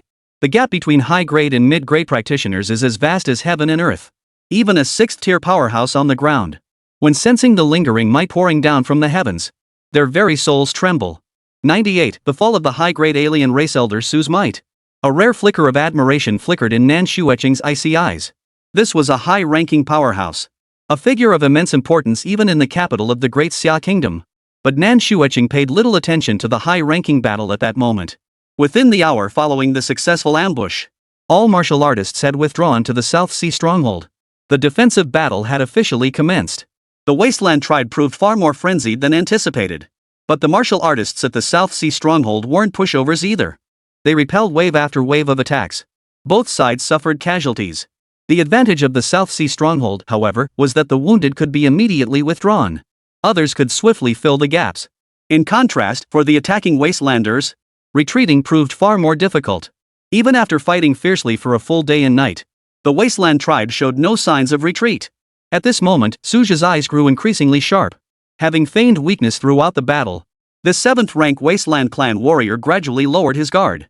Compounded by the relentless day and night battle, the condition of this 7th-rank Wasteland clan warrior began to decline. Though Suja also showed signs of waning energy, but it was mostly feigned. At this moment, Suja resembled a cunning hunter, biding his time, waiting for his prey to stumble into the trap. The 7th-rank member of the Wilderness clan remained unaware that he had already fallen into the deception Suja had woven. In his eyes, the 7th-rank martial artist from the South Sea before him was slightly weaker. If he could take advantage of this opportunity to severely wound him, that would be ideal. As for killing him, even a 7th-rank warrior of the Wilderness clan had no absolute certainty. But inflicting severe injuries was well within his capabilities. If we could damage his foundational cultivation, that would be even better. The difference in their mindset. This destined the outcome of the confrontation. Seizing the brief moment of complacency after the Wasteland clan's 7th rank's renewed outburst. Had he been at peak condition? Such a flaw would never have been exposed. But now, the situation was different. The long-awaited opportunity had finally presented itself. Suja would not let this golden opportunity slip away. Time trap. Mad God Blade technique. Blazing flames. At this moment, Suja shed all pretense. He unleashed his full power, striking with all his might. A single second of slack combined with the time lag. This moment became a fatal opportunity. Especially since the 7th-rank member of the Wilderness clan had only recently broken through. Boom! The explosive roar shook the heavens. The 7th-rank Wasteland clan figure plummeted from the sky. Life force rapidly fading. Caught completely off guard, it couldn't withstand this fatal strike. The 7th-rank member of the Wilderness clan suffered severe injuries on the spot. The high-grade battlefield had long since scattered across every corner of the sky. Having deliberately feigned weakness earlier, Suja fought while retreating. The South Sea stronghold was not far from his current position. This scene was caught by sharp-eyed observers on both sides of the stronghold. A high-ranking member of the Wilderness clan has fallen. His fate is unknown. Both the outpost warriors and the Wasteland tribe fighters sucked in their breath. High-ranking duels were notoriously hard to decide. Yet now, such a startling turn had occurred. The crowd recognized the figure wielding the blade. None other than Suja, the prodigy of the South Sea. He already held considerable weight in their minds. Now, they felt an even deeper sense of awe. Suja paid no heed to their thoughts. Adhering to the ironclad principle of striking while the iron is hot, his blade gleamed with unbridled ferocity as he launched a relentless assault. The blade's aura swept across the heavens and earth, its chill piercing to the bone. Even from a great distance, it sent shivers down the spine. Boom! The 7th rank of the Wasteland clan, his face twisted with unwillingness. Ultimately, overwhelmed by his severe injuries, he crashed to the ground. In his final moments, he finally realized. The newly promoted high-ranking member at the South Sea stronghold had been in disguise the entire time. All to wait for the fatal opportunity. Too late for such a realization. The South Sea stronghold's offensive paused due to Suja's sudden outburst. When the blade's glint faded, the 7th rank of the Wasteland clan never reappeared. The warriors could not conceal their shock. The outcome was self-evident. That 7th rank powerhouse had fallen. The Wasteland tribe warriors besieging the city turned deathly pale. An ominous foreboding settled over their hearts. Suja carried the 7th rank corpse. Descended slowly from the heavens toward the South Sea stronghold. A 7th rank corpse was worth a fortune. Whether for material extraction or potion refinement. As for the psychological barrier of using Wasteland clan members for potions? During the century of spiritual energy revival, Great Xia, in its quest to enhance its strength, many have consumed the flesh of alien tribes. Once transformed into potions, such repugnance vanishes. Foreign tribes should be treated as livestock. Moreover, if this 7th grade corpse were sold, it would fetch an astronomical price. The Great Xia's territories are dotted with battlefields across myriad races. Yet the demise of high-grade powerhouses remains exceedingly rare. This time, aside from Suja's own strength and abilities, no other high-grade interference factors intervened. Even the Wasteland clan had not taken Suja seriously. By the time the 7th rank Wasteland clan warrior sensed the danger, it was already too late to turn the tide. Who could have foreseen that a formidable 7th rank powerhouse would meet such an end? Suja did not target the lower-ranked members of the Wasteland clan. When numerous Wasteland tribe warriors witnessed him carrying the corpse of a 7th rank warrior, their hearts shattered in terror. They instantly scattered and fled. The martial artists at the South Sea stronghold stood frozen in place. They never anticipated the battle would shift so abruptly. Senior Su is mighty. A warrior suddenly raised his arms and shouted. The crowd snapped out of their daze. The Wasteland clan's army had actually been routed by the fallen high-grade spirit beast. Senior Su is mighty. A roar like a mountain and sea echoed throughout the stronghold. This was a true high-grade kill. On the South Sea battlefield. Looking back to the last time a high-ranking Wasteland tribe member fell, one must trace back a full decade. And most of the warriors present here today had only arrived on the battlefield within the last decade. This is their first time witnessing a high-tier warrior's demise.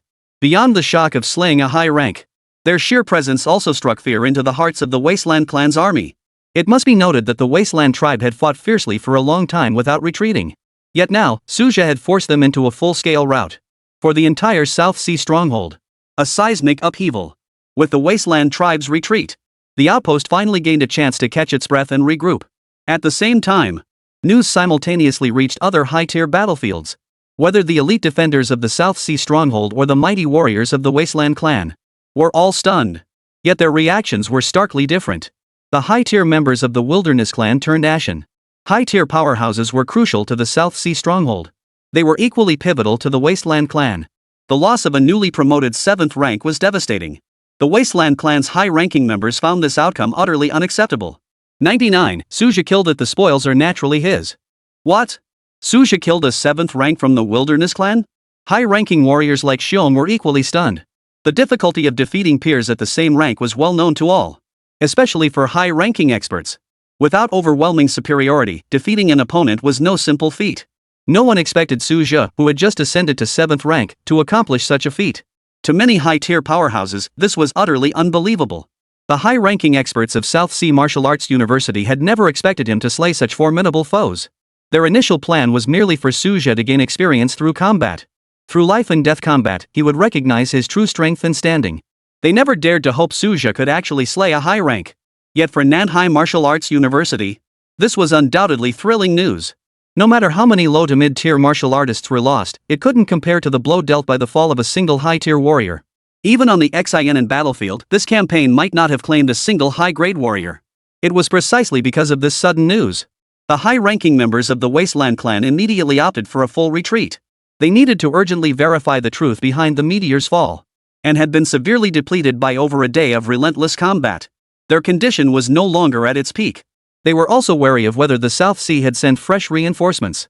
The Wastelanders were not merely reckless warriors. The elite warriors from the South Sea stronghold did not pursue relentlessly. Both sides were now at their last gasp. Nor could they be certain if the Wasteland tribe would descend into madness over the loss of their high-ranking leader. The situation ultimately settled into an unspoken truce. The demise of this high-ranking member of the Wasteland clan resulted in gains far exceeding expectations on the South Sea battlefield. Everyone understood the wisdom of knowing when to quit while ahead. At this moment, every high-ranking figure desperately wanted to know how Suja had managed this cross-tier kill. Once the high-tier battlefield erupted in full force, every elite was engrossed in their own exclusive battle. During his fierce battle with Su Xingyan and others, Xiong had no time to spare for distractions. This battle laid bare Su Xingyan's true cultivation level. After all, on the South Sea battlefield, the Wasteland clan's high-tier forces held the advantage from the start. Otherwise, their strongholds wouldn't have been suppressed for so long. Precisely because of this, no one witnessed Suja's killing blow. When the assembled warriors returned to the South Sea stronghold, the first sight to meet their eyes was Su Zhou and that 7th grade corpse. Su, how on earth did you pull this off? That 7th rank Wasteland clan member may have just broken through, but he was still a genuine 7th rank. And you've only advanced yourself not long ago. Su Xingyan asked without hesitation. Among those present, he and Su Zhou were the closest. His inquiry now came without reservation. Facing the questioning, Su Zhou remained calm, clearly having anticipated this. He recounted the entire process, from the initial setup to the final kill. He alone omitted the special ability of the time trap. As his account concluded, the others finally understood how this prodigy of the South Sea had managed to defeat an opponent of a higher tier. He feigned weakness, concealed his true strength, and held back 3/10 of his power. After a full day and night of relentless combat, he waited for the decisive moment. During that time, he even deliberately sustained injuries multiple times to lull his opponent into complacency. Truly perilous. That 7th rank from the Wilderness clan was overconfident. Not surprising, considering Su Zhou is a new face. But I never imagined you'd have such guts. To actually plot against a higher-ranked opponent's life. Complex expressions flickered across the faces of the gathered powerhouses as murmurs of discussion rippled through the crowd. They had to admit, Su Zhou's audacity far surpassed that of ordinary men. Recalling their own early days at the 7th rank. Facing fellow 7th rankers of different races, hadn't every encounter felt like walking on thin ice? Always afraid of making a misstep. This kid, however, was like a newborn calf, reckless and fearless. Worst of all, he actually pulled it off. Gazing at the alien corpse, even the high-ranking experts felt their emotions churn. The South Sea battlefield hadn't witnessed the fall of a high-ranking Wasteland clan member in years. For on this battlefield, high-ranking warriors are the true masters of the game. Even if tens of thousands of mid-tier and low-tier warriors were slaughtered, as long as high-tier warriors remained, the foundation would remain unshaken. Only the fall of a high-ranking warrior dealt a crippling blow. No wonder the Wasteland clan retreated in panic upon receiving the news. This blow was simply too devastating. This corpse will be sold to the academy for its value. Settle it with spirit stones. Su Zhou continued. He urgently needed spirit stones, and the university happened to be able to meet that need. Though Nanhai Martial Arts University's reserves of high-grade resources were limited, this 7th-grade corpse could still be exchanged for a significant amount of rare materials. Even if it could only be used for 7th-grade purposes, it still represented a major benefit for the university. Moreover, the network of factions connected to this corpse could further expand the university's connections. It could be said that Nanhai Martial Arts University had scored a major coup. But Su Zhou didn't care. The school had treated him well. Moreover, he was already the designated heir. The entire university would eventually become his legacy. Why dwell on the immediate gains and losses? In stark contrast to Su Zhou's composure, the upper echelons of Nanhai Martial Arts University were in an uproar. The benefits this high-grade corpse could bring to the academy were immeasurable. Even if it couldn't propel the institution to a new level of strength, it would at least solidify the university's foundations by threefold. Many high-grade cultivation advancements at Nanhai Martial Arts University progress slowly. The root cause lies in limited resources. With access to a batch of resources, their strength could increase by at least 30%. Many practitioners have stagnated for years at the 7th rank cultivation level. In a sense, they have been held back by Nanhai Martial Arts University. With sufficient resources to support them, they might well reach new heights. As for the high-ranking martial artists within the Great Xia military, they could only offer wry smiles at this moment. Especially Yang Liqing, the 9th-rank martial artist stationed in the South Sea. He was well aware of the value of high-grade Wasteland clan remains. But the problem was this. This corpse was slain solely by Su Zhou. He had acted entirely without assistance.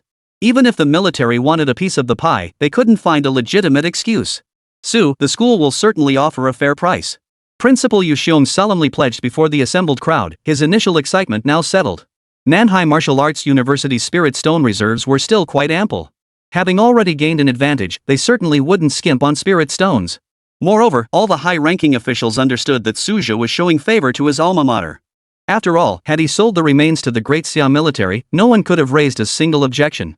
Bartering goods among high-level powerhouses was commonplace. 100 total mobilization. Shin Qinyan was stunned. Principal, you flatter me. After all, I am a graduate of Nanhai Martial Arts University. Besides, we should restore our condition as soon as possible. The Wasteland tribe will likely attack again soon. Su Zhou spoke up at just the right moment.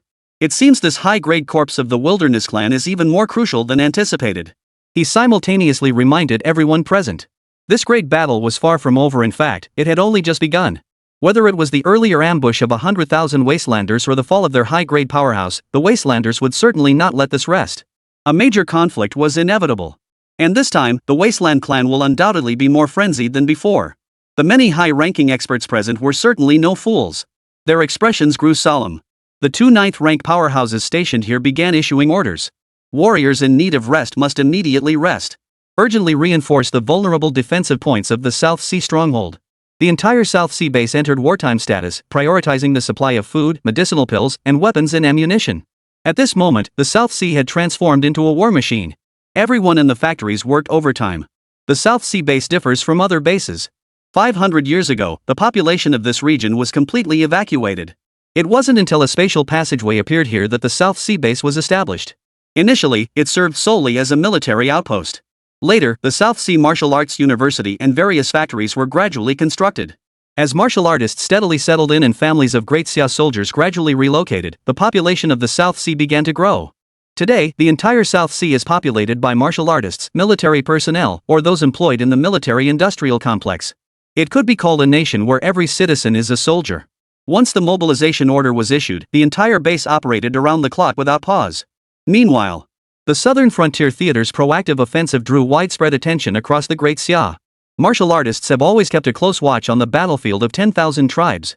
Even ordinary citizens were filled with curiosity about the battlefield. To boost morale and promote their cause, the Southern Front launched a coordinated publicity campaign. Multiple live streaming channels were even launched to showcase real-time battlefield footage. This initiative by the Southern Frontier has received approval from the Great Xia's High Command. Given the frequent sightings of cult martial artists across battlefields, further concealing the situation is no longer necessary. The situation on the multiracial battlefields is now dire. By publicizing the nation's plight, we may inspire more martial artists to step out of their comfort zones. It may spur ordinary people to strive for progress. Though this is a reluctant attempt by the Great Xia, it is also a strategy to break the deadlock. Previously, Great Xia initially concealed the truth about the battlefield of 10,000 tribes, fearing it would cause panic. But as years passed, the hidden secret had become an open secret. Nearly every martial artist knew of the multiracial battlefield's existence, though few understood its specifics. Even common folk have heard rumors about it.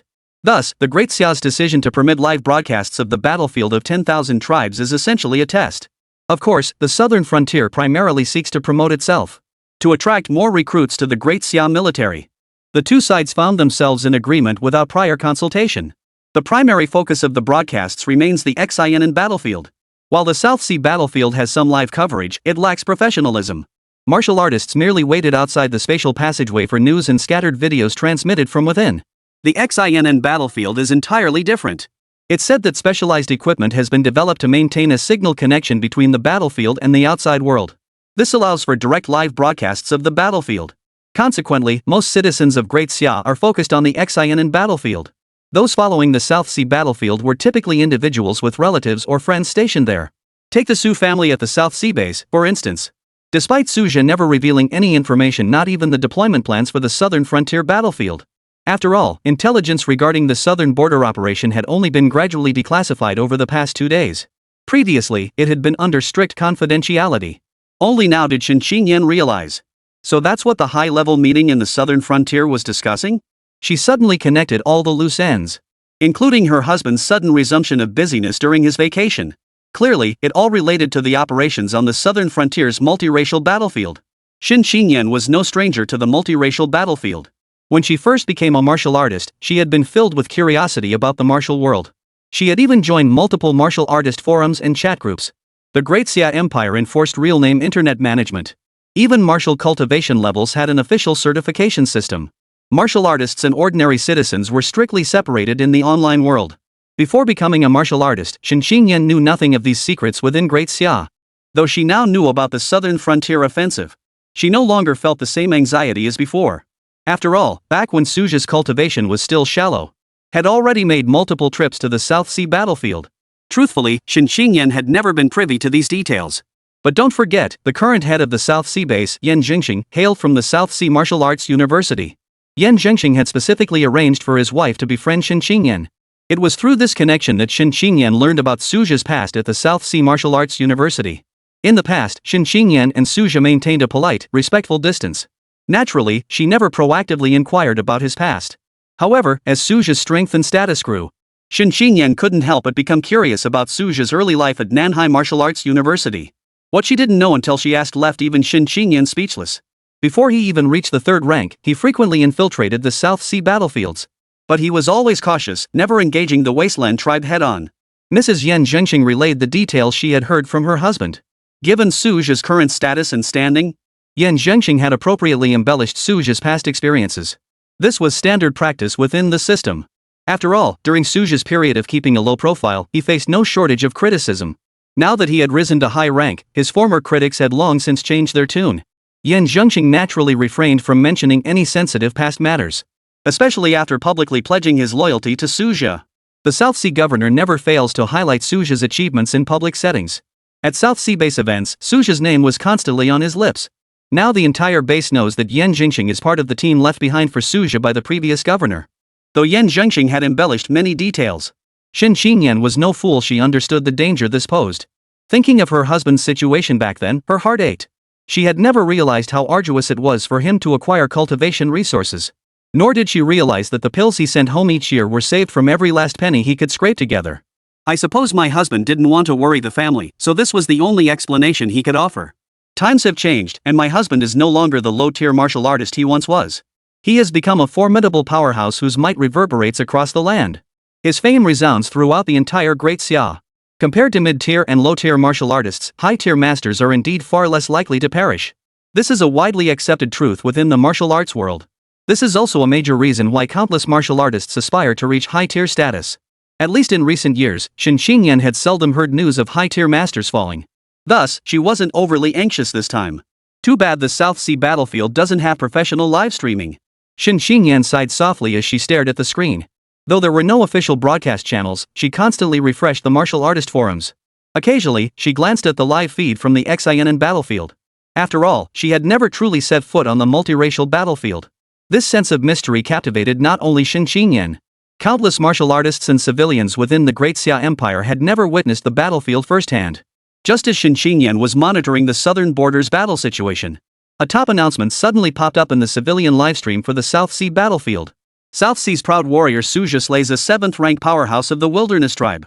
The news instantly stunned Shin Xingyan. All viewers following the South Seafront were equally stunned. 101, a formidable feat that shook all corners. Killing a high-rank opponent? To many, this was nothing short of astonishing.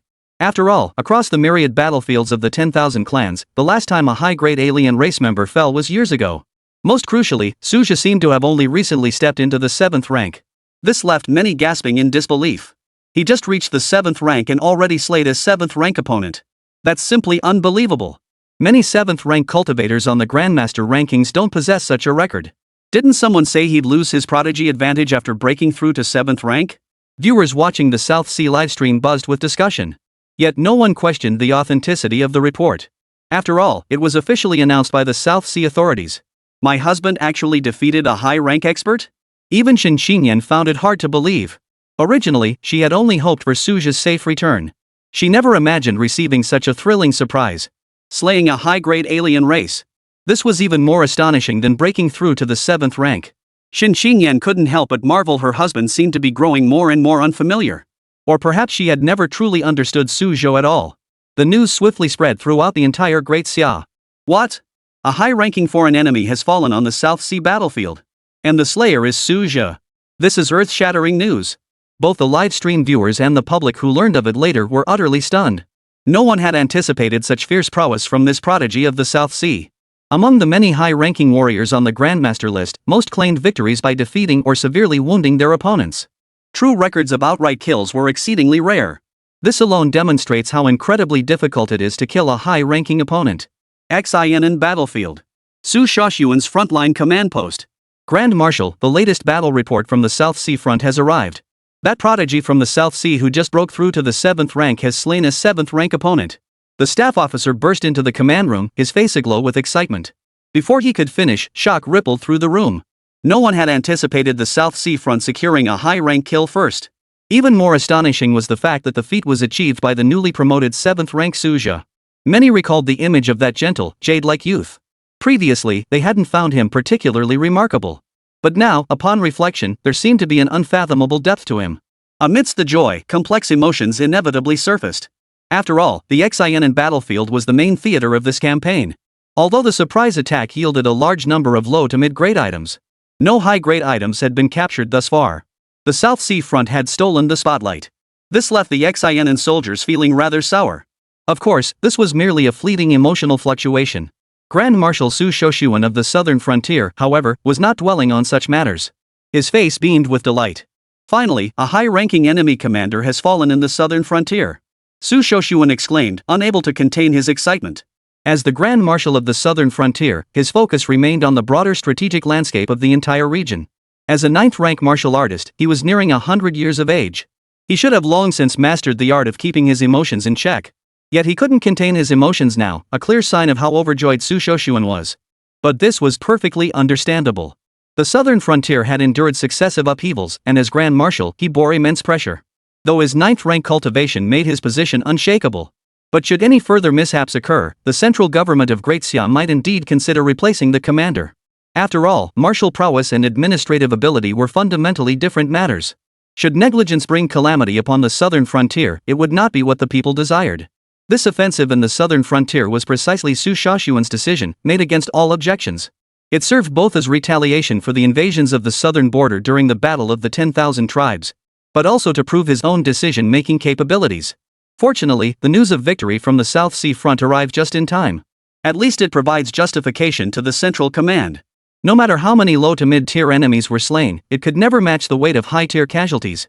Within the command center sat another significant figure. Zhong Jianyuan, who had once escorted Suja's entire family. His face now bore a mix of wild joy and utter shock. The stronger Suja became, the more advantageous it would be for the Zhong family. After all, the Zhongs had long-standing ties with this newly elevated high-ranked individual. Yet the shock remained palpable. Having advanced to the 7th rank barely a month ago, he had managed to defeat a peer of equal standing in battle. The South Sea prodigy's strength is far beyond that of a newly promoted 7th rank. The crowd immediately reached this conclusion.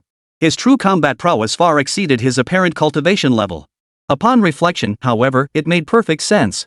After all, he was already widely recognized as the foremost prodigy even at the 6th rank. Divine Capital Martial Arts University. After learning of Suja's promotion to 7th rank, after days of deep contemplation, he resolved to challenge the threshold of the 7th rank. Though several high-rank masters cautioned him against his restlessness and impatience. Considering that martial artists typically require multiple attempts to break through to the 7th rank, the university ultimately granted his request. However, his first attempt at breaking through to the 7th rank ended in failure. The severity of the backlash injuries meant that even with the university's treasured resources, he still required 6 months of rest to recover. The once prominent martial prodigy gradually sank into despondency. He had believed that reaching the 7th rank would allow him to challenge Suja once more. He had ultimately underestimated the insurmountable barrier of the 7th rank. Following his mentor's advice, Pei Qingyu transitioned to become a freshman advisor. As the Grandmaster had stated, this youth's temperament is too restless. He requires worldly experience to temper his spirit. Despite his failed breakthrough, he remained the top 6th rank martial artist. No one at the Divine Capital Martial Arts Academy dared to underestimate this young instructor. After all, half of the instructors present possessed cultivation levels inferior to his. That prodigy from the South Sea just slew a 7th rank alien warrior. Truly terrifying. How long has it been since he ascended to 7th rank? He'll definitely break into the top ranks when the Grandmaster rankings are updated. Pei Qingyu, on his way to teach at the training grounds, overheard 2 students discussing this. The moment he heard the words South Sea prodigy, Pei Qingyu's breathing instantly became erratic. Clearly, news of Suja had struck a nerve once more. He hadn't even broken through to the 7th rank yet, while the other had already defeated peers of the same tier in battle. But reality was this cruel.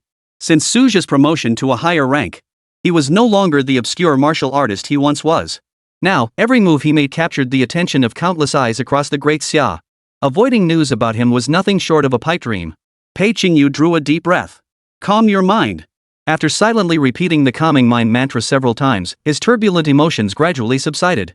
He continued toward the martial arts training ground. His emotional control had indeed improved significantly compared to before. Besides Pei Qingyu, Yilinger and others acquainted with Suja were equally stunned. Who could have imagined that the relatively resource-poor South Sea region could produce such a prodigious talent? The South Sea battlefield is still in fierce combat. I wonder if Grandmaster Su can defeat another high-ranking opponent.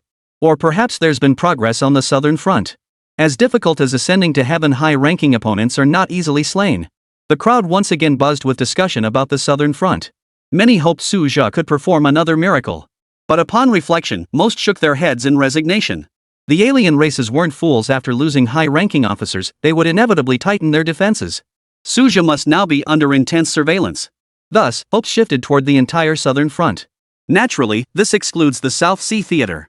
Perhaps there remained a faint possibility. Many harbored particular expectations for the Xian front.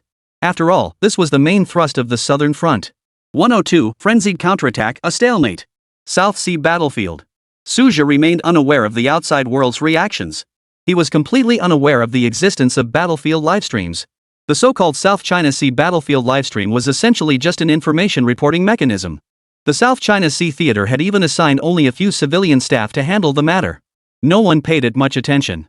Despite successfully eliminating Gao Pin, Suja's current state was extremely poor. His final burst of attack far exceeded his usual limits. He had nearly depleted all his physical strength. Though the power of heaven and earth could replenish his chi and blood, his mental recovery remained slow. Under the shadow of the wasteland tribe's imminent counterattack, he was racing against time to restore his mental and physical strength. Every warrior across the battlefield was doing the same. After merely a few days of rest, just as the South Sea stronghold completed its basic resupply, the wasteland tribe launched their second wave of attacks. The mid to low tier warriors had mostly recovered. The outpost's defenses had always operated on a rotating shift system. Most had received ample rest. High-tier martial artists, however, had only regained 80% of their combat strength. Their vital energy and physical condition remained acceptable. The depletion of their spiritual energy remains a significant challenge. Even with the aid of elixirs and the power of heaven and earth, full recovery would still require time. After all, they had endured prolonged, high-intensity combat. This pace of recovery is already remarkably swift. For a mid-tier martial artist to endure combat of equal intensity, it would take at least 10 days or half a month to recover. Therefore, mid-tier combatants rely heavily on physical strength and vitality. They would never expend their spiritual energy unless absolutely necessary. High-grade martial artists, however, have no such choice. Mental energy is the core for channeling the power of heaven and earth. Abandoning it would have their combat effectiveness. Fight! The high-ranking warriors of the South Sea stronghold transformed into streaks of light, soaring skyward. They confronted the powerful warriors of the Wilderness clan head-on. Suja was no longer an unknown figure at this moment. Several gazes, brimming with murderous intent, locked onto his figure. The Wasteland clan confirmed through battlefield intelligence. It was this man who had slain their high-ranking warrior. According to eyewitness accounts, this young 7th-rank warrior displayed prodigy-level combat prowess. He was highly likely to grow into an 8th-rank or even 9th-rank powerhouse in the future. For this reason, the Wasteland clan dispatched a mid-tier 7th-rank expert specifically to confront Suja, a seasoned 7th-rank veteran with years of experience. It wasn't that they were unwilling to send stronger fighters. The South Sea warriors would never permit Suja to engage in cross-tier combat. Moreover, the number of high rankers on both sides was already evenly matched. If they diverted more elite forces to target Suja, it would allow the South Sea's high-ranking fighters on other battlefields to gain a local advantage. As for higher-tier experts intervening, under the tacit rules of the multiracial battlefield, high-tier martial artists always operate in groups. After all, the core resources of the battlefield have long been plundered. There simply aren't any materials worth a high-tier martial artist fighting alone for. Under these circumstances, expecting Suja to operate alone was indeed unrealistic. The Wasteland clan could only resort to this seemingly fair tactic. Their high-tier warriors, exceptionally cunning, immediately engaged all the high-tier fighters at the South Sea stronghold. Yu Xiong and the others had no time to think. They charged straight into their respective opponents. Only at the very end did they realize that a mid-7th rank veteran powerhouse had been deliberately left for Suja. Suja had no time to ponder.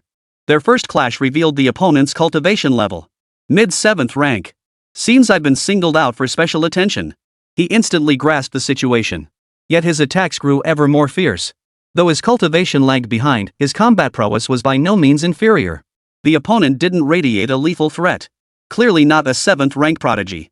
Such an opponent remained within manageable limits. After a brief skirmish with Yu Xiong and Su Xingyan, he finally sensed something amiss. They saw through the Wasteland clan's scheme. They immediately diverted their attention to Suja's battle. To their surprise, this battlefield had unexpectedly become advantageous. Which prodigy hasn't fought opponents of higher tiers? Though Suja typically relied on overwhelming power to crush opponents, it didn't mean he couldn't defeat stronger foes.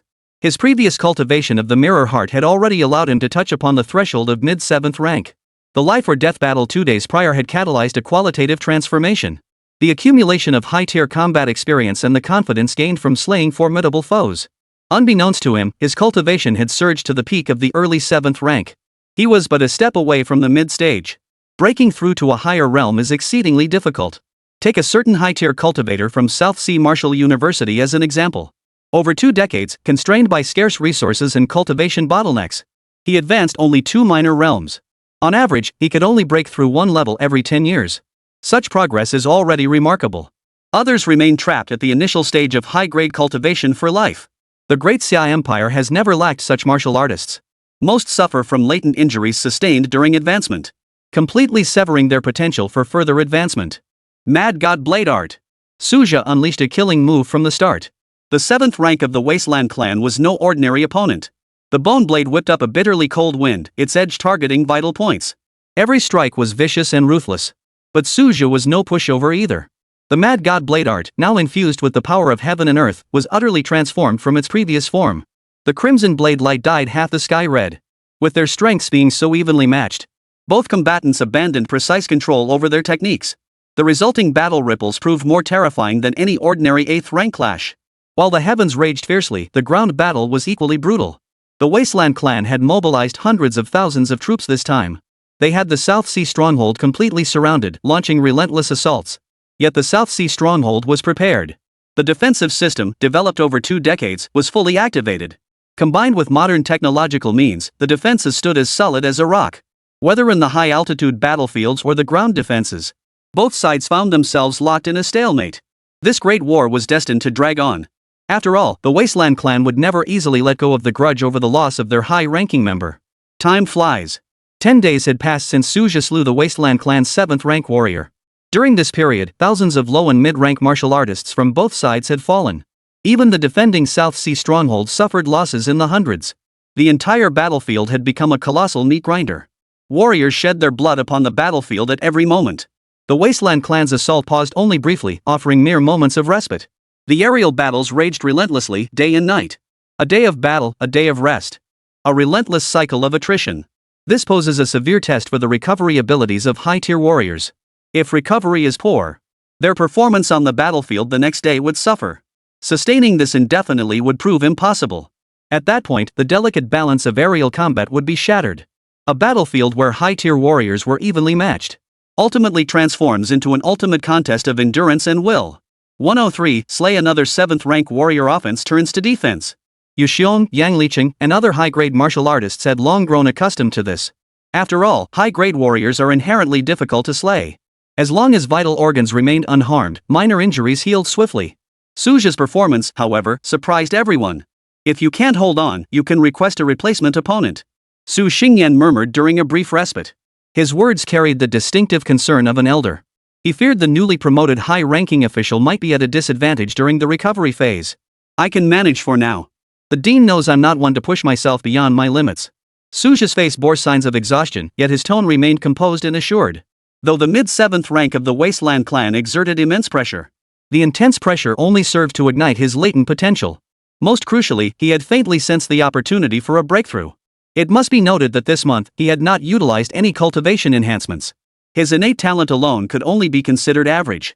Yet now he could sense the signs of a breakthrough. Suja speculated there were 3 reasons. Continuous combat had unleashed his body's latent potential. The surge of fortune bestowed after slaying a high-grade opponent. The lingering mystical resonance of the Mirror of Clarity. Moreover, his innate talent in spiritual power was already exceptional. High-tier martial artists place greater emphasis on spiritual aptitude, rather than a low-tier vitality talent. Therefore, Suja's actual talent wasn't particularly poor. Moreover, 10 days had already passed. The time trap ability had finished its cooldown. This ability is not only useful for offense, but also proves remarkably versatile in defense. When an opponent launches a fatal strike, simply pause time for an instant to effortlessly evade or even counterattack. After 10 days of fierce combat, he had come to know this 7th rank Wasteland clan warrior inside and out. Every one of their attack patterns was now within his grasp. Changing opponents rashly would only be disadvantageous. After all, other 7th rank Wasteland clan members were equally formidable. The one who had been slain earlier was a special case, having only recently broken through. Multiple factors had converged.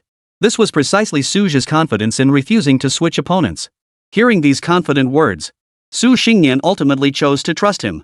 After all, he clearly remembered. Suja always valued his life above all else. He would never gamble with his life.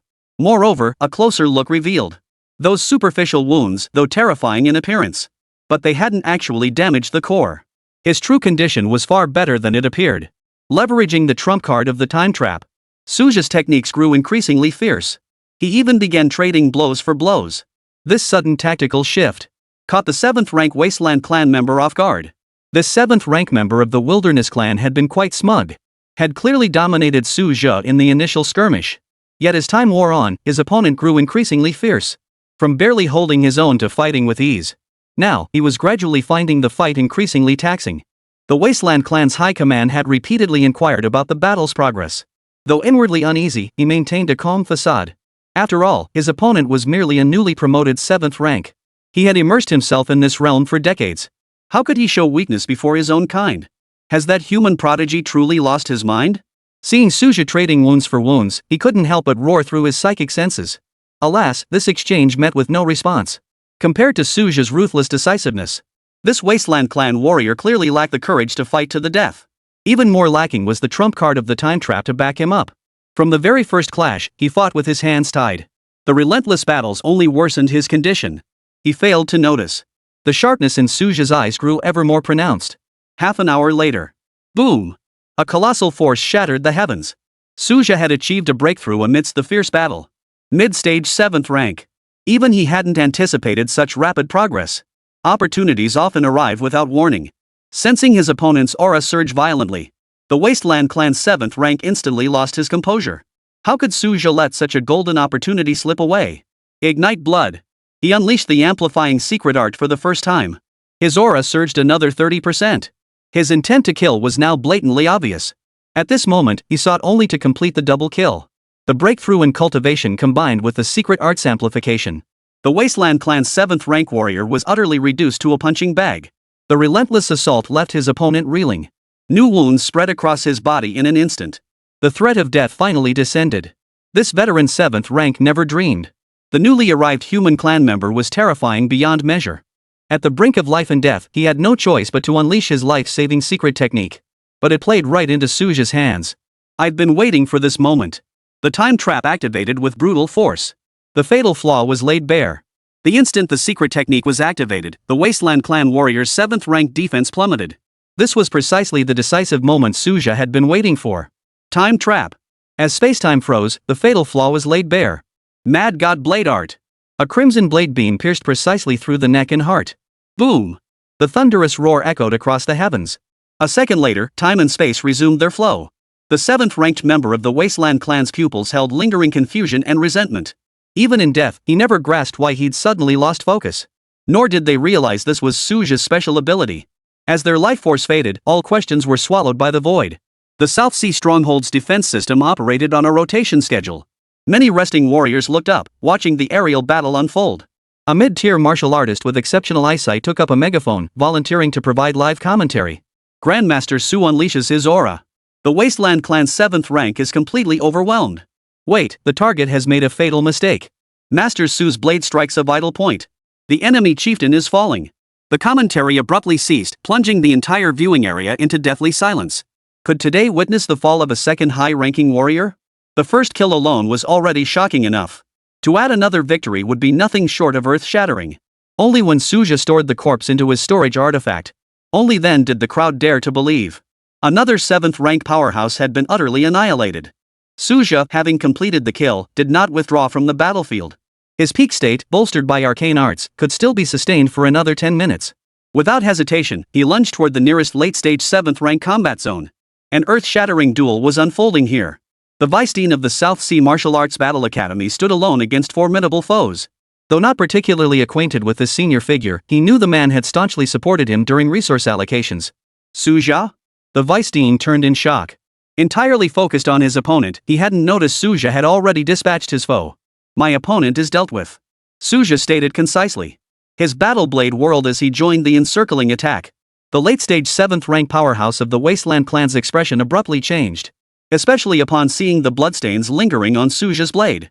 His fighting spirit receded like a tide. The aerial battle was completely thrown off balance. Facing Suja's overwhelming momentum, this veteran 7th rank warrior felt a chill run down his spine. He abruptly withdrew, simultaneously sending a message to his clan. A high-ranking warrior has fallen. The battle is collapsing. The Wasteland clan's elite warriors paled at the news. They immediately abandoned their skirmishes, scattering like streaks of light as they retreated. Hundreds of thousands of troops on the ground frantically changed direction. How could the martial artists of the South Sea let such an opportunity slip?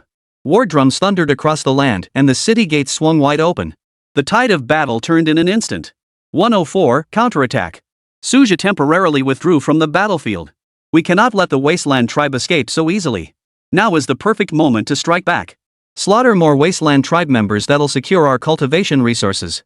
Numerous 6th-rank martial artists surged forward, leading the mid-rank practitioners in pursuit of the Wasteland clan. With numerous high-grade powerhouses providing protection, there was no need to worry about risks. At this moment, the Wasteland clan's army was indeed thrown into chaos. The fall of yet another high-grade warrior dealt a severe blow to the Wasteland clan. Especially since the high-grade members of the Wasteland clan had already retreated first. They hadn't even notified their own forces. But the high-ranking battlefield had already tipped.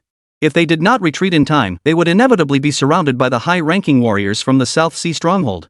These high-ranking Wastelanders harbored a deep-seated hatred for Suja. Had Suja not slain their leader, this battle would have remained deadlocked. The loss of 2 high-ranked warriors within a mere fortnight. This is a major event in the history of the Wasteland clan. Even for the Great Xia Empire, it would be a major loss. Let alone for the Wasteland clan. Suja retreated to the South Sea stronghold first. After prematurely ending the secret art of burning blood, his entire body plunged into a state of exhaustion. He immediately began cultivating to recover. Having just broken through his cultivation level and then used the secret technique, his cultivation base was somewhat unstable. Fortunately, it was only a minor fluctuation in his cultivation level, which is why Suja dared to take such a risk. This was also to deceive the 7th rank Wasteland clan member he had faced earlier. He wanted the opponent to misjudge that Suja lacked the ability to kill. Indeed, that 7th rank Wasteland clan member genuinely believed this. After all, Suja's cultivation level was undeniable. But he never anticipated Suja would break through during combat and with such decisive force. Activating his secret technique, he completed the kill with overwhelming force. By exploiting the time trap to create an unexpected advantage, though it came at the cost of a temporary dip in his cultivation, Suja deemed it worthwhile. After all, slaying a high-grade opponent was as difficult as climbing to the heavens. Without the time trap, even advancing to mid-7th rank and casting the secret technique again would likely fail. High-grade Wasteland clan members weren't fools. When outmatched, they would flee. Fortunately, the secret technique's duration was brief. The high-grade Wasteland clan members sensed the battlefield was tilted against them and withdrew decisively. Though their cultivation hasn't fallen, they'll still need long-term recuperation. Suja murmured to himself, his tone tinged with relief. Had their cultivation fallen, the time needed for recovery would have been incalculable. High-level cultivation was inherently arduous. This breakthrough was the culmination of years of accumulated effort. Had it truly fallen, it would have inevitably hindered his 7th grade cultivation progress. He immediately entered a state of healing, making no deliberate effort to find a specific location. He simply found an open spot within the South Sea stronghold and sat cross-legged to regulate his breath. Many ordinary citizens still remained within the outpost. Martial artists wielding technological weapons was too wasteful. Martial artists were already in short supply throughout Great Xia. The gaze everyone cast upon Suja was filled with reverence. If his first kill of a high-grade opponent had an element of luck, the second time was purely a testament to his skill.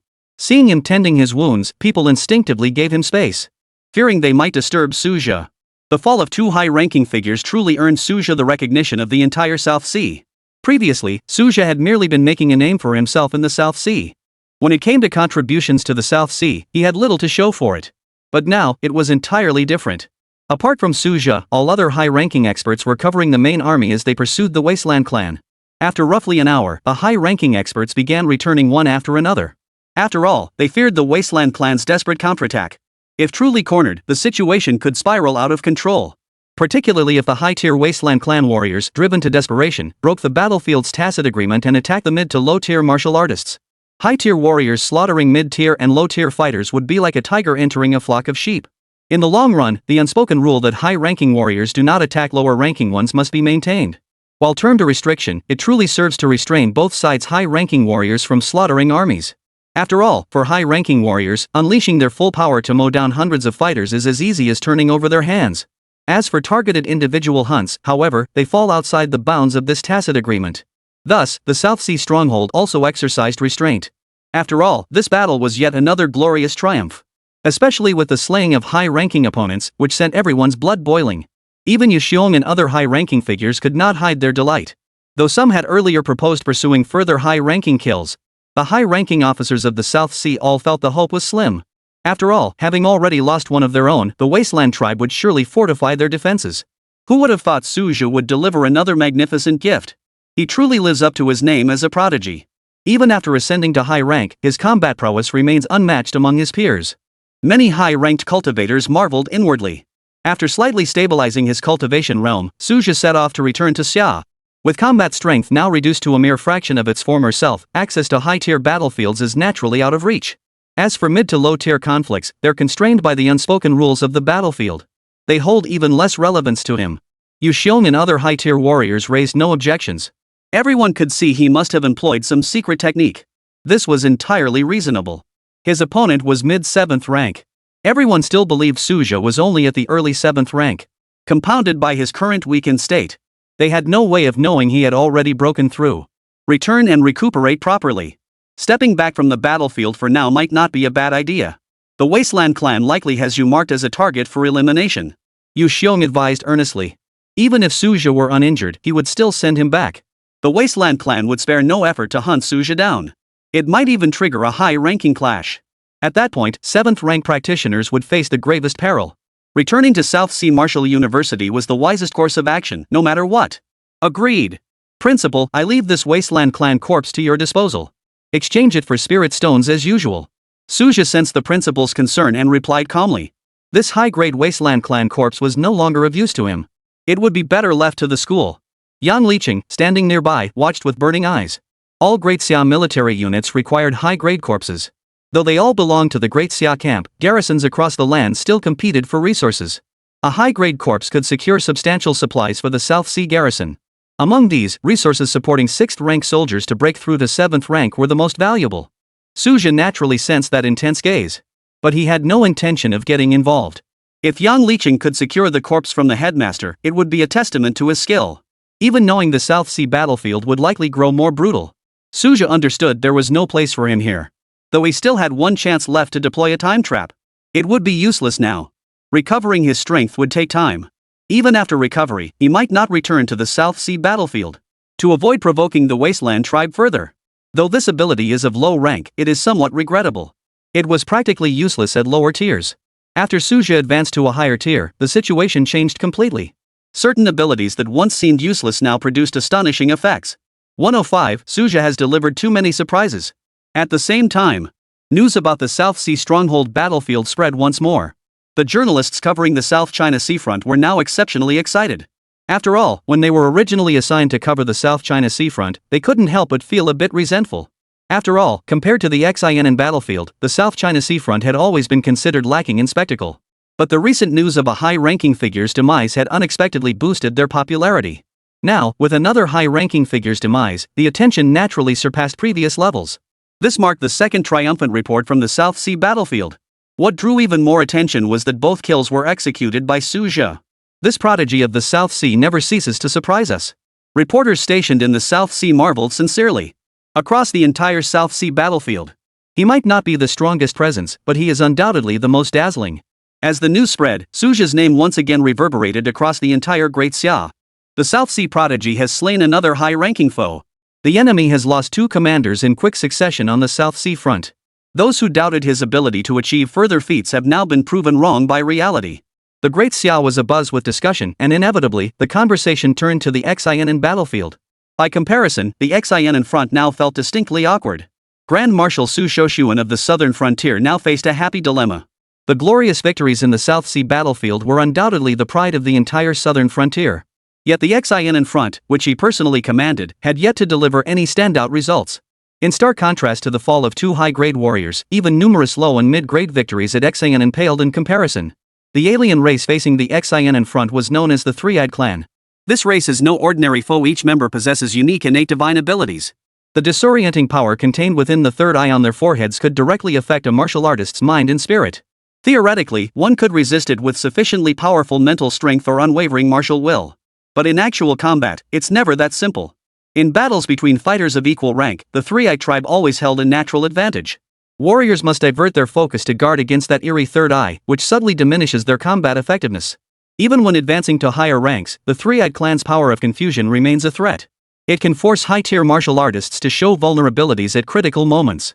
This makes high-tier decapitation operations on the Xian battlefield exceptionally difficult.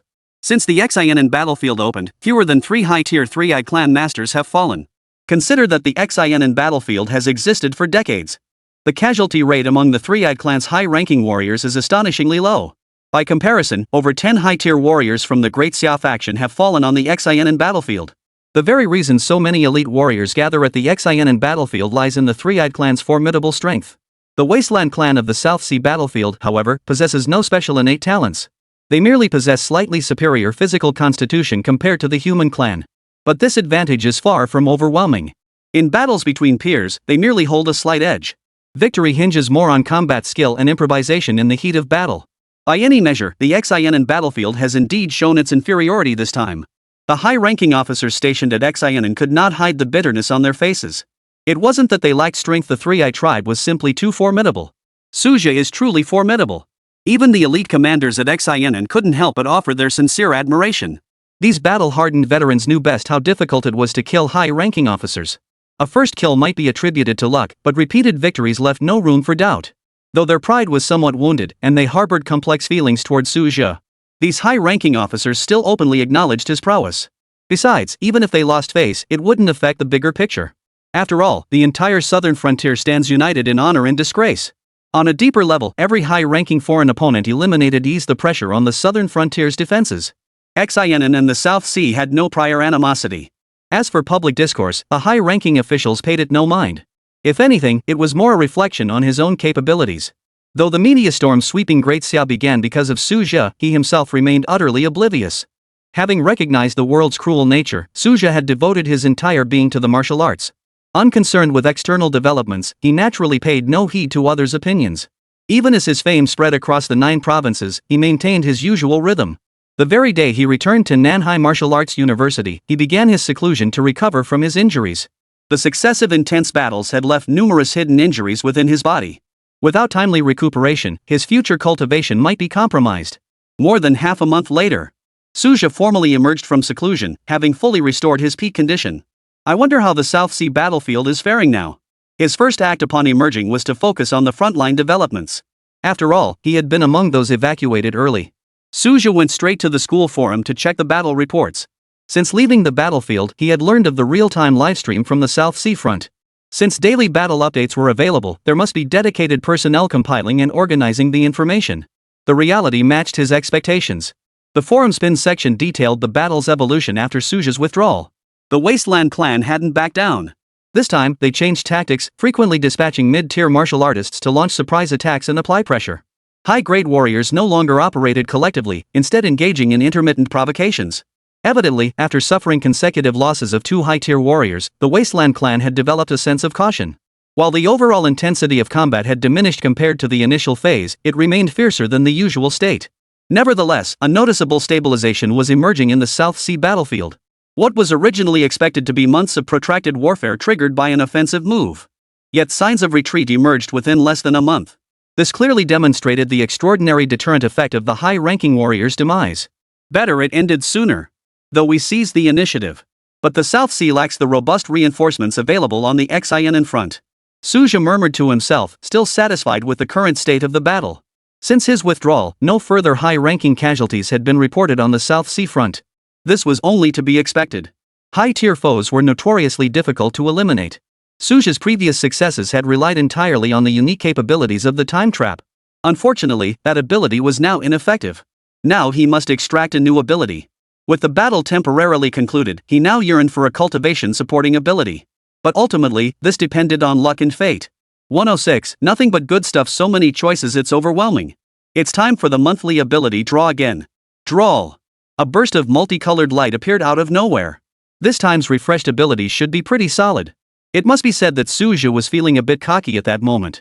After all, the appearance of multicolored abilities had been rare before. Now, his reaction to the multicolored reward had grown surprisingly calm.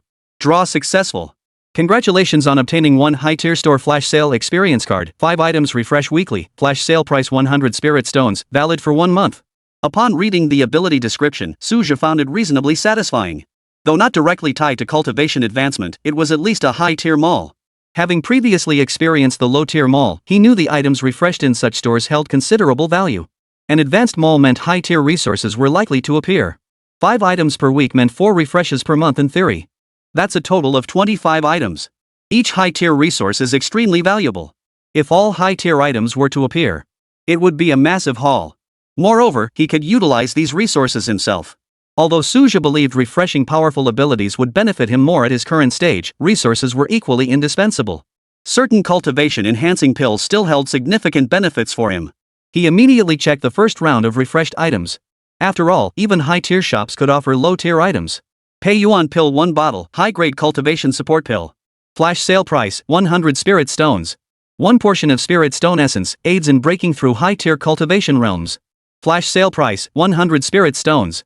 One portion of silver washing grass, high-grade alchemy ingredient, flash sale price, 100 spirit stones. One portion of black jade gold, high-grade alchemy material, flash sale price, 100 spirit stones. One celestial heart lotus, a rare treasure that can purify marrow and refine meridians to enhance innate talent. Flash sale price, 100 spirit stones. After seeing the item list, Suja couldn't help but take a deep breath. The surprises offered by the high-tier shop far exceeded his expectations. While 2 materials were currently unnecessary, the rest could be used personally or exchanged for spirit stones. The high-grade storage pouch he just seized from the Wasteland clan would come in handy. Especially the storage pouch belonging to that veteran 7th rank powerhouse. Taking some high-grade resources was perfectly reasonable after all, no one knew what exactly was inside the storage bags. As a high-grade, standard cultivation pill, the Pei Yuan Dan's value was undeniable. Among the high-grade resources distributed annually by the South Sea Martial Arts University, this pill was included. Rumors claimed its ingredients included alien corpses, but Suja felt no moral qualms about it. This single bottle of pills alone commanded a market price of 100 million spirit stones, and it was a rare item that rarely appeared on the market. Even when it occasionally appeared at auction, the final bid far exceeded its estimated value. Spirit stone essence is even more precious than the Pei Yuan pill. This item significantly aids in high-grade breakthroughs, making it especially coveted by 6th-grade martial artists. Upon use, spirit stone essence released refined spiritual energy, creating a gentle spiritual environment. This greatly aids the spirit force in communicating with the power of heaven and earth. It is effective not only for those breaking through from 6th to 7th rank. It also plays a crucial role when ordinary high-grade masters break through their realms. Unfortunately, spirit stone essence is exceedingly rare. Even when Suja advanced his cultivation, the South Sea Martial Arts University couldn't secure a single portion. If used wisely, this substance could potentially earn the favor of high-grade powerhouses. Suja mused inwardly. But his family members were still far from reaching the high-grade realm. Waiting until Shin Xingyan or Su Shaojin needed it would likely be a distant prospect. Better to use it sooner. For instance, to add a high-tier powerhouse to the South Sea Martial Arts University. By the time Shin Xingyan and the others needed to break through, my cultivation will surely surpass what it is now, and acquiring resources will be far easier. Besides the spirit stone essence, there was one final heavenly treasure left. The heavenly heart lotus. This treasure not only permanently enhances innate talent but is also exceedingly rare. Even high-grade martial artists struggle to find it. Not even our 9th-grade headmaster could guarantee obtaining it. For Suja, whose innate talent was lacking, this was truly a godsend. Though he had previously acquired the ability to temporarily enhance his innate talent, it remained only a temporary boost. The celestial heart lotus was the true solution to the root problem. The fact that such a hot item appeared in the shop during its first week made Suja even more eager for the next refresh. After reviewing the shop's offerings, Suja turned his attention to the blind box space bag of the Wasteland clan's 7th grade. I just hope to get some good stuff. With the shop's gems already setting the bar high, he wasn't quite as eager for these 2 spatial bags. If it were him, he would have used up any good resources long ago. He first dismantled the Wasteland clan's 7th grade spatial bag he had recently broken through. As he'd expected, it was rather meager after all. A newly promoted 7th rank would have exhausted all breakthrough resources. Yet Suja's keen eyes still spotted a treasure. Wood spirit essence. This item aids high-grade cultivators in merging with nature and comprehending the laws of heaven and earth. It bore a striking resemblance to the 1,000-year stalactite Suja had used during his own breakthrough. Combined with spirit stone essence, he realized he had unknowingly gathered a complete set of high-grade breakthrough resources. Now, only the heart-protecting pill remained. This pill helps breakthrough practitioners mitigate internal injuries. Compared to other resources, the heart-protecting pill was clearly insignificant. After all, it was merely concocted from ordinary healing herbs and could not be compared to core breakthrough resources. This was likely left over from that Wasteland clan member's 7th grade breakthrough. Perhaps it's time to find a suitable candidate. Suja murmured to himself. After all, the entire set of high-grade breakthrough resources was now complete. Each item was a top-tier auxiliary resource. Handed to any seasoned 6th rank martial artist, they would significantly boost the success rate of breaking through to 7th rank. Suddenly, he remembered an unopened spatial pouch belonging to a veteran 7th rank member of the Wilderness clan. The collection of such a seasoned powerhouse surely wouldn't be as meager as that of a newly promoted 7th rank. As the spatial pouch was retrieved, a faint glow emanated from it. 107, Enhancing Potential, New Semester Begins. The collection of this veteran 7th rank powerhouse from the Wilderness clan proved considerably more substantial. The first thing that caught Suja's eye was the vast quantity of materials. At minimum, they were all mid-grade materials, with numerous high-grade varieties as well. The value of these materials alone exceeded 15 billion spirit stones. Next were large quantities of pills suitable for high-grade martial artists. Although the Wasteland tribe and the Great Xia Empire belonged to different worlds, the Southern Sea battlefield had seized considerable Wasteland clan supplies in earlier years. After all, when the passage first opened, many high-grade martial artists perished on the South Sea battlefield. After years of research and testing, it has long been confirmed that the Wasteland clan's elixirs are equally effective for the human race. Some even surpass the efficacy of human-made pills. The total value of this storage pouch is estimated to exceed 50 billion spirit stones. Its worth surpasses even the corpse of a 7th-rank wushu master from the Wilderness clan. This was only logical, however, as this veteran 7th-rank warrior had clearly accumulated decades of wealth. What Su Zhishang did not know was that this individual was preparing resources to break through to the late stage of the 7th rank. Unexpectedly, he met his end on the South Sea battlefield. His entire lifetime savings now fell into Suja's hands. In life, this warrior must have believed that high-grade martial artists would not fall easily. Since his life was no longer in jeopardy, carrying his entire fortune with him posed no issue. My fortune has truly been flowing lately. Even Suja couldn't help but exclaim. He chose not to emerge from seclusion but instead took the heavenly heart lotus first. His innate talent had always been his greatest concern. Any slight improvement now would be welcome. Suja's expectations weren't excessive. He dared not hope to rival the prodigies. He would be content if he could reach the upper tier of talent. Upper tier talent was already scarce within the Great Xia, let alone those with prodigious, exceptional, or even demonic talent. The outside world rated Suja's aptitude as top-tier prodigy level. To be called a prodigy, however, he still fell slightly short. After all, throughout the Great Xia's 500-year history, true prodigies of his age had invariably achieved far beyond the 7th rank. However, Suja never sought to compete with others. If he could use the heavenly heart lotus to elevate his talent to the upper tier, that would suffice. Though he wasn't certain if a single heavenly heart lotus would suffice. Any improvement would be a gain. To fully absorb this heavenly heart lotus, Suja secluded himself for another 3 days. 3 days later, emerging from his cultivation chamber, Suja couldn't hide his delight. Though my aptitude hasn't yet reached the upper tier, I've now advanced to upper middle tier. If I could obtain another heavenly heart lotus, it might not be impossible to reach top tier talent. Suja possessed a clear understanding of his own innate talent. However, he understood that Heaven's Heart Lotus was extremely rare. For now, he could only hope for another flash sale at the high-grade mall to yield treasures that could further enhance his aptitude. Truthfully, Suja wasn't indifferent to the issue of aptitude. It was simply that he'd previously lacked avenues to pursue it. Most of those heavenly treasures were controlled by the Great Xia government. Even after advancing to the 7th rank, he still had little chance of obtaining them. Moreover, Suja was unwilling to ask his organization for them. In the eyes of many martial artists in Great Xia, Suja's talent was indeed top tier. Even requesting resources in his family's name would be untenable. Natural treasures that enhance aptitude were exceptionally rare. Even 9th rank powerhouses required strict approval when requesting them. The Great Xia's review process for such materials was exceptionally stringent. Martial artists who were just a step away from breaking through to higher ranks were the primary targets for support. Perhaps a single rare treasure could be the key to breaking through their limitations. These individuals are the ones the Great Xia prioritizes. Suja harbors no resentment toward this dasha's distribution mechanism is indeed fair and reasonable. Therefore, he never expected to obtain resources for enhancing his qualifications through official channels. After emerging from seclusion, Suja headed straight for the dean's office. As high-level clashes on the South Sea battlefield grew less frequent, the senior faculty of South Sea Martial Arts University gradually returned to campus. Su Xingyan, dean of the Alchemy College, was naturally among those returning. The enrollment of new students and the implementation of the Prodigy Cultivation program were urgently needed. Due to the southern border conflict, the freshman orientation ceremony had been postponed for several days. Young Su, you're just in time.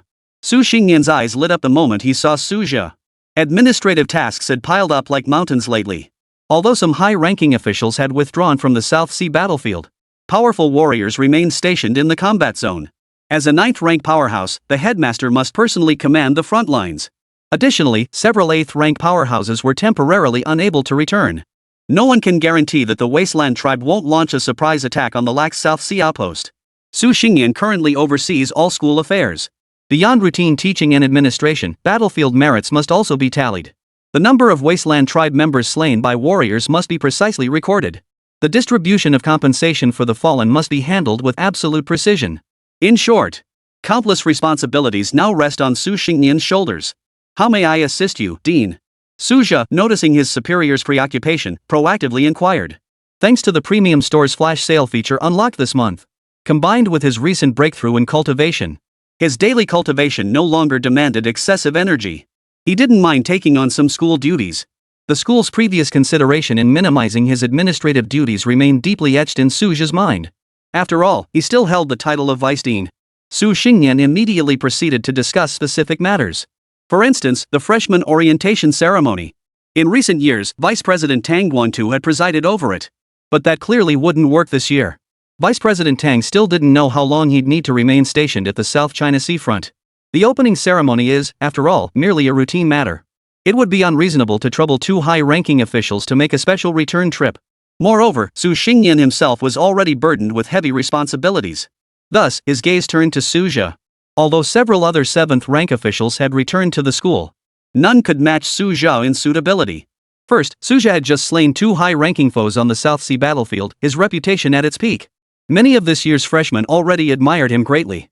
Having Suja preside would further demonstrate the school's emphasis on this matter. Second, the school's higher-ups would also accept this arrangement. Suja is already the designated successor at South Sea Martial Arts University. His combat achievements and prowess speak for themselves. No high-ranking official within the academy would raise objections. Currently, among the 7th-rank practitioners at Nanhai Martial Arts University, none have achieved comparable combat accomplishments. Facing Suja, they inevitably lack confidence. Moreover, Suja has contributed 2 high-grade Wasteland clan corpses to the university. All high-ranking students will benefit from this. When one has eaten from someone's hand, one's voice grows soft. Naturally, no one would voice dissent against this arrangement. Had any other high-ranking individual presided, it might not have won unanimous approval. No problem. Suja readily agreed to the task. It was merely hosting the opening ceremony. He had assisted in previous years. He was no stranger to the proceedings. But before, he'd always been an observer. This time he'd be standing at the main podium. By all accounts, such duties should never have fallen to him. But Nanhai Martial Arts University was currently in a wartime state of emergency. Suja hadn't forgotten his own plans. Dean, how many 6th-grade alchemists are currently in the Alchemy Academy? Those high-grade breakthrough resources must not be wasted. Facing the inquiry, Su Xingyan gave it little thought. He simply assumed Suja wished to gauge the academy's strength. After all, Suja had indeed neglected college affairs before. 108, high-grade resources scarce? I've got them. Despite mobilizing the academy's 6th-grade experts earlier to counter the Divine Capital's prodigy Peicheng and for the South Sea battlefield operation, the academy's 6th-rank cultivators had all emerged from seclusion. Suja's cultivation speed was truly astonishing, leaving many 6th-rank cultivators still reeling from the shock. Suja has already surpassed the mid-tier stage. Even if someone wished to curry favor, he was now a high-grade cultivator. This was an undeniable fact. Though some mid-tier cultivators still felt dazed, reality was this harsh. To many mid-tier practitioners, Suja now stands as a senior figure. The number of 6th-grade practitioners in the Alchemy Academy is still acceptable, though slightly fewer than the other 2 major academies. But across the entire Great Xia, the base number of 6th-rank martial artists is not insignificant. Su Xingyan responded while handling documents. Listening to the dean's account, Suja fell deep in thought. 6th-grade martial artists were indeed plentiful in the Great Xia. As the final hurdle before advancing to higher ranks, countless practitioners were stuck at this level. But breaking through this bottleneck proved far more difficult than imagined. The 6th rank was arguably the most time-consuming stage before reaching the higher ranks. Should the fusion of spirit and vital energy encounter rejection or insufficient mastery, the cultivation progress will be significantly delayed. Su Xingyan specifically recommended 2 6th-rank cultivators, Mu Gao and Tian Hongliang. Before Suja's rise, these 2 were candidates for Dean of the Alchemy Department. Both reached the peak of 6th rank and possessed experience from 2 attempts to break through to higher ranks. Unfortunately, their combat prowess was mediocre, placing them merely as ordinary 6th-rank cultivators. Their names were absent from the Celestial Genius rankings. After all, the competition for the 6th rank list is the most brutal. Countless prodigies remain stuck at this level. It's perfectly normal for ordinary 6th rank peak cultivators to fail to make the list. Suja paid it no mind. So what if he was a common 6th rank? As long as he ascended to a higher rank, his combat prowess would be assured. After all, higher ranks inherently grant strength bonuses. Combat awareness could also be cultivated through training. Recalling his battle against the 7th rank of the Wasteland clan. Even with overwhelming strength, without the time trap, victory would have been difficult. This shows that even an ordinary high-grade opponent is no easy target for prodigies. It's highly likely one would become entangled in a stalemate. May I review their records? Suja grew interested in the 2 candidates. Su Xingyan promptly detailed their backgrounds. In truth, both men were advanced in years. Both were nearing 50. They had followed the headmaster to Nanhai during the school's founding days. At that time, they were merely mid-tier martial artists in their late 20s. 20 years had passed and they had finally reached the peak of the mid-tier realm. Compared to many prodigies, their cultivation progress was indeed somewhat slow. But their strength lies in their steady and solid foundation. Remember, they came here with a do-or-die resolve. At that time, South Sea Martial Arts University was still in its infancy.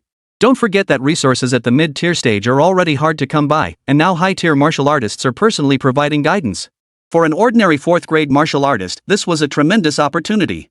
Such treatment would be unthinkable at a fully established martial arts university. As it turned out, they had made the right bet. Among their peers with similar aptitude in cultivation back then, most remain stuck at the 5th rank or have only recently advanced to the 6th. For mid-tier martial artists lacking resources and guidance, cultivation is as difficult as climbing to the heavens. Why are you so focused on these two? Are you planning to cultivate your own faction? If you truly wish to cultivate them, I suggest choosing younger prospects with greater potential.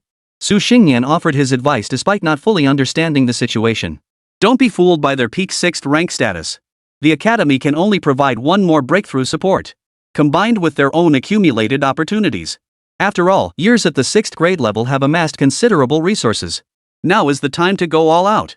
This would grant them 4 breakthrough opportunities. If they still fail, they'll be permanently barred from higher ranks. In Su Xingyan's estimation, their success rate stood at roughly 50-50. Neither prodigies nor exceptional talents, their aptitude was merely above average. Whether they can break through remains unknown. Far less promising than nurturing young prodigies.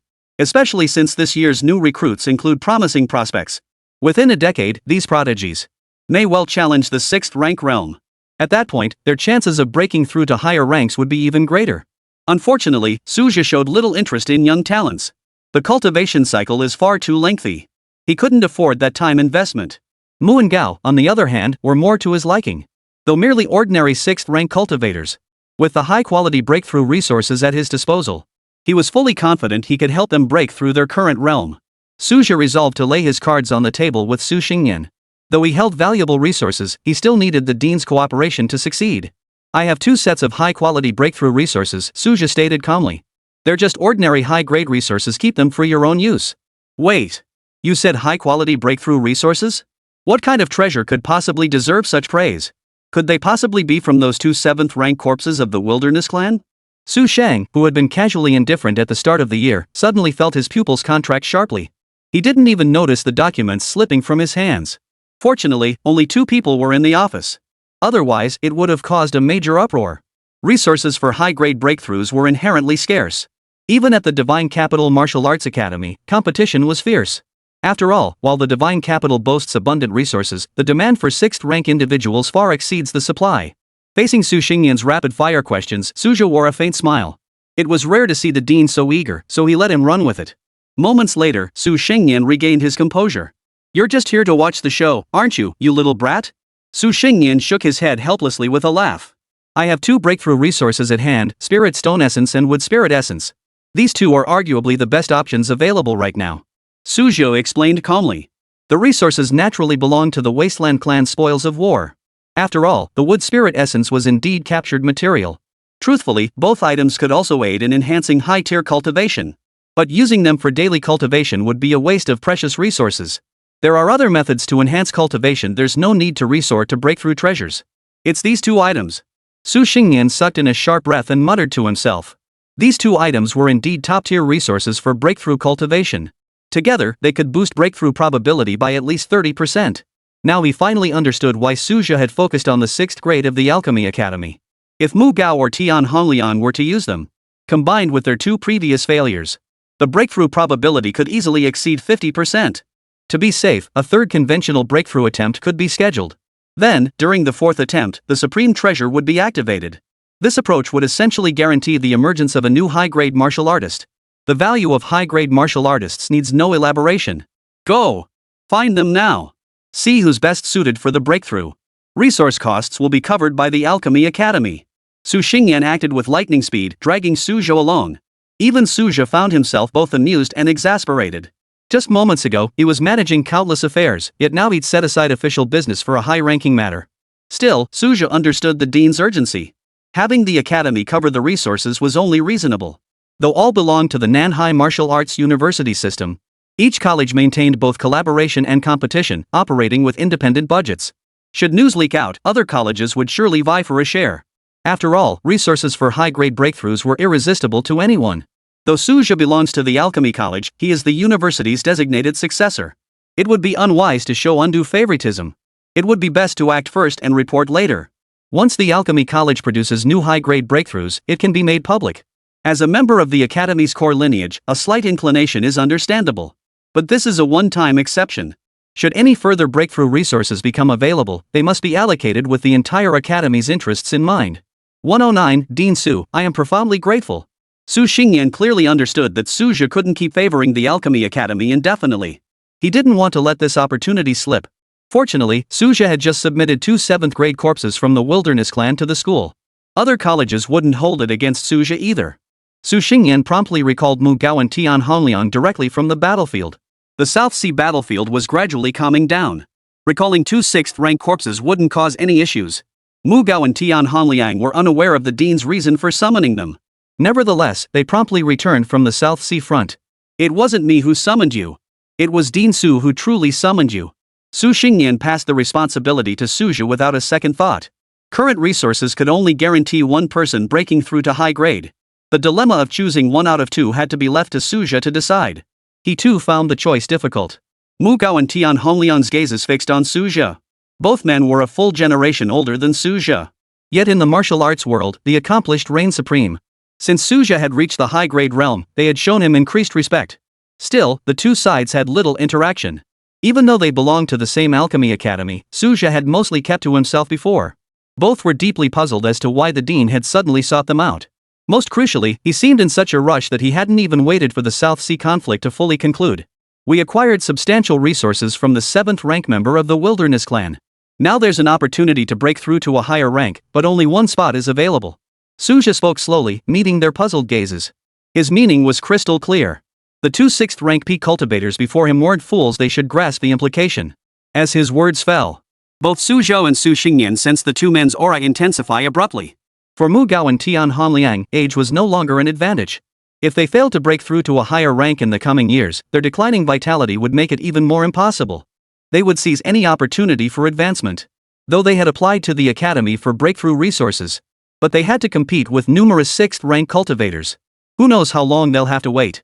High-grade resources are inherently scarce. They had little confidence in their chances of success. Neither of them wanted to miss this current opportunity. Because there's only one spot available. Plus, you two are pretty evenly matched in every way. I don't know whom to choose. After careful consideration, you'll face off in a match. The winner gets the spot. Suja cut straight to the point without beating around the bush. This was the fairest method. Qualification determined by skill. Faced with Suja's proposal, none of the present objected. Su Xingyan also acknowledged it as the optimal solution. With a high rank present to oversee proceedings, there was no need to worry about casualties during the 6th rank match. Mu Gao and Tian Hongliang were even more confident. Opportunities must be seized by one's own efforts. Su Xingyan immediately led the group to the training grounds. This was a venue exclusively reserved for mid-grade instructors to spar. At this moment, the vast majority remained on the battlefield. Even those who had returned wouldn't come to the training grounds. After enduring a series of fierce battles, who had the heart for sparring? The empty training grounds suited their purposes perfectly. Su Xingyan never intended for this matter to be made public. Soon, 2 veteran 6th rank practitioners commenced their duel under Su Xingyan's supervision. Though ordinary 6th rank practitioners, their combat experience is exceptionally rich. Suja observed, inwardly impressed. Even he couldn't help but be impressed. Though combat styles differed greatly between high-grade and mid-grade practitioners, certain techniques still held valuable lessons. As time passed, both combatants gradually unleashed their full power. Faced with a high-grade opportunity, no 6th grade would lightly give up. Especially for these 2 6th grade practitioners who had languished for over a decade. This might be the greatest opportunity of their lives. Half an hour later, the clash between these 2 veteran 6th rank peak cultivators reached its conclusion. Both were left battered and bruised. Neither held a clear advantage. Both Su Xingyan and Suja could see they had given everything they had. Su Xingyan finally called a halt to the fight. Otherwise, continuing would risk a life or death struggle, a gamble not worth the stakes. The question resurfaced, who should they choose? The gaze of the three once again focused on Suja. Suja was feeling a bit of a headache himself. He hadn't anticipated such a low probability scenario as a tie. Suddenly, a spark of inspiration flashed in his eyes. In that case, why not take a gamble? The academy will contribute part of its reserves, combined with the resources you've accumulated over the years. I'll lend out some resources as well. This will give each of you 2 chances to break through to a higher grade. Suja finally proposed a compromise. This move might be like drawing water in a bamboo basket, but it could also yield double the rewards. Suja reconsidered. After all, his breakthrough resources were free to begin with. Even if Mu and Gao failed, it would still be a contribution to the school. Su Xingyan seemed hesitant, but ultimately said nothing. The plan was indeed fair. Success depended entirely on individual fate. As long as one person succeeded in advancing to a higher rank, he could accept it. Seeing Dean Su raise no objection, Mu Gao and Tian Honglion's faces lit up with excitement. Dean Su. We are profoundly grateful. They had already failed twice in their attempts to break through. Much time had passed since their last attempt. All these years, they had been waiting for a third chance. This time, Vice President Su had secured 2 breakthrough attempts for them. Even if it meant incurring debt and obligations, the two cared not a whit. Success would justify any cost. Though Suja made the final decision, the resource exchange still required Su Xingyan's handling. The specifics still needed careful negotiation. Suja produced all the high-grade materials obtained from the flash sale mall and the premium cultivation pills from the Wilderness clan. He intended to have Su Xingyan exchange them for breakthrough resources. He didn't even have the 2 6th-rank experts sign any agreements. This trust deeply moved Mu Gao and Tian Hongliang. They understood this opportunity was entirely due to the Vice Dean's unwavering support. Su Kid, taking down those 2 7th-rank experts sure netted you some prime loot. Su Xingyan couldn't help but remark. You should try the feeling of sudden wealth yourself, Dean. Suja responded candidly, making no secret of his gains. After all, claiming no gains from slaying 2 high-ranking Wilderness clan members would only raise suspicion. Better to own it outright. Facing the teasing, Su Xingyan shook his head and smiled bitterly. Though he was an 8th-rank warrior, defeating a 7th-rank opponent shouldn't have been difficult. But the Wasteland clan would never give him such an opportunity. High-rank warriors rarely operated alone on the battlefield.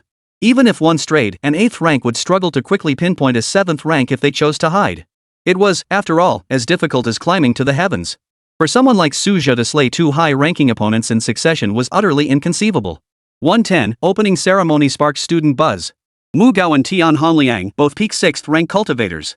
At this moment, they seemed to be burying their heads like ostriches. The high-ranking officials' conversation was too profound for them to grasp. They felt unfit to join the discussion. Though they hadn't reached the high-rank tier themselves, they knew full well how incredibly difficult it was to defeat high ranks. Even if one succeeded in breaking through, it was far from guaranteed. Fortunately, Suja quickly dropped the playful tone. He knew Su Xingyan had been swamped with affairs lately. Had it not involved a breakthrough to the high rank, Dean Su would never have made time to come. Mu and Gao had already withdrawn all their savings, entrusting Su Xingyan to exchange them for breakthrough resources. Use this time to prepare thoroughly. Aim to complete the breakthrough within a year. Su Xingyan instructed sternly. Though he favored steadily cultivating a high-grade cultivator, he did not oppose Suja's plan. After all, Suja provided the majority of the resources this time. Understood, Dean. Mu and Gao responded solemnly. They knew full well this opportunity was entirely thanks to Vice Dean Su's efforts. Suja, however, approached it with a mindset of maximizing efficiency. Gaining favors and gratitude were merely side benefits. Those high-grade materials were of no use to him. Though he held the title of 6th-grade alchemist, his qualifications were largely inflated. He had never even ventured into the realm of artifact forging. His primary focus now was cultivation. Rather than letting the materials gather dust, exchanging them for more valuable resources was the wiser choice. As they departed the training grounds, Mu and Gao solemnly thanked Suja. Suja responded with gentle kindness. At least it proved he hadn't misjudged the man. Most instructors at South Sea Martial Arts University were of upright character. Even if they occasionally harbored personal interests, they knew not to harm the school's interests. This alone was commendable. Consider that many Wuda University advisors betray the institution for personal gain. Some institutions, dependent on their faculty, have no choice but to turn a blind eye. These secrets were all revealed to Suja by Su Xingyan. It must be said that Dean Su truly has extensive connections. Though it's only natural that high-grade alchemists are in high demand. Old Su really hasn't assigned much work. Suja murmured to himself. Earlier, when Su Xingyan mentioned sharing responsibilities, he had expected to be bogged down in trivial matters. Instead, he was only assigned to preside over the freshman orientation ceremony. The entire affair took barely an hour. Clearly, Dean Su didn't want to interfere with his cultivation. The enrollment ceremony was set for 5 days hence. The date held no special significance, it was purely a matter of Su Xingyan's earlier scheduling. Since it had already been postponed several days, delaying it a few more wouldn't matter. As long as it wasn't drawn out too long. Suja could simply await further notice. He intended to return to continue his cultivation. Although he had given up quite a bit of cultivation resources to obtain high-grade breakthrough materials, there are still sufficient reserves to sustain his cultivation for 2 or 3 months. Moreover, several rounds of flash sales in the mall were forthcoming. At this stage, he truly lacked nothing in resources. Meanwhile, news of Suja presiding over the freshman enrollment ceremony caused a sensation. Many new students were thrilled beyond measure. Dean Su himself is presiding. He's defeated 2 high-ranking masters in a row recently. He shot straight into the top 100 of the 7th-ranked Grandmaster rankings. Just think how long has it been since his breakthrough, and he's already catching up to established 7th-rank masters. The students of Manhwa Martial Arts University buzzed with excitement. With the Southern Front launching a full-scale offensive, high-rank martial artists have delivered outstanding performances on the South Sea battlefield. This has triggered massive shifts in the Grandmaster rankings. This directly impacts the allocation of resources for the new year. The higher the ranking, the more generous the resources allocated.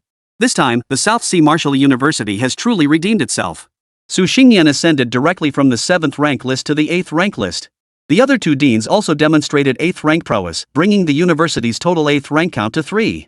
In terms of 8th rank scholars alone, it has surpassed some top-tier martial academies. As for Su Jie, his achievements speak for themselves. Multiple media outlets have classified Nanhai Martial Arts University as a quasi-first-tier institution. Although there remains a gap in student quality, the faculty strength has already met the standards. Given time, the quality of incoming students will inevitably improve. Of course, there remains a gap between quasi-first-tier and true first-tier status. Its short history remains a significant drawback. Nevertheless, this has energized the entire university community. It must be noted that before Su Jie defeated Pei Qingyu, Nanhai Martial Arts University was virtually unknown. Not only beyond the southern frontier, but even within the region itself, few knew of its existence. 5 days passed in the blink of an eye. The freshman orientation ceremony was about to commence. With Su Jie presiding, the school plaza was already packed. Not only freshmen, but upperclassmen had also flocked to the scene. Song Chung squeezed through the crowd with his roommate. After his relationship with Su Jie became public, countless envious glances followed him. After all, he was backed by the extraordinary Gao Pin. Su Jie, however, remained calm and composed, browsing the newly updated items in the mall. Essence Cultivation Pill 1 bottle, High-Grade Cultivation Aid Pill, Flash Sale Price, 100 Spirit Stones. Black Crystal 1, High-Grade Weapon Material, Flash Sale Price, 100 Spirit Stones. Heart Protection Pill 1 bottle, Prevents Hidden Injuries During Breakthroughs, Flash Sale Price, 100 Spirit Stones. This refresh left him slightly disappointed. No items to enhance cultivation aptitude appeared, only cultivation support materials. Though valuable, they fell short of Su Jie's expectations. Or perhaps the initial flash sale had set expectations too high. Now, he couldn't help but feel a bit let down. Fortunately, Su Jie quickly regained his composure. How could you possibly get top-tier items every time? These are already quite good. Though he yearned to elevate the quality to top tier, he understood such treasures were rare and hard to come by. He had indeed been pushing his luck before. After adjusting his state of mind, Su Jie set off for the martial arts plaza.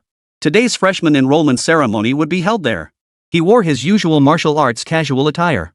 It wasn't that he didn't value being a student, he'd simply grown accustomed to this outfit.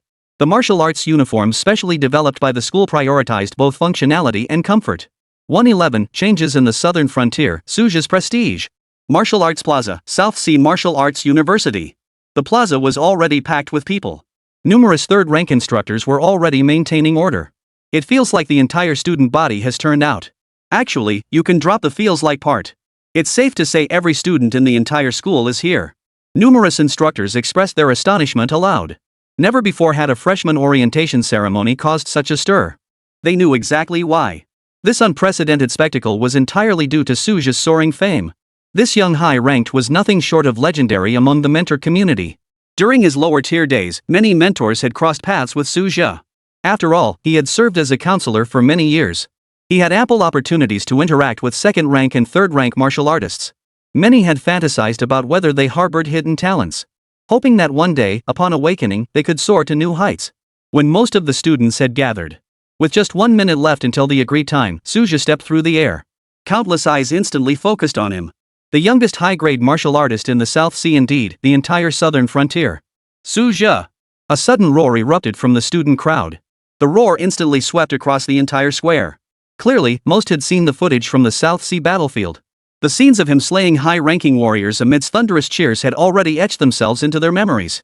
This sudden outpouring of enthusiasm caught Su Jie slightly off guard. He didn't really care much about his popularity.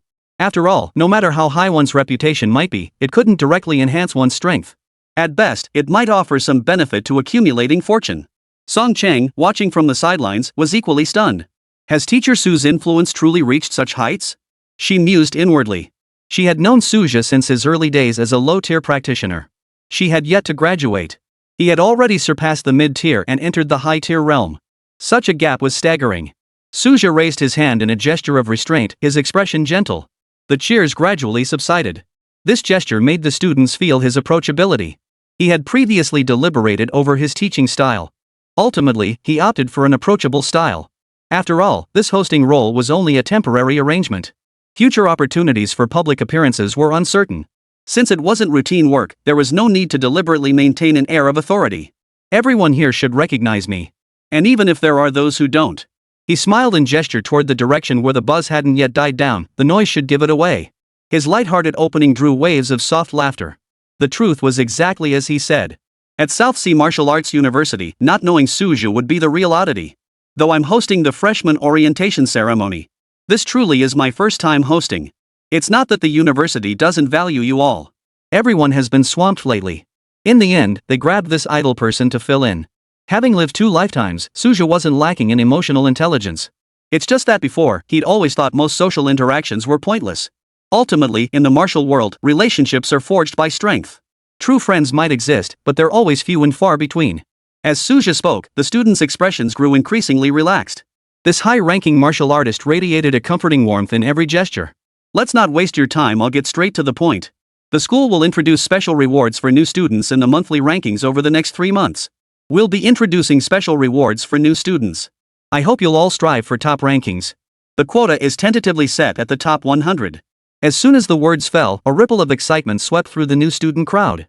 This arrangement directly impacted everyone's personal interests. For Suja, however, these rewards for unranked martial artists were utterly insignificant. His recent surge in wealth had given him immense confidence. Deep pockets. The phrase fit him perfectly. It both won people over and sparked competitive spirit early on. This deal was a surefire win. The exceptionally gifted already gleam with ambition.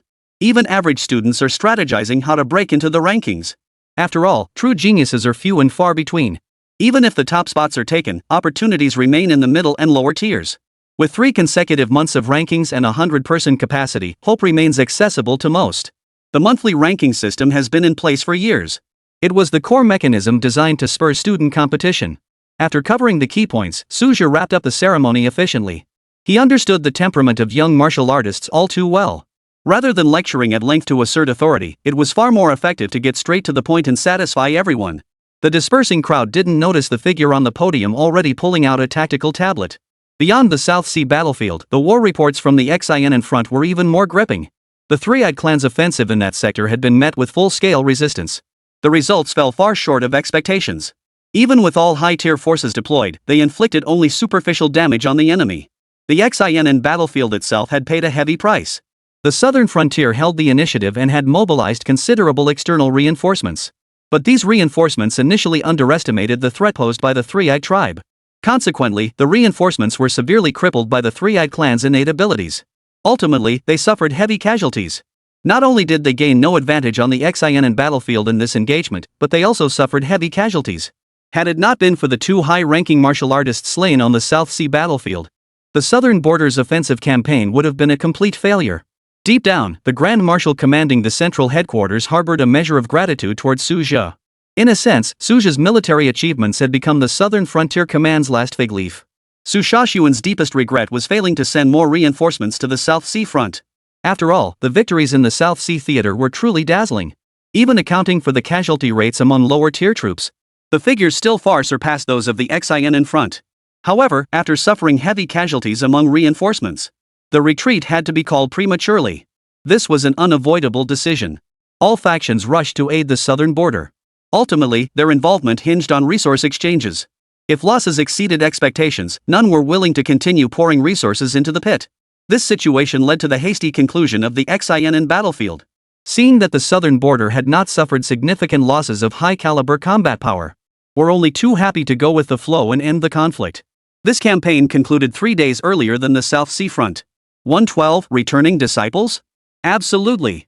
Of course, the XIN in Battlefield also drew its share of ridicule. After all, it had produced quite a few laughable incidents. All Suja could do was marvel at the three-eyed clan's formidable prowess. Their innate abilities were nearly on par with time traps in terms of tier. But Suja also knew the limitations of the three-eyed clan's innate abilities. They could never be as godlike as the time trap. Beyond that, one matter caught Suja's attention. The plan to establish the Southern Frontier High School Martial Arts League. Officials seemed intent on using this event to divert attention from the turmoil at the XIN in Battlefield. It must be said, the effect was indeed remarkable. At least now, many people were discussing the Southern Frontier High School tournament. Even beyond the Southern Frontier region, considerable attention had been drawn. Even the old affairs of the South Sea base have been dug up again. This martial arts high school league is worth considering for promotion. Many within the Great Xia Empire have expressed interest in it. With minimal resource investment, it has successfully spurred high school students into intense competition. Suja suddenly felt like he was the one to blame. Because the high school league could very well spark a nationwide craze. At that point, every secondary school would be swept up in this competition.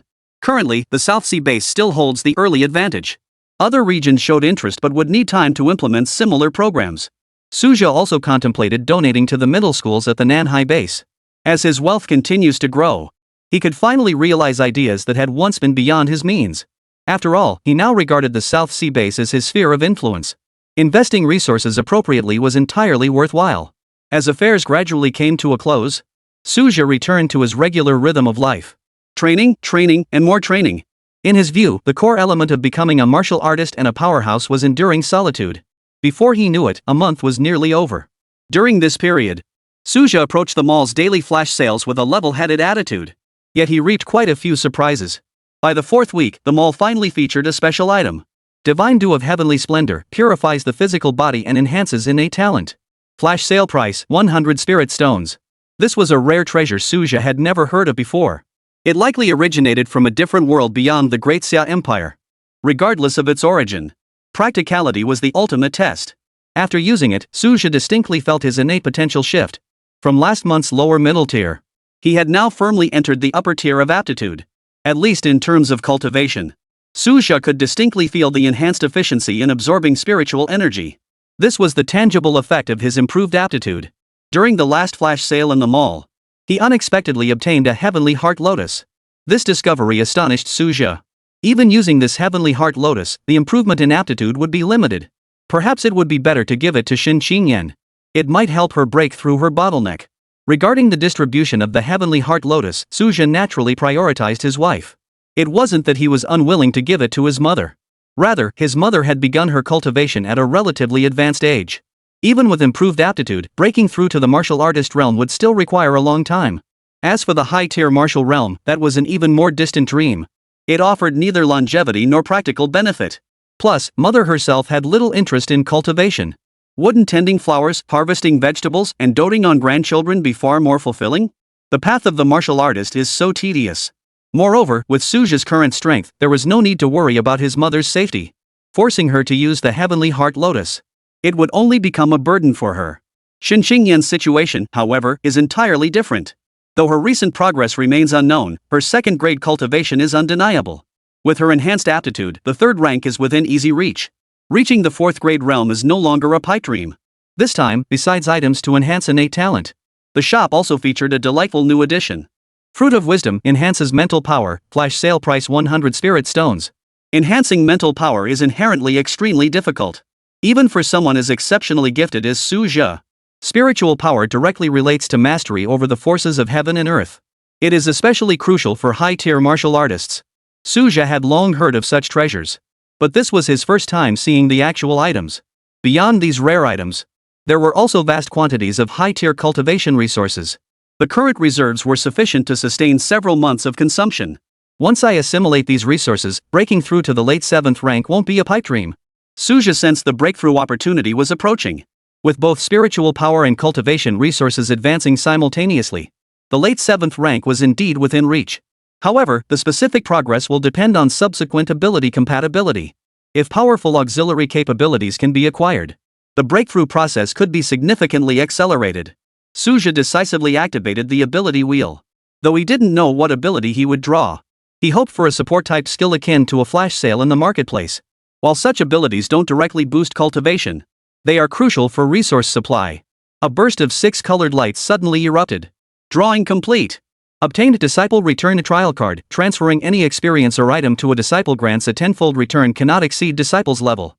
Usable once every 3 days, valid for 30 days. The moment he saw the ability description, Suja's breathing quickened involuntarily. Tenfold return. Among all the abilities he'd encountered before, Suja had never encountered such a high multiplier. Whether it was combat power enhancement or all attribute boosts, the highest previously reached was merely within the 5-fold range. This time, it had leaped directly to the 10-fold tier. However, Suja understood the precondition. He must take on a disciple to activate the effect. At present, he had no formal disciples. Even if he were to temporarily recruit promising young talents, the training period would be completely insufficient. Unranked trainees, even if instructed, the returned resources would be at most entry level. For a 7th grade martial artist, such materials hold no value whatsoever. To yield tangible benefits, one must at least be a 6th rank disciple. Beyond 6th rank is even more unrealistic. After all, Suja himself is only at the 7th rank. What qualifications does he have to take a 7th rank martial artist as a disciple? Moreover, 6th rank martial artists are already scarce. Practitioners at this tier either already belong to established schools, or are of an age comparable to Suja's. Why would they willingly submit to the disciple's rights? What appears to be formidable power proved exceedingly difficult to apply in practice. Suja's eyebrows knitted together involuntarily. 6th rank? A certain figure suddenly leapt into his mind. 113, forcibly recruiting disciples, drowning them in resources. Nan Shueching, captain of the Scorpion Squad. Currently still stationed at the South Sea battlefield, expected to return soon. Nan Shueching was originally dispatched to reinforce the South Sea front. Compared to the heavy casualties suffered by reinforcements at the Xianan front, the reinforcements sent to the South Sea battlefield suffered minimal casualties. This is largely due to the Scorpio Squad's unique combat tactics. The enemies they faced possessed no special abilities. The entire team worked in perfect coordination, with every member starting at the mid-tier level. After several major engagements, they not only suffered 0 casualties but also secured substantial spoils. Their resounding victories were largely attributable to high-tier battlefields. As high-tier enemy commanders fell, pressure on the mid to low-tier battlefields rapidly diminished.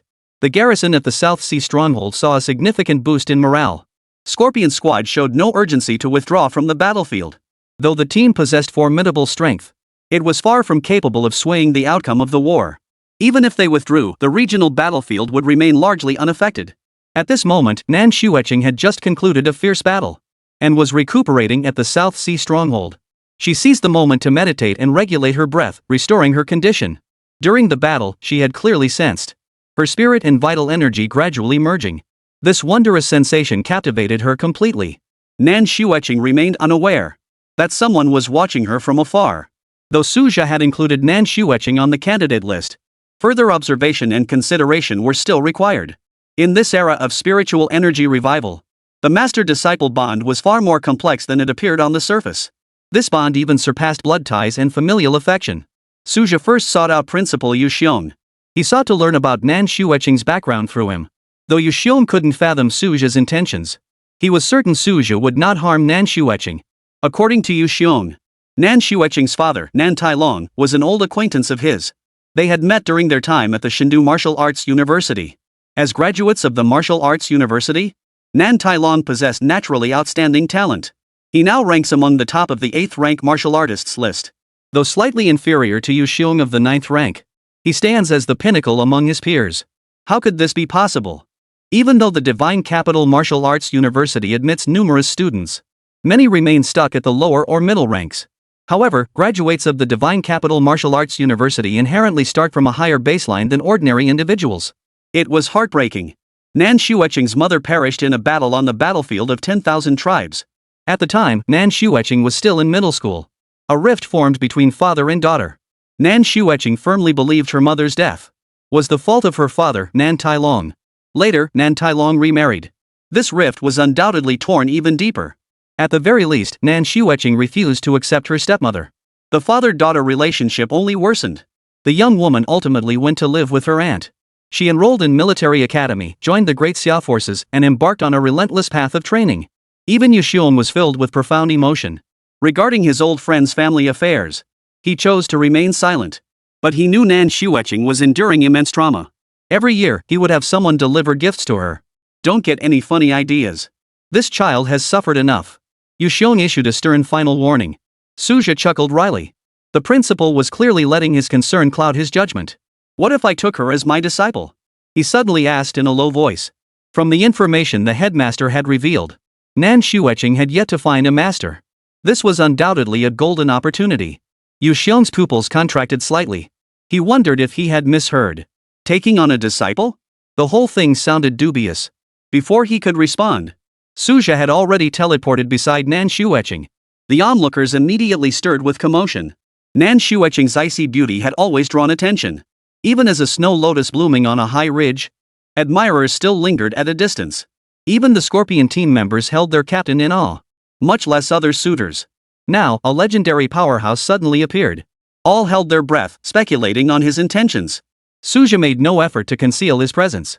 Nan Xueqing had already sensed his presence. She too was puzzled.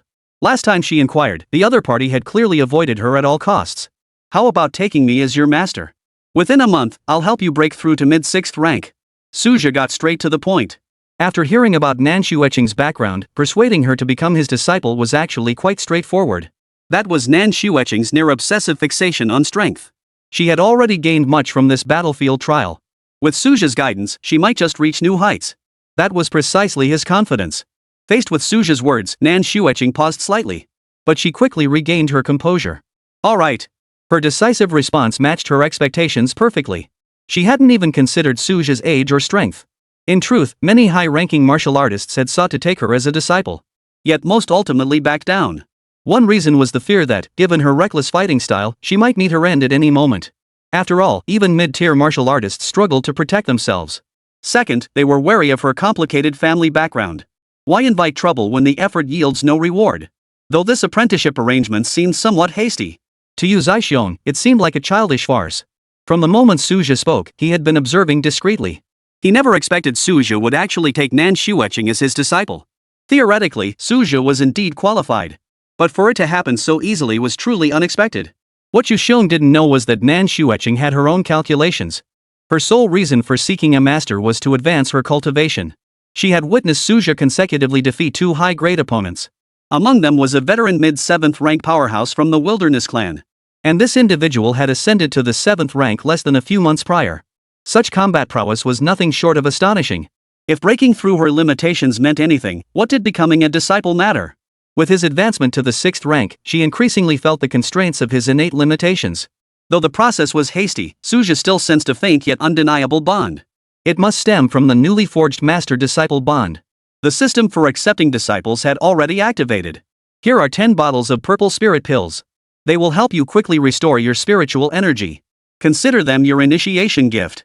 Su Zheyang tossed the jade bottles with a flick of his wrist.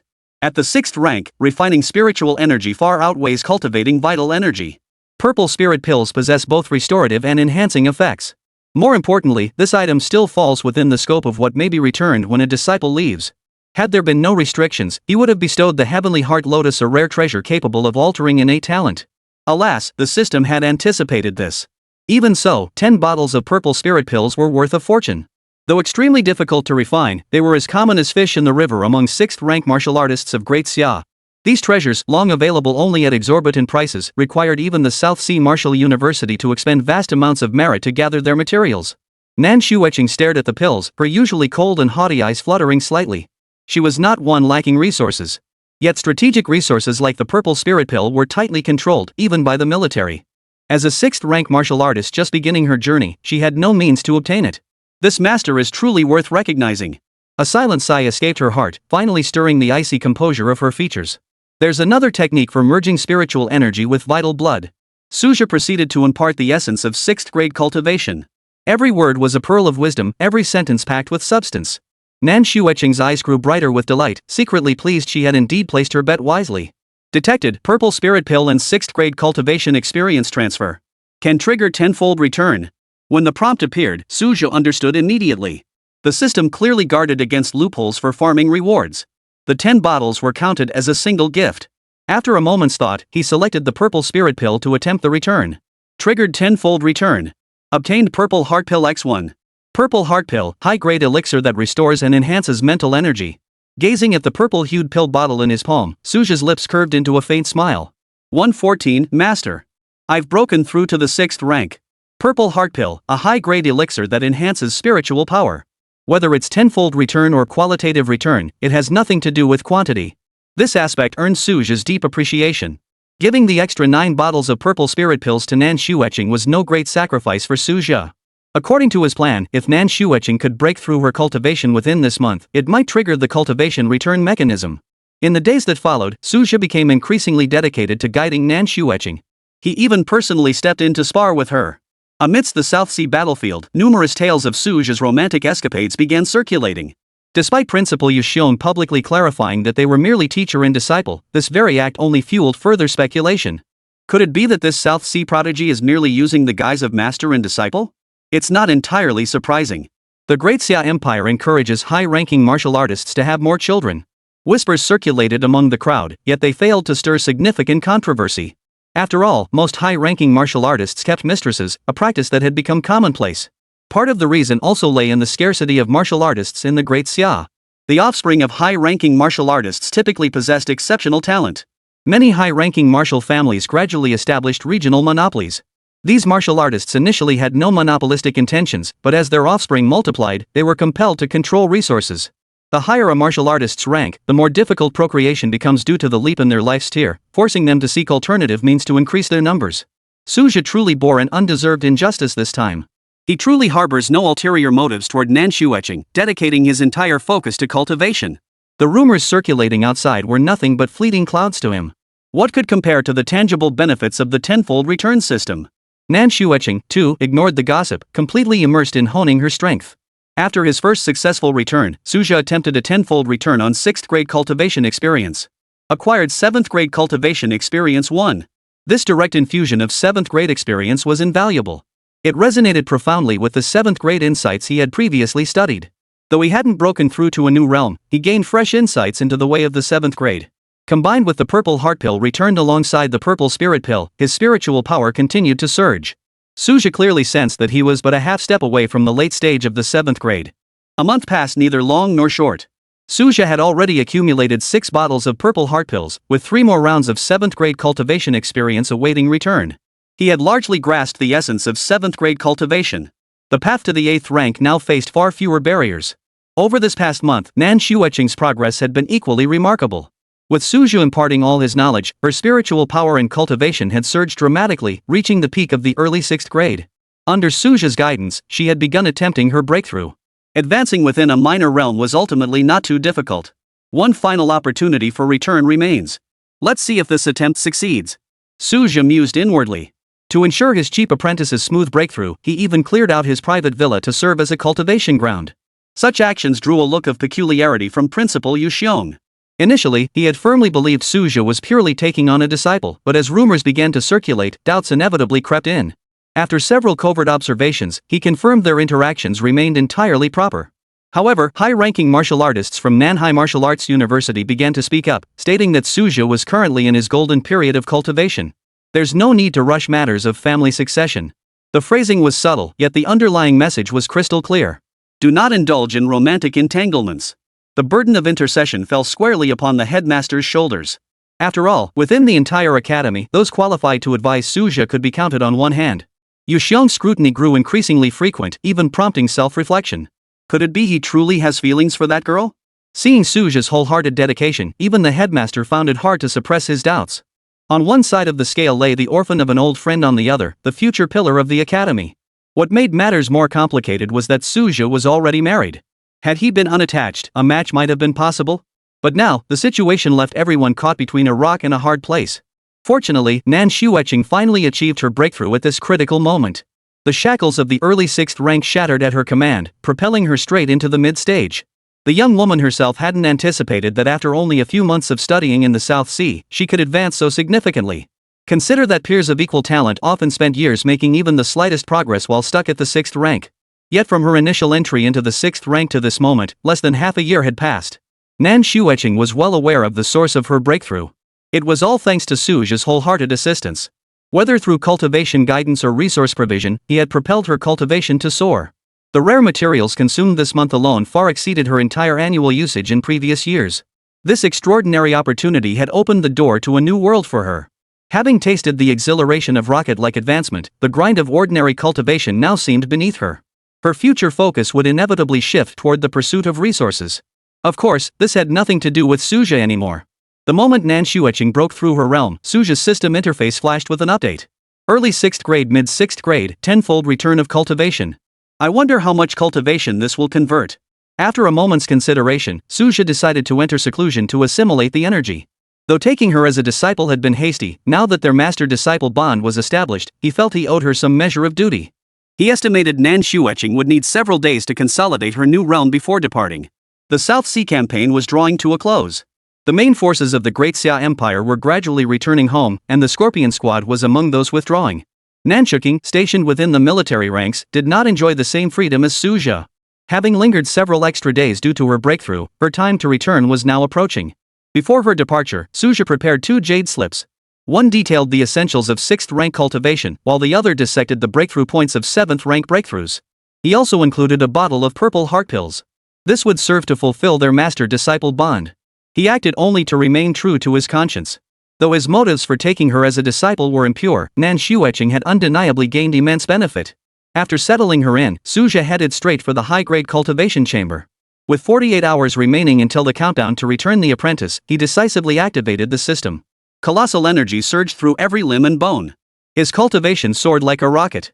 His already exceptional mid-7th grade spiritual power finally matched his cultivation level. The threshold of late 7th grade cultivation was within reach. Had such cultivation speed been made public, it would have caused an uproar. While ordinary cultivators advanced at a snail's pace after reaching higher grades, he accelerated his sprint against the norm. Theoretically, as long as he kept triggering the heaven-defying return mechanism, breaking through to the 8th rank within the year was no mere fantasy.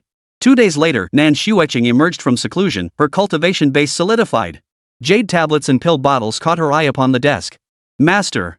Her soft call carried complex emotions. Throughout their month together, this title had always stuck in her throat. Initially, she had agreed to become his disciple merely to observe his intentions. Unexpectedly, the gifts of elixirs and meticulous guidance gradually dissolved her testing intentions. Dedicating himself wholly to cultivation had become the new normal. As parting drew near, this generous gift far exceeded expectations. A high-grade spiritual elixir like the purple heart pill was utterly beyond her reach at this stage. 115, advancing to late 7th rank. Shinxinyan, her mind in turmoil. Theoretically, a mid-tier martial artist could use high-grade elixirs. The issue is that it would squander part of the high-grade pill's efficacy. Moreover, high-grade elixirs were already exceedingly rare. Even high-grade martial artists struggled to obtain enough. How could mid-grade practitioners ever hope to? However, the immense potency of high-grade elixirs does offer significant benefits to mid-tier martial artists. Not to mention this particular pill is specially formulated to enhance spiritual power. This single bottle of purple heart pills alone was enough to cut Nan Shueching's time to break through from mid-stage 6th grade to late stage by more than half. Once she reached the late stage of the 6th rank, the peak of the 6th rank would no longer be far off. The time required to break through this realm might even be shorter than advancing from the 4th rank to the 5th. For Nan Shueching, this was something she could never have imagined in the past. Though this master was only a few years older than her. Compared to other masters, he was truly far superior. After all, not every master is willing to share resources. Teaching was one thing, resources were quite another. After all, high-level martial artists themselves consume resources. Add in family and loved ones. Disciples, by comparison, were ultimately outsiders. Regardless, Nan Shueching had already accepted Suju as her master. From his meticulous guidance over the past month to paving the way for her 6th grade cultivation breakthrough. Even in his final instructions before her departure, Suja specifically advised Nan Shueching to solidify her cultivation during the late 6th grade stage. After all, with the aid of this purple heart pill, her breakthrough from mid-6th grade to late stage would indeed be exceptionally swift. After gathering her thoughts, she set off to meet Principal Yu Xiong. Since she was leaving the academy, it was only proper to bid a formal farewell. As for her master, Suja, it was likely too late to meet him. It was common for high-grade martial artists to seclude themselves for years at a time. Nan Shueching couldn't wait indefinitely, but fortunately, they had exchanged contact information long ago. She soon located Principal Yu Xiong. At that moment, Yu Xiong finally breathed a sigh of relief. The rumors circulating about Su Zhou and Nan Shueching lately had been a major headache. He hadn't known what stance to take. Now that Nan Shueching had returned to campus, this storm could finally be weathered. At least he wouldn't have to worry about it anymore. However, Nan Shueching's next question made Yu Xiong's heart tighten once more. Does the master have any other disciples? Nan Shueching asked on a sudden whim. No. Suja never took on any disciples before. Yu Xiong answered with a complex expression. Having previously believed their relationship was purely platonic, he now sensed something more was at play. After all, Suja had never shown such concern for anyone before. More crucially, Nan Shueching had always kept her distance from others. Yet now she was actively inquiring about Suja's private affairs. This alone felt highly unusual. Fortunately, Nan Shueching didn't press further after receiving her answer. After their farewell, it was time for Nan Shueching to return to campus. She wanted to leave a message for her master. Yet in the end, she couldn't decide what words would be appropriate. Because beyond martial arts instruction, Nan Shueching suddenly realized they had barely exchanged anything else. Though part of the reason was her naturally reserved nature. A sense of emptiness still welled up within her heart. In the end, she chose to leave silently. But it was clear that Nanhai City would leave Nan Shueching with an indelible memory. Just as Nan Shueching set off, Suja was entering a critical phase of his seclusion. The surging cultivation within him seemed to be continuously propelled by some mysterious force. And there was no hint of instability in his foundation. At least Suja could clearly sense that this breakthrough was utterly unstoppable. It bore no resemblance to a forced breakthrough. As the energy surging around him suddenly surged to new heights, Suja successfully advanced to the late stage of the 7th rank. This breakthrough turned out better than expected. Thankfully, I found Nan Shueching the perfect tool for this. Suja clapped his hands and sighed softly. The disciple return system imposed numerous restrictions. Taking on disciples carelessly would never trigger such generous rewards. Only Nan Shueching fully met the criteria. Beyond the tenfold return on cultivation, a substantial quantity of purple heart pills was also recovered from her. These are crucial strategic resources for high-tier martial artists. Combined with his previously accumulated supplies, they were sufficient to sustain his cultivation all the way to the peak of the 7th rank. More crucially, new abilities remained untapped. Suja spent another 3 days consolidating his cultivation realm. He had completely stabilized his cultivation at the late 7th rank. Though his cultivation was now stable, he did not emerge immediately. He prioritized extracting the new abilities. He planned to structure his schedule for the coming months around these new abilities. He only hoped this time he would draw a practical ability. Suddenly, a dazzling golden light flashed. Seeing that flash of gold, Suja's heart sank. He had no expectations for this month's reward. While gold-tier abilities weren't entirely worthless, but enhancements related to cultivation were often limited. Moreover, they might not align with his current needs. Draw successful. Acquired Total Focus Experience card, maintains absolute concentration for 30 days. This ability is somewhat redundant for high-tier martial artists. After all, high-tier martial artists rarely exhaust their energy outside combat. Focus is already a standard feature for high-tier practitioners. If applied during the mid to low cultivation stages, this would be nothing short of a god-tier skill. Even after his rebirth, Suja struggled to maintain full concentration before reaching mid-tier. It wasn't until his breakthrough to mid-tier, when his spirit underwent a qualitative change, that his focus significantly improved. As for the high-tier stage, that goes without saying. Consider it icing on the cake. Suja shook his head and chuckled lightly, revealing a touch of philosophical acceptance. After all, the very act of extracting abilities was inherently shrouded in mystery. You might draw top-tier abilities, or you might draw useless ones. This is simply the norm. Moreover, he had previously gained a massive amount of 7th grade cultivation experience through the tenfold return. The path to the peak of the 7th rank was now completely unblocked. He resolved to continue his seclusion and push directly toward the pinnacle of the 7th rank. However, before secluding himself, there was one crucial matter to attend to. He needed to return to the South Sea base to deal with that heavenly heart lotus. Shen Qingyan still hadn't obtained this spiritual plant. If he secluded himself for another month or two, it would mean making Shen Qingyan wait another month or two. That span of time would be sufficient for her to achieve a breakthrough. Travel between the two locations is now remarkably convenient. The distance between Nanhai City and the Nanhai base is but a stone's throw. Suja naturally chose to return first. Within the Nanhai base, Shen Qingyan maintained her daily rhythm of teaching and cultivation.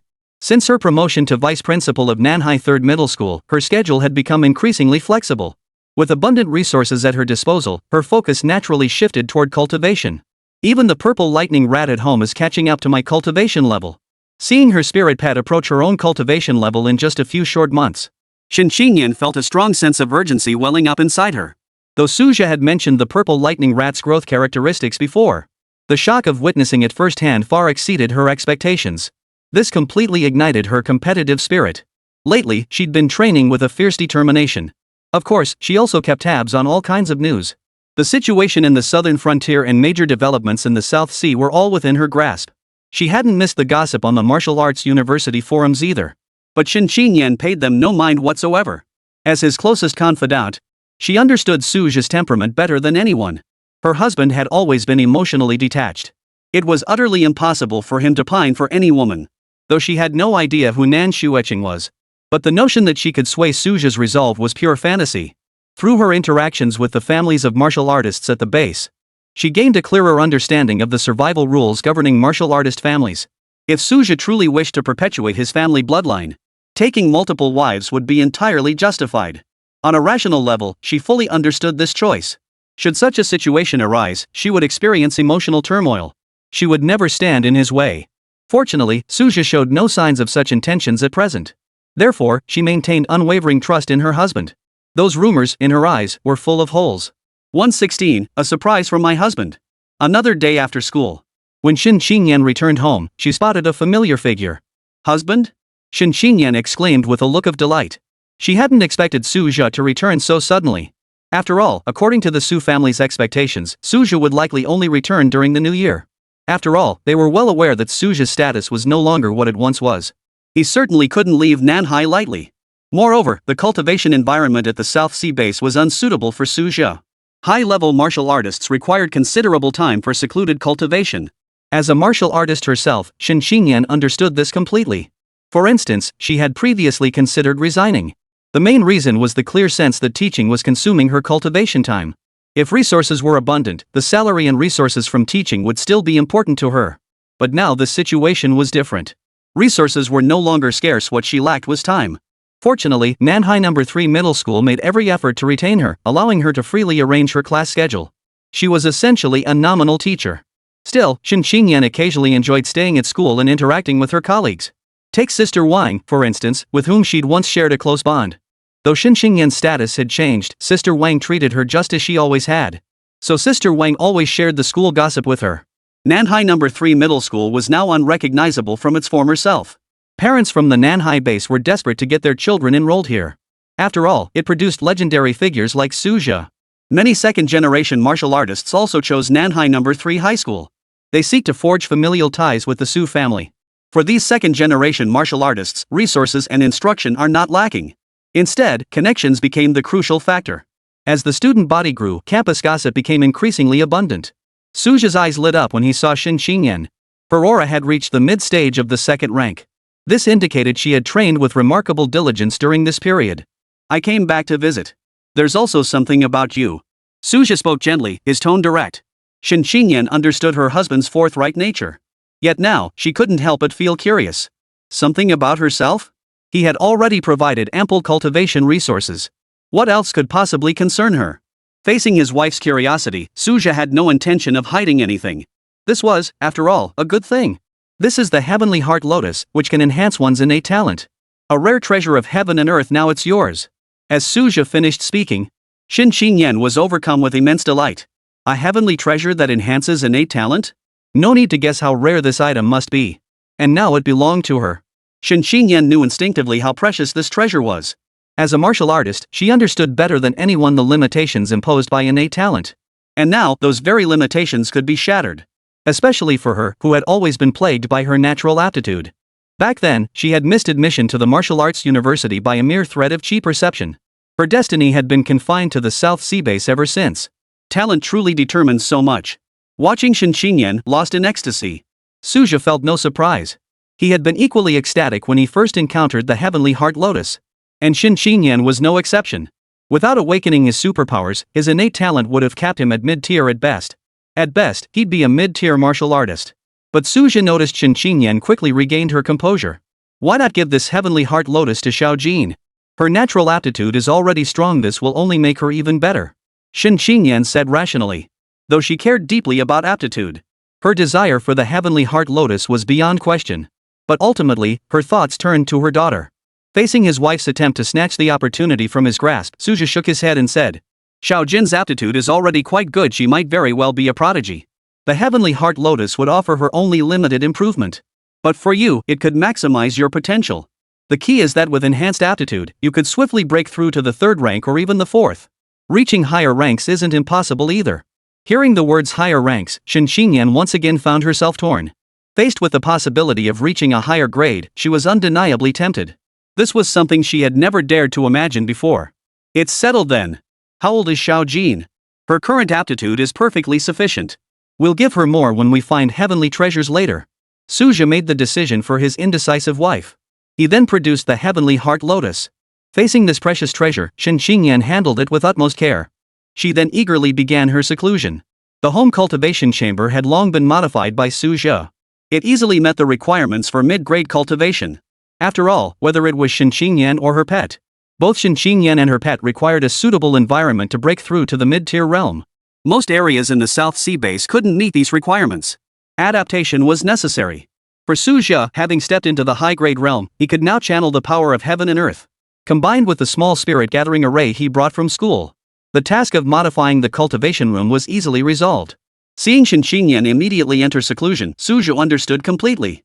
Such rare treasures must be used immediately. Leaving them out was simply too unsafe.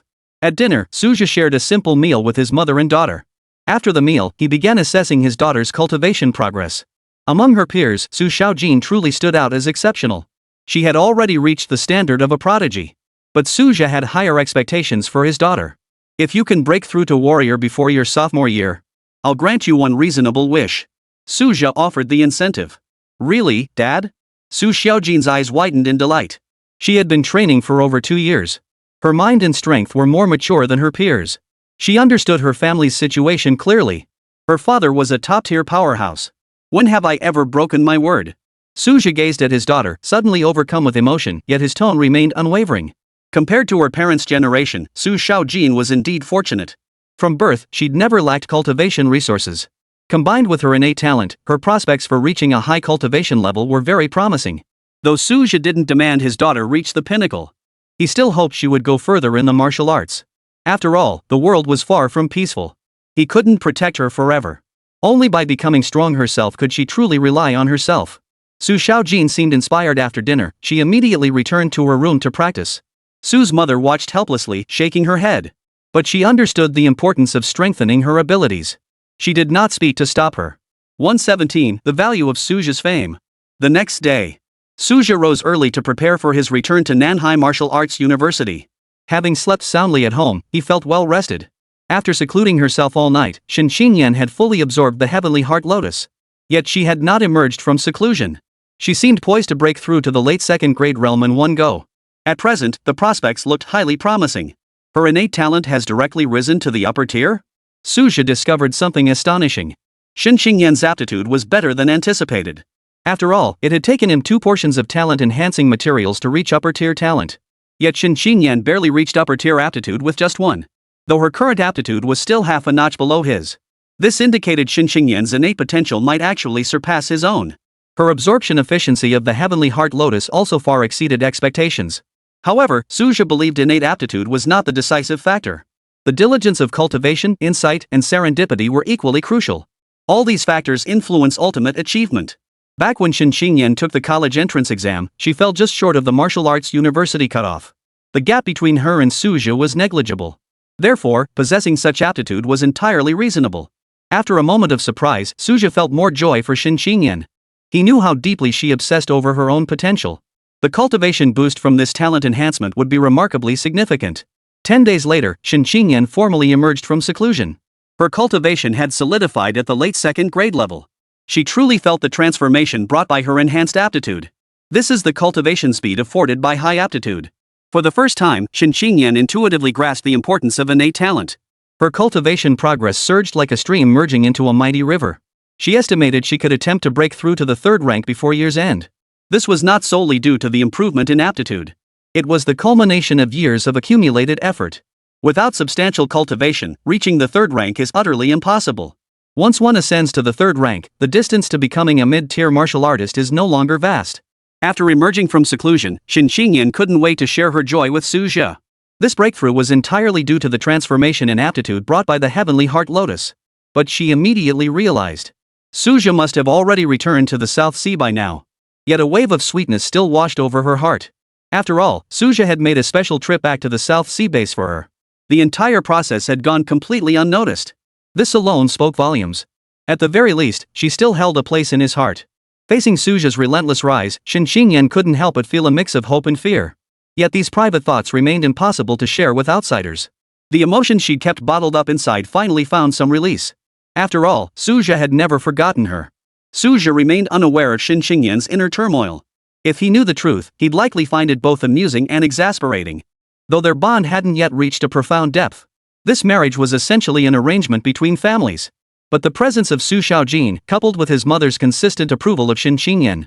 Over the years, the entire household young and old had relied on Shin Xingyan's devoted care. Under such circumstances, how could Suja possibly harbor resentment toward her? The scene shifts back to Nanhai Martial Arts University. Upon returning to campus, Suju immediately immersed himself in secluded cultivation. This seclusion was expected to last a full month. For a high-grade martial artist, a month's time was but a blink of an eye. He planned to test the quality of the ability he had drawn upon emerging from seclusion. If he obtained a high-quality ability, he would then decide whether to extend his seclusion. Yet as time passed, fortune did not seem to favor him. The ability drawn upon completing his seclusion bore no relation to his cultivation. Even more useless than the full concentration skill. This was a passive skill that purely boosted movement speed. The problem was that this wasn't wartime. There was no urgent need for reinforcements, nor any sudden military engagements. After prolonged, grueling battles in the southern front, even the cult warriors have reined in their aggression. After all, other worldly races are not fools. Why would they willingly endure the cult's continued manipulation? Furthermore, the southern military had recently launched a large-scale eradication campaign. 90% of the cult strongholds within the region had been eradicated. With the troublemakers gone, the southern border naturally stabilized. During this rare period of peace, the Southern Frontier High School Martial Arts League officially commenced. This year's tournament far surpasses previous editions in scale. A judging panel was formed by uniting the 7 top martial arts universities in the Southern Frontier. Outstanding performers would gain special admission eligibility. The news ignited fervor throughout the entire Southern high school martial arts community. While the most gifted talents may not favor local institutions, for students of average to above average aptitude, these martial arts universities hold significant appeal. Moreover, securing cultivation resources early, meaning they could seize the initiative at the starting line. The Southern Frontier Authority's strategy held deeper significance, aiming to retain local talent for development within their jurisdiction. As one of the most densely populated regions in Great Xia, the Southern Frontier has never lacked martial arts prodigies. Regrettably, some prodigies depart for prestigious schools elsewhere and never return. This brain drain has deeply troubled the Southern Frontier's leadership. Now, by establishing a fast-track program for local institutions, even outsiders would find it hard to criticize their intentions.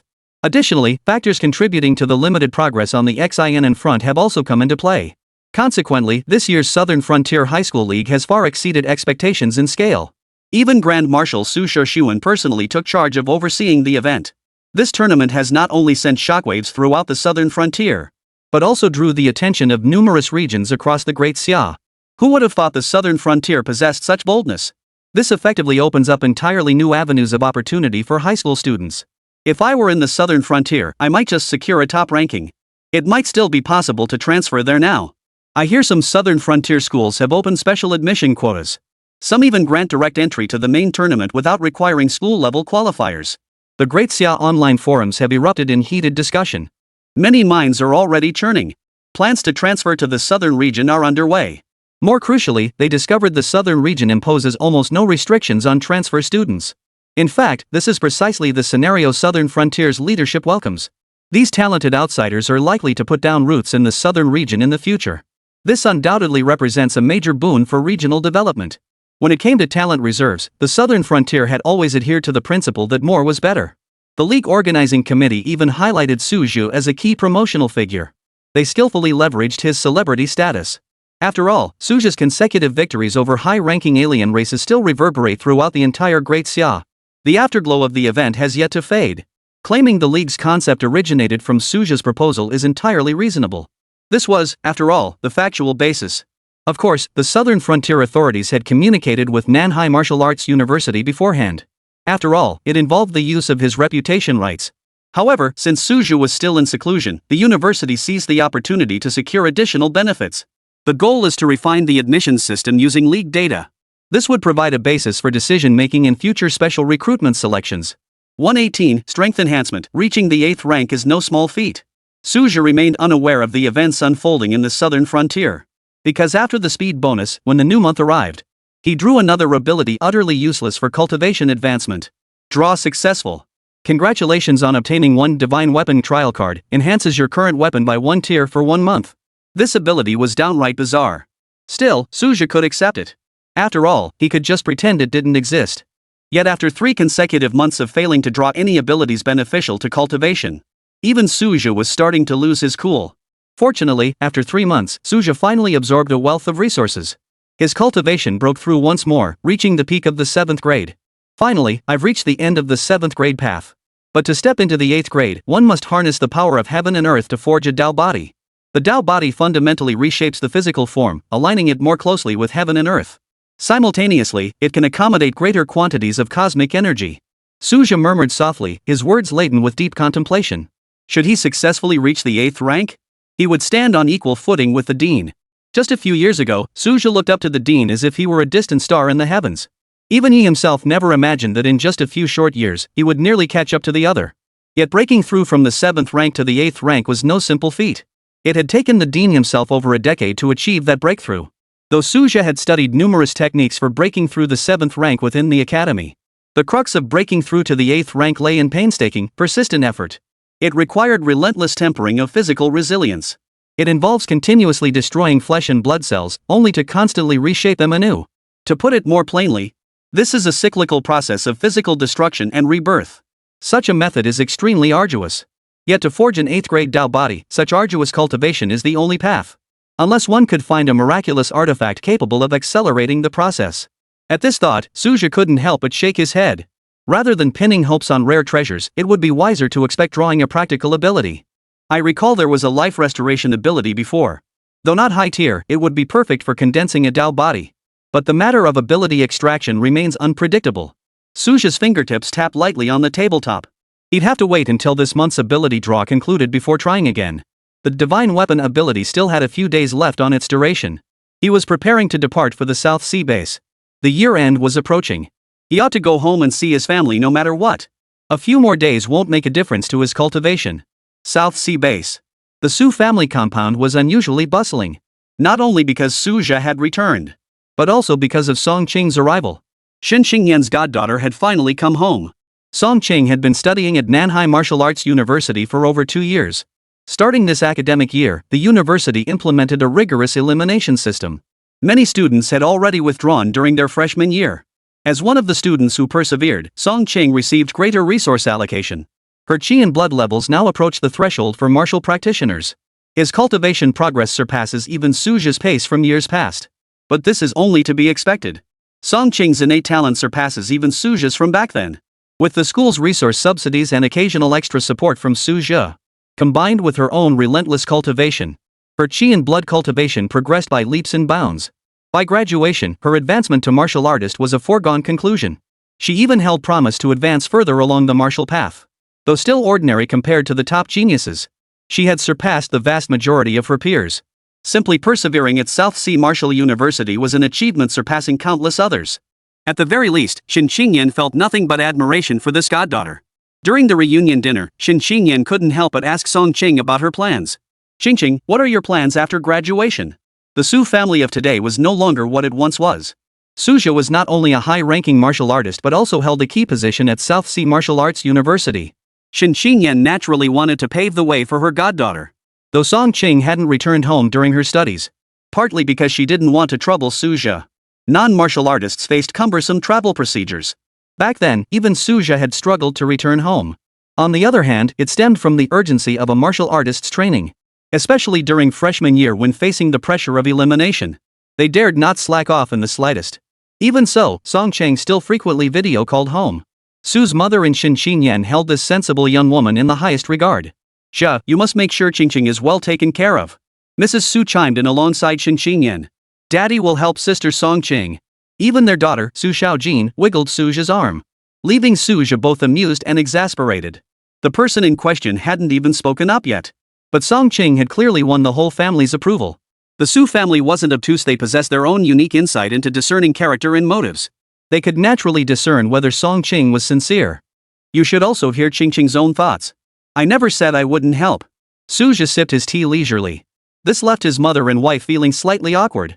He had never shirked his responsibilities. It was just that his family was too impatient. All eyes instantly turned to Song Qing. Initially, Shen Qingyan hadn't held high expectations for Song Qing. She had even prepared herself for the possibility of returning to the South Sea base after being eliminated.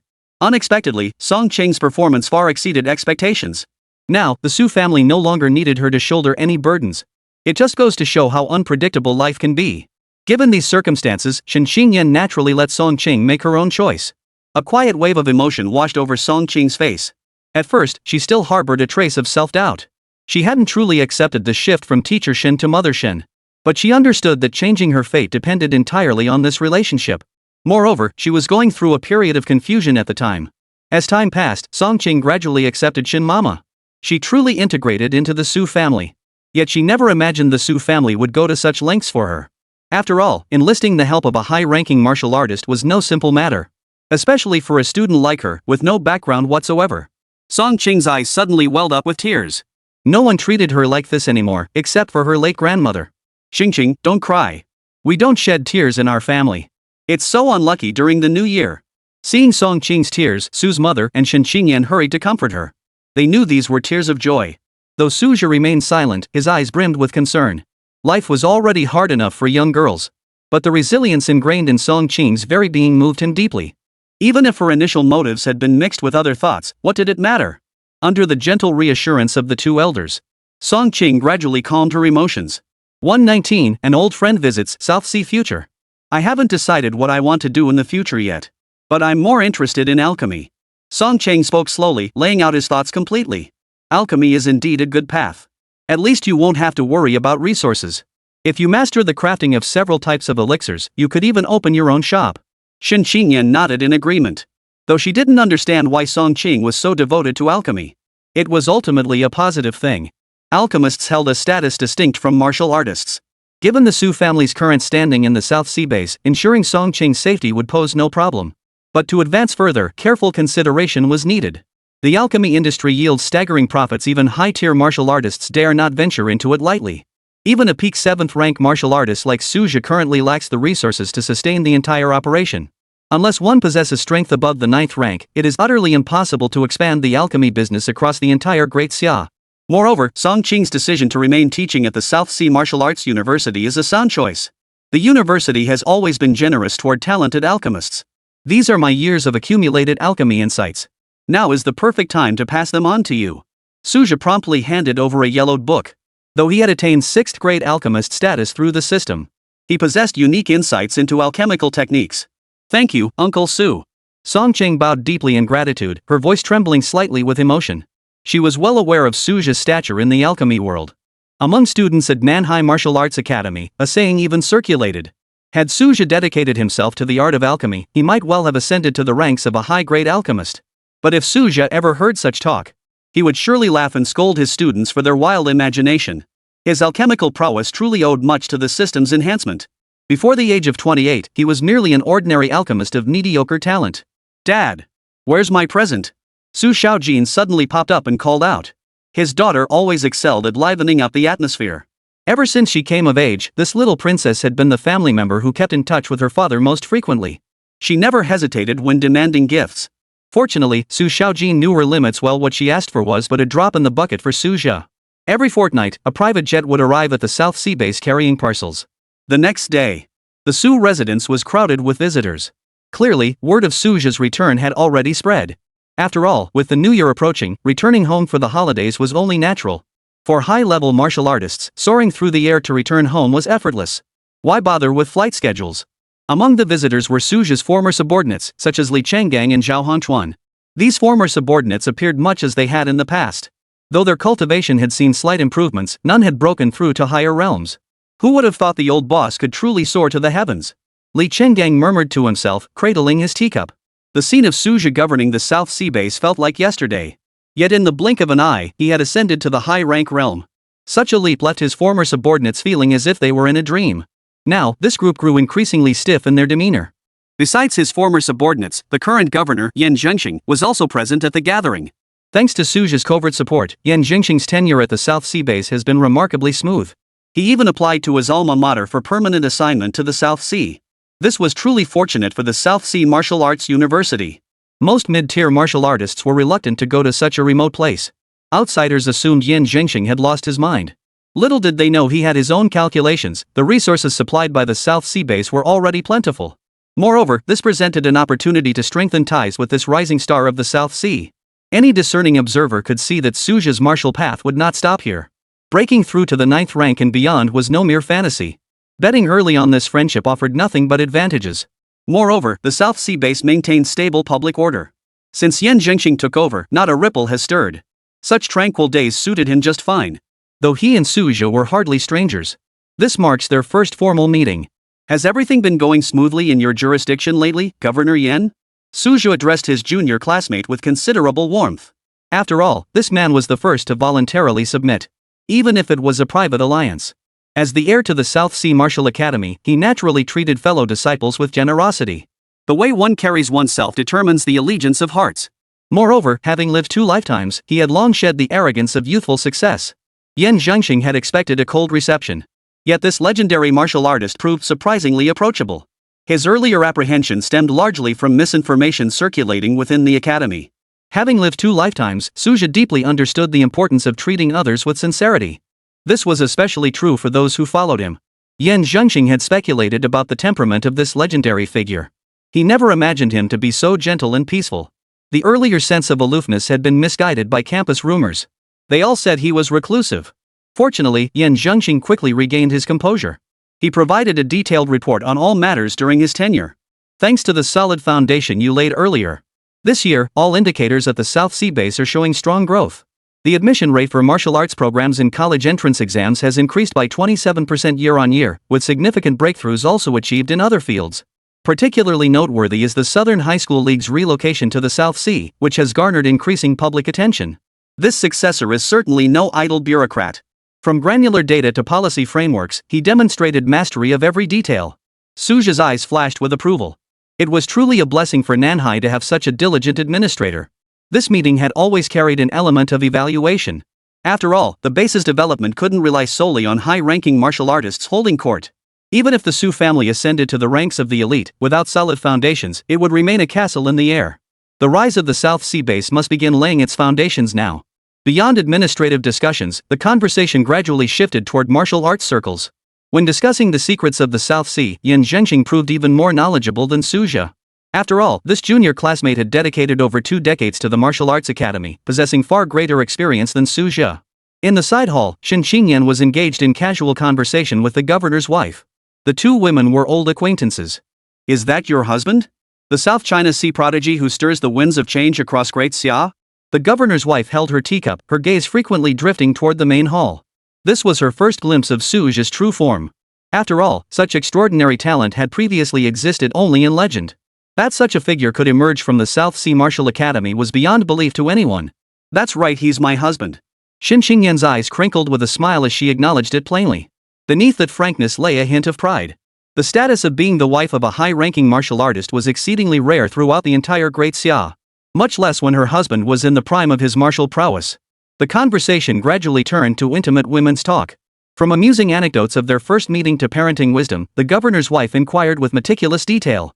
Even a noble woman couldn't escape a daughter's natural curiosity.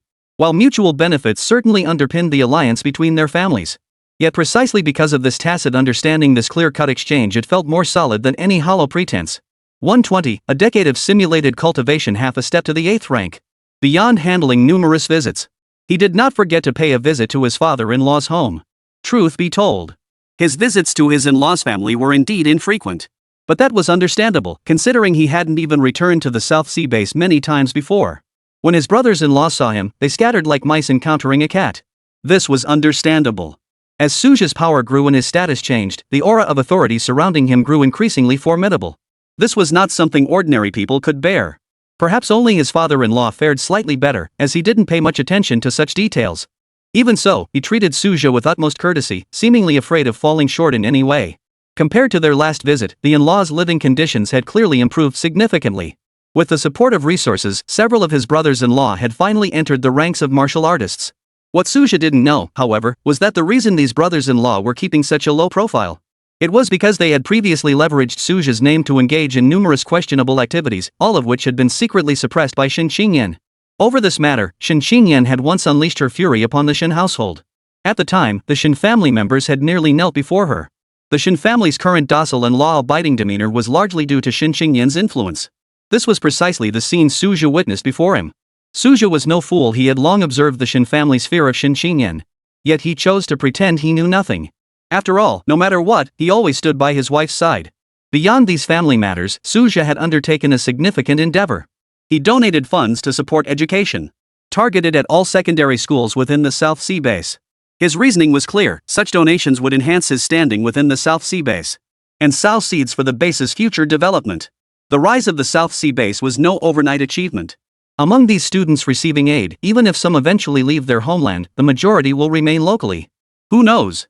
They might one day occupy key positions across the base. Since he intended to establish a family, it was essential to lay the groundwork for the necessary network of connections in advance. In Great Xia, a martial artist's reputation is paramount. Moreover, this is intertwined with the concept of destiny. Of course, it also encompasses a genuine desire to revitalize the South Sea. The news hit the papers that very day. The entire South Sea base erupted in excitement. Grand Marshal Su truly has the heart of a bodhisattva. Even after his promotion to a higher rank, he hasn't forgotten us, the people of the South Sea. You know, other bases are all scrambling to invite Admiral Su to settle down. Yet he has never once left the South Sea. It must be acknowledged that Suja's conduct stood in stark contrast to those martial artists who left the South Sea at the slightest hint of success. The people's eyes are sharp indeed. Everyone knows full well who truly brings tangible benefits to the South Sea. Beyond that, given the prestige Suja has built at the South Sea base, the people of the South Sea base naturally have no reason to doubt the authenticity of this donation. And no one dares to take advantage of this situation. The Great Xia Empire imposes severe penalties on such offenses. If caught, one's life would be forfeit. Moreover, to offend a high-grade martial artist, perhaps even across the entire southern frontier, or indeed the entire Great Xia, 7th-rank martial artist Suja might not wield absolute power. But at the South Sea base, his influence was undeniably pivotal. This donation was but a drop in the bucket for Suja. The total sum, when added up, still falls short of 10 million spirit stones. After all, for a first-time donation, the amount should not be too high. Suja entrusted all oversight matters entirely to Shin Qingyan. Many students at the South Sea base were just a hair's breadth away from meeting the college entrance exam cutoff. These were precisely the priority recipients for financial aid. Shin Qingyan, in particular, should understand this deeply. Several days had passed since the New Year festivities. Suja finally reached his ability refresh point.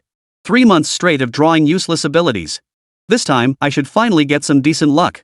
He murmured softly, his tone tinged with resignation. Though luck does have its ups and downs.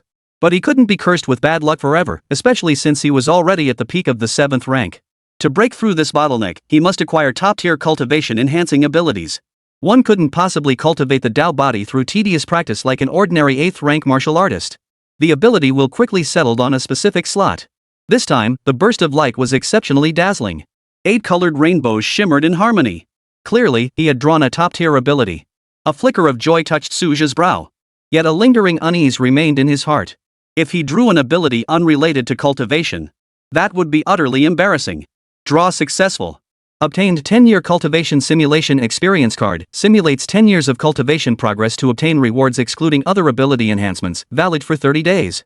The moment he read the description, Suja's eyes suddenly flashed with sharp brilliance. Though the 10-year cultivation simulation offered no additional ability enhancements. But with the boost from his superior aptitude, it would be enough to polish his 8th rank cultivation to perfection. Wasn't this a breakthrough opportunity? Try it and see. Without hesitation, Suja sought out his home cultivation chamber and began his seclusion. He stockpiled a large quantity of spirit stones to prevent energy depletion during his practice. This cultivation chamber had not been designed with high-grade martial artists in mind. Logically, returning to South Sea Martial Arts University for seclusion would be safer. But this was merely a simulated cultivation exercise, not an actual breakthrough. There was no immediate need to return to Nanhai. He wished to linger at the base for a few more days. The moment he entered the cultivation simulation, Suja felt as though he had stepped into another dimension. Then the cultivation process officially began. First year, you have not mastered the cultivation techniques for the 8th grade Tao body. However, through persistent cultivation, your 7th grade foundation grew increasingly solid. Year 2, you gained a sudden insight, glimpsing the path to Tao body cultivation. 3rd year, amidst the intertwining of destruction and vitality, your Tao body completion reached 5%. 4th year, cultivation progress accelerated significantly. By the 9th year, you had accumulated extensive experience with the 8th grade Tao body. In the 10th year, the completion rate of the 8th grade Tao body surpassed 60%. Simulation complete. Cultivation achievements can be inherited. Suja felt as though he had truly endured a decade of arduous cultivation. Every minute, every hour felt intensely real. Though his appearance remained unchanged, his eyes held a new depth of world weariness. Fortunately, his experience of living 2 lifetimes allowed him to adapt swiftly to this change. Inherit cultivation. Suja clearly remembered the core function of the simulation system. The 60% completion of his 8th rank Tao body was about to materialize. Witnessing this effect, he finally understood the value of the 8-colored light. This was equivalent to condensing 10 years of arduous cultivation into a single instant. It surpassed the previous 7-colored One Dream through the seasons in potency. Though differing by only 1 color grade, the effect was worlds apart. He surmised that the higher the color grade, the more exponentially difficult it would be to obtain. The spiritual energy storm suddenly engulfed him. Fortunately, the spirit stones he had prepared beforehand were plentiful enough. Without such preparation, he would have drained nearly half the base's spiritual energy reserves. Not only would the recovery period be lengthy, but it would also disrupt other martial artists' cultivation. His seclusion lasted until late January. Only then did Suja begin to adapt to his surging power. But he did not rush to emerge. He continued to refine the subtle sensations of his cultivation, honing his spiritual body. The spiritual energy concentration differed between the simulated space and reality. He needed to recalibrate his body's harmony with the environment. Simultaneously, he must master the power tiers surpassing the 7th rank. Though not yet perfected, his 8th grade Tao body already possessed overwhelming power over 7th grade beings. Whether in the capacity to harness the power of heaven and earth or in defensive and restorative capabilities, are beyond the reach of 7th rank martial artists. At this moment, Suja stands as a half-step 8th rank. Once he completes his Tao body cultivation, advancement will follow naturally. If he could acquire powerful auxiliary abilities, he might even briefly wield 8th rank combat strength. What seemed like a brief period of seclusion was in fact a decade's worth of cultivation condensed within the simulated space. Without any special abilities to bolster him, this would be Suja's true cultivation trajectory. 121, an 8th grade beast? A false alarm at Xin and base. During Suja's seclusion, several changes unfolded within the Su family. First, Song Ching returned to school just days after the New Year celebrations. South Sea Martial Arts University chartered an entire aircraft to facilitate student travel. During the Spring Festival, aviation resources across the Great Xia Empire were extremely scarce. Song Ching didn't want to trouble his godmother and others. Additionally, she found it easier to enter a state of cultivation while on campus. After weighing her options, she decided to depart early. For her, cultivation was the absolute priority at this stage. The current Song Ching bore a striking resemblance to Su Zhu in his early years. Both deeply understood the importance of martial arts cultivation. The only path to alter one's destiny lay in cultivation. The difference lay in Su Zhu having already achieved fame and success, while Song Ching was still climbing the path. This did not prevent Su Zhu from forging a legend despite his humble origins. He not only became a beacon of the South Sea, but also captured the attention of the entire Great Xia. Countless common martial artists regarded him as their spiritual totem. 5 centuries have passed since the revival of spiritual energy, and social stratification had become deeply entrenched, making upward mobility for the underprivileged as difficult as scaling the heavens. The South Sea base, with its relatively weaker overall strength, still exhibited less pronounced class disparities. Top-tier bases present a starkly different reality, where the stage has always belonged to the descendants of martial clans. At the very least, one must be descended from a mid-tier martial artist to have even a sliver of chance to rise. Take Su Xiaojin as an example. Even before taking the martial arts entrance exam, she had already consumed more resources than most 4th-grade martial artists needed for advancement. Suja continues to scour for supplementary resources, fearing his daughter might fall behind at the starting line. And this was merely the outcome of his half-hearted efforts. If he focused solely on her cultivation, Su Xiaojin wouldn't just receive top-tier resources, but with her innate talent, she might even advance to martial artist rank sooner than expected. With Song Qing's return to school, Xin Qingyan and Su Xiaojin also welcomed the start of the new semester. Because Suja's seclusion this time lasted the longest, the entire family had almost forgotten his existence. In the past, he would only retreat briefly during lower cultivation stages, rarely practicing at home for extended periods. When Suju emerged from his breakthrough, his family was visibly startled. Su's mother froze for several seconds before suddenly remembering. Her son hadn't returned to school, he'd been secluded at home all along. Catching his mother's expression, Suja couldn't help but shake his head with a wry smile. It's time to head to school, he thought to himself. The spiritual stones consumed during his seclusion at home amounted to an astronomical figure, clearly not a sustainable arrangement. With the seclusion period ending, the cultivation simulation ability had expired. The newly awakened combat power amplification wasn't bad, but it ultimately fell short of his expectations. In the past, Suja had also drawn this ability.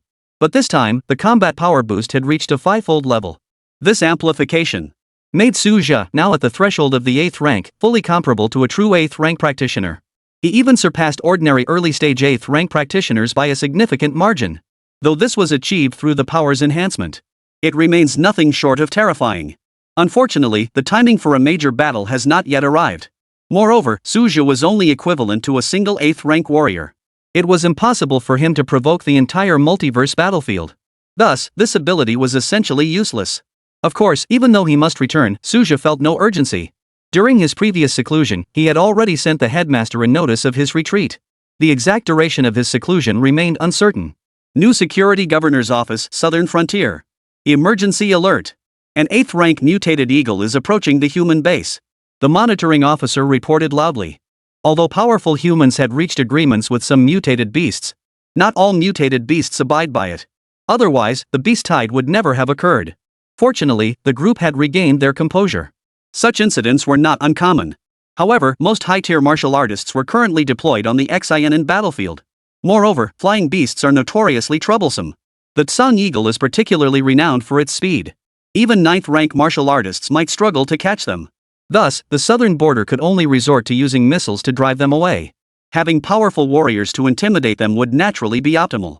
Over the years since the spiritual energy revival, the southern frontier has developed a comprehensive response mechanism. Alert information is swiftly transmitted to all bases. All bases are required to prepare their defenses. 8th grade beasts on the ground can still be handled. Airborne threats, however, are far more troublesome. Even high-grade martial artists capable of aerial flight, they still lack speed advantages. At the same time, as the alert spread, alarms blared throughout the South Sea base. High-grade flying beasts have broken out of the southern mountains. All residents must return home immediately for safety. South Sea base broadcast the notice across all channels. Simultaneously, an emergency alert was pushed to every mobile device. Suja, who had been preparing to return to Martial Arts University, decided to stay put. He had heard similar alerts many times growing up. Though most turned out to be false alarms, he knew he couldn't afford to take any chances. The destructive power of high-grade beasts was terrifying. Fortunately, these beasts possessed considerable intelligence and should not act recklessly. Better safe than sorry. Suja paid little attention to the alarm.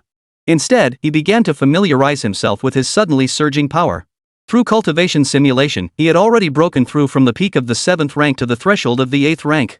Though he had simulated this cultivation level, adapting to its real-world manifestation still required time. No sooner had he adjusted to the strength increase from the realm advancement, he suddenly gained a 5-fold combat power boost, triggering another surge in strength. This caused his control over his power to steadily decline. Even Suja felt helpless. The overwhelming aura emanating from him at this moment was truly staggering. Just then, Suja suddenly frowned. All missiles from the South Sea base launched simultaneously. Their targets were locked onto the direction of the Xin base. Something's happened at the neighboring base? Did that flying beast attack them? Countless possibilities swirled through Suja's mind. Though this crisis did not directly involve the South Sea base, as a martial artist of the southern frontier, he felt compelled to investigate. With that thought, Suja immediately extended his psychic senses. Soon, he detected a powerful aura emanating from the direction of the Xin base. It was that 8th rank flying beast. After a moment's hesitation, Suja sped off in that direction. Deep down, he sensed something was amiss. If something truly went wrong, the consequences would be unpredictable. With that thought, he increased his speed once more. 122, 8th rank assault, Suja strikes. Xin base. This time, an 8th rank flying beast attacked. Initially, the group paid it little mind. Such attacks were not unprecedented. Each time, the storm proved far more thunderous than the rain. Xin base's geographical location was inherently favorable, similar to South Sea base. It wasn't particularly close to the southern mountains where the beasts were known to lurk. But this time, the situation was entirely different. Boom! Beast attack. Upon arriving at the Xin base, this 8th rank eagle suddenly erupted into a fury. A frenzied onslaught swept across the entire base. The attack unleashed by an 8th rank beast, drawing upon the power of heaven and earth, far surpassed ordinary assaults in ferocity. Chaos erupted instantly across the XINN base. This high-grade beast has gone mad. Run! Panicked shouts echoed in rapid succession. Before the 8th grade eagle, martial artists and ordinary people alike were indistinguishable. The guard troops reacted immediately, countering the eagle with technological weapons. The outcome was predictable. High-grade beasts scarcely acknowledged conventional tech weapons. These attacks only enraged the eagles further. They even redirected their hatred toward the guardians. Disperse. Keep it occupied. Wait for reinforcements. The base commander shouted anxiously. Despite the urgent dispatch of the distress signal, reinforcements were slow to arrive. This incident was too sudden. The southern border defenses had experienced multiple false alarms previously, leading to lax vigilance. This coincided with a sharp decline in the number of high-ranking warriors in the southern border. Many were on rotating leave visiting their families. Most were not natives of the southern frontier, necessitating annual batches of homecomings. The round trip typically took 1 or 2 months.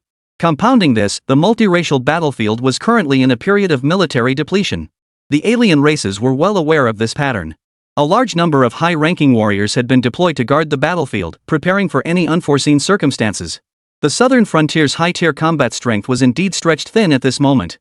The delayed reinforcements were an unavoidable consequence. Fortunately, Suja had foreseen this. Shortly after the Kanjiings launched their assault, his figure had already cut through the air and arrived.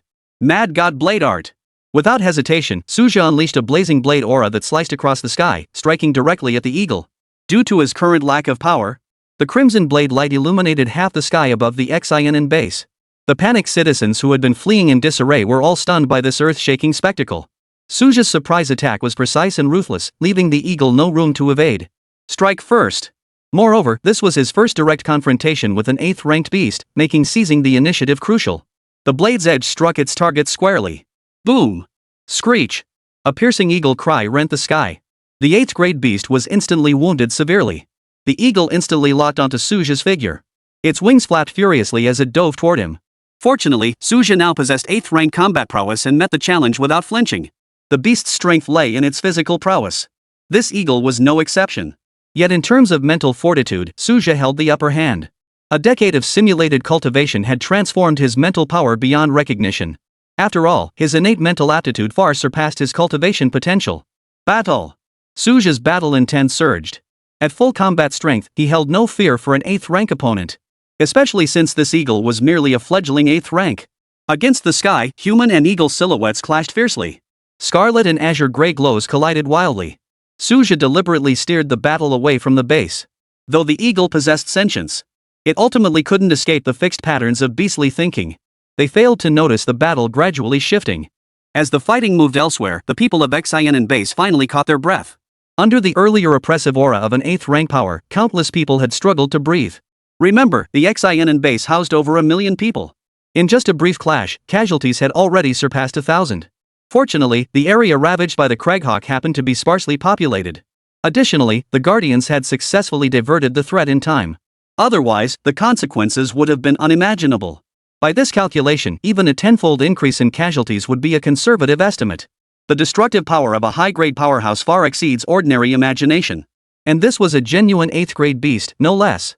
Countless eyes were now fixed intently upon the battlefield high above. Isn't he that prodigy from the South Sea? Many martial artists recognized Suja's identity and gasped in shock. Suja might just happen to be at the South Sea base. That's how he arrived so swiftly. But when did he break through to the 8th rank? The report said this beast is 8th rank. The martial artists immediately erupted into murmurs, their voices betraying their shock. Though the XINN base primarily housed low-grade martial artists. But everyone knew how incredibly difficult high-grade cultivation was. Suja had only ascended to high-grade a few months ago. Just recently, he had consecutively defeated 2 high-rank beings. Now he could actually stand toe-to-toe with an 8th rank martial artist. Such rapid progress leaves even low-tier martial artists in awe. Yet at this moment, everyone desperately wished Suja would grow stronger still. After all, he was currently fighting the Kanjiings to the death to protect the XINN base. Southern Frontier Grand Commandery. Chaos reigned within the headquarters. No one had anticipated that this alien beast attack would be so deadly serious. The grim news of Sinan base's assault had arrived.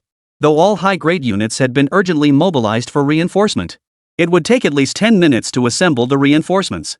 That window of time was ample for the 8th grade beasts to inflict heavy casualties. What on earth is happening? Everyone in the mansion was frantic with worry. Fortunately, the latest battle report suddenly arrived from the XINN base. South Sea's prodigy Suja is currently locked in fierce combat with an 8th grade eagle. The news stunned the entire hall into silence. Who present didn't know this prodigy's reputation? Yet none dared believe Suja could possibly stand toe-to-toe with an 8th rank opponent. The Grand Commandant's office immediately ordered the activation of the real-time battlefield projection. Suja is truly dueling an 8th rank beast. I've never heard of him advancing to the 8th rank. Is he defying an 8th rank beast with a 7th rank body? Martial artists within the headquarters wore expressions of utter shock. Countless envious gazes turned toward Zhong Jianyuan. It was common knowledge that he and Suja shared a deep friendship. Zhong Jianyuan forced himself to appear calm on the surface, though his heart was already filled with wild joy. Suja's display of 8th rank combat prowess surpassed many 7th rank masters. High-grade warriors were already scarce in the southern frontier, and 8th grade ones were even rarer. After this battle, Suja's ranking would likely soar into the top 20 of the southern frontier. 123, blocking an 8th rank? Has Suja become this formidable? At the same time, numerous high rankers rushed to provide support. Even the South Sea Martial Arts University dispatched an 8th rank expert. This man is none other than Su Xingyan. There was no other option. The headmaster was currently overseeing the multiracial battlefield. The other 2 academies are full of battle fanatics who couldn't care less about handling trivial matters. Besides, Su Xingyan wouldn't dare to embezzle military merits or anything like that. Thus, the South Sea Martial Arts University could only be entrusted to Su Xingyan, Dean of the Alchemy College. Fortunately, the South Sea Martial Arts University no longer had as many issues as before. Su Xingyan actually had a leisurely half-day. However, the sudden attack by an 8th grade beast on the southern border had occurred. This incident isn't as straightforward as it seems. Su Xingyan immediately sensed that this incident was bound to be fraught with complications. After all, many high-grade cultivators in the southern border had long since struck agreements with high-grade beasts. This 8th rank mutated eagle wasn't some newcomer to the high rank tier. It was well aware of these agreements. Without a valid reason, it wouldn't have acted this way. Regardless, providing support was now the top priority. The South Sea region where Su Xingyan was located was relatively close to the XINN base. Yet even if Su Xingyan rushed at full speed, it would still take considerable time. Su Xingyan was now in a state of considerable urgency. As a high grade, he knew better than anyone the destructive power they possessed. Fortunately, just then, a message arrived on his phone. South Sea's heavenly pride strikes back against the 8th rank. The high-ranked ones needn't rush so urgently. The numerous high rankers from the southern frontier who were rushing to provide support froze in their tracks. Defeated in 8th rank? Is the South Sea prodigy that terrifying? It must be noted that earlier, although Suja had slain 2 high-ranked beings, but compared to the 8 rankers, he still fell significantly short. Many 8th rank martial artists had even discussed when Suja might finally reach the 8th rank. Yet many believed that even with his monstrous talent, it would still take at least 5 years. Keep in mind that 5 years is already a remarkably short timeframe. Many 8th rank practitioners had spent over a decade honing their skills. Even Su Xingyan had not held high hopes for Suja this time around. Yet now, Suja had delivered a shock to numerous 8th rank practitioners.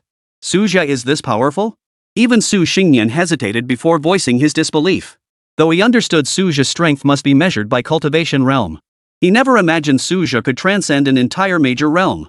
Su Xingyan was certain Suja hadn't even reached the 8th rank yet. If that were true, wouldn't Suja's strength be catching up to his own? A complex mix of emotions suddenly welled up in Su Xingyan's heart. It wasn't jealousy. The stronger Suja became, the more advantageous it was for Nanhai Martial Arts University. But to think that it took him decades of arduous cultivation to reach the 8th rank. Yet this youth, in merely 2 or 3 years, had surged from the peak of the 2nd rank straight upward. Though his cultivation level hadn't quite reached that height, his combat prowess was already on par. In the martial arts world, strength reigns supreme. The concept of cultivation levels is merely a fig leaf for the weak. At this moment, Su Xingyan yearned to confront him directly and demand answers. How on earth did this prodigy cultivate? Even Su Xingyan, a seasoned 8th rank powerhouse who had weathered countless storms, was rendered speechless by the sheer speed of this cultivation. Other high-ranking experts from the southern frontier were equally stunned, though they hadn't witnessed Suja's rise firsthand. Such a staggering leap in power was truly terrifying to hear. Unlike Su Xingyan's curiosity, most attributed it to extraordinary innate talent. The high-ranking cultivators instead accelerated their flight. Curiosity drove them onward. Who wouldn't want to witness a 7th rank defying an 8th rank? During the 500 years since the revival of spiritual energy, there have been instances of cross-tier combat. Yet high-tier cultivators engaging in cross-tier combat? History records only scattered instances. Even the most legendary of these had at least reached the peak of the 9th rank. Some even ascended to become the mightiest among the 9th rank. Could today witness the birth of yet another legend?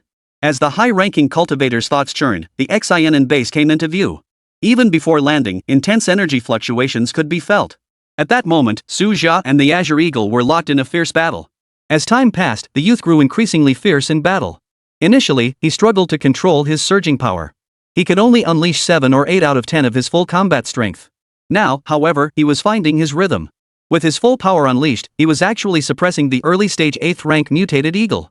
As reinforcements began arriving one after another, they witnessed the perilous scene of Su Jia attempting to subdue the colossal bird. Though he knew the eagle could escape if it chose to flee, Su Jia would find it impossible to pursue. The speed advantage of flying beasts was simply too great. Yet the sight of Su Jia relentlessly attacking the 8th rank beast still sent shockwaves through every high-rank cultivator present. Who would have thought Su Jia has truly reached the 8th rank? This was the first reaction among all the high-grade powerhouses. This was swiftly followed by collective envy towards South Sea Martial Arts University. Everyone knew that the 8th rank was by no means Su Jia's final destination. After confirming the youth's power, Su Xingyan's fingertips trembled with excitement. First, let's join forces to eliminate this monstrous beast. After all, no one had forgotten the core mission of this expedition. If over a dozen high rankers joined forces and still let an 8th rank eagle escape, it would not only betray the memory of the fallen civilians but also bring shame upon the entire southern frontier. The group silently closed in, forming a tight encirclement. While the eagle was distracted by Su Jia and unable to focus elsewhere. If they waited until the predatory bird sensed something amiss, sealing off its retreat would become far more difficult.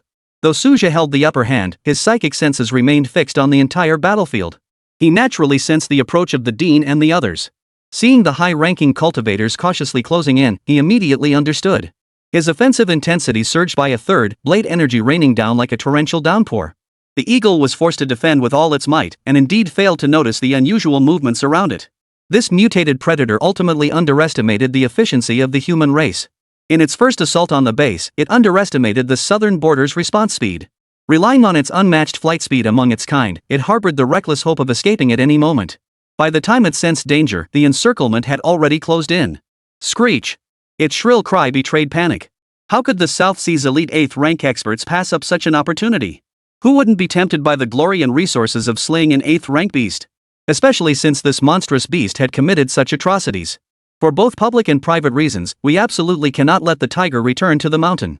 5 8th rank combatants had closed in on him, including a seasoned veteran like Su Xingyan. Another failure would make the entire high-ranking circle of the southern frontier a laughingstock. Boom! The moment the encircling formation solidified, Su Jia instinctively stepped back half a pace. He shifted his focus to the hawk's potential escape routes. Occasionally, he would swing his blade to sever the predatory bird's retreat. Well versed in the ways of the world, Su Jia willingly ceded the primary attack position. After all, the primary credit for slaying an 8th rank beast would inevitably fall upon him. 124. The strange beast's unusual movements had a reason. Under the relentless pursuit and encirclement of numerous 8th rank warriors, the mutated eagle, though desperate to flee, was soon covered in wounds. Facing the combined assault of numerous 8th rank warriors, the mutated eagle was utterly powerless to withstand the onslaught. When strength is comparable, numbers become an absolute advantage. Even as the mutated eagle made a desperate final burst of strength, the battle-hardened 8th rank martial artists had already sensed its intent and immediately unleashed their full might to suppress it. Among the many 8th rank martial artists present, none was more astonishing than Su Jia. Previously, the others hadn't fully grasped his true capabilities. But now, fighting side by side, they truly grasped the overwhelming might behind Su Jia's every strike. This is undoubtedly an 8th rank attack. The strength Su Jia displayed made every 8th rank martial artist present feel a tangible threat. Now, not a shred of doubt remained in their minds. They had even begun to regard Su Jia as a genuine 8th rank martial artist.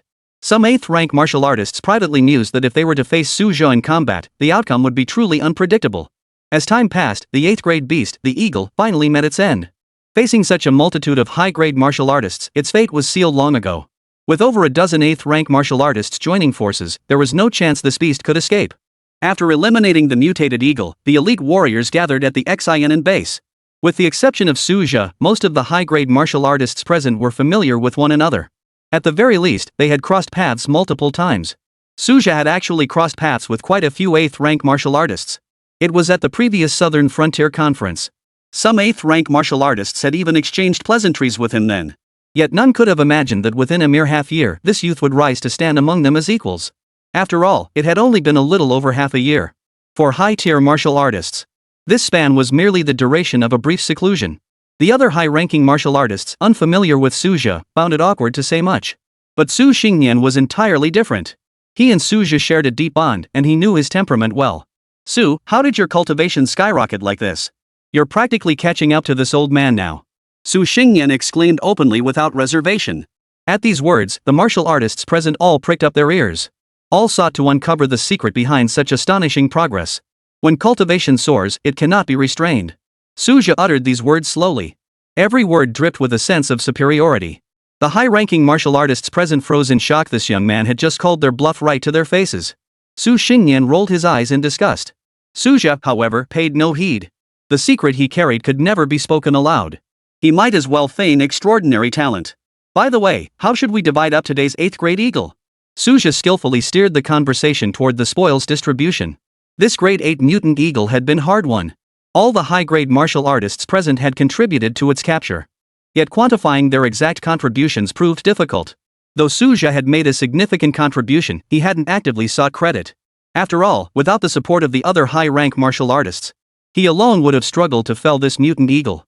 Over a dozen 8th-rank martial artists exchanged glances, and the scene fell into a brief silence. The distribution dilemma stemmed primarily from the immense value of the 8th-rank beast's remains. Its preciousness far surpassed even that of alien corpses. The reason lay in the fact that mutated beasts were originally earth creatures. The potions crafted from them were better suited to the physiques of great Xia martial artists. For 8th-rank martial artists, they were equally vital resources. How about splitting it evenly? Su Xingyan broke the silence first. He knew Suja had made the most significant contribution. Yet precise measurement proved difficult. In his view, martial brotherhood outweighed resource distribution. Suja understood the dean's deeper intent to foster relationships and nodded in silent agreement. In any case, they would ultimately be able to exchange for a large quantity of spirit stones. If they could obtain special resources for condensing a Dao body, that would be even better. Given the dean's character, he would never let him lose out. Seeing Su Xingyan propose and Suja tacitly agree. The other high-ranking martial artists, however, looked somewhat embarrassed. After all, this distribution clearly favored the group as a whole.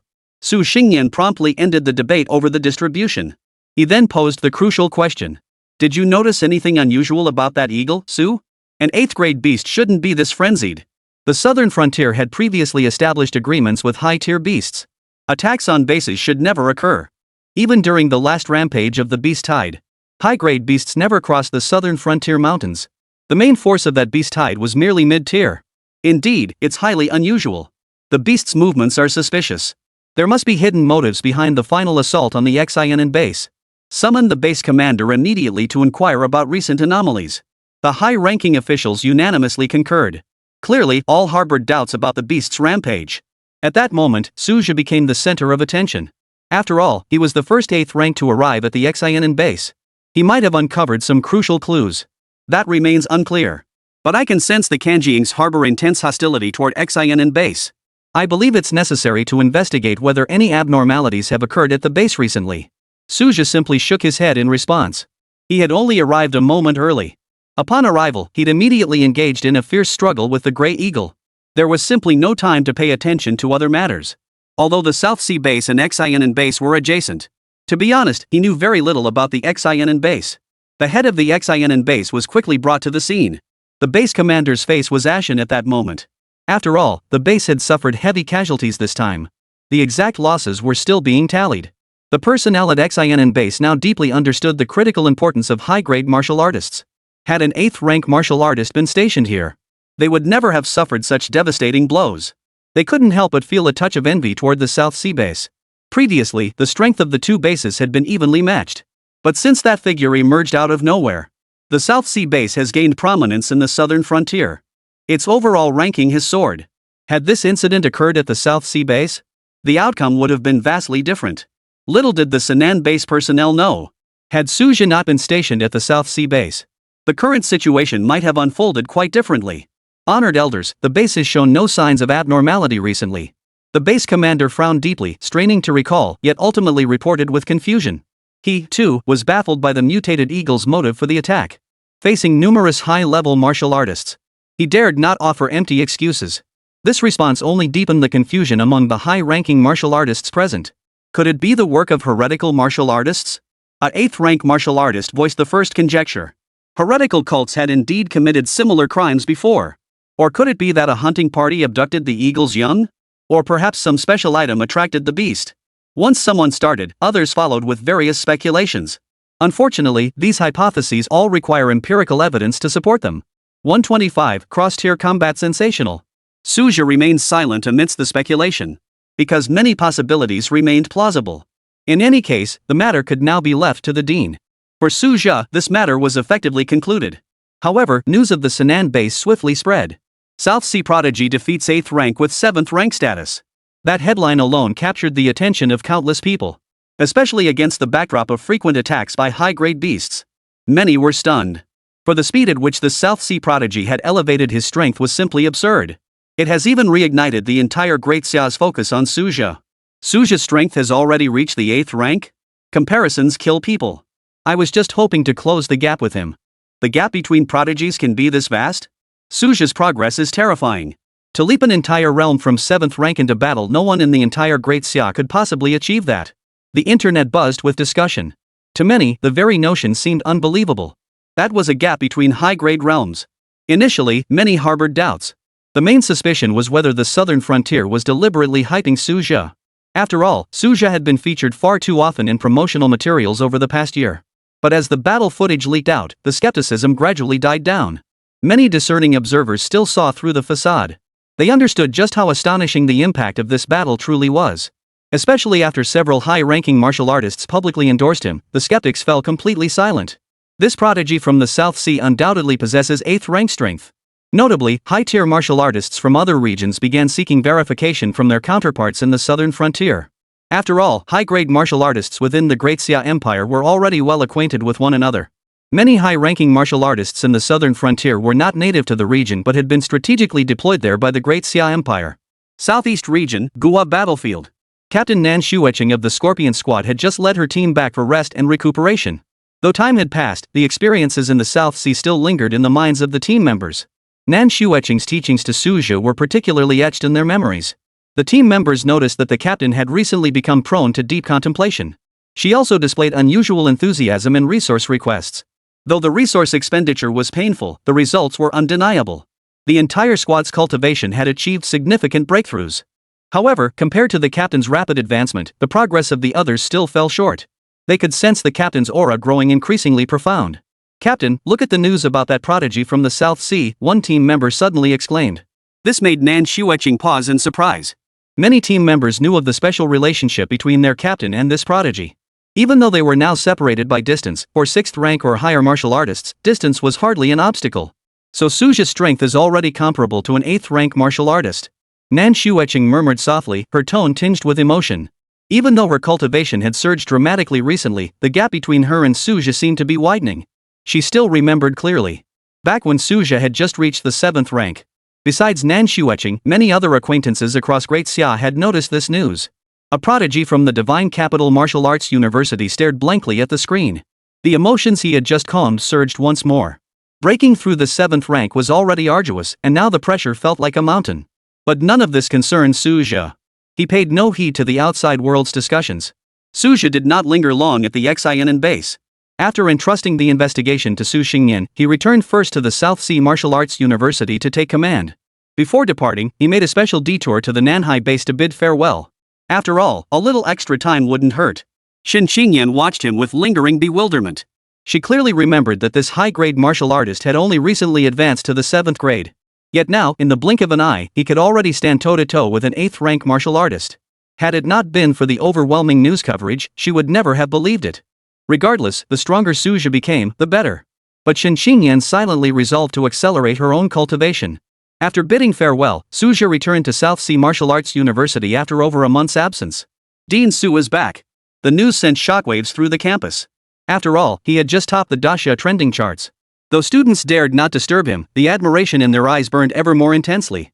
For Suja, returning to campus meant diving straight back into cultivation. Having entered a semi-secluded state, his cultivation progress in the Dao body had already surpassed 60%. Even without deliberate seclusion, he could continuously draw upon the power of heaven and earth to temper his body.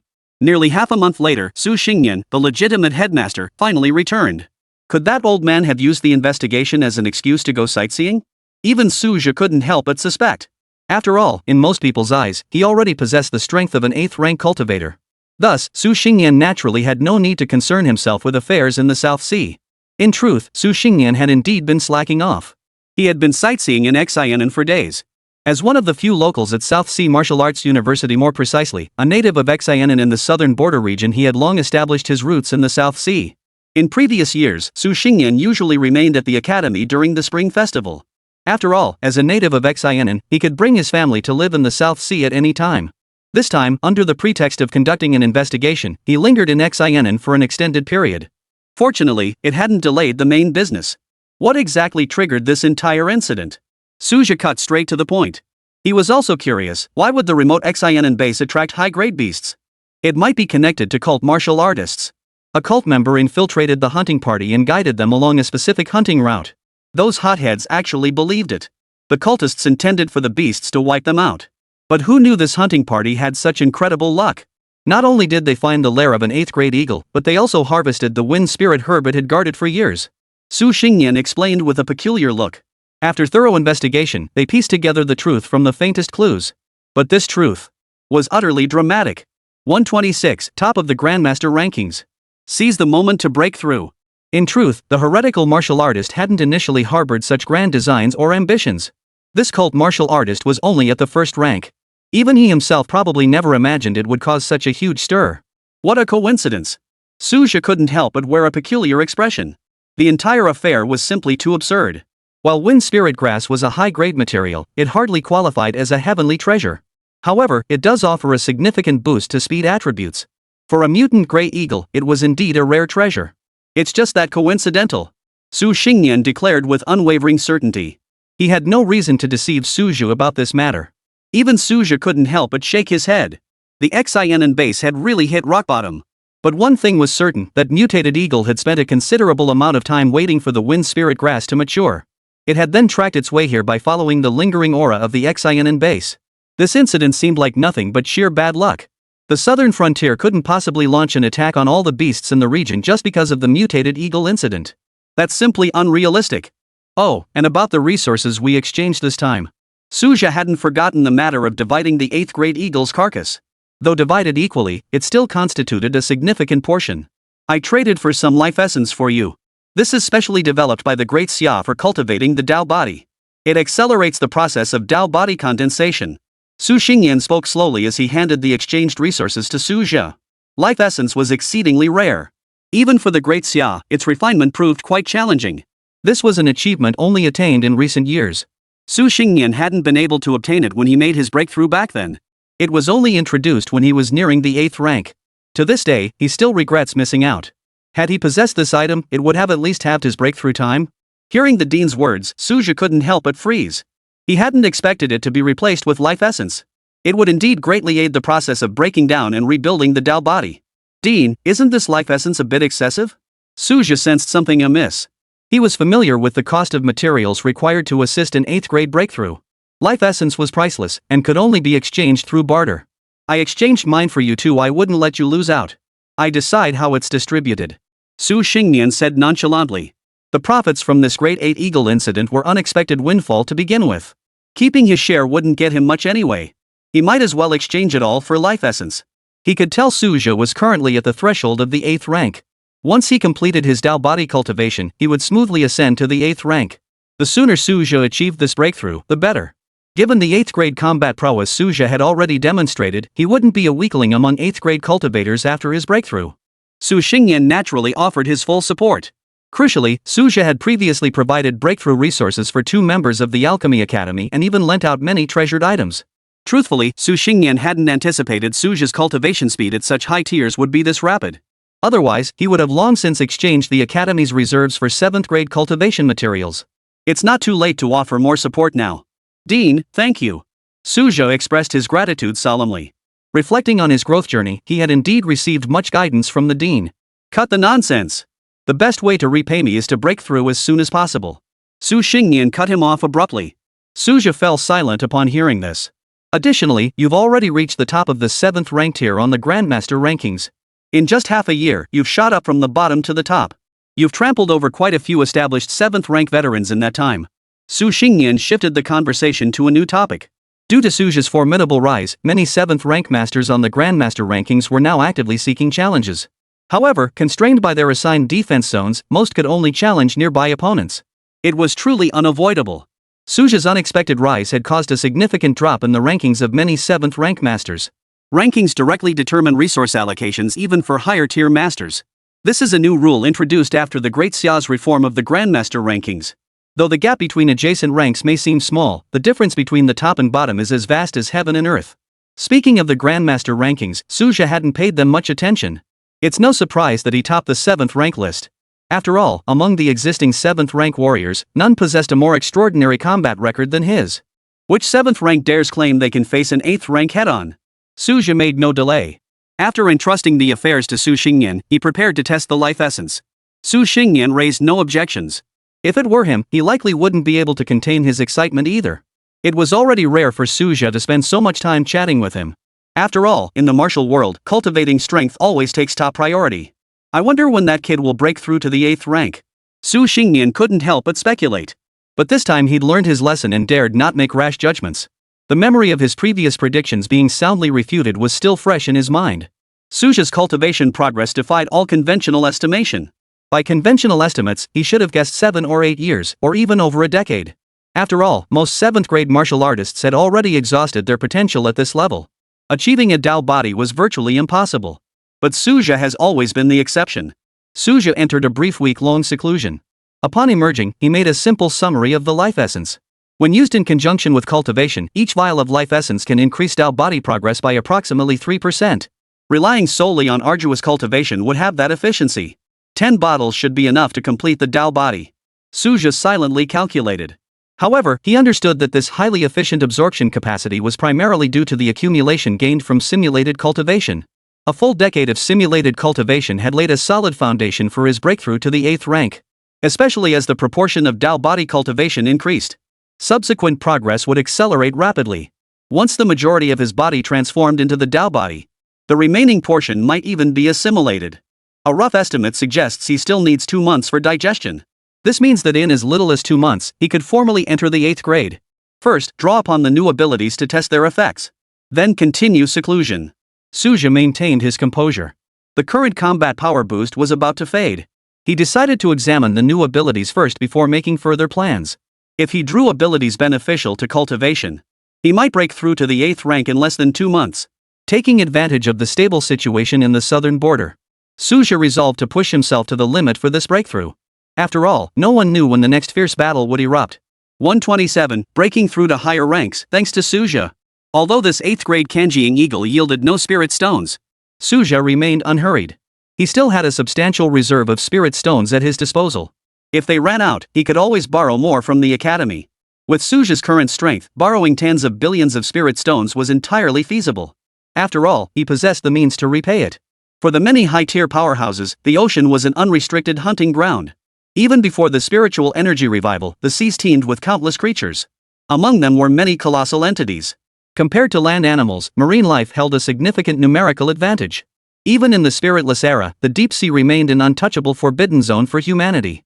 After the spiritual energy revival, the entire ocean became completely off limits to humans. The only consolation was that even high-grade marine creatures could not fly. These deep-sea creatures have long adapted to their aquatic environment. Nor could they migrate to survive on land. Even so, many coastlines were designated as hunting zones. After all, some marine creatures are not entirely incapable of coming ashore. Species like crabs and sea turtles, for instance. Though these creatures cannot remain out of seawater for extended periods, they still pose a persistent threat to the Great Xia. This has led to numerous bases being constructed far from the coastline. Coastal areas thus became crucial hunting grounds for the Great Xia. Even high-tier warriors frequently roamed these areas. Much of the Great Xia's resources originate from this region.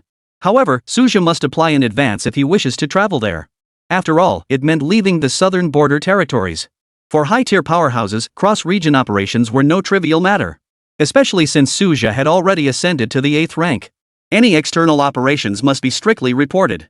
However, Suja currently had no intention of hunting along the coast or at sea. His resource reserves were still ample at this stage. As the ability wheel began to spin, Suja watched with anticipation. Several colored lights flashed successively on the wheel. Though the specific abilities weren't explicitly stated this time, the light effects indicated they were of medium to high tier. Having experienced the previous ability draw, Suja knew full well that luck was an unpredictable thing. His mindset was now considerably more composed. It must be said, this lottery mechanism truly hones one's mental resilience. Extraction successful.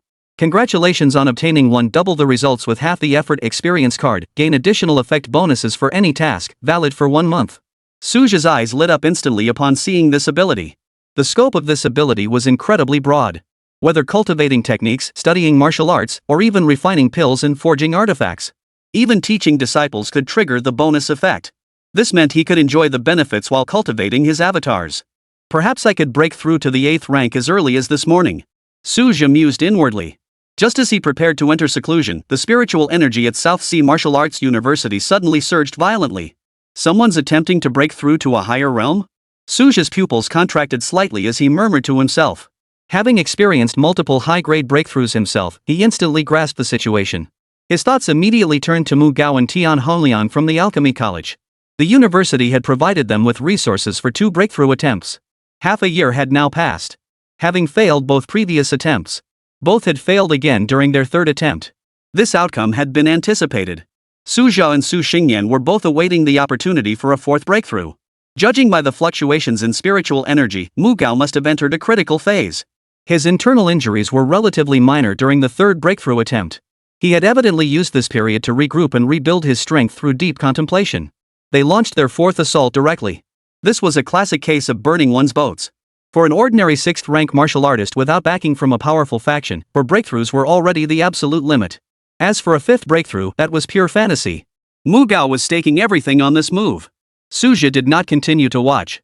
The breakthrough process could take an unpredictable amount of time. He had no intention of wasting the duration of the double the results with half the effort buff. But the spiritual energy storm triggered by this high-grade breakthrough had already caught the attention of the entire school. Which 6th rank cultivator is pushing through their bottleneck? And they're almost there. The success rate looks incredibly high. Whispers of discussion erupted everywhere, mingled with puzzled murmurs. Even the high-grade powerhouses of South Sea Martial University were taken aback. Across the entire academy, aside from Su Zhe, only Su Xingyan seemed privy to the truth. At that moment, a thin sheen of sweat glistened on Su Xingyan's forehead. The fate of the Pill Refining Academy's ability to gain new high-tier combat power hinged on this very moment. As time passed, Su Xingyan realized he could no longer conceal the truth. This is a high-caliber talent our Alchemy Academy has nurtured using our own resources. Of course, Su Zhe deserves considerable credit for this. He acquired many valuable items from the 2 7th rank cultivators of the Wilderness Clan. This marks Mu Gao's 4th breakthrough. Therefore, Su Xingyan chose to reveal only part of the truth, deliberately concealing the matter involving Tian Hongliang. Many high-ranking figures suddenly understood. So Su Zhe had sponsored substantial resources. No wonder the Pill Academy had achieved breakthroughs. It's well known that resources for high-grade breakthroughs are extremely scarce. So when someone achieved a breakthrough, inquiries were inevitable. But they never expected it to be someone from the Alchemy Academy. The other academies could only look on with envy and jealousy. After all, their academies lacked a Su Zhe. Why didn't we recognize Su Zhe's potential back then? This regret was shared by countless high-ranking members from other academies. Many were aware of Su Zhe's past. To secure his place at South Sea Martial Arts University, he had chosen the more accessible Alchemy College. About a month later, boom! As another surge of spiritual energy erupted, a 7th grade aura surged forth. I've successfully broken through. Mu Gao stood upon the sky's surface, his face radiating unbridled excitement as he exclaimed. At that moment, numerous individuals from the South Sea Martial Arts University emerged to observe this figure. Though many were unfamiliar with Mu Gao personally, his status as a mentor at Nanhai Martial Arts University was well known. Numerous students of the South Sea Martial Arts University rejoiced at their school gaining another high-grade cultivator. This was mainly because after reaching the peak of the 6th rank, Mu Gao had entered seclusion. He had paid little attention to university affairs. This led to recent cohorts of students having little knowledge of Mu Gao. As for the mentor's uncharacteristic behavior after his breakthrough, many instructors could understand it. If they themselves had reached a high rank, they might well have been even more excited than he was. Now, numerous high rankers within the school have emerged. As time passed, the visits of many high-ranking officials came to an end. Thus, things returned to their usual state. At this moment, the number of high rankers within the school was quite substantial. Xiaomu, congratulations on reaching the high rank. Years of pursuit, finally fulfilling a lifelong dream. You absolutely must treat us this time. Many high-ranking students were quite familiar with Mu Gao, but there wasn't much formality. "Alright, no problem," Mu Gao replied without hesitation. He himself was incredibly excited. After all, this was a high-ranking official. But soon, Mu Gao noticed a figure missing from the crowd. "Dean, where's Vice Dean Su?" Mu Gao couldn't help but call out. After all, this entire opportunity was due to Suja. He had only 2 breakthrough opportunities. Otherwise, waiting for his own accumulation to reach that point would have taken an eternity. Especially this breakthrough, a significant portion of it was due to consecutive breakthroughs. It allowed him to grasp that elusive feeling. Successfully linking the power of heaven and earth, he stepped into the ranks of high-grade martial artists. Under normal circumstances, resources for a single breakthrough are hard to come by. Let alone 2. 128 consecutive breakthroughs, another major one? Su Xingnian stood nearby, a smile playing on his lips. He didn't try to steal Mu Gao's spotlight. He hadn't expected Mu Gao's first move would be to inquire about Su Zhe. But it was understandable. After all, even he had admitted that Mu Gao's breakthrough was largely thanks to Su Zhe. Su Zhe is in seclusion. He's just acquired a large amount of resources, Su Xingnian said slowly. He then recounted the recent events at the Xin base. Mu Gao's face betrayed utter shock. He clearly hadn't expected Su Zhe to defeat an 8th rank opponent while only at 7th rank. Earlier, he had thought that since their cultivation levels were at least equal, and that a confrontation wouldn't leave him too badly beaten. Now it seemed he had been deluding himself. This was simply too monstrous beyond what a 7th rank could measure. The high-ranking cultivators present shared Mu Gao's astonishment. They had been equally stunned when they first heard the news. With Mu Gao's entry into the high-rank tier, the Alchemy Academy now boasts 2 new high-rank members. Other academies were indeed falling behind. High-ranking members from other academies were contemplating, should we draw upon our reserves? Allow our 6th grade peak practitioners to attempt breakthroughs. We can't afford to fall too far behind the Alchemy Academy. If Suja's ascent to high tier was an accident, achieved solely through innate talent, Mu Gao, however, was the epitome of steady progress. Previously just an ordinary 6th rank cultivator, many 6th rank practitioners in their academy had defeated Mu Gao before. But this won't be easy. The number of 6th rank cultivators across other academies far exceeded that of the Alchemy Academy. Even with breakthrough resources available, their distribution posed a significant challenge. In short, this matter is far from simple. Half a month later, a spiritual energy storm erupted once more at Nanhai Martial Arts University. Another breakthrough to a higher rank? This time, the entire university community was stunned. Even the high-grade powerhouses were stunned. "Old Su, it can't be your alchemy college again, can it?" Vice Principal Tang Guangtu asked directly. Other colleges had considered it. They hadn't taken action yet. He had kept a close eye on the recent activities of each academy. However, the earlier irregularities remained unknown. After all, Su Xingnian had been overseeing university affairs during that period. What the Alchemy College did remained unknown to outsiders. "Vice President Tang, how did you know? There's also Tian Hongliang, who was so close to reaching the 7th rank," Su Xingnian remarked with a casual air. Even if breaking through to a higher rank was hardly worth mentioning. That's right, he'd taken a page from Suja's playbook. Having been provoked by Suja before, now it was his turn to provoke the other high-ranking cultivators in the academy. Sure enough, as soon as he finished speaking, the expressions of the other high-ranking cultivators from different academies changed. Originally hesitant about whether to bring out some of their reserves for the 6th grade to attempt a breakthrough, now they were completely resolved. Because Tian Hongliang was clearly at a critical juncture, with a high chance of achieving the breakthrough. Which meant the Alchemy Academy was about to gain another high-ranking cultivator? Although the other academies held the advantage in numbers of mid- and low-tier cultivators, in terms of high-grade practitioners, the Alchemy Academy had already begun to far surpass the other 2 academies. The high-grade alchemists of the 3 academies had existed since the founding of the South Sea Martial Arts University. At that time, the numbers were nearly equal across all 3. Now, the Alchemy Academy has suddenly gained 3 more. This leaves the other colleges with a serious loss of face. Moreover, the Alchemy College is technically a hybrid institution, part combat, part support. It is not a purely combat-focused academy. Compared to the solemn expressions of the high-ranking members from other academies, Principal Yu Xiong and Vice Principal Tang Guangtu instead wore expressions of considerable satisfaction. After all, the addition of a high-ranked was cause for celebration. Regardless of which academy it comes from, it ultimately belongs to Nanhai Martial Arts University. As for the rivalry between academies, they choose to turn a blind eye. After all, this was each academy drawing upon its own foundations. They felt it was not their place to comment further. Besides, it's a positive development if other colleges could produce 2 high-grade talents as well. Nanhai Martial Arts University's count of high-grade martial artists could even rival that of top-tier martial arts universities. They might even overtake them. In the current evaluation of martial arts universities, the number of high-grade practitioners remains a crucial benchmark. Naturally, they hoped for as many high-grade cultivators as possible. Another half-month passed. Tian Honglion's 7th rank aura swept across the campus. He had successfully completed his breakthrough. This breakthrough occurred even faster than Mu Gao's. He truly broke through. Nanhai Martial Arts University has gained another high-ranking expert.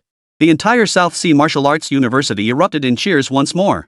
For this was indeed a momentous occasion. For the students, the breakthrough of a high-ranking expert brought auspicious energy. The university would distribute resource bonuses to all students. Receiving 2 red envelopes in such quick succession, the students were naturally overjoyed. The stronger the school, the more confidence its students carry in the outside world. Today, the Great Xia Empire is built upon 3 major pillars. These are the Great Xia Military, the Great Xia Martial Arts University Alliance, and the Martial Artist Clan Dojos. The Great Xia Martial Arts University itself comprises multiple institutions. Each martial arts university operates as an independent academic faction.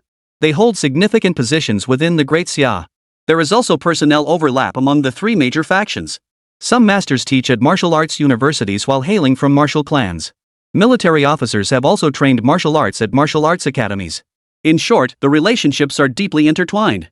Meanwhile, Suzhia, deep in seclusion, remained utterly unaware of this grand event. Dean Su Xingyan was secretly relieved he'd let Suzhia choose his own path. Otherwise, one less powerhouse would have achieved breakthrough this time. Though Mu Gao and Tian Hongliang had incurred significant resource and favor debts in the process. But achieving a breakthrough was worth every cost. As the entire academy celebrated, Suzhia's cultivation had reached a critical juncture. 2 full months had passed since he entered seclusion. In the first month, leveraging his double the results with half the effort talent, Suzhia perfected his 8th rank Dao body. He even extracted a new ability midway through. Unfortunately, it offered little benefit to his cultivation progress. Suzhia paid it little mind. At this moment, he was but a step away from the 8th rank. Special abilities were no longer crucial. After another month of arduous cultivation, his 8th rank Dao body was now fully perfected. All that remained was the formal advancement. Half a month after Tian Honglion's breakthrough, colossal cosmic energy converged upon South Sea Martial Arts University.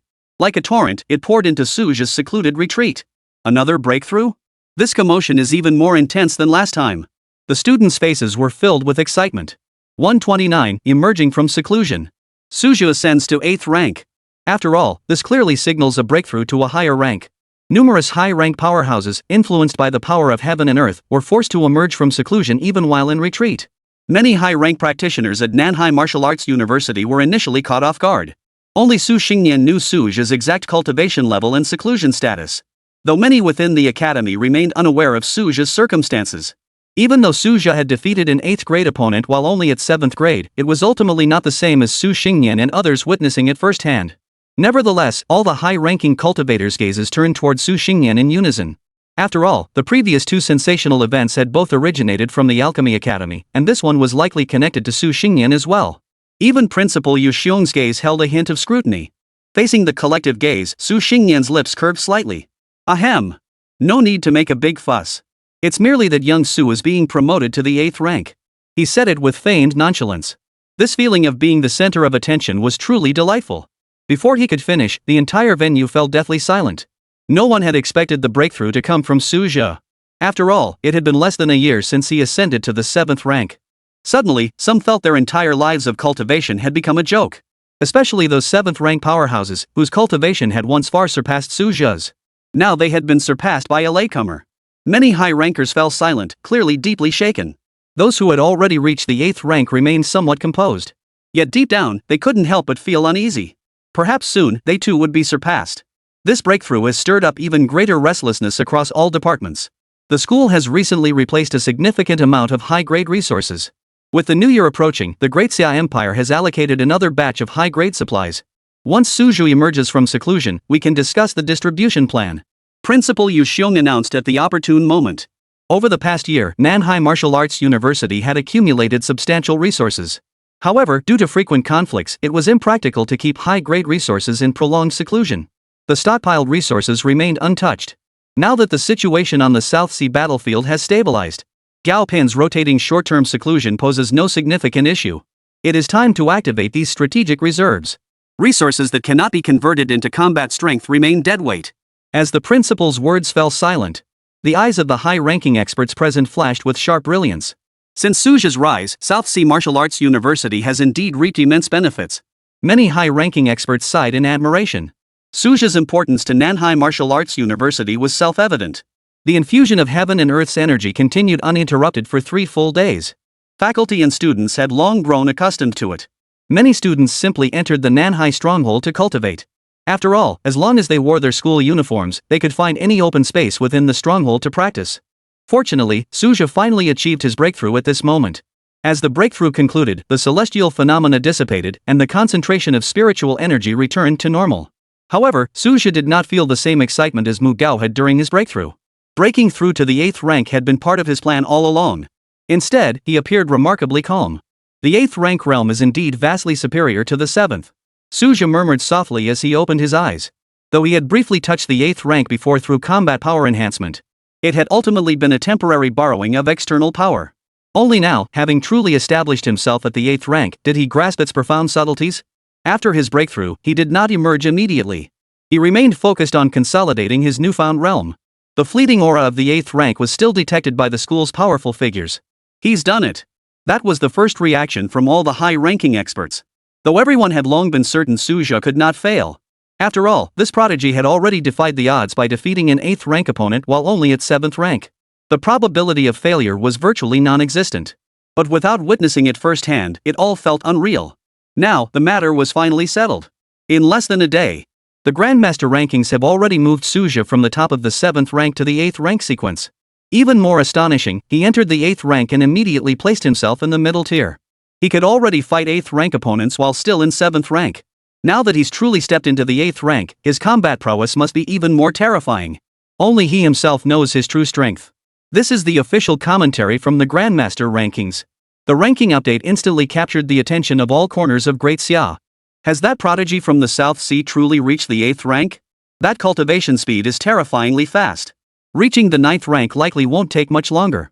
As the news spread, martial artists across the Great Xia Empire couldn't help but marvel once more. The South Sea Martial Arts University had already been riding a wave of prominence lately. Mu Gao and Tian Hongliang both ascended to high ranks, securing spots on the Grandmaster list.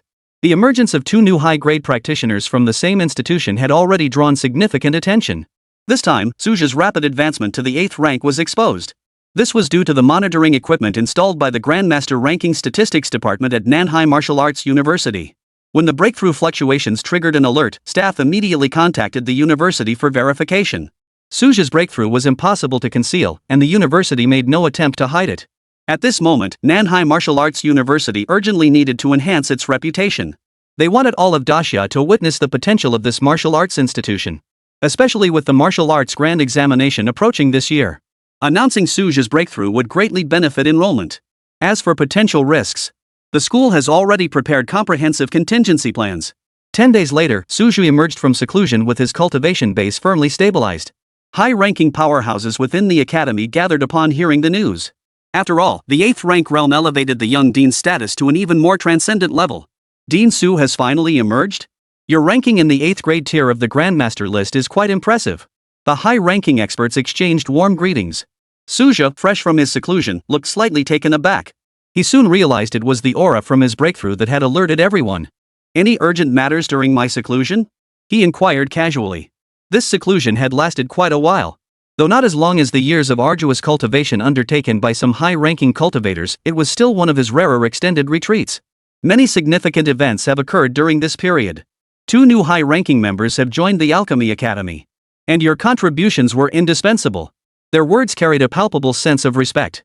Faced with the reverent demeanor of a 7th rank powerhouse, Suja felt slightly uncomfortable. In the past, everyone had been equals. Now that his strength had surged, their relationship had naturally shifted. He said little. Such were the laws of the martial world.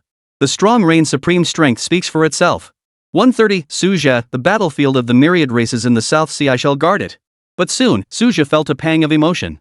I never expected both Mu Gao and Tian Hongliang to break through successfully. Earlier, Suja thought 2 defenders for 1 would suffice. Never did I expect such a pleasant surprise. Both succeeding was truly remarkable.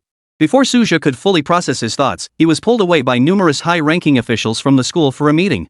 Yu Xiong, Su Xingyan, and others were already waiting in the conference room. Principal, what's going on? Suja was still somewhat bewildered. These 7th rank cultivators couldn't wait any longer. They've been waiting for you to emerge from seclusion. Yu Xiong explained with a light chuckle. The school's accumulated resources all required Suja's decision after his seclusion. Naturally, the high-ranking officials were growing impatient. After the principal's explanation, Suja finally understood. That's also why those 7th rank cultivators had been so courteous to him earlier. He hadn't expected the school to deliberately wait for his decision. It seemed his opinion truly held significant weight. Without hesitation, Suja took the seat directly below Su Xingyan.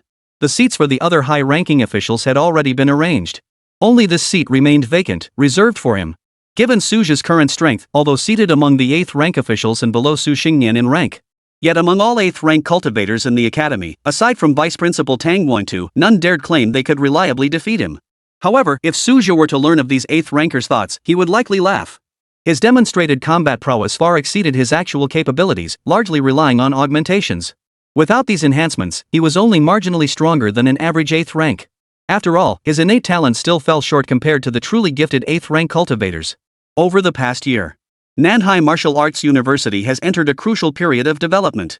First, we extend our gratitude to Vice President Su Zhu and the contributions of all faculty and students. Yu Xiong opened with a solemn expression. The university placed Suja first because half of the credit belonged to him. For instance, he brought back 2 high-grade corpses of the Wilderness clan. Although Suja received Spirit Stone rewards, this did not diminish his achievements. He also facilitated the breakthroughs of 2 new high-grade cultivators. After Mu Gao and Su Xingyan's breakthroughs, Su Xingyan had publicly disclosed all the details. Only then did everyone learn that Suja had not only provided precious 7th grade resources but also lent a large quantity of high-grade materials to aid their breakthroughs. It must be noted that if these resources were converted into cultivation supplies, they would be worth astronomical sums. Yet Suja had acted with remarkable selflessness. Consequently, his reputation throughout the entire academy was exceptionally favorable. Although Suja currently only held a position at the Alchemy Academy, for most people, that was more than enough. Yu Xiong insisted on waiting for Suja's arrival before discussing the allocation of high-grade resources precisely because of this consideration. He promptly reported the total resources the Academy had acquired over the past year. Some of these resources were officially allocated by the Great Xia government. High-grade resources were settled earlier than lower-grade ones. This was primarily to prevent subsequent work from piling up. At the time of settlement, Suja's contribution ranking placed him only in the middle tier of the 7th grade, which was indeed somewhat regrettable. However, by next year's settlement, the school could secure a larger resource allocation. After all, there is a significant gap in the resource allocation baseline between grade 7 and grade 8. Even Mu Gao and Tian Hanlian, the 2 newly promoted 7th rank members, were not included in this round's tally. Even so, Nanhai Martial Arts University's total resources this year were several times greater than in previous years. The primary increase came from the spoils of that pivotal battle on the South Sea front. Given the ample total resources, the university has decided to raise the allocation standards. Yu Xiong announced with steady composure. All high-ranking cultivators received resource quota sufficient to meet their annual cultivation needs. This news lifted the spirits of the high rankers present. Many at the peak of the 7th rank now had a chance to break through to the Dao body realm. Even ordinary 7th rank cultivators now had a chance for minor breakthroughs. Principal, is there an error with my allocation? Suja couldn't hide his astonishment. He had settled his accounts while still holding 7th rank status. He had already received Spirit Stone compensation for selling the beast carcass earlier. He had only intended to claim his basic resource allowance. He hadn't expected to receive a full 8th grade cultivation resource allocation. As a full member of this academy, this is what you deserve. Yu Xiong replied with unwavering certainty. Setting aside contributions, Suja's demonstrated potential alone justified the investment. Even if he achieved nothing, the school would never reduce his resource allocation. The reason was clear: Suja was the closest to breaking through to the 9th rank among all 8th rank cultivators in the academy. Though he had only recently broken through. His terrifying cultivation speed had already broken multiple records. The other 8th rank cultivators present all felt an insurmountable chasm separated them from the 9th rank realm. Only Suja offered them a glimmer of hope. Not only Suja, but the 2 newcomers Mu Gao and Tian Hanliang also received full resources. Though they had only recently entered the 7th rank. But years of teaching experience had taught them well. High-grade resources were always in short supply. This generous allocation far exceeded expectations. Over the past year, Nanhai Martial Arts University had indeed accumulated substantial resources. For Suja and his peers, the university's growth and expansion were naturally welcome developments. Martial arts universities abound throughout the Great Xia. When some institutions are well-resourced, it inevitably means others face scarcity. For Nanhai Martial Arts University to break into the top tier would be no easy feat.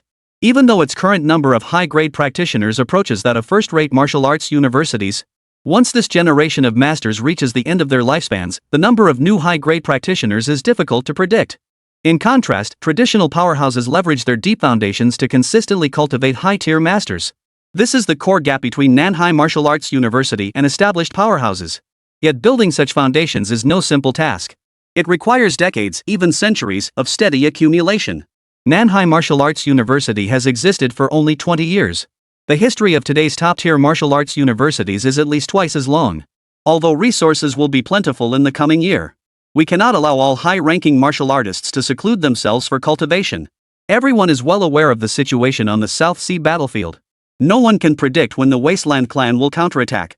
Yu Xiong's reminder earned nods of agreement from the assembly. They understood the South Sea defenses still required garrisons. They could not rely entirely on the Great Xia army. Even though the headmaster himself had reached the peak of the 9th rank, he too faced the need to retreat into seclusion for a breakthrough. After all, those who have reached the limits of the 9th rank must inevitably attempt to break through to higher realms. All the high-ranking cultivators present expressed understanding for the headmaster's choice. They would have made the same decision in his place. However, after receiving their resources, most were eager to enter seclusion for their breakthroughs. Not everyone was willing to continue guarding the front lines. I will personally oversee the defense of the South Sea front. Suja volunteered.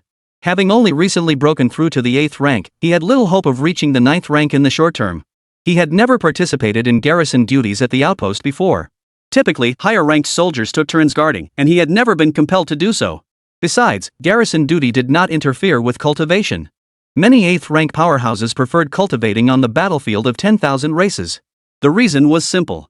Advancing from the 8th rank to the 9th requires comprehending complete laws. All things in the world follow the trajectory of laws. The very foundation of the world evolved from these laws. Yet on the Blue Star plane, the law system is solid and unshakable. The battlefield of 10,000 races is different. The laws of these newly formed planes have yet to solidify. The difficulty of comprehending them is greatly reduced. 131. The path to the 8th rank requires grasping the laws. I'll join you in guarding it. As Suja spoke, Su Xingyan responded in a solemn tone. As a martial artist who had already reached the 8th rank, Su Xingyan deeply understood the immense difficulty of breaking through, even with abundant resources at his disposal. As a high-grade alchemist, Su Xingyan never worried about resource shortages. He occasionally earned extra income. Beyond private commissions, the Daxia military's orders were the main event. The internal website dedicated to high-grade alchemists remained open year-round. Whenever he had free time, he could take on new orders. Across the entire Great Xia, high-grade alchemists remained in high demand. In terms of wealth, Su Xingyan was the undisputed richest student at Nanhai Martial Arts University.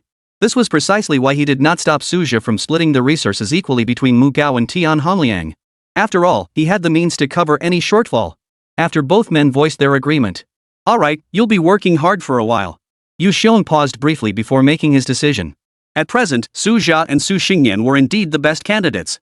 Though Su Jia harbored deep resentment toward the Wasteland clan, his strength was now incomparable to what it once was. Security measures were also in place. Only 2 9th rank members of the Wasteland clan could pose a threat to Su Jia.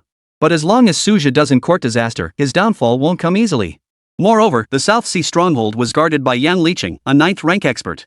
In critical moments, he could even resort to his ultimate trump card. During Yu Xiong's prolonged seclusion, the South Sea stronghold remained unscathed. The high-ranking martial artists present all cast grateful glances toward the two. With 2 8th rank masters stationed here, 7th rank martial artists can now train and seclude themselves with peace of mind. May these resources aid your profound transformation.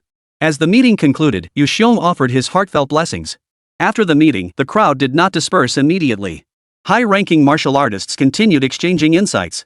Even Suja seized the opportunity to seek guidance from Yu Xiong. After all, he was the only 9th rank powerhouse at the entire South Sea Martial Arts University. He alone had fully traversed the path to 8th rank advancement. Yu Xiong is also the strongest practitioner Suja currently has access to.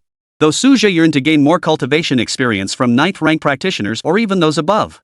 Upon careful reflection, however, he realized how incredibly difficult that would be. 9th rank cultivators were already rare in the Great Xia Empire, and those beyond the 9th rank were entirely out of his reach. Even if he ascended to a higher rank, Suja would still have no connection whatsoever with those above the 9th rank. Thus, he could only seek guidance from this headmaster. The core of 8th rank cultivation lies in tempering the strength of the Tao body and refining spiritual power. One must attain the realm where body merges with heaven and earth, at which point comprehending the laws becomes far easier.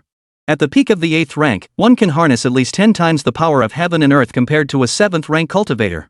However, there are indeed prodigies who grasp the laws before reaching the 8th rank. Those who achieve this are invariably individuals of extraordinary and unparalleled talent. The earlier one comprehends the laws, the more advantageous it is for cultivation advancement. Yushun patiently explained to Suja.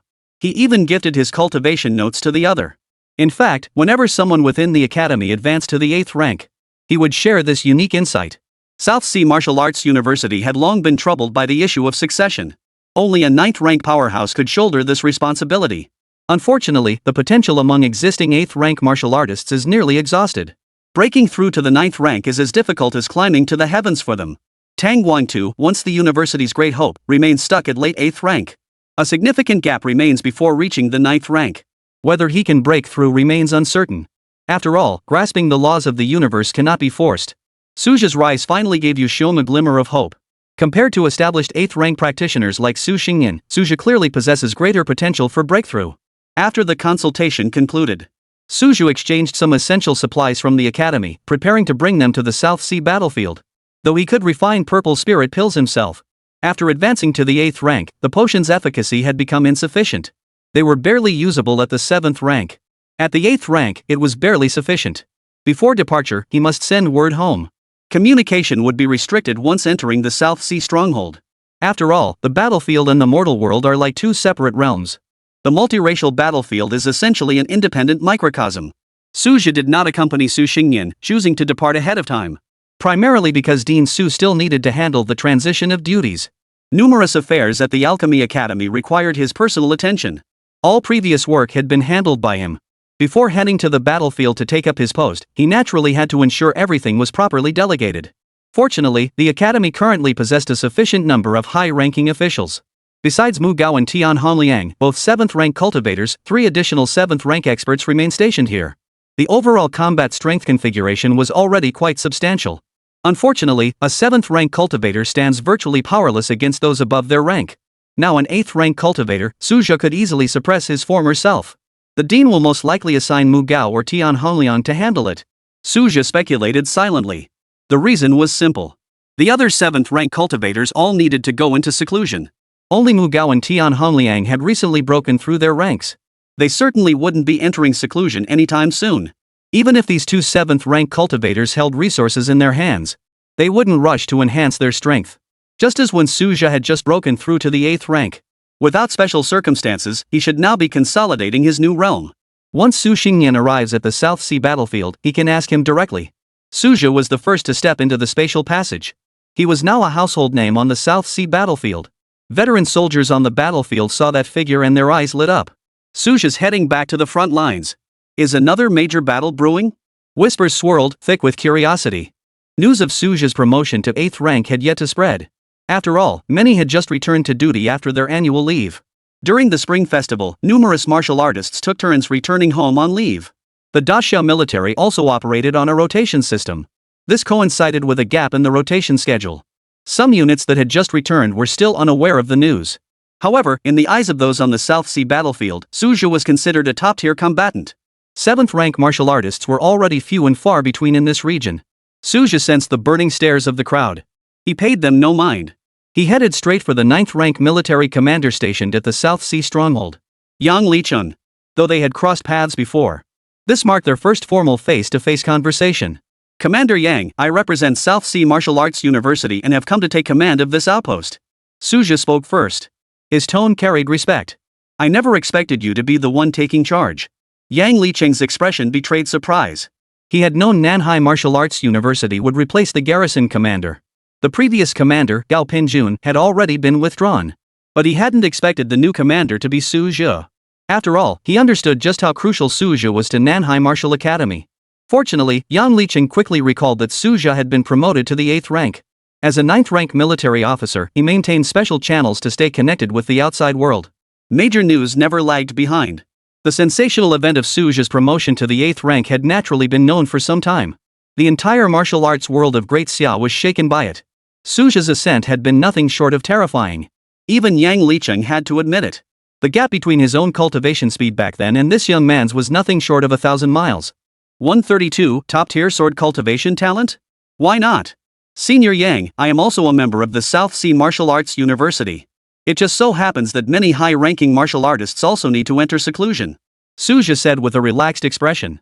Fortunately, the South Sea Martial Arts University and the Great Xia military forces led by Commander Yang Licheng had jointly guarded the battlefield for many years. There was no need for excessive formality. Yang Licheng hadn't expected him to be the one assigned to command. But it made sense. After all, returning to the battlefield at late stage or even peak 8th rank would not be too late. Yet Suja personally heading to the front lines immediately after breaking through his cultivation was somewhat unexpected. It seems the South Sea Martial Arts University is poised for another wave of advancement. Yang Licheng spoke slowly, his tone betraying a hint of envy. Though hailing from the Great Xia military, resources remained scarce, an unavoidable reality. High-grade resources were inherently scarce, while mid to low-grade resources were even more insufficient. The forces stationed to defend the South Sea battlefield numbered in the tens of thousands. Their daily resource consumption was nothing short of astronomical. To ensure the cultivation needs of his commanding officers and soldiers were met, Yang Licheng frequently petitioned the Southern Frontier Grand Command for resource allocations. He couldn't help but feel a touch of envy toward the martial arts students of the South Sea. Though he knew this martial arts academy had never been well off in the past. But times have changed. Senior Yang, might I inquire about the protocols for garrisoning the South Sea? Suja tactfully shifted the conversation. This was indeed his first formal assignment guarding the South Sea battlefield. Though he had ventured there before, they held no substantive connection to the actual defense of the South Sea. After all, the battlefield's dynamics wouldn't shift with his presence or absence. Even when he was promoted to 7th rank, he had merely served in a supporting role on higher-grade battlefields. His earlier victories over 2 7th rank opponents were largely fortuitous. Now, having advanced to the 8th rank, the situation is entirely different. An 8th rank powerhouse holding the upper hand on the battlefield. They can sway the course of battle. After all, an 8th rank warrior can effortlessly hunt down 7th ranks when their hands are free. Guarding the South Sea holds no particular significance in daily life. I merely regard this place as a special training ground. One must remain perpetually battle-ready, never fully secluding oneself. Yang Licheng detailed the conditions of the South Sea stronghold. This was precisely the most inconvenient aspect. One cannot devote oneself entirely to cultivation. Mid to low-tier martial artists could still take turns secluding themselves. High-grade martial artists, however, lack this luxury. High-tier combat power is already scarce. Barely sufficient to maintain daily defenses, let alone allow for rotation.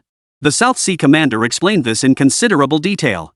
Had Suja not already advanced to the 8th rank, demonstrating astonishing potential, Yang Licheng might not have provided such meticulous clarification. After all, Suja had the entire South Sea Martial Arts University backing him. Building goodwill early on could prove beneficial. Exchanges of resources and such, perhaps we can even explore cultivation methods in the future. Similar to Su Xingyan, Yang Licheng found it difficult to predict when Suja might advance to the 9th rank. But his intuition told him it wouldn't be long. After all, Suja had repeatedly shattered the predictions of his doubters. Before parting, Yang Licheng arranged a quiet room for Suja. The concentration of spiritual energy within rivaled that of the high-grade cultivation rooms at Nanhai Martial Arts University. This was considered generous treatment in the resource-strapped South Sea stronghold. Buildings at the South Sea outpost were generally low-rise. The tallest structures barely reached the level of the city walls, as high-rise buildings were prime targets for attack. Thus, individual living quarters were difficult to provide for everyone. Most housing is prioritized for the Dixia garrison. Some vacant rooms are rented out to outsiders. After all, foreign warriors frequently operate in the South Sea battlefields. Rent also serves as a vital revenue source for the outpost. As for those martial artists stingy with spirit stones, often meditate and cultivate outdoors in the outpost's corners. The results are naturally far less effective than indoors. Thus, this quiet room is already an exceptional privilege. The high-grade exclusive residence held hidden secrets, just as Suja had anticipated. Though this chamber measured only 10 feet square, its spiritual energy concentration was 3 times that of the outside world. It even surpassed the cultivation rooms at the university. The walls were embedded with high-grade shielding arrays. Even high-grade powerhouses couldn't peer inside. Arraysmiths in Great Xia are rarer than high-grade alchemists. The South Sea stronghold truly consumed immense effort. Suja murmured softly. From this, one could only imagine the even earlier established passages to the myriad races. One could only imagine the grandeur of such spectacles. After settling in, Suja began a new round of ability extraction. Previously paused for over a month due to a critical breakthrough phase. Moreover, stabilizing his cultivation realm required no additional power support. The spirit stones consumed over the past year were truly vast, and even he found it somewhat taxing. Fortunately, I exchanged a large quantity of spirit stones before leaving the battlefield. The spirit stones obtained from the 2 high-grade wasteland clan corpses were nearly depleted. Fortunately, through the high-grade marketplace and school supplies, some resources suitable for 8th grade cultivation remained. Extraction successful. Acquired sword bones like Dragon's Trial Card, valid for 1 month, granting sword cultivation talent surpassing all ancient prodigies. Gazing at the special talent card shimmering with multicolored light, Suja couldn't help but shake his head. After all, his primary discipline was the way of the blade. Yet a fleeting thought crossed his mind: perhaps it wasn't entirely useless. The ways of the sword and the blade share common ground. Besides, he wasn't entirely without a foundation in swordsmanship. Applying knowledge across disciplines might well benefit his sword cultivation. Why not give it a try? This month is idle anyway. Suja murmured softly, his words tinged with eager anticipation. Moreover, this talent held another remarkable quality: the highest tier aptitude. It could make cultivation twice as effective with half the effort. Unfortunately, its effect lasted only a month. Breaking through to a new realm was a luxury beyond reach. Suddenly, he recalled that the South Sea stronghold was home to many sword arts masters. Take the senior practitioner Yang I encountered earlier, for instance. I had glimpsed his skill during the earlier high-level melee. Truth be told, Great Xia has no shortage of sword practitioners. The number of sword practitioners is roughly equal to those wielding blades. Even with his extraordinary talent, Suja remains a novice in the sword arts. There was no need to seek out a teacher. He decided to start from scratch. He never intended to specialize in swordsmanship anyway. He regarded it as broadening his martial arts horizons. If he could gain insights from one thing to another, that would be a pleasant surprise. 133. Applying knowledge across disciplines. Can Suja even use a sword? Subsequently, martial artists across numerous South Sea strongholds began noticing Suja's transformation. The main reason was that Suja always stepped outside his room when practicing sword techniques. The interior space was indeed rather cramped. For sword practice, it inevitably felt too cramped to maneuver freely. Suja has actually started training in swordsmanship? I thought he specialized in broadsword techniques before. Most crucially, he seems to be practicing basic sword techniques? The onlookers' faces were filled with confusion as they murmured among themselves. Suja's actions were truly perplexing. After all, his skill with the broadsword was already quite impressive. Yet now he suddenly switched to sword cultivation. In truth, these murmurs had long reached Suja's ears. High-level martial artists possessed hearing far sharper than ordinary people. Even without consciously projecting his spiritual energy, he could clearly pick up every whisper. Yet Suja remained utterly focused, paying no heed to external judgments. His innate talent, sword bones like a dragon, was truly extraordinary. In a short span of time, he felt his swordsmanship rapidly improving. On the 3rd day at dawn, a piercing sword intent erupted from Suja's spiritual will. He grasped the essence. Though he did not know how the way of the sword might benefit the way of the blade, his existing mastery of the way of the blade offered profound insights for his sword training. Empowered by the sword spirit like a dragon, his sword cultivation advanced by leaps and bounds. The surrounding martial artists practicing swordsmanship sensed this sword intent and stood frozen in place. To comprehend the essence of the sword in merely 3 days? Remember, just days ago, everyone clearly noticed. At that time, Suja's sword techniques still appeared clumsy and awkward. And now, in the blink of an eye. From then on, the attention drawn by Suja's sword practice grew day by day. Numerous sword cultivators began to closely monitor his progress. Each day, before the first light of dawn, the open space where he habitually practiced would be crowded with martial artists waiting to observe. What was even more surprising was that Suja was not stingy with offering guidance to others. In the process of imparting his insights, his own understanding of the sword path deepened. The terrifying extent of this talent far exceeds expectations. Initially, Suja truly hadn't anticipated what began as a mere taste of swordsmanship practice. Yet now he was making rapid progress. Though catching up to his skill with the sword might take a little time. But it has already reached 70% proficiency. Such proficiency is no small feat, surpassing the swordsmanship of most mid-tier martial artists. Unless one encountered those exceptionally gifted sword prodigies.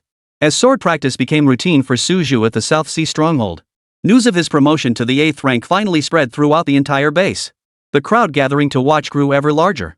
The questions people asked no longer confined themselves to the realm of swordsmanship. Do not forget, not all martial artists on the South Sea battlefield hailed from the academy system. Many were grassroots practitioners. These warriors rarely received guidance from high-ranking masters in their daily lives. Suja's emergence, however, offered these independent practitioners a glimmer of hope. Suja did not reject this. If these warriors could enhance their abilities, it would naturally be a positive development. Ultimately, the Great Xia would reap the benefits. This matter also gave him considerable food for thought. He contemplated whether to organize regular training sessions where academy-trained mid-tier martial artists could instruct the independent practitioners. However, such matters could entirely be entrusted to the South Sea Martial Arts University. There was no rush; it could be discussed after the dean's arrival. As time passed, Su Xingyan's figure finally arrived at the South Sea stronghold. The matters requiring his attention had been exceedingly complex. Not only had he accepted multiple commissions for refining high-grade elixirs, each required meticulous follow-up, while alchemy could be practiced within the outpost. The South Sea outpost was ultimately not an ideal location for alchemy. When Su Xingyan found Su Jia, he froze in surprise. The crowd surrounding Su Jia far exceeded his expectations. What's going on here? Confusion spread across his face. After inquiring, he learned the reason. This discovery sparked the same thought in both Su Xingyan and Su Jia. The group of independent martial artists had long been neglected by the Great Xia Empire. They had always remained in an awkward state of neglect. If Nanhai Martial University sought to expand its influence, this could very well be a breakthrough opportunity. Learning that Su Jia had recently switched to sword cultivation, Su Xingyan's expression turned peculiar. He clearly remembered Su Jia had never touched sword cultivation before. In contrast, he himself had some expertise in swordsmanship. At this moment, Su Xingyan felt no urgency.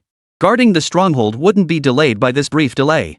He decided to pause and listen in on Su Jia's conversation with the wandering martial artist.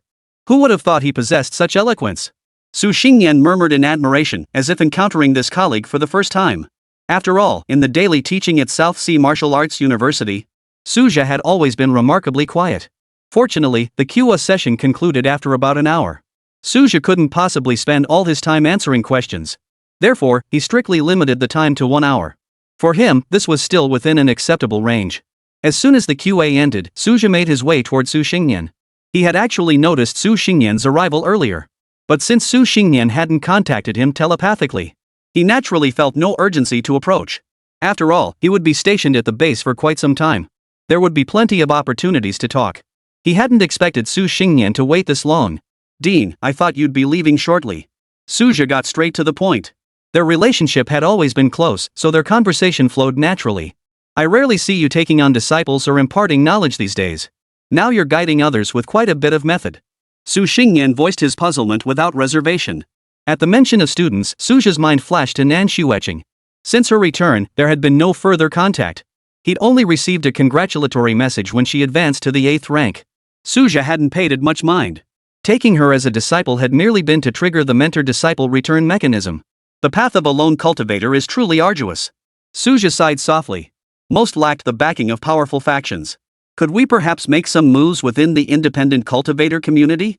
Su Xingyan's suggestion caught Su Jia's attention. The idea struck a chord with him. "I've been considering this myself. I've been contemplating establishing off-campus, non-regular classes, awarding special graduation certificates to independent practitioners who complete their studies, and even establishing dedicated forums and trading platforms." Su Jia outlined his vision point by point. Nanhai Martial Arts University possesses abundant channel resources. Sharing a portion of the profits with the independent practitioners is no difficult task. This initiative would not only enhance the university's reputation, but also open new avenues for profit. For instance, independent cultivators across different bases struggle to share resources. If the academy could facilitate this, whether for enhancing influence or fostering independent cultivator development, it would be a win-win situation. Moreover, within the independent cultivator community, there are no shortage of late bloomers like Su Jia. Even if only 1 in 10,000 rises to prominence, it's a surefire win for Wuda. 134. Expand the school, let's get moving. As Su Jia spoke, Su Xingyan's eyes grew increasingly bright. For he saw the opportunity for Nanhai Martial Arts University to catch up with the top martial arts institutions. "Let's go. We'll take a leave of absence and discuss this with the president." Without hesitation, Su Xingyan grabbed Su Jia's hand and headed for the exit, his voice firm. Though stationed at the Nanhai base, that didn't mean he couldn't leave when important matters arose. However, the absence couldn't last too long. Generally, it couldn't exceed half a day. Half a day was ample time. High-ranking martial artists could still handle numerous affairs. Should longer periods be necessary, other high-ranking martial artists could be requested to cover their duties. Su Jia hadn't expected the dean to be so eager, but he still chose to follow.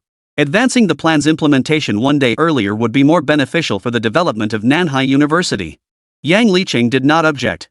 On one hand, the situation on the South Sea battlefield had been stable recently. On the other hand, perhaps they truly had urgent matters to attend to. Besides, the leave period was not lengthy. It was merely a minor matter. South Sea Martial Arts University. Although Yu Xiong had considered secluding himself for training, he hadn't acted on it.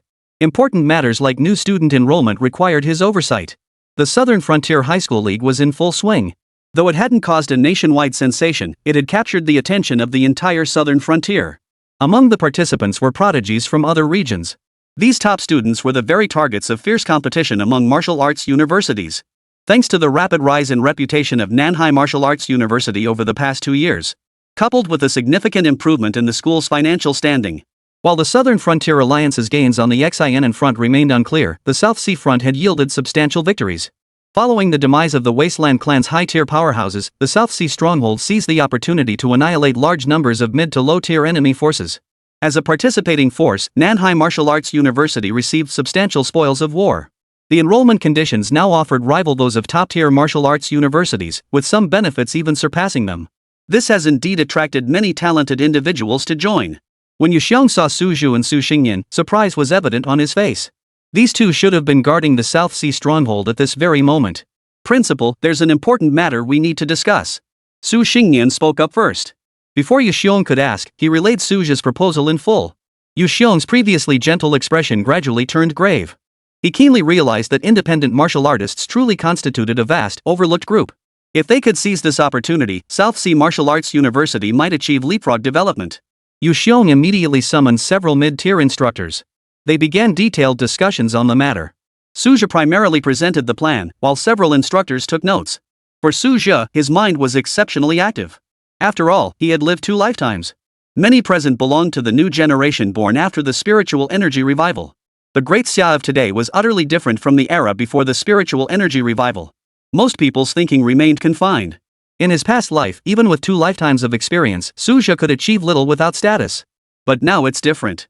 As long as Su Zhu's proposal is practical and feasible, the entire Nanhai Martial Arts University would throw its full support behind it. In a sense, after advancing to the 8th grade, Su Zhu's importance even surpassed Su Xingyan's. Although Su Xingyan is an 8th rank alchemist, Su Zhu represents the boundless potential of Nanhai Martial Arts University's future. Furthermore, I recommend advancing this matter discreetly. If we make a big fuss about it, other martial arts universities will inevitably follow suit. During this window, we can fully seize the market for independent cultivators in the southern border regions. If conditions permit, we can even expand into other regions. Remember, many still hold a deep attachment to martial arts universities. Su Zhu added finally. Take Shen Xingyan as an example. Her fixation on martial arts universities is a prime case in point. Though the plan is easy to implement, it's also easy to replicate. Strict confidentiality is indeed essential. We could start by conducting preliminary screenings of independent martial artists. Su Xingyan voiced his agreement. When the elimination system was first introduced, it was quickly imitated by other schools. This special class must establish technical barriers. Yu Xiong nodded in agreement. He immediately dispatched instructors to various bases to begin operations. After all, independent martial artists were primarily scattered across these bases. After half a day of discussion, Su Xingyan and Su Zhu set off to return to the South Sea stronghold. They remained mindful of their garrison duties. As for the specific affairs of the unofficial class, they could be entrusted to the mid-tier instructors to handle. High-grade martial artists simply didn't have the time. Moreover, the vast majority of independent cultivators remained at low-grade realms. Those who could advance to mid-tier were as rare as a phoenix's feather or a unicorn's horn. Their rarity even surpasses that of high-grade martial artists. After all, truly gifted independent practitioners have long been recruited by major factions. For the majority of low-tier independent practitioners, mid-tier mentors are perfectly sufficient. In less than half an hour, Su Zhu and Su Xingyan had already returned to the South Sea stronghold. Su Xingyan suddenly remembered something. Su kid, I hear you've been delving into the way of the sword lately? Su Xingyan's eyes gleamed with keen interest, his tone tinged with inquiry. I've gained some insights into swordsmanship. I've been practicing on and off for over 20 days. Su Zhu answered candidly. Though his sword bone-like dragon talent was about to fade, the accumulated mastery of the swordway was already quite substantial. Combined with his top-tier cultivation talent, his strength had advanced further. Though this special ability couldn't directly boost cultivation, it served as an exceptional auxiliary skill. Shall we spar? Let's suppress our cultivation to the 4th rank level. Su Xingyan proposed with keen interest. A gleam characteristic of swordsman flashed in his eyes. Yet his words concealed a hidden agenda. With Su Zhu's advancement to the 8th rank, Even Su Xingyan, who was also at the mid-stage of the 8th rank, dared not speak lightly of victory. After all, back when Suja was at the 7th rank, he could already fight opponents at the 8th rank. Now that their cultivation levels were comparable, the outcome was even harder to predict. As an 8th rank martial artist specializing in alchemy, Su Xingyan acknowledged his combat prowess fell short of that of combat-oriented prodigies. Yet in the realm of swordsmanship, he possessed ample confidence. After all, he had immersed himself in swordsmanship for decades. His mastery had reached the level of a grandmaster. This is why he sought to gain an advantage in his specialized domain. I'd be delighted. Suja readily accepted the challenge. He needed real combat to break through his current bottleneck. His recent rapid progress in swordsmanship had ironically created new constraints. Keep in mind he possesses top-tier swordsmanship talent. It's likely due to overly rapid short-term advancement. The match was held at the base's training grounds. The news was impossible to conceal. The entire South Sea stronghold had only this one arena. It's dedicated to martial duels or resolving disputes. For instance, when disputes arise over the distribution of spoils. The best solution? Step onto the stage. 135. The clash between the new and old 8th rank warriors promises to be a thrilling spectacle. The strong reign supreme. Though the arena itself harbors its own injustices. But where in this world is there such a thing as absolute fairness? From another perspective, this is still a solution. It might even spur many martial artists to enhance their own strength. Both men held considerable renown within the South Sea stronghold. Within a short time, the news spread throughout the entire stronghold. The South Sea prodigy is about to engage in a sword duel with Dean Su. Both combatants will suppress their cultivation to the 4th rank. A veteran 8th rank versus a newly ascended 8th rank, who will prevail? The news sparked a flurry of discussion among the martial artists. Yet most still favored Su Xingyan. The reason was simple: this was a sword-based duel. In this regard, the South Sea prodigy held a distinct disadvantage. As martial artists continued to gather, even Yang Liqing, the commander stationed at the South Sea outpost, made an appearance. Clearly, he was quite interested in this duel. Though not a true high-tier clash in the strictest sense. Even with suppressed power, this contest remained at a level beyond the reach of most martial artists in the South Sea. For the high-ranking martial artists stationed at the stronghold, it was quite an entertaining spectacle. Suppressing his power to the 4th rank meant he wouldn't cause any harm to the high-ranking martial artist. Moreover, only sword techniques could be employed. Many high-ranking martial artists were more than happy to join in the fun. After all, entertainment options at the entire South Sea stronghold were severely limited. For ordinary martial artists, life was exceptionally monotonous. Mid to high-rank martial artists had grown accustomed to it. But getting used to it doesn't mean they enjoy the monotony. Occasional diversions always lifted the spirits. As for low-tier martial artists, well, needless to say, few can endure such monotony. Therefore, outside of wartime, they generally implement a rotation system. Personnel on the South Sea front lines and in the rear are rotated regularly. War is, of course, a different matter entirely. Now that there was excitement to witness, no one wished to miss it. Countless martial artists had already gathered around the arena. Su Xingyan and Suja paid little heed to the onlookers. They simply had 2 wooden swords brought forth. Fight! Once ready, neither Su Xingyan nor Suja hesitated for a moment. Su Xingyan, harboring a desire to test his opponent, attacked with utmost seriousness. Suja initially didn't think much of it. His response was rather casual, yet his sword technique was instantly suppressed. But as an 8th rank martial artist suppressing a 4th rank opponent, Suja was no ordinary fighter. Leveraging his formidable mental cultivation and quick reflexes, he managed to withstand the onslaught. Is old Su getting serious? Suja silently grumbled to himself. Originally intending to use this opportunity to hone his sword technique. But now he had to steel himself to meet the challenge. He unleashed every sword technique honed through over a month of arduous training. He unleashed his cultivated sword intent without reservation. The sudden burst of sword momentum actually forced Su Xingyan into a flustered state. This kid's mastery of swordsmanship is this profound? He's only trained for a little over 20 days at most? Su Xingyan inwardly cursed his misfortune. He wasn't the only one stunned. The high-ranking cultivators watching were equally shocked. Word of Suja's sword practice had already reached the high-ranking officials. After all, it had become the hottest topic of discussion at the South Sea stronghold. Though the high-ranking cultivators often secluded themselves, the outpost was no bigger than the palm of one's hand. News spread like wildfire. Everyone had assumed Suja was merely practicing casually. It was common for martial artists to master multiple weapons. Who could have imagined his swordsmanship had advanced so profoundly? Such mastery would be beyond even mid-tier prodigies. Most terrifying of all was this. From first grasping the sword to this moment, not even a month had passed. Such talent is truly monstrous. The high-ranking officials could only utter such a lament in the end. The South Sea stronghold was primarily staffed by elite officers of the Great Xia military who had previously been unfamiliar with Suja. Only now did they grasp the terrifying extent of this young man's talent. On the stage, Su Xingnian had already stabilized his footing. In terms of swordsmanship foundation, he ultimately held the upper hand. Decades of cultivation could not be compared to a month of intense training. Gradually, he began to suppress Suja's sword momentum. Yet Suja paid it no mind, frantically absorbing insights into the swordsway from the battle. The dragon-like sword essence within his body ignited once more. Unbeknownst to him, he had slipped into a profound state of enlightenment. Su Xingnian, who was striking with full force, was the first to notice something amiss. That kid's having another epiphany? Su Xingnian's face betrayed his exasperation as he thought to himself. Could it be that he possessed some special ability? Why does every duel with this kid trigger an epiphany? Although this epiphany primarily concerned the way of the sword, it might not significantly boost his cultivation. Yet it still stirred a hint of envy within him. Previously, when witnessing Suja's progress, Su Xingnian had maintained composure. Now, however, his composure was unnerved. Though his emotions churned, Su Xingnian still followed Suja's rhythm of enlightenment. After all, Suja's growing strength was ultimately a positive development. Even if this was merely a sparring session. The high-ranking officials watching from the sidelines also sensed something amiss. They froze for a moment before comprehending. None had anticipated Suja entering the state of enlightenment so effortlessly. Many high-ranking cultivators never experience enlightenment in their entire lives. Yet Suja achieved it merely by suppressing his cultivation to the 4th rank for this duel. In the midst of the fight, they suddenly had an epiphany. After regaining their composure, the high-ranking officials once again let out sighs of admiration. That talent is truly enviable.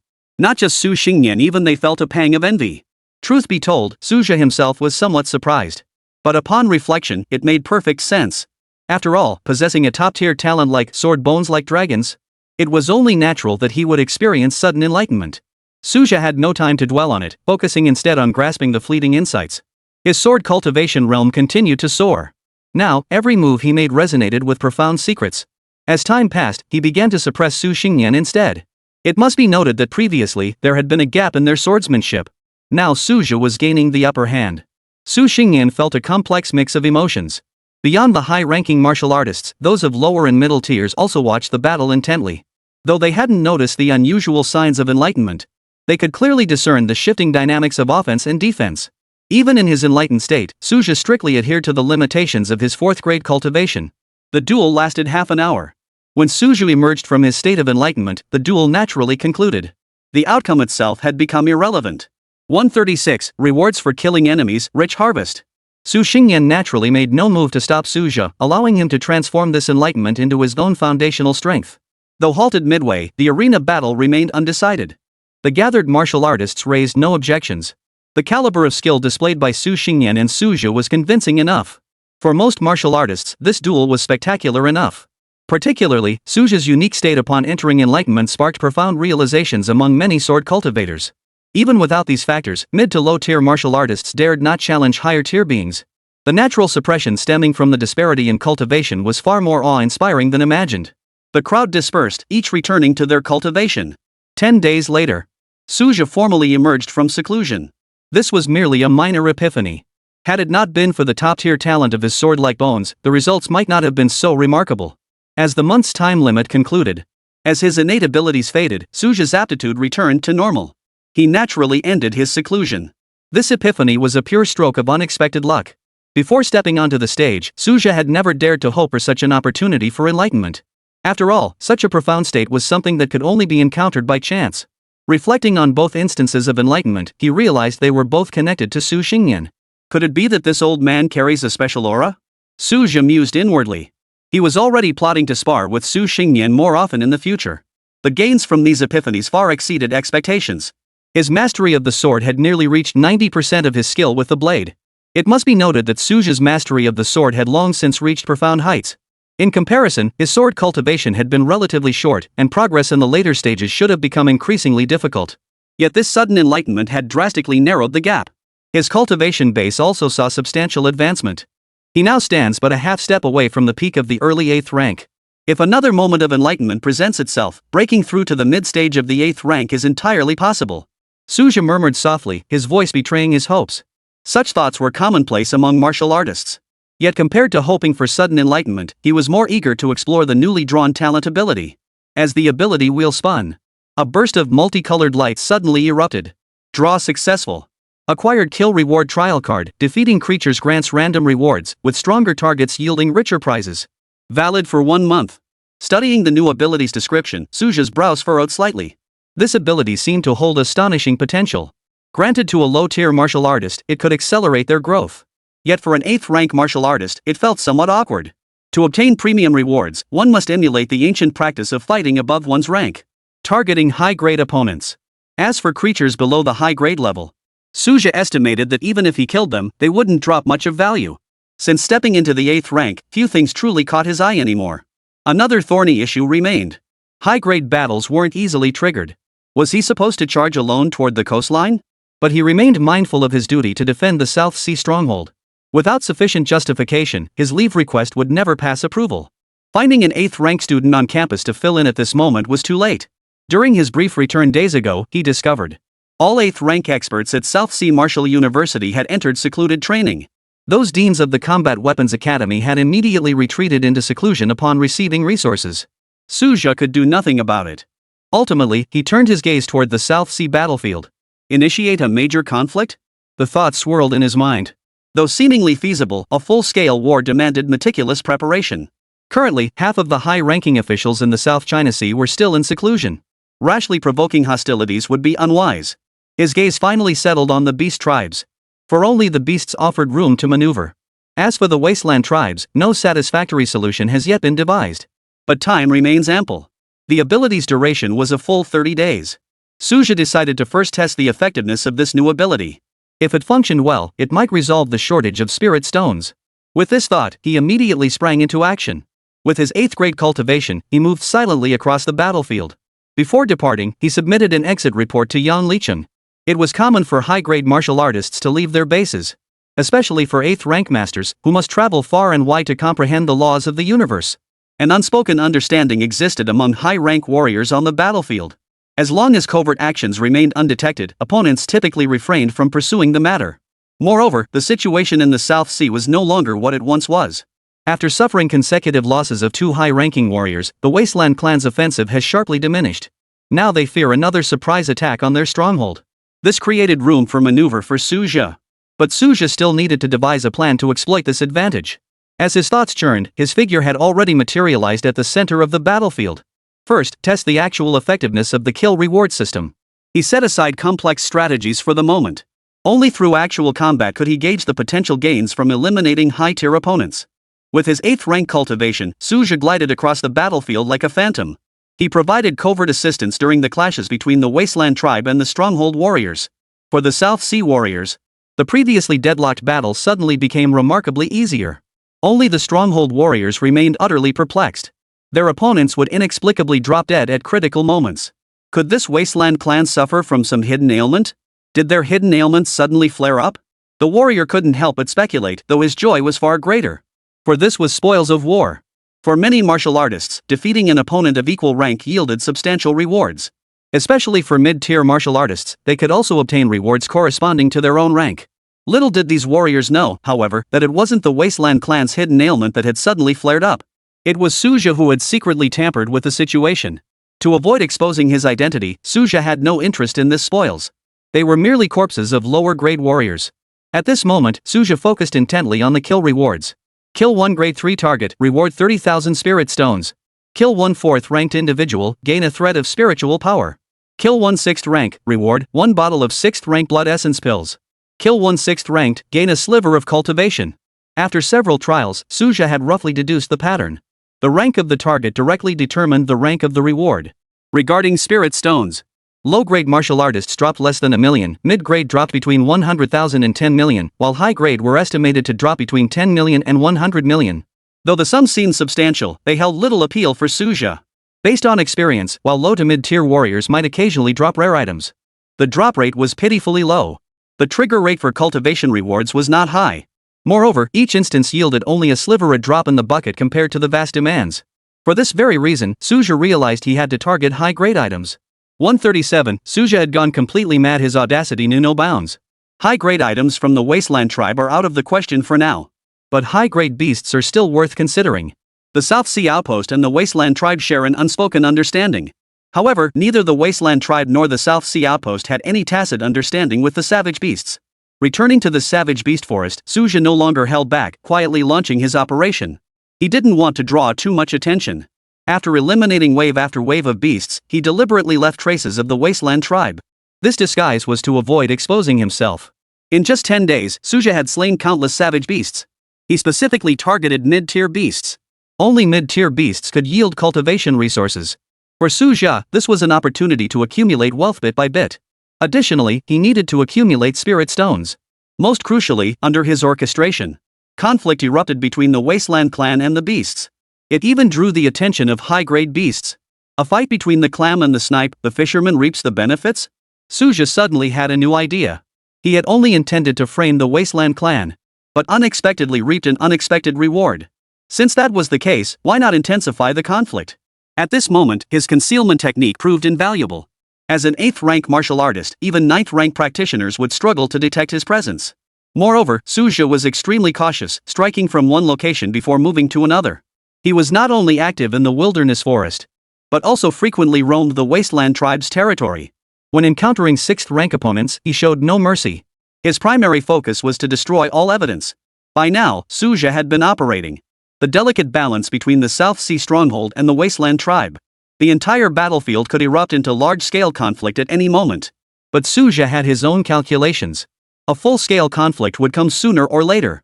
For now, the Wasteland tribe feared the South Sea stronghold, presenting a prime opportunity to gain an advantage. Even if their plans were eventually exposed, what of it? In just 10 short days, the gains far exceeded expectations. Bolstered by cultivation and psychic power, he has approached the threshold of the mid-stage of the 8th rank. This power proved stronger than anticipated. Of course, there were drawbacks. Defeating high-tier beings remained a formidable challenge. Meanwhile, the South Sea outpost detected unusual movements among the Wasteland tribe.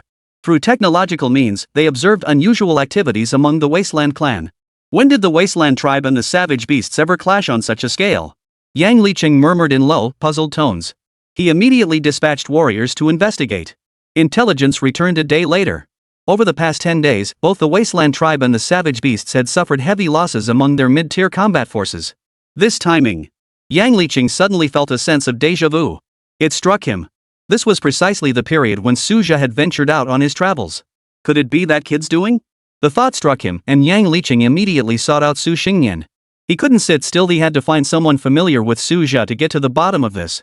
That's entirely possible. Suja isn't the type to stay put. Su Xingyan remarked solemnly after hearing the story. In his view, Suja had always been extremely opinionated. Many previous initiatives had originated from Suja. If he were secretly pulling strings behind the scenes, it was entirely plausible. Yet compared to Yang Liqing's anxiety, Su Xingyan appeared remarkably composed. The reason was simple. Suja never gets the short end of the stick. When has he ever stumbled?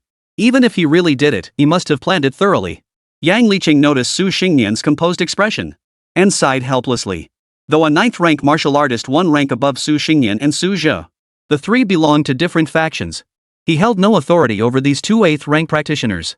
Even if the matter were confirmed, he had no authority to reprimand Suja. Old Yang, try contacting him first, Su Xingyan suggested. He and Yang Liqing had worked together for years defending the South Sea front, and this was the first time he'd seen his partner so agitated. Battlefield communications were restricted. Special methods could still deliver messages. Soon, Su Xingyan received Suja's plan. Provoke a full-scale conflict between the Wasteland tribe and the savage beasts? And intervene at the critical moment? That kid actually intends to hunt down high-ranking members of the Wasteland clan? Even Su Xingyan was taken aback. Suja explained his reasoning in the plan. Now was the optimal moment to catch the Wasteland clan completely off guard. This operation was a last-minute ambush, requiring only a small contingent of elite combatants. He even proposed that Yang and Su could participate. The entire plan is nothing short of audacious. After all, the number of elite warriors the Wasteland clan would deploy remained unknown. But Suja added, the cost of trying is minimal. And the worst-case scenario is retreating back to the South Sea stronghold. Yang Liqing hesitated upon hearing this. The number of martial artists on the South Sea battlefield had dwindled drastically, and the survivors of the last major battle have all withdrawn with their resources. Old Yang, if you don't join in, I'll head back to South Sea Martial Arts University to recruit reinforcements. Take down a few high-ranking opponents, and the school's resources will be secured. Su Xingyan spoke up without hesitation. It's just testing the waters anyway. The entire South Sea Martial Arts University had now tasted the sweet rewards of hunting high-grade targets. The 2 high-grade corpses they'd obtained earlier had provided the school with tremendous assistance. Su Xingyan actually harbored the intention of provoking Yang Licheng. Unfortunately, Yang Licheng still shook his head in refusal. Unlike the autonomy enjoyed by Nanhai Martial Arts University, if he were to take the initiative, he would have to go through layers of reporting procedures. By the time the process was complete, the opportunity would have long since passed. Su Xingyan stared at Yang Licheng, clicking his tongue in frustration. Old Yang was great in every way except he was too by the book. He simply stopped paying attention to Yang Licheng and began recruiting people on his own. He specifically sought out those who were powerful and not in seclusion. He even dragged Yu Xiong out of his planned seclusion. This Suja, he's got some nerve. Young people really are different. Yu Xiong sighed, clutching the plan. He had already prepared supplies for his seclusion, only to have Su Xingyan snatch them away. But this matter was no trivial affair. He had to make this trip himself. Securing resources would be ideal. What the South Sea Martial Arts University lacked most at present were resources. This year's supply was ample, but next year's was uncertain.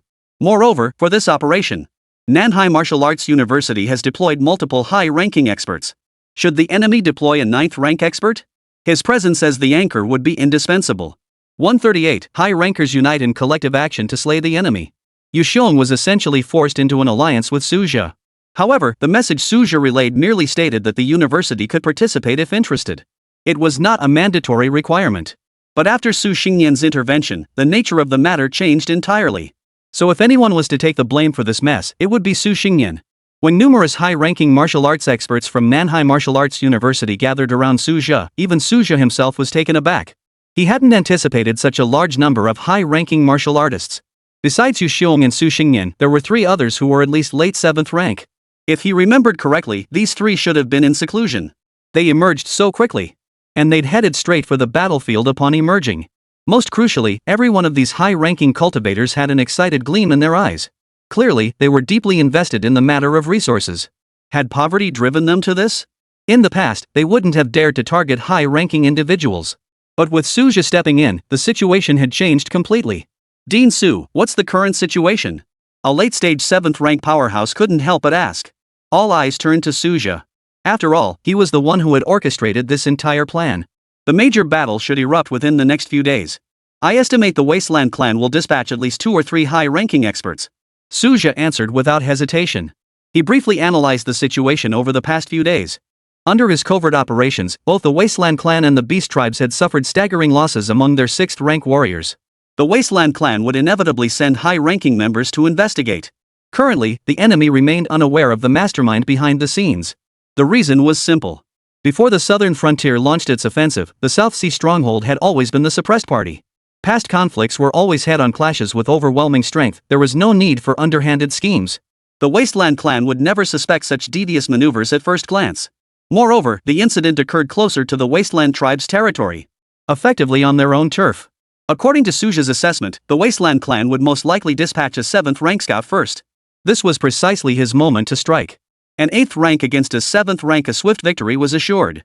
But high-ranking members usually operate in groups. The Wasteland clan would never expect the high-ranking members from the South Sea stronghold to suddenly ambush them here. Though Suja's plan appeared deceptively simple. But he had a remarkably thorough understanding of the Wastelanders' psychology. At least Yu Xiong and the others all believed the plan was feasible. If the number of high-ranking members from the Wasteland clan proved too overwhelming, they could always choose to retreat. As Suja had stated beforehand, if things go south, withdraw immediately. Overall, the success rate of this operation was quite high. Especially now with the Academy providing such substantial high-ranking support. If we can eliminate several high-ranking Wastelanders this time, once they fall here, the situation on the South Sea battlefield might be completely turned around. Suja's voice carried a chill. The number of high-ranking members among the Wilderness clan is not infinite. Even if they have entities above the 9th rank backing them, those powerful figures could never enter the battlefield themselves. Should the Wasteland clan suffer excessive losses, they would likely withdraw from the South Sea battlefield altogether. If the South Sea stronghold could drive all the Wasteland clan back to their original world, such a feat would shake the entire Great Xia. After all, no other multiracial battlefield has ever achieved such a feat. Fortunately, Suja was well aware he was thinking too far ahead. For now, the priority remains weakening the Wasteland clan's influence. Faced with Suja's conclusion, Yu Xiong and the others offered no rebuttal. Though reality might not unfold exactly as Suja envisioned. It was still worth looking forward to. Next, Suzhou and several high-ranking members holed up in the savage beast forest, biding their time. To avoid exposing their whereabouts, Suzhou even halted hunting operations. He let the conflict between the beasts and the wasteland tribe simmer naturally. Suzhou and the other high-ranking experts entered a wait-and-see mode. 3 days later, the group finally sensed 3 high-tier wasteland clan auras closing in. These 3 high-ranking wastelanders showed no intention of concealing themselves. Clearly, they hadn't anticipated an ambush. How careless of the wasteland clan. Even Yu Xiong and the other high-ranking members couldn't help but mentally grumble. Principal, this is actually quite normal. Have you ever seen the South Sea outpost set up an ambush before? Suzhou countered telepathically. This statement left Yu Xiong and the others momentarily stunned. Indeed, the South Sea outpost had never once employed ambush tactics. After all, they'd been stretched thin just defending against the wasteland tribe's attacks. Ultimately, the South Sea front had always been the least significant among the Great Xia's many battlefields. Taking the initiative? That was unthinkable before. The concept of ambush tactics was even more unthinkable. Further discussion ceased as 3 high-ranking wasteland clan warriors closed in. 1 8th rank and 2 7th ranks? This lineup would indeed be troublesome for Suzhou alone, as even an 8th rank could tie him up. But the situation was entirely different now. A 9th rank stood commanding the scene, flanked by 2 8th ranks and 2 7th ranks. Crush 3 high-ranking wasteland clan members? Piece of cake. Attack simultaneously on my command. Instant kill them, no chance to resist. I'll handle the 8th rank. Su Xingyan and Suzhou lock down the 2 7th ranks. The remaining 7th rank will finish them off. Withdraw to the base immediately after the operation. Yu Xiong's orders were crisp and decisive. No one present raised any objections, not even Suzhou remained silent. In truth, if he were to take down all 3 high-rank targets himself, the system rewards would undoubtedly be generous. But Suzhou understood the principle of safety first. The slightest delay. They risked being surrounded by the Wasteland clan's high-ranking members. Moreover, this operation involved multiple high-ranking members of the South Sea Martial Academy. There could be absolutely no room for error. Suppressing his regret, Suzhou locked onto his 7th rank target. At least securing 1 7th rank would be a gain. At that moment, 3 high-ranking members of the Wilderness clan were still leisurely patrolling. Their sole purpose was to investigate the mass deaths of mid-rank members in the Wilderness forest. After all, the loss of too many mid-grade fighters was unsustainable for the Wasteland clan. Had it not been for the heavy casualties inflicted during the counterattack at the South Sea outpost, they would never have made a special trip to investigate. Just as the 3 high-ranking Wasteland clan members let their guard down. Move out. Yu Xiong gave the order. The 5 high-ranking martial artists from Nanhai Martial Arts University unleashed their full power simultaneously. The sudden, explosive assault caught the Wasteland clan's high-ranking members completely off guard. Not to mention the ironclad rule of 9 rank overwhelming 8 rank and 8 rank suppressing 7 rank. The iron law of tier suppression was laid bare in that moment. Though the Wasteland clan's 8th and 7th rankers managed a feeble reaction. But it proved utterly meaningless against overwhelming might. The chasm between 7th and 8th rank. The chasm between 8th rank and 9th rank. Especially since the headmaster had long stood at the pinnacle of the 9th rank. Boom! A violent energy shockwave swept across the heavens and earth. Absolute power suppression combined with a flawless ambush. 3 high-grade beings fell instantly, without even a chance to struggle. Retreat! Yu Xiong swiftly gathered the 3 high-grade corpses and barked the order. Without a moment's delay, the group transformed into streaks of light, hurtling toward the stronghold. 139. The Wasteland tribe suffers heavy losses. Will another great war erupt? Who's there? Sure enough, Yu Xiong and his men had barely departed when a surge of furious 9th-grade spiritual energy swept toward them. Unfortunately, by then, too much time had passed. Enough time for Suzhou and the others to flee to a distant location. Even if the Wasteland clan wanted to investigate, it would take time. Thus, Suzhou and his companions successfully returned to the South Sea stronghold. As they drew closer to the South Sea stronghold, the tension that had gripped them began to ease. The Wasteland clan suffered heavy losses this time. Who would have thought the plan would succeed? The Wasteland clan simply hasn't faced this kind of setback before. Their defenses were far too lax. Who could have imagined the 9th rank headmaster would personally lead the ambush? After the tension eased, the high-grade martial artists of Nanhai Martial Arts University buzzed with discussion. Their voices betrayed unmistakable excitement. Resources for the new academic year were no longer a concern. 3 corpses of high-grade wastelanders would suffice to sustain their consumption for an entire year. In truth, even these elite warriors hadn't anticipated such smooth sailing. The high-ranking members of the Wilderness clan were simply too overconfident. Will the Wasteland clan launch a major counterattack? A high-ranking warrior suddenly spoke up. All eyes turned to Suzhou. Clearly, they wanted to hear his perspective. Following the success of this hunting expedition, everyone's regard for Suja had risen considerably. Not only did this young man possess astonishing cultivation talent, but also demonstrated exceptional skill in assessing situations and managing psychological dynamics. These were precisely the qualities most needed at South Sea Martial Arts University. After all, Suja could tangibly bring back resources. This alone set him apart from all others. They will definitely launch a retaliatory attack. 3 high-ranking elders have fallen, including an 8th-rank powerhouse. If we show no response, the Wasteland clan's authority will be utterly destroyed. But they've already lost 5 high-ranking members in the past year. A large-scale war may not necessarily erupt. Suja analyzed calmly. Within the South Sea stronghold, Yang Liqing suddenly frowned. He faintly sensed a powerful aura erupting in the distance. But due to the immense distance, it was difficult to assess the situation immediately. The only certainty was that it must be connected to the high-ranking martial artists of the South Sea Martial Arts University. As he pondered, Yu Xiong and his men happened to descend from the sky. Sound the alarm immediately. The Wasteland clan's assault could come at any moment. Yu Xiong spoke up first, cutting off Yang Liqing's impending question. Understood. Yang Liqing understood the gravity of the situation and immediately obeyed the order. Even though the alarm had not yet been triggered, Yang Liqing chose to trust the principle. When the alarm blared throughout the stronghold, martial artists within a 100-mile radius received the news. The Wasteland clan is attacking the city again? Full speed back to the stronghold. The warriors froze for a moment before snapping into action. Their actions displayed astonishing coordination. Perhaps confusion might arise during an offensive. But defense had long become instinct. Years of battle in the South Sea had etched defense into the warriors' very bones. After the entire stronghold entered combat readiness, Yang Liqing finally had the chance to inquire about the details of this operation. 1 8th rank, 2 7th ranks. Su Xingyan spoke first, his tone tinged with pride.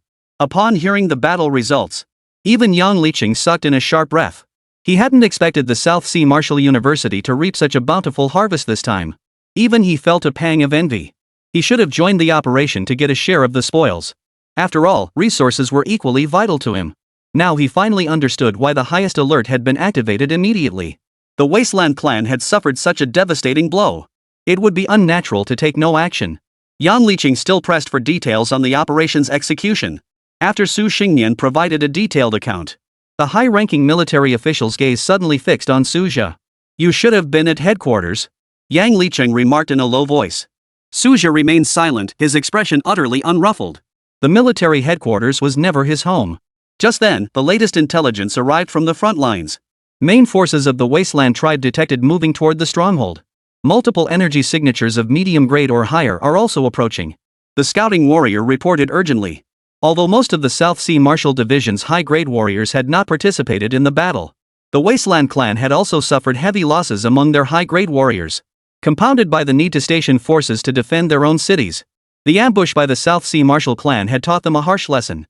Thus, the number of high-ranking Wasteland tribe warriors attacking did not create an overwhelming advantage. The defensive pressure on the South Sea stronghold remained manageable. There was no need to urgently recall the high-ranking martial artists in seclusion.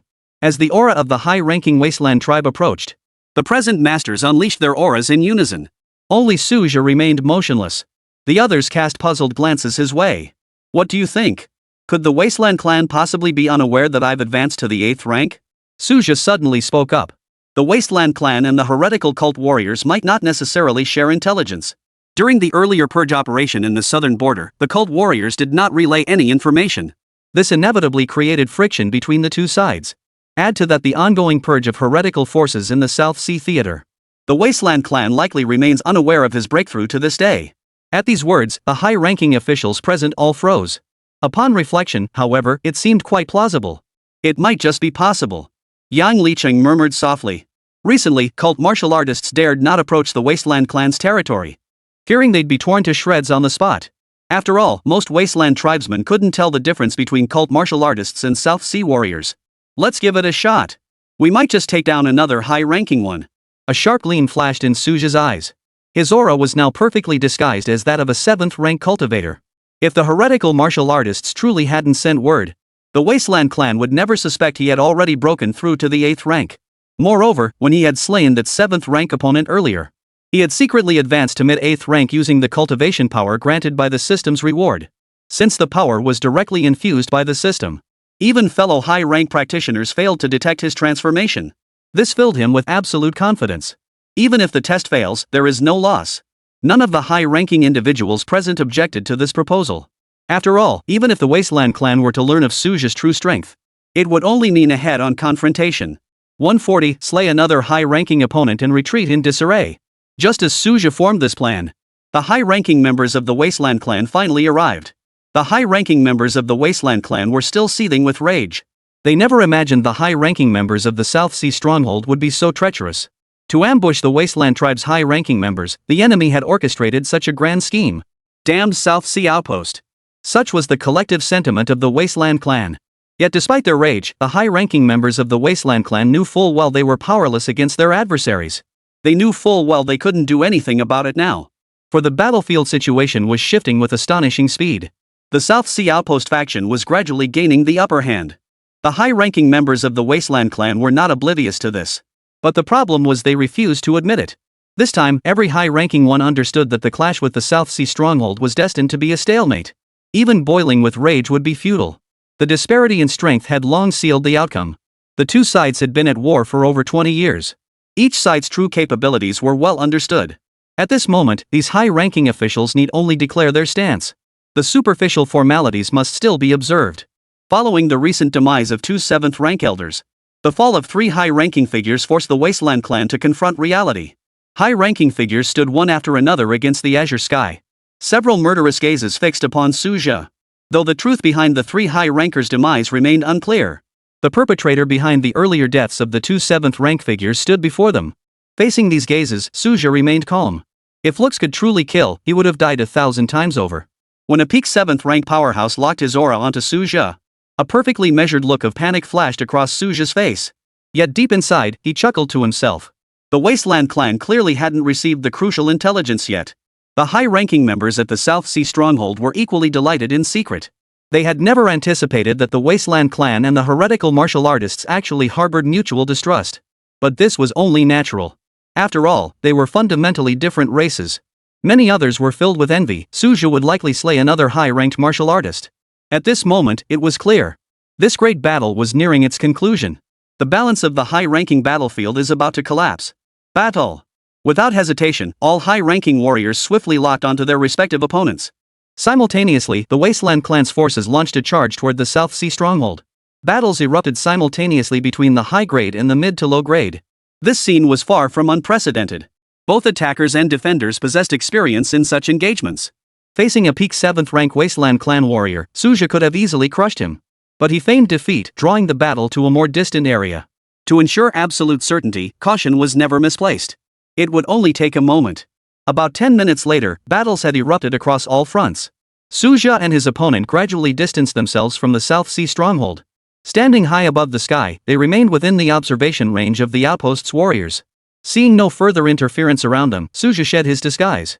Wouldn't eliminating this peak 7th rank warrior early on be better for supporting other battlefields? Consider it adding another victory to the South Sea stronghold's tally. Boom! The sudden onslaught caught his opponent completely off guard. The chasm between 7th and 8th rank was no trivial matter to cross. 8th rank? The Wasteland clan's 7th rank peak cultivator didn't even have a chance to struggle. Only frozen shock and resentment remained in their eyes. Even in death, he couldn't comprehend it. When had Suja broken through to the 8th rank? What was even more terrifying was that this aura was clearly not that of a newcomer to the 8th rank. This question vanished along with the final flicker of his life flame. The sudden turn of events drew the attention of the entire crowd. 8th rank? Impossible. The shock among the high-ranking members of the Wasteland clan was unmistakable. Suja and his companions clearly sensed this fluctuation. After dispatching the 7th rank opponent, Suja turned his attention to another battlefield. Without hesitation. It would be foolish not to seize the moment and eliminate another foe. But with their strength exposed, the difficulty of the hunt had skyrocketed. The Wasteland clan weren't fools either. Retreat now. The high-ranking Wasteland clan member finally snapped out of it. The 9th rank leader immediately issued the order. The tide had turned irreversibly. With the 7th rank's demise, the balance of power on the battlefield was shattered. More crucially, Suja had ascended to the 8th rank. This meant he could freely intervene in any battlefield. The high-ranking members of the Wasteland clan were well versed in the retreat procedures. The 7th rank Wasteland clan member targeted by Suja reacted with lightning speed, instantly igniting their blood energy to unleash secret arts. There was no room for hesitation when fleeing for one's life. Such decisiveness was a textbook example of correct action. Facing an 8th rank pursuer, a 7th rank had only one sliver of hope: to gamble everything on a desperate move. After pursuing for a short while, Suja chose to abandon the chase. At least he was decisive. The Wasteland clan's higher-ranking members are covering our rear. Enough! Though he regretted failing to eliminate the 2nd 7th rank, Suja maintained his clear judgment. It wasn't worth risking everything for. This 7th rank had already paid a heavy price. It would be unable to regain combat strength for at least 3 to 5 years. The Wasteland clan had effectively lost another elite combatant. Within a single day, 4 high-grade warriors had fallen, and 1 more had been gravely wounded. A major victory in the South China Sea. The ground forces retreated simultaneously. The Wasteland tribe's army arrived swiftly but retreated even faster. The entire operation lasted less than half an hour. The South Sea warriors were utterly bewildered by this attack that started strong but ended weakly. The entire campaign reeked of absurdity. Only the high-ranking officers at the South Sea stronghold wore subtle expressions. The unfolding battle had unfolded exactly as Suja had predicted. Regardless, the Wasteland tribe had suffered a severe blow this time. The most noteworthy outcome: Nanhai Martial Arts University emerged as the biggest winner. Congratulations to your institution. The results far surpassed any previous campaign. You won't have to worry about resources for the next 2 years. Whispers of admiration rippled through the ranks of the Great Xia's elite forces. South Sea Martial Arts University had defeated 4 high-ranking opponents in this single battle. Such a feat hadn't been seen in the entire South Sea stronghold for years. Even more astonishing was that 2 of them were slain by Suja alone. Many high-ranking officers couldn't hide their bitterness. Watching the South Sea Martial Academy dominate the field, they couldn't even get the leftovers. Such a stark contrast inevitably left a sour taste in their mouths. 141. The insane South Sea Martial Arts University. A high-grade corpse can be traded to the Great Xia army. Principal Yu Xiong chuckled. He still reserved some benefits for the Great Xia forces. At least the Great Xia forces at the Nanhai stronghold could profit from the price difference. After this dramatic battle concluded, Suja began to tally his gains. This time, the reward was a pill that enhanced spiritual power. Though less valuable than pills that directly boost cultivation, it was still quite rare. After all, elixirs that enhanced spiritual power were inherently scarce. His astonishing cultivation speed was partly due to the continuous growth of his spiritual power. Without sufficient spiritual power to support him, he simply couldn't harness such vast cosmic energy. For martial artists, the importance of spiritual power goes without saying. Su, you've already slain 4 high-grade Wasteland clan members. Even this old man hasn't slain that many high-ranking ones. Su Xingyan appeared beside Su Zhu at some point and remarked, "Old Su, you still have the nerve to say that? How many years ago did you even ascend to high grade?" Suja snapped out of his tallying and replied leisurely. As his strength climbed to mid-8th rank, he grew increasingly casual with the dean. Yet this attitude carried an air of familiarity. Many high-grade experts nearby wore looks of envy. "Wait, you've already reached mid-8th rank? Did I misread the aura fluctuations just now?" Su Xingyan teased him without a care, his eyes burning as he pressed for answers. After all, it hadn't been long since Suja had ascended to the 8th rank. Even for someone like him, making progress at this realm was as difficult as climbing to the heavens. "Given my cultivation speed, reaching mid-8th grade is only natural, isn't it?" Suja raised an eyebrow with a smile. This remark plunged Su Xingyan and the surrounding high-rank cultivators into collective silence. Comparisons kill. At that moment, their inner thoughts were eerily in unison. News of the victory at the South Sea battlefield swiftly spread far and wide. The news of 4 high-ranking officials' demise must be widely proclaimed. Both the South Sea Daxia Army and the South Sea Martial University welcomed the outcome. For both sides, this was both a mark of merit and a living advertisement. The greater the battlefield's renown, the more it would attract wandering cultivators. After all, most independent cultivators preferred relatively safe battlefields. The South Sea battlefield now clearly meets this criterion. Several major battles have completely shifted the balance of power here. Within the southern frontier Grand Commandery, Su Shoshuan had just unfolded the latest battle report when his pupils abruptly contracted. What? Major gains achieved on the South Sea battlefield. High-grade experts from the South Sea Martial Arts University have slain 4 high-grade foes? Upon reading the news, Su Shoshuan momentarily doubted his own eyes. He never imagined the South Sea battlefield could yield such results. Only after double-checking multiple times did he dare believe it. Su Shoshuan meticulously examined the battle details. After all, such a high number of high-ranked fallen was rare not just on the South Sea battlefield, but across the entire southern frontier. Especially on the Xian battlefield, where he personally commanded operations, not a single high-ranking opponent had been slain in recent years. South Sea Martial Arts University is truly insane. Su Shoshuan couldn't help but exclaim after reading the battle report. They dared to set up an ambush deep within enemy territory to target high-ranking opponents. Even more outrageous, they succeeded. He couldn't decide whether to call it audacious or an unconventional tactic. However, the key figure repeatedly mentioned in the report caught his attention. It was Su Zhe. He had orchestrated the entire ambush plan. He even orchestrated the additional assassination of a high-ranking target during the final stages. Su Shoshuan was deeply impressed by Su Zhe. This young man possessed none of the arrogance commonly seen in prodigies. This alone made him worthy of special attention. Not to mention his terrifying cultivation speed. Now that Su Zhe had advanced to mid-8th rank, Su Shoshuan believed the 9th rank realm was within his grasp. Notify all southern provinces to widely publicize the victory reports from the South Sea battlefield. After a moment of contemplation, Su Shoshuan issued the order to his aide. He knew this would put pressure on the Xin in front. But as the Grand Commander of the southern frontier, he must treat all battlefields fairly. Such glorious achievements not only deserved vigorous publicity but also generous rewards.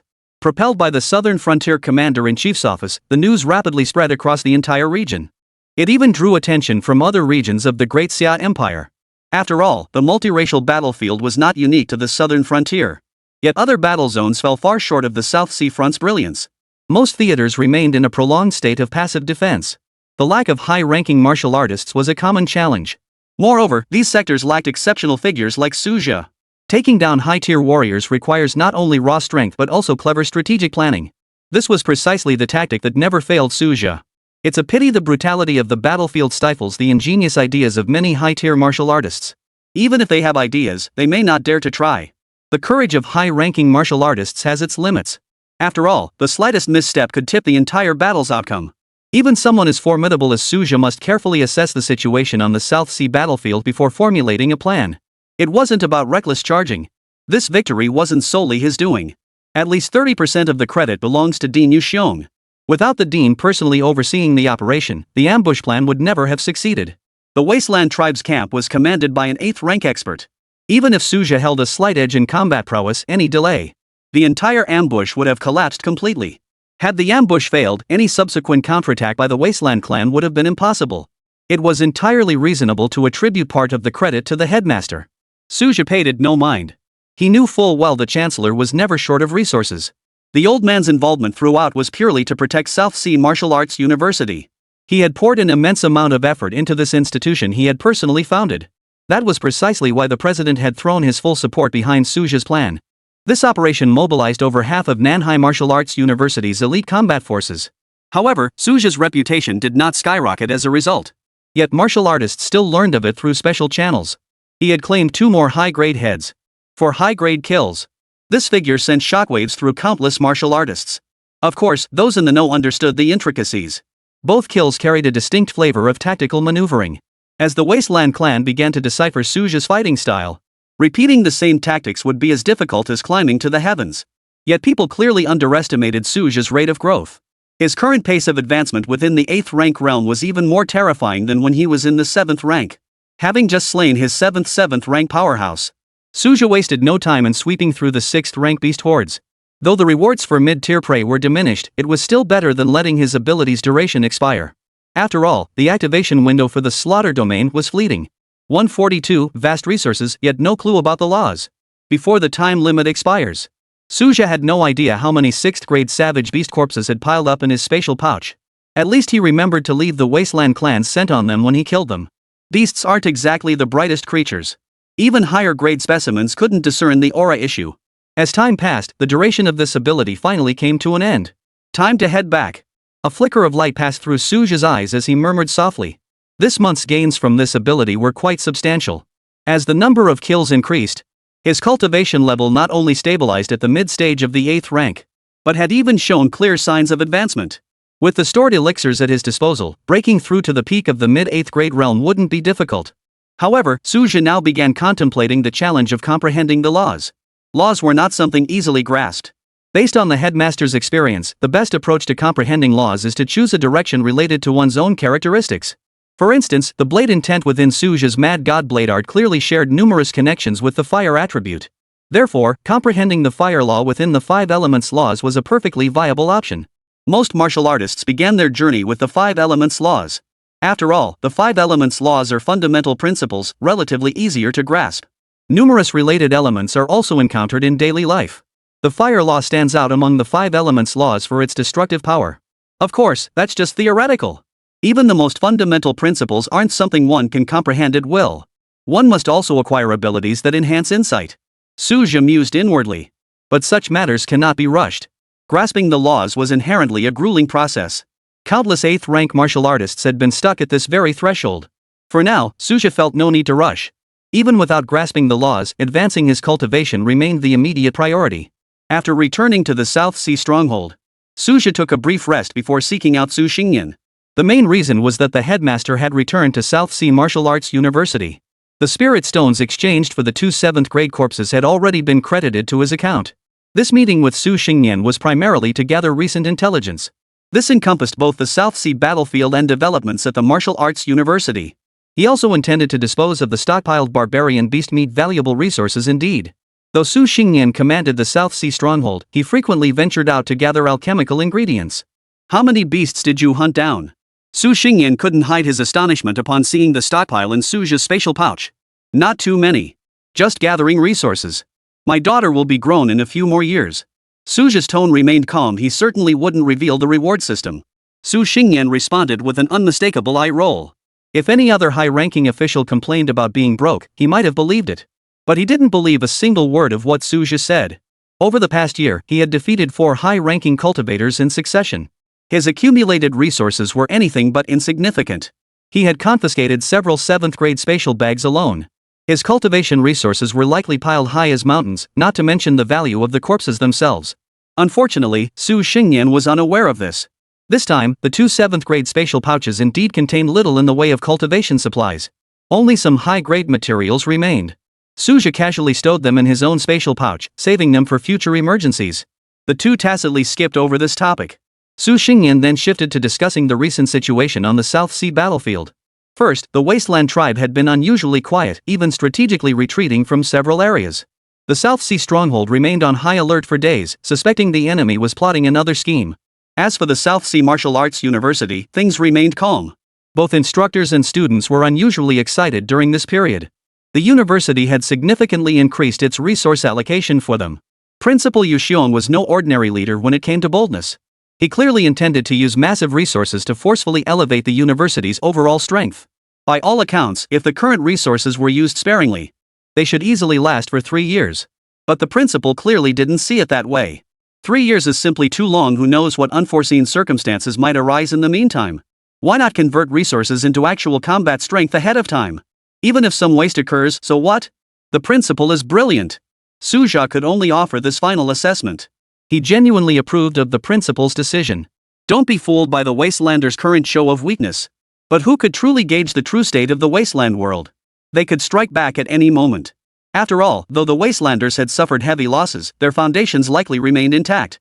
Suja didn't dwell on this matter. At least the situation remained relatively stable in the short term. Rather than fretting over the wastelanders' movements, it was better to focus on strengthening his own abilities. Old Su, have you grasped any laws? Suja casually brought up cultivation-related questions. After all, both of them were now at the 8th rank. They were, at the very least, fellow travelers. Su Xingyan rolled his eyes again. You think everyone's as gifted as you? I'm completely lost right now. He shook his head helplessly with a wry smile. Though reaching the 8th rank allows one to begin grasping the laws of the universe. But that applies only to prodigies with peak insight. For an ordinary genius like him, his comprehension was still far from sufficient. Su Xingyan now focused solely on advancing his cultivation. He would consider the laws of the universe only after reaching the peak of the 8th rank. This was the path chosen by most 8th rank martial artists. Typically, upon reaching the peak of the 8th rank, the capacity to absorb heaven and earth's energy reaches its personal limit. That is the optimal moment to comprehend the laws. However, Su Xingyan had complete confidence in Suja's comprehension abilities. After all, he had witnessed the other's 2 instances of sudden enlightenment firsthand. Such innate talent was truly enviable. I don't have any clear ideas right now. It's been too short a time since I ascended to the 8th rank. Suja sighed softly. He placed extraordinary importance on the matter of laws. For once one successfully comprehends the laws, one's strength could no longer be measured by conventional 8th rank standards. An 8th rank cultivator who mastered the laws was an entirely different concept from an ordinary 8th rank. Even at the early stage of the 8th rank, once one comprehends the laws, their combat prowess could rival that of an ordinary late-stage 8th rank cultivator. If one grasps the laws now, they might not even lose to an ordinary peak 8th rank cultivator. This is the terrifying power of the laws. Unfortunately, across the entire Great Xia, those who grasp the laws before reaching the peak of the 8th rank are few and far between. Most martial artists at the peak of the 8th rank who grasp the laws are preparing to advance to the 9th rank. Those who grasp the laws before reaching the peak were as rare as a phoenix's feather or a dragon's horn. Su Jia and Su Xingnian conversed at length. As they parted, Su Xingnian suddenly revealed a crucial piece of information. 3 months at most. We won't need to continue guarding the South Sea stronghold. The main reason is that several high-ranking experts have recently emerged from seclusion. These high-ranking individuals have shown strong interest in guarding the outposts. The reason is simple. Non-military high-ranking experts stationed at South Sea outposts can earn substantial merit points. Many precious resources can only be exchanged for with merit earned on the battlefield of 10,000 tribes. Unlike martial artists like Su Jia who have ample resources, many high-ranking officials would gladly garrison the South Sea outposts year-round. Upon completing their training, they immediately applied to take over the two men's positions. Su Xingnian and Su Jia welcomed this development. For those who weren't short on resources, the garrison duty actually served as a constraint. Upon returning to their quarters, Su Jia's first action was to prepare for extracting the new month's abilities. 143, Heaven-Defying Insight, Weapon Forging. Begin extraction. Su Jia commanded silently in his mind. The crimson wheel spun rapidly. 9 dazzling rays of light suddenly burst forth. Su Jia's pupils contracted slightly. This was the first time the 9-colored phenomenon had appeared. In his understanding, 9 represented the ultimate number. 9 colors likely signified the wheel's highest grade. Of course, this was merely conjecture. Perhaps a higher tier, the tenfold mystic radiance, existed beyond it. Golden text appeared upon the golden wheel. Extraction successful. Acquired Supreme Artisan Experience card, enhances Artisan Insight across all domains to Heavenly Path level. Valid for 30 days. A wry smile touched Su Jia's lips. The light screen's description covered 100 crafts smelting, woodworking, and more yet made no mention of martial cultivation. He ran his fingers over the gilded card in his hand. Though the status of a forging master was revered, compared to the immortal path of shattering the void, his knuckles turned white. That his first 9-colored opportunity wasn't cultivation talent would leave anyone feeling a sense of loss. The true chi of a 7th-rank martial artist surged through his meridians. Su Jia closed his eyes to regulate his breath, calming his mind in moments. A warrior's greatest enemy is being consumed by obsession. Just as he was about to stow the card in his storage ring, a sudden flash of insight struck him. Refining artifacts requires fire control. Alchemy also requires fire control. And the laws governing fire. He sprang to his feet, his chi shattering the teacup on the table. 3 days later. 77 volumes of the art of crafts and the secrets of the forge covered the quiet room. Pages turned without wind, ink fragrance lingering as the essence of Dao flowed through Su Jia's eyes. So that's how it is. His fingertips lightly tapped the chapter on refining metal with fire, and the hard iron in his palm melted into a pliable, malleable substance. Only now did he realize. The so-called divine insight was, quite literally, a gift from the heavens. Any technical challenge in craftsmanship now dissolved with a fleeting thought, as effortlessly as a skilled butcher dissecting an ox. Clang! The meteorite hammer struck the black iron ingot, sparks tracing patterns of law. A smile of enlightenment spread across Su Jia's lips. Amidst the tremors of the anvil, a crimson thread of Dao patterns quietly crept up the hammer's handle. 3 days were more than enough for Su Jia to prepare the entire set of artifact forging equipment. With sufficient spirit stones, this task was actually quite straightforward. In a world where spiritual energy was reviving, many people lacked spirit stones. After all, spirit stones serve not only as currency but also as cultivation resources. Whether low-grade or high-grade, spirit stones always had their uses. For instance, during his cultivation at the South Sea base, Su Jia required spirit stones for each breakthrough. Su Jia's first attempt at artifact forging drew quite a crowd. This was mainly because there were so many forging devices that they had to be set up outdoors. Many martial artists were puzzled upon first seeing these tools. After all, the South Sea outpost was a battlefield. Why would anyone forge artifacts here? But when they discovered the owner of the equipment was Su Jia, they immediately understood. Su Jia's insight is nothing short of astonishing. He might have a knack for forging too. Or maybe he's just bored at the outpost and set up this equipment to pass the time. The martial artists murmured among themselves, their words tinged with encouragement. After all, Su Jia's extraordinary prowess made any unusual hobby perfectly understandable. However, the vast majority of martial artists knew nothing about forging and were purely there for the spectacle. Su Jia paid no mind to others' opinions and proceeded directly with his first forging attempt. He decided to start with a low-grade long sword. Despite his thorough theoretical knowledge and understanding, he made frequent mistakes during the actual process. He struggled with inconsistent heat control, uneven hammering force, and a constant stream of problems. Fortunately, bolstered by his extraordinary aptitude, he never repeated any mistake twice. Through repeated refinement, theory and practice gradually converged. First grade quality? Suja's first attempt at weapon forging went surprisingly well. Producing a passable weapon meant he had officially crossed the threshold into becoming a forger. This achievement owed more to his formidable insight and spiritual power. He could instantly identify and correct issues during the forging process. Glancing at the freshly forged long sword, Suja casually tossed it to a martial artist watching from afar. A weapon forged from low-grade materials was useless to him, better to offer it as a perk. Amidst the stunned crowd, a first-rank martial artist swiftly snatched the blade. "Thank you, Senior Su." The recipient's voice trembled with excitement. Suja gave a slight nod before turning to begin the next round of forging. Within mere days, Suja had once again made a name for himself on the South Sea battlefield. The reason was simple. He was giving away weapons for free. For martial artists, a fine weapon could significantly enhance their strength. But in Great Xia, a quality weapon came at a steep price. Lower-tier martial artists often faced the dilemma of scarce resources. Suja understood this all too well. After all, he himself had languished at the lower ranks for years. This is precisely why he gave away weapons without regard for personal gain. Though he didn't know how many weapons he could forge, each additional gift meant one more chance. Perhaps one of these weapons could truly alter the fate of some martial artist. Ultimately, he pursued this solely for the sake of his own peace of mind. Other considerations of gain or loss were never part of his calculations. The high-ranking martial artists at the South Sea stronghold were puzzled, yet none stepped forward to stop him. First, this was Suja's personal initiative. Second, this endeavor genuinely benefited the martial artists of the South Sea. As time passed, Suja began challenging mid-grade weapons. With his god-defying aptitude, low-grade weapons had long ceased to pose any challenge. He could even effortlessly forge weapons used by third-tier martial artists. Now, he was finally making his official foray into the realm of mid-grade weapons. The Supreme Artisan's Path effect would expire in just 1 month. Suja refused to waste a single moment. His true goal was to forge high-grade divine weapons. As for comprehending the fire law, that would require waiting for the right opportunity. 144, Frenetic Forging, the law begins to take shape. It took 10 days. Suja had reached the pinnacle of mastery in crafting mid-grade weapons. The onlookers couldn't hide their astonishment. How could Suja forge mid-grade weapons so swiftly? Though they had never forged weapons themselves, they knew it was no simple task. Without at least a decade of foundational cultivation, forging a mid-grade weapon was simply impossible. Suja did not keep these mid-grade weapons for himself. Instead, he found a suitable owner for each weapon. His sole condition for bestowing them was that the weapon's grade must match the warrior's cultivation level. This ensured the weapon's potential could be fully realized. This also prevented the weapons from being resold. Naturally, he did not wish to see the weapons he forged gather dust.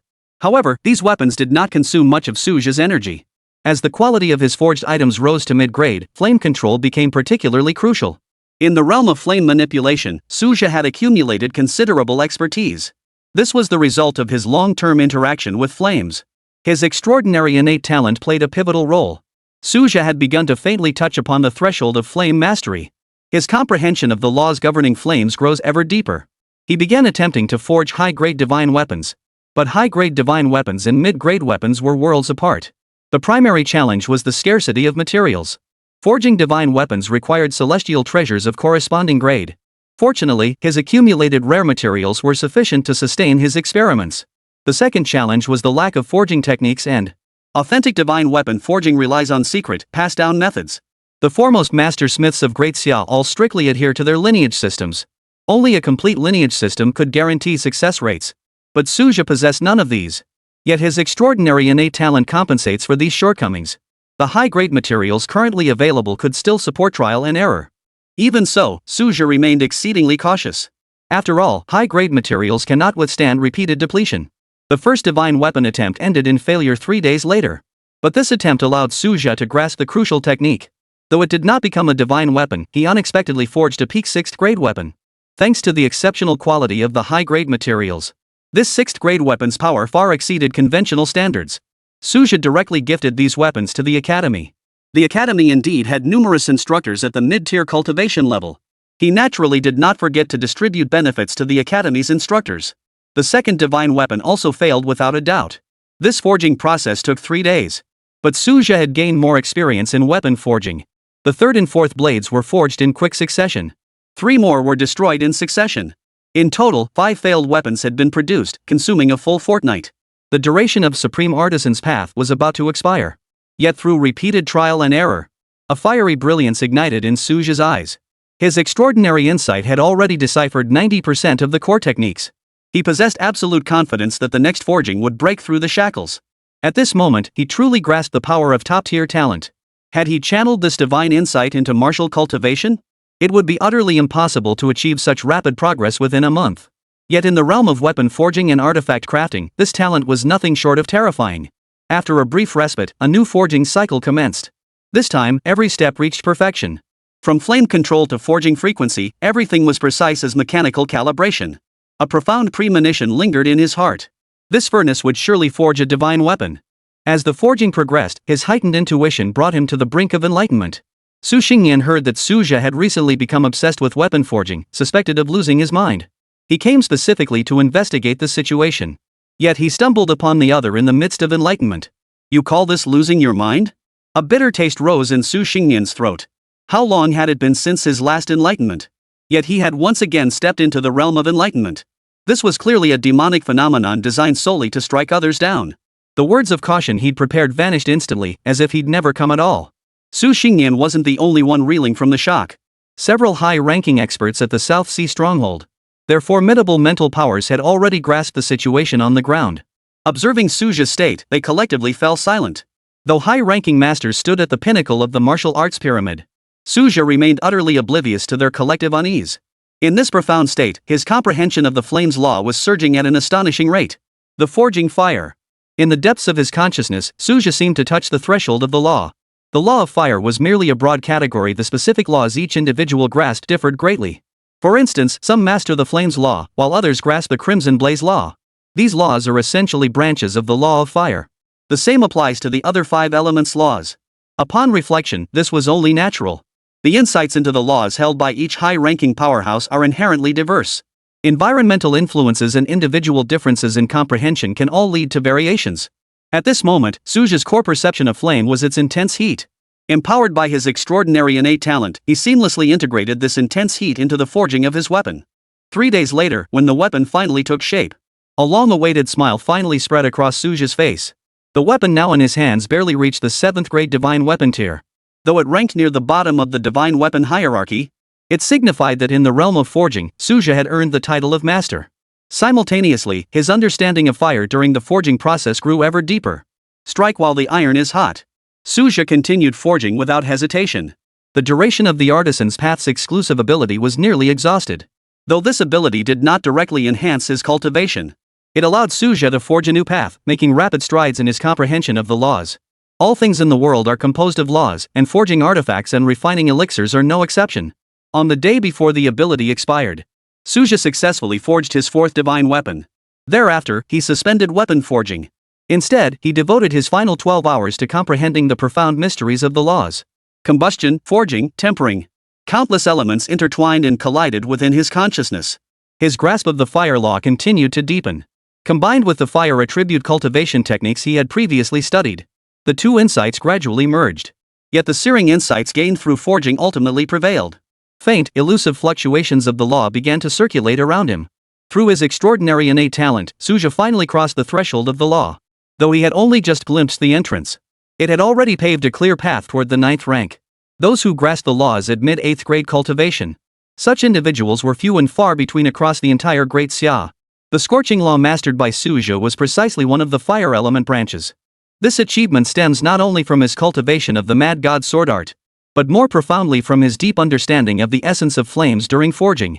Both elements were indispensable. Mastering the laws proved far more arduous than imagined. Without extraordinary innate talent, even a mere 3 days difference would make success utterly impossible. With the laws in hand, the world transforms. Suja murmured softly as he caressed the sword's blade, his eyes reflecting the dancing flames. 145, battlefield turmoil in the northwest Tian Shan Mountains. Urgent reinforcements requested from the southern frontier. Because he had grasped the law, Suja could feel his efficiency in absorbing the power of heaven and earth increase by at least threefold. As for the growth in his strength, needless to say, he now easily matched the peak of an ordinary 8th rank cultivator. Beyond that, the power of the laws held many other applications. For instance, when forging artifacts, infusing them with the power of the laws, it can greatly enhance the potency of divine weapons. It could be said that after mastering the laws, even with only superior aptitude, his cultivation speed now rivals that of geniuses and prodigies. This was already astonishing. Even if Suja were to cease extracting any further abilities, he could still effortlessly cultivate to the 9th rank. This clearly shattered the upper limit imposed by his innate talent. By conventional standards, a top-tier talent reaching 7th rank warrior is already the limit. Breaking through to higher grade martial realms is inherently fraught with difficulties. Only Suja had cheated the system. Having only just grasped the principles, Suja did not rush to extract new abilities. Instead, he chose to enter seclusion. Seize the moment of newly grasped principles to delve deeper into their essence. Mastering the basics of a law doesn't mean you can stop studying it. After all, the scorching law is merely a branch of the fire law. Moreover, martial artists are not limited to comprehending a single law. It is said that among those above the 9th rank, many wield multiple laws. Suja certainly wouldn't be satisfied with just this. Of course, he hasn't thought that far ahead yet. But delving deeper into the burning law remains essential. The enhancements granted by the law far exceeded expectations. It provided near omnidirectional enhancement. No wonder that headmaster had dispatched the 8th rank wasteland clan member with such ease. It required almost no effort at all. Suja immediately entered seclusion for over half a month. Only when he could gain no further insights did he emerge. Unparalleled insight. Emerging from seclusion, he still marveled at that profound sensation of instant comprehension, understanding at a glance, grasping with a single hint. This state, bordering on sudden enlightenment, had him utterly captivated. If he could draw a 9-colored ability to aid his cultivation, it would undoubtedly yield twice the results with half the effort. Yet Suja had barely emerged from seclusion. Su Xingnian hurriedly came knocking. His expression suggested he had been waiting for quite some time. Otherwise, he wouldn't have been monitoring Suja's every move. "Old Su, what's going on?" Suja asked directly. Under normal circumstances, Su Xingnian wouldn't be this anxious. An unexpected incident has occurred on the Tianshan battlefield. We're requesting reinforcements from the southern frontier. Su Xingnian's tone was grave. The southern frontier had previously requested reinforcements from other regions. Mutual support between battlefields was standard practice. Typically, such requests are not directed at a single region alone. In most cases, various parties would offer some degree of support. Take the previous major battle in the southern frontier as an example. Even regions that did not dispatch troops provided resource support. Should reinforcements arrive, the southern frontier must furnish them with cultivation resources. If reinforcements were killed in battle, the southern frontier would also need to compensate their respective factions. Thus, unless the situation is dire, few regions would readily request reinforcements. The southern frontier's decision to swallow its pride and seek aid was driven by a desire for vengeance against the Wilderness clan. What exactly happened at the Tianshan base?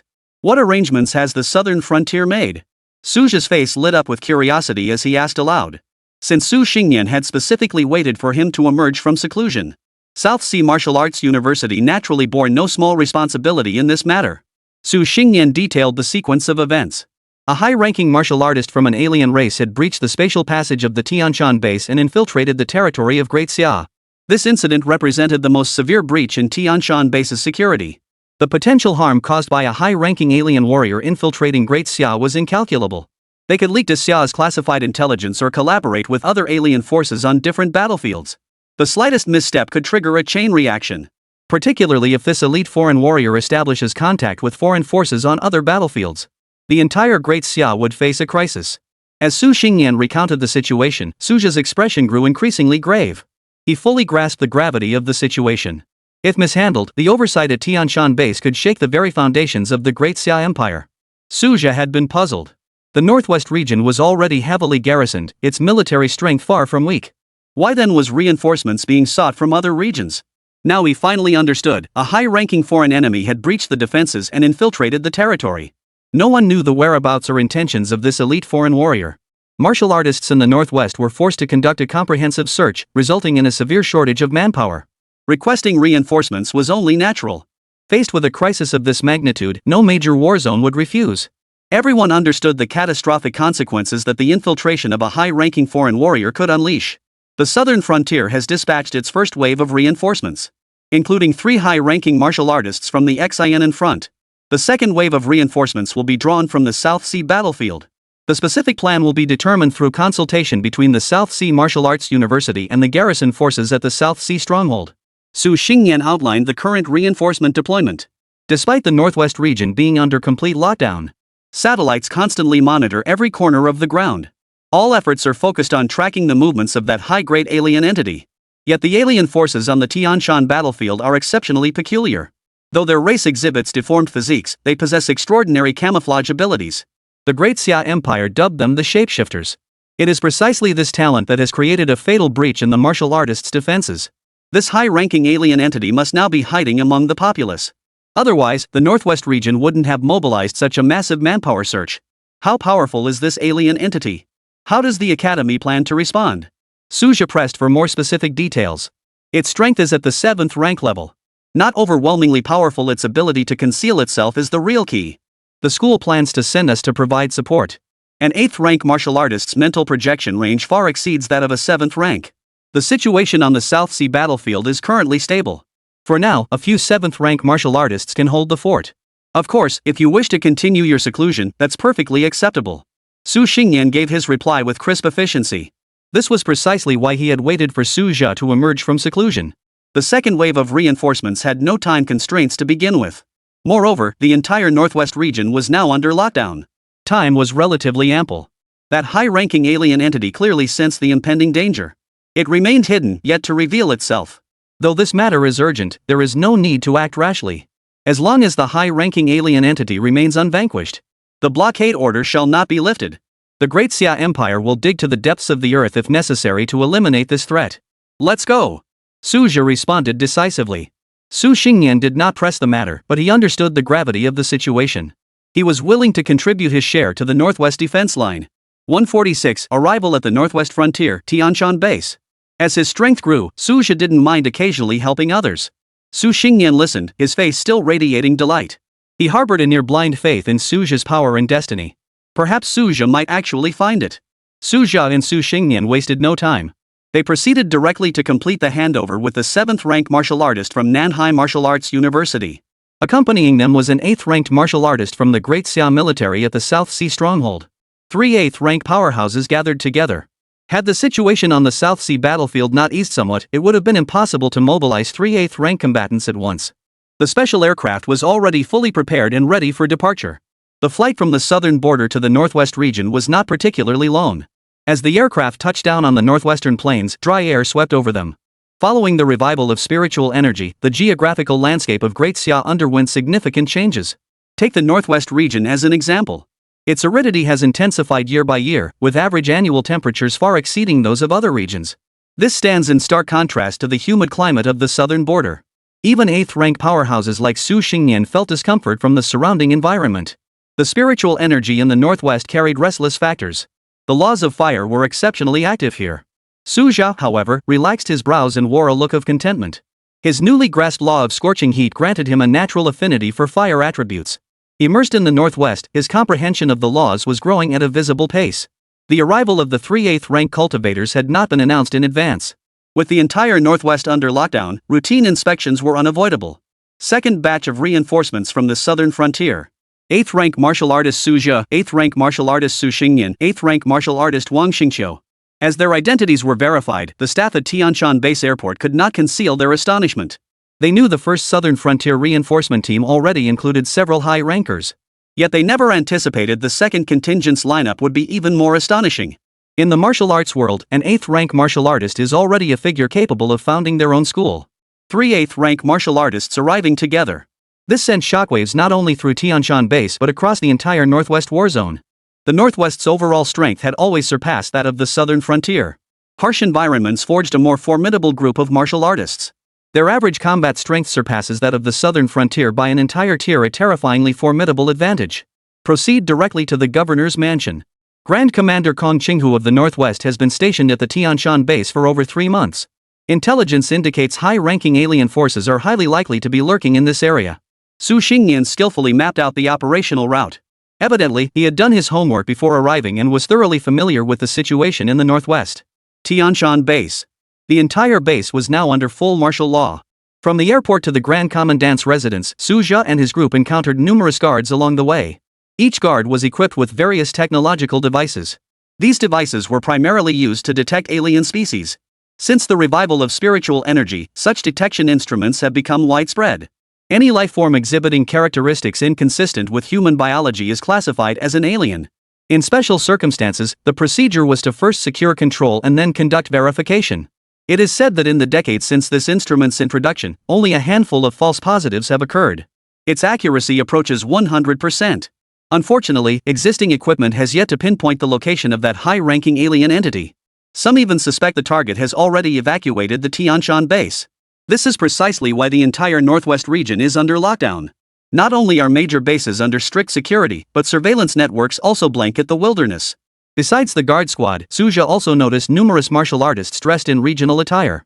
They must be reinforcements from other war zones. Some theaters faced immense pressure themselves, unable to spare high-grade combatants. They could only dispatch mid-tier martial artists to form search teams. Such teams were adequate for conducting wilderness reconnaissance. But facing high-grade alien threats posed extreme danger. A 6th-rank martial artist cannot withstand more than 3 strikes from an 8th-rank opponent. Nevertheless, upon detecting targets, high-tier warriors from the Northwest Theater will immediately rush to the scene.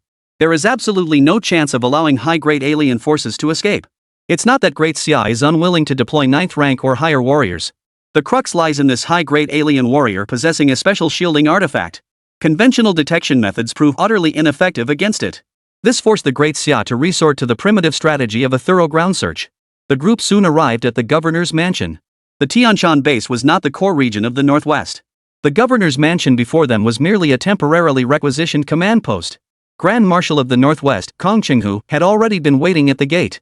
The fact that this 9th-rank powerhouse personally greeted them spoke volumes about the importance placed on the reinforcements. When news arrived that 3 8th-rank masters from the southern frontier had arrived together, Kong Qinghu was taken aback. He clearly hadn't anticipated such a significant deployment from the southern border. 8th-rank martial artists were no ordinary combatants. Even in the Northwest War Zone, where overall strength was superior, high-rank warriors remained extremely scarce. Kong Qinghu carefully reviewed the three's records. Su Xingyan was an old acquaintance whose status as a high-grade alchemist had brought him frequent dealings with the Northwest. Wang Xingqiu hailed from the Great Xia military. Though he hadn't served in the Northwest, his reputation within the army was considerable. Only Suja felt both familiar and unfamiliar to him.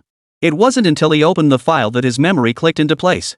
Wasn't this the prodigy who had made a name for himself throughout the South Sea?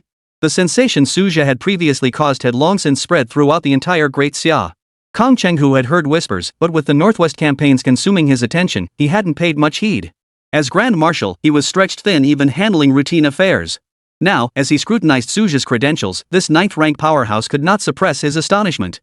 The South Sea had truly given birth to such a dragon. With such terrifying advancement speed, even a 9th-rank powerhouse dared not underestimate him. Establishing sound relations with the South Sea was indeed imperative. After all, the South Sea battlefield had just dealt a crushing blow to the high-ranking combat forces of the Wilderness Tribe. The Great Xia Empire now holds overwhelming dominance in that theater of war. Should the Northwest face future crises, it may seek aid from the South Sea. It was precisely due to these multiple considerations that Kong Qinghu chose to personally receive them. Facing the Northwest Supreme Commander, Suja and his companions remained composed. This was not their first encounter with a 9th-rank powerhouse. The gap between 8th rank and 9th rank was far less vast than outsiders imagined. After exchanging pleasantries, Su Xingyan, representing the team, cut straight to the point. Grand Marshal Kong, which areas remain unsearched? We stand ready to commence the search at any time. They kept the core mission of this expedition firmly in mind. Hunt down high-ranking alien species. Follow me. Kong Qinghu turned on his heel and led the way with decisive speed. The Grand Marshal's brow betrayed his deep anxiety. The developments on the Tianshan battlefield far exceeded expectations. Had he not needed to remain at the command center, he would have already rushed to the front lines himself. His assistant swiftly presented 3 sets of specialized communication devices. These devices served dual functions: real-time battlefield communication and electronic maps marked with search zones. The maps clearly displayed the number of times each area had been searched. A single search was clearly insufficient. That high-grade alien entity possessed mobility. It could easily make a surprise return and hide in a previously searched area. 147, triple inside luck still on my side. With this device in hand, Suja and the other 2 8th-rank individuals sprang into action.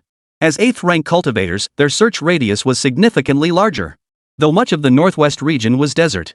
After the spiritual energy revival, numerous sand beasts emerged. These sand beasts were pack animals.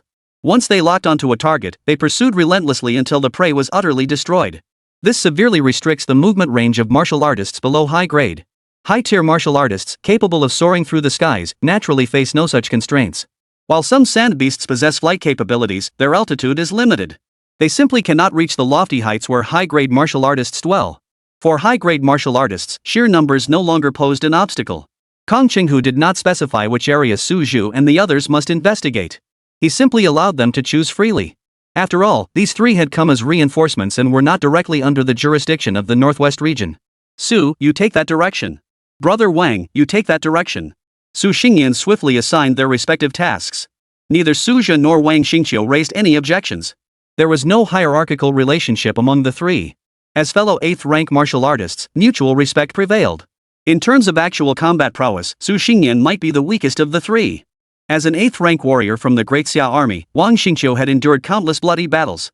In terms of combat prowess, Su Xingyan might not even surpass him. As for Su Zhe, there was no comparison. Even without mastering the law of scorching heat, his combat prowess had long surpassed Su Xingyan's. The three 8th rank soldiers quickly split up. Following the plan, Su Zhe headed to the southern part of the Northwest region. The outlying areas had already been thoroughly searched, so he needed to venture into more remote regions. For him, distance made little difference. Across the entire Northwest region now, even if he encountered a 9th rank presence, he was confident he could retreat unscathed. However, after 5 consecutive days of searching, Su Zhe still hadn't found any traces of high-grade alien beings. Not just him, all the martial artists involved in the search came up empty-handed. We've practically combed through the entire Northwest. Not even a single clue. This high-ranking alien race is hiding far too deeply. Many martial artists began venting their frustrations in the dedicated chat group. This group had been established for the manhunt in the Northwest region. It gathered both high-ranking and mid-ranking martial artists. Su Zhe and his group were also added to the chat. However, high-tier martial artists maintained their reserve. They rarely spoke up in the group. On the other hand, many mid-tier martial artists remained highly active. Those who had attained mid-tier martial artist status were generally affiliated with specific factions. Most had interacted with high-tier martial artists. Thus, they do not behave with excessive formality. Many mid-tier martial artists noticed the three newcomers to the group chat. After all, these were three high-tier martial artists.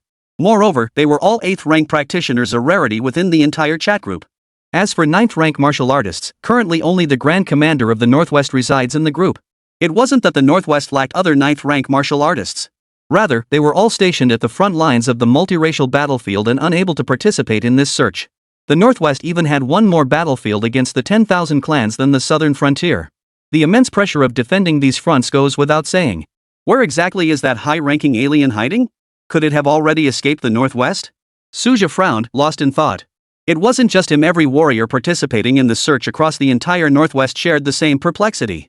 The problem was, upon receiving the alert from the Tianshan base, the highest level lockdown measures were immediately activated. Satellite systems had placed the entire Northwest under real-time surveillance. Any high-level martial artist attempting to flee through unconventional means would inevitably be detected. All outbound flights undergo rigorous inspections upon landing. Yet to date, no such individual has been found. Maybe we should try extracting new abilities. Perhaps we can find auxiliary tracking methods. Su Zhe suddenly recalled that he hadn't performed an ability extraction this month. If they could extract a tracking ability akin to insightful eyes, it might greatly aid in locating high-tier alien races. Multicolored lights swirl through his consciousness space. Extraction successful. Congratulations on obtaining the Insight Dice trial card. Roll the dice to gain an insight boost equal to the number of points rolled, limited to 1 month. Su Zhe stared at the result, feeling both amused and exasperated. He hadn't intended to acquire cultivation-related abilities this time. His previous auxiliary abilities had proven quite effective. Logically, he expected a settling in period next. He had planned to gamble on a tracking-type ability. Clearly, he'd been too presumptuous. The randomness of ability draws far exceeded his expectations. Still, drawing cultivation amplification was an unexpected windfall. Throw. Su Zhe decisively activated this ability.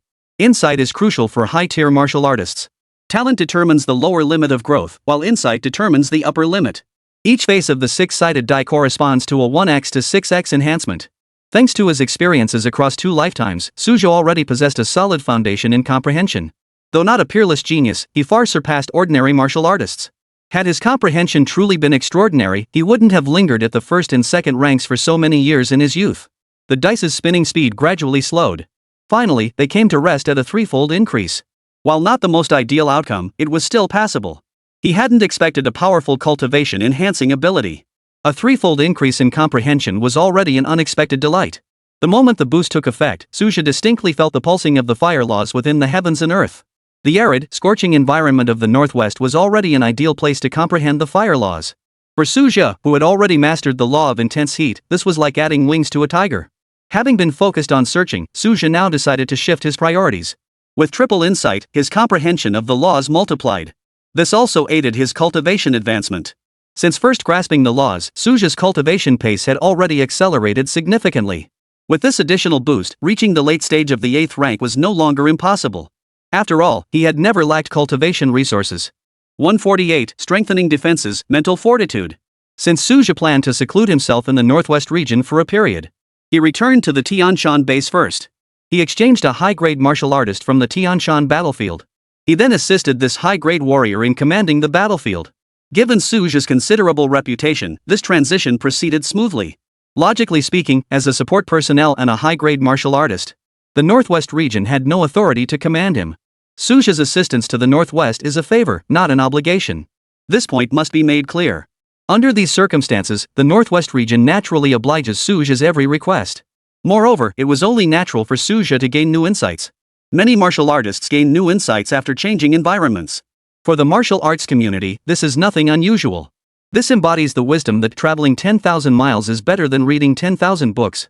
This principle holds true within the martial artist community as well. Suja's situation even sparked heated discussions among martial artists in the Northwest. How long has this prodigy from the South Seas been in the Northwest? We've long heard of his astonishing talent. Only now, seeing it with my own eyes, do I realize how terrifying he truly is? Martial artists' attention towards Suja remained consistently high. After all, his cultivation speed was truly terrifying. It seemed he would break through to a new realm every short while. While Dissecting's history has seen prodigies even more extraordinary than Suja. But those were historical figures, while Suja is a contemporary. Even martial artists rooted in the Northwest could clearly sense the sharp edge of this prodigy from the South Sea. Su Xingyan learned the news somewhat later. He shook his head with a bitter smile, his heart filled with resignation. It seemed surpassing Suja was now beyond his reach. Yet Suja's breakthrough came as no surprise. He had been spurred on by Suja's sudden insights many times before. It was only natural that he would gain new insights now. Not only Su Xingyan, but even Wang Xingqiu, the 8th rank martial artist of the South Sea Great Xia army, had grown accustomed to it. Isn't it perfectly normal for Suja to have an epiphany? It would be strange if he hadn't made any progress. Wang Xingqiu even discussed the matter with other high-ranking martial artists. Though previously unfamiliar with one another as fellow high-ranking officers in the Great Xia army, after interacting, they exchanged contact information, thinking they might exchange resources in the future. At this moment, Suja remained unaware that his actions had sparked heated discussion. He didn't know much about the Tianshan battlefield. However, the Tianshan battlefield had been unusually quiet lately. Whether this was due to confidence that the high-ranking officer who had broken through the passage could resolve the situation, or if there were other plans afoot. Regardless, none of this had much to do with Suja. To put it plainly, he was merely support personnel. Even if that high-ranking alien entity was never found, the outcome would still depend on the decisions of the Northwest Grand Commandant or the Great Xia leadership. One thing is certain, regardless of the cost in manpower and resources, the pursuit will continue. For the Great Xia, an unstable threat was utterly unacceptable. Suja sat cross-legged in meditation before the Tianshan battlefield passageway. This position facilitated battlefield support while also serving as the exact junction between the battlefield and Blue Star. Here, the laws collide. The law of fire was naturally more active. Empowered by triple insight, Suja clearly perceived the shifting patterns of the laws. The law of fire was inherently restless. The conflict of laws in the border region was especially intense. This would not necessarily be the case at the South Sea battlefield passage. After all, the laws in the South Sea were comparatively much milder. A month had passed in the blink of an eye. Even Suja hadn't anticipated secluding himself here for an entire month. Only upon regaining his senses did he grasp the reason. His triple insight had immersed him in the study of the fire law. He had completely lost track of time. Though he hadn't reached a state of sudden enlightenment, he was infinitely close. This was the true significance of insight. Now his law of scorching had undergone a qualitative transformation. It was more accurately termed the scorching law. This was Suja's greatest gain this month. Regardless of its name, it remained a branch of the fire law at its core. Suja's mastery of laws had long surpassed the beginner stage. His mastery of the law even rivals that of an ordinary 9th rank martial artist. Beyond his refinement in the law, his cultivation had also advanced. Though he hadn't formally entered the late 8th rank stage. But bolstered by triple insight, he has reached the peak of the mid-8th rank. He now stood but a half step away from the late 8th rank. Breaking through this barrier was not particularly difficult. After all, Suja had already surpassed the mid-stage 8th rank in every aspect. Even forcing a breakthrough was not out of the question. Yet he sensed lingering shortcomings and preferred to refine his cultivation further. After emerging from seclusion, Suja naturally sought to understand the current situation in the northwest. Still haven't found that high-grade statue? Suja murmured with a frown. Even he hadn't anticipated how well this high-grade alien race could hide. After all, the opponent was only a 7th-rank cultivator. If it were him, his trail would have been sniffed out long ago. The entire northwest region is a veritable net of surveillance. Every technological means at their disposal has been deployed. The enemy's concealment capabilities were truly extraordinary. He had previously studied intelligence from the Tianshan battlefield. Though not among the strongest, these foreign tribes possessed a troublesome talent for disguise and ambush. Sometimes it was even difficult to tell whether one's own comrades were imposters from the enemy faction. Consequently, the Tianshan battlefield primarily adopted a solo operation model. Operating alone without sufficient strength made one highly vulnerable to unexpected dangers. After all, the alien race might not be operating alone. Why not try extracting another ability? Suja pondered silently. He knew that because of this high-ranking alien entity's interference, he hadn't even been able to return home for the Spring Festival this year. Fortunately, Shen Qingyan and the others showed understanding. The current situation in the northwest weighed heavily on the hearts of countless people across the Great Xia Empire. The people of Daxia were not ignorant of the world. Everyone understood the gravity of the situation. Surely I won't draw another cultivation support ability this time? Suja murmured softly, his tone tinged with resignation. The spinning wheel began to turn, and a tricolored glow suddenly appeared. Seeing the glow, Suja sensed his hopes would be dashed once more. If it were a single-color glow, perhaps he might still get the ability to locate people. Draw successful. Congratulations on obtaining the immunity to all magic trial card, immune to all mental-type spells. Valid for 30 days. Upon seeing the new ability, Suja's face already wore an expression of resignation. This ability had nothing to do with locating people. But he had to admit, this card was genuinely useful. After martial artists advance to higher ranks, mental power becomes increasingly frequent in their applications. Psychic attacks become routine tactics for high-ranking warriors. This effect effectively neutralizes 30% of an opponent's combat strength. On the Xin battlefield, it's nothing short of a god-tier technique. The innate abilities of the Three-Eyed Clan are essentially psychic arts. Half their strength lies in this domain. Without this advantage, their combat effectiveness would fall below even that of the Wasteland clan. What a pity! Had it not been for the Northwest affair, they might have been worth testing on the Xin battlefield. Suja silently pondered. After all, wielding this ability on the Xin battlefield would render the Three-Eyed Clan utterly defenseless. With his current strength, he might even be able to slay an 8th rank member of the Three-Eyed Clan. His grasp of the laws far surpassed others at his level, granting him extraordinary combat enhancement. Even an ordinary peak 8th rank cultivator would likely be no match for him. 149, Special High-Ranked Alien Race found significantly important. Suja's current battle record still lacks an 8th rank kill. He had previously slain a mutated eagle of the 8th rank. The issue lies in the fact that this eagle was slain by a coalition of multiple 8th rank powerhouses. Clearly, it cannot be counted as a personal achievement. Taking advantage of his recent emergence from seclusion, Suja stopped by the Tianshan base to stock up on local specialties. With a spatial pouch to store them, buying extra to stockpile wouldn't hurt. Given the significant regional differences in local specialties and the inconvenience of transportation, if he were to resell Northwest specialties in the southern border regions, doubling profits would be effortless. Of course, Suja looked down on such petty gains. Rather than reselling goods, it's more profitable to hunt low-tier alien races. The main purpose of purchasing these specialties was to send them back home for relatives and friends to sample. Buying extra was also to account for Shen Qingyan and the others needing to share with their friends. This was no longer a time of peace. This was the era of spiritual energy revival. Most residents of the South Sea base never set foot outside their birthplace in their entire lives. Northwestern specialties remained mere images to them, unless a martial artist emerged from their household. But even the lowest-tier martial artist is no easy feat to cultivate. Fortunately, the Tianshan battlefield has remained calm this month. Suja realized his ability to meditate in seclusion depended entirely on the front lines remaining secure. As his thoughts drifted, he suddenly sensed something amiss in the mental state of a passerby ahead. He nearly thought he was hallucinating. After all, they were just ordinary people. How could they possibly emit spiritual fluctuations? Suja's interest was instantly piqued. Could this be a prodigy with innate spiritual prowess? Someone with the potential to become a martial arts superstar? Even with his extensive experience, he couldn't help but feel curious. Back when he served as commander of the South Sea base, Yi Linger's martial Dao divine sound greatly aided his own spiritual comprehension. This unique spiritual power bore a striking resemblance to the innate talents of alien races. Consider it another way. In the eyes of the alien races, aren't humans themselves an alien race? Driven by curiosity, Suja followed this peculiar subject. By all accounts, he shouldn't have detected anything unusual about an ordinary person. After all, none of the surrounding martial artists had detected anything amiss. Perhaps it's the effect of being impervious to all laws? Suja attributed the cause to his newly acquired ability. But during the pursuit, more discrepancies emerged. The target appeared ordinary, yet exuded a strong sense of incongruity. Outwardly normal, yet internally, their mental fluctuations were wildly unstable. Could it be that they aren't a natural talent, but a puppet possessed by a mental invasion? Suja suddenly recalled that vanished high-ranking alien entity.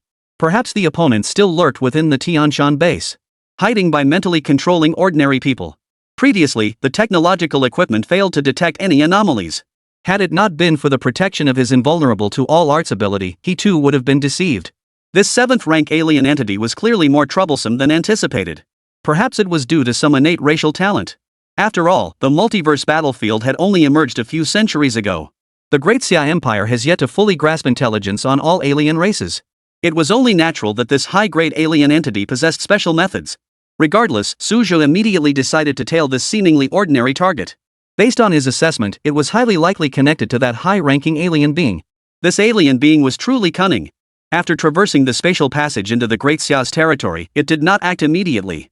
Instead, they employed arcane methods to manipulate an ordinary individual. Even technological means failed to detect any anomalies. No wonder the search in the northwest region has yielded no results for days. One could only say the concealment technique was truly masterful. Suja was certain that without his immunity to all spells, he too would have failed to detect the clues. Tracking an ordinary person was child's play for an 8th-rank powerhouse. Even when the target deliberately took several detours before returning, they still couldn't shake Suja's pursuit. Finally, they arrived at an ordinary residential building. Suja cautiously released his psychic energy to probe step by step. He deliberately controlled the energy fluctuations to avoid alerting the target. Simultaneously, he sent an encrypted message to Grand Marshal Kong Qinghu in the northwest. Inside the governor's mansion, Kong Qinghu's expression turned skeptical as he reviewed the message. This prodigy of the South Sea was requesting him to deploy 9th-grade psychic energy to cover the entire city. This was highly unusual. After a moment's deliberation, Kong Qinghu chose to trust Suja. Besides, releasing spiritual energy was but a simple gesture. Boom! The overwhelming pressure of 9th-rank power abruptly enveloped the Tianshan base. All martial artists instantly felt the oppressive atmosphere. What does the Grand Marshal intend? Could it be that traces of high-grade alien races have been discovered? Could there be an emergency? The martial artists murmured in astonishment and uncertainty. All believed the Grand Marshal must have made a significant discovery. Taking advantage of this storm of speculation, Suja quietly extended his perception into the target building. Without the interference of 9th-rank aura, it would be easily detected by the enemy. This move depended entirely on Suja's deduction being correct. Within the mental scan, a distorted figure gradually materialized. Found it! Suja's pupils contracted slightly. This alien race dared to play the game of hiding in plain sight. It had kept the entire Northwest war zone spinning in circles. Now it had finally revealed itself. As murderous intent surged within him, Suja suppressed the urge to strike. Capturing them alive held far greater strategic value. Over the years, Great Xia had captured numerous foreign tribesmen from various battlefields. Unfortunately, they were all low-tier beings. Such low-tier beings could offer no useful intelligence. By contrast, this high-tier foreign entity held entirely different value. Now that it resides within Great Xia's borders, summoning a 9th-rank or higher powerhouse would pose no difficulty. Such a being could subdue a high-grade entity in an instant. Perhaps crucial intelligence could be extracted from its jaws. This holds far greater strategic value than mere execution. After all, if Suja were to act, eliminating a 7th rank would be as easy as turning his hand. Upon reaching this conclusion, Suja encrypted the detailed account and sent it to Kong Qinghu. Naturally, he deliberately omitted the matter of being impervious to all techniques. Simultaneously, he maintained covert surveillance. No one could guarantee that this 7th rank would not relocate. This discovery was purely a stroke of luck. Missing this opportunity could lead to unpredictable consequences. We absolutely cannot let the target escape again. At the other end, Kong Qinghu's pupils suddenly contracted as he reviewed the intelligence. Found it? The Grand Marshal snapped back to attention and slammed his fist on the table. 150, a 9th-ranked expert's intervention is no ordinary matter.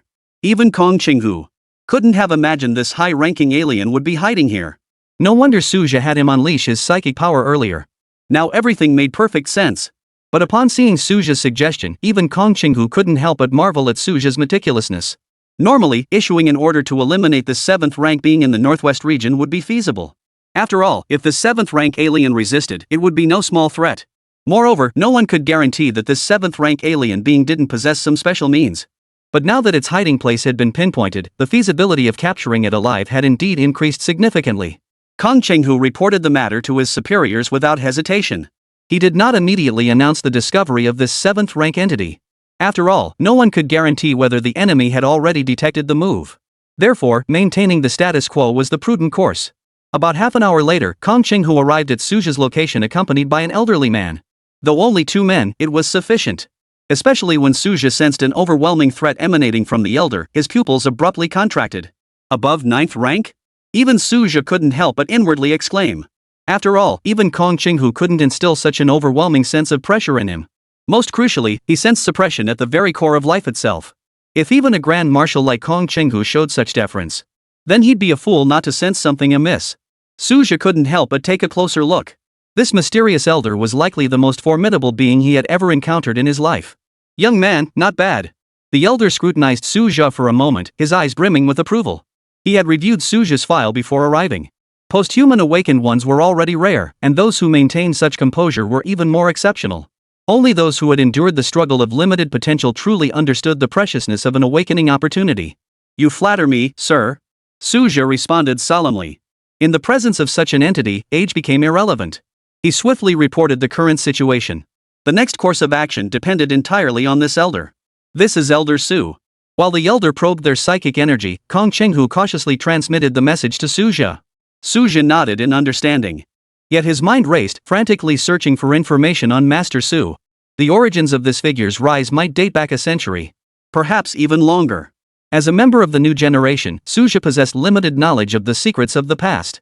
Ever since the multiverse battlefield emerged, information about high-tier powerhouses had been tightly sealed, let alone those above the 9th rank. Regardless, beings of this caliber were far beyond his current reach. Suja scrutinized this being's every move. Shockwave. After mentally scanning the residence to confirm its status, Old Su acted decisively.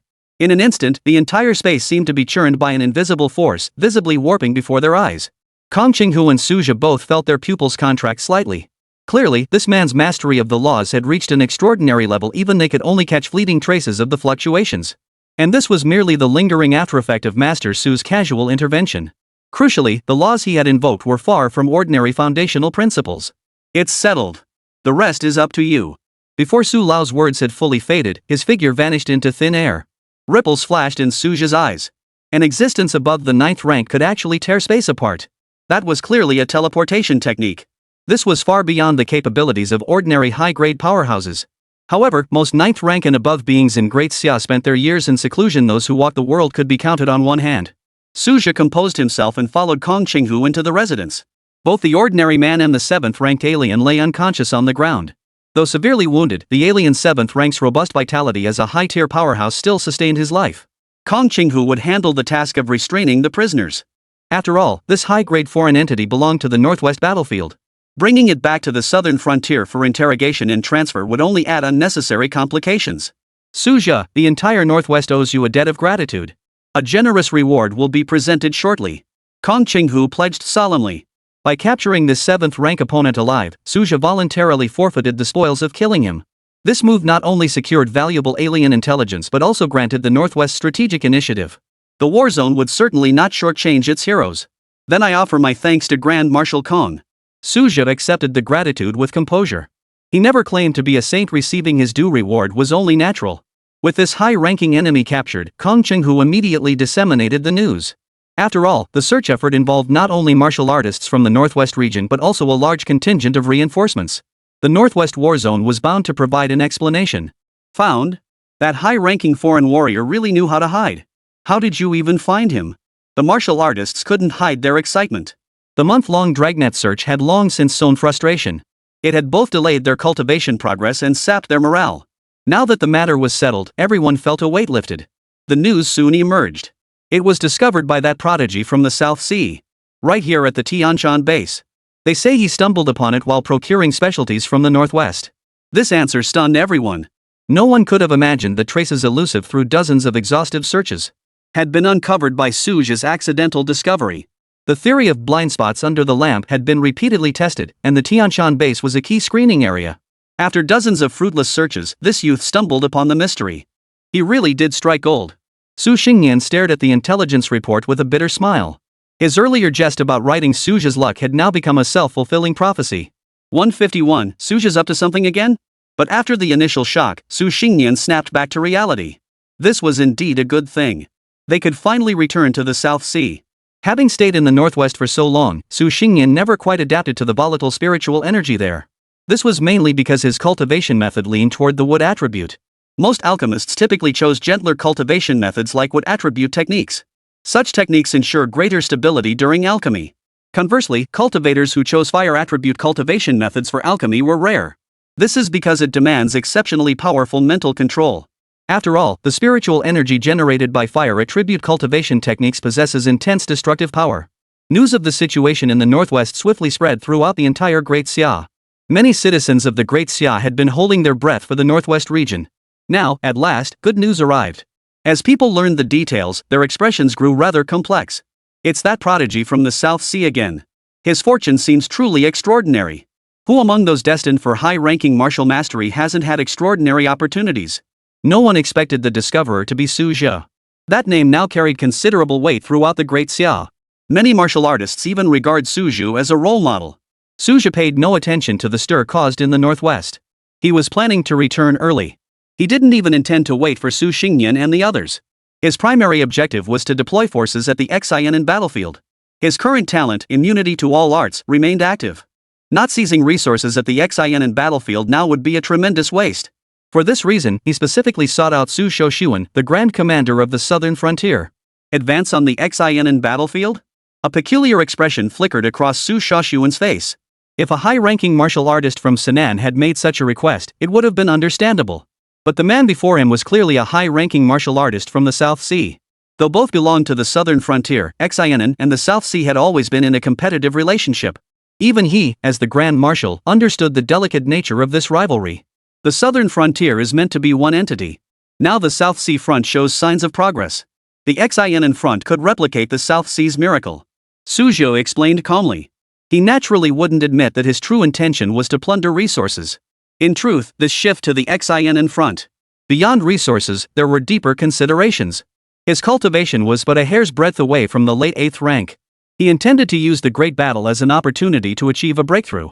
By conventional logic, the South Sea battlefield would be the logical choice. But Su Jia had his own reasoning. The Wasteland clan had already suffered heavy losses in the South Sea theater. They would be unlikely to deploy high-grade forces lightly. If the enemy remained entrenched, the South Sea faction would find it difficult to launch proactive attacks. Since the South Sea front offered little opportunity for action, and the immunity to all arts talents still had a time limit, Su Jia naturally turned his attention to the Xianen front. On one hand, the southern border has always been a unified entity. If the pressure on the Xianen battlefield can be alleviated, it would benefit the entire southern frontier. On the other hand, by intervening now, should future conflicts arise in the South China Sea, Xianen would naturally be unable to remain uninvolved. Establishing the main theater of operations at Xianen indeed offers multiple strategic advantages. If Su Jia were still at the 7th cultivation level, persuading Su Shoshuan would indeed be difficult. But now that Su Jia's strength far surpasses that of an ordinary mid-8th rank cultivator, his words now carry substantial weight. Su Shoshuan still hesitated. During the earlier joint campaign in the southern border, Xianen had gained no advantage. Had it not been for the pressure diverted by the South Sea campaign, this 9th rank general would have shouldered even greater responsibility. Now, to open a new front in Xianen alone. If the campaign went awry, the consequences were truly unpredictable. I am confident I can slay at least 1/8 rank of the Three-Eyed Clan. Su Jia released his law-based pressure at the perfect moment. Before his words had fully faded, Su Shoshuan's pupils abruptly contracted. A 9th rank powerhouse naturally recognized the fluctuations of the law. An 8th rank cultivator who had grasped the laws was exceedingly rare. What was even more startling was that Su Jia had ascended to the 8th rank barely a month ago. His rate of advancement was even faster than when he was at the 7th rank. What specific plans do you have? Su Shoshuan's tone visibly softened. The South Sea front is currently quiet. We can deploy Dean Su and Senior Wang to reinforce Xianen. This would add 3 new 8th rank combatants. Su Jia laid out his strategy directly. The core tactic was simple and brutal: call in reinforcements. Once the high-tier battle in Xianen commences, The reinforcements could strike as a surprise force. Though not a brilliant stratagem, it perfectly suited the current situation. The current state of the XINN battlefield mirrors the South Sea before Suja reached high-grade status. Both were completely suppressed by the Three-Eyed Clan. Given the Three-Eyed Clan's arrogant nature, there was no question of avoiding a challenge. Convene the XINN high-ranking assembly. Su Shoshuan finally made his decision. Though initiated by the governor, it still required the vote of all high officials. Yet the authority of the ninth rank could not be taken lightly. All high-ranking officials, except those in seclusion, gathered at the governor's residence within half a day. What could the Grand Commander possibly want with such sudden notice? Likely some thunderous action is afoot. The intertwined auras of over a dozen high-ranking officials stirred undercurrents within the council chamber. They had all been summoned urgently, receiving no prior notice. Their puzzlement deepened upon seeing Suja. The high-ranking officials present naturally recognized this prodigy from the South Sea. Wasn't Suja still providing support in the Northwest region? How had he suddenly appeared in XINN? Not a whisper had reached them.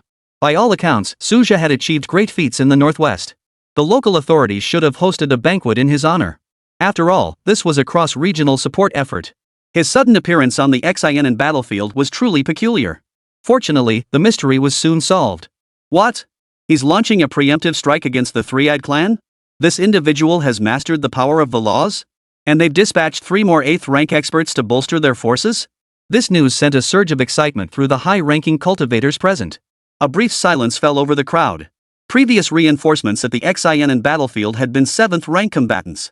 This time, the nature of the reinforcement was entirely different. Among the 3 newly added 8th rank beings, one had grasped the essence of the laws. The tide of battle could well turn. The high-ranking forces at XINN had long coveted the achievements in the South Sea. The South Sea battlefield has seen successive slayings of high-ranking alien beings. Each one was a walking repository of knowledge.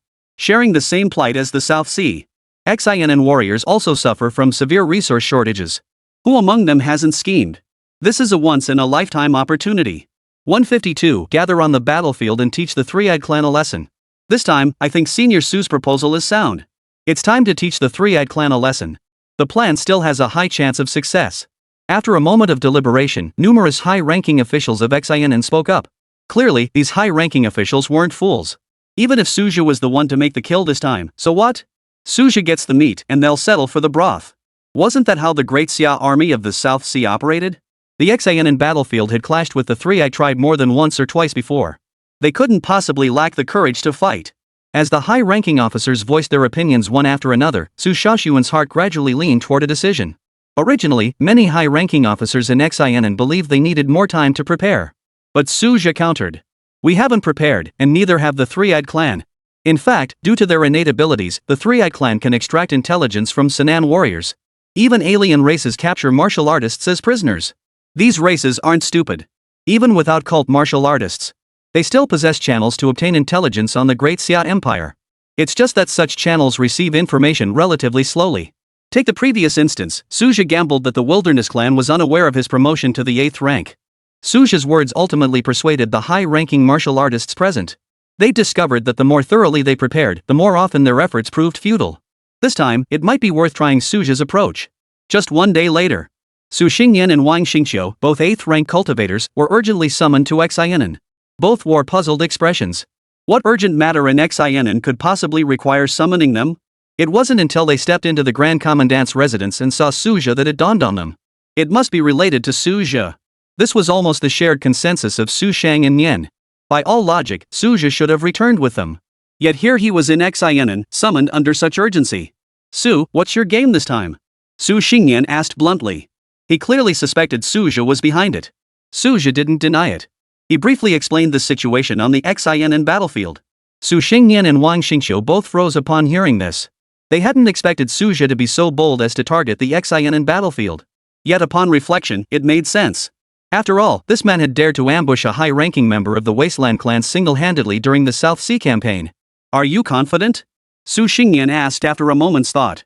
At present, the plan did appear feasible. Perhaps the XINN front could yield some gains. But they knew the Three-Eyed tribe well. These alien tribes are extremely difficult to kill.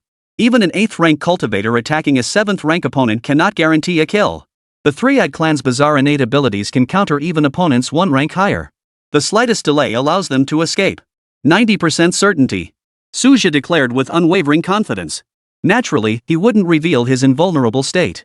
But he did reveal a trace of his law power. Sure enough, upon sensing the laws, both Su Xingyan and Wang Xingqiu couldn't help but show shock on their faces. As 8th rank cultivators, they understood better than anyone the difficulty of comprehending the laws. Yet Suja had grasped it silently. He had surpassed both of these seasoned veterans. Su Xingyan and Wang Xingqiu couldn't help but feel a mix of emotions. After composing themselves, they still held unwavering confidence in Suja. Suja now stood at the peak of the 8th rank. Against an 8th rank who hadn't grasped the laws, even if he couldn't crush them, he would definitely hold the upper hand. With this advantage, the Xian battlefield held great promise. Su Xingyan and Wang Xingqiu wouldn't complain about having too many resources. Moreover, both men had vested interests at stake. For instance, Su Xingyan is backed by a prominent clan. However, many of Su Xingyan's descendants have developed their careers in the Divine Capital. Compared to the South Sea, the Divine Capital is far more suitable for the younger generation. The competition for resources there is among the fiercest in the Great Xia. Though not among the most prestigious clans, the Su family still ranked among the elite. Simply because Su Xingyan chose to leave his family to guard the South Sea, Suja held him in high regard. Meanwhile, with the arrival of Su and Wang, the Xian battlefield shifted into full gear. All high-ranking cultivators in seclusion were urgently summoned. Unless they were in deep seclusion attempting a major breakthrough, were summoned forth. The high-ranking cultivators forced out of seclusion were initially filled with confusion. Upon learning they would join forces with Suja to launch a major offensive, they were suddenly filled with anticipation. In the southern frontier, Suja's name carried immense weight. Since his promotion to high rank, he had repeatedly achieved extraordinary feats on the battlefield of 10,000 tribes. This time, he might truly reshape the Nuan landscape. Upon learning Suja had mastered a law, 8th grade P cultivation combined with the power of the laws, such power would be unmatched unless faced by a 9th rank. Even the three-eyed clan, with their bizarre innate talents, would struggle to gain an advantage. Not to mention the two 8th rank powerhouses, Su and Wang, holding the fort. With such expectations, the high rankers prepared for battle, primarily restocking consumables like elixirs.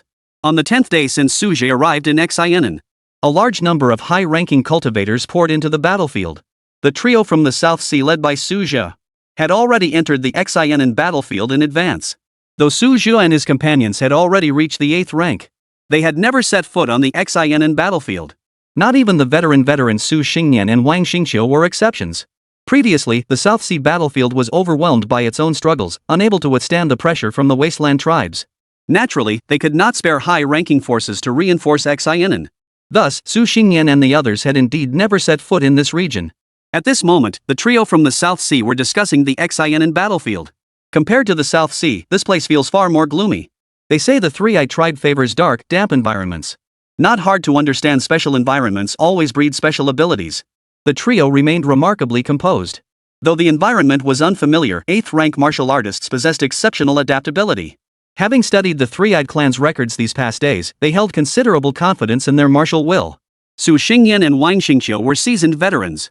Suja, moreover, possessed the ability to resist all forms of attack. This state could be sustained for over half a month. It is sufficient to handle the new battlefront. Similar to the South Sea battlefield, a fortress has been constructed at the entrance to the passageway. Its scale, however, far surpasses that of the South Sea stronghold, covering more than twice the area. This was hardly surprising. The Xianan front had been active much longer than the South Sea. It also required defenses against surprise attacks from the three-eyed tribe. The expanded city walls were built to block the alien race's advance toward the passageway. 153, slicing through 8th rank foes like cutting vegetables temporarily retreat. Like the wasteland tribe, the three-eyed tribe is a race that holds grudges fiercely. Should the three-eyed tribe suffer excessive losses on the battlefield, they are highly likely to launch an assault on the Xianan battlefield. Previously, the Xianan front dispatched mid-tier martial artists to launch a surprise attack against the three-eyed tribe. To open a high-grade battlefield, the Xianan faction even equipped the mid-tier martial artists with spiritual energy recovery pills. Such treatment had never been extended to mid-tier martial artists before. These pills held a particularly potent counter-effect against the three-eyed clan. The three-eyed clan's special ability was to weaken martial artists' spiritual energy. If mental energy can be restored in time, combat effectiveness can still be largely preserved, minimizing the impact. This time proved no different from before. Upon discovering heavy casualties among their kind, the three-eyed clan immediately launched an assault on the Xianan battlefield. High-ranking powerhouses descended without any pretense. Their arrogance knew no bounds. However, the three-eyed clan did possess the capital for such arrogance. Their unique abilities were not only formidable, Each assault forced the high-ranking martial artists on the XINN battlefield to expend vast amounts of cultivation time. After all, the recovery speed of spiritual energy is extremely slow. Yet the three-eyed clan's special abilities recover at an astonishingly rapid pace. Engage. The high-ranking warriors of XINN engaged first as planned. Only when the battlefield fully unfolded did the trio from the South Sea, led by Suja, seize their opportunity to strike. The trio remained far from idle. They were secretly observing the battlefield situation, though they had previously studied the three-eyed clan through video footage. Witnessing it firsthand was still staggering. A third vertical eye truly grew between their brows. Once the high-level battlefield fully commenced, Suju and his two companions each locked onto their targets. I'll take that early 8th rank opponent. Suja fixed his gaze on an 8th rank powerhouse.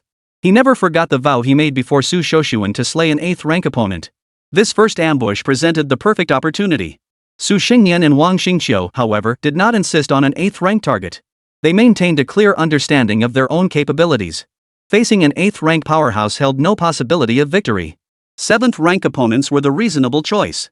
In the past, higher ranked warriors might have hesitated to attack lower ranked opponents. But after the baptism of the South Sea battlefield, both had long cast aside empty titles. Resources were the tangible benefit. 10 minutes, then we split up. The trio swiftly set the timeline. 10 minutes would be enough for each high-ranking player to establish a divided front on the battlefield. Time ticked away. The trio approached their respective targets silently from the ground. The moment the time arrived, 3 fierce killing auras erupted simultaneously. Suja unleashed his full power without reservation. Mad God Blade technique. He had only one chance. With his cultivation advancing and multiple insights enhancing his blade artistry, it was no longer comparable to its former self. It had even fused with the power of the laws. In this instant, the blade's light blazed like the scorching sun, threatening to incinerate all existence. Even martial artists and the three-eyed clan at a great distance could sense the terrifying power contained within.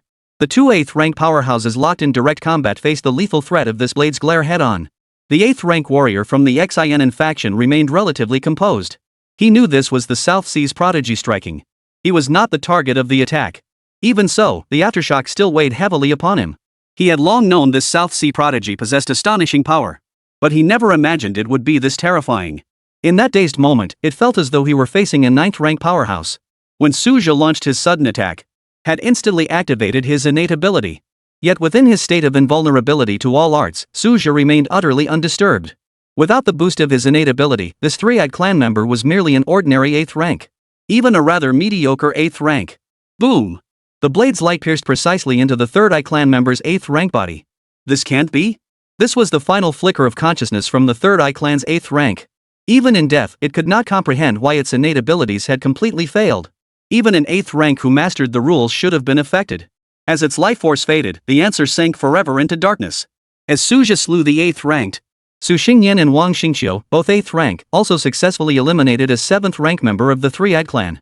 8th rank versus 7th rank, a true dimensional assault.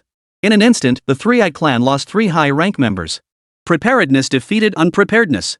Compounded by the fact that the three-eyed clan had dominated the XINN battlefield for decades. Their defenses against surprise attacks had grown lax. The three-eyed clan on the XINN battlefield bore a striking resemblance to the Wasteland clan on the South Sea battlefield. The only difference was that the three-eyed clan was far more confident. Currently, all Great Xiao warriors are affected by special abilities. Except for Suja, the anomaly. The battlefield situation instantly reversed. The three-eyed tribe suddenly lost 3 high-ranking members, including an 8th rank warrior. Clearly, they found this devastating blow hard to accept. The Sinan warriors, however, could not hide their delight. Though they had anticipated success, they hadn't expected it to come so easily. After securing the first kill, Suja immediately flashed toward the nearest 7th rank battlefield. Compared to the swift retreat of the Wasteland clan, the three-eyed clan's reaction was ultimately half a beat too slow. Boom! There was no room for struggle. Even as this 7th rank instantly activated its innate ability, the blazing blade still struck with deadly precision. Instant death. Now, Suja's attack power had subtly surpassed the 8th grade level. The root cause lies in his astonishingly profound grasp of the laws. Under such absolute suppression, no burst of power from the 7th rank could make a difference. With the fall of this 7th rank opponent, the three-eyed clan finally snapped to attention. They immediately chose retreat. The balance of power on the high-tier battlefield had shifted. Continuing the fight would only lead to more casualties. Though the high rankers of the three-eyed clan seethed with rage, reason compelled them to make the optimal choice. With the high-tier battlefield already crumbling, The situation on the mid to low tier battlefields was even more dire. A hasty retreat was inevitable. The speed of the three-eyed clan's collapse was even faster than their initial assault. The Sinan warriors hadn't even regained their composure. "We've won!" Cheers erupted with a thunderous roar after a long pause. For the Sinan warriors, this victory held extraordinary significance. Past battles had at best ended in a draw. The recent surprise attack in the southern border had ended in a hard-fought victory. This time, however, was entirely different. This was an indisputable triumph, and they had even captured 4 high-ranking enemy commanders. 154, dividing the spoils, beware of the enemy's counterattack. On the Xian battlefield, warriors of every rank were abuzz with excitement. In contrast, Suja and the other 2 members of the South Sea trio remained relatively composed. After all, this wasn't their first time slaying high-grade martial artists. They had even taken down 8th-rank martial artists before, though that had been Principal Yu Xiong's doing. This time, Suja had taken the initiative himself. Suja and his companions did not pursue further. After all, the three-eyed clan's strength extended far beyond this. "We must leave at least 1 7th-rank corpse for Xian this time." Su Xingnian spoke first. Their ability to eliminate high-grade targets so smoothly was largely due to the distraction provided by Sinan's numerous high-grade forces. Leaving some spoils was only fair. "Let's leave too. I'll allocate them from my share," Suja said after a moment's thought. His main consideration was that they might need to return to the Xian battlefield frequently in the future. High-grade warriors on the South Sea battlefield were growing increasingly cunning, refusing to engage outside their fortified cities. They also couldn't disrupt the tacit understanding among high-tier warriors by rashly attacking lower-tier wilderness tribes. After all, the South Sea stronghold also feared the Wastelanders' desperate, all-or-nothing tactics.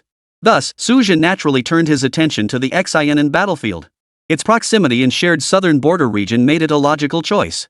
He maintained connections with many high-tier warriors there, making coordinated actions more feasible. Under these circumstances, it was prudent to offer Xian more benefits. A 7th-grade corpse held little practical value for an 8th-grade martial artist. Neither Su Xingnian nor Wang Xingqiu raised any objections. Though Su Xingnian appeared to lead the trio, Suja possessed the highest combat prowess. His proposals were rarely rejected. Just like the current battle plan for the Xian front, it was almost entirely Suja's design. Now, the high-grade powerhouses of Xian were gathering around them one after another. Their gazes towards Suja and the others brimmed with gratitude. They had heard every word of the earlier conversation. The value of 2 high-grade corpses was no small sum. Each high-ranking Sinan warrior stood to gain substantial resources. Though Xian was the core battlefield of the southern frontier, resource supply remained perpetually strained. Originally, everyone considered it a rare opportunity to receive even a single 7th-grade corpse. After all, Suja and his 2 companions had borne the brunt of the battle. Strictly speaking, Xian owed them a debt of gratitude. Even though the proposal had originated from Suja himself, no one anticipated that this young powerhouse would prove so generous. This act caused Suja's reputation among Sinan's elite to skyrocket. "Suja, we owe you big time this time." Who would have thought the three-eyed clan would actually fall for it? The new and high-ranked officials spoke in unison. Their words carried an unmistakable sense of joy. Both the victory and the spoils were cause for celebration. Hold off on the celebrations. The three-eyed tribe won't let this go easily. They might strike back at any moment. That's when the real battle begins. Suja reminded them calmly. The South Sea battlefield serves as a stark warning. The three-eyed tribe is even more ferocious than the wasteland tribe. They often pressured the entire Xian battlefield to the point of suffocation. How could such a tribe ever concede defeat easily? With the plan's success, Suja's prestige on the Xian battlefield was now firmly established. At these words, the smiles on the faces of the high-ranking officials present vanished. The Sinan warriors understood the three-eyed tribe's nature far better than Suja.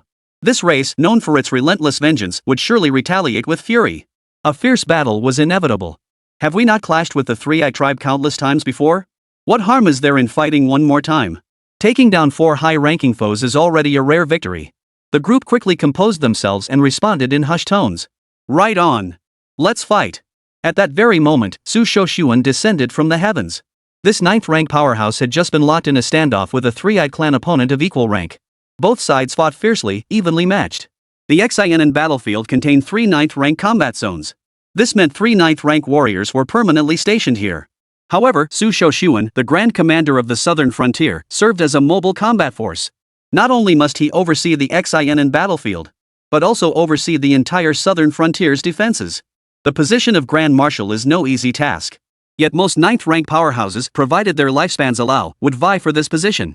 For serving as Grand Marshal grants priority access to resources needed to break through the constraints of the 9th rank. For this very reason, competition for the Grand Commandant positions across all war zones has always been fierce. Whenever promotion becomes possible, 9th rank cultivators will strive with all their might to ensure the Grand Commanders fulfill their duties diligently. The Imperial Court has established a rigorous evaluation system. Should any major failure occur, they could be dismissed at any time. For Su Shoshuan, the slaying of 4 high-grade 3-eyed demons was a truly outstanding achievement. At the very least, he needn't worry about failing the Grand Marshal's evaluation. Su Shoshuan was now brimming with confidence. With the battle achievements of slaying 4 high-ranking members of the 3-eyed clan as his foundation, he naturally had no fear of igniting a major conflict. After the Grand Marshal's announcement, morale among the troops soared. The high-ranking officers of Xian weren't fools. They all seized the moment to adjust their states. Though the recent battle had been brief, it had still taken a toll on their vitality. After all, they had to coordinate with Su Zhu and the others' strategy. They had given their all from the very start. Su Shoshuan approached the three and spoke. Dean Su, the three of you will need to stay in Xian for a while. I have reached an agreement with President Yu Xiong. Su Xingyan and the others raised no objections whatsoever. This matter was intrinsically linked to their interests. They would never back down at the last moment.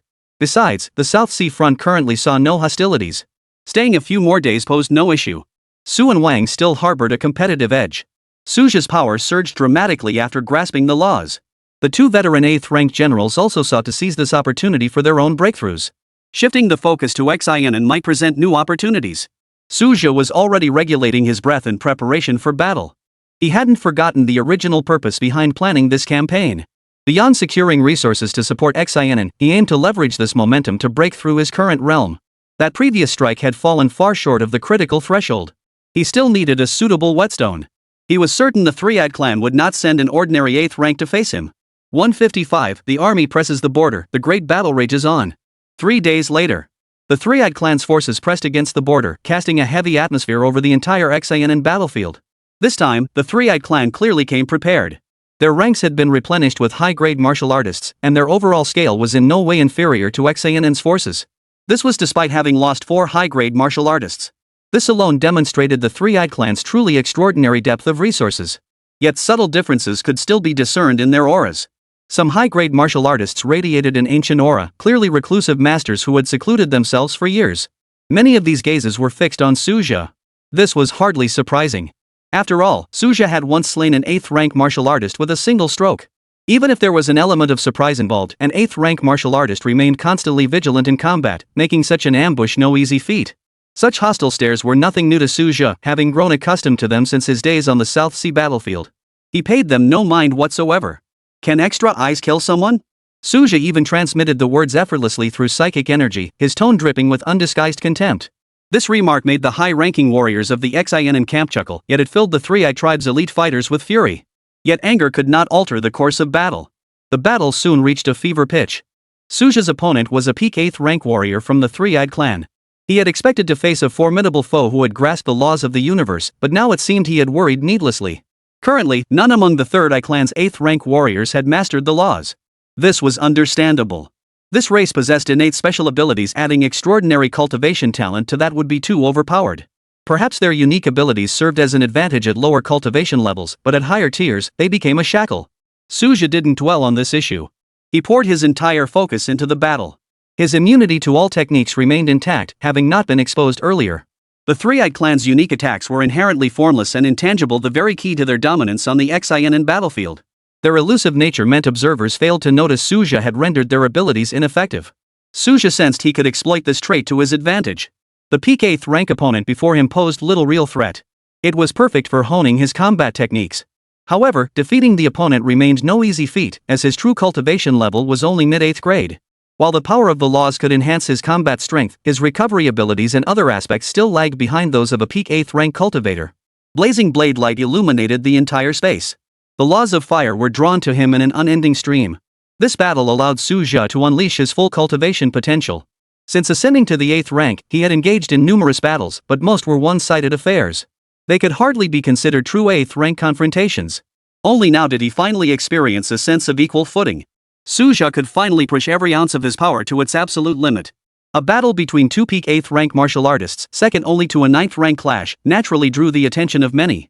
Mid to low grade martial artists also clashed fiercely on the Xian battlefield.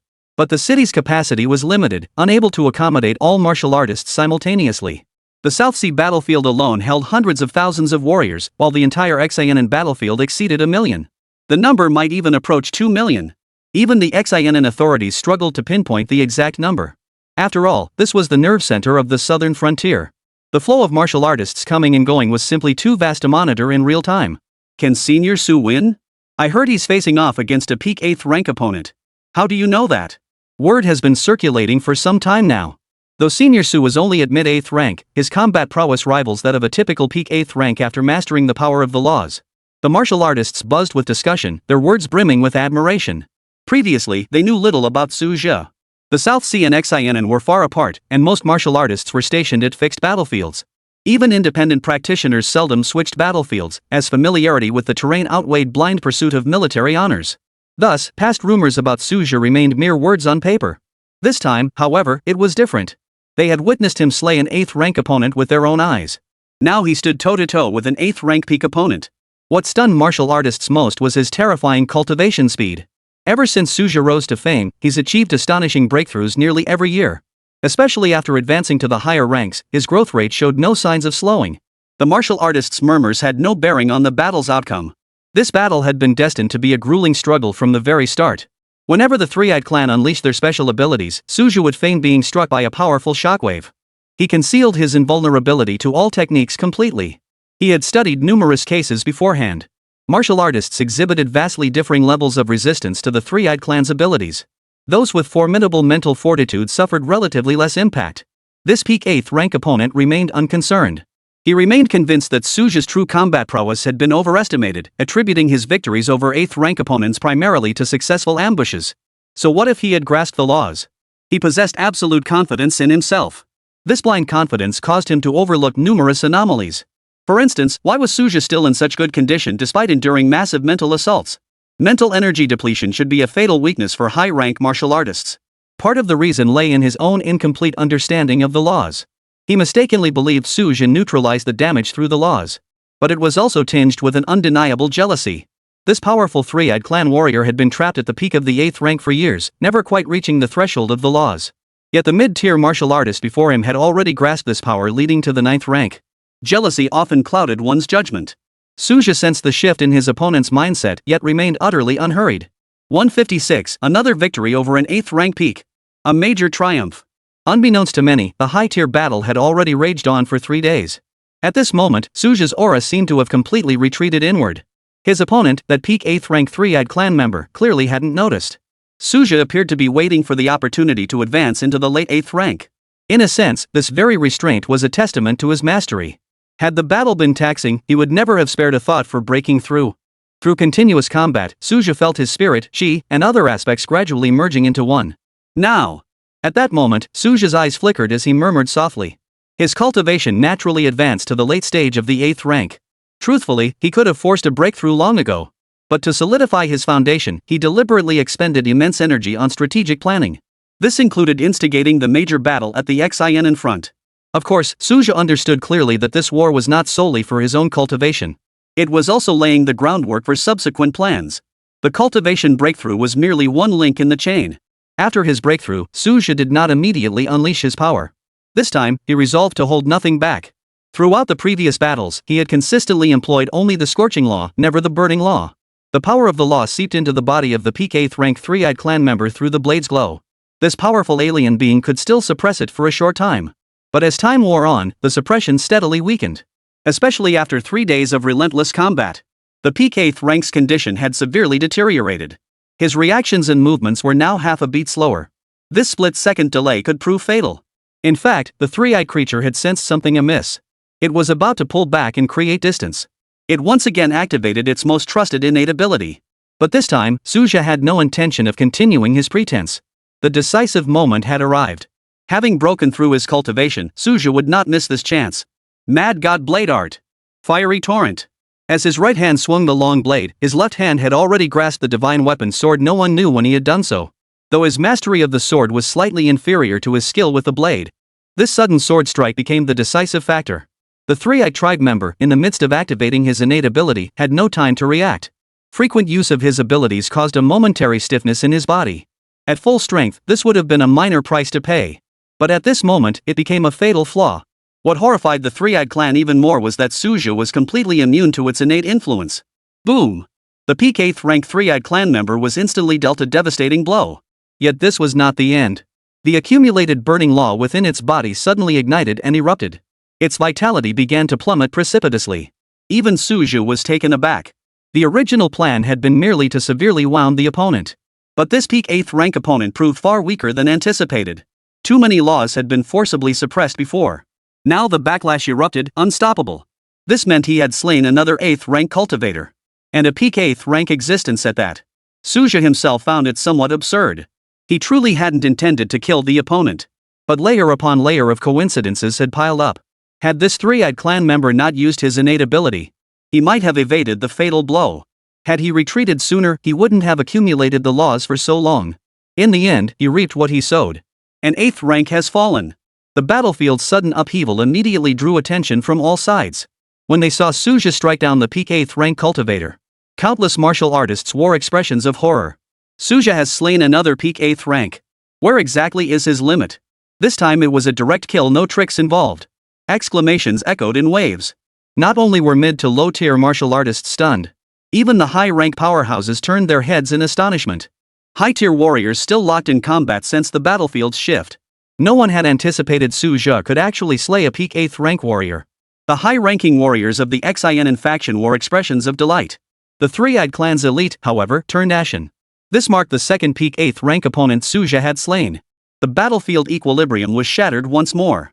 After all, such figures were second only to 9th rank cultivators. Even within the three-eyed clan, peak 8th rank warriors were few and far between. Retreat!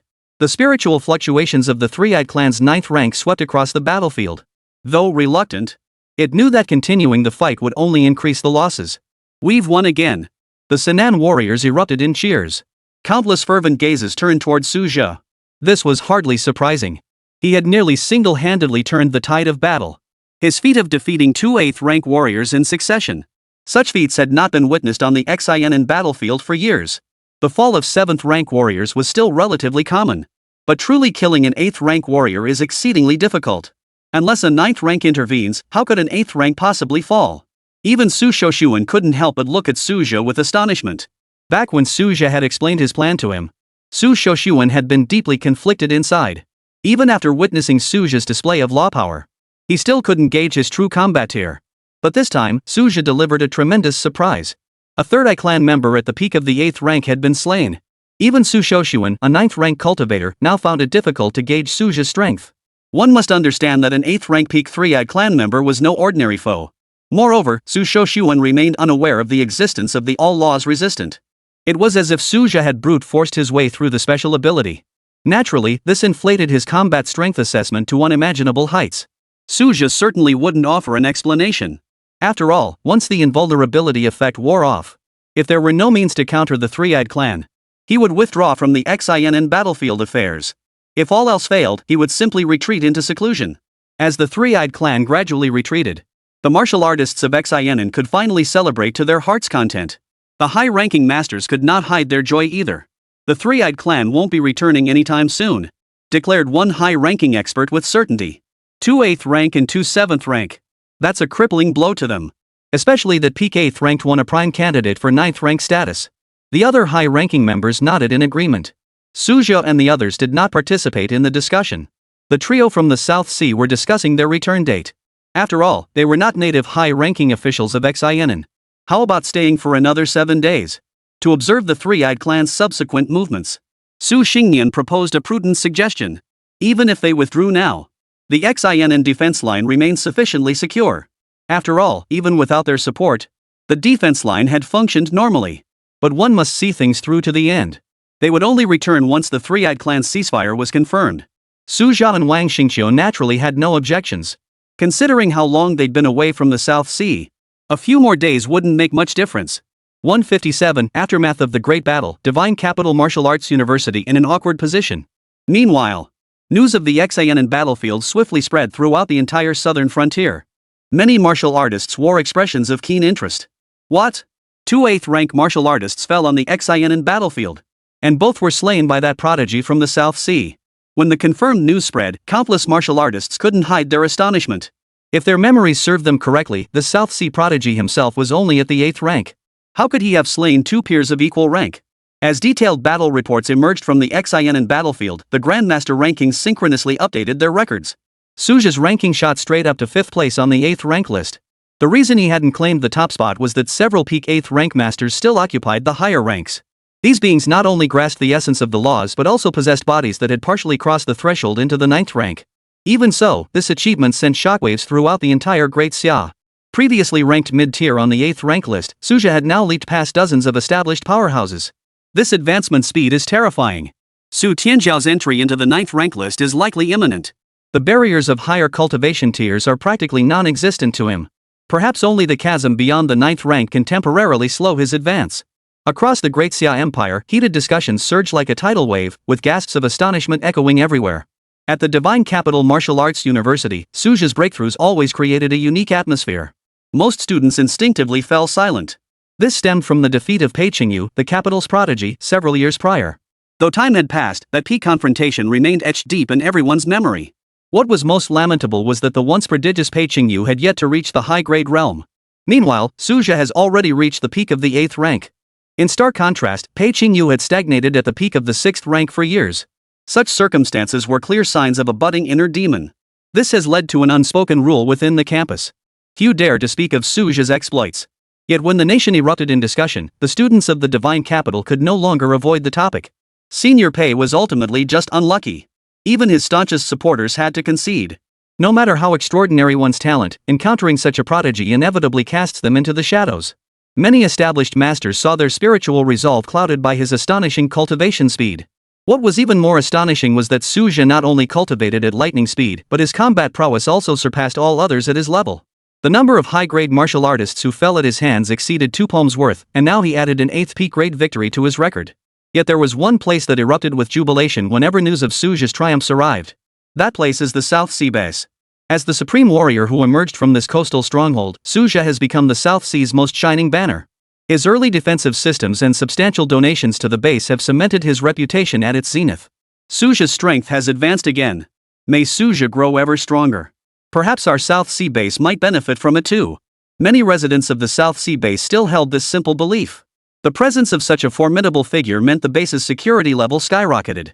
Should any crisis arise, Suja would certainly not stand idly by. Those in the know understand the deeper connections. Suja's closest relatives still reside in the South Sea. His family has shown no intention of relocating elsewhere. The South Sea base stands as a fortress impregnable. While the outside world seethes over the XINN battlefield, the man at the center remains uncharacteristically calm. Suja had long outgrown the age of chasing empty fame. His experiences across 2 lifetimes have made him prefer a low-key approach to life. Fortunately, the conflict remained largely confined to the southern border. Sudden crises like those on the northwest front were unlikely to recur. Daxia had comprehensively reinforced the guardianship of passageways across all multiracial battlefields. Frequent blockades not only drained resources but also stifled regional development. 7 days passed in quiet passage, bringing a brief respite to the XINN battlefield. Despite suffering heavy losses among their high-ranking members, the Three-Eyed clan chose to swallow their pride.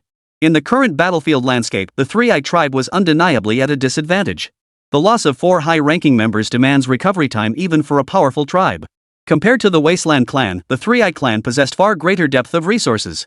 With ample reserves of 6th rank peak cultivators, they could cultivate 7th rank cultivators if they were willing to invest the resources. Yet cultivating an 8th rank powerhouse remains no overnight feat. Suja's team has now completed preparations for their return journey. Having been away from the South Sea for so long, their immunity to all laws was about to expire. He felt no lingering attachment to the XINN battlefield. Master Su, please notify us in advance should you return to XINN. The 2 battlefields should strengthen communication and collaboration. The XINN elites were warmed to the point of being almost overly attentive. This campaign not only yielded rich rewards but also swept away the long-standing gloom. They knew it well. The reversal of the battlefield situation was entirely due to the South Sea hero. Now, the perspective on the South China Sea battlefield has changed. That once needy poor relative had transformed into a rising powerhouse. If not now, then when? If such interventions occurred periodically, they might genuinely turn the tide on the XINN battlefield. Compared to Suja's composure, Su Xingyan and Wang Xingqiu wore peculiar expressions. They were no strangers to these high-grade martial artists from XINN. They'd interacted many times before. Yet this was the first time they'd seen XINN's elite display such eagerness. The two couldn't help but feel a pang of emotion. After all, the high-ranking martial artists of XINN had always harbored a competitive edge toward those from the South Sea. Suju and his two companions made no stop in XINN. They headed straight back to the South Sea. For them, the South Sea was their true home. Even Suja showed no urgency to return to the base. After all, the distance from the battlefield to the South Sea base was but a stone's throw. With his current cultivation, a little extra time was no issue. Though his heart yearned for home, he chose to follow the team's movements first. Just 1 hour later, the fighter jet landed at the South Sea airport from the XINN battlefield. 158, back to school, a presence above 9th rank. Within the academy, a 7th rank figure had already been waiting. However, Suju was unfamiliar with this 7th rank figure, who was not from the Alchemy Academy. Honored seniors, congratulations on your triumphant return to South Sea. The 7th rank powerhouse offered his congratulations with a beaming expression. Though Suju and his companions' actions appeared unrelated to the South Sea on the surface, each of their actions served to enhance the South Sea's prestige and authority. Even 7th rank powerhouses couldn't escape the allure of fame. Moreover, heightened prestige attracts greater attention. This held tangible benefits for the entire South Sea. Regions that fail to attract attention often gradually decline. The South Sea battlefield may not face such a fate. But should the Great Xia implement new policies, the South Sea might gain priority consideration. This includes greater allocation of special resources. All of this is thanks to Suja. Su Xingyan promptly brought Suja to the forefront. As fellow members of the South China Martial Arts University, there was no need for polite concealment. Whether it was the Northwest operation or the XINN affair, Suja had played a pivotal role. At best, he had merely assisted with errands and odd jobs. At this thought, Su Xingyan felt a pang of helplessness. In the end, his strength simply couldn't match theirs. Quite so. Wang Xingqiu, an 8th rank powerhouse of the South Sea Daxia army, nodded in agreement with a smile. This mission had yielded substantial gains, and they all owed Sujama a debt of gratitude. Let's return to the academy first and discuss further there. Suja cut off further pleasantries with a direct statement. The group swiftly returned to Nanhai Martial Arts University. As an 8th-ranked warrior of the Great Xia Army, Wang Xingqiu took his leave first. After all, he was never part of the university system. Suzhou and Su Xingyan naturally made no attempt to detain him, as he needed to report back to his superiors promptly. Upon returning to campus, Yu Xiong had already been waiting for some time, accompanied by several high-ranking martial artists. Everyone was eager to learn the full details of Suja's journey. Though some rumors had circulated, the precise details still gripped the hearts of all the high-ranking figures. Su Xingyan volunteered to take on the role of narrator. The search in the Northwest region proved incredibly arduous. Who would have thought it would end up being a case of the blind leading the blind? The crucial clue was right under our noses, yet no one saw it. He briefly mentioned his lengthy search in the Northwest. Yet it all proved futile. His current understanding of the Northwest region had far surpassed his familiarity with the Southern territories. After all, many regions in the South remain unexplored by him to this day. Finding it was pure luck. After Su Xingyan finished his account, Suja took up the thread. He detailed the entire discovery process. From his encounter with the Grand Marshal of the Northwest, Kong Qinghu, to his confrontation with a being suspected to be above the 9th rank, he laid everything bare. These were secrets that never needed concealing. They could naturally be shared openly. Yet the high-ranking martial artists of the South Sea Martial Arts University all paled slightly upon hearing this. Above the 9th rank? Even to these high-ranking experts, those above the 9th rank remained legendary figures. On the surface, the gap between high rank and beyond the 9th rank might seem narrow. In reality, it was a chasm. Countless high rankers spent their entire lives unable to reach the peak of the 9th rank, much less the realm beyond the 9th rank. Those transcendent beings have always been elusive. Just who is this Su Lao? All eyes turned to Principal Yu Xiong. If anyone present came closest to the realm beyond the 9th rank, it was undoubtedly the principal.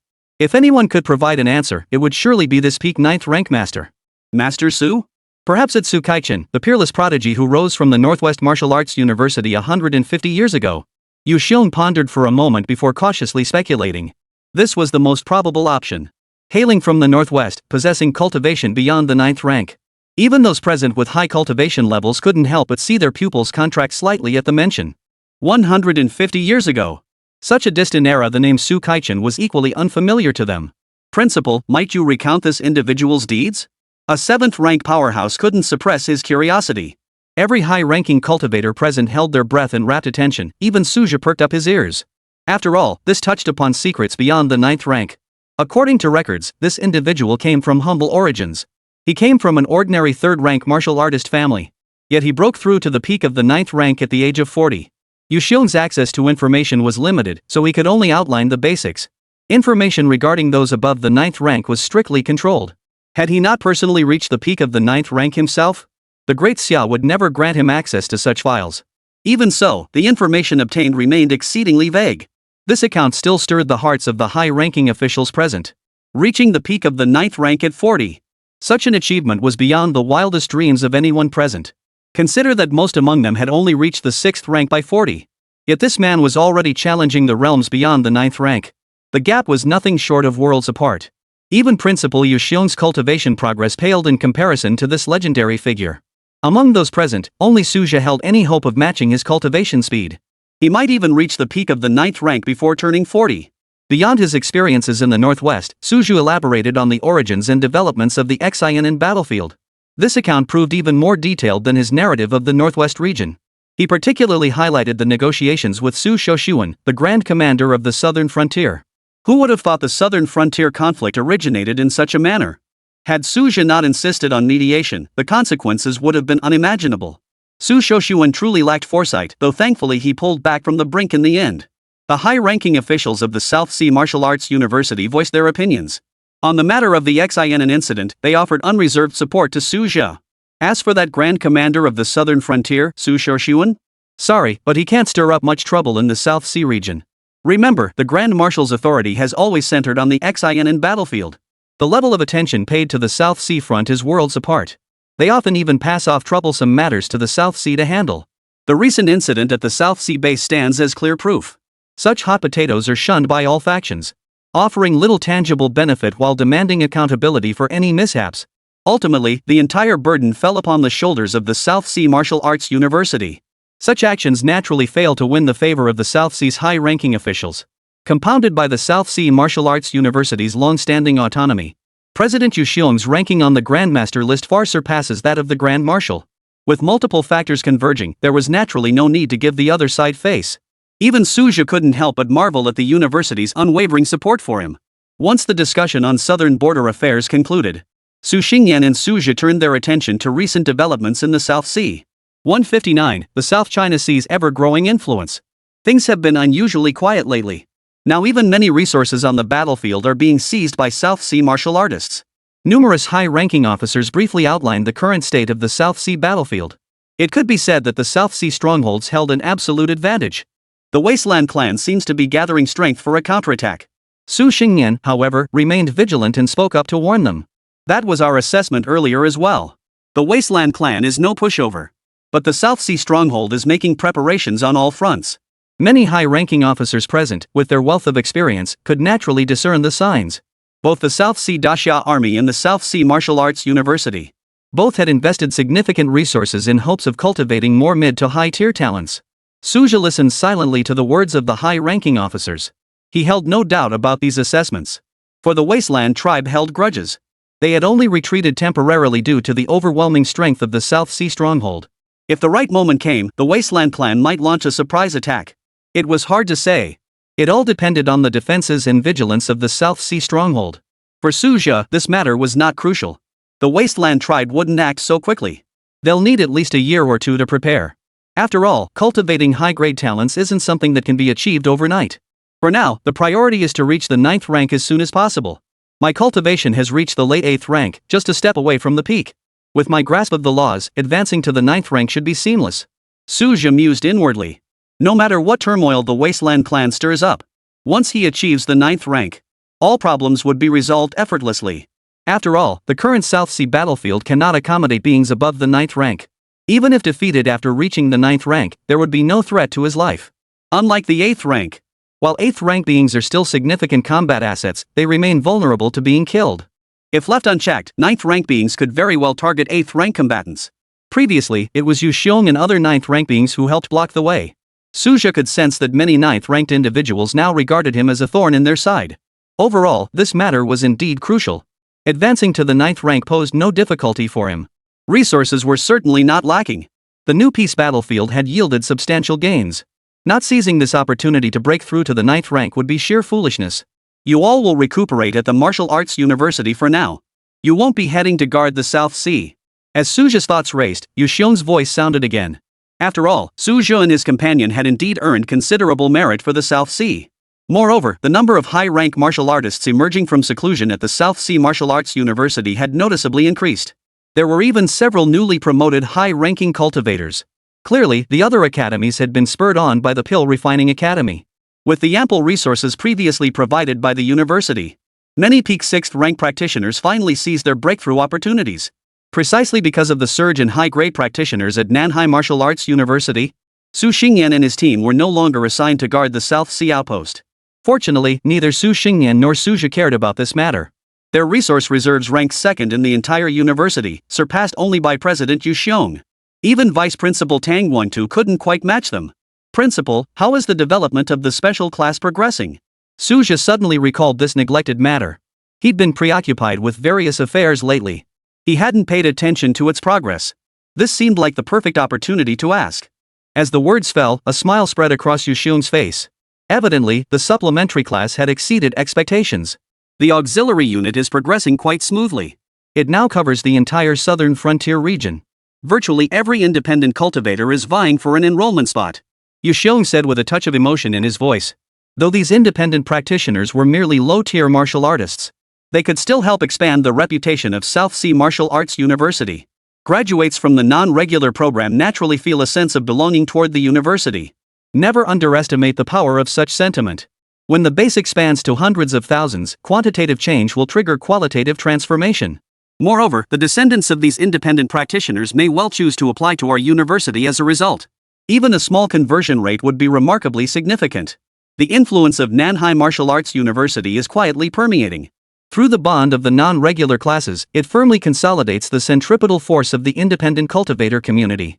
Though these independent practitioners cannot yet provide combat support, what the university truly requires at this moment is not short-term combat strength. What it truly requires is subtle, pervasive influence. Today, the extracurricular class has made the name South Sea Martial Arts University deeply ingrained in people's minds. The potential benefits far exceed what meets the eye. Suja's face softened with satisfaction. After all, he had played a role in initiating this project. The school is currently expanding into the southern border regions. This might attract more talented recruits to join us. Yuxiong's words continued. The high rankers present were all in high spirits. For now, Nanhai Martial Arts University wasn't short on resources. However, the shortage of gifted students remains a significant issue.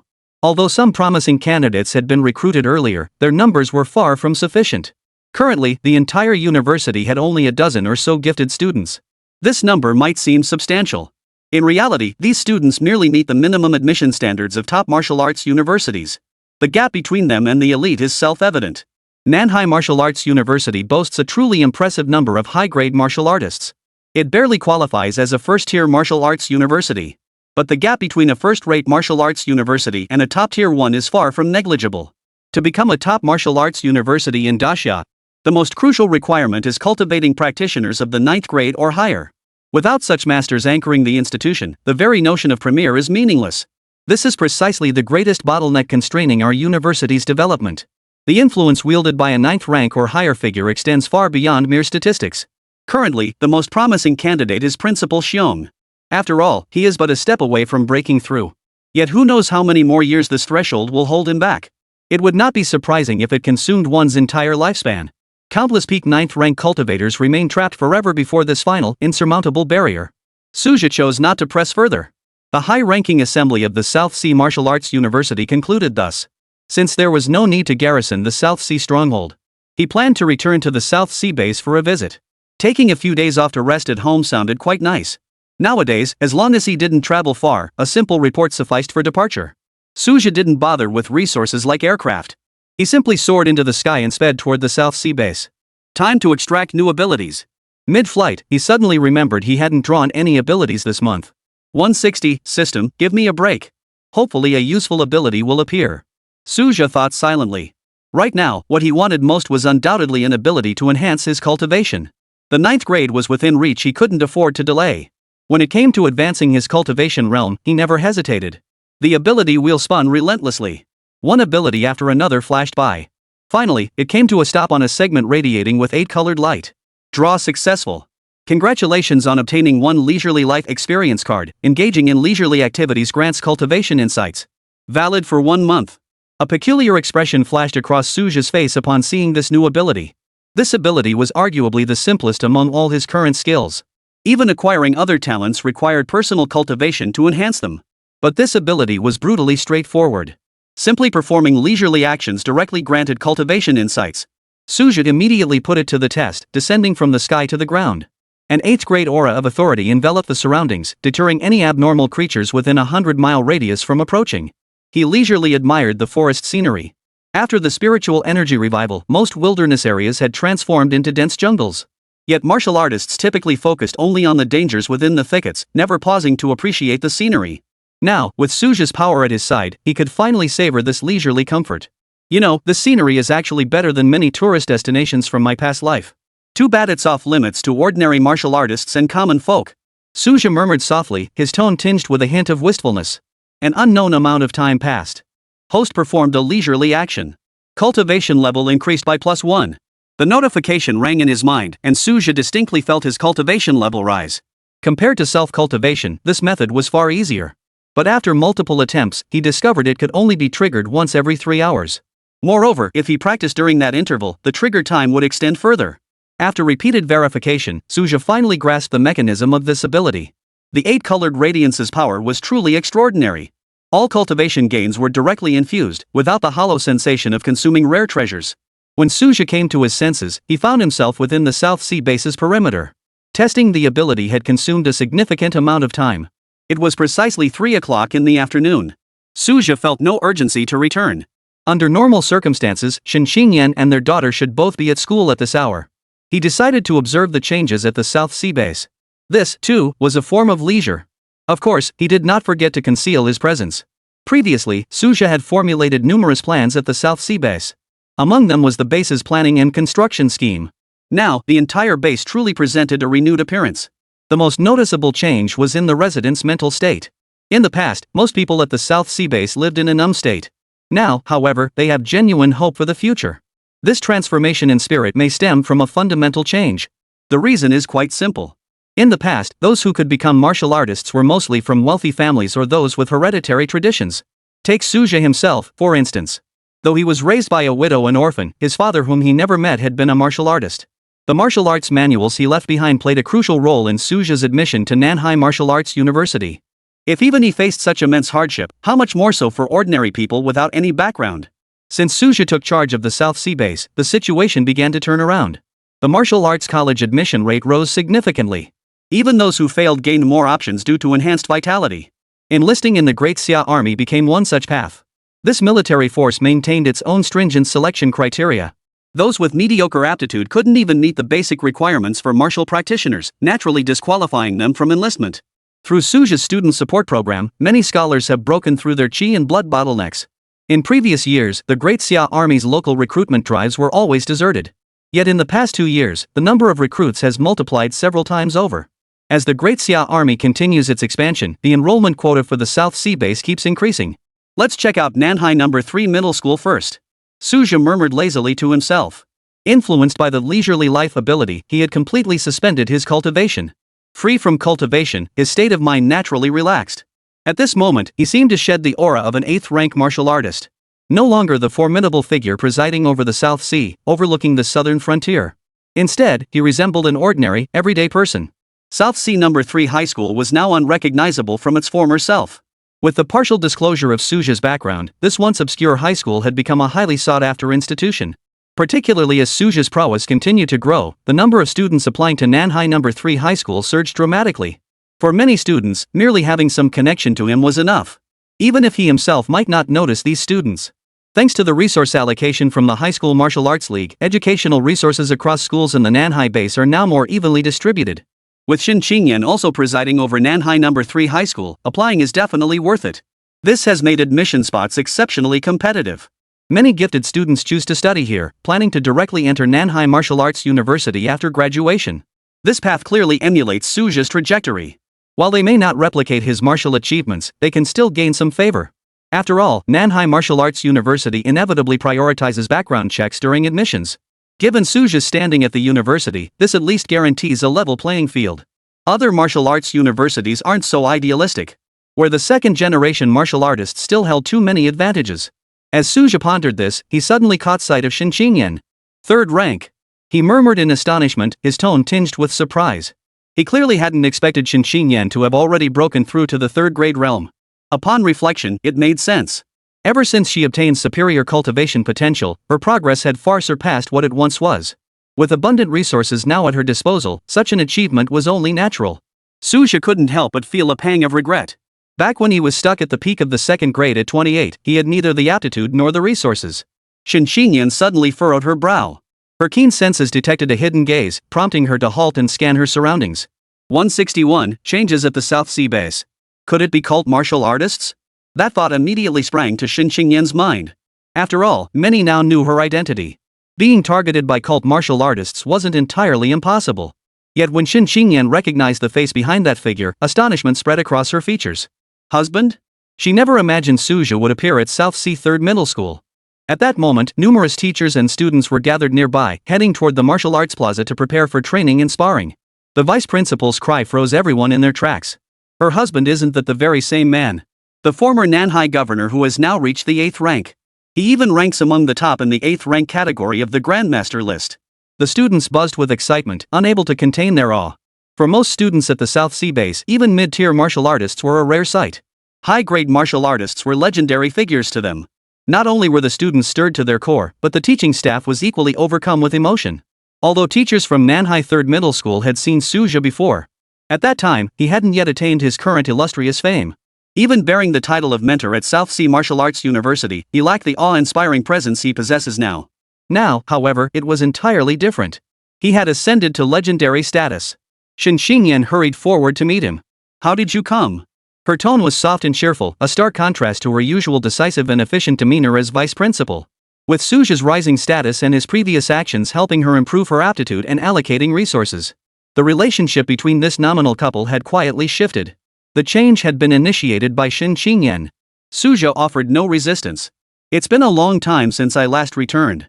I stopped by to see how the South Sea base has changed over the years. Before I knew it, I'd walked right up to the gate of Third Middle School. Sensing your presence, I came in to see. Suja's response was understated. Shin Qingyan suddenly realized this was merely a chance encounter. Had she not come to school today, her husband likely wouldn't have made a special visit. This thought brought a warm feeling to her heart. Would you like to take a tour of the campus? I'll show you the new look of Third High. Compare it to how it was when you were a student. Shin Qingyan's eyes sparkled with anticipation. The main reason was that the couple had far too little time alone together. Even when Suja returned home before, he was either busy cultivating or teaching their daughter. When had they ever had a chance to be alone together? At this moment, Shin Qingyan suddenly yearned to experience the ordinary routine of a married couple strolling through the streets. Such an experience felt like a luxury to her. Of course, Shin Qingyan understood. Though Suja couldn't be by her side like an ordinary husband, he possessed formidable strength to protect her and the authority to allocate resources. It was a trade-off. She couldn't say she envied ordinary couples, but she did occasionally act foolishly. Like right now. The moment the words left her lips, she regretted them. After all, he knew full well that Suja always valued time as if it were gold. When he wasn't cultivating, he was studying martial arts. It was already rare for him to come to school, and I should be satisfied with that. All right. Suja agreed readily. The reason was simple, this leave of absence had been scheduled for a full month. He had already informed the principal that he would be staying at the South Sea base for 30 days. Staying in Xianen would just be idle time anyway, so he might as well return to the South Sea for a visit. He felt a slight sense of obligation, though. After all, he had just returned from his reporting duties in Xianen, only to head back to the South Sea so soon. I didn't linger long on the Wuhan University campus. Fortunately, President Yu Xiong is broad-minded. He didn't dwell on such minor matters at all. After all, Suju is a key talent being cultivated by Wuhan University's Nanhai campus. As long as he avoids fundamental errors, the university will be accommodating. Besides, this was merely a visit to see family and friends. Other high-level martial artists, unless stationed too far to return, they might well have done the same. Senior officials at Nanhai Martial Arts University rarely brought their families. The root cause lies in the turbulent battlefield conditions in the South Sea during earlier years. Even the interdimensional portals faced crises. Naturally, it was impractical to bring families alone. Over time, everyone grew accustomed to this practice. Moreover, aside from Suja, the young high-ranking martial artist, most high-ranking martial artists were already of grandfatherly age. Relocating entire clans was simply impractical. Upon hearing Suja's consent, Shin Qingyan froze once more. After hesitating for a long time, she took the initiative to link her arm through her husband's. She led him on a leisurely tour of the campus.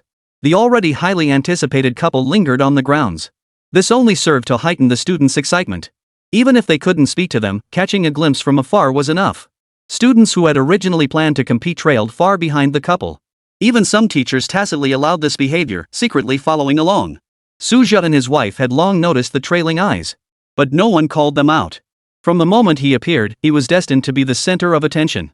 News spread like wildfire. First, it spread throughout the campus of Nanhai No. 3 High School. He's actually back at Nanhai. He's still on campus? Take me to see him. The entire campus erupted in an instant. The principal's office phone was ringing off the hook. The current principal Li hurriedly tidied his appearance. This individual was rumored to have deep connections with Vice Governor Li Changgang. Li Qinggang's motives were straightforward: to maintain ties with the Su family. When former Principal Fong was promoted, Shin Qingyan didn't even bat an eyelid. Regardless of who became principal, they would treat her with utmost respect. The news rippled through the entire South Sea base. After all, behind every student stood countless families. Martial artist families were particularly active. Within the governor's mansion. He's returned? Yan Jingxing's knuckles tapped lightly on the tabletop, a flicker of joy in his eyes. With Suja's promotion to a high-ranking position, his whereabouts at the South Sea Martial Arts Academy had become classified. Fortunately, the Yan and Su families maintained close ties. When Nanhai Martial Arts University considered rotating the governor position, Yan Jingxing gritted his teeth and shouldered the pressure. He had made the right bet.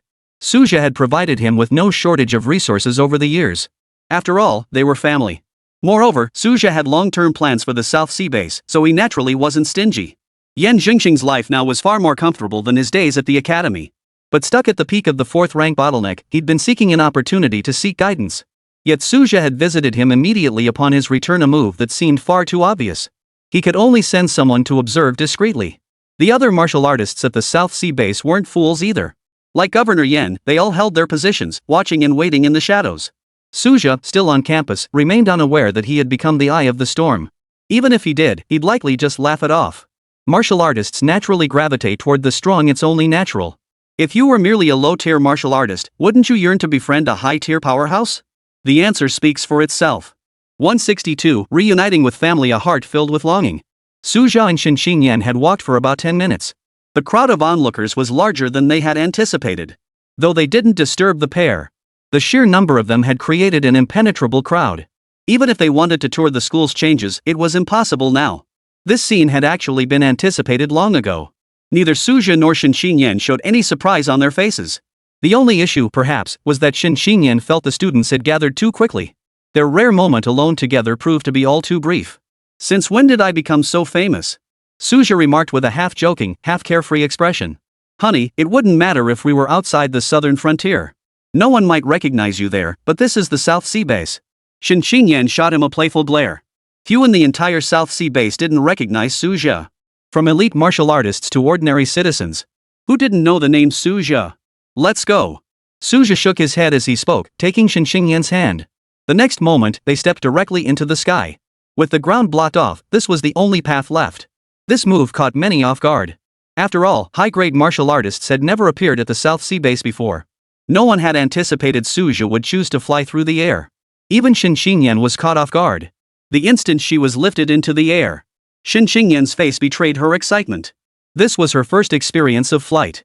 Even if it meant relying on Suja's power. But whether warriors or common folk, all harbor a natural yearning for the sky. Suja hadn't expected his wife to be so elated. Then he recalled his own attempted flight when he first reached the 7th rank. Hadn't he felt the same way? "Let's go home first," Suja murmured softly, his words transmitting directly into Shin Qingyan's mind. To let Shin Qingyan experience the sensation of flight, he deliberately slowed his flight.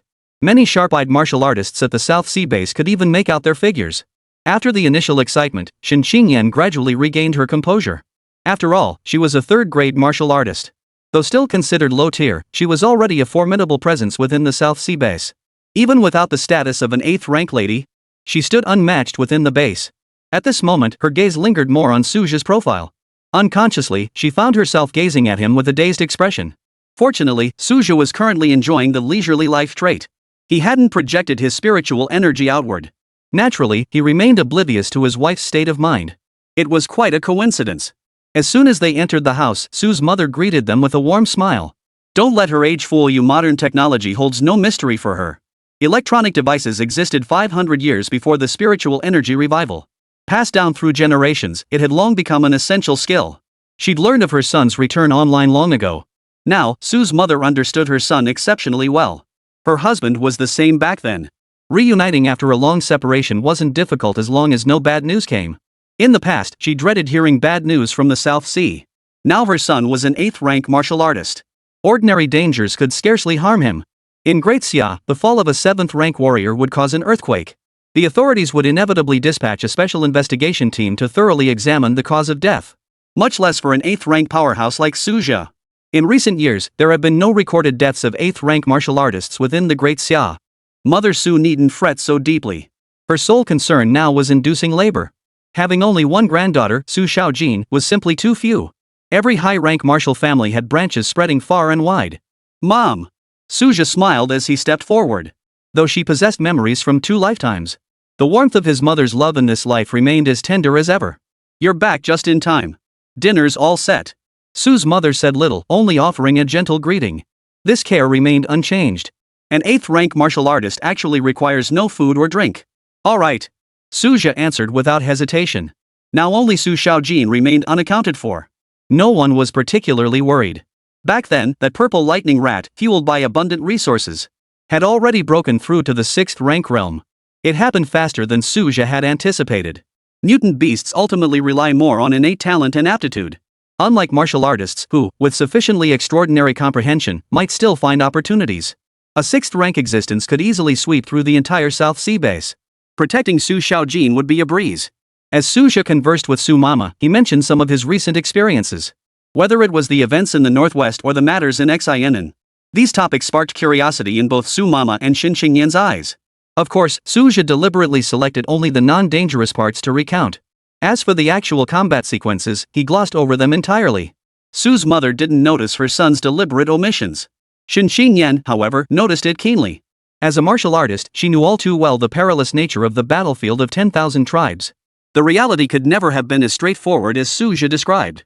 After all, since breaking through to the 3rd rank, Xin Qingyan's access level had risen. She now had access to certain classified documents. The average annual death toll of martial artists on the battlefield of 10,000 clans exceeded 1 million. Even when spread across all of Great Xia's battle zones, the numbers were staggering. This figure excludes casualties from cultist uprisings and incidents in wilderness zones. If all were tallied, the annual death toll among martial artists would be even more horrifying. Xin Qingyan understood her husband didn't want to worry his mother. Naturally, she wouldn't call out Suja's deliberate sugarcoating. Just then, Su Xiaojin pushed open the door after school. Dad! The little girl's eyes lit up the moment she saw Suja. In truth, she had already known her father had returned. The entire Nanhai base was buzzing with the news. On her way home, she'd overheard countless people discussing it. Xiaojin! Looking at his daughter, Suja's face broke into a smile. Su Xiaojin was now a middle school student. Suja keenly sensed that his daughter's vital energy was nearing the 700 threshold. She was drawing ever closer to the threshold of martial arts cultivation. However, cultivation became increasingly difficult as one advanced. Moreover, Suja and his wife had no intention of pushing their daughter to become a martial artist too soon. They placed greater emphasis on solidifying her foundational cultivation. Since Suja's promotion to the 8th rank, the parents had placed even greater expectations on their daughter. She must at least begin at a high rank. For this reason, there could be no room for negligence in refining her fundamentals. Having once faced cultivation setbacks herself, Xin Qingyan paid particular attention to her daughter's progress. She constantly ensured Su Xiaojin's cultivation path remained unwaveringly correct. 163. Xin Qingyan's resolve to become an extraordinary disciple? The household grew quite lively thereafter. Unlike before.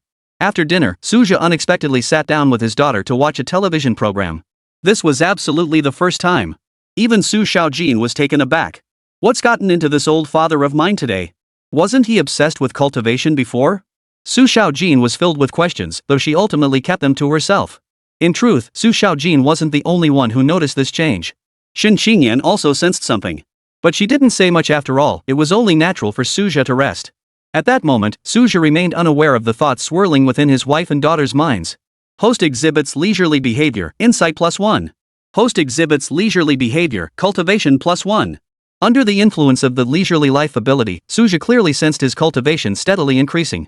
His cultivation, previously at the late stage of the 8th grade, was steadily advancing toward the peak of the 8th grade.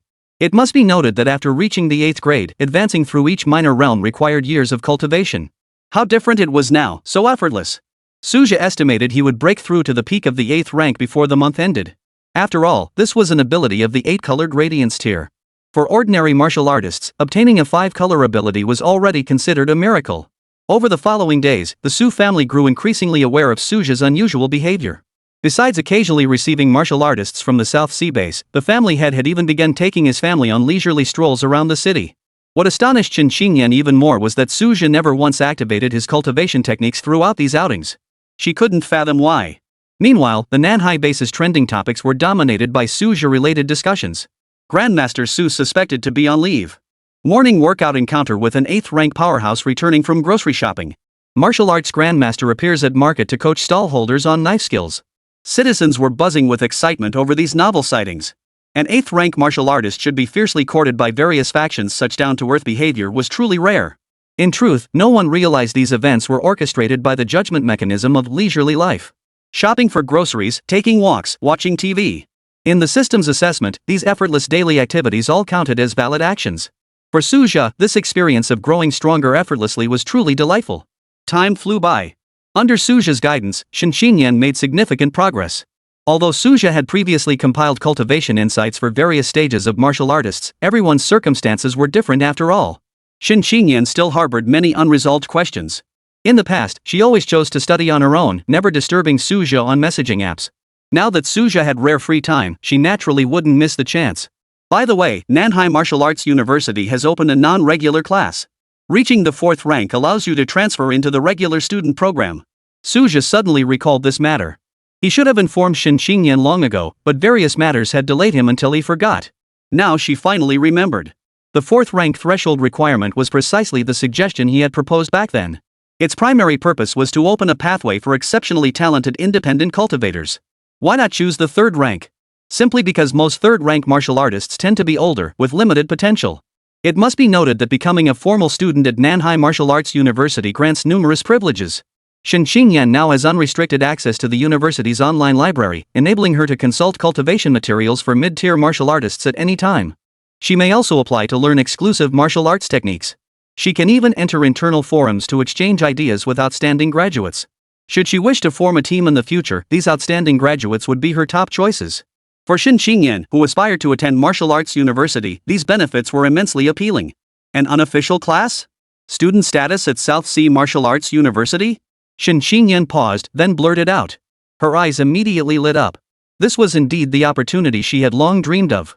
Though she currently lacked neither resources nor guidance, the prestige of a prestigious university graduate was incomparable. Outside the South Sea base, 3rd-grade martial artists were a dime a dozen. But carrying the title of a Nanhai Martial Arts University graduate would change everything. Especially in recent years, as South Sea Martial Arts University's reputation soared, the weight of its diploma grew ever heavier. I must reach 4th rank.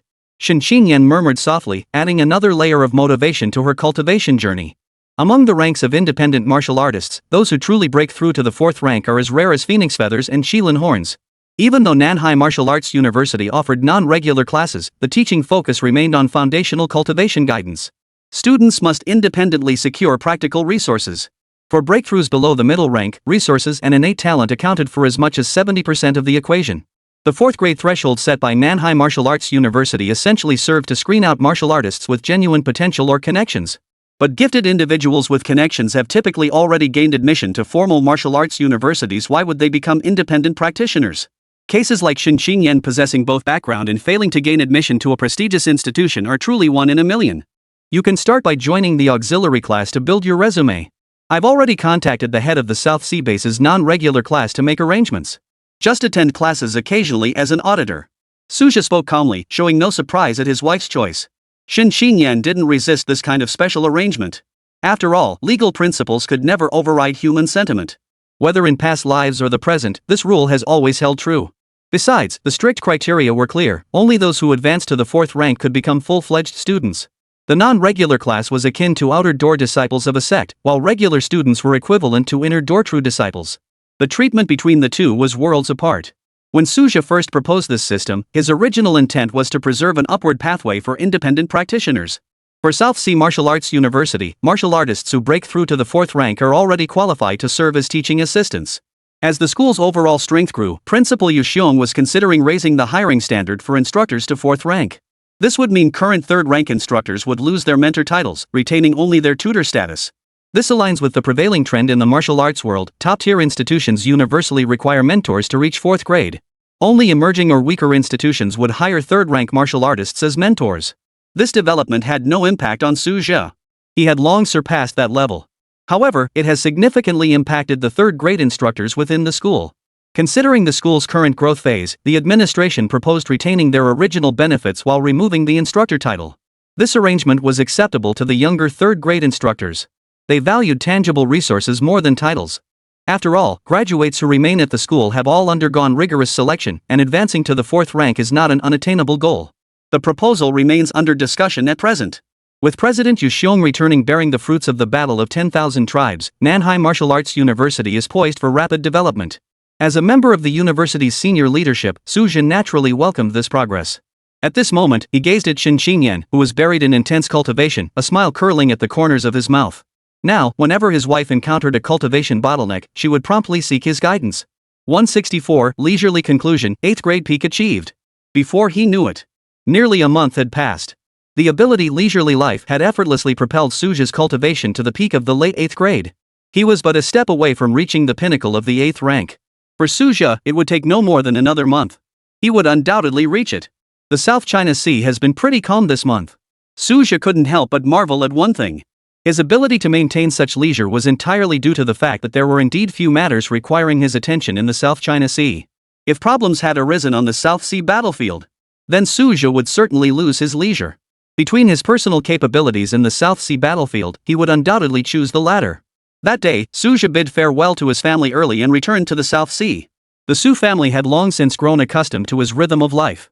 Compared to the years when he couldn't return even once, and when he could only stay for a few days each time, the current situation was much better. With the family's financial situation now comfortable, travel had become quite convenient. Truthfully, the Su family refrained from visiting because they didn't want to disturb Su Zhe's cultivation. Otherwise, visiting him would be a simple matter. After Su Zhe quietly returned to Nanhai Martial Arts University, he didn't cause much of a stir. He simply greeted President Yu Xiong. Then he entered seclusion. This period of leisurely life had brought him considerable insights. However, since the ability's time limit hadn't yet expired, many of these insights hadn't been fully processed. Instead, Su Zhe deliberately suppressed them. Now that the leisurely life ability has expired, there was no longer any need to suppress them. This was precisely why Su Zhe was confident he could reach the peak of the 8th rank within the month. At the same time, that kid went into seclusion right after returning to school? Su Xingyan frowned slightly, murmuring to himself. He had intended to discuss with Su Zhe the distribution of rewards for the Northwest and Xianan regions, and to discuss exchanging high-grade alien corpses for supplies. Previously, Su Xingyan had handled all these matters. Even Su Xingyan couldn't help but admire Su Zhe's audacity. After all, whether it was mission rewards or high-grade alien corpses from the Xianan region, Su Zhe claimed the lion's share. Yet Su Zhe acted as if he were an outsider. As if he cared not a whit for these resources. This batch included 2 8th grade alien corpses, one of which was even at the peak of 8th grade. Yet Su Zhe treated it as if it were nothing. Su Xingyan was momentarily at a loss for words. The primary reason was that Su Zhe's current strength had indeed reached an astonishing level. The 8th grade realm seemed far less unattainable to Su Zhe than anyone had imagined. At this thought, Su Xingyan couldn't help but sigh. In terms of strength, even someone as proud and ambitious as him had to admit, he had been left far behind by Su Zhe. For Su Zhe had not only surpassed him in cultivation, but had also grasped the essence of the laws. He was practically a half-step 9th rank existence. Such power would be unmatched even among 8th rank powerhouses. Su Xingyan even suspected Su Zhe might truly be capable of challenging a 9th rank powerhouse. The reason was simple. Back at the 7th rank, Su Zhe had already demonstrated his ability to fight opponents of higher ranks. Now, having ascended to the 8th rank and nearing its peak while comprehending the power of laws, he might very well replicate the glorious feats of his 7th rank days. Of course, if Su Zhe knew Su Xingyan's thoughts, he'd likely dismiss it as overthinking. Back then, his ability to fight above his rank at 7th grade was fundamentally due to the combat power enhancement system. Without that unique enhancement, Su Zhe would have peaked at a genius level 7th rank. Fighting beyond his rank was nothing short of a fairy tale. Even now, having advanced to the 8th rank and grasped the laws, Su Zhe could only hold an advantage within the 8th rank realm. Confronting a 9th rank opponent was utterly impossible. Unless he could obtain a special ability that temporarily amplified his strength. Suja had indeed drawn such abilities a few times. But the problem lies in their extreme randomness. Their timing was utterly unpredictable. Therefore, Suja dared not even utter the slogan of challenging 9th rank opponents. Nevertheless, compared to before, if he could truly obtain abilities that temporarily boost his strength, Suja could fully coordinate the two major battlefields of Manhwa and Expulsion to act in concert. Unlike before, when even with temporary power boosts, he still had to wait for a specific moment. If the timing was off, the enhancement would be wasted. In the blink of an eye, Suja had been in seclusion on campus for over half a month. Mentors and high-ranking experts within the academy gradually learned of his return. What a flexible schedule he has. But that's a privilege earned through strength. Many students and instructors at South Sea Martial Arts Academy genuinely envied Suja. Whether ordinary martial artists or high-ranking experts, all yearned for his current lifestyle. Even those high-tier powerhouses still had to scramble for resources. Of course, many high-tier practitioners couldn't bring themselves to envy him. After all, Suja acquired his resources by slaying powerful alien beings. This fact alone silenced many high-tier experts.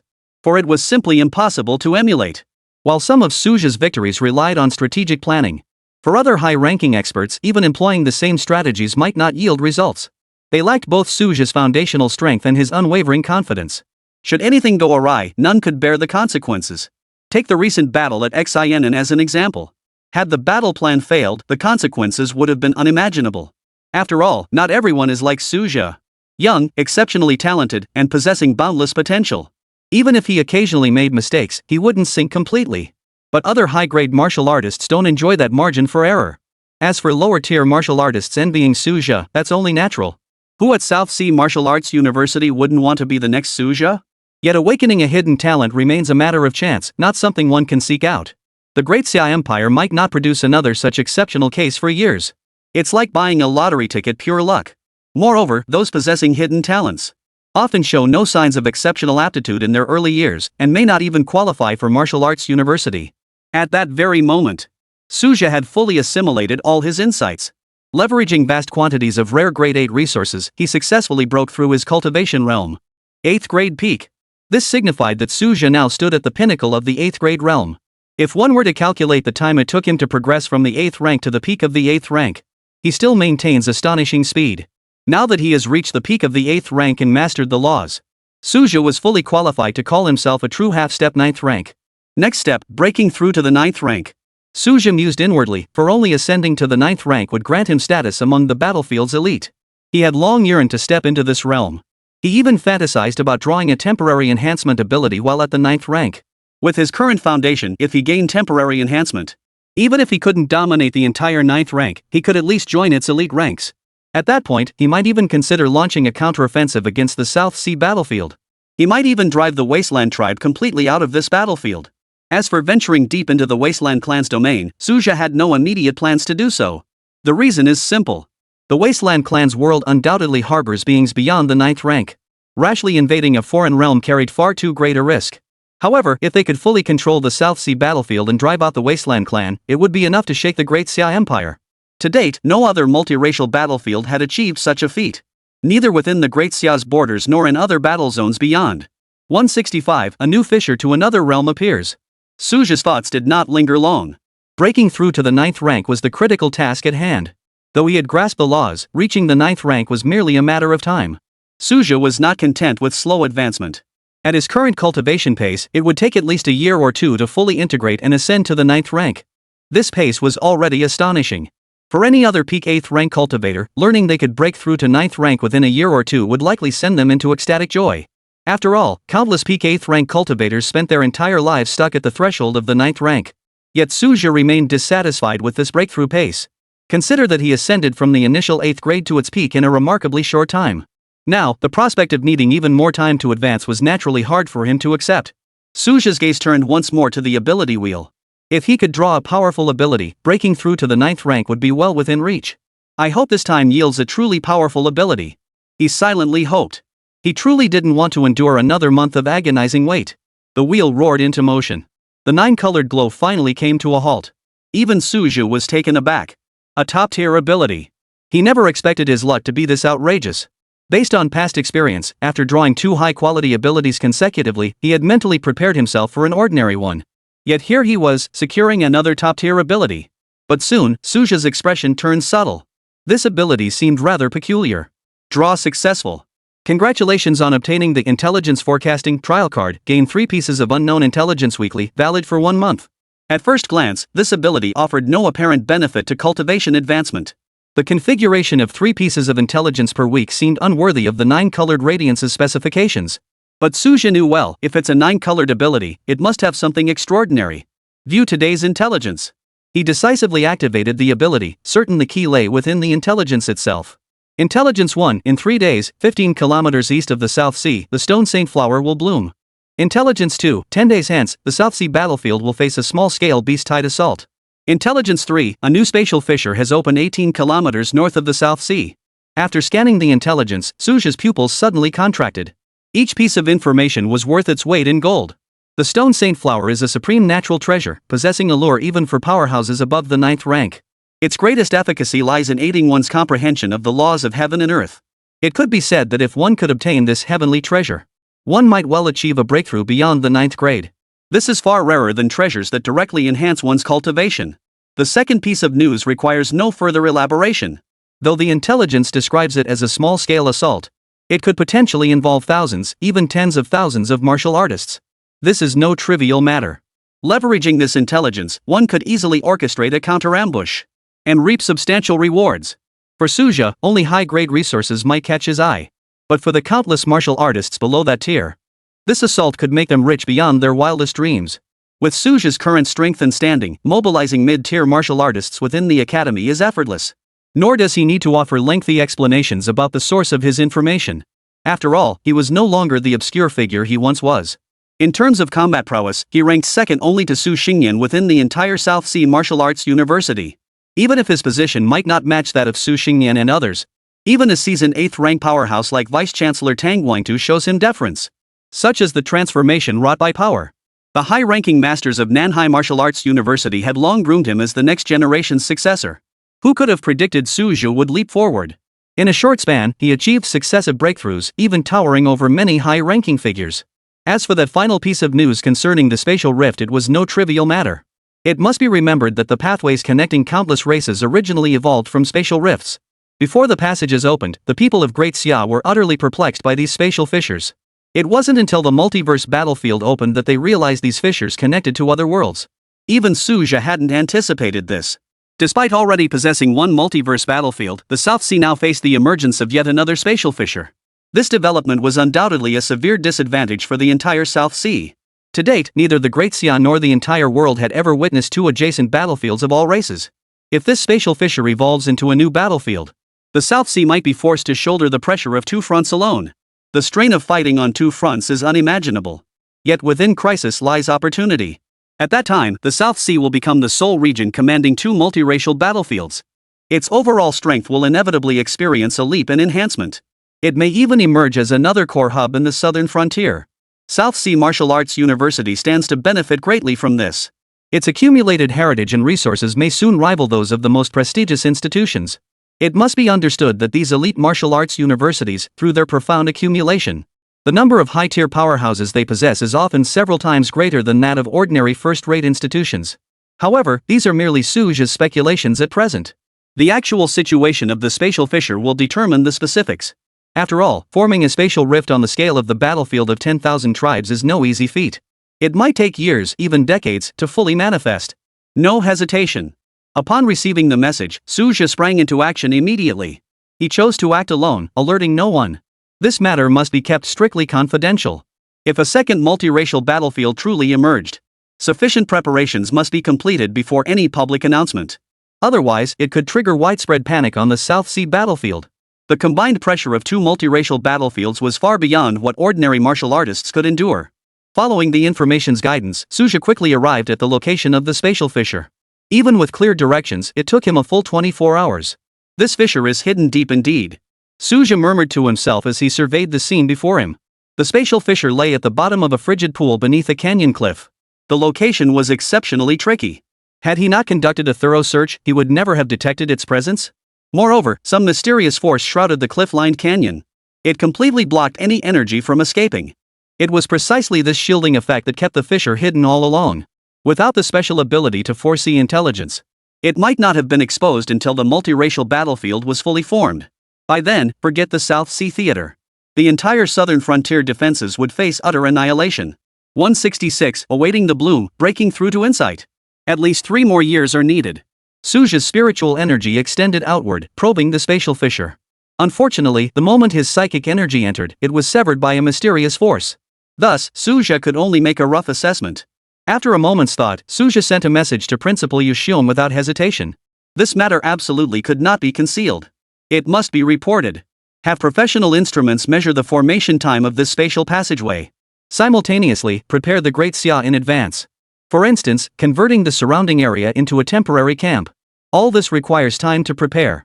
Principal Yushion has recently been in semi-seclusion due to school development matters. After all, he has reached the peak of the 9th rank. To break through, his seclusion would inevitably be lengthy. When Suja's message arrived, Yushion's expression abruptly changed. The South Sea already has the battlefield of 10,000 tribes. If another one emerges, chaos will surely erupt across the land. As the headmaster, Yushion was no fool. He could see the looming crisis. He rushed to the location Suja had mentioned without delay. It wasn't that he doubted Suja. The crucial point was that such a major matter demanded personal verification. Yushion even pushed himself to his absolute limit. A mere 3 minutes after Suja sent the message, his figure appeared beside Suja. It really is a spatial fissure. Yushion stared at the shattered space, a flicker of astonishment crossing his eyes as he murmured to himself. But he quickly snapped back to reality. This matter was beyond his authority to decide. Currently, the South Sea garrison had sufficient strength to hold one battlefield. Adding another would be beyond its capacity. After all, this was not a short-term defense. It required long-term garrisoning. Yushion swiftly sent an encrypted message to the special department. Principal, how will the Great Xia handle this? Suja asked. I don't know. This is the first time 2 multiracial battlefields have appeared in the same region. The 2 battlefields are too close together. Yushion shook his head helplessly. His words carried a sense of helplessness. After all, this was the first time such a situation had occurred, and he had no clear solution. Principal, I'll head back first. Leave this to you. Can't be bothered with those Great Xia people. Suja nodded. He intended to wait for the stone saint flower to bloom. After all, he'd already waited a day, and less than 2 days remained. This determined whether he could advance to the 9th rank as soon as possible. If another entity snatched it away, he would surely regret it. The spatial fissure wasn't urgent at the moment. The passage wouldn't open immediately anyway. Compared to that, he was more concerned with enhancing his own strength. Regardless of the state of the multiverse battlefield within the passage. For Suja at this stage, none of it mattered. Once he reached the 9th grade, he would have reached the upper limit of the battlefield of 10,000 races. Suja temporarily put the matter of the spatial fissure out of his mind. He located the stone saint flower that had yet to bloom. Numerous mutated creatures were already lurking nearby. Among them were even mid-tier beings. Good thing I arrived early. Otherwise, some mutant beast might have gotten the better of it. Suja mused silently. Though these mutated beasts possessed little intelligence, they instinctively recognized the value of rare treasures. Combined with their inherently robust beastly constitutions, they could forcefully digest even high-grade treasures. Suja immediately released his aura, declaring his claim over this territory. The mutated beasts instantly sensed danger and scattered in all directions. Clearly, they weren't stupid. Faced with the choice between rare treasures and their lives, they decisively chose the latter. This spared Suja the trouble of cleaning up. Now all that remains is to wait. Suja sat cross-legged beside the stone saint flower. A day passed in the blink of an eye. No incidents occurred during that time. This was because Suja had enveloped the area with the scorching law. Even high-grade mutated beasts dared not approach. They instinctively sensed the deadly threat. Even 9th-grade mutated beasts would hesitate before the power of the law. Moreover, across the entire southern frontier region, only one known 9th-grade mutated beast exists. It typically lurks in the deepest recesses of the southern frontier mountains. Suja's current location, however, remained far from the mountain range's core. Night fell, and moonlight glowed like frost. The stone saint flower glowed with a faint silver radiance, greedily devouring the moonlight. As its petals unfurled, its beauty was breathtaking. Suja gazed at this silver marvel, a smile curling his lips. His long wait had finally borne fruit. He carefully plucked the blossom and immediately set off back to the academy. Breaking through to the 9th rank required vast amounts of spiritual energy. To advance here would likely drain the spiritual energy from the entire mountain range. This could disrupt the ecological balance and even trigger a beast tide. Suja had no intention of creating such chaos. The school's high-grade cultivation chamber held sufficient spirit stone reserves to support the breakthrough. On his way back, he discreetly scanned the campus with his spiritual sense. He discovered that all 8th grade powerhouses were absent. Only 7th rank cultivators remained on guard.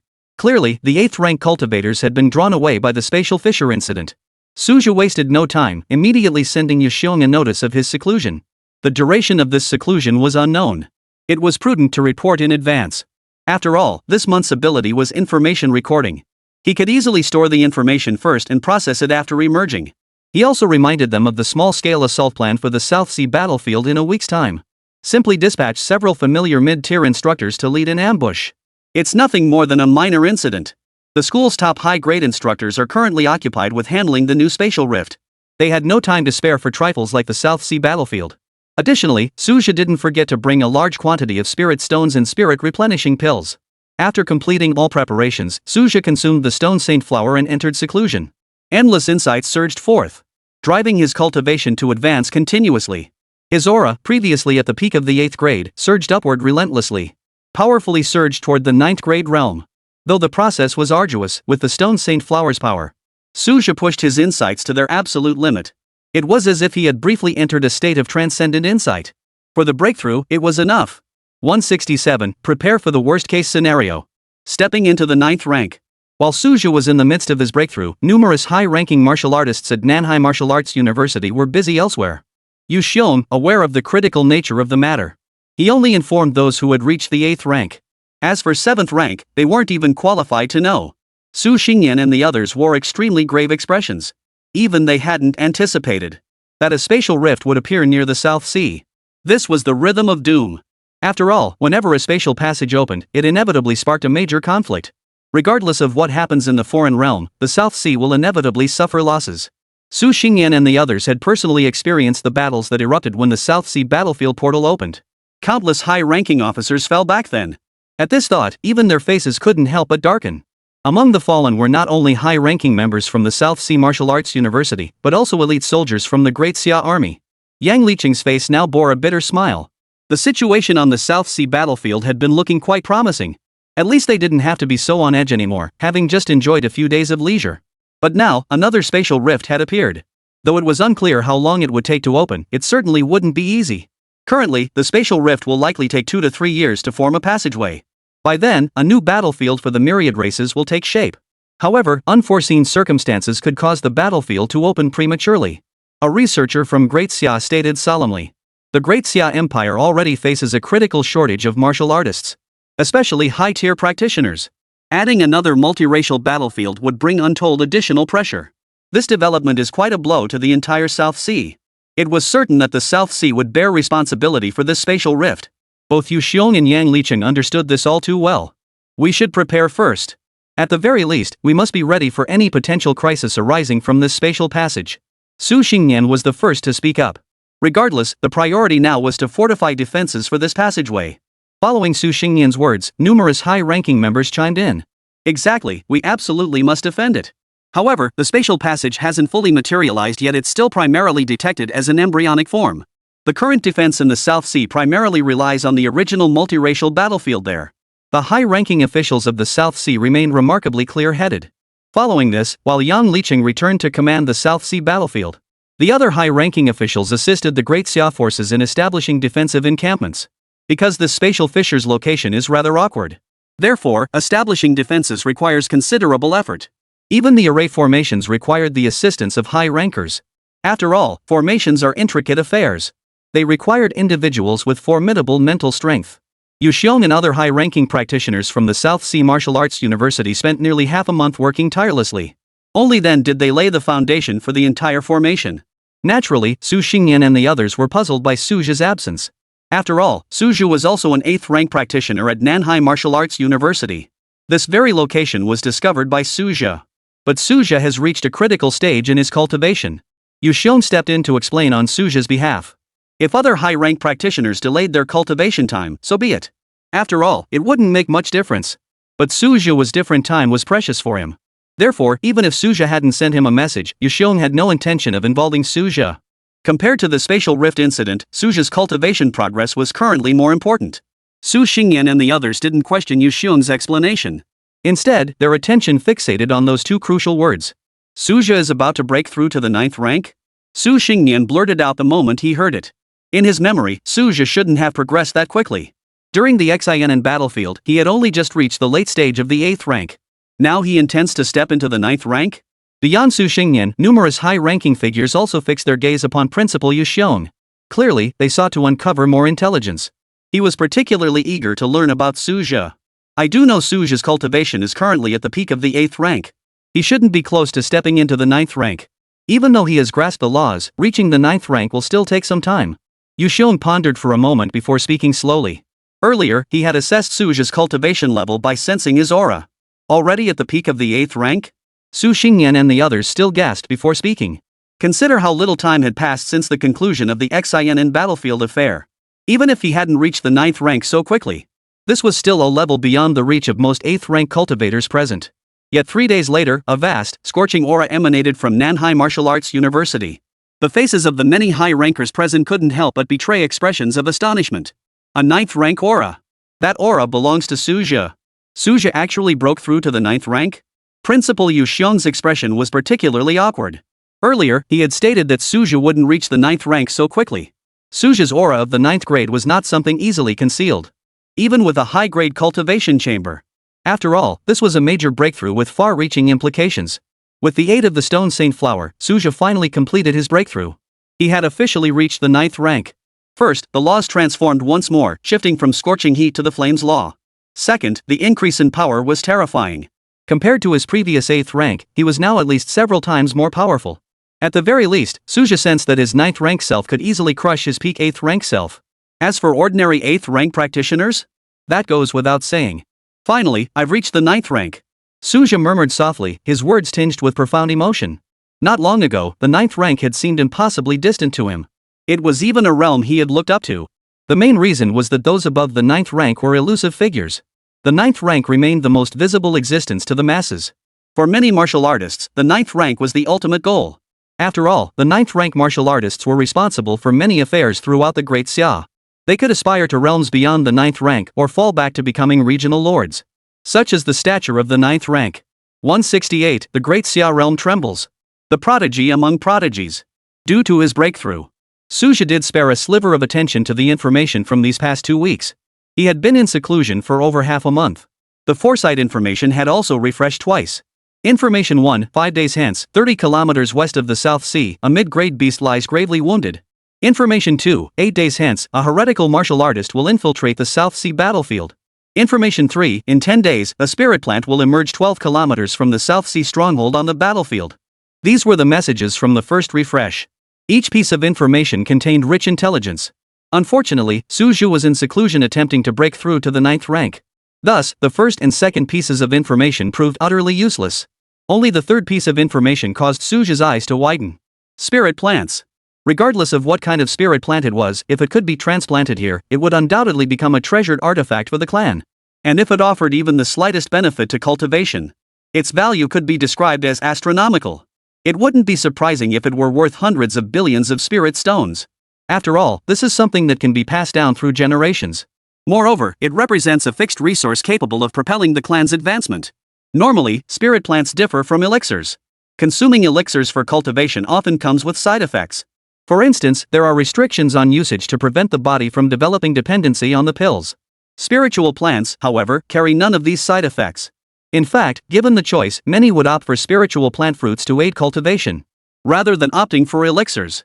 For Suja, whatever kind of spiritual plant this was, he couldn't afford to miss it. If he missed it, he believed another chance wouldn't come easily. Compared to the first refresh, the second refresh contained more information about the southern realm. Either the locations were too distant, or the information held little value for him. For instance, one piece of information detailed the movement patterns of high-grade mutated beasts. However, Suja had no desire to provoke conflict between the mutated beasts and the southern frontier region. Theoretically, the Great Xia Empire held superior strength over the mutated beasts. But no one knew if any grade 9 or higher beasts existed among them. After all, since the revival of spiritual energy, mutant beasts had evolved at a pace far surpassing that of humans. Moreover, retaining these mutated beasts serves another purpose. That was to instill a sense of crisis in the various bases. If they couldn't even handle mutated beasts, How could they hope to confront the even more terrifying sea beasts in the ocean, or the alien races on the battlefield of 10,000 tribes? Judging by the timeline, this spirit plant should be emerging soon. Suja thought silently. He had originally intended to continue his seclusion for a while longer. But his plan to solidify his 9th grade cultivation had to be put on hold. But for Suja, as long as he didn't force his luck, his cultivation wouldn't plummet. Without hesitation, Suja quietly emerged from seclusion and headed straight for the South Sea battlefield. Though he had already stepped into the 9th grade, only those of higher ranks could truly detect fluctuations in his cultivation level.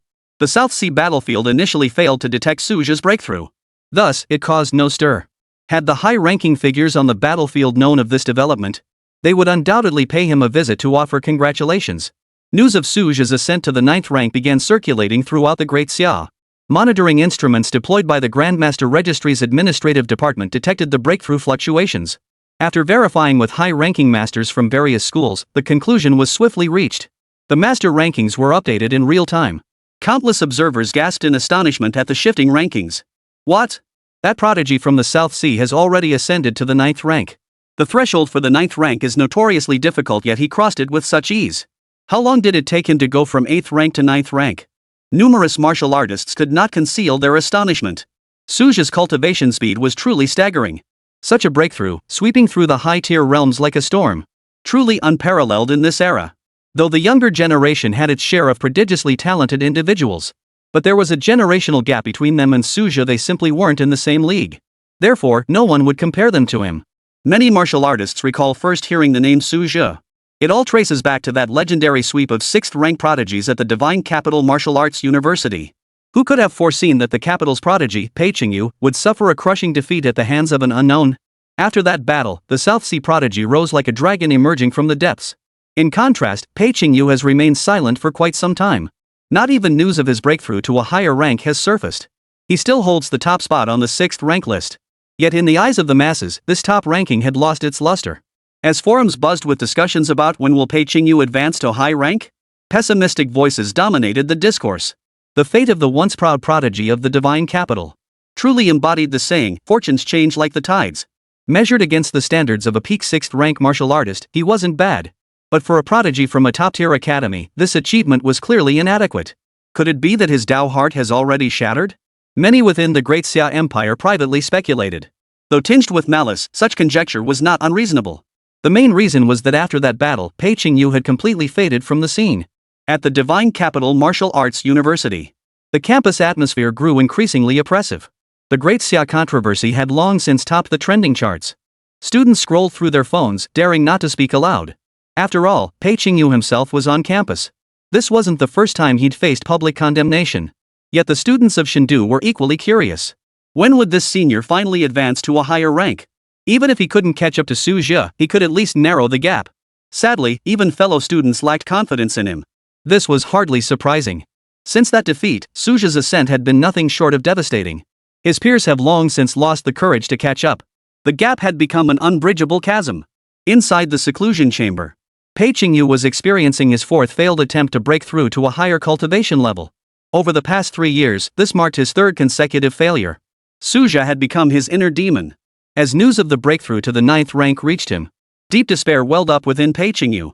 Even without having advanced to the high-grade realm himself, he understood the immense difficulty of cultivation. If one could attribute the gap between the 7th and 8th ranks to luck, the leap from the 8th to the 9th rank was a genuine chasm in cultivation. Forget it. Pei Qingyu murmured to himself, his tone tinged with resignation. Perhaps letting himself off the hook was the wiser choice. Not only those at the Divine Capital Martial Academy. Those who had crossed paths with Suja were equally stunned. Northwest Grand Commandant Kong Qinghu clutched the latest battle report. The provincial governor could not conceal his astonishment. He clearly remembered when Suja first arrived in the Northwest. His cultivation was only at the mid-stage of the 8th rank. He was still far from the peak of the 8th rank, let alone stepping into the 9th rank. 169, obtained a high-grade spirit plant. Its effects are astonishing. Suja might very well reach beyond the 9th rank. Even Kong Qinghu couldn't help but think this. After all, Suja was still very young. Many within the Great Xia Empire placed high hopes on Suja, especially those who had already ascended to the 9th rank and were poised to break through beyond it. The Northwest Grand Commander's astonishment was understandable. Su Shoushuan, who had interacted with Suja extensively, was filled with profound emotion. It had only been a few years since Su Shoshuen first heard Suja's name. For 9th rank powerhouses, a few years were hardly a long time. A single period of seclusion could span several years. At that time, Suja was merely a 5th rank cultivator, serving as the governor of the South Sea. Who could have imagined that in just a few short years, Suja would rise to stand shoulder to shoulder with him? Though he had only recently entered the 9th rank, his strength might still be slightly inferior. But the gap would surely not last long. Yet within Su Shoshuen's reflections, a deeper sense of satisfaction prevailed. The southern frontier had finally gained another 9th rank powerhouse. Moreover, he had long been aware of the spatial rift in the South Sea. Upon receiving the news, Su Shoshuen felt the pressure intensify. With martial artists stretched thin across the empire, Daxia had explicitly stated it could not spare more fighters for reinforcement. This was far from welcome news for the southern frontier. Although the situation on the southern front had recently shown slight improvement, the pressure would multiply exponentially if new battlefronts emerged. Now that Suja had been promoted to the 9th rank, Su finally breathed a sigh of relief. Su Shoshuen never imagined, however, if Suja truly breaks through beyond the 9th rank, he will likely never appear on the battlefield again. Unless the entire battlefield were to escalate. Suja remained unaware of the uproar outside. Following the information's guidance, he had just located this spirit plant at the designated spot. It was a small tree barely half a meter tall. Had Suja not examined it closely, he might have mistaken it for an ordinary wild fruit tree. Yet the spiritual energy flowing through its leaves revealed its true nature as a spirit plant. Its specific properties remained unknown for now. Suja carefully transplanted the spirit plant into a specially designed container. He had already prepared a specialized flower pot in top-tier nutrient medium. With his current financial standing, only the finest equipment was used. Though spiritual plants should not be this fragile. But to ensure absolute safety. After all, this matter concerned the weighty responsibility of passing on the legacy. Moreover, should this spiritual plant prove beneficial for cultivation, Xin Qingyan and Su Shaojin would undoubtedly be among the first to benefit.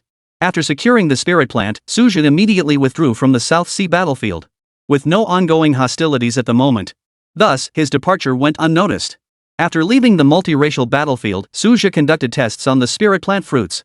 For confidentiality reasons, he personally oversaw the entire testing process. The Alchemy Academy was fully equipped with testing apparatus. These instruments are specifically designed to analyze the ingredients in pills refined by students. After all, it was common for students to accidentally turn their pills into poison due to operational errors. During his time as an instructor, such cases were all too common. Overdoses of medicinal ingredients and misordered steps were commonplace. As an inspector, he had long since mastered the process. Since the properties of fruits and elixirs were similar, analyzing their components and effects posed no difficulty. But when Suja saw the test report, his pupils suddenly contracted. Unknown fruit slightly enhances mental energy. The cold, mechanical conclusion left him gasping for breath. Having ascended to the high-grade tier, Suja rarely experienced emotional fluctuations. Yet now, he could scarcely contain his excitement. The reason was simple: resources that could enhance mental power were as rare as hen's teeth. Humans differed vastly from mutated beasts. The latter could dominate the mid-tier realms solely by relying on their formidable physical strength. Take the purple lightning rat of old, for instance. For humans, however, the barrier of spiritual power always stood in the way of realm breakthroughs. Suja's spiritual power growth relied entirely on resource accumulation. Without such resources, such rapid advancement would have been impossible. Yet the spiritual resources at hand capable of aiding Xin Qingyan's breakthrough to the 4th rank were already stretched thin. This mysterious spirit plant arrived just in time to fill the void. A high-grade spirit plant. Suja murmured softly as he gently stroked its leaves. Within the Great Xia's rating system, any resource involving spiritual power was classified as high-grade at minimum. This specimen was still in its juvenile stage. Should it reach full maturity, its grade would likely ascend even higher. A dilemma arose: where should the spirit plant be placed? Spiritual plants require locations abundant in spiritual energy to thrive. The South Sea University campus is suitable, but placement at the South Sea base would require spirit stones for maintenance. The base's environment is spirit energy depleted, and its security measures are insufficient. If the spiritual plant were exposed, it would inevitably attract covetous attention from 9th rank powerhouses. With Suja's current strength, guarding them would be quite a stretch. After careful consideration, he resolved to temporarily store them in the campus villa. Only after breaking through to the 9th rank and beyond would he consider relocating to the South Sea base. By then, with his enhanced cultivation, traversing the southern realms would be effortless. Security concerns would naturally be resolved. To ensure absolute security, Suja specially purchased a compact concealment array to deploy around the villa. Preventing prying eyes remained an essential precaution. Let's call it the blue blood tree. Suja named this mysterious spirit plant. Many of the Great Xia's spiritual plants emerged after the revival of spiritual energy. Some also emerged from the collision of laws between the two realms during the battlefield of 10,000 clans. Discoverers could name them as they pleased. After thorough investigation, Suja confirmed this sapling had no recorded counterparts of its kind. Currently, it is the only one of its kind in all of Great Xia. The faint blue veins flowing through its leaves were the very source of its name, the blue blood tree. After securing its placement, Suja immediately focused on stabilizing his cultivation realm. This spiritual plant had already consumed much of his time. With all matters now concluded, he would dedicate himself entirely to cultivation. He secluded himself for over a month. Even his foresight ability had cooled down. After stabilizing his cultivation realm, Suja did not rush to emerge from seclusion. He first reviewed the latest intelligence forward updates. Heretical cult warriors operating in the southern frontier? During the search, one piece of information caught his attention. Heretical cult forces planned to attack civilians in the southern frontier. This was clearly retaliation for the recent purge operation. 170, Cult Martial Artists Report. Martial arts enfeeblement. If one were to calculate it. Suja harbored no affection for cult warriors. When cult warriors launch attacks, they never distinguish between martial artists and ordinary people. This alone was enough to make Suja despise them intensely. Could the South Sea base also be targeted? Suja silently pondered. Current intelligence didn't specify the attackers' exact numbers, but it was certain there were plenty of them. It seemed he had to return to the South Sea base. Interestingly, the intelligence indicated that although the cult martial artists had launched an assault on the southern border, they consistently avoided bases like Xianan and Nanhai that housed the multiracial battlefield. Their targets have always been ordinary bases. This gives the southern frontier a chance to prepare in advance. Prepare some surprises for those cult martial artists. Suja murmured softly, his tone laced with bone-chilling coldness. After ascending to the 9th rank, his status and standing had fundamentally changed. His influence no longer confined itself to the boundaries of South Sea Martial Arts University. In the past, Suja often needed to rely on the university's resources. After all, 7th and 8th rank practitioners were not uncommon in Sinan City, making it difficult to gain sufficient recognition through personal strength alone. But after breaking through to the 9th rank, the situation changed completely. The 9th rank represented the pinnacle of attainment accessible to ordinary martial artists. Following this breakthrough, even Su Shoshuan personally sent him a congratulatory message. This had never happened during his 7th or 8th rank periods. Thus, mobilizing the southern border's elite to hunt down heretical martial artists was no difficult task. Fortunately, this intelligence remained current. Most other information pertained to resource intelligence. Some expired resources might have already been consumed by mutated beasts, as many resource points were hidden deep within remote forests. Suja planned to first investigate locations whose information remained current. These resources not only possessed high grades, but some were quite precious. Even if he didn't need them himself, they would be useful for Shin Qingyan and the others. Before setting out, however, he decided to speak with the headmaster first. The primary concern was confirming the current status of the spatial rift. Though he had made preliminary assessments, he still needed official confirmation. He also needed to understand the Great Xia Empire's subsequent plans for this spatial fissure. After all, if a stable passage were to form, as a martial artist from the South Sea, he would naturally contribute his efforts. He also wished to consult the headmaster regarding his future cultivation path. Upon returning to the spatial fissure, they discovered the area had changed dramatically since their initial reconnaissance. A tight security perimeter had been established around the area. However, the South Sea warriors' primary focus was on the battlefield of 10,000 tribes, so few ventured to investigate such remote areas. Therefore, this area remained relatively safe for now. Suja's appearance made the eyes of the high-grade martial artists stationed there light up. He was a newly ascended 9th rank powerhouse. Yet he walked straight toward Yu Xiong's position. Principal, how does the Great Xia plan to handle this spatial rift? Suja asked directly. The situation isn't looking good. The Great Xia's available support is limited, especially in terms of high-grade martial artists. However, we've allocated substantial resources to the South Sea Martial Academy. Yu Xiong briefly explained the situation, his face betraying a sense of helplessness. Even with ample resources, high-tier martial artists aren't something you can just conjure up. Fortunately, converting the spatial fissure into a passageway would take time. Nanhai Martial University still had room to prepare. The scale of resources now allocated by the Great Xia to the South Sea was on par with that of the Xianan base. There was no other way. The new battlefield affects the entire situation. The multiracial battlefield tolerates no missteps. Each spatial passage is like a pivotal piece on a chessboard. A failure at any node could trigger a chain reaction of collapse. South Sea Martial University briefly experienced a sense of resource abundance. Of course, these resources were not allocated without conditions. The Great Xia Empire explicitly mandated that Nanhai Martial Arts University must maintain a minimum baseline of high-grade martial artists. The university is currently negotiating with the southern frontier. The plan is to draw peak 6th rank martial artists from various regions. Their most pressing need now is not resources, but 6th rank peak martial artists on the verge of breakthrough. Compared to the conditions demanded by other bases, this requirement is relatively acceptable. After all, as long as high-tier combat power isn't withdrawn, everything is negotiable.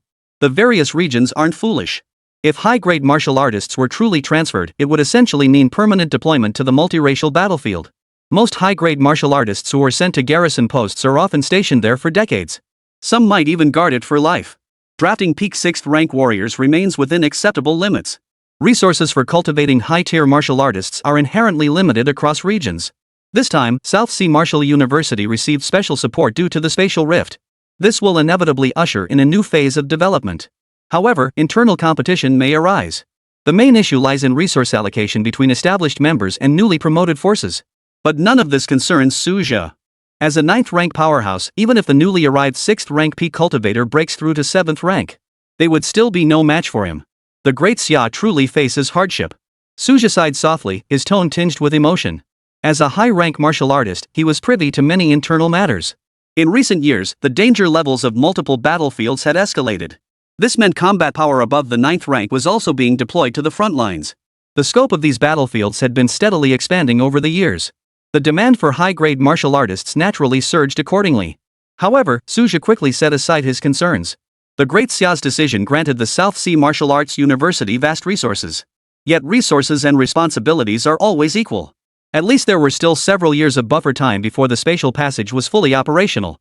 Perhaps the situation would turn around. Su Jia was more concerned with the cultivation path of the 9th grade. Reaching the peak of the 9th grade requires a deep analysis of the essence of the laws.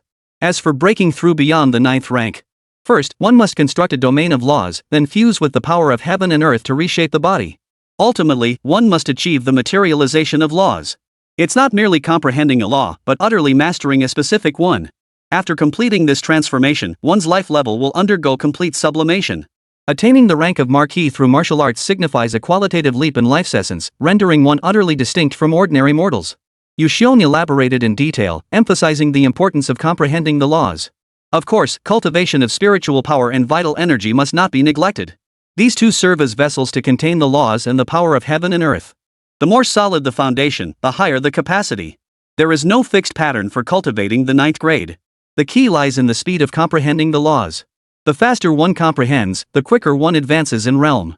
Su Jia understood this path was no easy journey.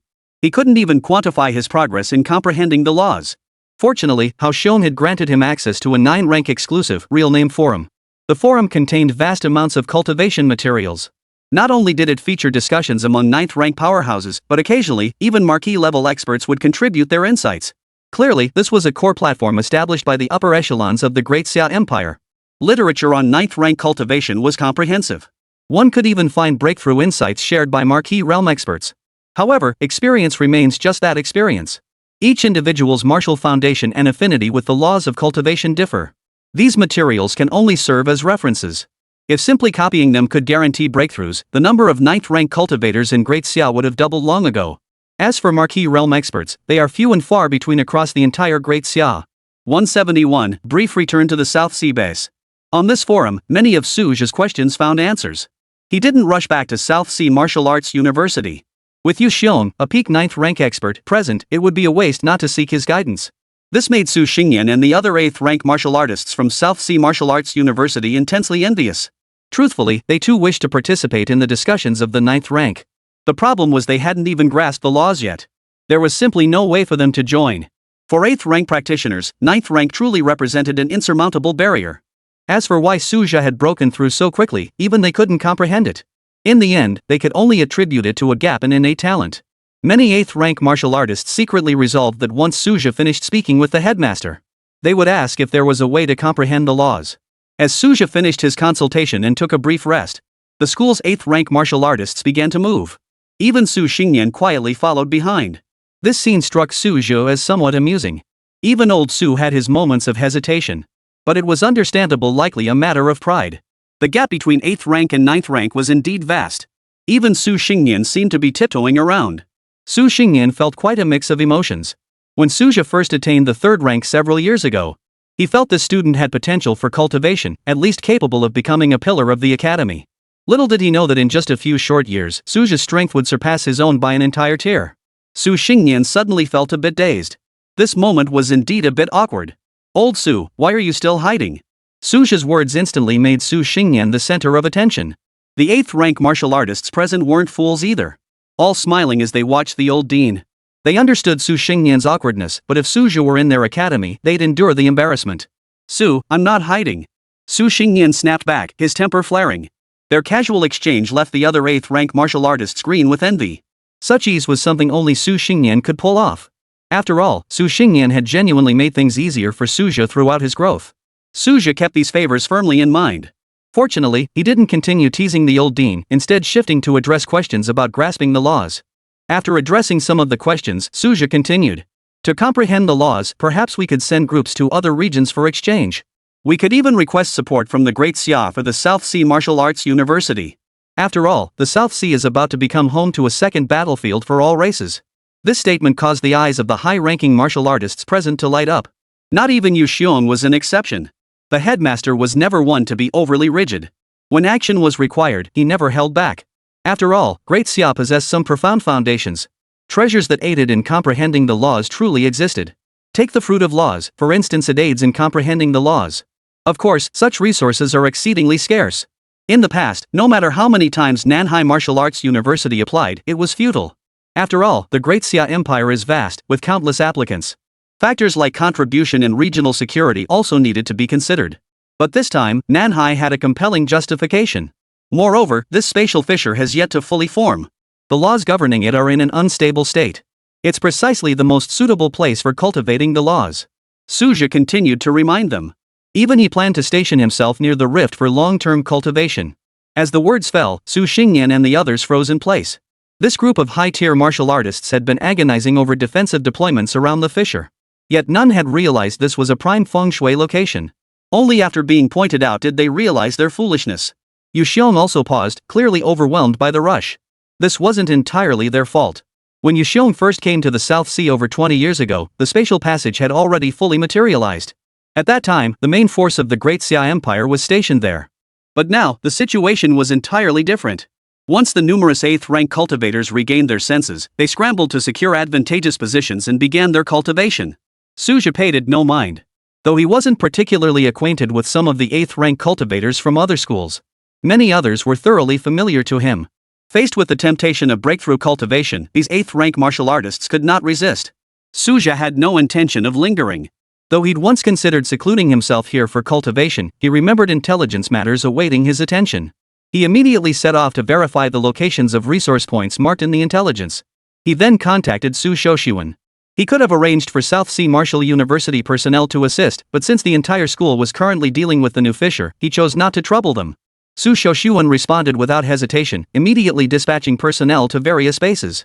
Allowing cult martial artists to gain momentum would be extremely detrimental to him, the Grand Commander of the Southern Frontier. He never doubted the credibility of Suja's intelligence sources. A 9th rank powerhouse's credibility was entirely different. Had Suja remained an 8th rank cultivator, he might have deliberated further. Suja's return to the South Sea base also eased the manpower allocation pressure on the Southern Frontier. "I didn't expect you back at the base so soon," Suja murmured softly, his tone tinged with a hint of emotion. Previously, due to the influence of the leisurely life ability, he had lingered at the South Sea base for quite some time.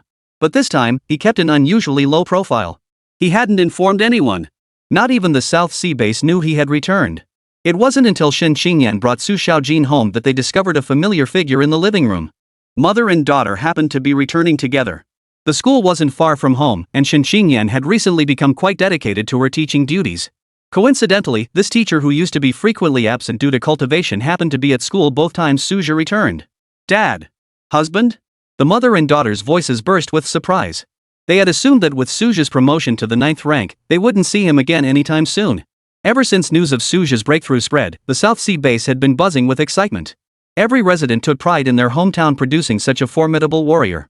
Especially since this prodigy had never forgotten his roots, consistently supporting his homeland. Suja's prestige within the base now reached its zenith. As his closest kin, Xinxian and her daughter naturally reaped even greater benefits. 172, a 7th rank cult?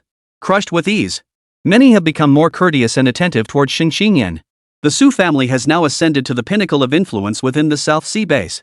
Any connection to the Su family is now flaunted as a badge of honor.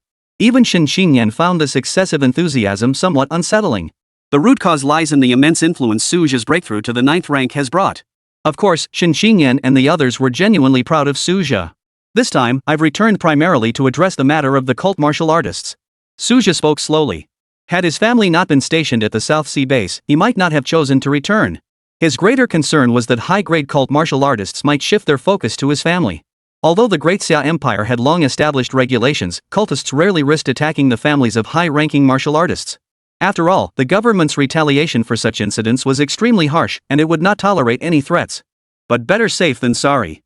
For Suja, his family was his only true concern. Should any misfortune befall him, he would surely regret it for the rest of his life.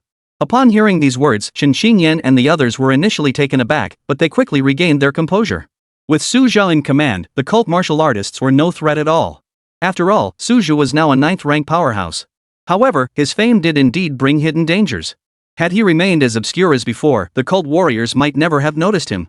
But after that battle, Suja's name had spread throughout the Great Xia. Although this brought him greater fortune and influence, it also invited potential risks. Having just broken through to the 9th rank, Suja did not rush to absorb the new energy. Instead, he focused on consolidating his cultivation base. He integrated his cultivation with combat techniques, striving to unleash greater fighting power. At the 9th grade level, achieving rapid breakthroughs in the short term was no longer realistic. However, as long as he avoided unnecessary risks, a 9th rank powerhouse was virtually impossible to defeat. This assurance significantly eased the pressure on Suja. Yet his resolve to pursue greater strength remained unchanged, merely less urgent for the time being. Even upon returning to the South Sea base, Suja still had numerous matters to attend to. The resources predicted in the intelligence reports were mostly located in the southern border region, and their coordinates had now been largely confirmed. He only needed to arrive at the designated locations ahead of time. Over the past few days, he had steadily gathered considerable resources, all thanks to the guidance of his foresight ability. As time passed, the anticipated day of the cult warriors' attack finally arrived. Suja silently extended his psychic energy to cover the entire South Sea base. He had previously notified the base's defense forces, arranging for personnel disguised as civilians to monitor every corner. This meticulously laid trap awaited its prey to walk right into it. These cult martial artists are truly skilled at hiding. Suja murmured in admiration as he gazed into the distance. Before being exposed, cult martial artists were virtually indistinguishable from ordinary practitioners. Unless they deliberately released their aura, they were virtually indistinguishable. Their cultivation methods are generally tainted with demonic blood energy, and their training practices are even more unconventional. It was said that the Great Xia Empire had once conducted specialized research into heretical cultivation techniques. The findings revealed these practices to be nothing but dangerous shortcuts depleting one's potential and offering only temporary relief. Suja, of course, had no interest in such practices. The mere fact that no 9th rank powerhouse has ever emerged from demonic sect practitioners speaks volumes. Not to mention these techniques are highly prone to causing chi deviation and madness. Otherwise, they wouldn't be so utterly deranged. Here it comes. Suja's eyes suddenly sharpened as he detected an unfamiliar 7th rank aura approaching from the distance. He had seen every high-grade martial artist registered in the southern frontier, their records memorized long ago. But this aura belonged to none of them. Clearly, this was the long-awaited cult warrior.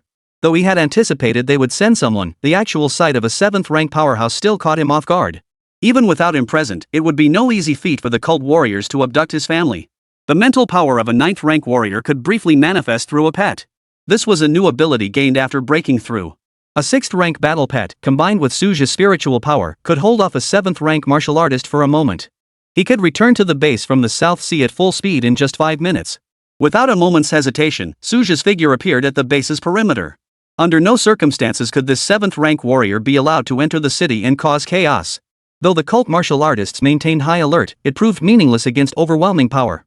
To a 9th rank powerhouse, a mid-7th rank opponent was no more than an insect. Even if the enemy was a prodigy capable of fighting beyond their rank, they couldn't stir up the slightest ripple now. Mad God Blade Art. Suja paid little heed to this 7th rank martial artist, casually swinging his blade. The cultist 7th rank martial artist instantly sensed mortal peril. By the time he recognized Suja's figure, the blazing blade's radiance had already severed all traces of life. Slaughtering 7th rank martial artists had long become second nature to Suja. This cultist's 7th rank warrior before him was even weaker than an alien of the same rank. In truth, even ordinary martial artists held an advantage over alien races. Take the formidable physique of the South Sea Wilderness tribe and the unique talents of the 3-Eye tribe as examples. Human martial artists held no inherent advantage. With the fall of this heretical cultist of the 7th rank, the cultists lurking within the South Sea base began to reveal themselves. Yet the moment they revealed their presence, they were immediately apprehended by the base's martial artists, who were already on high alert. The entire disturbance failed to stir up any waves. Similar outcomes were reported from other bases across the southern frontier.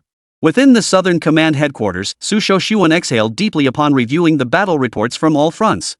This time, it was all thanks to Suja relaying intelligence in advance. Otherwise, the consequences would have been unimaginable. Rubbing his temples, he smiled bitterly. The cult truly harbors unrelenting ambitions toward the southern frontier. As the region within Great Xia where cult activities were most rampant, the southern frontier, with its dense population and crucial strategic location, had always been a major hotspot for cult infiltration. These sewer rats stir up trouble at the slightest lapse in vigilance, a constant headache. For this reason, Su Shoshun had even sent a special message of thanks to Suja. 173. Painting as a path to enlightenment. That ability is quite intriguing. South Sea Base. Suja saw the message but paid it little mind. With the cult martial artists dealt with, it was time to return to the South Sea battlefield. But he could also begin extracting new abilities. Let's get a cultivation ability. Begin extraction. A faint light flickered in Suja's eyes as he silently chanted. The ability wheel spun with greater force than before. A burst of 9 colored lights suddenly flared. Extraction successful. Congratulations on obtaining 1 painting as path experience card. Gain insights through your brush. Valid for 1 month. Even Suja couldn't help but frown upon seeing the new ability. Enlightenment through painting? In this era of spiritual energy revival, the profession of painter had long been rendered obsolete by technology. Yet now he was being asked to pick up a brush and paint. Suja was momentarily perplexed. Fortunately, he had dabbled in painting in his previous life, making him a barely competent amateur artist. Now, that skill might actually come in handy. At the very least, it's a 9-color ability. It absolutely can't be as simple as the surface description suggests. Suja mused to himself. Paper and brush were quickly prepared. He picked up his brush and sketched the outline of the South Sea base. Not yet returned to the battlefield, the scene before his eyes naturally froze on the base. As the drawing was completed, a profound insight surged into his mind. His painting skills had subtly improved. Suddenly, Suja had a flash of inspiration. What if he used his brush to depict martial arts techniques? He immediately attempted to sketch a 3rd-grade body movement technique from memory. Upon finishing, his painting skills advanced further, yet the technique itself remained unchanged. Wrong approach? Suja stroked his chin thoughtfully. As he dipped his brush for the 2nd time, he quietly infused his spiritual energy into the tip. The moment the drawing was complete, the entire piece seemed to be imbued with a soul. The profound subtleties of that movement technique suddenly became crystal clear in his mind. Could my approach be wrong? For a moment, Suja murmured with considerable confusion etched across his face. Unconsciously, Suja began to ponder once more. Soon he began sketching this technique once more. This time, however, Suja infused his spiritual energy into the brush. Upon completing the painting, he distinctly sensed that the entire work had gained considerable vitality. Moreover, he sensed that the technique itself had been greatly enhanced. This is the true way to unlock the path through painting. Suja exclaimed, his eyes brightening. Moreover, he sensed that his paintings seemed different from ordinary ones. With that realization, Suja wasted no time. He immediately sought out Shen Xinyan to try out this painting. Though deeply puzzled by her husband's actions, Shen Xinyan complied. As she gazed upon the painting, her eyes slowly closed as she began to absorb its essence. Husband, I think I've mastered this technique. After about 10 minutes, Shen Xinyan awoke, a flicker of excitement in her eyes as she spoke. Even Suja felt a surge of unease. Though he had previously speculated that the painting might be useful to others, he hadn't imagined it would actually be true. This ability was nothing short of astonishing. Up until now, the abilities Suja had drawn out mostly affected himself. But this time was different. The ability to gain enlightenment through paintings allows him to pass it on to others. Yet this power ultimately has its limits. Moreover, should others discover it, it would undoubtedly send shockwaves throughout the entire Great Xia. At that point, even the 9th rank might not be able to stop it if it meant boosting the Great Xia's strength. Thus, Suja's first thought was to keep it secret. Or perhaps it could be preserved as a future foundation for his family. He could even consider waiting until his cultivation surpassed the 9th rank. It could become a bargaining chip for negotiations with other factions. Fortunately, it was merely an idea for now. Because Suja still needed to continue experimenting. Whether he could create a work beneficial to high-grade practitioners. After all, the level of insight required for high-grade works differs significantly from that needed for lower grades. Let's try channeling the power of heaven and earth into the painting. Suja began to put brush to paper. But this time, it wasn't so straightforward. Trouble struck immediately. First, the brush and paper simply couldn't withstand the power of heaven and earth. Before he had even been painting for long, Suja felt the brush and paper steadily crumbling. Even Suja couldn't help but furrow his brow slightly. For painting with the power of heaven and earth as ink proved far more challenging than he'd imagined. But this challenge didn't faze Suja. Since ordinary materials can't withstand the power of heaven and earth, let's try 7th grade materials. Suja tapped the tabletop lightly as he spoke to himself. Take certain mutated beast hides, for instance. Such materials could barely serve as drawing paper. But he hadn't deliberately saved any before. High-grade beast hides could withstand attacks from mid-tier martial artists. They were typically crafted into flexible protective armor. This was indeed the primary reason for not keeping them earlier. Fortunately, it's not difficult for a 9th rank expert to obtain 7th rank beast hides. He logged into the exclusive trading forum for high-grade martial artists and posted a bounty. 1 bottle of 7th grade bone tempering pills for a complete beast hide. Armor crafted from 7th grade hides is practically useless to high-grade martial artists. Compared to the value of the pills, this deal was clearly overpriced. Within 10 minutes, private messages flooded the forum with offers. The high-ranking forum operates under a military-backed real-name verification system, backed by the full credit of the Great Xia state. The transaction process was exceptionally swift. Besides drawing paper, Suja also purchased several brushes made from exotic beast bristles. If they still didn't feel right, he could have them carved on the spot from exotic creature bones. Compared to paper, the selection of brushes was far more extensive. The entire set of supplies was assembled in just half an hour. The Great Xia Air Force's special aircraft delivered them directly to the South Sea base. The privileges of a 9th rank garrison commander were on full display. Had he not reached the pinnacle, procuring these materials would have taken at least 3 days. With his new painting tools in hand, Suja once again attempted to channel the primordial energies of heaven and earth. This time, neither the brush nor the paper shattered. He exhaled a long breath. To help martial artists comprehend the power of heaven and earth. This time, he chose to depict the scene of the South Sea's raging waves crashing against the shore. Even while immersed in the state of entering the way through painting, he still felt his spiritual energy pouring forth like floodwaters released from a dam. Remember, he was already a 9th rank grandmaster. Yet what he painted was merely the insight of a 7th rank level. He deliberately restrained even the primordial energies of heaven and earth. Yet his spiritual energy depletion still exceeded expectations. This skill demanded far more mental energy than anticipated. Fortunately, it remained within tolerable limits. 174, Law of Life and Death, mid-9th rank. As time steadily passed. By the time the final stroke was completed, Suja had spent a full 5 days. Using the power of heaven and earth as his brush and his spiritual energy as his source of strength. Finally, he completed this painting of the South Sea landscape. Subtly, the painting radiated a unique, ethereal charm. After completing the painting, Suja distinctly felt his mastery over the power of heaven and earth had surged significantly. His combat prowess had surged by at least 30%. This was the reward gained from attaining the way through painting.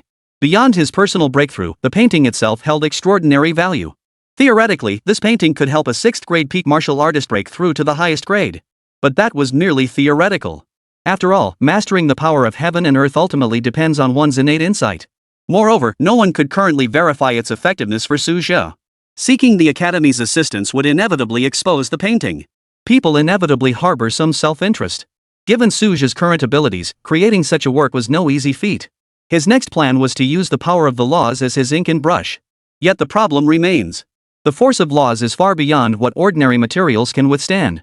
Fortunately, the Great Xia Empire must have stockpiles of 9th grade beast hides. As a 9th rank martial artist, Suja knew the Great Xia Empire had slain numerous 9th rank sea beasts. And that didn't even include the spoils from the battlefield of 10,000 tribes. The 9 rank beast hide, having undergone the baptism of the laws, is more than capable of withstanding the impact. Its value is immeasurable. Many 8th rank martial artists covet such armor lining. When he previously slayed the peak 8th grade sea beast, Suja also acquired quite a few treasures. But to accelerate progress, he still needed to leverage the principal's connections. Suja promptly contacted Principal Yushion. Without inquiring about the reason, the other party offered assistance directly. This unconditional trust deeply moved Suja. Though Yushion's motive was to strengthen Suja's sense of belonging to South Sea Martial Arts University, Suja genuinely felt the purity of that sentiment. It was worth noting that this principal had never once demanded anything in return.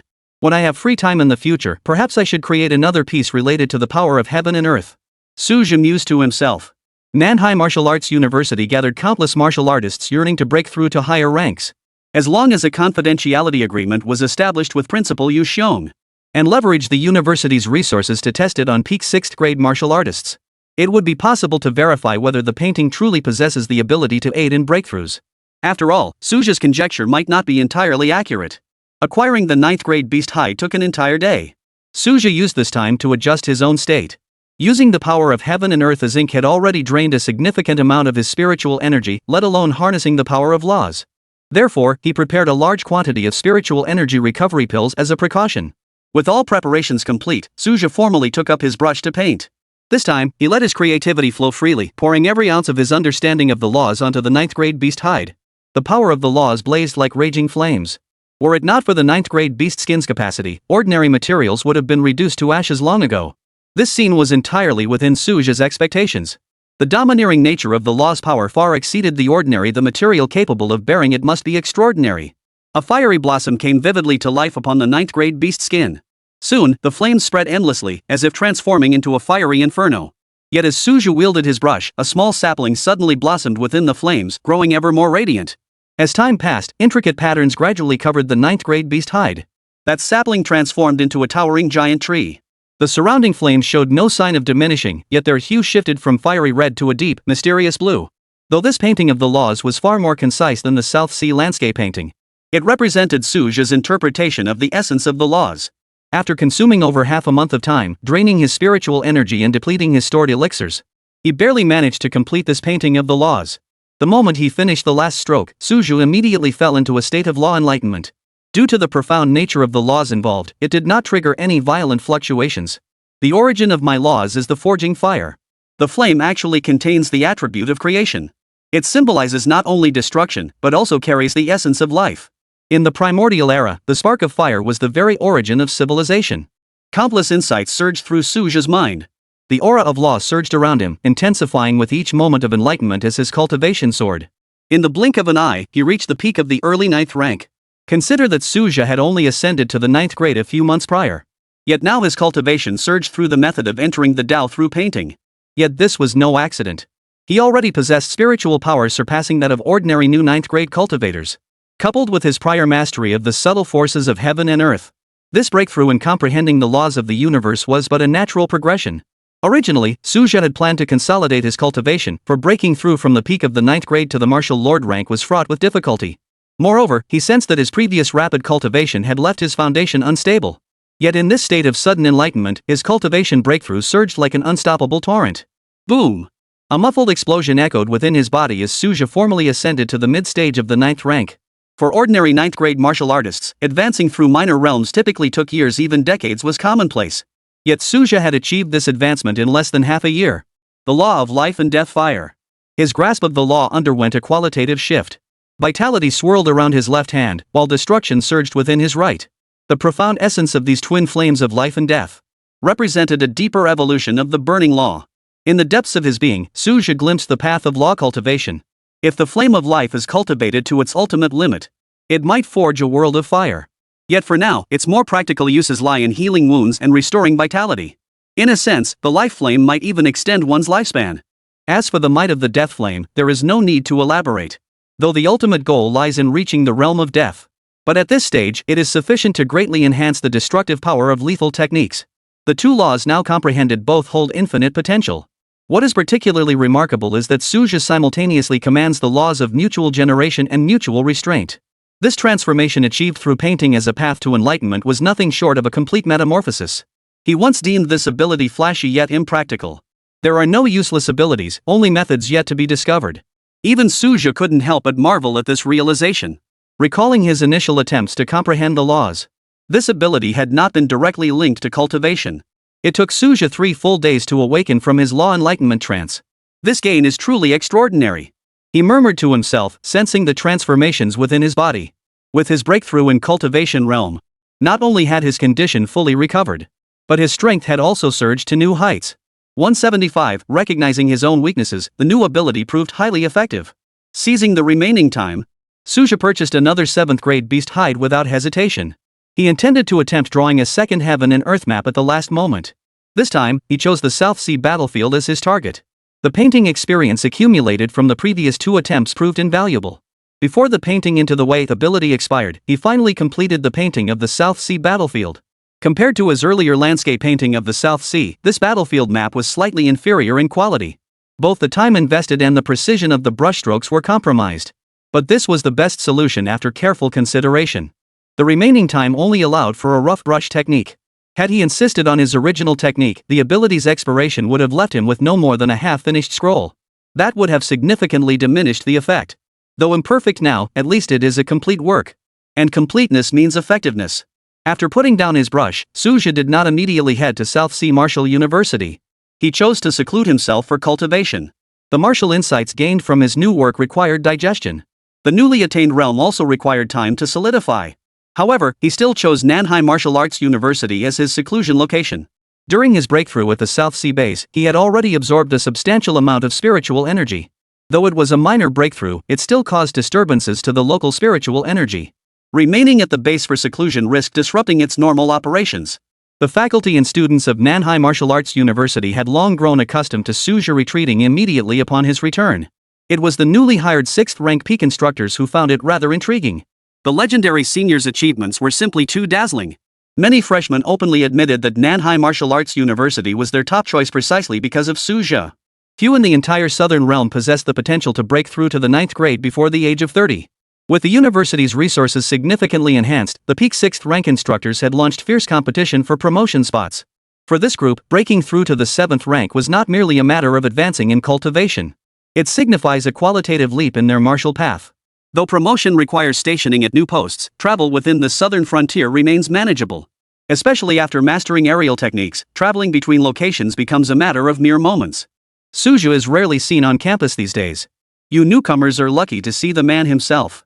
The entire school knows he's either in seclusion or preparing for it. Several senior instructors stepped in to explain on Suja's behalf. The psychological gap for the newly promoted 6th rank disciples eased slightly. Suja remained oblivious to these newcomers' thoughts. Even if he did, he wouldn't care. A 9th rank powerhouse simply wouldn't concern himself with the thoughts of 6th rank martial artists. Of course, these peak 6th rank warriors understood this well. It was simply the gap between expectation and reality. Who hadn't fantasized about interacting with legendary seniors before joining the organization? 3 weeks later, Suja had fully assimilated the gains from this breakthrough. His cultivation had firmly rooted itself at mid-9th rank. Even he was astonished by the amplifying effect of entering the way through painting.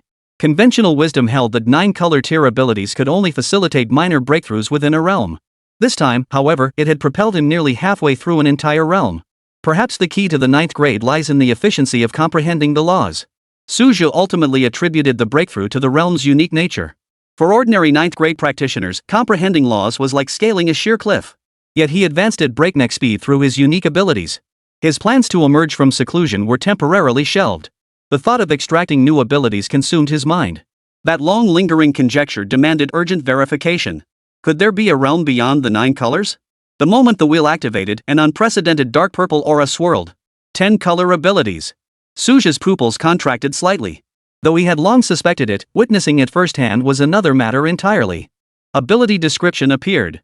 Data vision trial card 30 days, all things can be digitized. It appeared to be an ordinary insight type skill. But when his gaze swept over the aged meditation cushion in the practice room. Antique meditation cushion 32 years of use. Material, calming herb blended with ice silkworm silk. Effects, focus plus 15%, insight plus 5%. Suja's lips curved upward. This wasn't ordinary scanning, it was clearly a rule analyzer. His gaze shifted to his personal interface. Name, Suja. Cultivation, mid-9th grade, mastered the law of life and death fire. Position, Vice Dean of Nanhai Martial Arts University. Weaknesses, insufficient technique development, incomplete law comprehension. Under the data eyes analysis, Suja's cultivation system became completely transparent. His most critical cultivation weaknesses were precisely identified. The system even provided optimization suggestions. To enhance mastery of laws, Data Eye recommends gaining experience through combat and collecting flames of different attributes. It suggested focusing on the dual dimensions of life nurturing and silent extinction. The practicality of this 10-colored ability far exceeds expectations. While the previously acquired insight eye can identify flaws, there is a generational gap between it and the data eye. At this moment, Suja seemed to wear a rule parser, with data streams cascading around him like waterfalls. Detecting weaknesses was merely a basic function. This ability could also calculate opponents' vulnerabilities in real time, predicting attack trajectories within the next 3 seconds. The 10-color data vision was a true all-around skill, perfectly covering cultivation guidance and tactical support. Notably, the 30-day trial period has no usage limits. Unlike previous abilities with cooldown periods, this one offers true unlimited invocations. Time to repay the principal's favor. Suja gathered spiritual energy at his fingertips and sent an encrypted message to Yu Xiong. The Data Eye's global scanning function could complete cultivation diagnostics for every faculty member and student within half a day. 176 Suja to open martial arts hall. Endless stream of students. The headmaster had originally intended to retreat for a period of seclusion, but he was delayed by numerous affairs. First, at Suja's request, he led an ambush against high-ranking members of the Wilderness Clan on the South Sea battlefield.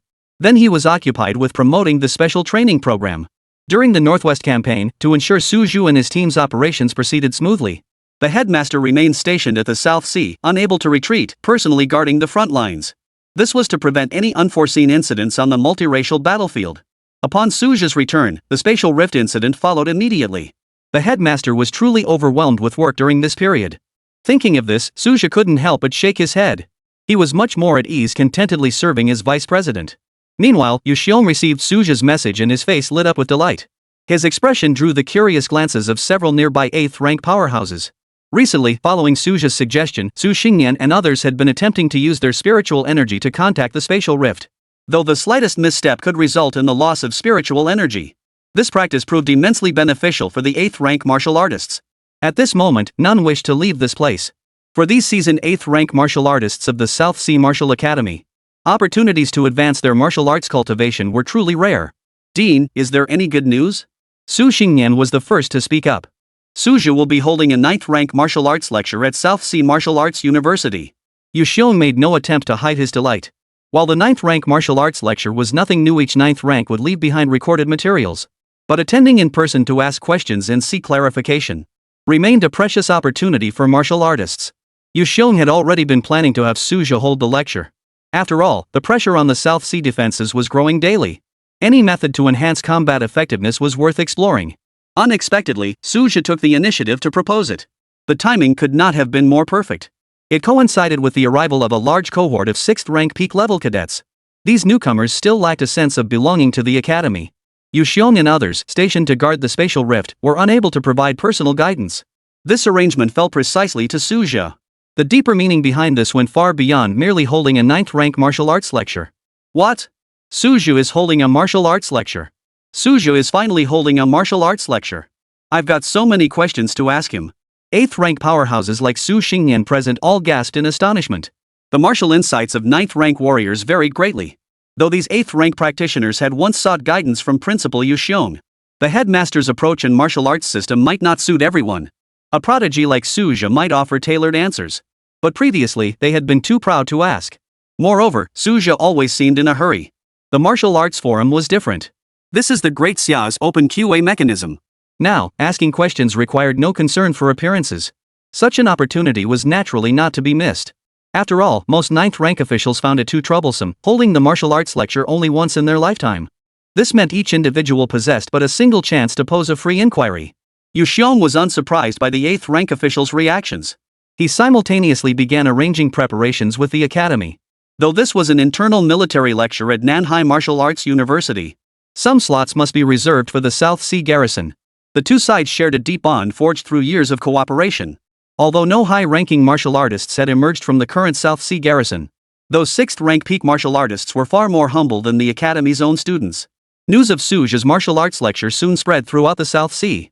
That prodigy from the South Sea is opening a martial arts lecture? A 9th rank martial arts lecture, a once-in-a-lifetime opportunity. I have a bottleneck that needs resolving. The entire martial arts world of the South Sea instantly erupted. The instructor in charge of venue arrangements had sought Suja's guidance. He proposed limiting the number of attendees. The primary concern was that the QA session might become excessively lengthy, fearing it would undermine the effectiveness of the martial arts lecture. Suja, however, paid it no mind. Possessing the ability of the Data Eye, answering more cultivation questions posed no challenge. Moreover, most mid-tier martial artists from the South Sea would be present. It was a perfect opportunity to cultivate good karma. Maintaining a good reputation was always beneficial, though the 9th grade already holds a lofty status.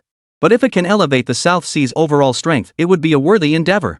Since Suja set no limit on attendance, the venue was ultimately set at the Martial Arts Plaza of South Sea University. Suja had no objections to this. The date was set for 3 days hence. Naturally, the sooner the better.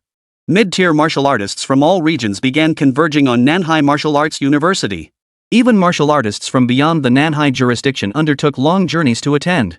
For ordinary martial artists, obtaining guidance from high-grade masters was already difficult. This was especially true for a 9th-grade martial arts lecture by a young prodigy. Perhaps Suja's martial philosophy was uniquely distinctive. The gathering included many martial artists whose cultivation had stagnated for years. Though recordings of the lecture would circulate afterward, those stuck at bottlenecks couldn't wait any longer. South Sea Martial Arts Plaza soon became packed to capacity. Mid-tier martial artists scrambled to secure front-row spots. As was customary, the 9th-rank martial arts lecture might not resolve all questions. Typically, the duration of the lecture determines its value. If a full day was scheduled, the QA session would conclude precisely at the appointed hour. Due to the unique nature of Suja's martial arts lecture, the entire South Sea battlefield was affected. Large numbers of mid-tier martial artists temporarily returned to the surface. This was made possible by the timely notifications from the Dacia military outposts in the South Sea. Mid-tier martial artists stationed with the garrison were also permitted to participate. As time passed, the appointed hour arrived, and Suja silently descended onto the martial arts platform. Even he was slightly surprised. The number of attendees far exceeded expectations. Countless eyes instantly focused on this 9th-rank martial artist. Though he had occasionally appeared before, most martial artists had never witnessed his true form, much less the Suja who had broken through to the 9th rank. Normally, a 9th-rank martial artist was not someone a middle rank could casually pay respects to. The most immediate sensation among the crowd was speed. When Suja appeared, there was not the slightest energy fluctuation. Not even Su Xingyan and the other 8th-rank martial artists had sensed his approach. After he ascended to the 9th rank, we can't even catch a glimpse of his back anymore. Su Xingyan murmured in dismay. The surrounding 8th rank cultivators all wore complex expressions. They had clearly sensed Suja's progress. Back when he first broke through the realm, they could still faintly sense his aura. Now, they could not sense it at all. Silence. Suja released a thread of spiritual energy that enveloped the entire venue.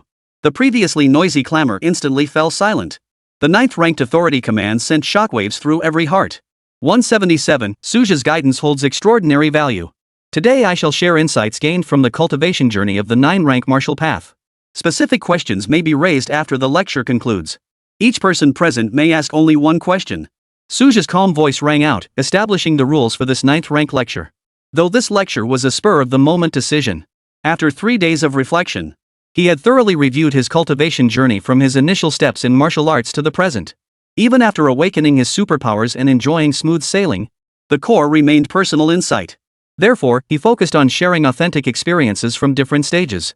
The martial artist showed no impatience, instead displaying keen interest. Though rumors had circulated that Suja had been building up his strength in secret, as his cultivation realm continually broke through, skepticism began to surface.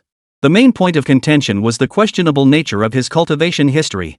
Many dismissed his accumulation and breakthrough narrative as nothing more than a marketing gimmick. But Suja paid it no mind. Whether it was gradual accumulation or sudden breakthrough, it didn't matter. What mattered was that he now truly stood at the 9th rank. This time, he held nothing back in his martial arts lecture. From refining low-grade techniques to breaking through to mid-grade, then evolving to high-grade, he imparted every insight he possessed. The martial artists present held their breath, focusing intently as they strained to memorize every detail. Especially the 8th-rank martial artists, their faces already showed signs of dawning realization. After roughly 3 hours, Suja completed his comprehensive explanation from the 1st rank to the 9th rank. He did not immediately open the QA session. Instead, he deliberately left a half-hour gap. This allowed everyone time to digest the vast amount of information they had just absorbed. After all, some martial artists' questions might have been answered during the lecture. The higher-ranked martial artists, who regained their composure first, understood implicitly. They maintained a silent, unspoken agreement, repeatedly mulling over what they had just learned. When the half-hour passed, Suja's voice sounded once more. You may now ask questions freely. But I must remind you my answers are for reference only. Despite possessing the predictive capabilities of the data eye, Suja had absolute confidence in his answers. However, considering the time-sensitive limitations of this ability, he maintained the necessary humility. After all, once the ability faded, if someone sought his advice, he would ultimately have to revert to conventional solutions. Before he could finish speaking, a 6th-rank peak martial artist rose impatiently. Senior Su, how does one break through the 7th rank barrier? He did not intend to embarrass Suja. He was genuinely seeking an answer. Suja scanned the warrior's profile through his data eye. Name, Gu Yun. Cultivation, 6th rank peak, failed 3 attempts to break through to 7th rank. Cultivation technique, flaming fire art. Opportunity for 7th rank breakthrough, absorbing life flame in an unprotected state may result in direct advancement. Note, using defensive measures will reduce breakthrough probability to 0. After reviewing the data, Suja's eyebrows twitched slightly. He hadn't anticipated the first questioner practiced a fire attribute cultivation technique. Even more surprising was that the life flame he had released could serve as the breakthrough catalyst. In an instant, Suja grasped the reason. Beyond its destructive nature, also contained fragments of the laws of heaven and earth. Advancing from 6th to 7th rank inherently required channeling the power of heaven and earth. If Gu Yun could withstand the fragments of law within the flames, it might indeed trigger an opportunity for advancement. However, Suja did not overlook the potential risks. Even diluted, the life flame was far beyond what a 6th rank martial artist could easily endure. Compounded by the absence of elixir protection, failure to break through would inevitably result in severe injury. After weighing these considerations, Suja spoke in a solemn tone. Your primary cultivation is the flaming fire art, correct? Fire attribute techniques are renowned for their explosive nature. All 3 previous attempts to break through to the 7th rank ended in failure. A look of shock flashed across Gu Yun's face. He had never interacted with Suja before. The school records couldn't possibly detail specific cultivation techniques. Yet the other had exposed all his secrets as if reading the lines on his palm. The surrounding martial artists observed Gu Yun's shifting expression and understood everything. There is indeed a ready-made method for breakthrough. My laws happen to resonate perfectly with the fire element. If you can endure the trace amount of law fire I release, by comprehending its true essence without protection, you might have a chance to advance to the 7th rank. Are you willing to try? At these words, the breaths of all present in the arena caught sharply. They hadn't anticipated Suja would personally offer his assistance. Fire attribute cultivation techniques were practiced by many. Such an opportunity might not be exclusive to Gu Yun. Hundreds of gazes instantly converged upon Gu Yun. Though the so-called sliver of probability seemed slim, but for a martial artist trapped at the peak of the 6th rank, it was a glimmer of hope for breaking through. Gu Yun paused in thought, hesitating to respond immediately. After all, he still had the breakthrough resources allocated by the South Sea Martial Arts University. Yet in the blink of an eye, his eyes hardened with resolve. The man before him, Suja, had ascended to the 9th rank before turning 40. He himself was nearing 50 yet hadn't even touched the threshold of higher ranks. Even with the university's resources, success was far from guaranteed. Better to seize this opportunity for face-to-face guidance from a 9th rank powerhouse. I humbly request your guidance, senior. Gu Yun clasped his fists and bowed, his voice ringing like metal. A bean-sized flame let from Suja's fingertip the very essence of condensed life energy. Seemingly harmless. Yet it made every martial artist present instinctively tense their muscles. Laws made tangible? The 8th rank martial artist's pupils trembled as their breathing quickened. Under hundreds of watchful eyes, the flame drifted effortlessly into Gu Yun's dantian. Ugh! Gu Yun instantly hunched into a shrimp-like posture, his neck veins bulging. A crimson wave of flame surged across his body as the flaming fire art automatically activated its protective barrier. His spiritual sea and vital energy erupted simultaneously, frantically resisting the external laws. The onlookers instinctively stepped back 10 zhang. Not a single voice disturbed the scene. Every gaze was now fixed upon the churning ball of fire. Such a violent clash signified either a sudden awakening to the power of heaven and earth, breaking free like a butterfly emerging from its cocoon, or the complete destruction of meridians and the collapse of cultivation. 178, a high-grade cultivator emerges Suja's tremendous contribution. Will this one succeed in breaking through? High-grade breakthroughs aren't that easy. But this situation differs from a normal breakthrough. Numerous martial artists debated the matter, even 8th-grade practitioners included. They too were filled with curiosity about this breakthrough. If successful, the academy would gain another high-grade powerhouse while conserving resources. Even failure wouldn't be surprising. It appeared that numerous 6th-rank peak martial artists had joined the South Sea Martial Arts University. In reality, fewer than 1 in 10 could actually break through to the 7th rank. High-tier realms are not easily attained. Each breakthrough attempt requires meticulous preparation. Of course, there are also cases of breakthroughs occurring during combat or through sudden enlightenment, such as the situation unfolding before us. However, the success rate for such breakthroughs is often even lower. Suja also focused intently on Gu Yun's state. To be honest, he couldn't predict the outcome of this breakthrough either. After all, breakthroughs are inherently unpredictable. Failure was entirely within the realm of possibility. Should Gu Yun fail, Suja would still be willing to help him recover and grant him another chance. Suja would help him recover and grant him another chance. Of course, success would be the best outcome. As time passed, the martial artist suddenly noticed an unusual change in Gu Yun's state. His body, spirit, strength, vital energy, and will gradually merged into one. Vaguely, the power of heaven and earth began to gather around him. Is he succeeding? The martial artists in the arena held their breath, their eyes fixed intently on the breakthrough scene. Under immense pressure, Gu Yun finally unleashed his full potential. Particularly, certain latent qualities within the flame of life were fully activated. He had now successfully channeled the power of heaven and earth. This signified that the most critical threshold of breakthrough had been crossed. Boom! Gu Yun's aura surged relentlessly. Yet no matter how high his aura climbed, that tiny flame steadfastly held him in check. It seemed to grow stronger against greater strength.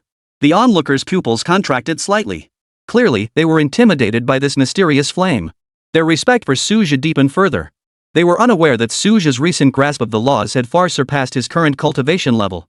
The power of the laws he commanded was far more terrifying than it appeared.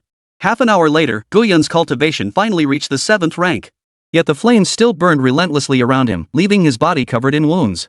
Fortunately for Gu Yun, this was already a tremendous surprise. He had indeed succeeded in stepping into the higher tiers. Even if it would take 2 or 3 months to heal his wounds, it was all worth it. He truly broke through. The martial artists present couldn't help but exclaim in astonishment. Most martial artists hadn't held high hopes for Suja before. Now, Suja had thoroughly proven them all wrong. For the martial artists present, this was witnessing the birth of a high-grade powerhouse with their own eyes. It further proved that the method proposed by Suja, a mere 9th-rank martial artist, was exceptionally ingenious. Instantly, the martial artists' eyes burned with intensity. They all yearned for Suja's guidance. Senior Su, how does one break through their current realm? Senior Su, what causes the subtle pain in my meridians during cultivation? The martial artists present grew increasingly fervent. Especially those at the peak of the 6th rank, who gazed at Suju as if they had discovered a rare treasure.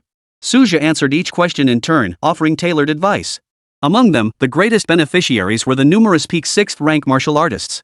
Suja crafted personalized breakthrough plans for each of them.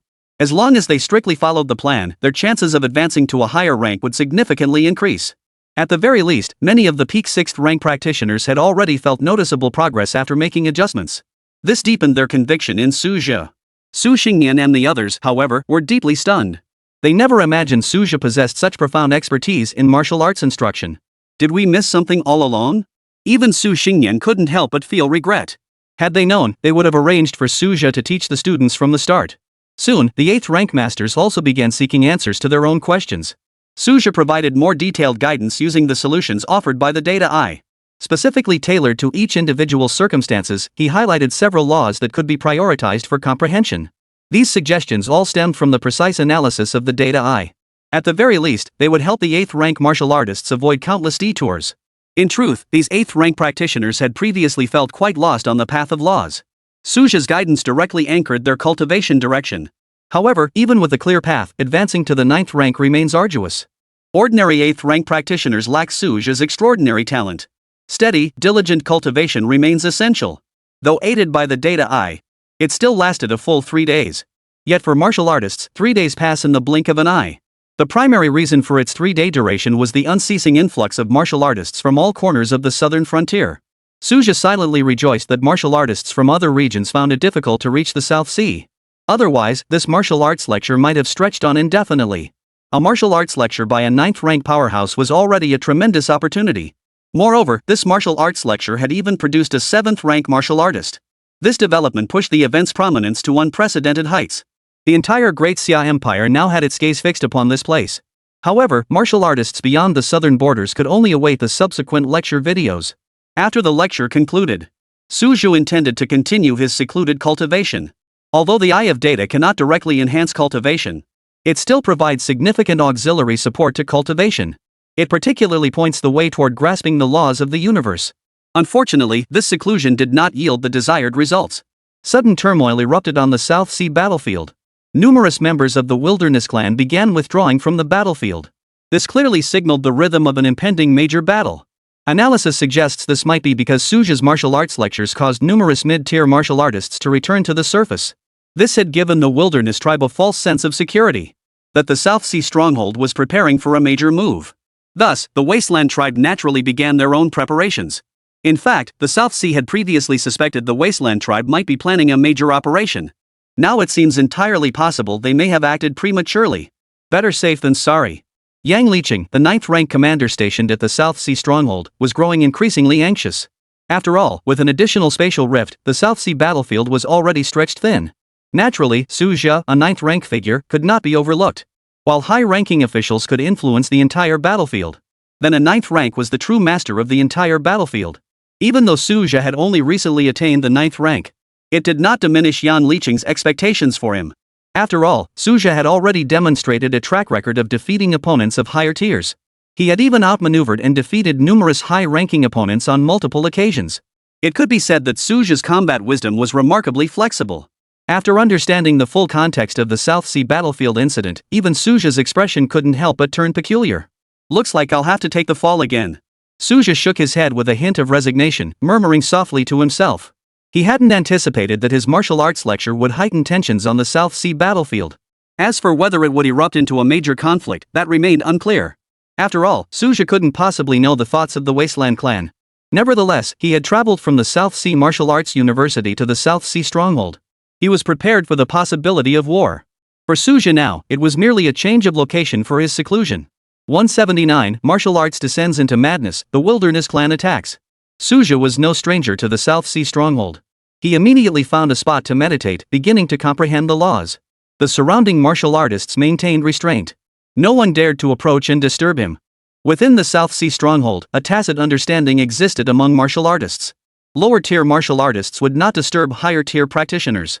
Low and mid-tier martial artists were common here. Even high-tier martial artists were not uncommon. With limited space, it had become commonplace for mid to high-tier martial artists to meditate wherever they found room. Under these circumstances, it was only natural for certain rules to emerge. Of course, if Su Jia were idle, some martial artists might attempt to approach him. But most martial artists aren't foolish. Rushing to disturb him could provoke displeasure.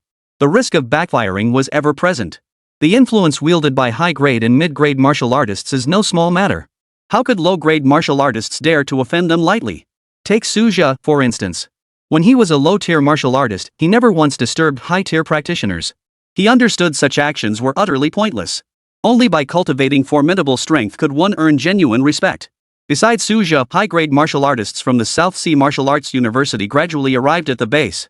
Interestingly, these high-tier martial artists all chose to meditate near Su Jia. Evidently, before Principal Yu Xiong's arrival, Su Jia remained the de facto leader of Nanhai Martial Arts University. Such was Su Jia's standing now. Numerous instructors from Nanhai Martial Arts University followed suit. Nearly the entire campus had poured out. Yet, the moment Su Jia closed his eyes, Yan Liqing approached silently. The expression on this commander of the Nanhai Daxia army was somewhat complex. Upon seeing Su Jia again, his eyes still brimmed with emotion. The 9th rank realm. Back then, Yan Liqing had poured countless efforts into achieving that breakthrough with great difficulty. Countless precious resources had been consumed in the process. In contrast, Su Jia's path to the 9th grade. So smooth it made even this veteran powerhouse inwardly sigh at how time had passed him by. At this moment, Su Jia was assessing Yang Liqing's strength. The 9th rank powerhouse he once struggled to fathom was now clearly discernible. Late 9th grade. Such strength is truly remarkable. Su Jia mused inwardly, confirming his earlier suspicions. Previously, this individual's cultivation had indeed been inferior to the headmaster's. During the Southern Frontier campaign, the headmaster served as the commander-in-chief, while he could only hold the position of deputy. This clearly indicated his cultivation level was lower than the principal's. Yet Su Jia felt no sense of pressure emanating from the man. Though there was a small gap in cultivation levels, the difference in actual combat prowess was negligible. In terms of grasping the laws of the universe, Su Jia was confident he held the upper hand. Nevertheless, this 9th rank cultivator who had guarded the South Sea for years was no one to be underestimated. In terms of accumulated foundation, Su Jia acknowledged he still fell short of his opponent. Since both had ascended to the 9th rank, they had yet to engage in formal communication. Though Su Jia had previously entered the South Sea battlefield to gather intelligence, he had operated with extreme secrecy. The secrets of spirit plants must never be revealed to outsiders. How does Dean Su view the current situation in the South Sea? Yang Liqing cut straight to the point, his address having shifted subtly. The implication of treating him as an equal was unmistakable.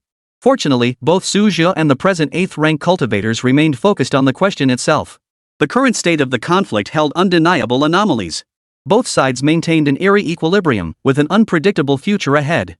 After a moment's contemplation, Su Jia spoke in a solemn tone, the Wasteland clan may launch a preemptive strike. His assessment stemmed largely from a warrior's intuition. Of course, practical considerations also played a role. News of my promotion to the 9th rank is impossible to conceal. Having tasted defeat, the Wasteland clan will surely ally with heretical martial artists. Preemptive strikes are their modus operandi. Suja paused briefly before adding. This analysis earned nods of agreement from Yang Liqing and the other 8th rank martial artists present. If Suja were allowed to continue growing unchecked, the situation on the South Sea battlefield would grow increasingly dire. Such monstrous combat prowess never followed conventional logic. A dissenting voice promptly arose. If the Wilderness clan knew of Dean Su's strength, they would surely prioritize defense. The speaker was a 7th rank martial artist from South Sea Martial University. The group didn't dwell on it, as it was merely a tactical discussion. The final resolution remained to strengthen defenses and intensify reconnaissance efforts. Strangely, the entire South Sea battlefield fell into an unnatural calm. Many mid-tier martial artists at the South Sea stronghold were still digesting the insights gained from Suja's guidance. With mid-tier martial artists absent from the battlefield, low-tier practitioners dared not act on their own. Without mid-tier martial artists to hold the line, low-tier practitioners would become prime targets for the mid-tier warriors of the Wasteland clan. Time slipped away unnoticed. Before he knew it, Suja had been guarding the South Sea stronghold for nearly a month. Even the Data Eye ability had ceased to function. Though this multicolored ability was powerful, Suja was not entirely satisfied. Though it encompassed myriad phenomena, its ultimate benefit for cultivation advancement remained limited. Though the ability was extraordinary, Suja could not sustain its use. Long-term reliance risked attracting scrutiny from all corners of the Great Xia Empire. Now that the power had dissipated, his situation had become even more precarious. Without the power's enhancement, Suja no longer readily offered guidance to others. At most, he offers a few suggestions. It's time to draw a new ability. Suja felt anticipation for the new ability. The ability wheel spun with a loud clatter. This time, only a rainbow of light swirled around. Even Suja couldn't help but feel disappointed. Yet he understood that luck couldn't always favor him. Fortunately, this feeling passed in an instant. He quickly regained his composure. The multicolored ability was already precious enough, but the previous draws had raised his expectations. Had he drawn a rainbow ability 2 or 3 years ago, he would have been overjoyed. Suja didn't dwell on it. The rainbow ability might not be inferior. Draw successful. Congratulations on obtaining the Martial Path of Demonic Possession experience card. Special state lasts 1 hour, limited to 5 uses per month, valid for 30 days. Note, possession state may trigger special effects. Seeing this ability, Suja's expression suddenly turned peculiar. This was the first time he'd encountered such an unusual ability. Though classified as a temporary combat enhancement, it was far from a simple power boost. The notes alone hinted at its extraordinary nature. Moreover, it was a multicolored quality ability. Possessed by demons? In the martial arts world, this term was often associated with losing control and succumbing to madness. But Suja understood this ability held a different secret. The martial path possession state likely unleashes one's dark, violent inner self to achieve explosive combat power. Beyond that, it must conceal a special mechanism. Only through personal verification could its true nature be revealed. Just as Suja prepared to attempt entering the possessed state, a shrill alarm suddenly blared throughout the South Sea stronghold. All martial artists' nerves instantly tightened. The Wasteland clan is attacking. They've truly come. Senior Su's foresight is uncanny. Shouts of alarm echoed throughout the base. 180, the great battle rages on the Wasteland clan can no longer sit idly by. Rumors about Suja had already spread throughout the entire South Sea outpost. After all, the South Sea outpost was limited in size. Suja's exchange with Yang Liqing drew the attention of numerous martial artists. This was a dialogue between 2 9th-rank powerhouses. Many martial artists still harbored conflicting opinions. Some agreed with Suja's assessment, while others doubted the Wilderness clan would launch a preemptive strike. Years of warfare had affected the warrior's mindset. The Wasteland clan's persistent losses had led some to misjudge the situation. Yet the situation unfolded precisely as Suja had predicted. At this moment, Suja and other high-ranking martial artists had already initiated psychic probes. They were verifying the actual battlefield conditions. Suja's psychic energy was the first to detect the advancing wave of the Wasteland tribe. Though only mid to low-tier alien races had appeared thus far, the sheer scale of this offensive proved their resolve. The Wasteland clan has been lying low and preparing for a long time. This time, they won't rest until they tear a piece of flesh from us. I'd like to see what their trump card is. Suja murmured to himself, his tone calm and composed.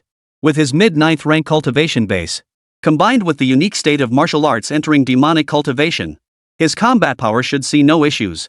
Even facing a peak 9th grade opponent, he could hold his own. This confidence left him utterly unburdened. At the same time, he was well aware that he would be a prime target for the Wasteland clan. The surprise tactics from before could not be replicated. The other high-grade martial artists wore solemn expressions.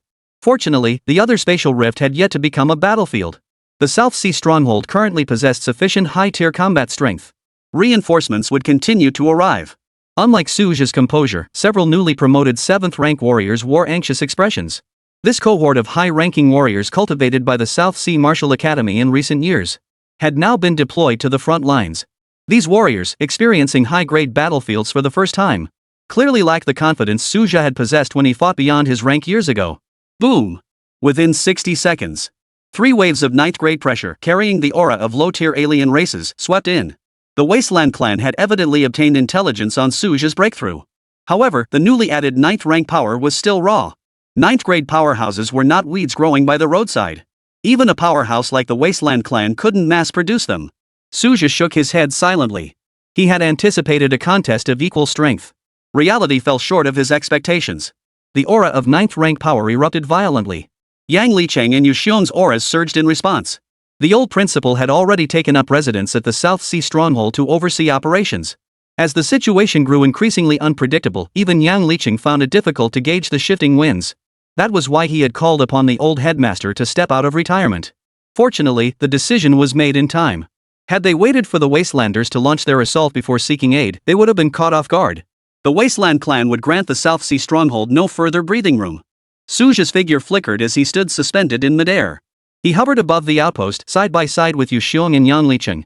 Countless warriors gazed upward at these 3 figures. Their eyes brimmed with reverence.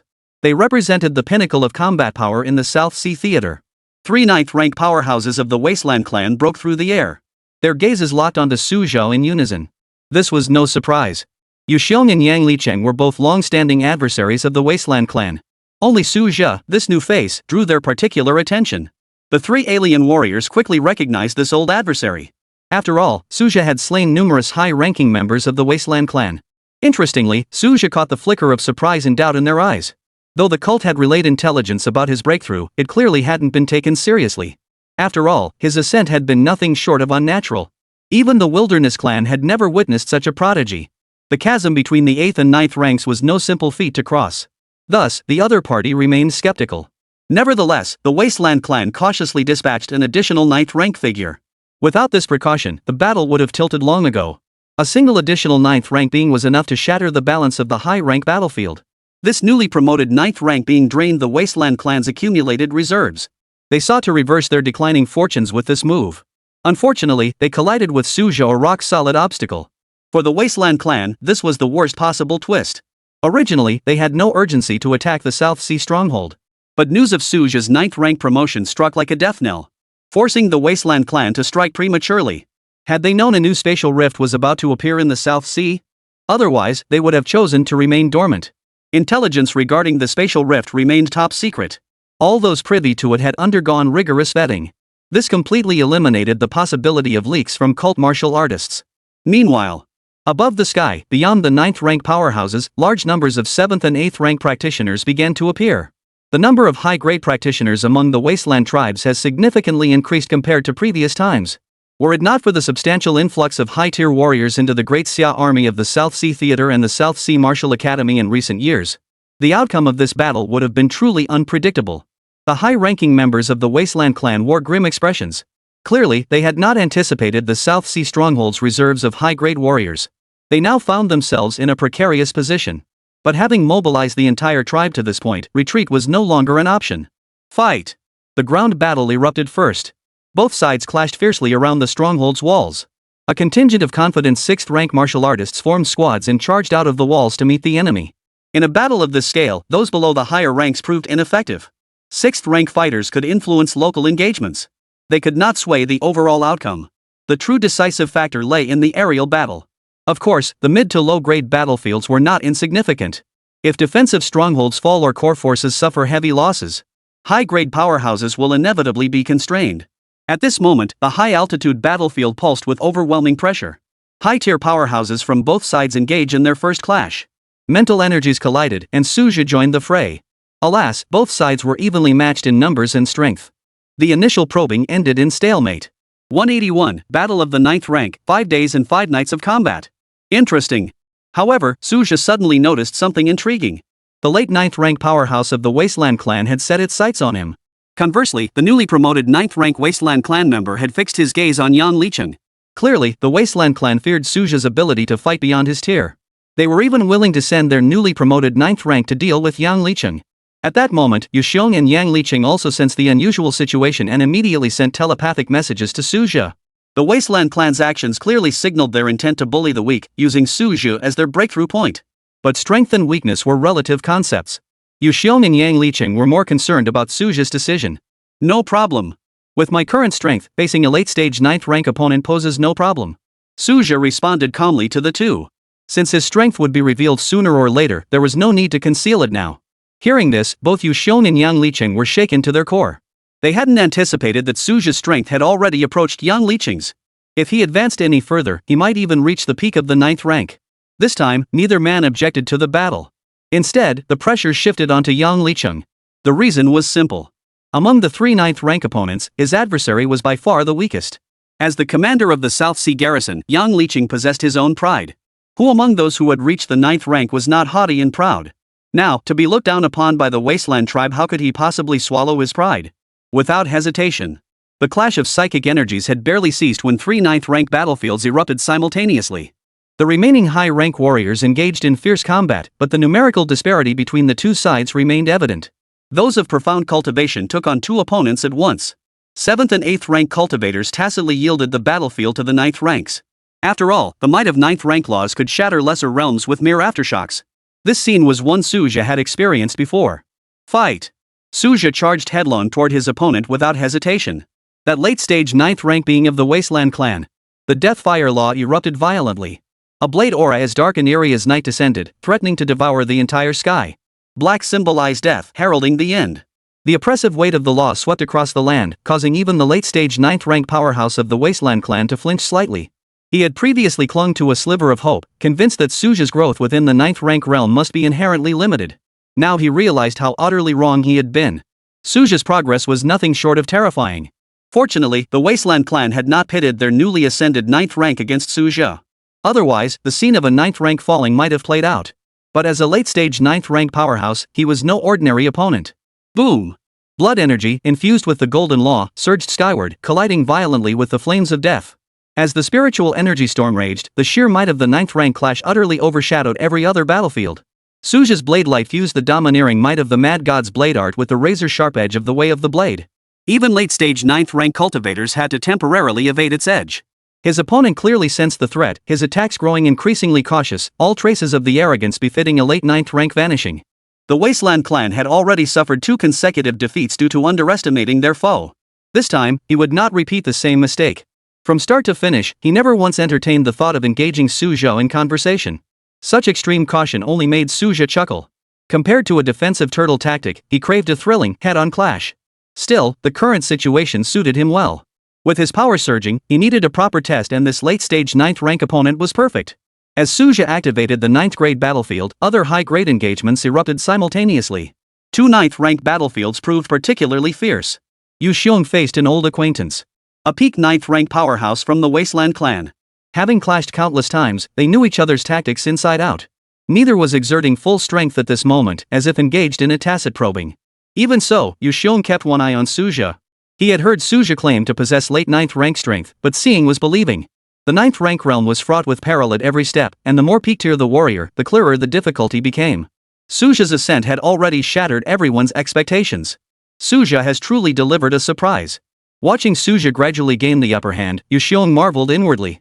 As for Yang Licheng's battle against that newly ascended 9th rank Wasteland clan member, it should have been a foregone conclusion. From the very start of their clash, the outcome seemed predetermined. Enraged, Yang Licheng unleashed wave after wave of attacks, determined to utterly crush his opponent. Yet this newly ascended 9th rank Wasteland clan warrior proved equally formidable. He adopted an extremely pragmatic approach, maintaining a defensive stance throughout. No matter how fiercely Yang Licheng attacked, he remained as steady as a rock. Though a newly ascended 9th rank might struggle against a late-stage powerhouse, if his sole aim was to stall, there was still room to maneuver. The only source of slight comfort for Yang Licheng was that Suja showed no signs of weakness. Should Suja face peril, Yang would need to finish the fight swiftly to turn the tide. Beyond the 9th rank battlefield, the clashes between 7th and 8th rankers were equally deadlocked. Without an entity like Suja capable of disrupting the equilibrium through unconventional means, victory among the higher ranks often required a protracted tug of war. At this moment, every battlefield was locked in stalemate. Only the lower-grade battlefields had become blood-red grinding wheels. Martial artists fell in droves like grass. Such is the fate of warriors. Those martial artists cowering in safe zones, afraid to set foot on the multiracial battlefield, fear precisely this hellish spectacle. Yet if they lose even the will to strive, they are doomed to remain shackled by low-tier constraints for life. The fierce battle raged on for 5 days and nights without cease, even drawing the attention of the southern border regions. It even sent ripples through the Great Xia Empire. All because on the 9th rank heavenly list, Suja's ranking was skyrocketing. His staggering feat 5 days of relentless combat against a late-stage 9th rank wilderness clan warrior had propelled him to the forefront of the rankings. It must be noted that the 9-rank heavenly list itself was sparsely populated, with peak-tier powerhouses being as rare as phoenix feathers and Shilin horns. Late-stage power alone was considered elite. Didn't he just enter the 9th rank? How could he possibly go toe-to-toe with a late-stage 9th rank? Check the heavenly rankings annotation. Suju is still fighting. The entire Great Xia Empire erupted in fervor. Some marveled at the godlike endurance of high-rank powerhouses. Others were stunned by the relentless fighting that had lasted 5 days and 5 nights without rest. For the vast majority of ordinary people, high-grade martial artists were already beings beyond reach. 182. Suju activates secret technique? Transcends 9th rank peak. South Sea Base. Shin Xinyan learned that Suju was still locked in fierce combat on the battlefield of 10,000 tribes. Though she knew his strength should keep him safe, she couldn't help but worry. Once I reach the 4th rank, I will definitely go to the battlefield of 10,000 tribes to temper myself. She clenched her fists tightly. With the resources piled upon her, she now stood but a half step away from 4th grade. This was the mid-tier realm she had once dared not even dream of. Yet, having cultivated to this point, she had also exposed a fatal weakness. Her combat experience was virtually non-existent. Without forging herself in the crucible of battle, her secluded cultivation would never amount to much. Still, she had no intention of settling permanently in the South Sea. She only wished to find time to venture out for training. Of course, this was merely a preliminary plan. Specifics still needed to be discussed with Suja. She was well aware of the dangers lurking in the battlefield of 10,000 tribes. Venturing there alone would be tantamount to courting death. Shin Xinyan has always valued her life. What troubled her more at present was when the South Sea conflict would finally be resolved. She could only hope Suja would return safely soon. Suja remained utterly oblivious to the turmoil unfolding behind him. After 5 days and nights of fierce combat, he still maintained 70% of his combat strength. But the late-stage 9th rank wasteland clan warrior facing him was also in excellent condition. The formidable regenerative abilities granted by their racial heritage gave them an edge in protracted combat. Even as Suju intensified his assaults, he struggled to compensate for his limited endurance. This battle had pushed him to his absolute limit. His mental fortitude, mastery of cosmic energies, and application of cosmic laws grew increasingly seamless under intense pressure. By all logic, this should have been the perfect moment for the Wasteland clan warrior to strike back. Yet the scales of battle had already begun to tilt. The newly ascended 9th rank of the Wasteland clan was on the verge of collapse. Just as the principle of the weakest link dictates, the most vulnerable point would ultimately decide the outcome. The 2 veteran 9th rank warriors of the Wasteland clan now felt bitter regret. Their misjudgment of Suja's strength had thrown their battle formation off balance, and now they were reaping the bitter consequences. The only consolation was that the battlefields of the 7th and 8th ranks still maintained a stalemate. The severely wounded were evacuated in time, preventing large-scale casualties thus far. Neither side attempted to forcibly intercept them. Mainly because neither side was confident they could handle the enemy's last-ditch counterattack. High-grade martial artists, after all, value their lives. Moreover, the South Sea battlefields had operated under this tacit agreement for years, long before Suja's rise. It was only with Suja's emergence that this fragile equilibrium was shattered. But now, Suja keenly sensed the Wasteland clan's fighting spirit fading. Their offensive momentum during the clash had grown visibly weary. It's time to attempt the martial demonic state. A dark gleam ignited in Suja's eyes. 5 days of relentless combat had honed his condition to its peak. Though the stalemate persisted, the toll on both sides was far less than anticipated. This was the perfect moment to play his trump card. Though this was his first time invoking the martial path of demonic possession, he was certain it would not be a negative enhancement. Martial demonization. A violent aura surged forth, his blood boiling like molten lava. Suja's imposing aura surged relentlessly, distorting the very air around him until it cracked. His opponent, a late 9th rank member of the Wilderness clan, saw his pupils snap to attention. Secret technique? This madman dared to reveal his trump card when the battle was evenly matched? The Wasteland clan warrior cursed under his breath as he activated his clan's secret art. The 2 surging auras blazed like beacon fires, instantly igniting the attention of the entire arena. What is Suja doing? Relying on secret arts at this moment is far too risky. Yu Xiong and Yang Licheng's expressions darkened abruptly.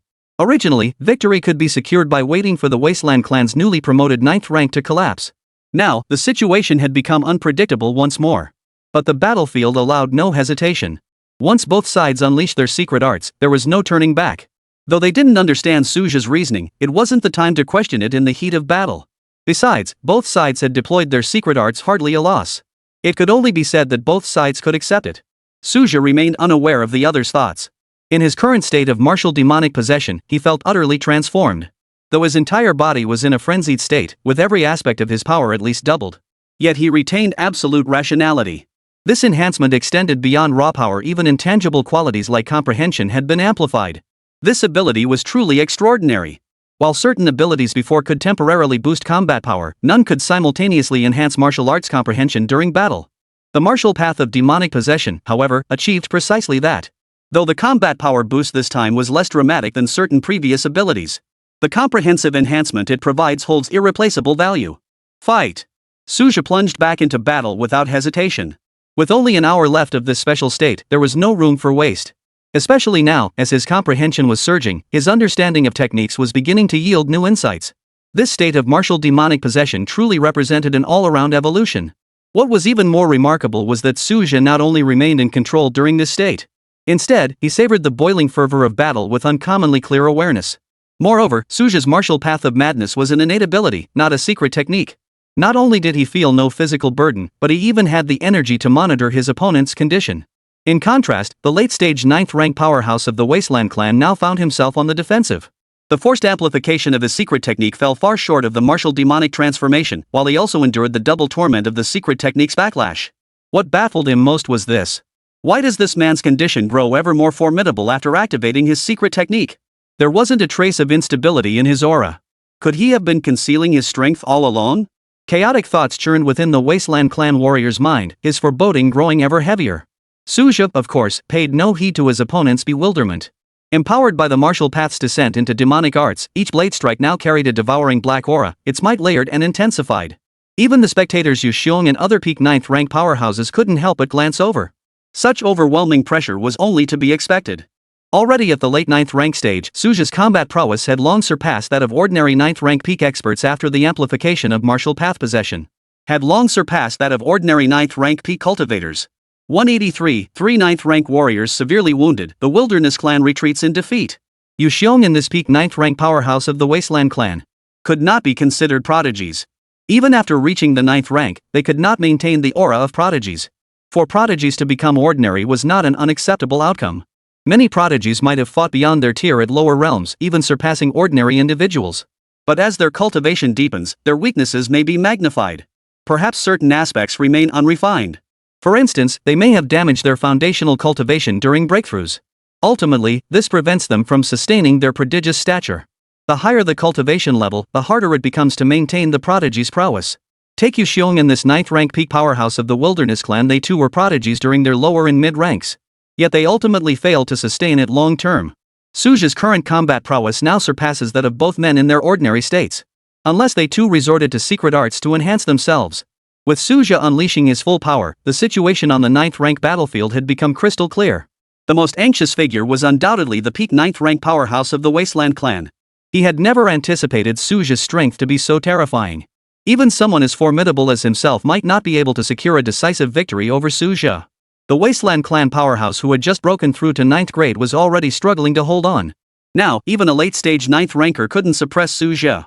The peak 9th rank powerhouse of the Wilderness clan fell silent for a moment. Yet just as he agonized over a countermeasure, Yang Liqing finally began fighting with all his might. Seeing Suja resort to secret techniques, his sense of guilt intensified, and he unleashed his full power. Boom! The Wasteland clan warrior, who had only recently reached the 9th rank, was instantly dealt a devastating blow. The disparity in their strength was already considerable, compounded by the prolonged battle. For this newly ascended 9th rank warrior to hold out this long was truly remarkable. At the same moment, on Suja's battlefield, the late-stage 9th rank powerhouse of the Wasteland clan was distracted by the developments on Yang Liqing's battlefield. Now, life and death edge. Suja's self-created technique finally manifested. He fused the laws of the fire of life and death into the mad god sword art, forging something new from the old. Though not yet fully integrated, he could barely wield it. This technique proved even more devastating when channeled through his demonic state, making it his most formidable killing move to date. Black and white blade glows intertwined and coalesced, ultimately crystallizing into a brand new slash of light. The late-stage 9th rank powerhouse, momentarily distracted, failed to react in time. Put. His body shook violently as he spat out a mouthful of blood. The 9th rank battlefield was thrown completely off balance. Retreat. The peak 9th rank powerhouse of the Wasteland clan acted decisively, flashing forward to drag the newly promoted 9th rank, now gravely wounded, to safety. Another late-stage 9th rank powerhouse, wounded, also fled rapidly. The Wasteland clan would never bear the cost of losing a 9th rank warrior. Every 9th rank was precious beyond measure. Even the Wasteland clan possessed only 3 9th rank warriors on the battlefield of 10,000 clans at present. Suja reacted with lightning speed, immediately locking onto a Wasteland clan 8th rank powerhouse. He had no absolute certainty of slaying a 9th rank. Even if the opponent was gravely wounded, a 9th rank remained a 9th rank. Whether it was their tenacious vitality or other means, the threat of a death throw's counterattack could not be underestimated. But this battle must yield results, so he set his sights on the 8th rank target. With the 9th rank of the Wasteland clan preoccupied with their own survival, this 8th rank was doomed to face certain doom. Despite the high rankers of the Wasteland clan retreating in panic, Suja's pursuit showed no sign of slowing. This left the 8th rank member utterly without escape. In his demonic state, Suja delivered a single strike, instantly slaying the target. Years ago, witnessing the headmaster instantly slay an 8th ranked, he had secretly yearned for such power. Now, he had finally achieved that level himself. Yuxiong and Yang Liqing's reactions were ultimately a split second too slow. By the time they regained their senses, the high-ranking members of the Wasteland clan had already scattered in disarray. The 2 9th rank powerhouses could not pursue relentlessly. Though 2 of the 3 9th rank warriors of the Wasteland clan were gravely wounded, they were not completely incapacitated. They still possessed enough strength for a brief burst of combat. Previously, the 9th rank warriors had always shielded the high-rank warriors during retreats. This time, without 9th rank protection during their retreat, the group failed to intercept and eliminate them in time. Realizing this, regret flashed across both Yu and Yang's faces. We should have ended this quickly, even if it meant leaving a 7th rank behind. We could have expanded our gains in this battle. In the end, only Suja managed to take down an 8th rank. But when it came to the 2 9th rank targets, they wouldn't hesitate to exploit any advantage. Anything that benefited the South Sea. They would not hesitate to employ even the most ruthless tactics. Even the 2 9th rank cultivators deeply regretted missing such a golden opportunity. No need for regret. The Wasteland clan has been severely weakened this time. Suja flashed to their side, offering timely words of comfort. He had long noticed the flicker of emotion in the 2 elders' expressions. At his words, Yuxiong and Yang Liqing's expressions eased slightly. 2 9th rank warriors were gravely wounded, requiring years to recuperate. The loss of an 8th rank warrior was no minor blow to the Wasteland clan either. The Wasteland clan possessed few 8th rank powerhouses to begin with.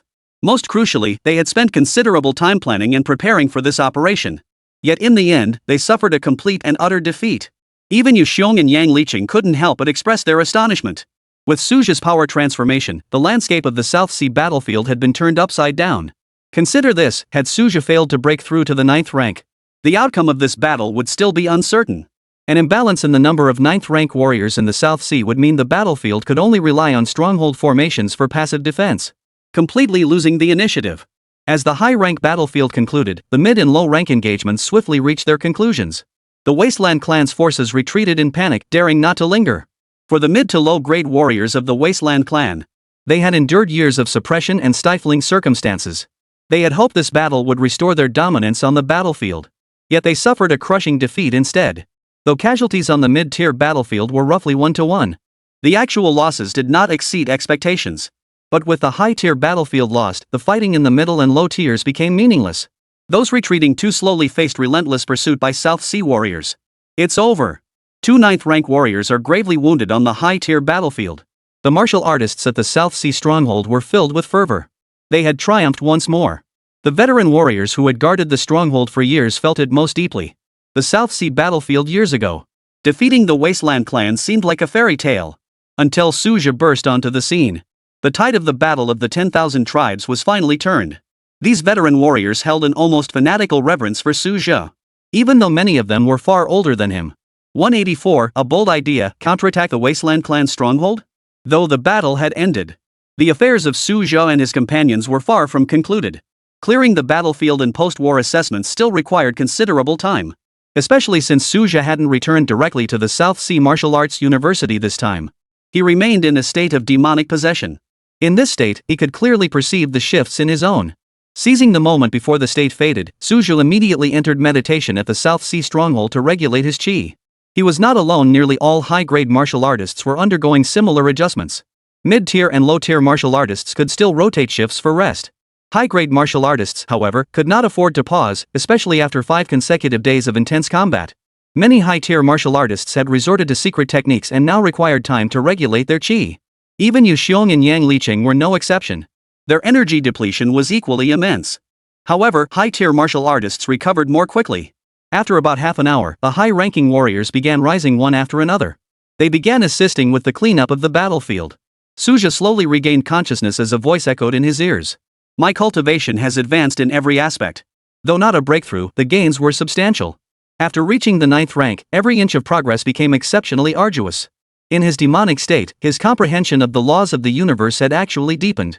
This was the most crucial advancement for Suja.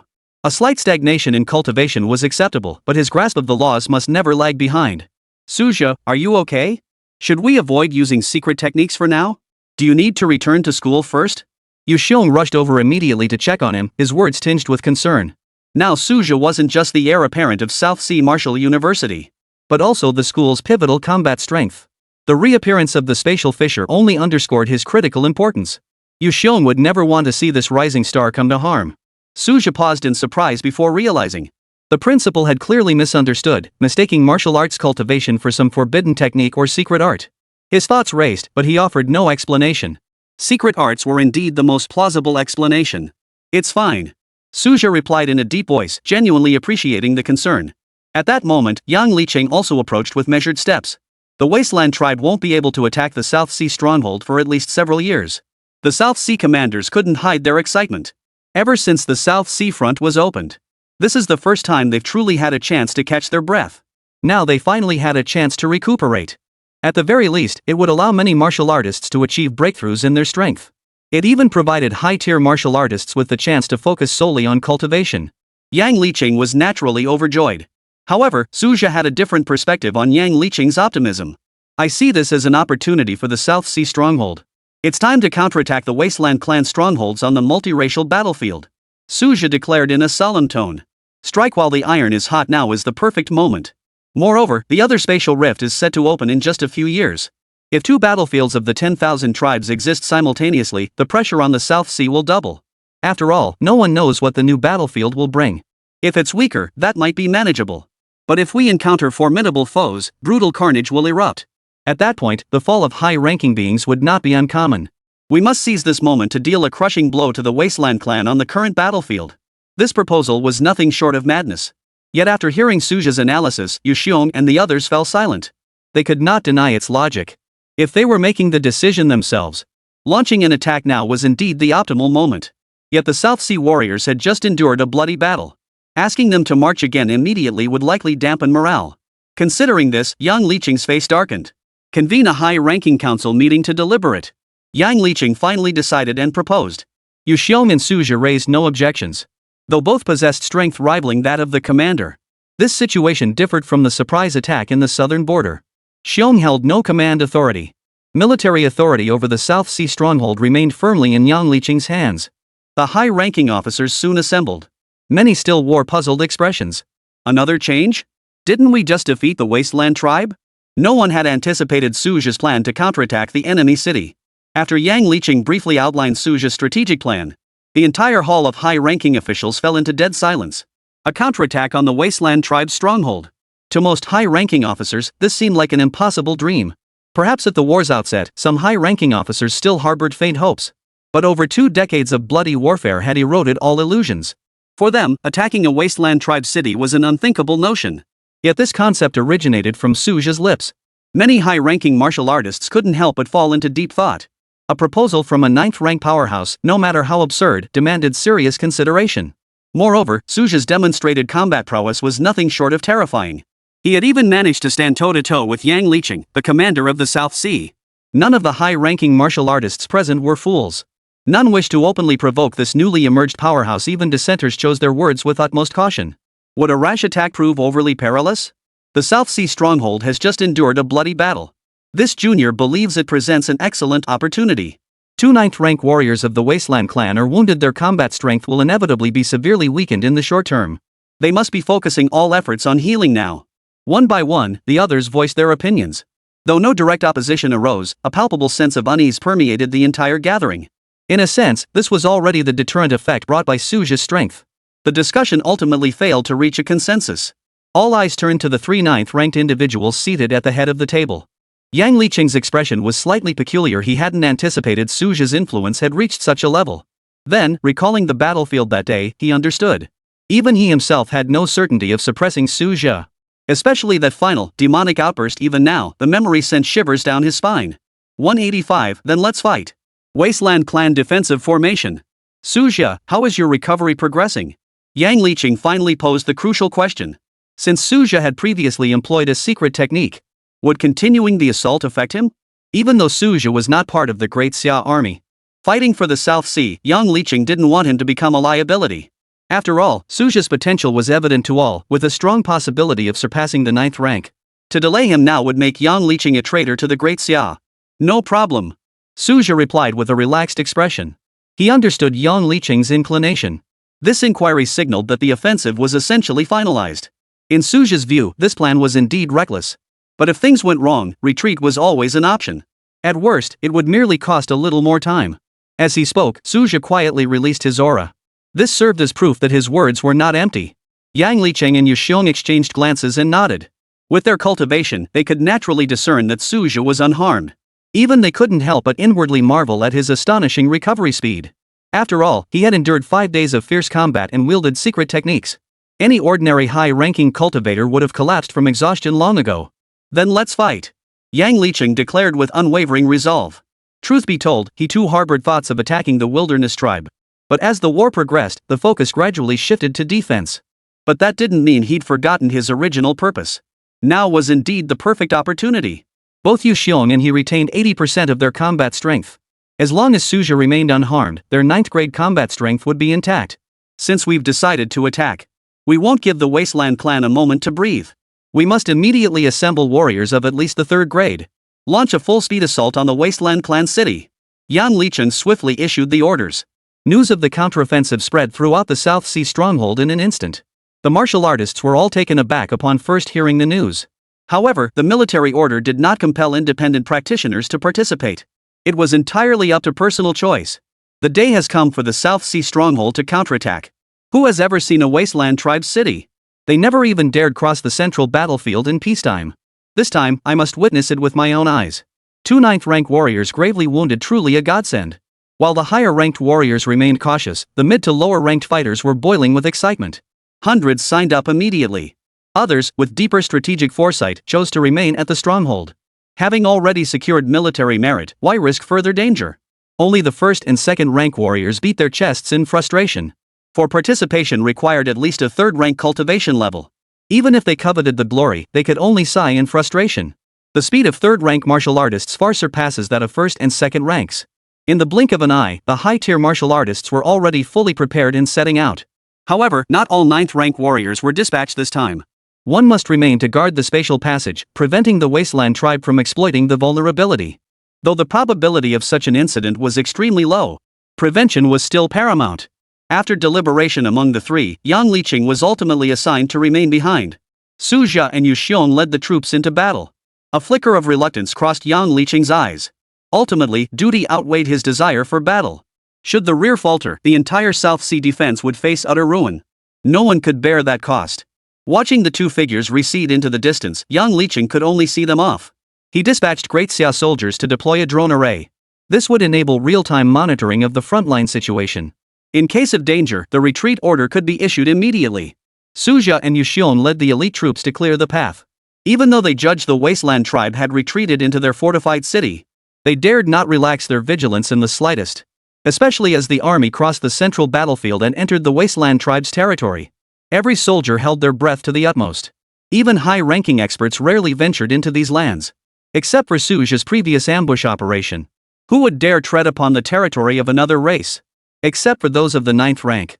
Even 7th and 8th rank powerhouses often failed to return. Moreover, this domain is barren of resources. Opportunities like the spiritual plants Suja obtained are nothing short of a fairy tale. The South Sea battlefield of 10,000 tribes remains in its awkward phase. Celestial treasures and rare gems most often appear when the battlefield first opens. Only after centuries of accumulation might hidden treasures emerge. The present is a time of scarcity. Even high-tier martial artists venturing deep into danger would find the rewards scarcely outweighing the risks. This is my first time setting foot in the Wasteland clan's territory. With little warfare here, vast stretches of primeval forest remain untouched. The high-ranking warriors murmured among themselves. Passing through the Wasteland tribe's territory always carried a touch of novelty. With the South Sea battlefront improving, everyone's mood was noticeably relaxed. The grim, battle-ready atmosphere of the front lines was nowhere to be seen. A large force on the march could never conceal its movements. Though Suja and his companions remained cautious, they knew their presence had long been detected. Their vigilance now focused on traps and hidden formations. Particularly the cunning, arcane arts of the Wastelanders. Fortunately, the Wasteland tribe had laid no ambush. The march proceeded with surprising ease, and before long they arrived at the gates of the Wasteland tribe's city. From afar, the city's layout resembled that of the South Sea stronghold. Yet the walls were densely covered with strange runes. A faint surge of energy pulsed beneath them. Most warriors were seeing an alien tribe's city for the first time. Even Suja was no exception. He had never set foot in this land before. The Wasteland tribe has built such cities across the land. What we see before us is merely the first line of defense. Yuxiong explained in a low voice beside him. Earlier, the Great Xia army had dispatched elite troops in disguise to scout the area. Aerial reconnaissance had also been conducted using drones. Yet the Wasteland tribe's defenses were formidable. Any approach within 10 li of the city defenses would trigger detection. The scene atop the city walls now confirmed their suspicions. The great protective array pulsed with eerie light. Thousands of Wastelanders were channeling energy into the formation. Clearly, they were determined to hold their ground. The loss of their 9th-rank combat power had robbed them of the confidence to engage in direct confrontation. Even their defensive battle was fought with such timidity. Suja couldn't help but recall the Wasteland clan's former arrogance. How had they retreated to such a defensive posture now? 186. Assault. Break the Great Formation. When it came to formations, Suja was truly clueless. Not just Suja, most martial artists were the same. Formation masters were scarce throughout the entire Great Xia Empire. They were concentrated in the high-level sectors of the 10,000 tribes battlefield. Places like the South Sea battlefield ultimately fell short in this regard. Even the South Sea Martial Arts University hadn't established an array formation academy. First, array formations themselves are difficult to master. Second, most of Daxia's array traditions originate from foreign realms. Current development remains incomplete. Numerous 7th and 8th rank martial artists now turned their gaze toward Yuxiong and Suja. The 2 9th rank martial artists present represent the pinnacle of combat strength. Principal, what's your take? Suja asked in a deep voice. Force our way through. Formations ultimately have their limits. Yuxiong's voice remained calm. It was the most reluctant choice, yet also the most suitable solution. The South Sea Stronghold's forces were composed entirely of 3rd-rank martial artists. The offensive strength was more than sufficient. Then we'll just have to endure the stalemate. Our high-grade combat strength already holds the advantage. Maintaining their formations will also take a heavy toll on them. Suja added. Though disappointed that it hadn't triggered a grand strategy, the stalemate still favored the South Sea Stronghold. Since Yuxiong and Suja had made their decision, the other high-ranking martial artists said no more. As for the mid to low-tier martial artists, they never had a say in the first place. However, this was not necessarily a bad thing for them. They had expected a desperate battle, but now things were much easier. They might as well treat it as practice for their offensive techniques. A barrage of multicolored blood chi erupted, its blinding light crashing repeatedly against the great array of the Wasteland city. Boom! Boom! The deafening explosions echoed without cease. For the first time, the South Sea forces had completely encircled an entire city. In the past, they were the ones constantly besieged. Yet the low-grade assaults had no effect on the Great Formation. The Wasteland clan's defensive formation was no mere decoration. The same held true for the protective formation guarding the South Sea stronghold. As long as energy flowed continuously, it remained impenetrable even under relentless bombardment. Soon, high-grade warriors of 7th and 8th ranks began to intervene. Once high-grade warriors joined the fray, the power of heaven and earth surged and converged. Suja distinctly sensed the entire space's energy trembling. Regrettably, the array revealed a clear sight. Numerous high-grade warriors within the Wasteland tribe city still maintained the grand formation. Even the assaults of the high-grade warriors could only cause the formation to tremble slightly. They were still far from breaching it completely. Yuxiong and Suju exchanged a glance. They both understood that they must intensify the pressure. Without hesitation, both men personally joined the fray. The power of the 9th grade law erupted with a thunderous roar. Boom! The formation shook violently under the impact, yet stubbornly held its light. Neither had unleashed their full power in this initial exchange. This was merely a test. Yet through this exchange, both ninth-rank practitioners now understood. The protective array guarding this desolate city was no ordinary defense. Without giving their all, they would make little progress. Both immediately unleashed their ultimate techniques. Mad God Blade Art. Suja swung his blade, unleashing pitch-black, ghostly flames. The intent of the blade carried boundless sharpness. Warriors across the entire battlefield felt a suffocating pressure. The Wasteland clan, trapped within the Great Formation, found no escape. The blade's glow engulfed the entire city, like a black apocalypse descending. Boom! A storm of spiritual energy erupted skyward with a deafening roar. The city trembled violently. Though the formation remained intact, its radiance visibly dimmed. The faces of the Wasteland tribe members within the city turned pale. Principal Yuxiong's assault followed relentlessly. Water elements coalesced into razor-sharp ice pillars, pelting the formation like a torrential downpour. The protective barrier's glow weakened by another third. A variant of the water law? Suja's eyes flickered as he pondered silently. Previously focused on his own battle, he hadn't noticed the principal's elemental affinity. At present, it appeared to be the law of ice formation. At least on the surface. Of course, it could also be a branch of the freezing law. But there was no doubt it shared the same origin as the water law. The water law ultimately wasn't that powerful. At least, Suja sensed that while this current burst was slightly more powerful than Yuxiong's, it was not insurmountable. After all, Yuxiong now stands at the peak of the 9th rank. Yet beyond its combat properties, the water law demonstrated extraordinary efficacy in defense and healing. Under these circumstances, Yuxiong's overall strength was actually formidable. He could even use the water laws to guard the entire passageway. Without 3 peers of equal strength joining forces, defeating Yuxiong would be far from certain. Meanwhile, Yuxiong inwardly sighed with resignation. His offensive prowess was formidable. They still fell short compared to Suja's monstrously gifted techniques. Beyond the disparity in elemental mastery, Yuxiong had devoted most of his energy over the years to refining defensive techniques. The reason was simple. In the early days, the South Sea had no advantage against the Wasteland tribe. Not just him, every martial artist at the South Sea stronghold prioritized mastering defensive techniques. After all, to survive on the battlefield, one must first fortify their defenses. Even Suja had once been no different. This led to Yuxiong now realizing his own offensive capabilities were insufficient. Especially under Suja's overwhelming offensive. Even if his power was slightly inferior, it was only because Suja's cultivation base was still low. Had Suja been at his level, such overwhelming offensive might would force even him to brace for battle. 2 9th-rank powerhouses took turns entering the fray. The other high-grade and 3rd-grade warriors above did not cease their attacks either. But the Wasteland clan's formation proved far more resilient than anticipated. It was far from easily breached. The battle raged on for a full day and night. With the prolonged siege yielding no breakthrough, many warriors began to show signs of disappointment. It's not entirely without gain. Some within the Wasteland clan's formation have already turned pale. Clearly, they won't hold out much longer. Several sharp-eyed high-ranking warriors immediately spoke up to warn the others. Hearing this, the crowd's spirits soared. Indeed. These Wastelanders have just endured a major battle. They haven't had enough time to rest and regroup back in the city. We can wear them down slowly. The warriors murmured among themselves, yet their attacks showed no sign of slowing. Suja, however, did not share their optimism. The Wasteland clan possessed unique physical constitutions and extraordinary regenerative abilities. It's time to increase the pressure on the formation. At the very least, we must make the Wasteland clan pay a price. After all, this battle was my idea. With this thought, determination flashed in Suja's eyes. The state of martial demonic possession could still be invoked multiple times. Keeping this ability unused would be a waste. He immediately activated the secret technique. Suja! Yuxiong frowned slightly. Seeing him cast another secret technique, he did not immediately intervene. At this moment, Suja was immersed in a strange state of madness and lucidity. The fire of life and death fused perfectly. The power of the laws surged violently. With the experience gained from the previous attempt, his control was now far more refined. Boom! An assault even more powerful than before crashed into the formation.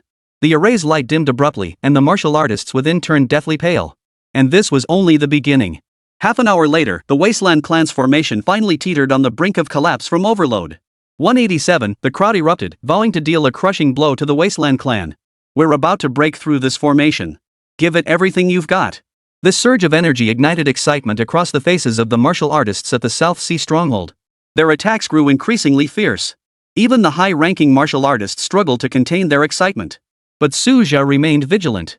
He remained convinced the Wasteland clan must have a hidden hand. Regardless, in his martial demonic state, his combat prowess rivaled that of a peak 9th rank warrior. He even surpassed ordinary peak 9th rank warriors. Whatever tactics the Wasteland clan concealed, he was fully prepared to counter them. And just as Suja had anticipated. Moments later, the ruins of the mysterious city began to stir faintly. A strange force abruptly surged into the formation. The Grand Formation, which had been on the verge of collapse, instantly stabilized. The martial artists of the South Sea exchanged grim glances. According to their calculations, the formation should have collapsed long ago. Yet now it stood as solid as a rock once more. As time passed, the Great Formation remained standing. The assembly couldn't help but feel shaken. To withstand such relentless assaults from so many powerful foes without crumbling. The true depth of the Wasteland clan's foundations far exceeded all expectations. Within the South Sea stronghold, Yang Licheng watched the battle unfold through the drone feed. His fingers unconsciously rubbed the control panel. According to his contingency plan, this offensive was intended as a probing maneuver. They had now uncovered the Wasteland clan's rune trump card. The captured symbol samples would be available for further research. The strategic objectives had actually been exceeded. They should have known when to quit while they were ahead. Yet Su Jia and his men showed no intention of retreating. He ultimately did not issue the withdrawal order. After all, combat losses remained within acceptable limits. Suddenly, the energy readings on the surveillance screen spiked violently. Yang Licheng's pupils contracted sharply. Suja's aura surged violently once more on the screen. The fusion of martial demonic cultivation and secret techniques was faintly breaking through the constraints of the 9th rank. Yu Xiong, watching from the sidelines, swallowed hard. Suja at this moment sent a chill down his spine. Even as a fellow 9th rank peak cultivator, he couldn't muster the slightest courage to confront him. Before the formation, Suja's eyes blazed crimson. His fingertips dug deep into his palms. This secret technique should never be activated lightly. But he clearly sensed the array was nearing collapse. It needed only the final straw. The headmaster in the distance hesitated, words on the tip of his tongue. Suja, however, had already ignited his essence blood. After all, for him, mediocre talent made progress in the 9th grade realm an uphill battle. Burning his potential for explosive power was the most cost-effective trade. After activating the secret technique, Suja felt a surge of delight. In his martial demonic state, the secret technique's side effects were suppressed to the absolute minimum.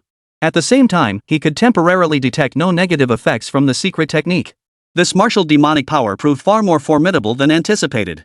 Unfortunately, it came with a time limit. Suja had no time to delve deeper into its mechanics at this moment. The immediate priority was breaching the city's defensive array. If the high-ranking warriors of the Wasteland clan witnessed him deploying this secret technique in battle, it would be an unexpected bonus. After all, the demonic martial state could be activated multiple times. Its most extraordinary aspect was the complete absence of cooldown. This meant he could unleash attacks in rapid succession. Boom! Blades of light surpassing the peak of the 9th rank slammed repeatedly against the Great Formation. Mysterious symbols before the Wasteland clan city began vanishing in patches. Clearly, the defensive power of these symbols was waning. This scene left the martial artists of the South Sea stronghold in a daze. I don't know why. Somehow, Senior Su seems stronger than Senior Yu. It really defies logic. After all, Senior Yu is at the peak of the 9th rank on the Grandmaster list. But cultivation level doesn't entirely equate to combat prowess. The crowd's gaze towards Suja grew increasingly reverent. About an hour later, the entire city's symbolic defenses were on the verge of complete collapse. Some members of the Wasteland clan could no longer hold on. Some coughed up blood. Others resorted to secret techniques that burned their vital energy and blood, all to barely keep the Great Formation functioning. This greatly boosted the morale of the South Sea warriors. The Wasteland clan's decline could no longer be concealed. Many tribesmen suffered severe damage to their life essence. It would take at least several months to recover. For the South Sea stronghold, inflicting such damage on the enemy was already an excellent outcome. In the short term, the Wasteland tribe's mid to low-tier forces would inevitably dwindle. At that point, control over the entire South Sea battlefield will shift entirely. They may even venture deep into enemy territory to gather resources. The chain of benefits will unfold comprehensively. However, the Wasteland clan is not without its wits. Two severely wounded 9th rank powerhouses appeared atop the city walls. They had barely suppressed their injuries within a single day. Now, they could not afford to spare their depleted vital energy. They knew full well the consequences of the Great Formation being breached. Higher-ranked warriors might escape, but those of lower ranks would surely face slaughter. The South Sea stronghold would never pass up this golden opportunity. Therefore, even with their wounds still fresh, they must fight to the death to hold their ground. Principal, keep going. Suja watched the scene unfold, a smile gradually spreading across his face. The two 9th rank beings were already gravely wounded. Forcing them to defend the Grand Formation would only worsen their injuries. Yu Xiong knew this was no time for restraint. If he could deepen the enemy 9th rank's wounds, this battlefield of myriad races would become far easier to control. I can't let the young upstart steal all the glory. A thought flickered through his mind as he silently activated a short-term enhancement technique. His aura surged once more to the peak of the 9th rank. Under the secret arts enhancement, his imposing aura surged relentlessly. The only regret was that Yang Liqing hadn't joined the battle. Otherwise, the battle's outcome might have been even more fruitful. Watching the battle unfold through the livestream, Yang Liqing felt genuine regret. Had he been present on the battlefield, the chances of breaking the formation would have been significantly higher. Even if the formation couldn't be broken, the Wasteland clan would have suffered far heavier losses. Alas, there was no remedy for regret. He could not abandon his duties and leave his post recklessly. As Su Zhao and Yu Xiong unleashed their power one after another, the morale of the high-ranking martial artists at the South Sea stronghold soared. Everyone realized this was the perfect opportunity to deal a crushing blow to the Wasteland clan. 188 Victory in the Great Battle, numbness to Suja's might. Hours later, Suja had only one final opportunity left to enter the demonic realm through martial arts. All previous demonic transformations had been expended in assaulting the Grand Formation. Yet the results were equally devastating. He could sense that numerous high-grade martial artists of the Wasteland clan had suffered severe internal injuries. In contrast, the high-grade martial artists at the South Sea stronghold had only suffered significant depletion of their spirit and vital energy. The two 9th-rank martial artists, already gravely wounded, bore the greatest strain. Their injuries had worsened considerably. They were barely holding on by sheer willpower. It was safe to conclude they would struggle to recover in the near term. The 9th-rank peak martial artist who had originally clashed with Yu Xiong bore the heaviest burden. Internal organ damage had even begun to manifest. Compared to external injuries, internal wounds required a much longer recovery period. The time has come. Prepare to withdraw. Suja issued the command first. At this stage of the battle, they had achieved their intended objectives. It wasn't that they lacked the strength to continue fighting, but the potential gains no longer justified the risks. Even if they shattered the formation, if the Wasteland tribe launched a desperate suicide counterattack, the South Sea stronghold would struggle to escape unscathed. There was no need to engage in a mutually destructive war of attrition. After all, the current advantage still lies with the South Sea stronghold. Understood. Yu Xiong nodded in agreement. Maintaining this secret technique for such an extended period was also a first for him. Since ascending to the peak of the 9th rank, he had never sustained such an extended burst of power. He was already feeling the strain. Forcing himself to continue would only lead to greater losses. The current gains were still within acceptable limits.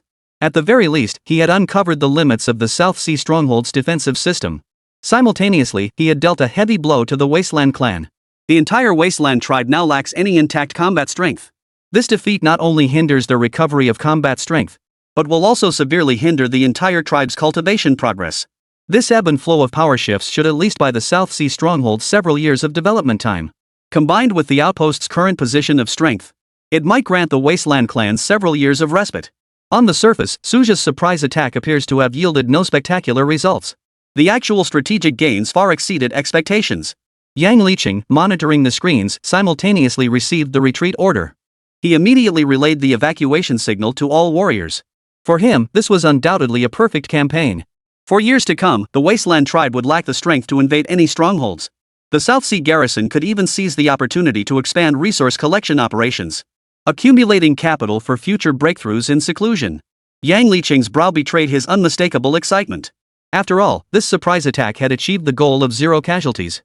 After the South Sea forces withdrew, the high-ranking warriors of the Wasteland tribe could no longer suppress their injuries. Crimson blood gushed forth in waves. For the Wasteland tribe, this blow had dealt a devastating blow to their strength. What Suja didn't know was that the Wasteland tribe's actual losses far exceeded estimates. The preciousness of those mysterious runes far exceeded imagination. Of course, the hatred in the eyes of many Wastelanders had indeed grown deeper. But even if the South Sea stronghold knew, they wouldn't care. On this battlefield of myriad races, blood feuds had long been forged. Whether hatred deepened or venom lessened, it made no fundamental difference.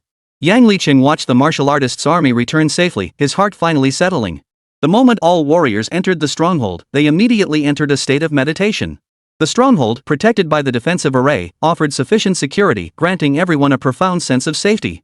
Yu Xiong and Suja even sat cross-legged to cultivate their energy on the spot. Their energy expenditure had far exceeded expectations. Without these two 9th-rank powerhouses, breaching the formation would have been utterly impossible. Yang Liqing understood this better than anyone. As the one overseeing the entire operation, he understood better than anyone. Yu Xiong and Suja's contributions far exceeded the visible results. When the dust settled on the South Sea campaign, intelligence networks across all factions trembled like spider webs. Numerous Great Xia factions had previously focused on the South China Sea theater. This was due to the South China Sea's rising strategic importance. Had it been an obscure battlefield, it would never have drawn such attention. After all, the myriad battlefields controlled by the Great Xia are as numerous as the stars. Countless battles erupt daily. People only focus on the high-tier battlefields, or a long-established strategic stronghold. Take the Xianen battlefield, for instance. It naturally draws the attention of the entire southern frontier. A major victory has been achieved on the South Sea battlefield. Suzhou and Yang Liqing joined forces to severely wound two ninth-ranked foes. They pursued the enemy all the way to the outskirts of their city? The ripples stirred by the news exceeded all expectations. Due to sustained attention, many factions were already well informed about the South Sea situation. Everyone knew this battlefield had long been at a disadvantage. Yet such a decisive victory was utterly unforeseen. Intelligence even surfaced of an 8th-rank powerhouse falling. This marked not only a pivotal shift in the South Sea theater but also a massive morale boost for the entire southern frontier. The more stable the front lines, the more secure the rear becomes. More people are now reassessing Suzhou's combat prowess, capable of severely wounding a late-stage 9th-rank powerhouse. Such combat prowess rivals that of a peak 9th rank. His advancement speed is utterly staggering. Countless people marveled at Suzhou's cultivation and prowess, though this was hardly the first time. Yet each display shattered their expectations anew. Now, martial artists of Great Xia have grown almost numb to Suzhou's combat prowess. On the 9th-rank Grandmaster rankings, his name climbed several more spots. He even surpassed the conventional peak 9th rank. This surge in prestige thrust him back into the spotlight. Even numerous 9th-rank powerhouses now scrutinize him with critical eyes. The sentiments among Daxia's 9th-rank martial artists are particularly complex. The main reason was that they had never seen Suzhou in person. They had only heard of him. Without even giving anyone time to adjust, his strength had already surged ahead.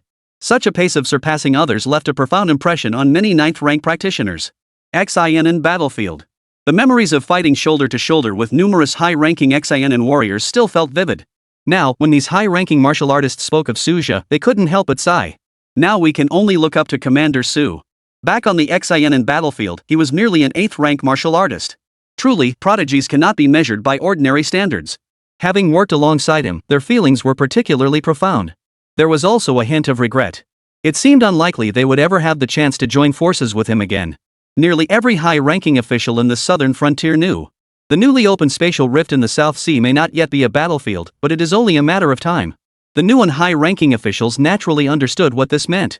Henceforth, Suzhou would inevitably have to juggle two battlefronts. Cross-region support would no longer be feasible as it once was. Yet gratitude still lingered in their hearts. The timely reinforcement of 3 8th-ranked experts had significantly alleviated pressure on the Xianen front. To this day, the Xianen defense line continues to reap the dividends of that campaign. Moreover, though Suzhou's team had taken core resources, they had left ample spoils behind. Amidst the current regret, there was more of a lingering sense of loss. 189, the headmaster enters seclusion, taking charge of South Sea Martial Arts University. South Sea Base. Upon learning of the South Sea battlefield, many felt more joy than anything else. Influenced by Suzhou, numerous members of the South Sea Base chose the South Sea multiracial battlefield. Many families are hoping for the smooth progress of the South Sea battlefield. The Su family, needless to say, was no exception. Even though Suzhou was highly unlikely to perish on the multiracial battlefield. But everyone still hoped for his smoothest possible journey. Suzhou remained unaware of the outside world's reactions. He had now been continuously adjusting for 3 days and nights straight. The state of martial demonic possession has brought me profound insights. Combined with this continuous battle, it has allowed my spirit and cultivation to achieve complete integration. I must use this time to further elevate my cultivation. Suzhou thought silently. With his current strength, his primary goal was naturally to break through to the Marquis rank in martial arts. Even setting aside the title of Marquis, merely reaching the peak of the 9th grade. Only upon reaching this realm could one truly claim to have reached the pinnacle of the 9th rank. Only after perfecting his cultivation could he possibly challenge the realms beyond the 9th grade. Though he still had one opportunity left to enter the demon realm of martial arts. He did not rush to use it. He intended to wait until the deadline was nearly upon him before activating it. After resting for over half a month, Suzhou's cultivation had quietly reached the peak of the mid-stage of the 9th rank, just half a step away from the late stage. Yet the insights gained from battle had been fully assimilated. What a pity! If only I had more time to accumulate. Breaking through to the late stage of the 9th grade might not be impossible. Suzhou murmured softly, never hiding his yearning for greater cultivation. After completing his adjustments, he set out to find Yang Liqing. The principal's aura had long since vanished. Even the high-grade powerhouses of the school had almost entirely withdrawn from the South Sea stronghold. They must have returned after recovering from their injuries.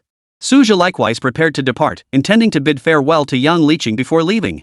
Dean Su, Principal Yu has already returned to the school to enter seclusion. Before his departure, he asked me to convey that you will fully assume all school affairs during his seclusion. Noticing Suja's peculiar expression, Yang Liqing added.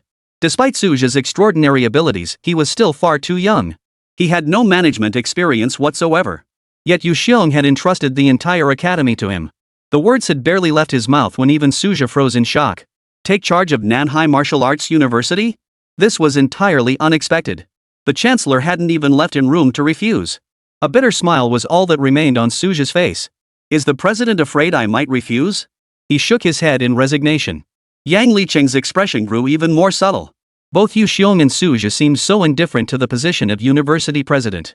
By all logic, the presidency of Nanhai Martial Arts University should be a coveted position. Nanhai Martial Arts University had now become a top-tier institution. Due to the newly opened spatial rift, it had attracted a large number of powerful individuals to join its ranks. Its overall strength far surpassed that of ordinary first-tier martial arts universities. The authority to lead such an institution should be treated with utmost caution. Yet in Suja's case, it seemed almost undesirable. But in an instant, Yang Liqing suddenly understood. Perhaps precisely because Suja never coveted power. He focused solely on martial arts, which is why his cultivation advanced so rapidly. Suja remained unaware of what Yang Liqing had imagined. He quickly adjusted his emotions and mindset. He could understand the principal's decision to enter seclusion. The headmaster had planned this seclusion all along. It was merely delayed by various affairs. Now was indeed the optimal time for seclusion. First, it would take time for that spatial fissure to evolve into the battlefield of 10,000 clans. The Wasteland clan on the South Sea battlefield would also lie dormant for several years. This was the perfect moment for seclusion. Though reluctant, Suja resolved to safeguard the South Sea Martial Arts University. After all, he could only break through to a minor realm at most. A short retreat would suffice, nothing like the lengthy seclusion required by the university president. After bidding farewell to Yang Liqing, Suja departed. Though the Wasteland clan lay dormant, Yang Liqing still needed to guard the passageway. However, the pressure on this 9th-rank martial artist had indeed eased considerably. Yang Liqing watched Suja's receding figure, his gaze drifting. Every time we meet, there's a surprise. When we meet again, I wonder if he'll have made another major breakthrough in his cultivation. He murmured to himself, his tone tinged with speculation. After all, every time they had met in the past, Suja's cultivation had inevitably changed. And now, with the Wasteland clan lying dormant, running a martial arts university was no easy feat.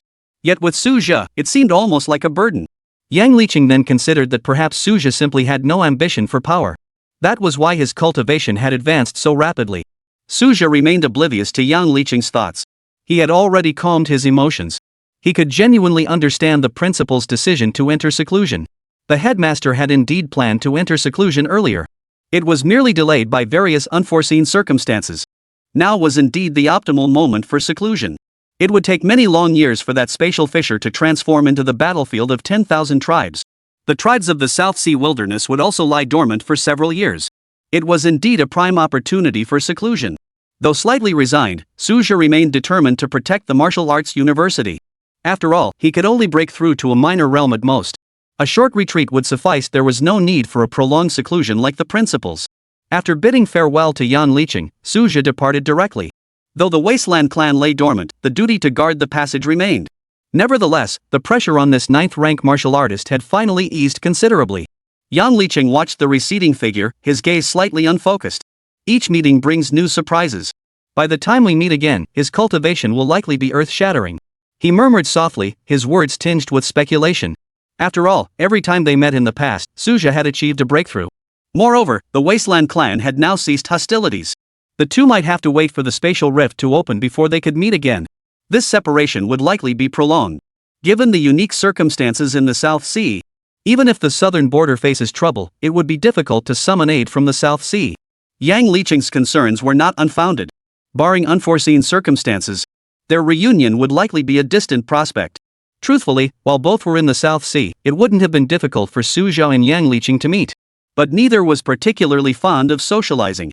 Who knew when they might meet again? Unaware of Yang Liqing's thoughts, he swiftly returned to the South Sea Martial Arts University. 190. Farming and running a school?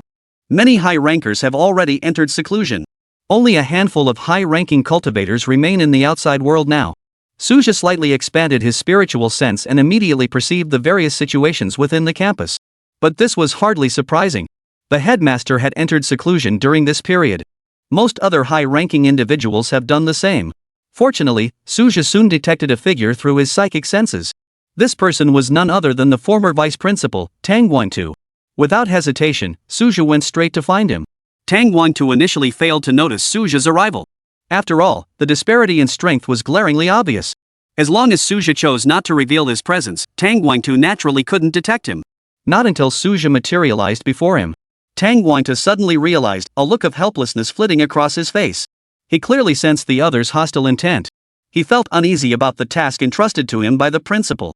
Though he had little interaction with Suja, he knew well that Suja was not one to crave power and influence. Now the principal was asking him to teach Suja how to manage school affairs. It was truly asking the impossible. Dean Su, the principal, has already made his intentions clear. All school affairs will henceforth be entrusted to your full authority. Tang Guangtu spoke up first, cutting off what Suja was about to say. This tactic proved effective. Suja had already planned to wash his hands of the matter. He had no interest whatsoever in managing school affairs. He'd rather spend that time cultivating his cultivation. He was now within reach of the late-stage 9th rank. Even if he didn't draw any high-quality abilities next time, he could still advance to the late 9th rank based on his current insights. The only issue was that it would take considerable time. At least 2 or 3 months. Vice Principal Tang, school affairs are no easy task. I simply can't manage everything alone. Especially since you've been handling everything up until now. If I suddenly stepped away, the school would likely descend into chaos. Suja spoke up at just the right moment, naturally aiming to pull Tang Guangtu into the same boat. Faced with this reasoning, Tang Guangtu couldn't help but feel a bit shaken. But he still remembered the principal's original intention of having Suja gain independent experience. But that was no longer feasible. After all, the reality was staring them in the face. Why not assist me for a month first? I've made significant contributions to the school before. This time, I even donated an 8th grade corpse. Suja pressed his advantage. With those words spoken, Tang Guangtu, though filled with hesitation, could hardly refuse. After all, Suja's contributions were undeniable. The 8th rank Wasteland clan corpse alone had added a significant amount of resources to the academy. For 9th rank powerhouses, an 8th rank Wasteland clan corpse held no value. Especially for Suja, exchanging it for spirit stones was the wisest course. At his current cultivation level, unless it was an extremely precious high-grade resource, it offered little benefit. The slow progress of many high-grade cultivators stems largely from resource scarcity. Fortunately, Suja did not rely entirely on external resources. Very well. Tang Guangtu finally spoke. Not only did the school owe Suja a debt of gratitude, but he personally did as well. Among those who benefited from the 8th grade corpse Suja had hunted down was Tang Guangtu himself, an 8th grade martial artist. Earlier still, Suja had guided him in comprehending the laws. Unlike Su Xingyan, this vice principal had long since ascended to the 8th rank realm. His cultivation not only surpassed Su Xingyan's, but had recently reached the peak of the 8th rank. Though the peak of the 8th rank seemed unremarkable in Suja's presence.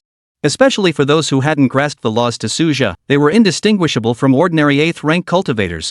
With Tang Guangtu's assistance, Suja could finally manage the overall situation at South Sea Martial Arts University with ease. South Sea Martial Arts University is far larger than anticipated. Graduate placement management, student supervision. Not to mention core resource allocation. These tasks are far more complex than imagined. Suja pondered inwardly, finding it rather daunting. Though he had anticipated the administrative workload would be heavy, he hadn't anticipated it would be this overwhelming. What surprised him most was that Nanhai Martial Arts University, established merely 20-odd years ago, was already so complex. How overwhelming must the affairs of those top martial arts institutions be? After nearly half a month of relentless effort, Suja finally managed to get the school affairs somewhat organized. Now, he prepared to initiate a new round of ability extraction. Multicolored radiance burst forth from the ability wheel. Such phenomena no longer stirred much emotion in Suja.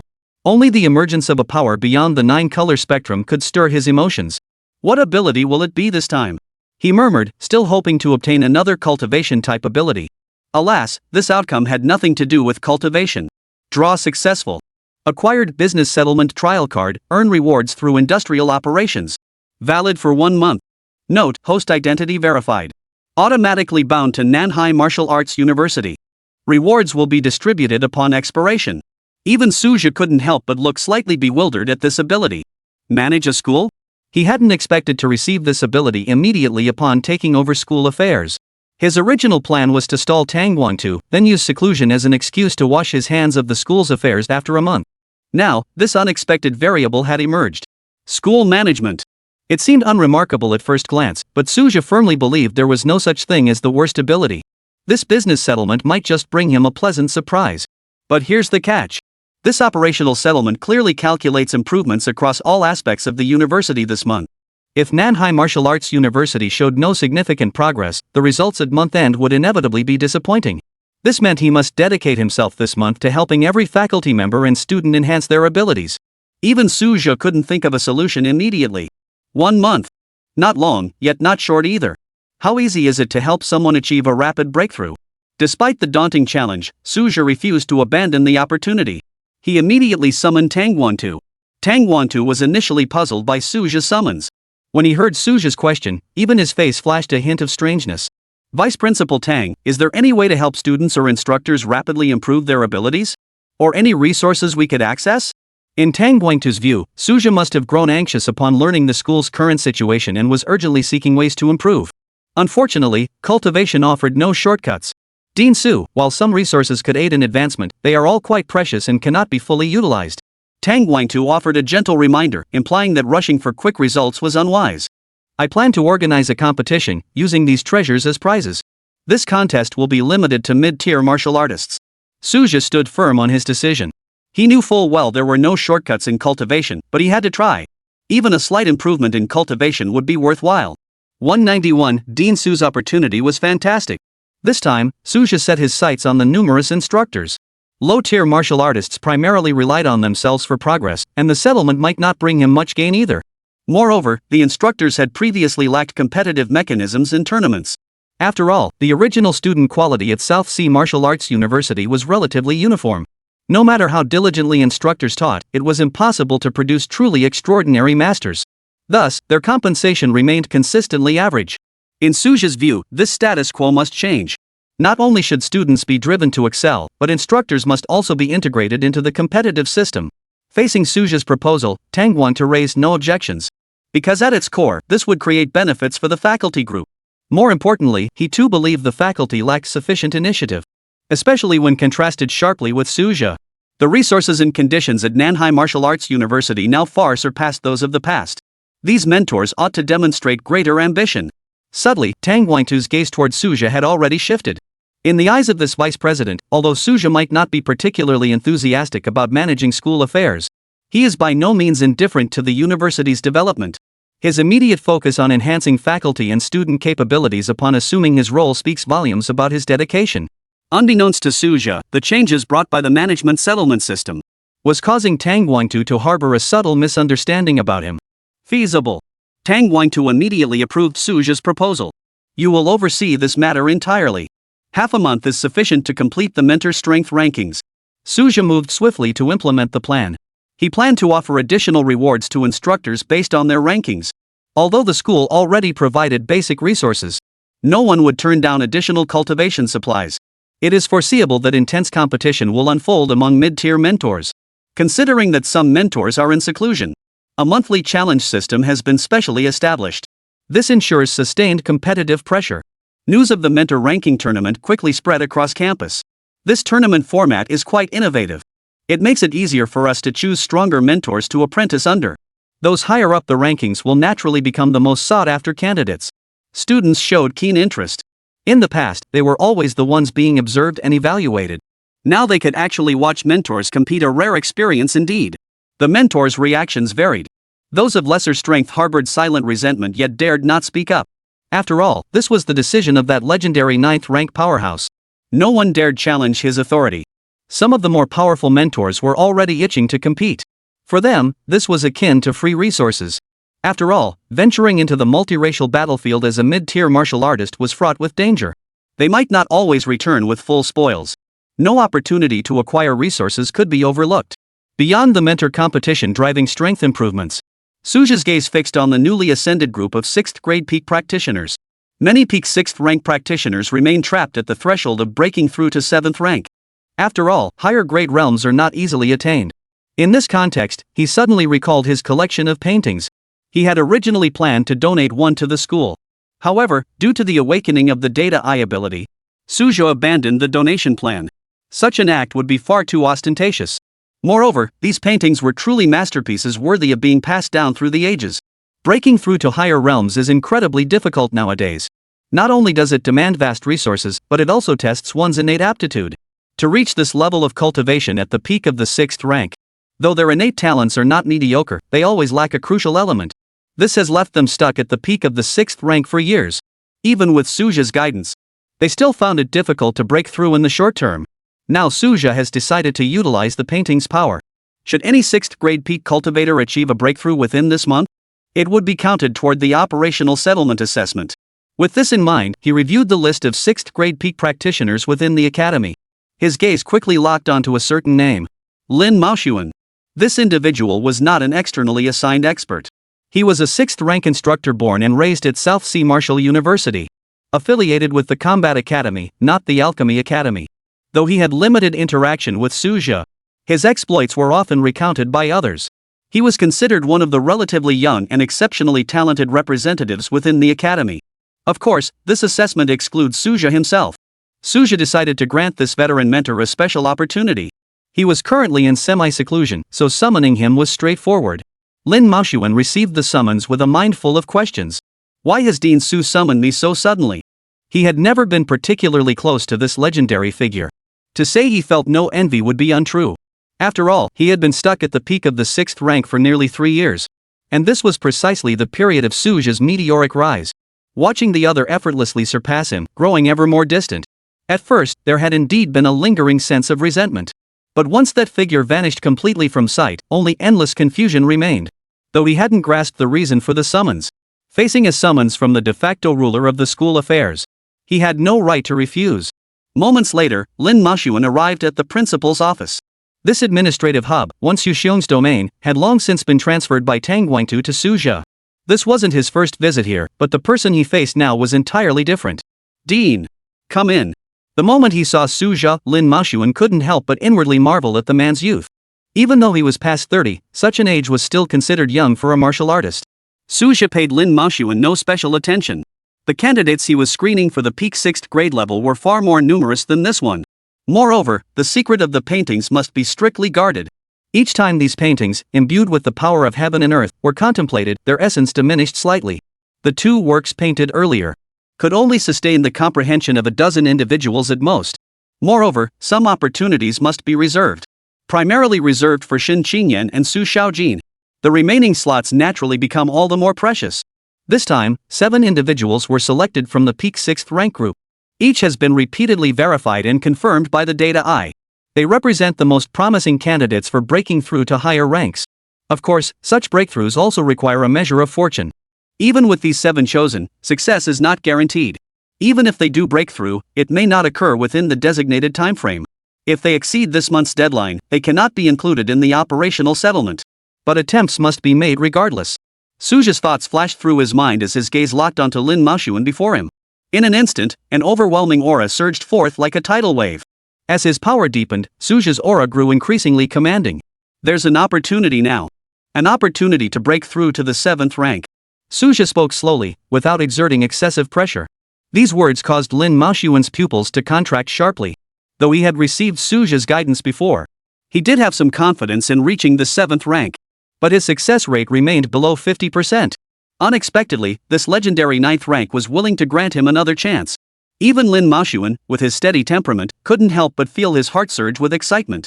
After all, this concerned a breakthrough to a higher rank. No one could remain unmoved. For him, this might completely rewrite the trajectory of his life. Thank you, Senior Su, for your guidance. My gratitude at this moment is profoundly sincere. Your promotion to 7th rank would be the best reward. Suja replied calmly. To him, a 7th rank martial artist was hardly worthy of his attention. The so-called exchange of favors was utterly insignificant. The presence or absence of friendship made no difference to him. Lin Maoshuan soon became engrossed in the displayed paintings. 192, every mentor, help me improve. Half an hour later. Lin Maoshuan's aura fluctuated wildly, signaling an imminent breakthrough. Without pausing to bid farewell to Suja, he hurried straight to Gao Pin's secluded cultivation chamber. He aimed to seize this opportunity to push through his breakthrough in one decisive effort. Suja paid it no mind. He had always hoped Lin Maoshuan would succeed in his breakthrough. On one hand, it concerned his own business settlement. On the other hand, it was for the overall strength of Nanhai Martial Arts University. He knew well that beneath Nanhai's seemingly tranquil surface, hidden currents swirled and dangers lurked everywhere. Therefore, the stronger the university's capabilities, the better. Half an hour later, Suja summoned a new 6th rank peak martial artist. Unfortunately, despite half an hour of contemplation, this individual showed no signs of breakthrough, unlike Lin Maoshuan. There was nothing Suja could do about it, and he could only secretly hope for a miracle. By the end of the day, Suja had cultivated 7 peak 6th rank martial artists. Whether they could advance further depended entirely on their personal karmic connections. For Suja, this matter ultimately required a measure of luck. After handling these matters, he began reviewing information about the mentor ranking tournament. Many of these mentors are unfamiliar to me. This is a good chance to familiarize myself with them. Suja murmured to himself. This was no idle remark. Though he had spent over a decade at South Sea Martial Arts University, he had been merely a second-rank martial artist in his early years.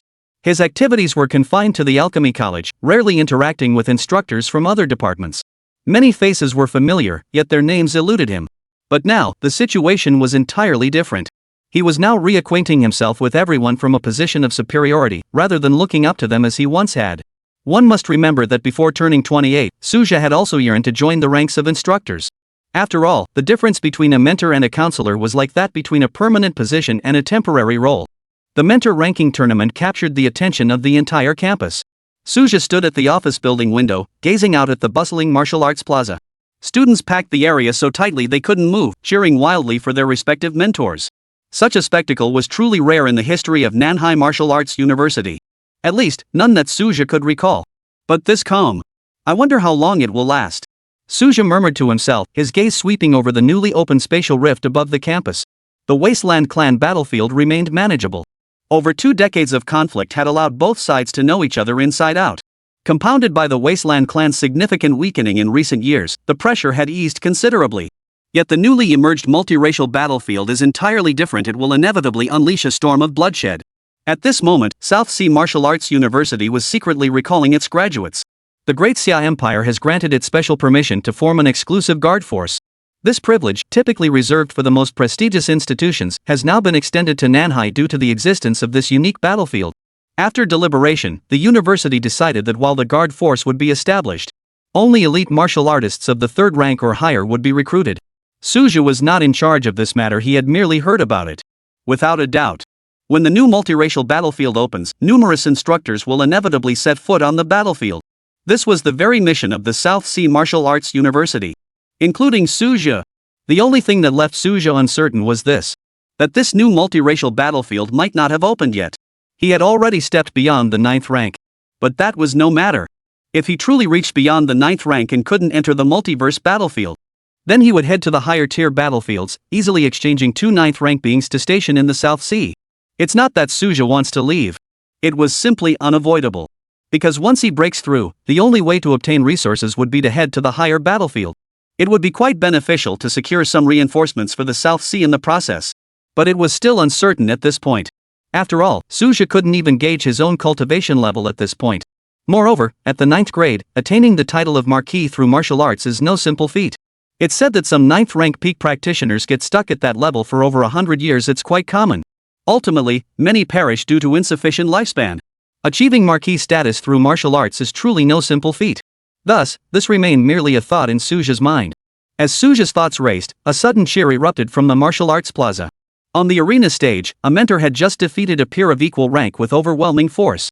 That one seems to be named Liao Yuxing, right? Suja had some recollection of this instructor.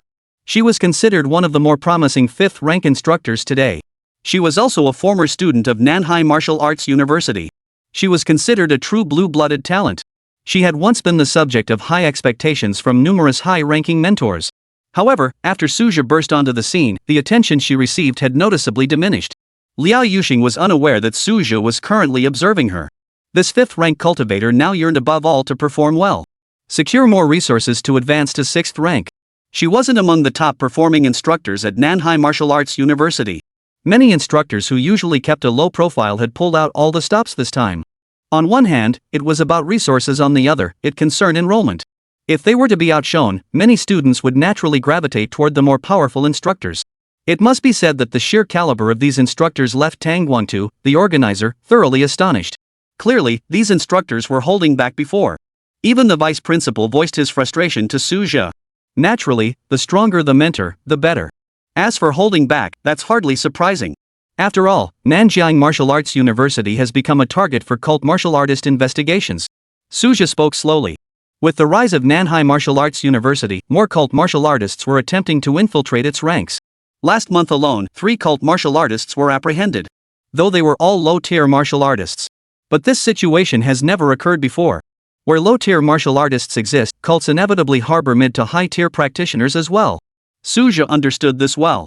His previous victories over high-tier cultists had all relied on information advantages. He had struck fatal blows before they could detect his sudden surge in power. The cult's collusion with alien races clearly signaled they had noticed this tactic. Unnoticed, a month was about to pass. The Mentor Rankings tournament had concluded long ago. Mentors who had participated in battles and resource allocations had all retreated into seclusion for cultivation, exactly the chain reaction Su Jia had anticipated. As for the several peak 6th rank martial artists he had been closely monitoring earlier, Su Jia faintly sensed the emergence of heavenly energy within the cultivation chambers of 4 of them. Whether they had successfully broken through their boundaries remained uncertain, but the system's final tally would reveal all. At this moment, Su Jia found himself oddly anticipating the thrill of opening a blind box. Over the course of this month, what transformations would the students of South Sea Martial Arts University undergo? 193, Generous Rewards. Major Event, 9th Rank Fallen. 1-month period concluded. Business Settlement Calculation initiated. For new practitioners have reached the 7th rank. 6 high-rank martial artists achieved minor breakthroughs. 8 mid-tier martial artists have advanced to a major realm, and 19 have advanced to a minor realm. As the settlement announcement echoed, a flicker of astonishment crossed Su Jia's eyes. Within this month, the progress made by the entire South Sea Martial Arts University far exceeded his expectations. He had primarily anticipated growth in the number of 7th rank martial artists. He hadn't anticipated that some would achieve breakthroughs in minor realms. Still, this was welcome news to Su Jia. Congratulations, host, on receiving your settlement reward. 1 high-grade insight. 10 years worth of high-grade cultivation power. 1 personal physical enhancement potion. The contents of the settlement reward were nothing short of explosive. At least several items would prove highly beneficial to Su Jia. Moreover, his settlement management skills weren't top tier to begin with, so receiving this many rewards already left him quite satisfied. His efforts had finally paid off. With these rewards, now's the perfect time to break through my cultivation. The thought surged powerfully within Su Jia. While he doubted he could swiftly reach the peak of the 9th grade, advancing to the late stage of the 9th rank should be within reach, and he might even progress further. Without a moment's hesitation, Su Jia immediately sent a message to Tang Guangtu and headed straight into seclusion. This had been his original plan. Had it not been for the sudden emergence of his business settlement ability, he would have begun his seclusion long ago. After all, Tang Guangtu had no immediate plans for seclusion. Now that arduous cultivation proved ineffective and he needed to comprehend the laws, there was no need for prolonged seclusion.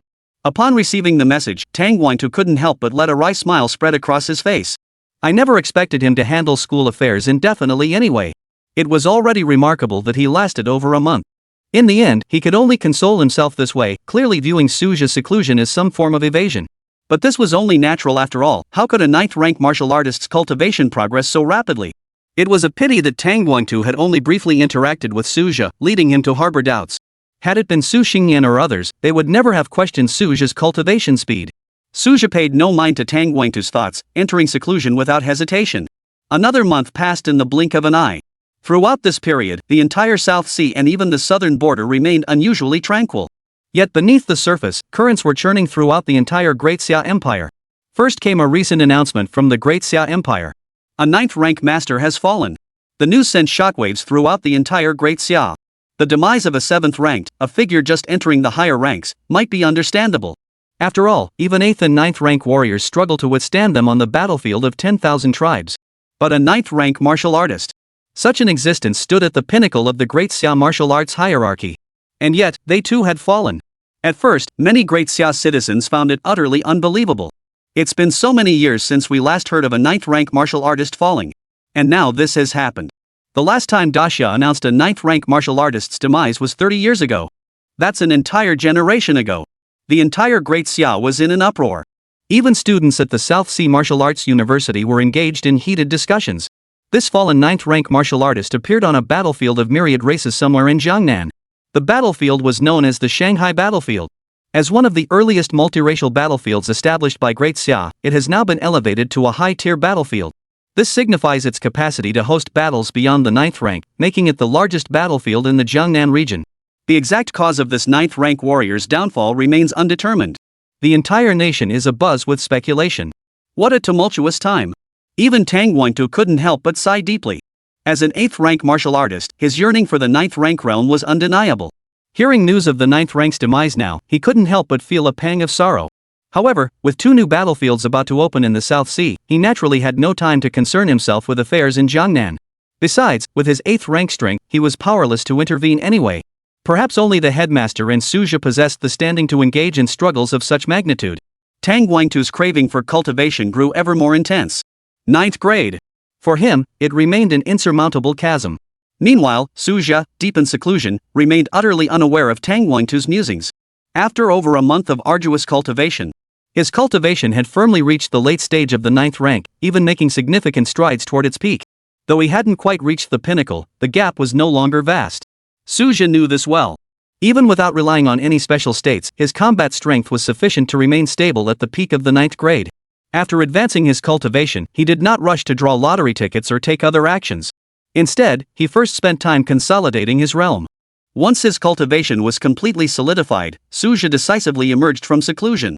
His first act was to seek out Tang Wangtu and inquire, have there been any developments in the South Sea during this time? The South Sea is calm, but the Great Xia is not at peace. Tang Wangtu replied with a sigh. What? A 9th rank has fallen? Only now did Suzhi learn of the 9th rank's demise. Even he hadn't anticipated this. When did 9th rank martial artists become so fragile? Could it be that someone above the 9th rank had intervened? But how could the high-ranking officials of the Great Xia simply stand by and watch as an entity above the 9th rank attacked 9th rank martial artists? There must be hidden circumstances behind this. Though Suzhi was intrigued, he had no connections with the other 9th rank martial artists. Even when acquiring resources before, he mostly relied on Principal Xiong. He had no acquaintances on the Shanghai battlefield, leaving him no means to uncover the truth. Moreover, the specific details surrounding the 9th rank's demise remained undisclosed, a sign of secrecy. Perhaps they involved undisclosed secrets. Pursuing the matter would likely consume vast amounts of personal connections and resources, ultimately proving not worth the cost. Despite his curiosity, he suppressed the urge to probe further. It seems the situation is equally dire on other battlefields across Great Xia. Suzhi sighed deeply. Indeed it is. The number of battlefields across the myriad races within Great Xia's borders has surged dramatically. And who knows how many more will open in the future. If martial artists' strength cannot be rapidly enhanced, the entire system will eventually be dragged down. Tang Wangtu's words revealed profound foresight. This also explains why the Great Xia Empire is urgently pushing for institutional reforms. Recent rumors suggest. Starting in the new year, support for martial arts universities will be significantly increased, while simultaneously requiring an expansion of student enrollment. This move undoubtedly confirms the Great Xia's current predicament. 194. Enter seclusion to comprehend the spatial laws. Generally speaking, if news can leak out, it's usually 80 to 90% accurate. Moreover, this information isn't overly confidential. After all, the resources being added are for all martial arts universities, not just one. If the news involved only a few specific universities, many would be unable to sit still. Nanhai Martial Arts University is no exception. No martial arts university would ever complain about having too many resources. Regardless, we must focus on strengthening ourselves. Suzhi said in a low voice. As the words fell, even Tang Wangtu couldn't help but nod in agreement. He had other plans in mind. He must comprehend the laws before the new spatial rift opened. Whether he would reach the 9th rank was another matter entirely, but grasping the laws came first. Before that, however, Tang Wangtu swiftly handed over recent affairs to Suzhi. Suzhi accepted without hesitation. He had previously handled school affairs, mostly routine tasks like reviews and resource approvals. Though he couldn't immerse himself in secluded cultivation, his daily practice remained unaffected. Handling school affairs did not consume much of Suzhi's time. Moreover, this month's affairs were sparse, mostly involving updates to benefits for martial artists after breakthroughs. The school had established clear protocols for such matters, requiring only straightforward implementation. For Suzhi, it was nothing more than a simple formality. After finishing his duties, Suzhi prepared to draw a new ability. The ability wheel spun rapidly, suddenly bursting into a dazzling display of 10 colors. Even Suzhi was momentarily startled. Extraction successful. Congratulations on obtaining one spatial sovereignty trial card, grants extraordinary spatial insight for 1 month. Seeing this ability, a flash of delight crossed Suja's eyes. Among all innate talents, spatial laws were the most profound. Nationwide, only a handful possessed spatial aptitude. True geniuses grasped spatial laws at the 8th rank. Yet few at the 8th rank could comprehend any law, let alone spatial ones. In the existing records of Great Xia, only one person had ever achieved this realm. Though martial lords can wield spatial power after attaining their titles, it remains worlds apart from true mastery of the laws. For Suja, this 10-color ability truly lived up to its name. The power of space is profoundly mysterious. Even a slight grasp of it can elevate one's combat prowess beyond their current tier. Spatial teleportation alone is sufficient to dominate the battlefield. Even high-tier battlefields struggle to guard against spatial power. At this moment, Suja recalled a crucial matter. The secrets beyond the 9th rank. If memory serves, breaking through requires constructing a domain of laws. Now that he wielded spatial power, he might as well attempt it early. Though Suja had yet to reach the pinnacle of the 9th rank, his mastery of laws already surpassed his current realm. This might just be worth a shot. This thought stirred Suja's heart. Yet he understood. At the very least, he must first grasp the spatial laws, even if only a branch of them. Only then could he attempt to construct a domain of law using spatial power. Looks like I'll have to trouble Vice Principal Tang again. Suja murmured to himself. The 1-month deadline was pressing. Even with his 10-colored talent, he couldn't be certain of mastering it. Every second counts. As for Tang Guangtu, he could only offer an apology for now. Once he emerged from seclusion, he would certainly make amends to the vice principal. After all, it had been only a day since his last seclusion. Those unaware might even think he deliberately teased Tang Guangtu. The truth was, Tang Guangtu was genuinely bewildered. How could Suja have retreated so hastily when he had only just emerged from seclusion? Even an epiphany shouldn't happen this swiftly. He hesitated to speak, his words dissolving into a bitter smile. The headmaster had clearly acted first and asked for permission afterward. Further discussion would be futile, yet resentment was inevitable. Suja had no time to speculate on Tang Guangtu's motives. Under the blessing of the 10-colored talent, where space reigned supreme, his spatial comprehension was rapidly soaring. For him, the concept of space was no stranger. His perspective and accumulated knowledge as a traveler through time had long given him an understanding of spatial concepts. The power of space is particularly unique. Its entry points offer diverse possibilities. For instance, spatial resonance. As his thoughts surged, Suja's eyes grew increasingly bright. The elusive spatial theories from his past life were now taking root and sprouting, catalyzed by his extraordinary insight. In just 10 short days, he had glimpsed the gateway to spatial power. Though he hadn't yet grasped the essence of the law, it was sufficient to sustain his subsequent explorations. He was now leveraging these insights to pry open deeper spatial mysteries. After secluding himself for over half a month, Suja finally grasped a sliver of the spatial laws. This breakthrough was facilitated by the space sovereign ability. Additionally, Suja had previously grasped other laws, providing valuable reference points. Otherwise, comprehending the spatial laws on his own would have been exceedingly difficult. The vibration law he grasped this time was one of the branches of the spatial law. For Suja, this law held immense significance for enhancing his combat prowess. Not only did it significantly enhance the power of attacks, but the destructive force of the law itself also surged dramatically. Though the ability's duration remained, Suja chose not to delve deeper into the spatial laws. Instead, he leveraged his innate talent to forge a realm of life and death flames using spatial power. Though it was an early construction, Suja's cultivation had not yet reached the pinnacle of the 9th grade. Yet in terms of mastery over the laws, he confidently surpassed most at the peak of the 9th grade. After all, others lacked such extraordinary innate abilities, let alone frequent opportunities for sudden enlightenment. His progress in cultivating the laws actually surpassed conventional cultivation advancement. Ordinary 9th rank martial artists often reached their cultivation ceiling while their comprehension of the laws remained far behind. When the space reign's supreme period quietly concluded, Suja did not rush to emerge from seclusion. Relying on the insights accumulated earlier, he chose to continue his seclusion. Another month passed in the blink of an eye. With a total of 2 months in seclusion, this marked Suja's longest period of retreat in recent years. Nearly half a year had passed since his return from the South Sea battlefield. He had only remained on campus for the initial month or so. The remainder of the time, Tang Guangtu had been handling the school affairs on his behalf. The vice principal's pent-up frustration now simmered like a volcano ready to erupt. Originally estimated to last no more than a month, the seclusion unexpectedly doubled in duration. Thankfully, after endless anticipation, 2 months later, on a certain day, Suja finally emerged from seclusion. 195, no cost I owe Suja a favor. Tang Guangtu was the first to station himself outside Suja's meditation chamber. Suja, you're not going to retreat again right away, are you? Tang Guangtu asked, suppressing his emotions. At least Suja could tell. Even Suja couldn't help but let a peculiar expression flicker across his face. But he could understand. Deputy Principal Tang, please calm down. I happen to have an opportunity here. I wonder if you're interested. Suja said softly. The words left Tang Guangtu momentarily stunned. An opportunity? What kind of opportunity? He was momentarily at a loss. Clearly, he hadn't connected this matter to the laws of the universe. After all, an opportunity that could help someone comprehend the laws would be enough to make the entire Great Xia scramble for it.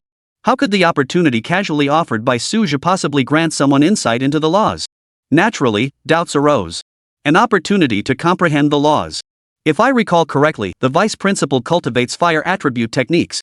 Suja continued slowly. The diagram of the laws he had previously drawn did indeed possess the profound ability to aid in comprehending the laws. It happened to align perfectly with the vice principal's cultivation method. It should prove quite beneficial. Regarding the risks of revealing the law diagram, Suja had not failed to consider them. But the issue was minor. Just as those who had previously broken through from peak 6th grade to higher grades had all remained tight-lipped. After all, they were already profoundly grateful that Suja had shared such a treasure with them. To leak information now would be utterly unworthy of a human being. Moreover, offending a 9th-rank powerhouse would be a losing proposition. As long as Tang Guangtu wasn't foolish, he would surely keep his mouth shut. As for his own safety.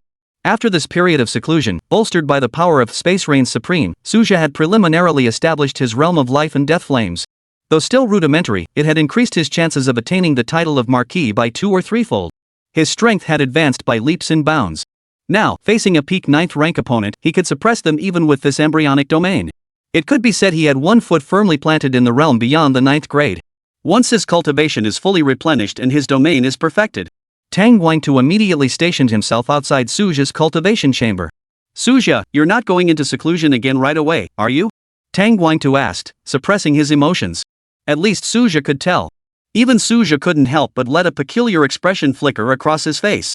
But he could understand. Deputy Principal Tang, please calm down. I happen to have an opportunity here. I wonder if you're interested. Suja said softly. The words left Tang Guangtu momentarily stunned. An opportunity? What kind of opportunity? He was momentarily at a loss. Clearly, he hadn't connected this matter to the laws of the universe. After all, an opportunity that could help someone comprehend the laws would be enough to make the entire Great Xia scramble for it. How could the opportunity casually offered by Suja possibly lead someone to comprehend the laws? Naturally, doubts arose.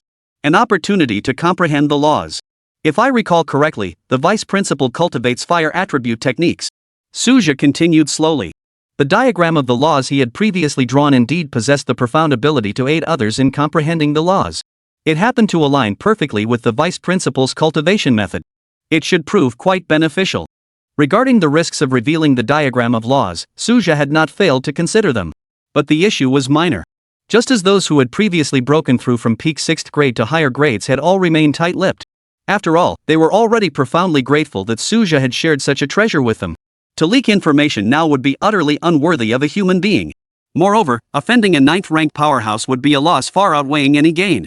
As long as Tang Guangtu wasn't foolish, he would surely keep his mouth shut. As for his own safety. After this period of seclusion, bolstered by the sovereign of space enhancement, Suja had preliminarily established his life and death fire domain.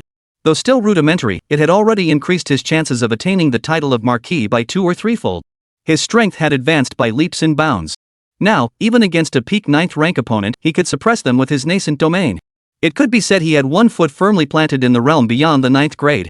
Once his cultivation is sufficiently replenished and his domain is fully perfected, times change.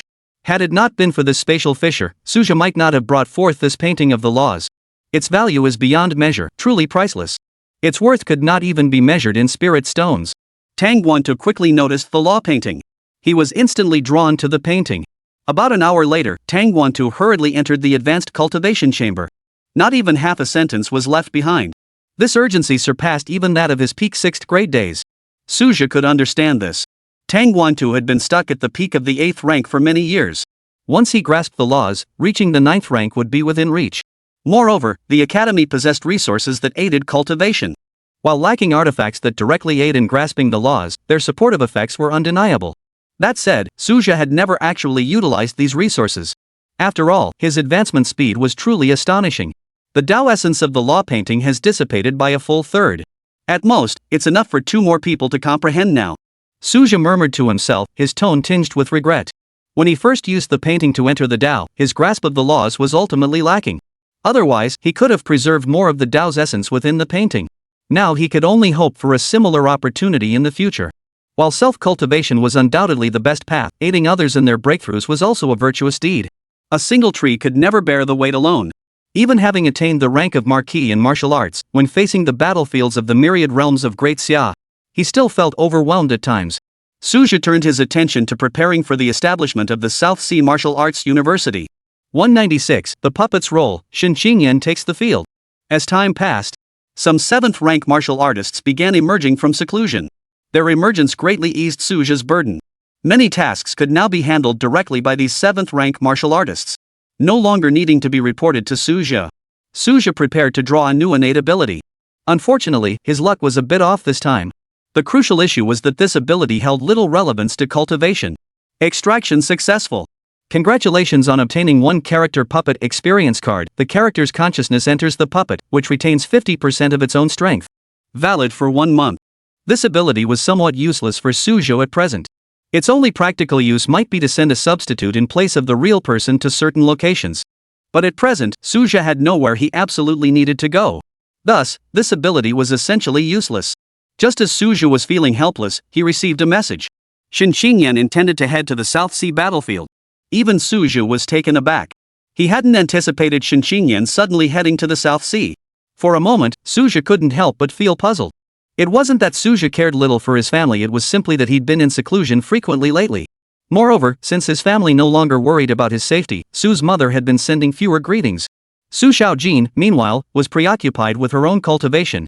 Since he couldn't figure it out, Suja decided to stop dwelling on it. Once Shin Qingyan arrived at the South Sea, everything would become clear. Shin Qingyan chose the South Sea because she had recently advanced to the 4th rank. Having stepped into the 4th rank, she naturally yearned to experience the battlefield of 10,000 tribes. She knew full well that her breakthrough to 4th rank was entirely due to the resources her husband had provided. Yet she also understood that resources alone wouldn't carry her much further. Even understanding the difficulty of this path, Shin Qingyan had to admit, the South Sea base had its limitations. For instance, finding a worthy opponent proved difficult. Yan Zhengxing was the only 4th rank martial artist in the entire South Sea base. Out of deference to the South Sea Martial Arts University, Yan Zhengxing would inevitably yield. After much deliberation, Shin Qingyan decided to personally visit the South Sea Martial Arts University. As for matters at home, she held no concerns. After all, the exotic beast stood guard over the household. Ultimately, she refused to settle for being just an ordinary 4th rank martial artist. South Sea. Stepping onto this land, Shin Qingyan took a deep breath. Though not her first visit, her state of mind was entirely different this time.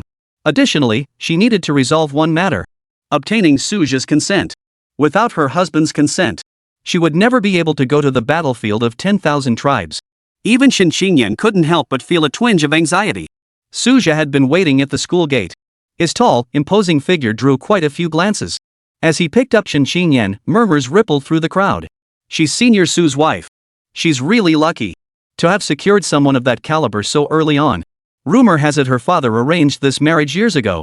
As Suja's status grew increasingly prominent, old stories inevitably resurfaced through gossipmongers. Even with information controls in place, rumors still spread unchecked. Fortunately, neither of them paid much attention to such trivialities. What high-ranking martial artist hasn't been the subject of rumors? Many powerful warriors were even labeled as playboys. Suja, having no misdeeds to his name, naturally cared even less. In truth, most high-ranking martial artists held similar attitudes. Those who reached the pinnacle of strength weren't their wills as unyielding as iron. Even if they've had romantic entanglements, they see no shame in it. The stubborn principles ingrained in martial artists, how could outsiders possibly shake them? Not to mention that behind the rumors of romantic escapades, they actually align with the Great Xia's procreation incentive policy. The higher a martial artist's rank, the greater the probability their offspring will inherit exceptional aptitude. In the eyes of the Great Xia's decision-makers, 100 mediocre offspring could never match the birth of a single prodigy. Suja strolled through the campus with Shin Qingyan. Why did you suddenly come to Nanhai alone? He finally voiced the question he'd been holding back for so long. By all accounts, the entire family should have come together. Yet now, she appeared alone. Shin Qingyan silently released a 4th-grade aura. Suja's pupils contracted slightly. He truly hadn't sensed it before. When dealing with close relatives, he never deliberately probed with his divine sense. Such rapid progress was astonishing. Clearly, she had never neglected her cultivation. A foundation built through years of accumulation, coupled with top-tier resources. But Suja knew deep down. The path to advancement beyond the 4th rank will never be this straightforward. The lower tiers of the 3rd grade could still be achieved through resource accumulation. The mid-tier 3rd rank is an entirely different matter. This is no longer a realm that can be broken through by resources alone. It also requires sufficient insight and mental discipline. Practical combat experience is indispensable. As this thought crossed his mind, Suja suddenly felt a flicker of insight. Just then, Shin Xingyan revealed the answer. After advancing to the 4th rank, my cultivation progress has noticeably stalled. I plan to stay in the South Sea for a while to seek opportunities for real combat experience. Though he felt somewhat embarrassed to ask for help. To Suja, it seemed perfectly natural. After all, spouses shouldn't keep secrets from each other. Puppet clone. This ability suddenly sprang to mind. Shin Xingyan's arrival was indeed fortuitous. He couldn't personally protect her. The South Sea defense line required his constant presence. Venturing deep into the battlefield risked leaving the defenses vulnerable. As the commander, this sense of duty was non-negotiable. Yet he was genuinely concerned for his wife's safety. The art of puppetry offered a solution to this dilemma. Besides, for a warrior to break through, they must ultimately face life and death trials. On the other side. After speaking, Shin Xingyan tugged at her hem. Her fingertips turned slightly white from the pressure. She waited for Suja's response. 197, the grim news arrived, 2 9th rank warriors had fallen. Agreed. Fortunately, Suja spoke up just in time. This time, even Shin Xingyan was taken aback. Suja's voice continued. I will arrange for you to join one of the school's teams. If you wish to operate solo, you must at least be familiar with the battlefield environment. And unexpected situations can arise at any moment on the battlefield. Even with your abilities, you must be mentally prepared. Though Suja had the ability to ensure Shin Xingyan's safety, he chose not to mention it. Deliberately creating a sense of crisis enhances the effectiveness of training. If she knew she was absolutely safe, her growth would be significantly diminished. The choice was now in Shin Xingyan's hands. I will never back down. Shin Xingyan responded with unwavering resolve. Clearly, she had prepared herself mentally long ago. Fully aware her husband couldn't forever fight alongside her on the battlefield. Moreover, even low-tier martial artists had already ventured into the multiracial battlefield countless times.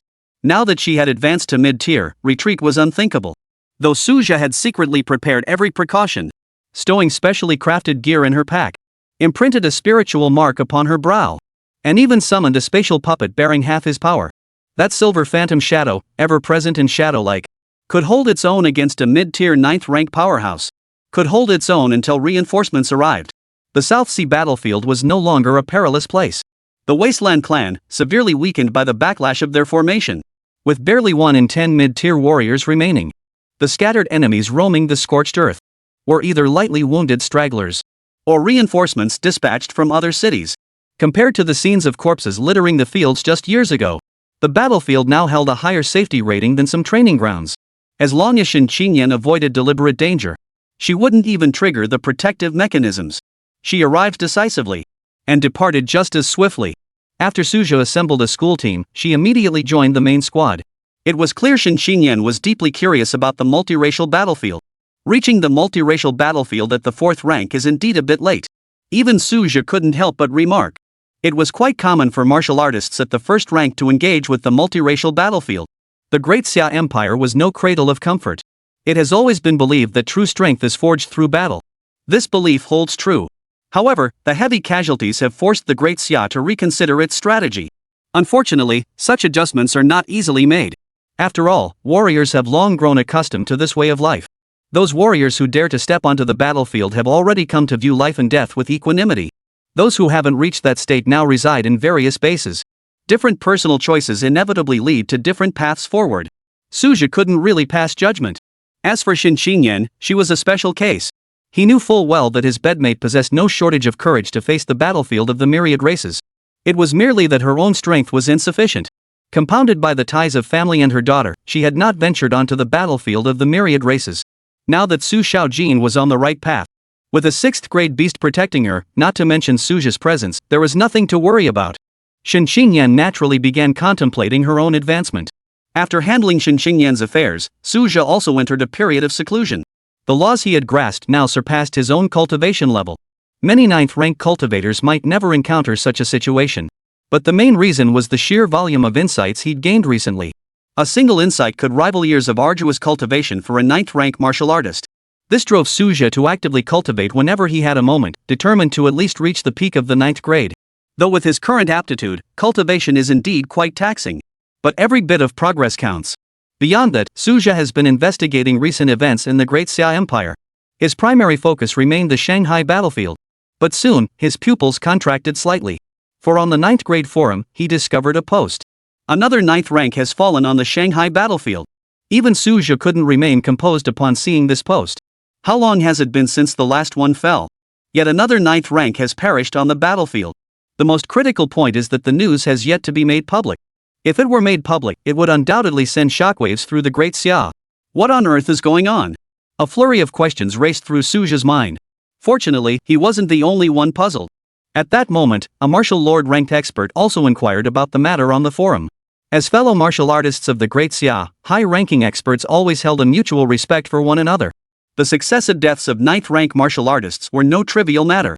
Faced with the inquiry from the martial marquis level expert, high-tier martial artists from the Shanghai battlefield began responding one after another. It turned out that a half-step marquis level being from another race had appeared on the battlefield. Such beings still fell within the 9th rank category. Naturally, it fell to the 9th rank warriors to handle the situation. However, a half-step marquis was no ordinary 9th rank could contend with. 2 9th rank warriors had already fallen to its hands. Although the Shanghai battlefield has requested reinforcements from the Great Xia Empire, suitable replacements are hard to come by in such a short time. After all, half-step marquis level powerhouses aren't exactly commonplace. Such beings are either in secluded cultivation or guarding their own designated battlefields. Dispatching them was no simple matter. What's more troubling? This half-step marquis level alien being had single-handedly withstood the assault of 2 9th rank opponents, instantly slaying one on the spot. Such a battle outcome was bound to stir up more trouble. Suja currently has no intention of intervening proactively. His primary focus remained on the South Sea. As for the multiracial battlefield in the Jiangnan region, he trusted the Great Xia would find its own solutions. This half-step marquis must not be allowed to continue his rampage. After all, this news could not be concealed for long. The fall of 2 9th rank cultivators would inevitably send shockwaves through the Great Xia. How many 9th rank warriors does the Great Xia even have? The loss of 2 could shift the entire course of the war. Remember, on certain battlefields, a single 9th rank alone can intimidate all sides.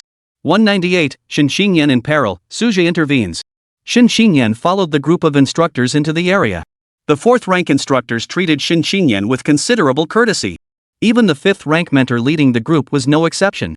Suja deliberately selected a female mentor team for Shin Xingyan. Relatively speaking, the number of female instructors at South Sea Martial Arts University was already quite limited.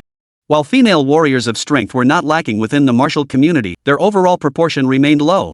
Assembling an all-female team specifically for Shin Xingyan was no easy feat. Suja had even subsidized additional resources for this purpose. However, he had already informed the instructors beforehand. Safety concerns need not be a worry, but they must maintain confidentiality regarding Shin Xingyan. The instructors present were no fools. They naturally understood how to conduct themselves. For these mentors, it was merely playing their part in a staged performance. It was far too easy. They'd often assisted students in similar training exercises before.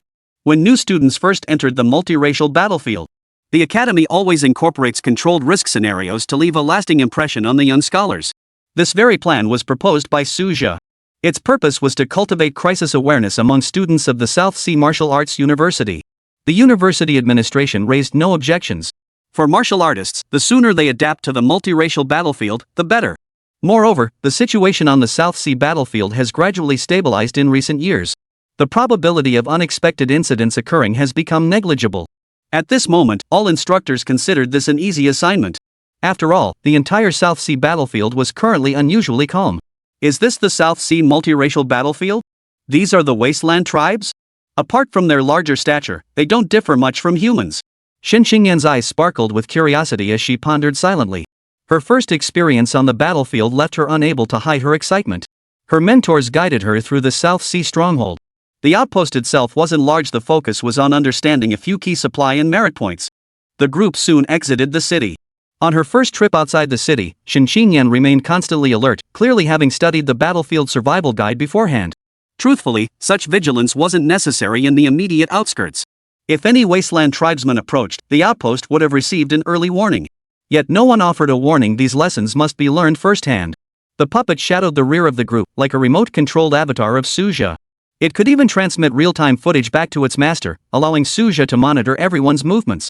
This 9th grade puppet was concealed so well that even Yang Licheng failed to detect it. Unbeknownst to anyone at the South Sea outpost, a 9th grade guardian now lurked in the shadows. Shen Xingyan gradually grew familiar with the battlefield environment, accompanying the team as they traversed various strategic locations. Is this where he fought back then? She gazed at the scorched earth scarred by ancient battles, her thoughts drifting. A grim, murderous aura permeated the air, its invisible pressure stirring her blood and chi. She understood this was a normal reaction for a newcomer to the battlefield. Yet change always arrived unexpectedly. No! Retreat! The instructor's expressions darkened as they shouted urgently. A 6th-rank savage beast loomed in the distance. Though the threat from the Wasteland clan had receded, the beast still lurked at the edge of the battlefield. The South Sea outpost had been reluctant to sacrifice warriors to purge these ferocious beasts. Now, with both sides' main forces operating less frequently, the beasts had begun venturing beyond their territories. This squad, whose highest-ranked member was only 5th grade, now stood tense and alert. In the panic, the mentors had forgotten Suja's promise. He had guaranteed their safety throughout the entire journey. But it was understandable after all, they were facing ferocious beasts of a higher rank than themselves. Even practitioners of equal rank would struggle to evade them, let alone these 5th rankers. Suja showed no urgency to intervene, merely observing the others as they fled. Even without this savage beast, he had intended to create some crisis to temper the team. Not only for Shen Xingyan, but these instructors deserved some tempering too. Unbeknownst to Shen Xingyan at that moment, a pair of eyes watched her from the shadows. Didn't they say the great battle had just ended and the situation was stable? She gripped her weapon tightly, silently cursing under her breath. A mere 4th-rank martial artist encountering a 6th-rank presence. Such luck was truly bizarre. The vigilance that had gradually slackened these days now transformed into a sharp chill piercing her spine. She had even successfully slain a 3rd-rank beast of the Wilderness clan before. The thrill of that victory had barely faded when she found herself facing a 6th-rank colossus. Only now did she truly grasp the brutality of the battlefield. Death always strikes when you least expect it. The beast's foul stench drew ever closer, its life or death pressure making her hair stand on end. The desperate situation ignited her latent potential, making her movements sharper and more precise. She displayed combat prowess far surpassing her usual level. Impressive. Suja, hidden in the shadows, gave a slight nod. He knew Shen Xingyan's combat experience was still limited. Yet after half a month of battlefield tempering, the aura surrounding her had shed the naivety of a sheltered martial artist. Instead, it had gradually taken on the sharp edge of steel. As time passed, Suja prepared to make his move. Shen Xingyan was now nearing her limit. Her face was indeed unusually pale at that moment. She never imagined her luck could be this terrible. Could it be that her first time on the battlefield would be marred by misfortune? As death loomed, Shen Xingyan couldn't help but think of her husband and daughter. Just then, a silver blade flashed through the air. The 6th-grade beast charging toward her was instantly cleaved in two. Shen Xingyan froze in shock. The figure of a humanoid puppet materialized, cloaked in a black robe. Yet Shen Xingyan could sense Suja's presence. Husband. Shen Xingyan could no longer contain her overwhelming emotions. She threw herself into the arms of the puppet controlled by Suja. Even Suja himself felt a touch of embarrassment. Theoretically, he could have intervened sooner. But now he'd pushed Shen Xingyan to the brink of emotional collapse. Suja simply had the puppet return the embrace without a word. At that moment, the mentors from various schools finally reacted. They too sensed the familiar aura emanating from the cloaked figure. Everyone suddenly recalled Suja's earlier instructions. A wave of awkwardness washed over them. We shouldn't have panicked. That was the thought running through every mentor's mind at that moment. No doubt he had seen it all. Worse still, during the earlier crisis, many mentors had only thought to save themselves. Not a single one had noticed Shen Xingyan's predicament. It was a rather pitiful sight, like wolves scattering at the first sign of trouble. Such behavior was undoubtedly subpar. 199, physical strength, constantly improving. This is merely one of my puppets. I saw everything that happened earlier. Do you intend to remain on the battlefield of 10,000 clans? Even if you return, it won't hinder your cultivation. After Shen Xingyan's emotion settled, Suja's haunting voice echoed. It must be noted that even if Shen Xingyan hadn't come to the battlefield, Suja still possessed the means to help her reach the high-grade realm. But the cost would be extraordinary. Yet for Suja, it remained bearable. Once he ascended to the martial lord realm, the resources at his disposal would surge dramatically. Even if it meant piling resources on top of resources, he would push Shin Qingyan to the 7th rank. Of course, she would inevitably become the weakest 7th rank cultivator.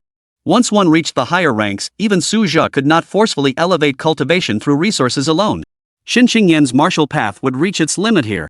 Ultimately, the choice rests with her alone. Shin Qingyan was no fool. She understood Suja's unspoken meaning. A resolute gleam suddenly flashed in her eyes. I will remain on the battlefield. I will never become a martial artist who relies solely on resources. Her words were spoken with unwavering resolve. Even the surrounding instructors couldn't help but show expressions of admiration. Had they possessed such backgrounds, they likely would have chosen a life of ease long ago. In this era of revived spiritual energy, isn't lying low a blessing? What ordinary people yearned for was nothing more than the mundane simplicity of daily life. But Shin Qingyan was different. She was determined to push further along the path of martial arts. This puppet won't last much longer. But in the meantime, you may train freely on the battlefield of 10,000 tribes. Just don't regret today's choice in the future. Suja's tone remained gentle. Even as husband and wife, he would never decide her future for her. She had always been a woman of strong convictions. If he were to force her compliance through sheer power, Suja knew he could do it. But that would inevitably plant seeds of resentment. Understood. Shin Qingyan responded without hesitation. When the group set out again, Suja's puppet had already joined their ranks. Having passed the test of life and death, there was no need for further concealment. Shin Qingyan did not blame the instructors. For instructors below the 6th rank, facing the savage beasts head-on, it would be a miracle if they weren't instantly killed. Their retreat was entirely understandable. This only made the instructors from various schools feel somewhat embarrassed. Out of guilt, they grew increasingly attentive toward Shin Qingyan. During the remaining duration of the puppet's existence, Shin Qingyan's team consecutively slayed mid-tier beasts. With Suja's puppet holding the fort, they advanced as if facing no opposition. Suja used this opportunity to impart numerous combat techniques. He even laid bare his own past struggles from his low-tier days. Though those experiences sounded rather pathetic, both Shin Qingyan and the instructors deemed this choice wise. Had Suja acted recklessly back then, how could he have attained his current 9th rank cultivation? Remember, the battlefield of the 10,000 tribes claims the most casualties among low-tier martial artists. The slightest misstep could mean being swallowed by the aftereffects. As the puppet's time limit neared, everyone hurriedly retreated to the South Sea stronghold. Though Suja's puppet dissipated, it left a spiritual imprint upon Shin Qingyan. Suppressing opponents below high grade was child's play. Even if confronted by a higher tier opponent, it could buy a moment's delay. Though not foolproof, such safeguards are sufficient to defuse most crises. After this ordeal, Shin Qingyan would likely retreat into seclusion to reflect. If she can assimilate what she's gained over the past month, breaking through to mid-4th grade would not be an unattainable goal. However, this benefit is reserved solely for newcomers to the battlefield. Those stepping onto the multiracial battlefield for the first time often experience a period of rapid power growth. Just as Suja focused on the battlefield, ripples suddenly stirred in the law river of South Sea Martial University. The fire laws churned like boiling water. Suja suddenly remembered Tangguantu.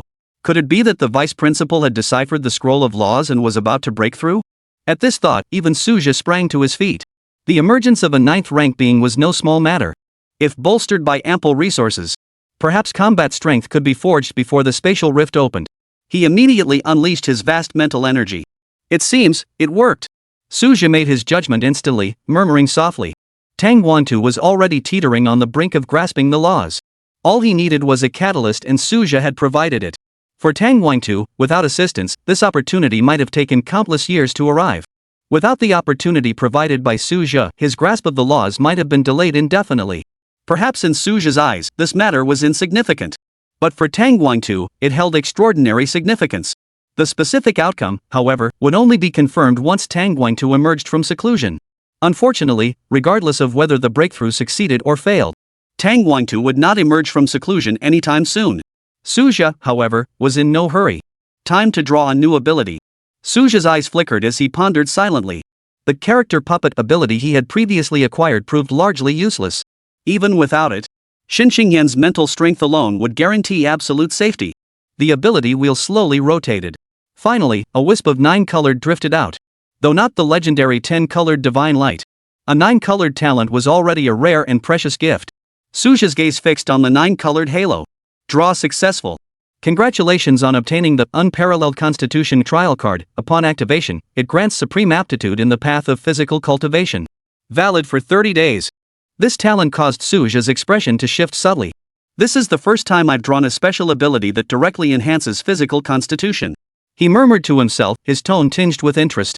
Though not a secret technique that directly enhances cultivation, it was nonetheless a unique talent for strengthening one's prowess. A martial artist's physical constitution forms the very foundation of their martial path. A low-tier martial artist with formidable physique can sustain greater vitality. The same principle applies to mid to high-grade practitioners. This is especially true for high-tier martial artists. The stronger their physique, the more colossal the cosmic energy they can contain. This significantly amplifies combat prowess. Not to mention the strength and defensive advantages that a robust physique provides. Overall, tempering one's physique yields numerous benefits. However, a martial artist's physique typically grows naturally with cultivation. Unless one possesses extraordinary innate talent. Few deliberately focus solely on physical training. The Great Xia dynasty, however, strongly advocates physical tempering among martial artists.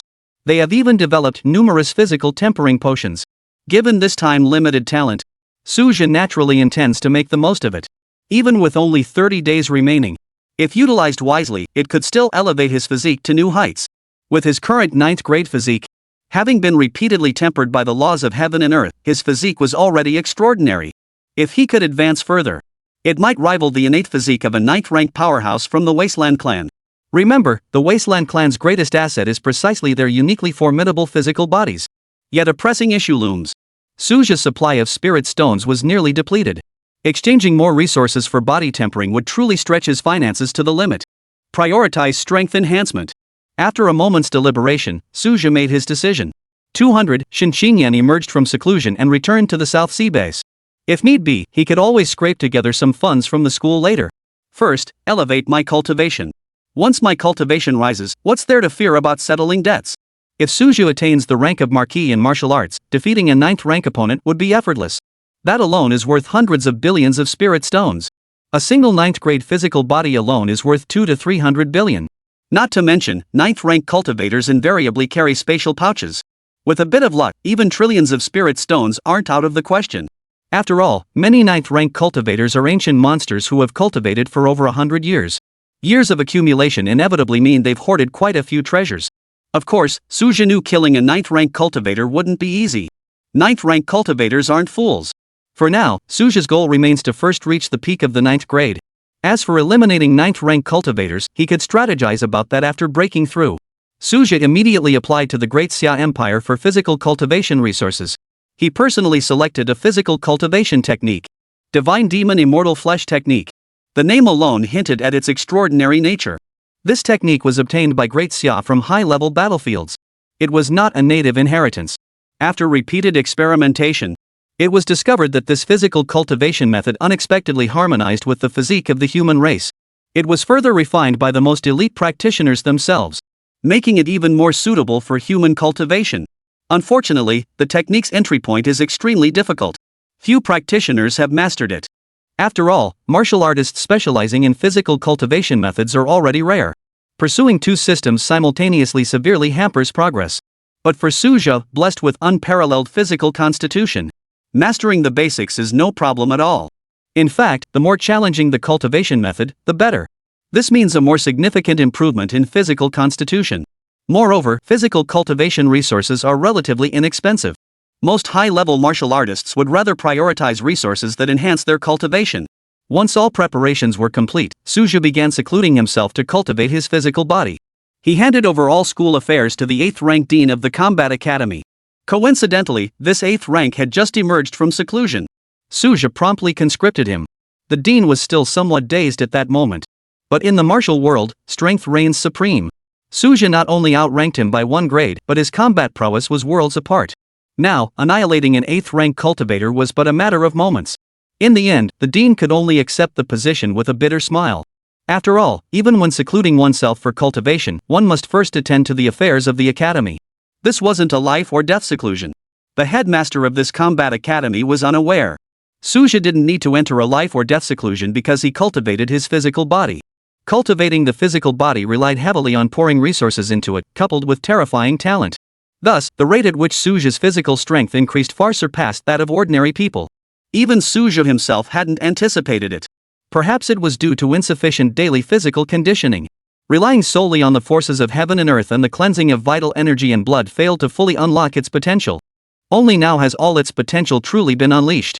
Suja mused inwardly. But upon closer reflection, many high-level martial artists cultivate multiple techniques simultaneously. Of course, they never master every single one to the highest level. Typically, they focus on 2 or 3 core techniques, using the rest as supplementary practices. This includes various body tempering techniques.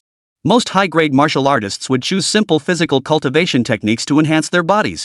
Only Suja, due to his astonishingly rapid breakthroughs, resulting in a relatively limited selection of cultivation methods at this stage. Previously, he had no time to address physical conditioning. Fortunately, it was not too late to make amends now. Even without special talents to bolster him, upon reaching the peak of the 9th grade, Suja must still solidify his foundations and cultivate his underlying strength. Otherwise, ascending to the martial marquis realm would prove as difficult as scaling the heavens. The entire Great Xia Empire had not produced a martial marquis for 30 years. One reason the court has been eager to reform in recent years was precisely to foster fierce competition among martial arts universities, to cultivate more prodigies and even prodigiously gifted individuals. Only such individuals hold the potential to ascend to higher ranks and glimpse the realm of marquis. As time passed, Suja distinctly sensed the transformations within himself.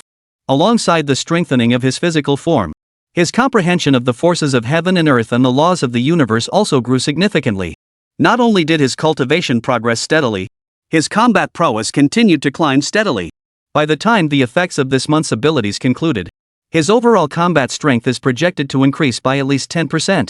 Adding 10% combat power to his already formidable foundation was nothing short of terrifying. Suja now felt confident he could easily suppress Principal Yuxiong. Physical enhancement differs from cultivation breakthroughs. No time is required to consolidate the new realm. 3 days after emerging from seclusion, Xin Xingyan returned from the South Sea battlefield. By calculation, Suja had been stationed at the South Sea battlefield for over 2 months. For a warrior newly entering the battlefield of 10,000 tribes, such achievements were already remarkably impressive. It must be noted that many warriors, upon their first exposure to the multiracial battlefield, chose to leave within mere days. The primary reason was the unbearable oppressive atmosphere of the battlefield. Yet Xin Xingyan was entirely different. Even when negative emotions surfaced, she forcibly suppressed them. The character puppet previously created by Suja proved immensely helpful. At the very least, they effectively alleviated Xin Xingyan's mental strain. Suja detected no fluctuations in his own psychic energy. Therefore, he never worried about her safety. Yet Xin Xingyan's safe return still made him breathe a silent sigh of relief. Compared to her state before entering the South Sea battlefield, Suja distinctly sensed a change in Xin Xingyan's demeanor. Whether it was the aura surrounding her or her overall presence, she now radiated the sharpness of a fully honed sword. Upon her return, Xin Xingyan immediately entered seclusion. This was the same practice as most independent martial artists. After leaving the battlefield of 10,000 tribes, seclusion was always the first priority. It wasn't that the South Sea stronghold was unsuitable for cultivation. Rather, the unique environment made practitioners reluctant to train here without reservation. Suja was currently extracting new abilities. The result manifested as a multicolored ability. Unfortunately, this ability neither enhances cultivation nor boosts combat power. Nor did it enhance combat prowess, it merely allowed him to manipulate weather patterns. Though seemingly a god-defying talent, but held no practical value for martial artists. No adverse weather could pose a challenge to these cultivators. Faced with this situation, Suja could only smile bitterly. Fortune fluctuations were still within the realm of comprehension. After all, cultivation could still be improved through conventional practice. So despite his anxiety, he managed to maintain restraint. Another month passed in the blink of an eye. When Xin Xingyan emerged from seclusion, her aura had firmly settled at mid-4th grade. Indeed, real combat is the ultimate catalyst. Suja mused inwardly. If she relied solely on resources, Xin Xingyan would have needed at least a year to break through. Advancing from the 4th rank to the 5th would take 4 or 5 years. This was already considered exceptional among martial artists. Countless individuals remained trapped at the 4th rank threshold for life. Unexpectedly, Xin Xingyan decisively chose the battlefield of 10,000 tribes. And now reaps a rich reward. Preparing to return to the South Sea base to consolidate my cultivation. I wonder if Xiao Jin has slacked off in her training these past 2 months. Fresh out of seclusion, Xin Xingyan immediately sought out Suja. All right. Suja readily agreed. Though they had gained much in the South Sea, their foundation remained firmly rooted in the South Sea base. Not to mention that their daughter is about to take the martial arts college entrance exam. Both parents placed immense hopes on Su Jin. 201, the headmaster emerges from seclusion, heading to Jiangnan district. As time passed, Suja returned to his daily routine. He handled school affairs and engaged in daily cultivation. Of course, Suja also researched his ability to manipulate the weather. Unfortunately, it was a simple ability. It could only clear skies, bring rain, or maintain normal conditions. Suja had certainly considered creating extreme weather. But his ability seemed insufficient. He had originally hoped to grasp certain laws through extreme weather. The idea was appealing. But in reality, there were indeed difficulties. His current grasp of the laws was already beyond the ordinary. On the contrary, altering the weather didn't require much support from the laws. Harnessing the power of heaven and earth was sufficient to bring about meteorological changes. For a 9th-rank cultivator, altering celestial phenomena should be effortless. Thus, the ability to manipulate weather felt somewhat redundant. Fortunately, Suja's mindset remained steady. Such is life. When luck is favorable, one gains powerful abilities in succession, advancing cultivation rapidly. When luck is poor, enduring months of misfortune is commonplace. Within this month, most of the school's high-ranking powerhouses had emerged from seclusion. Even Principal Yu Xiong emerged from seclusion on the very day his weather manipulation abilities failed. Suja had initially hoped the principal might attempt to attain the rank of Marquis through martial arts. But now it seems that won't be easy. But it was understandable after all, the principal hadn't even grasped the realm of laws. Upon emerging, Yu Xiong sought out Suja immediately. How has the school been during this time? As expected, the principal's primary concern remained the school. Unlike Dean Su Xingnian, who had family backing, the principal's children were said to have all perished in battle. The school was his child. The South China Sea has been calm lately. Next time something like this happens, please assign someone else to manage the school. Suja replied with a hint of complaint. Yu Xiong remained expressionless. He seemed to have anticipated Suja's reaction. It must be said he had thoroughly figured out this young man's temperament. At times, Yu Xiong couldn't help but reflect. Those who covet power at South Sea Martial University lacked the strength to seize it. Those with sufficient strength simply didn't care. At other martial arts universities, people would fight tooth and nail over a mere department head position. We'll talk about it next time. Yu Xiong replied dismissively. Though Suja's management skills weren't particularly outstanding, his raw strength alone served as a guarantee. Oh, and 2 9th-rank cultivators have recently fallen in Great Xia. Suja brought up the new information. Perhaps among them was an old acquaintance of the headmaster. What? 2 9th-rank cultivators have fallen? Yu Xiong was visibly startled. He immediately pressed for details. Upon learning it was the Shanghai battlefield, even Yu Xiong fell silent for a long moment. Could it be, my suspicions were correct? Could there really be someone the principal knows involved? Suja thought silently. After all, the principal's emotional turmoil was undeniably palpable. Suja, you will continue to oversee school affairs from now on. I need to make a trip to Jiangnan. After a moment of swirling thoughts, Yu Xiong finally spoke. His tone lacked its usual forcefulness, instead carrying a hint of pleading. Clearly, Suja's guess was correct. Go ahead, principal. Suja replied without hesitation. Regardless of the principal's purpose in traveling to Jiangnan, he maintained absolute trust. If he were in the principal's position, he would undoubtedly make the same choice. As for whether the principal might encounter misfortune, Suja felt no concern. The principal's cultivation had clearly advanced significantly. His intuition should not be wrong. The intensity of the pressure he sensed now was entirely different from before. Though he hadn't yet reached the level of a martial lord, he had indeed made a significant breakthrough. Yu Xiong quickly set off. Suja silently watched the figure disappear. He then delegated various tasks to the 8th-rank martial artists who had emerged from seclusion. This caused many of the 8th-rank warriors to look troubled. Even Su Xingnian's gaze carried a hint of resentment. Suja openly ignored these gazes. He plunged directly into secluded cultivation. The newly acquired tricolor abilities greatly benefited his cultivation. They markedly accelerated his cultivation progress. Such an opportunity could not be delayed.